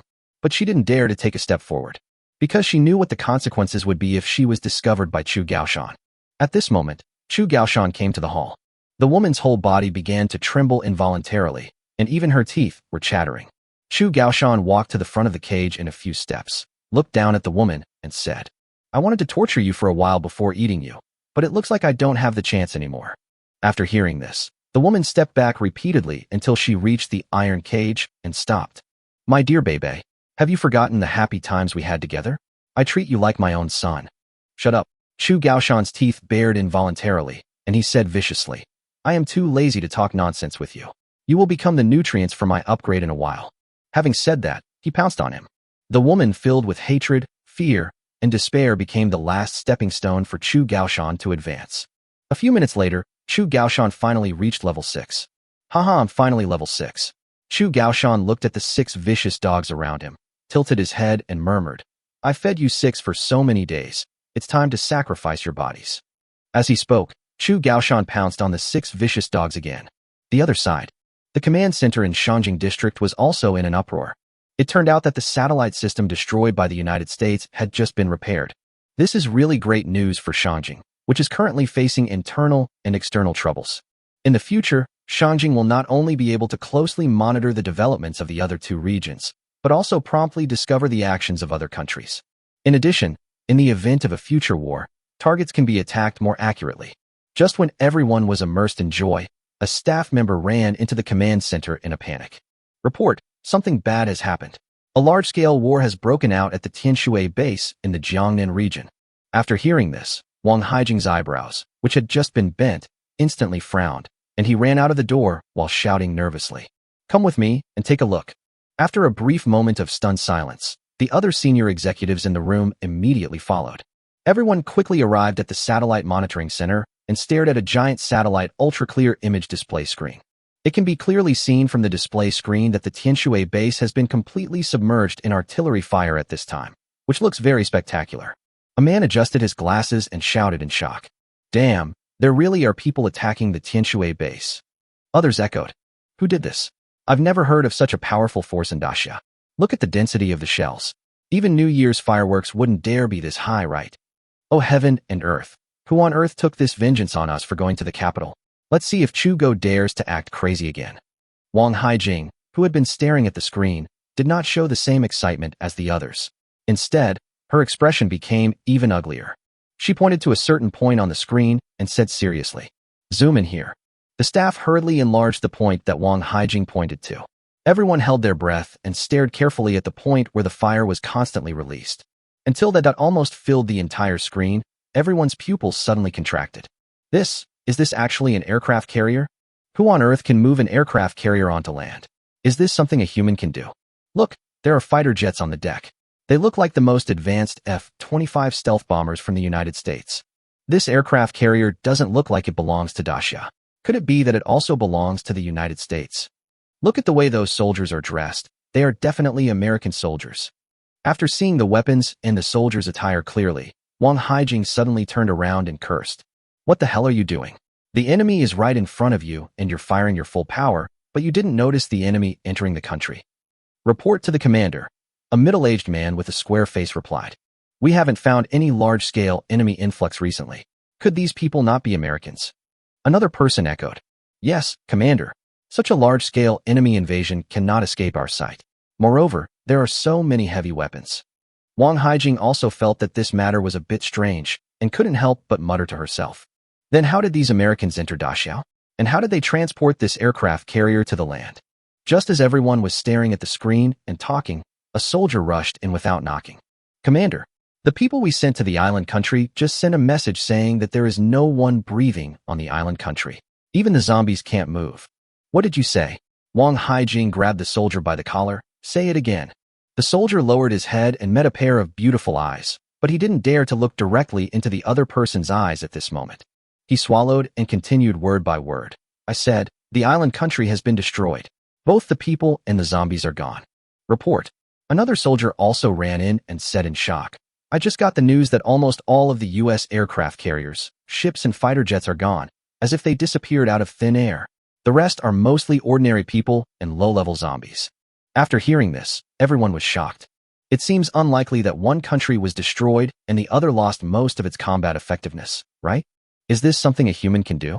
Out of the corner of her eye, Wang Haijing inadvertently saw a blurry figure in the corner of the screen. What is that? Suddenly, as if she had thought of something, she pointed at a corner of the screen and shouted, "Enlarge that person's figure." As the blurry figure zoomed in, everyone realized that it was actually a person floating in midair. Although I couldn't see his face clearly, I could tell he was a man. How is this possible? This person can actually fly. Holy shit, what the hell is this superpower? It's so awesome. Is this man the American Superman? After Wang Haijing saw the figure, she was no longer surprised. She turned around and said to the person behind her, "Go and call Chu Xia over to me." Chapter 185A2 is out of touch. Not long after, Chu Xia arrived at the satellite monitoring center. "Commander, what do you want from me?" Wang Haijing said straight to the point. "Take a quick look. Is this the person you met at Longyuan base?" Chu Xia carefully looked at the figure on the screen and finally said uncertainly, "The image is too blurry. Judging from the figure alone, it should be him." Wang Haijing said very firmly and excitedly, "It must be him. Only he can fly and possess space-related abilities." Unexpectedly, one day he was not bragging, but really had the ability to destroy the Jiangnan region. This guy actually destroyed the entire island nation and brought so many weapons from the United States. After listening to Wang Haijing's description, Chu Xia suddenly changed her eyes and looked at the wind-like man on the screen. How strong is he really? Jiangnan region. The artillery fire continued for more than an hour and finally stopped. The air was filled with a strong smell of gunpowder that lasted for a long time. Looking closely, even the gun barrels have turned red. It is enough to show what the Tianshui base has just experienced. Qinyu, who had been observing the war with the eye of God, in midair, slowly fell to the ground. The man in red came forward, glanced in the direction of the Tianshui base, and asked, "Master, what do you think of this military exercise?" "I can only say it's not satisfactory. The shooting accuracy of the zombie army needs to be improved. Just now 2 shots almost hit my head. Don't let me find out who did it." Qinyu replied with a little dissatisfaction. Although this is the first time for these zombies to fight, Qinyu has high expectations for them. After all, they have been training almost day and night for a year. After hearing this, the little loli echoed, "Master, our firepower is so strong, why do we need accuracy? I don't think there is anything on the blue planet that can withstand our full firepower. If there is, then let's do it a few more times. For hot weapons, you still have to be able to strike with precision." Qinyu turned his head to look at the people around him, raised his eyebrows, and said, "Come on, follow me and see if there are any fish that have escaped the net." A few seconds later, Qinyu had arrived next to the Tianshui base. At this time, the entire base had almost been blown upside down. Even the large open space next to the base was left with pits several meters deep. Those titanium alloy walls that seemed capable of withstanding thousands of troops had already been torn into pieces. Everywhere you look, there are flames that have not yet burned out, thick smoke from the explosion, and some human body fragments whose parts cannot be identified. Little Loli couldn't help but sigh. It seems that in the face of absolute firepower, all defenses are useless. Of course. Jarula hugged her plump chest and said proudly, "Master has almost cleared out all the weapons in the United States, so it should be no problem to deal with a small Tianshui base." Dong Wushuang also nodded repeatedly. "Let alone those ordinary humans and low-level aliens. I guess even the Corpse Lord can't directly resist the attack just now." Just as everyone was chatting animatedly, Qinyu's sharp eyes slowly swept through the layers of ruins. Suddenly, his gaze stopped at a corner of the ruins, and he said with a slight smile, "There are actually some fish that slipped through the net." As he spoke, Qinyu passed through layers of obstacles and came to the hall where Chu Gaoshan lived. At this time, the hall had completely collapsed, with metal crisscrossed together, forming a sharp contrast with its former glory. As Qinyu walked slowly, the shattered metal around him automatically separated to both sides. Some even flew out directly. At the end of the hall, there are several titanium alloy plates more than 30 centimeters thick piled together, as if protecting something. Just a thought flashed through Qinyu's mind, and those alloy plates weighing several tons suddenly scattered in all directions, revealing a cage that had been severely deformed. Inside the cage, there was a bloody man with a dog's head and a human body squatting. It was Chu Gaoshan, the commander of the Jiangnan region. Chu Gaoshan saw that he had been discovered and crawled out of the cage, saying with red eyes, "Boy, you are the one who destroyed my Tianshui base, right? Today I will let you see what a level 6 mutant is." Qinyu snorted coldly and directly used the control ability of his Eye of God. Chu Gaoshan, who originally wanted to crush Qinyu, just stood there in a daze, because he found that he couldn't move at all. What's going on? Chu Gaoshan said in surprise. Chen Yu shook his head slightly and said helplessly, I thought Chu Gaoshan, who led the Jiangnan region, was very powerful, but it turns out he is just a little teddy who has just reached level 6. I am really disappointed. Chen Yu sucked Chu Gaoshan over and crushed his neck with a crack. After absorbing all the supernatural powers, he returned to Hongyi and the others. After Dong Wushuang saw Chen Yu, he walked up to him and asked, Master, after today's battle, your reputation will surely resound throughout Daxia. Yes, the master's plan of killing 2 birds with 1 stone is really brilliant. Not only can he train the zombie army, but he can also make an example of them. I admire you. The little lowly flattered him. The one in red was not as excited as the others, but remained calm as always. Master, what are your plans next? Chen Yu stretched, turned his head and looked at the girls and said leisurely. Next, let's go back to Doomsday Manor and expand it. We will change Doomsday Manor into Happy Manor and live our own lives well. The little lowly nodded fiercely and said, Great. From now on we can stay away from everything in the outside world and just live our own lives. Then I will give you a son. Hee, just thinking about it makes me excited. Jirula walked forward, twisting her waist, and said speechlessly, Sister Chuanxiao, if the master wants to give birth to a son, he will definitely look for me. There is an old saying in Daxiao that goes, a woman with a big but will give birth to a son. It refers to people like me. Moreover, the child my master and I gave birth to is a mixed blood child, which is called a chuan in your Daxia. Chen Yu gave Jirula a speechless look and said, If you don't know how to speak, just shut up. Okay, master, I'll shut up. Jirula chuckled. Chen Yu glanced at everyone and said, Let's go back to the manor first and consider other issues. But I can indeed consider what you said. After all, I now have enough ability to protect my children, so I can be confident. Master, you have to keep your word. Don't act like before. The man in red smiled, with a meaningful look in his eyes. Oh, it looks like there will be a bunch more children in the future. Anan shook her head helplessly. Chen Yu glanced at everyone and said seriously, You guys stay in the other world first. I'll go get the others and the heavy weapons, and then go back to the manor. Yes, master. Chen Yu gathered everyone into the space and prepared to go to another location. And at this moment, a very strange thing happened. Chen Yu unexpectedly lost contact with A2. Chapter 186. Caves dozens of kilometers underground. A2 is missing? Chen Yu couldn't help but frown. In theory, he could contact the subdued zombies at any time. Even if the distance is as far as the United States and Daxia, it's no problem. Could it be that A2 fell asleep? Chen Yu quickly rejected this idea. Because zombies hardly need to rest, and it is impossible for A2 to rest at this critical juncture. The only thing that could happen is that A2 is in trouble. For example, being knocked unconscious or even being killed. But who can beat A2? Although A2 had always stayed in the Tianshui base, he did not reach the level of corpse lord in the other world like Dong Wushuang and others. But he is still a zombie king-level existence, and he can walk around freely even in island countries and the United States where there are many zombies. What's more, it's Daxia where there are fewer zombies. Master, what's wrong with you? Seeing that Chen Yu was in a daze, Hongyi asked curiously. Chen Yu came back to his senses. His face changed slightly, and he said, A2 is missing. A2 is missing? Dada was surprised and asked in confusion. Could he be captured by the people from Jiangnan district? Xiaoying shook his head repeatedly. Impossible, absolutely impossible. Although A2 is only level 6 like me, his level is not low in the Jiangnan region. Besides, this guy is usually very sneaky and runs like a loach. How could he be caught? Xiaohua also nodded and said, Xiaoying is right. When I first met A2 in the island country, this guy was only level 5, but he gave me a headache even though I was level 6. I couldn't catch him at all. Now that he is level 6, how could he be caught? Unless the opponent is even more powerful. I just tried to contact A2, but I couldn't get through. It looks like A2 was attacked. Chen Yu thought for a moment, then looked at everyone and said, Well, you guys take the other zombies and move separately to find any trace of A2's day. I'll go to the underground passage A2 dug to look for relevant clues. Yes, master. Everyone responded in unison with a serious face. Wait. Just as everyone was about to leave, Chen Yu called them back. Since this person can prevent A2 from sending out a distress signal, it means that he has the strength to crush A2 or has the ability to block the signal. Everyone, please do not act alone. Tell me immediately if anything happens. Chen Yu's worries were not unnecessary. The person who could do such a thing under his nose must be very powerful. So he didn't dare to be careless.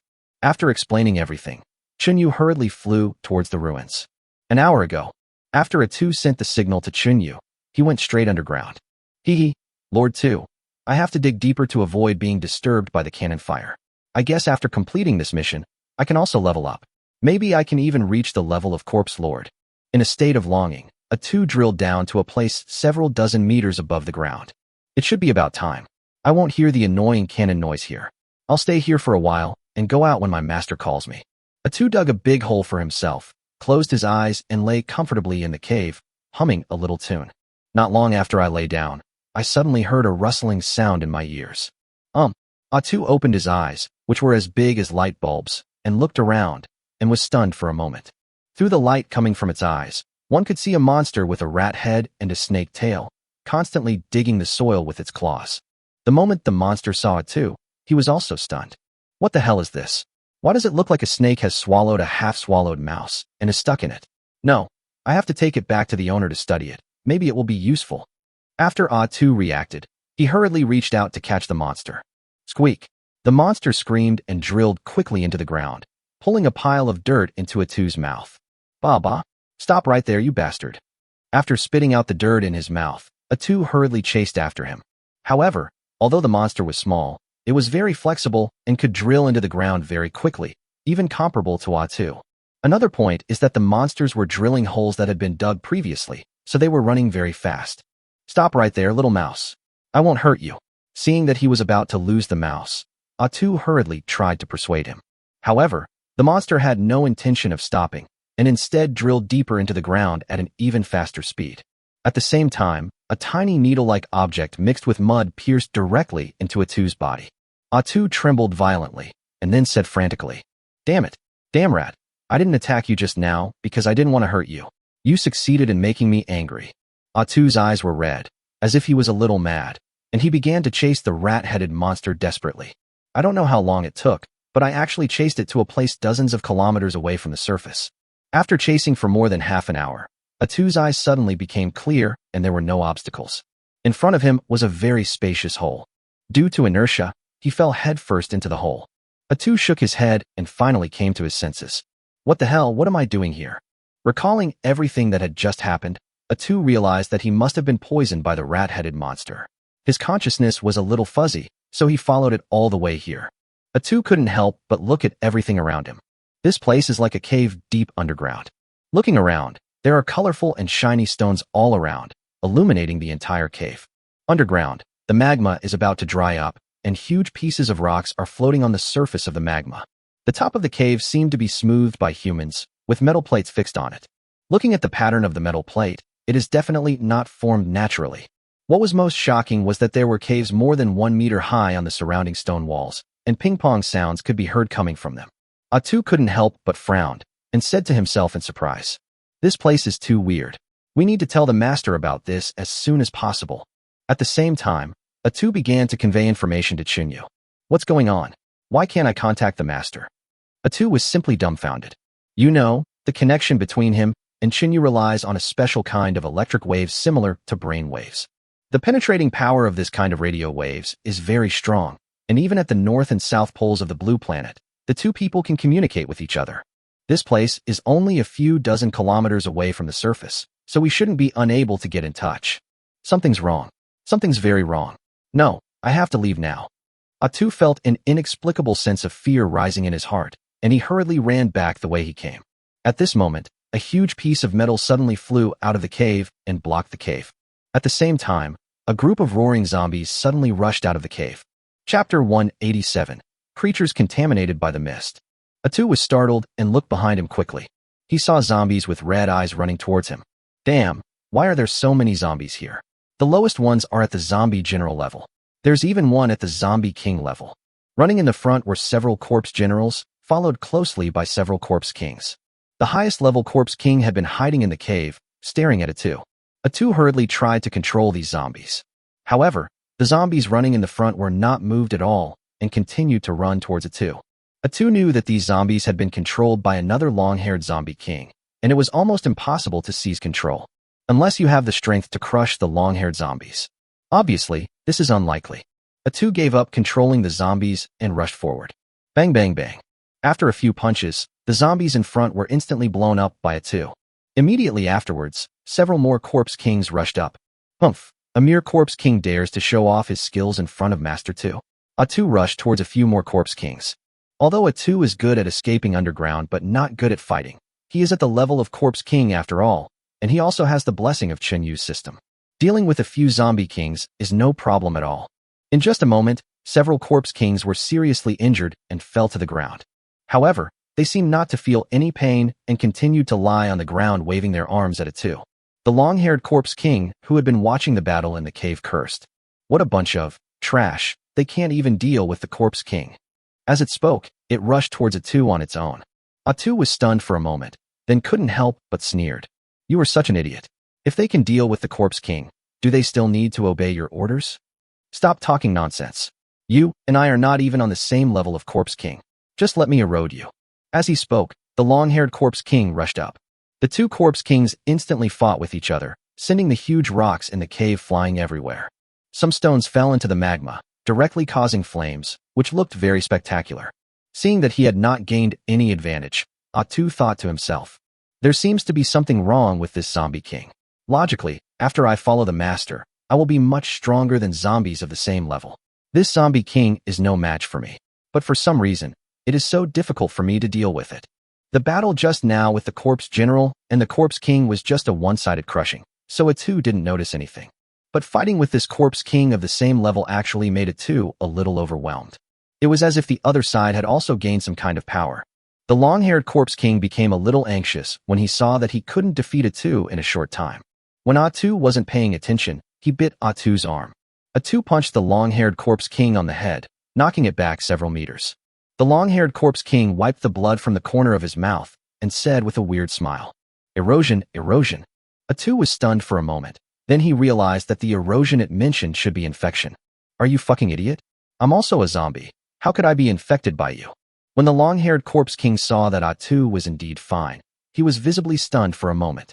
After a moment's hesitation, he rushed up again.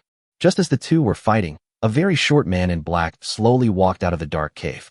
This person doesn't look like a child, but more like a miniature version of an old man. The dwarf just raised a finger and pointed a few times in the direction of Atu. Atu suddenly felt something attacking his head and covered his head in pain. The long-haired corpse king took the opportunity to lift a stone and smashed it hard on Atu's head. Bang! After being hit, Atu fell into the lava. Sizzle! The red magma instantly burned the flesh on Atu's body. Atu woke up instantly, struggled to stand up from the lava, and prepared to burrow into the ground to escape. However, the ground here is not soft soil, but pieces of metal or that are stronger than stone. So Atu's speed was obviously much slower. Hey, this guy actually blocked my dark invasion? The dwarf tilted his head and looked at Atu, who was running away madly with his head down, with some surprise. However, he looked at Atu for a long time but couldn't see any clues, so he could only shake his head helplessly. Forget it. Let's take it back and give it to Lord Somaka first. As he spoke, the dwarf waved toward the cave behind him. Immediately afterwards, a thick metal rope flew out and tied up Atu, who was already halfway inside. The dwarf snapped his fingers and suddenly pulled Atu out. Then the dwarf and the long-haired corpse king completely subdued Atu from the left and right. At the same time, in the ruins of Tianshui base, Chen-Yu lifted up piles of metal and finally found the hole dug by Atu. Without any hesitation, he flew straight in. With the protection of this space field, the cave was directly expanded a lot, which could ensure that Chen-Yu would not touch the soil and stones. However, the further he flew, the more helpless Chen-Yu became. Atu, you idiot. I told you to dig deeper, not this deep. Do you want to dig through the blue star? A few minutes later, Chen-Yu saw that the road ahead was blocked by a huge piece of metal. He used the Eye of God to look behind the metal, trying to find Atu's figure. However, after observing for only 1 second, Chen-Yu stopped. What is that? Chen-Yu was slightly surprised to see the zombies all over the ground, because those zombies were emitting a black mist. If you don't have the Eye of God, you can't see the black mist at all. Where did these zombies come from? Chen-Yu couldn't help but frown, and his brain began to spin rapidly. Could these be the zombies that suddenly disappeared in Daxia? How strange. And what's with the black mist on them? Logically speaking, zombies have regained some consciousness when they reach the level of zombie general. Even if they are controlled by the corpse king and the corpse lord, they will not lose all consciousness, but will be restrained by an invisible force. But the zombies before him seemed to be infected by some force and had almost no self-awareness. Even the corpse king only regained a little consciousness. After hesitating for a moment, Chinyu kicked the huge piece of metal out of the cave entrance, and then it fell into the cave with a whoosh. When the long-haired corpse king saw Chinyu, he ran towards him ferociously, as if he saw delicious food. Eat, eat. Eat your mother's head. Chinyu walked over and knocked it to the ground with one punch. This punch had no frills, no special powers, only unparalleled power. The long-haired corpse king who seemed invincible just now was now lying on the ground like a dead dog.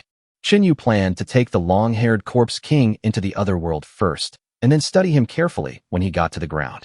However, at this moment, the system prompt sound suddenly rang. Warning, please do not bring creatures contaminated by the fog into the other world. Warning, please do not bring creatures contaminated by the fog into the other world. Warning, please do not bring creatures contaminated by the fog into the other world. End of this volume. Chapter 188, Labudo. After hearing the system's prompt, Chinyu was stunned. The system just said that you should not bring creatures contaminated by fog into the other world. What is the fog? What do creatures contaminated by the fog mean? In confusion, Chinyu glanced at the long-haired corpse king who had lost his fighting ability. It exuded a corrupt and evil aura, which was very different from Atu, who was also the corpse king. It seemed as if it had been buried in a sea of corpses and blood for decades. Its body had become highly decayed, and then it crawled out from inside. Especially the black fog. It seems that one can be affected by it at a glance. Although Chinyu was not affected by it, he was still full of doubts. Could it be that the black mist on the long-haired corpse king is the fog that the system mentioned? What kind of power does this fog have? Chinyu decisively gave up the idea of bringing the long-haired corpse king into the other world. If the black mist on it can really erode the other world, it might bring a devastating disaster to the other world. Since we can't bring it into the other world, let's try to bind it. Chinyu tried to bind the long-haired corpse king again. It turned out that there seemed to be a mysterious power in it that was fighting against its own system. It seems that this fog is very strange. This was the first time Chinyu was so serious, and it was also the first time he felt he had truly met his match. Atu, who was tied up like a dumpling, saw Chinyu in a daze and said a little embarrassedly, "Master, please save me." Chinyu couldn't help but sigh. "Atu, how come you can't even defeat the corpse king?" Atu said with a worried look on his face. "Master, I don't know either. This corpse king is very evil, and that damn old man actually attacked me." Chinyu shook his head and was about to use his supernatural powers to untie the metal ropes on it too. At this moment, the dwarf on the side suddenly attacked Chinyu. He just shook his fingers vigorously, and a large amount of metal fragments flew towards Chinyu. Looking closely, there was a peculiarly shaped ring on the dwarf's finger. The surrounding metal seemed to be controlled by it. "Master, be careful. This little thing can control metal objects." Atu shouted to Chinyu hurriedly. Chinyu had noticed this dwarf a long time ago, but he had never taken it seriously. Now that he saw that it could actually control metal, he said in a serious tone, "Oh, so you are also a metal-type mutant? But compared to me, you are still far behind." After saying that, Chinyu directly activated his metal control ability. In an instant, the metals changed direction and smashed towards the dwarf. The dwarf was startled and waved his fingers vigorously. However, the metal merely trembled in the air before continuing to fly toward the dwarf. How is this possible? Is it possible that my magnetic ring is ineffective? After a brief moment of shock, the dwarf immediately ran into the cave. Just at this moment, bang, countless metals collided with each other, making a harsh sound. Then all the metal fell on the dwarf and pressed him to the ground. However, Chinyu has been controlling the strength to avoid crushing the dwarf to death again. The dwarf was trapped in the pile of metal and couldn't move no matter how hard he struggled. "Let me go." The dwarf couldn't help but yell.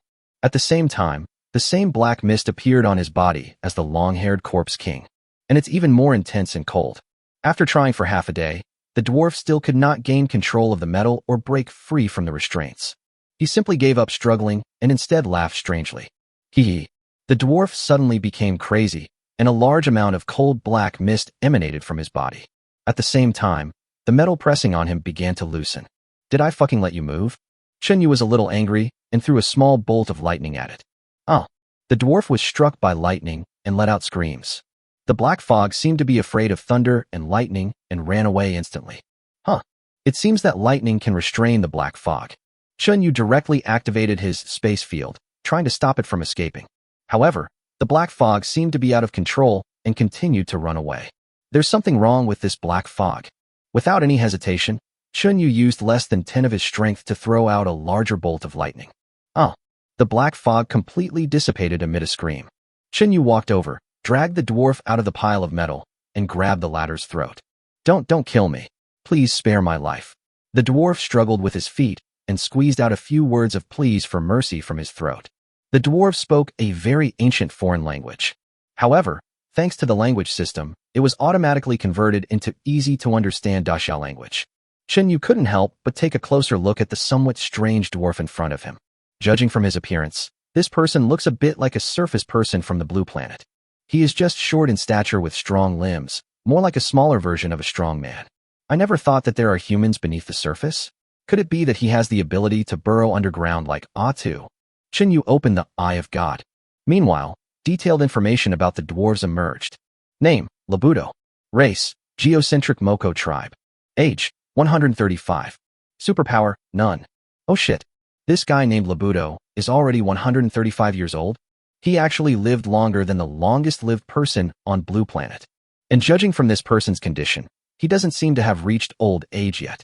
If he were to live until death, wouldn't he be able to live to 200 years old? Moreover, as the system just said, he actually has no special abilities. How come you live underground? Chinyu directly asked the question in his mind. Labudo coughed, then bared his teeth, and said, I am Labudo, a member of the Moko tribe from the center of the earth. We, the Moko tribe, have always lived in the center of the earth. We came here to build a passage from the center of the earth to the surface. Having said that, Labdu pointed to his neck, signaling Chinyu to relax. Of course, Chinyu would not let go of this strange Moko man easily.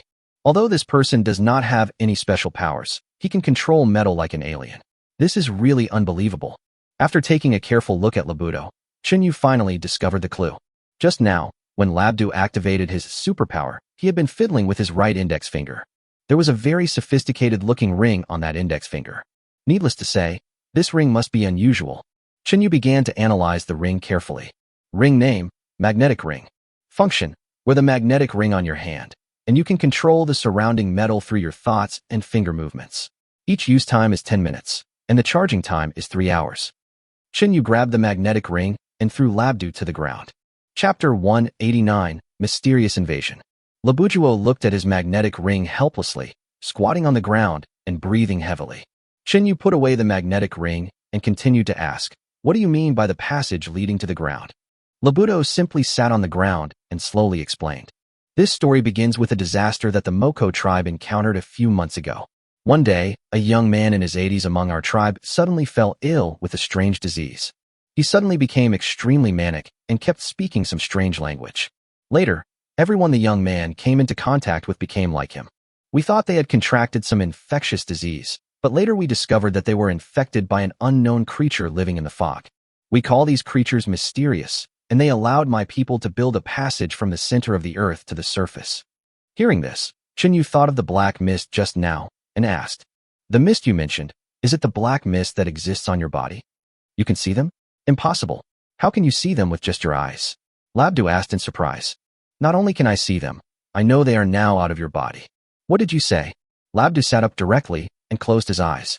After a while, Labdu said excitedly, the mystery in me has really disappeared.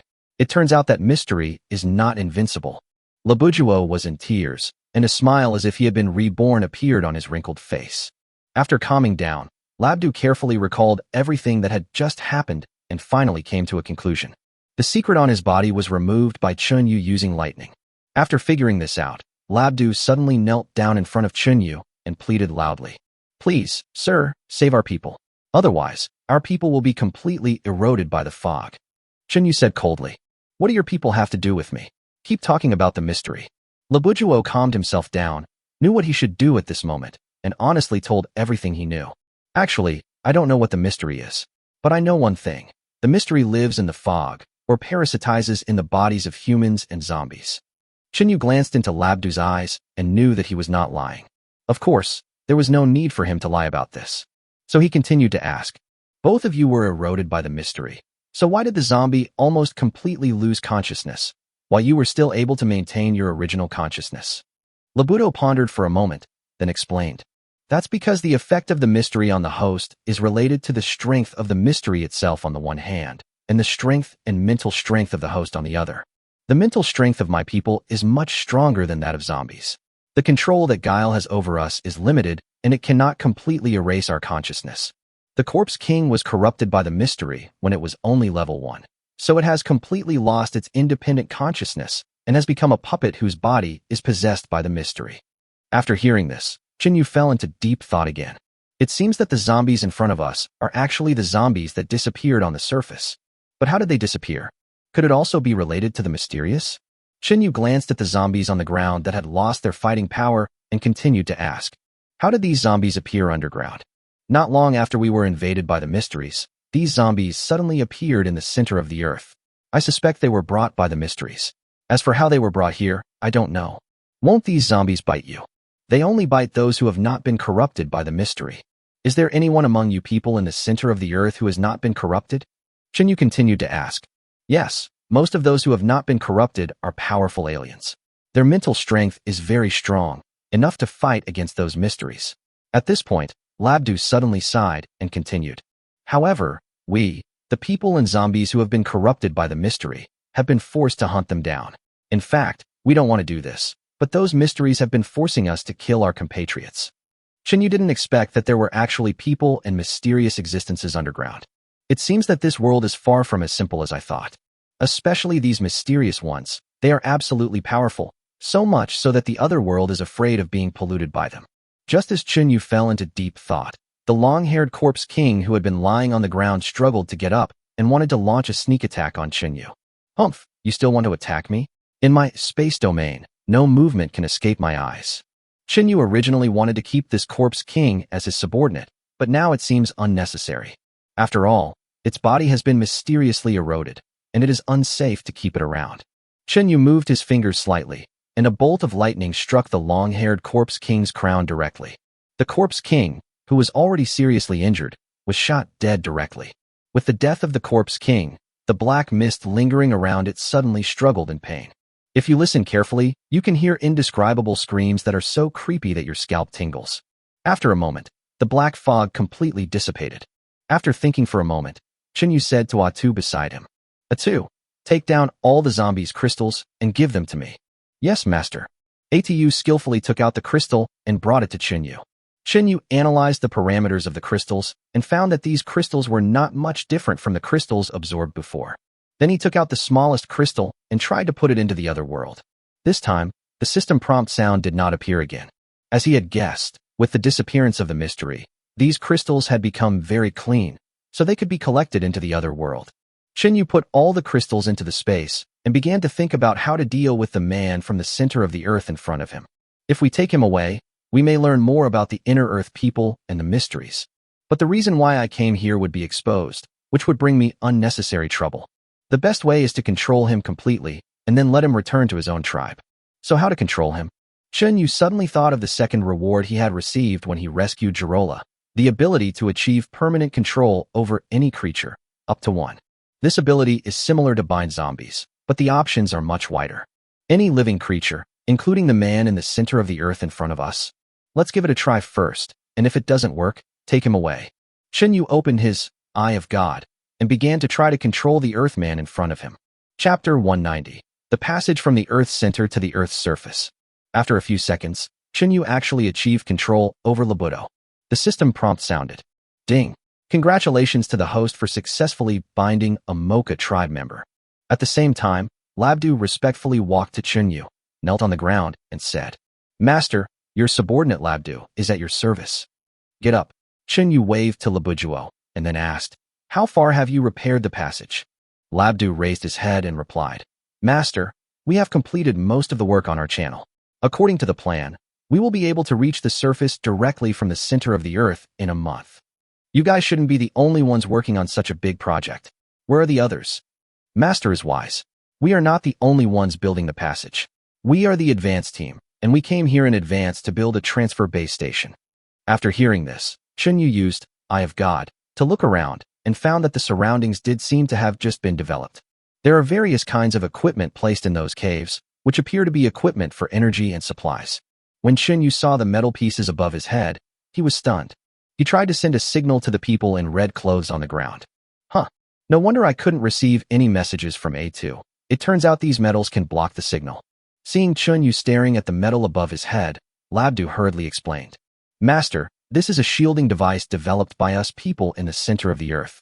It can block any form of signal, even brainwaves.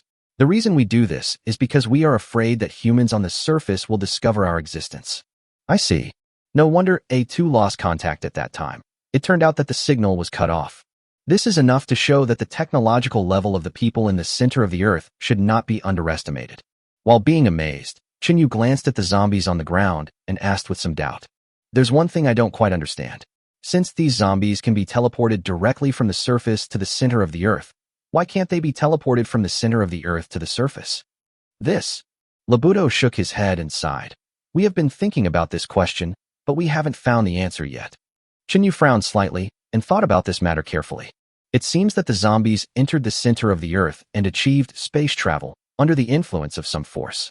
However, this kind of space travel is not as free as one's own supernatural power. It's more like a one-way shuttle. This means that the zombies can go directly from the surface to the center of the earth, but cannot return directly to the ground and need to use other methods. This is actually similar to the wormholes in science fiction movies that can enable space travel. Some wormholes are one-way, and some are bidirectional. Chinyu stopped dwelling on this question and looked at Labujuo and said, From now on, you will monitor the inner earth people and their secret actions for me. Yes, master. Labda hesitated for a moment and said with some entanglement, but in my current state, Weird will easily find that I no longer have any weirdness. That's true. Chinyu held his chin and thought for a moment, and finally came up with a solution. Didn't you say that there are many strange people among your people? Then you should find a way to join them. By staying with them, you may be able to temporarily avoid the mysterious pursuit. Labudo said excitedly. Why didn't I think of that? Master is really smart. But what if I'm discovered by Gimi before I find them? Then you can only hope for the best. Chinyu patted Labujuo's shoulder and consoled him. But don't worry, you have been bound by me, so you shouldn't be corrupted by the mystery. At most, you will be killed by them. Labudo bared his teeth and said hesitantly, I beg the master to give me the magnetic ring, so that I can have a life-saving skill. Otherwise, if I am discovered by Gimi, I will have no way out. Oh, can the magnetic ring also deal with mysteries? Chinyu asked in surprise. Labudo shook his head and said, That's not possible, but it can be used to deal with the zombies they control. In addition, it seems that Gimi is afraid of electricity, and there are many energy batteries in the cave. When the time comes, I will tie the batteries to my body and connect a few exposed wires. If the Gimi dare to approach me, I will hit myself, and they will not dare to approach me. Chinyu handed the magnetic ring back to Labujuo and asked casually, Did you develop this magnetic ring? Yes, master. However, the structure inside this magnetic ring is extremely complicated, and there are only 3 of them in the entire tribe. I have a high status in the tribe, and I am here to perform an important mission, so I am fortunate enough to have the right to use the magnetic ring. So that's how it is. Chinyu glanced in the direction of the cave and changed the subject. Since there are other people in the passage, how do you get back to the center of the earth? I can rely on snakes and rats to get back. What are snake rats? Chinyu asked puzzledly. I have heard of the term snakes and rats from the same nest, but I have never heard of snakes and rats. Could it be a species unique to the center of the earth? Labdu looked in the direction of the cave and waved his finger. Not long after, several monsters with rat heads and snake tails quickly crawled out of the cave. Labdo pointed at the monsters and said, Master, this is the snake rat I just told you about. They are a kind of drilling robot rat developed by us people in the center of the earth. When I return to the center of the earth from the passage, I will let them explore the way ahead. If they encounter people, they will burrow into the ground in advance to avoid them. Atu was stunned when he saw the snake rat in front of him, and then he cursed. Damn, it turns out that this thing is a robot mouse. I was just led here by this ghost thing. Labujuo said somewhat awkwardly. I'm really sorry, little brother. We are so close that we don't know each other until we fight. Atu snorted coldly, then looked at the snakes and rats and said, These little creatures can burrow into the ground very quickly. Give me a few to play with someday. Okay. I will definitely prepare a few more for you, little brother. Labda complimented. Chinyu glanced at the zombies on the ground, then said to the 2. Hey to you, Labdu, you 2 throw these bodies into the lava and clean up the scene. This way they won't be discovered until later. Yes, master. The 2 of them hurriedly began to clean up the zombies lying on the ground. Sizzle. The corpses of the zombies were thrown into the lava one by one, making sounds like barbecue. After all the bodies were dealt with, Chinyu was afraid that if he waited too long it would arouse other suspicious suspicions, so he waved his hand at Labudo and said, Labuto, hurry back to the center of the earth and report to me if anything happens. Chapter 191. Everyone in heaven and earth is ours. Yes, master. Labuto promises to complete the task assigned by the master. Labuto straightened his back and replied. Shinyu turned to look at Atu again. Atu, you should also enter my other world and level up first. Right now, you and Xiaoying are only at level 6. Atu was so excited that tears welled up in his eyes. He knelt on the ground and wiped his tears and said, Master, I didn't expect you to risk coming to this place for Atu, and you kept giving me resources to help me level up. Atu is so touched. Without waiting for Atu to finish speaking, Shinyu directly took him into another world. This boy is so slick, I'm really afraid he'll say something like pledge his love to me. After opening the space field, Shinyu began to fly towards the ground. At the same time, he is also thinking about future plans. The best option at the moment is to arrange other people and then slowly explore the inner earth people and the mysteries. After all, he had cultivated several corpse lords and a powerful zombie army with great difficulty, and he couldn't let the weird steal his home again. Soon, Shinyu returned to the ground. At this time, Hongyi and others were cleaning up the Tianshui base, apparently looking for Atu's trace. After seeing Chunyu coming to the ground, everyone hurriedly surrounded him. Hongyi breathed a sigh of relief when he saw that Chunyu was not injured. Master, have you found Atu? Yeah. Chunyu glanced at everyone and said seriously, let's go back to Doomsday Manor first. Before everyone could react, they were taken into another world.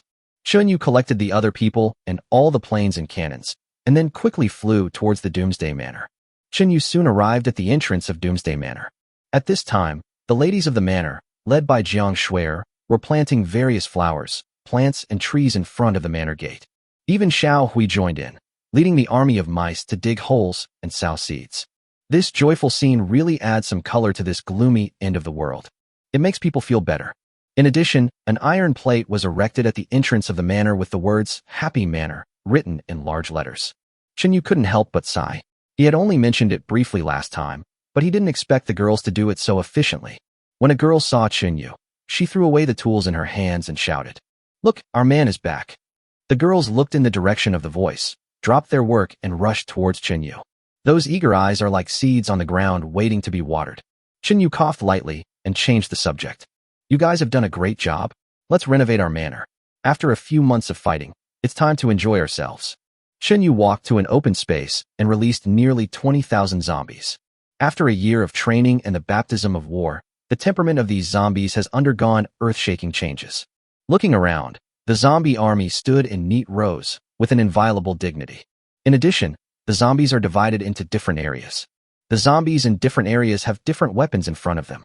There are not only various artillery vehicles, but also armored vehicles, tanks, etc. There's even a helicopter. These weapons and equipment are just the tip of the iceberg. In addition to these zombies and weapons, the power of the 8 zombies is even more exaggerated. Hongyi, Dong Wushuang, and in Little Lolita, Hoshino Sakurako, Big Head, Atu, Yui Watanabe. You know, even though nearly half a year has passed since the end of the world, it is still difficult to see even a single corpse king in the entire daxia. Not to mention the corpse lord who is 2 levels higher than the corpse king. The women couldn't help but admire the majestic zombie army. I didn't expect that brother Yu, after not seeing him for so many days, has subdued so many zombies. Yes, and there are so many weapons, it's simply unmatched. I think those zombies are good at farming. After Chunyu released the people and zombies from the other world, he instantly felt a lot more relaxed. After thinking for a while, he instructed Little Eagle, Big Head, and Atu beside him. From now on, the 3 of you will cooperate with Xiao Hui and be responsible for protecting the safety of the base. Don't let anyone blow up the base again.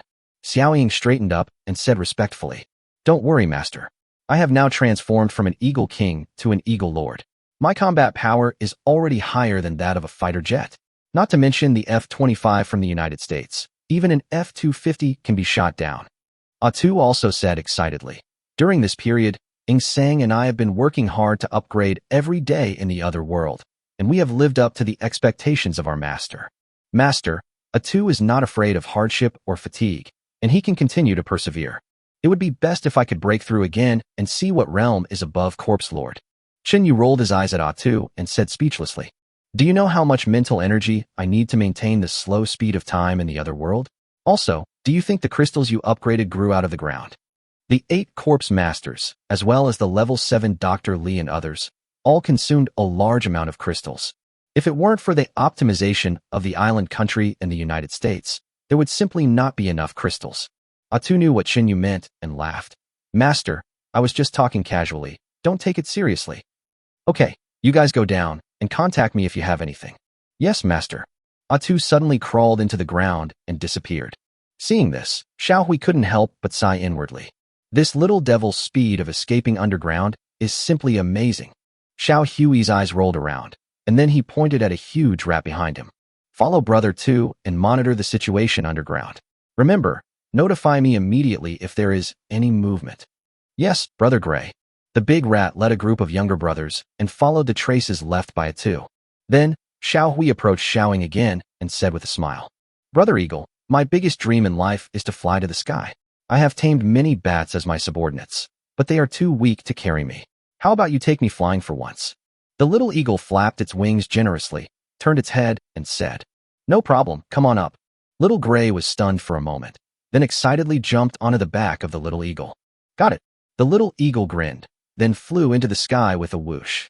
Hongi looked up at Xiaoying and Xiao Wei and couldn't help but sigh. Master, now everyone in the sky, on the ground, and in the sea belongs to us. Yeah. Chenyu looked into the distance, a trace of helplessness in his eyes, and then muttered to himself. What a pity. God doesn't want me to be idle. After hearing this, Hong Yi asked in confusion, Master, what did you just say? Nothing. Chenyu gently stroked the red-clothed girl's smooth face and said with a wicked look on his face, I thought I couldn't stay idle tonight. The red-clothed girl trembled and said with a red face, Hong Yi still obeys the master's orders. Chapter 192 Hot Spring in the Manor. Chenyu laughed, turned around, and looked at the girls and said, Let's go to Happy Manor and have some fun. The girls surrounded Chenyu and soon arrived at the manor. As soon as he entered the gate of the manor, Yun Lan said mysteriously, Brother Yu, let me take you to see the hot spring we built. Hot springs. Chenyu couldn't help but curl his lips. It sounds good. Take me to have a look. After a while, everyone came to a very spacious room. This room is over 600 square meters and has a pool that almost fills the entire room. From time to time, a few small fish used for fish therapy swim in the pool. The sky is filled with fog, like a fairyland on earth. Chenyu stretched out his body, squinted his eyes, and smiled. Don't tell me. I've been outside recently and haven't had a good bath. Shin Bingxiao smiled and said, Brother Yu, what are you waiting for? Come in and relax. Yes, the girls can't wait. They all need you. Dr. Lee, who had changed into a swimsuit at some point, covered his mouth and laughed. As he spoke, Dr. Lee was the first to enter the swimming pool. She let out an involuntary moan and raised her snow-white neck in satisfaction. The other girls were not to be outdone. They took off their coats one after another, revealing their sexy bikinis. Chenyu couldn't help but widen his eyes. Ouch. It turns out these girls had planned this long ago. But on second thought, this is understandable. After all, I have been away for more than a month. God knows what kind of torment they have been through in this month. Chenyu took off his coat and jumped directly into the middle of the hot spring. Suddenly, an extremely comfortable feeling swept over my whole body. The fatigue of more than a month seemed to be released at this moment. The girls looked at each other, then stretched out their slender legs and walked towards the hot spring. Beautiful faces are looming in the misty hot spring, although I couldn't see the joy on each girl's face. But what we know is that every girl has an indescribable emotion constantly churning in her heart. Some people approached Chenyu with ease and told him their thoughts in a soft voice. Some people were cautious in showing their reserve and only dared to look at Chenyu secretly from a distance. After soaking in the hot spring for half an hour, Dr. Lee, who was leaning against the pool, suddenly said, Brother Yu, don't you plan to take everyone to experience the feeling of flying? Chenyu took Jiang Shuer, who was closest to him, into his arms and nodded, saying, That's exactly what I meant. Jiang Shuer seemed to have heard the danger signal in the conversation between the two. Her body trembled involuntarily, and she asked in a low voice, Brother Yu, what does it mean to feel like flying? It means exactly what it says. You'll know in a moment. As soon as they finished speaking, the two disappeared. Shun Bingxiao saw the two people who suddenly disappeared and said with some envy, I guess that brother you would choose Sister Shuer first. Yun Lan, who was wearing a white bikini, smoothed her wet hair and laughed. Of course, Shuer is Brother Yu's first woman, so of course she needs special care. Xiao Qianyue also echoed, Don't worry, we all have a share. Hee hee, I believe in Brother Yu's ability. Si Xiaoya glanced at the densely packed beauties in the swimming pool and said uncertainly, "We have more wolves than meat. Even the donkeys in the production team wouldn't dare to use us like this, right? You underestimate the master too much." Jarula, who had reached level 7, knew Chen Yu's strength better than others and sneered. "Don't worry, the master is already level 8 now. Even if there are another 1,000 or 800 of them, it won't be a problem at all. I advise everyone to be careful. Even I, a level 7 alien, am a little scared." After hearing this, the girls couldn't help but swallow their saliva. At the same time, everyone looked at the Western woman. Damn it, what did this guy eat to grow up? Isn't his body too exaggerated? Could this person be Kardashian's good sister? At this time, Zhang Wan, who was sitting on the chair, said mysteriously, "Guess who will be the next one? It's definitely not me. I think." Dr. Li looked at Zhao Beibei and said with a wicked smile, "I think it should be Sister Beibei. Brother Yu was looking at Sister Beibei just now. TSK. I have to say, even I am almost mesmerized by Sister Beibei's black bikini." After hearing this, Zhao Beibei blushed and said, "Kiki, don't make fun of me. I'm already 30, and I can't compare with you young and beautiful girls. But I recently learned a new dance. I wonder if I will have the opportunity to show it today." Ning Tian, who had been silent, couldn't help but lower her head when she heard the conversation of the girls. At the same time, an inexplicable sadness came over me.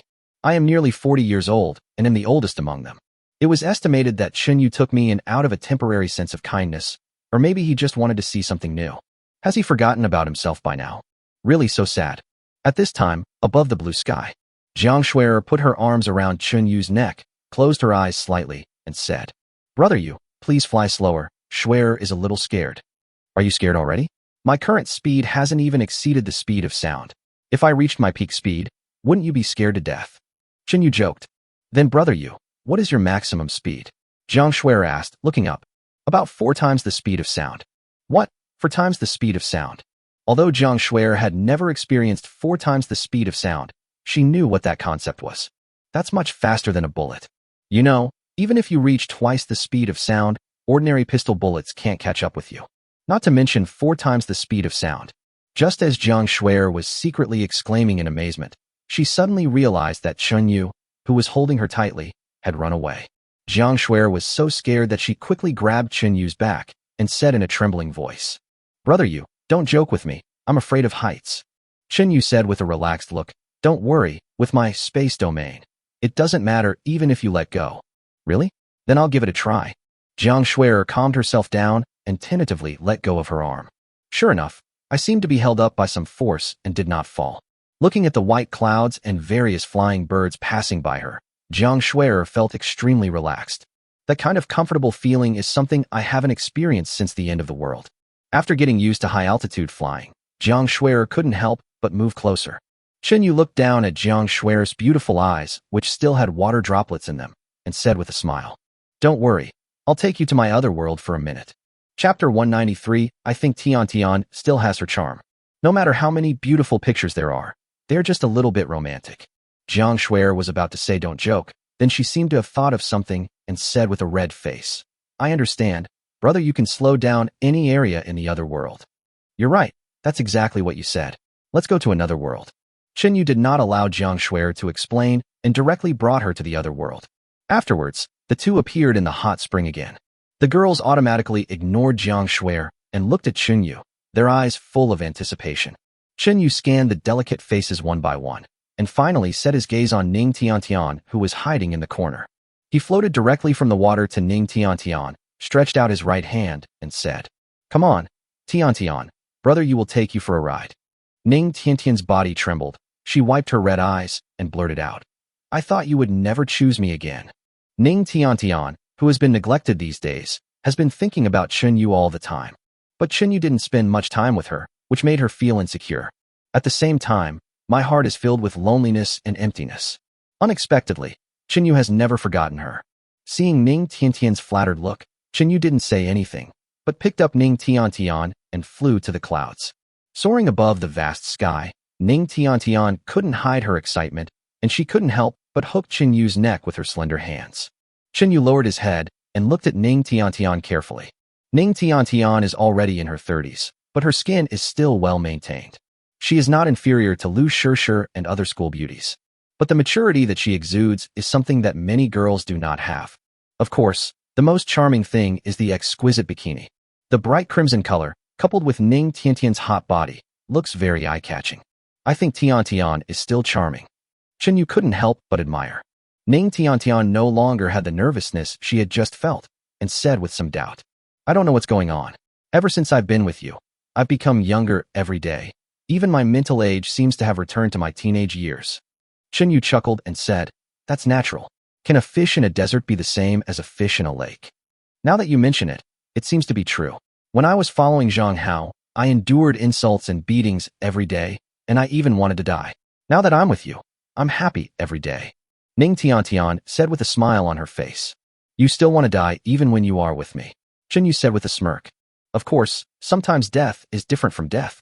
Ning Tiantian was amused by Chen Yu, and her beautiful eyes curved involuntarily. Chen Yu looked forward, smiled evilly, and said, Hold on tight. After saying that, he flew forward at a faster speed. Ning Tiantian looked at the rapidly retreating white clouds and couldn't help but blurt out, Hubby, this feeling of flying is so great.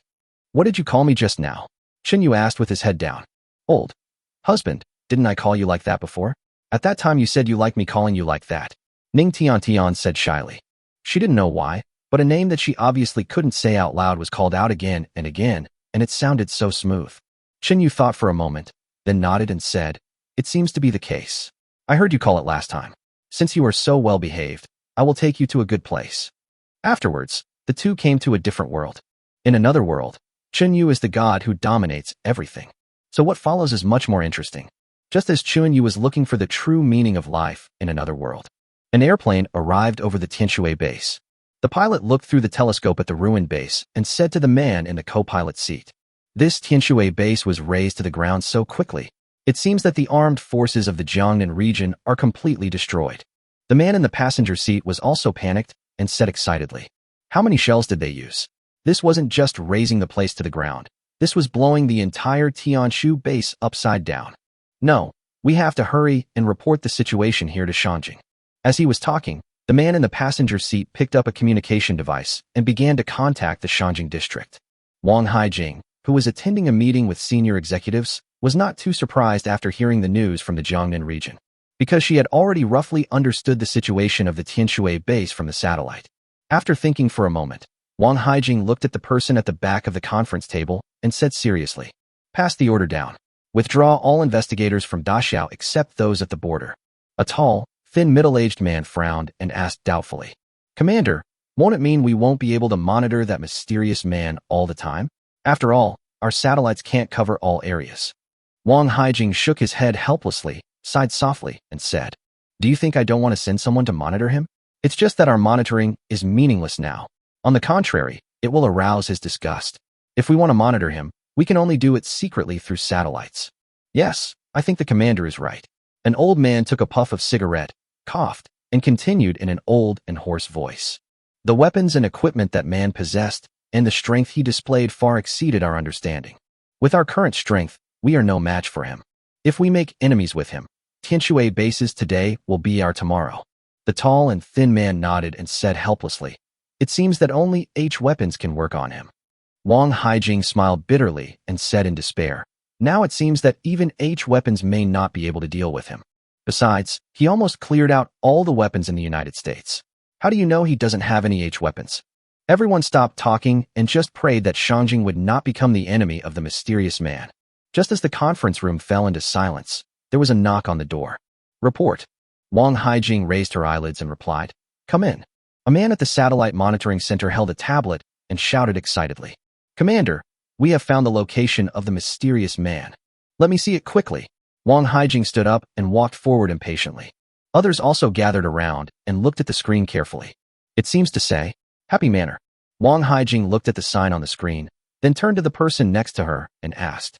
Chapter 194 Commander Wang Haijing goes to see Chen Yu in person. Everyone carefully identified the words on the sign and found that it was indeed Happy Manor. Wang Haijing withdrew his gaze from the sign, frowned, turned around, and looked at the people around him and asked, Have you heard of this place? The tall and thin man hesitated for a moment and shook his head repeatedly. I've never heard of this place. I only know of a place called Doomsday Manor. But we have been busy dealing with the United States, the island country, and the Jiangnan region for some time, so we didn't have time to conquer Doomsday Manor. I know. This place in the UK is the former Doomsday Manor. The old man at the side adjusted his glasses and carefully observed the surrounding environment and said, "The sign used to say Doomsday Manor, but it should have been changed to a new one now." The tall and thin man looked at the soldiers around the manor again and couldn't help but exclaimed, "Everyone look! Those are the armed forces that destroyed the Tianshui base, right? This dark mass is so terrifying." Others echoed. "And their equipment is also good. All of them are modern heavy weapons. Look at that dark mass in the sky. I guess it's the bats that destroyed the fighter planes, right? It would be great if we could recruit them. What are you thinking? It's good enough that he doesn't recruit us. However, if he recruits us, I think we can accept it." Wang Haijing was not in the mood to listen to the discussion, but was concentrating on thinking about the next plan. After a while, he finally made a decision and said to the guard behind him, "Prepare a helicopter. I'm going to Happy Manor in person. Also, call Chu Xiao over." "Yes." Just as the guard was about to turn around and leave, Wang Haijing suddenly added, "Wait, bring us the 2 Corpse King crystals and the 12 Corpse General crystals we obtained in the past few months." When everyone heard that Wang Haijing was going to give such a valuable gift, they knew that she was determined to reach a cooperation with the other party. When the tall and thin man heard Wang Haijing's decision to go to Happy Manor, a look of worry appeared on his face. "Commander, are you sure you want to go to Happy Manor in person?" Wang Haijing nodded. "That's right. Our Shangjing district must reach a cooperation with the owner of Happy Manor this time. This is an opportunity for us. But what if you are in danger? You are the commander of our entire daxia. If anything happens to you, our daxia will be finished. Now is not the time to think so much. Only if I go there in person can we let the other side know that we are going there with sincerity." The weathered old man looked at Wang Haijing, sighed softly, and said, "Commander, you are using your own life to express our sincerity to the other side. But this is indeed the best way at the moment. After all, that person can easily destroy the armed forces of the entire Jiangnan region." The tall and thin man also expressed his opinion. "It seems that he has indirectly helped us eliminate the threat in daxia." "That's right." The old man had a trace of relief on his face. Now that all the internal and external troubles have been eliminated, we can finally breathe a sigh of relief. Wang Haijing was not as optimistic as the others. Her face, which was not made up but looked as if it had been carefully carved, was full of worry. "I'm afraid things are not that simple. I'm afraid the Dragon Slayer will eventually become a dragon. If he attacks the Jing district one day, we will have no chance to fight back without using H-weapons." After hearing what Wang Haijing said, everyone fell silent. Because she was right. Only by showing a sincere cooperative attitude towards the owner of the Doomsday Manor can they have a chance to coexist peacefully with him. If we accidentally provoke him, the entire Shangjing area will probably be razed to the ground like the Tianshui base. Not long after, the guard brought Chu Xia to the conference room. Wang Haijing waved to Chu Xia and asked directly, "Xiao Xia, you should still remember what the man you met at Lonyuan base looked like, right?" "Report to the commander. I still remember it." Chen Yu left an indelible impression in Chu Xia's mind, and she could never forget it. "Well, he's currently living in Happy Manor. Come with me there later." Chu Xia was stunned for a moment. Then she straightened up and replied firmly, "Yes, Commander." "Come on, change clothes with me first, and then we'll take the helicopter." After much thought, Wang Hai decided to take off his military uniform and change into his usual clothes. After everyone arrived at the airport, Wang Haijing walked straight onto a helicopter, waved to Chu Xia, and said, "You fly the plane." Although Chu Xia did not dare to disobey the commander's order, she still expressed her doubts. "Commander, are we going alone? Shouldn't we find some entourage?" Wang Haijing shook her head. "Of course not. Too many people will easily lead to misunderstandings." Chu Xiao recalled the day when she and Qin Xiaohao met the man for the first time. If the two men had been mistaken for Chu Gaoshan's accomplices at that time, they would probably have been shot dead on the spot. So she didn't hesitate anymore and got into the driver's seat directly. After several hours of flying, the two finally arrived 50 kilometers away from Happy Manor. "Commander, we're almost there," Chu Xiao suddenly said. Wang Haijing looked around and said very cautiously, "Well, be careful. After what happened last time, they will definitely increase their vigilance." At this moment, a huge eagle and tens of thousands of bats suddenly flew from a distance and blocked the way of the helicopter. The eagle's wingspan was several dozen meters long, and it looked extremely powerful and majestic. It is the little eagle that has reached level 7. The little eagle flapped its wings, kept relatively still with the helicopter, and shouted loudly, "Stop right there." What are you doing? Xiaoying knew that after the battle in the Jiangnan region, no one would dare to cause trouble for Chunyu anymore.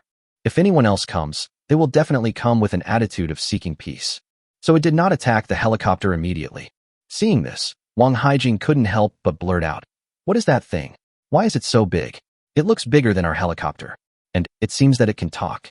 Chu Xia hurriedly slowed down, took a closer look at the little eagle and the bat, and said confidently, "They seem to be the men of that man. I saw them that day." Seeing that the other party did not respond, Xiaoying raised his voice angrily and said, "If you don't answer, I will send you to heaven." Wang Haijing quickly calmed down, opened the window of the helicopter, and shouted outside, "Please don't misunderstand. We are here to look for the owner of Happy Manor. Please show us the way." Chapter 195. At least wearing a bikini is neat. Looking for my master? The little eagle signaled the bat not to act rashly, and then said threateningly, "You two wait a moment and don't move, or I, Eagle Master, will shoot you into hedgehogs." After that, Xiaoying reported the situation here to Chunyu. At this moment, Chunyu was lying on the stone bed next to the hot spring and enjoying a massage. After connecting with Xiaoying's vision, Chunyu's mouth curled up slightly, as if he had expected this. "It's finally here. Well, it's time to set some rules for you." Chunyu said to Xiaoying without hesitation, "Bring them to see me." "Yes, master." After receiving the order, Xiaoying said to the two people in the helicopter, "My master agrees to see you. You two follow me." "Thank you for showing me the way." Wang Haijing couldn't hide her joy. This is the first step towards cooperation. I just hope everything goes well next time.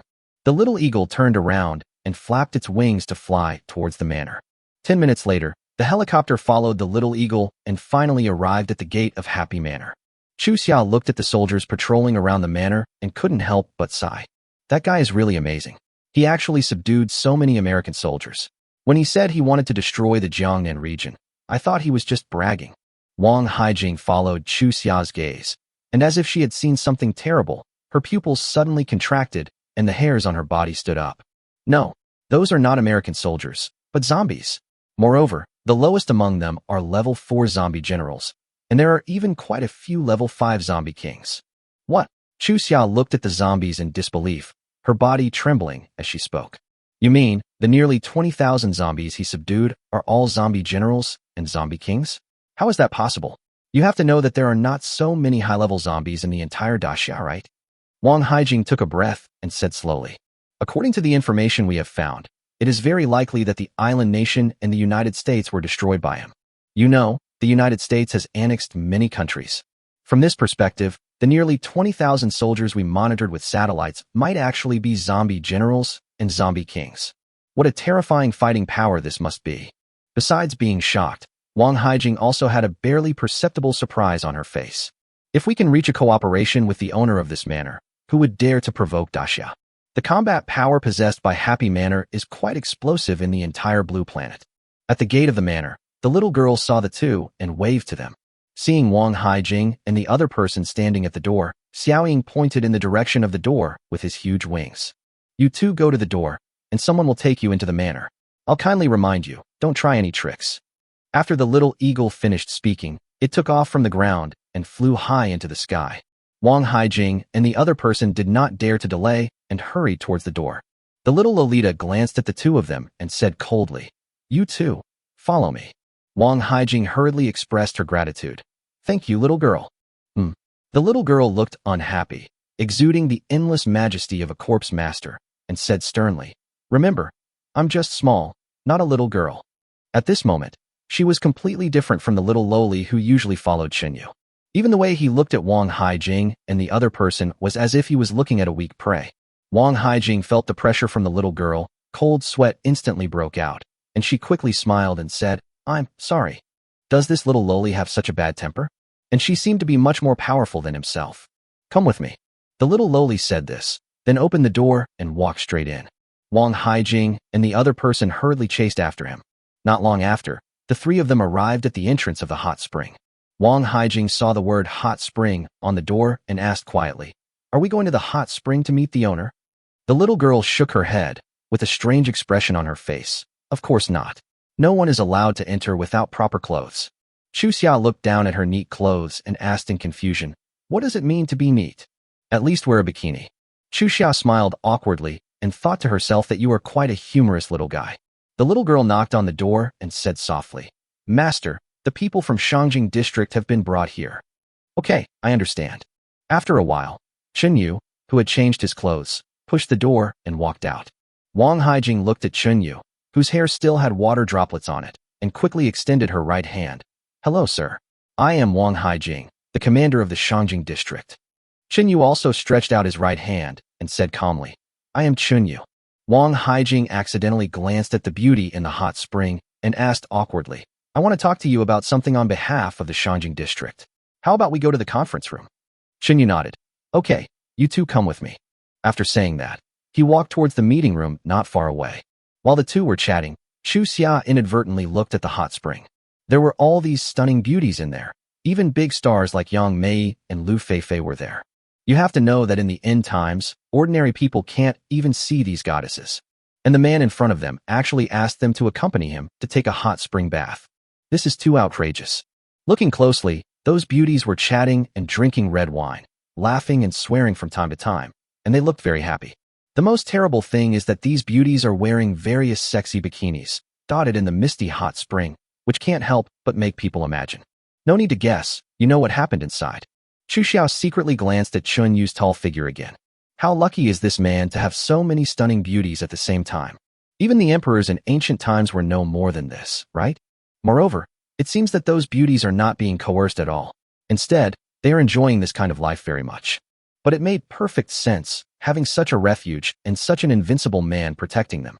Everyday life is just eating, drinking, and soaking in hot springs. Who would refuse?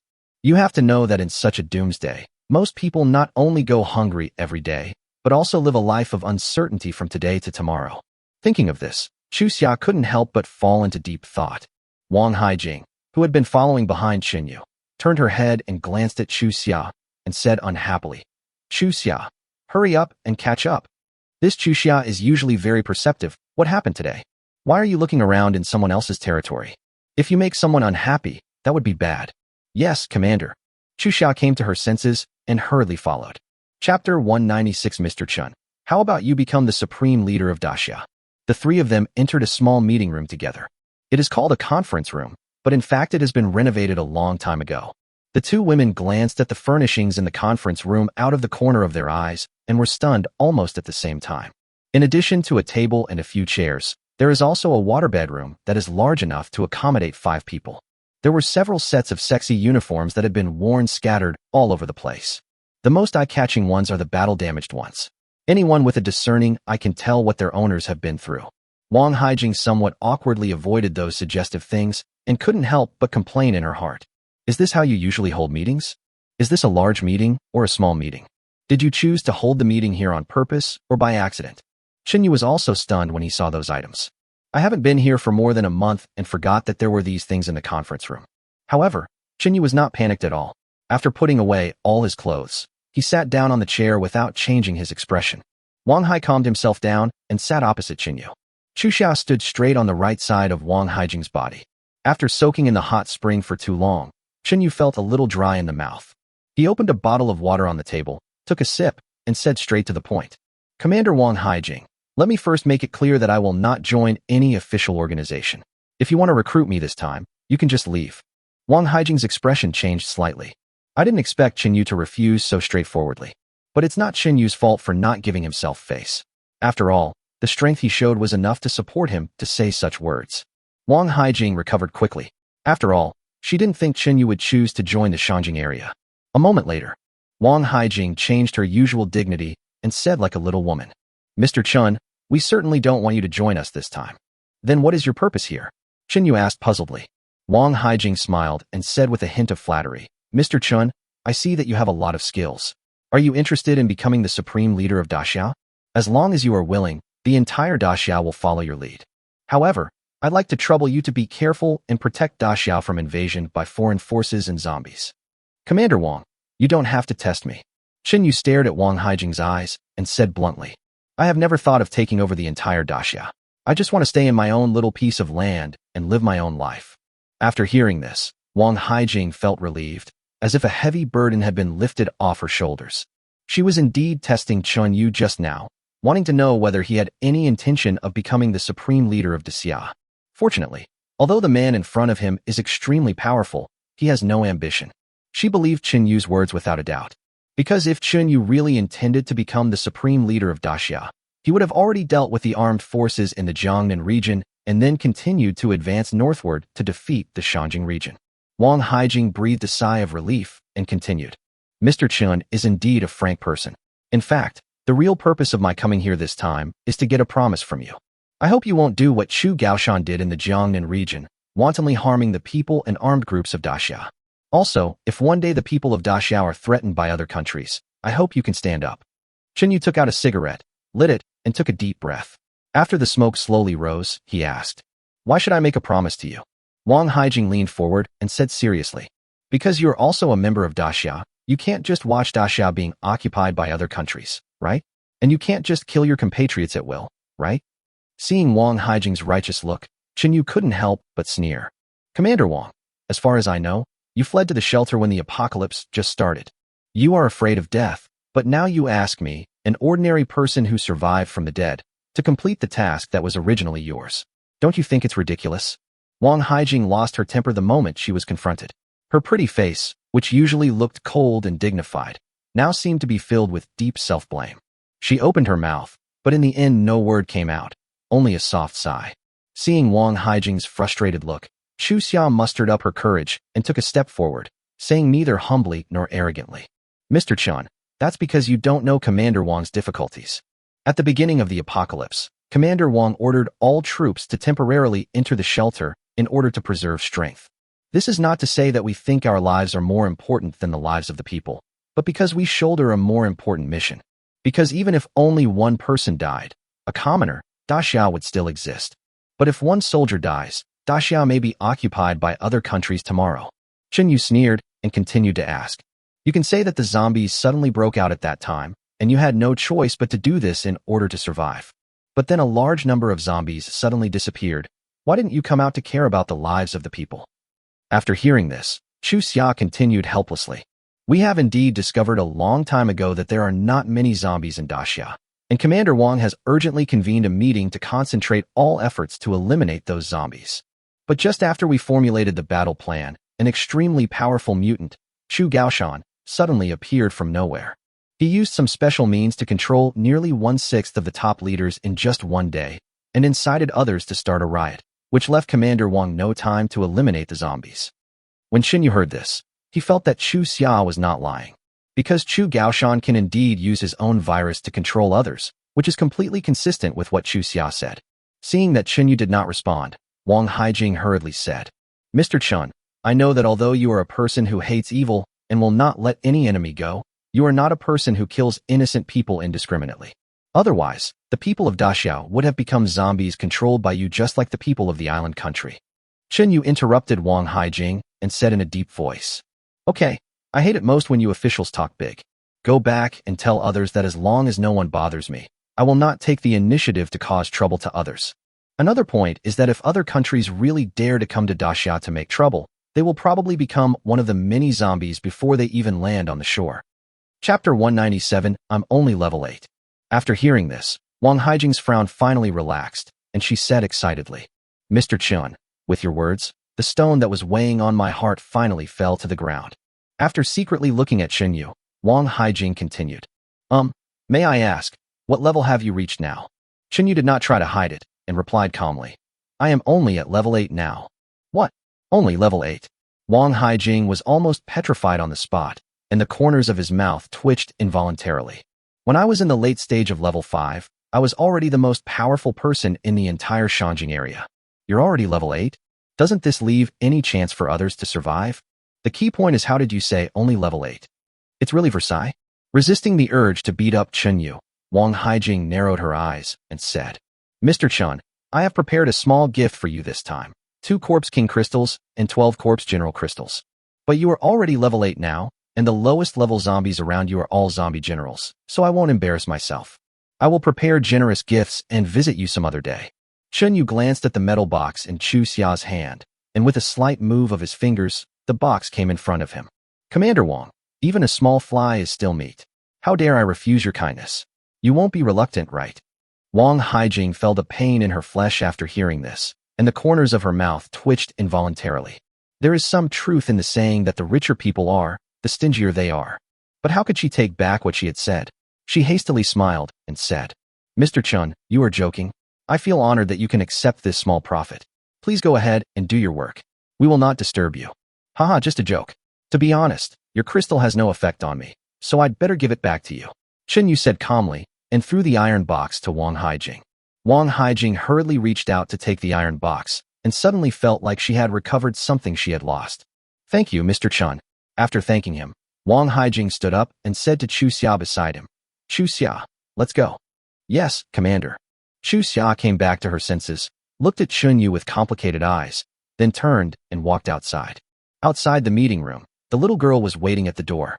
After seeing the two women, he pointed in the direction of the door and said, You two should know how to get out, right? I won't see you off. Wang Haijing nodded repeatedly. We know the way. Thank you, young lady. After walking a distance, Wang Haijing looked at Chu Xia, unable to hide her surprise, and said, I never thought that he has already reached level 8. Chu Xia racked her brains, but still couldn't imagine what the 8th level meant, so she asked in a low voice, Commander, how strong are the level 8 aliens? Wang Haijing pondered for a moment, then explained, I don't know how strong an 8th level alien is, but I estimate that he can kill thousands of soldiers with one move. We should be thankful that he is not our enemy. The commander is right.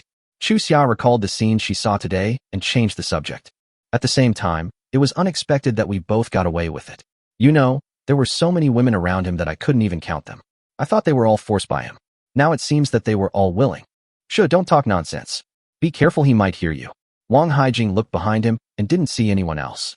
He felt relieved and said with a hint of apology, Chu Xia, I'm sorry. Actually, there is another purpose for asking you to come here with me this time. If he doesn't agree to our request, then both of us will have to sacrifice ourselves. This kind of thing can only be done by the two of us. After all, we are the most beautiful women in the entire Shangjing area. Chu Xia, you won't blame me, right? Chu Xia had actually guessed what Wang Haijing was thinking a long time ago, and she shook her head repeatedly. Commander, how could I blame you? If it weren't for you, I would have been killed by zombies long ago. Even if you make me go through fire and water, I will never complain. Moreover, if Qin Yu really did something to me, I am not afraid. I will just regard it as sacrificing myself for Xia. Having said that, Chu Xia felt a little disappointed. Could he really like her? Wang Haijing gently stroked Chu Xia's head, sighed guiltily, and finally said nothing. After Wang Haijing and Chu Xia left, the little lowly walked into the conference room and said respectfully, Master, do you want to continue to take a hot spring bath? Qin Yu stretched and said lazily, Of course I went. After all, we can't favor one over the other. After hearing this, the little girl felt a flash of joy in her heart, because this means that she can once again feel the feeling of flying freely in the clouds. At this time, the girls in the hot spring saw that Chun Yu had not come over yet, and some of them could no longer hold back. Especially those girls who have never been to the other world. They were even more restless and looked towards the door from time to time. Zhao Beibei, who had a nice figure, took another sip of red wine on the recliner and asked casually, Brother Yu has been in a meeting for almost half an hour. I wonder if he will come back to us. After hearing this, Yinlan shook his head slightly and said uncertainly, I'm not sure either. I really hope Brother Yu comes back soon. I can't wait any longer. What do you think? Is Brother Yu scared and hiding from us on purpose? Shin Bingxiao whispered her guess. Cousin, you just talk nonsense. Xiao Qianyue covered her mouth and said in a low voice, But I heard that Brother Yu is very strong now. It's impossible for him to be tired. On the side, Yang Mei, who was listening to the conversation of the girls, said with a sense of loss, I really envy you for being able to stay with Brother Yu for such a long time. Unlike me, who only had a brief interaction with Brother Yu. After hearing this, Xiao Qianyue gently patted Yang Mei's smooth back and comforted her. Don't worry, Sister Mei. Brother Yu will never forget you. Don't forget that you are a big star. Celebrity. Yang Mei said with a wry smile. The word celebrity is a joke. If I were given another chance to choose, I wouldn't want to be a celebrity. I would only want to be the woman next to Brother Yu. Lu Feifei also echoed. Yes, we women who used to have the aura of stars will be worse than ordinary people when we lose the aura of stars one day. I don't want the status of a star at all now. I just want Brother Yu to spend more time with me. Jiang Shuer, who had already recovered a lot, also joined in and said, Don't worry, Brother, you will definitely take you to a mysterious place where more than 10 hours can pass, but only 1 minute outside. There is actually such a place. And just when the girls were chatting happily, in a hidden corner of the center of the earth, a group of dwarves gathered together, seemingly planning something. The leading woman glanced at everyone and finally said helplessly, "Everyone, we may not be able to escape this time." Chapter 198: Mysterious Beasts in Death Valley. These people are the aliens from the center of the earth who have not yet been mysteriously eroded. In order to avoid being hunted down by their mysterious tribesmen and zombies, they had no choice but to hide in a secret cave. The entire cave was dark and cramped, and there was no ventilation. It gave off a smell of decay that made people feel chilly. In the crowd, a middle-aged man who was missing his left eye clenched his fist and said through gritted teeth, "This group of damned sneaks is so difficult to deal with. No matter where we hide, they can catch up with us." An old man who looked similar to Labuto sighed softly, his wrinkled face full of helplessness. He looked at the woman beside him with some despair and said, "Alessa, you are the most powerful alien in our Moko tribe. We are all counting on you." Eliza is the temporarily elected leader of this group, and she is also the only alien among them who has reached level 6. But at this moment, she seemed to be in deep despair. That delicate face, which looked as if it had been carefully carved, no longer had the confidence and pride of the past. All we have is confusion about the future and helpless despair. After a brief silence, Eliza finally expressed the thought that had been lingering in her mind. "Everyone, we have been fighting against the mysteries and zombies for some time, and we have never given up on saving our people. During this period, almost all of our people were mysteriously attacked, and those who luckily escaped were also infected by zombies. I originally thought that as long as we kept fighting, we would be able to regain everything we had lost. However, reality has repeatedly and ruthlessly pressed us to the ground and ravaged us. I admit that I am powerless against those mysteries." After Eliza finished speaking, the crowd instantly fell into deathly silence. The feeling of powerlessness on everyone's face seemed to reach its peak at this moment. After a while, the old man raised his head and slowly asked, "So what should we do next? We can't just sit there and surrender, right? Yeah, I don't want to become that group of mysterious puppets. If they really take away my consciousness, even just a part of it, I would rather die than accept it," the one-eyed man said angrily. Eliza looked at her people. Those familiar faces were filled with reluctance and helplessness. After much deliberation, Eliza finally made the decision she had hesitated for so long. "It is true that our Moko tribe has encountered the greatest crisis in history, but we are not completely helpless. Most of the center of the earth has been mysteriously occupied. We can only move to the Death Valley to have a glimmer of hope." "Death Valley?" A white-haired girl who was slightly shorter than Elise asked. "Isn't that a forbidden place for our Moko people?" The old man looked at Eliza and said with some doubt, "Eliza, isn't this decision a bit impulsive? You know, members of our Moko tribe can only enter the Death Valley after death." Eliza smiled bitterly and said helplessly, "Uncle Cassie, of course I know this. But do we have any choice now? If we go to Death Valley, we still have a chance of survival. But if we stay here, we can only wait for death." Alessa is right. We should go to Death Valley to avoid the mysterious pursuit. The one-eyed man looked at everyone with his only remaining right eye and said seriously, "Death Valley is indeed a forbidden place for the living. But what's the difference between us and the dead now? Instead of waiting to die, why not give it a try? In the end, we will just die anyway." At this time, the youngest little girl asked in confusion after hearing this, "What exactly is this Death Valley you're talking about? How come I've never heard of it?" Lakasi explained, "You are still young and don't know this yet. According to the traditions left by our ancestors, Death Valley is the last stop of the Mocha people's lives. After death, all Mocha people will be buried in Death Valley." After hearing this, the little girl became even more confused and continued to ask, "Why bury the dead in Death Valley?" Lakasi lit up a cigarette that was unique to the center of the earth and said quietly, "That's because according to legend, there is a very powerful beast in Death Valley that once saved our ancestors, the Mocha people. In order to repay it, our ancestors made a rule to bury the dead members of the tribe in the canyon. This not only allows you to worship the exotic beast, but also allows you to gain its protection. We still keep this tradition till now." "I see." It was the first time that the little girl heard this magical legend, and now she became a little curious about Death Valley. Seeing that no one objected to going to Death Valley, Eliza gave the order directly. "Without further delay, we are heading to Death Valley now." Just as everyone was about to leave, the white-haired girl was hit on the head by a small stone. With the faint light, the girl looked up and couldn't help shouting, "Everyone, get out of the way. That rock is actually moving." Everyone followed the girl's gaze and found that there was a stone as big as a millstone on the top of the cave, which was shaking constantly. Seeing this, Lakasi quickly took out a stun gun specially designed to deal with cunning people and said sternly, "Oh no, someone must have discovered us. Everyone, hurry up and prepare for battle." Everyone took out their weapons and aimed at the huge rock above their heads. Bang! After a while, the boulder fell heavily to the ground, splashing up a lot of dust. A pitch-black hole was left where the boulder had originally been. At the same time, an old man slowly poked his head out of the cave, exhaled heavily, and said inwardly, "Fortunately, I built this secret passage many years ago, otherwise it would have taken a while to get here." However, the moment Labudo showed his head, Lakasi shot at the head without hesitation and shouted, "The mystery is coming. Use the stun gun to shock it." Oh. Following a scream, the person in the black hole shouted angrily, "Don't fucking shoot, it's me." "Hey, why does this voice sound so familiar?" Lakasi frowned and said in confusion, "I'm your father. How could my voice not sound familiar? Fortunately, my health is much better than before, otherwise you would have killed me for the sake of justice."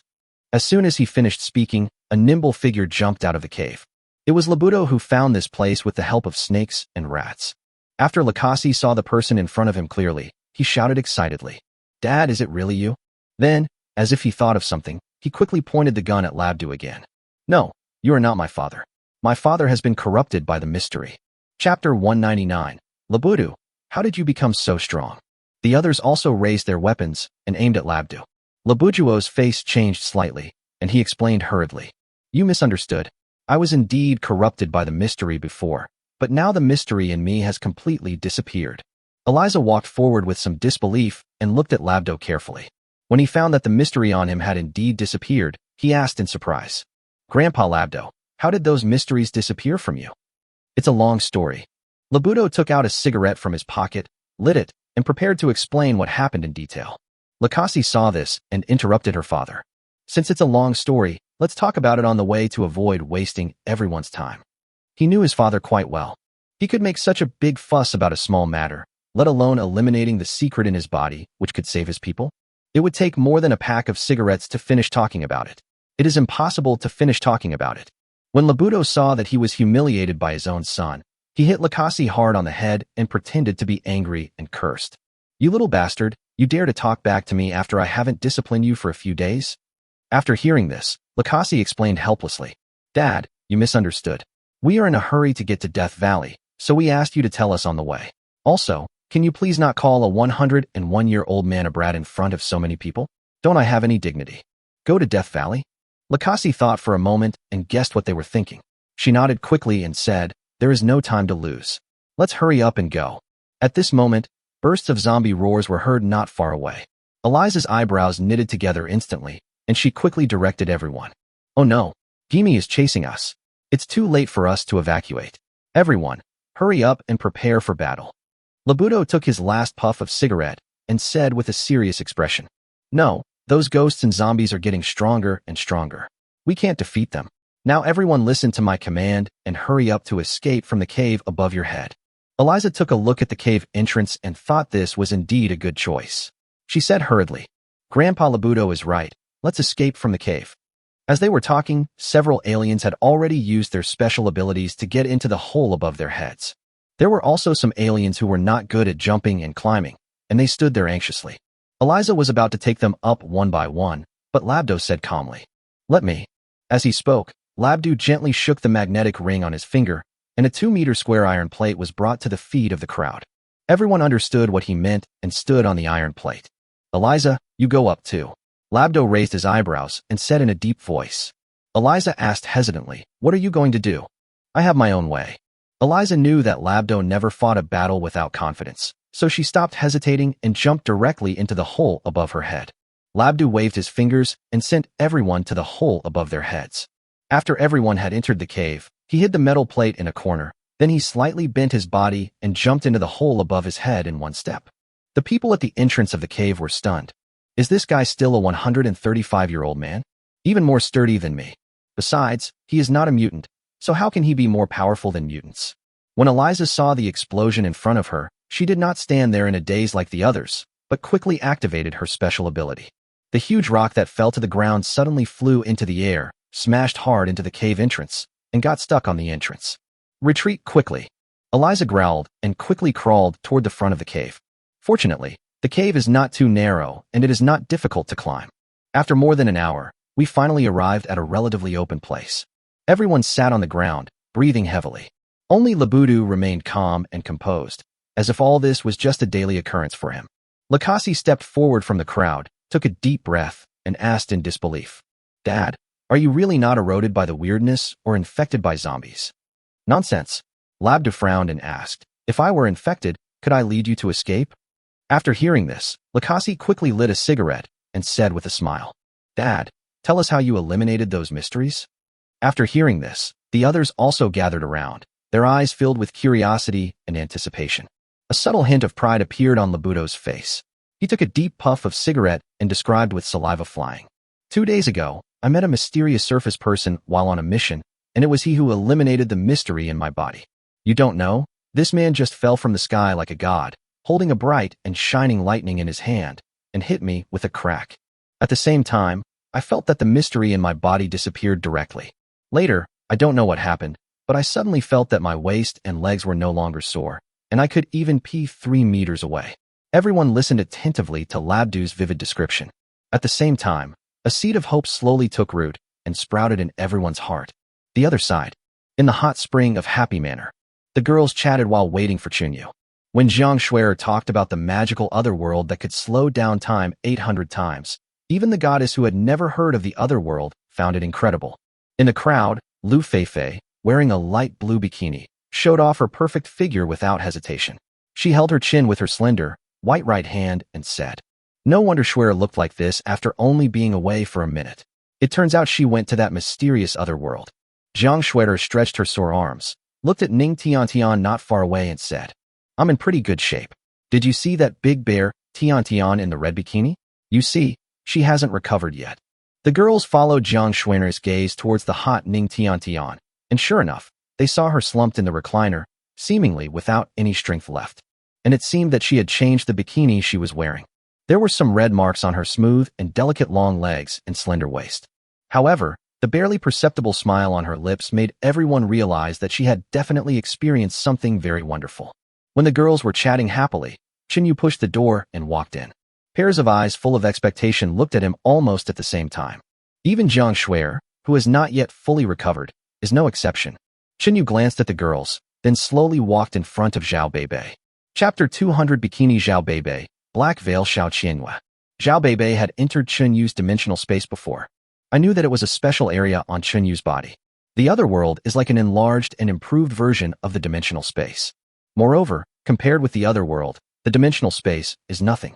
Although Zhao Beibei had heard about the other world from other people, she was still so surprised that her mouth opened wide when she saw this magical space with her own eyes. Very big. Looking around, the other world seems to be even more spectacular than the blue planet. Mountains, rivers, lakes, seas, fields, forests, grasslands, sands, birds and beasts, simply everything is available. There are even many creatures that do not exist on the blue planet, such as the extinct dinosaurs, saber-toothed tigers, platypuses. The most important point is that time here is not static like in previous different spaces. If there is no interference, the flow of time in the other world is the same as that in the outside world. Therefore, everything inside is growing in an orderly manner according to the laws of nature. It is simply a paradise. Zhao Beibei admired the scenery. During this period, Zhao Beibei continued to perform some new dances she had learned in the air. While dancing, Zhao Beibei was completely immersed in it. It seemed that at this moment, she truly realized the true meaning of life. After a long while, Zhao Beibei squinted her eyes and looked around, and couldn't help but say, "Husband, this other world is really a brand new world." Chinyu grabbed Zhao Beibei tightly and said with his head down, "I didn't expect that only a month has passed, and you, like Ning Tiantian, have changed your way of addressing me." Zhao Beibei's pretty face was as red as the sunset. "Anyway, I'm telling the truth. We should call you husband.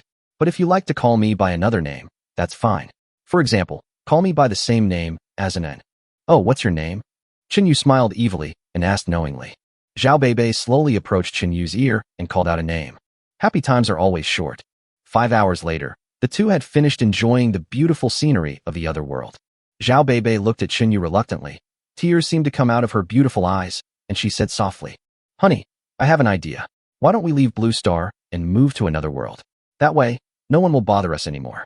Then, each of us can give you 8 or 10 babies without any scruples. Chinyu was startled after hearing this, then shook his head slightly and said, I've thought about your idea a long time ago, but it's not easy to realize. With more people, maintaining the other world requires a lot of energy. With my current mental strength, it is only enough to sustain it for a few years. Another point is that my other world and blue planet complement each other. If the blue planet is destroyed, my alternate world will also disappear. So, we can't completely leave the blue planet yet. After listening to Chun Yu's description, Zhao Beibei couldn't help but joked. In this case, aren't you the savior of the entire Blue Star? I'm not a savior. I just want to live my life comfortably in this apocalypse. Chun Yu lit a cigarette, took a deep puff, and then continued. It's just that each of us has already been drawn into the torrent of the end of the world without knowing it, and we can't escape even if we want to. After smoking a cigarette, Chun Yu handed Zhao Beibei a new bikini and changed the subject. Okay, let's go back after changing clothes. Zhao Beibei took a cartoon-style bikini and nodded meekly. After changing clothes, he asked curiously, I want to ask who you will bring here next. Chun Yu looked at Zhao Beibei's curious eyes and naturally knew that this was her little thought. She wanted to compare the status of each girl in her heart. As expected, women all like to be jealous. However, Chun Yu did not actually rank these girls, and it was purely a spur-of-the-moment decision as to who to bring here. For example, I brought Zhao Beibei here simply because she was pleasing to the eye at the time. Chun Yu helped Zhao Beibei put on her clothes, gently stroked her little head, and said calmly, I'm not sure about the next one. I have to see which one looks better. After hearing this, Zhao Beibei hooked Chun Yu's neck and smiled. So, I'm the one that's more pleasing to the eye. It seems my dancing skills were not in vain. When we have time one day, we can discuss a new dance. Okay. I hope you can give me a surprise then. As soon as the words fell, the two of them left the other world and came to the hot spring. After putting Zhao Beibei on the recliner, Chun Yu looked at the crowd. Everyone looked at Chun Yu at the same time, seemingly full of anticipation. When he saw an eye-catching figure, Chun Yu flew in front of her with a whoosh. This woman is Zhao Beibei's favorite disciple, Xiao Qianhua. Not only does she have a body as soft as Zhao Beibei's, she also has her own unique dressing style. The thin, translucent black gauze dress that was barely visible formed a sharp contrast with the bikinis worn by other girls. The most important thing is that there is no bikini under the black gauze dress. There is no other. When Xiao Qianhua saw Chun Yu, she put her delicate hands around Chun Yu's neck with affection, blinked her big eyes, and said, Brother Yu, I know you like this outfit, so I put it on specially for you to see. Do I look good in it? Chun Yu looked down at Xiao Qianhua and nodded with satisfaction. The one who understands me is Xiao Qianhua. Seeing this, the other girls couldn't help but admire Xiao Qianhua. I didn't expect her to be so bold as to wear such clothes in public. A few girls who were not familiar with Xiao Qianhua couldn't help but discuss in a low voice. That girl's name is Xiao Qianhua, right? I thought she was a gentle and elegant female college student, but I didn't expect her to be so slutty after meeting Brother Yu. That's right, look at what she's wearing. It's the same as the paid girls. TSK, I wouldn't want to wear it even if you asked me to. You still don't want to wear it? I see you don't have a good figure like others. Are you jealous of them? She sees everything but doesn't say it. Oh, I really envy her. I wish I could get Brother Yu's favor too. There's nothing we can do. Those dozen girls have been following Brother Yu since the Yuan community. He is considered a founding hero. We have only talked to Brother Yu once. But that one time is enough for me to remember till now. Hey, don't worry, it will be our turn soon. Well, I remember Brother Yu liked this. Of course, Xiao Qianhua heard the girls' discussions, but she didn't care at all. Instead, she approached Chun Yu even more brazenly.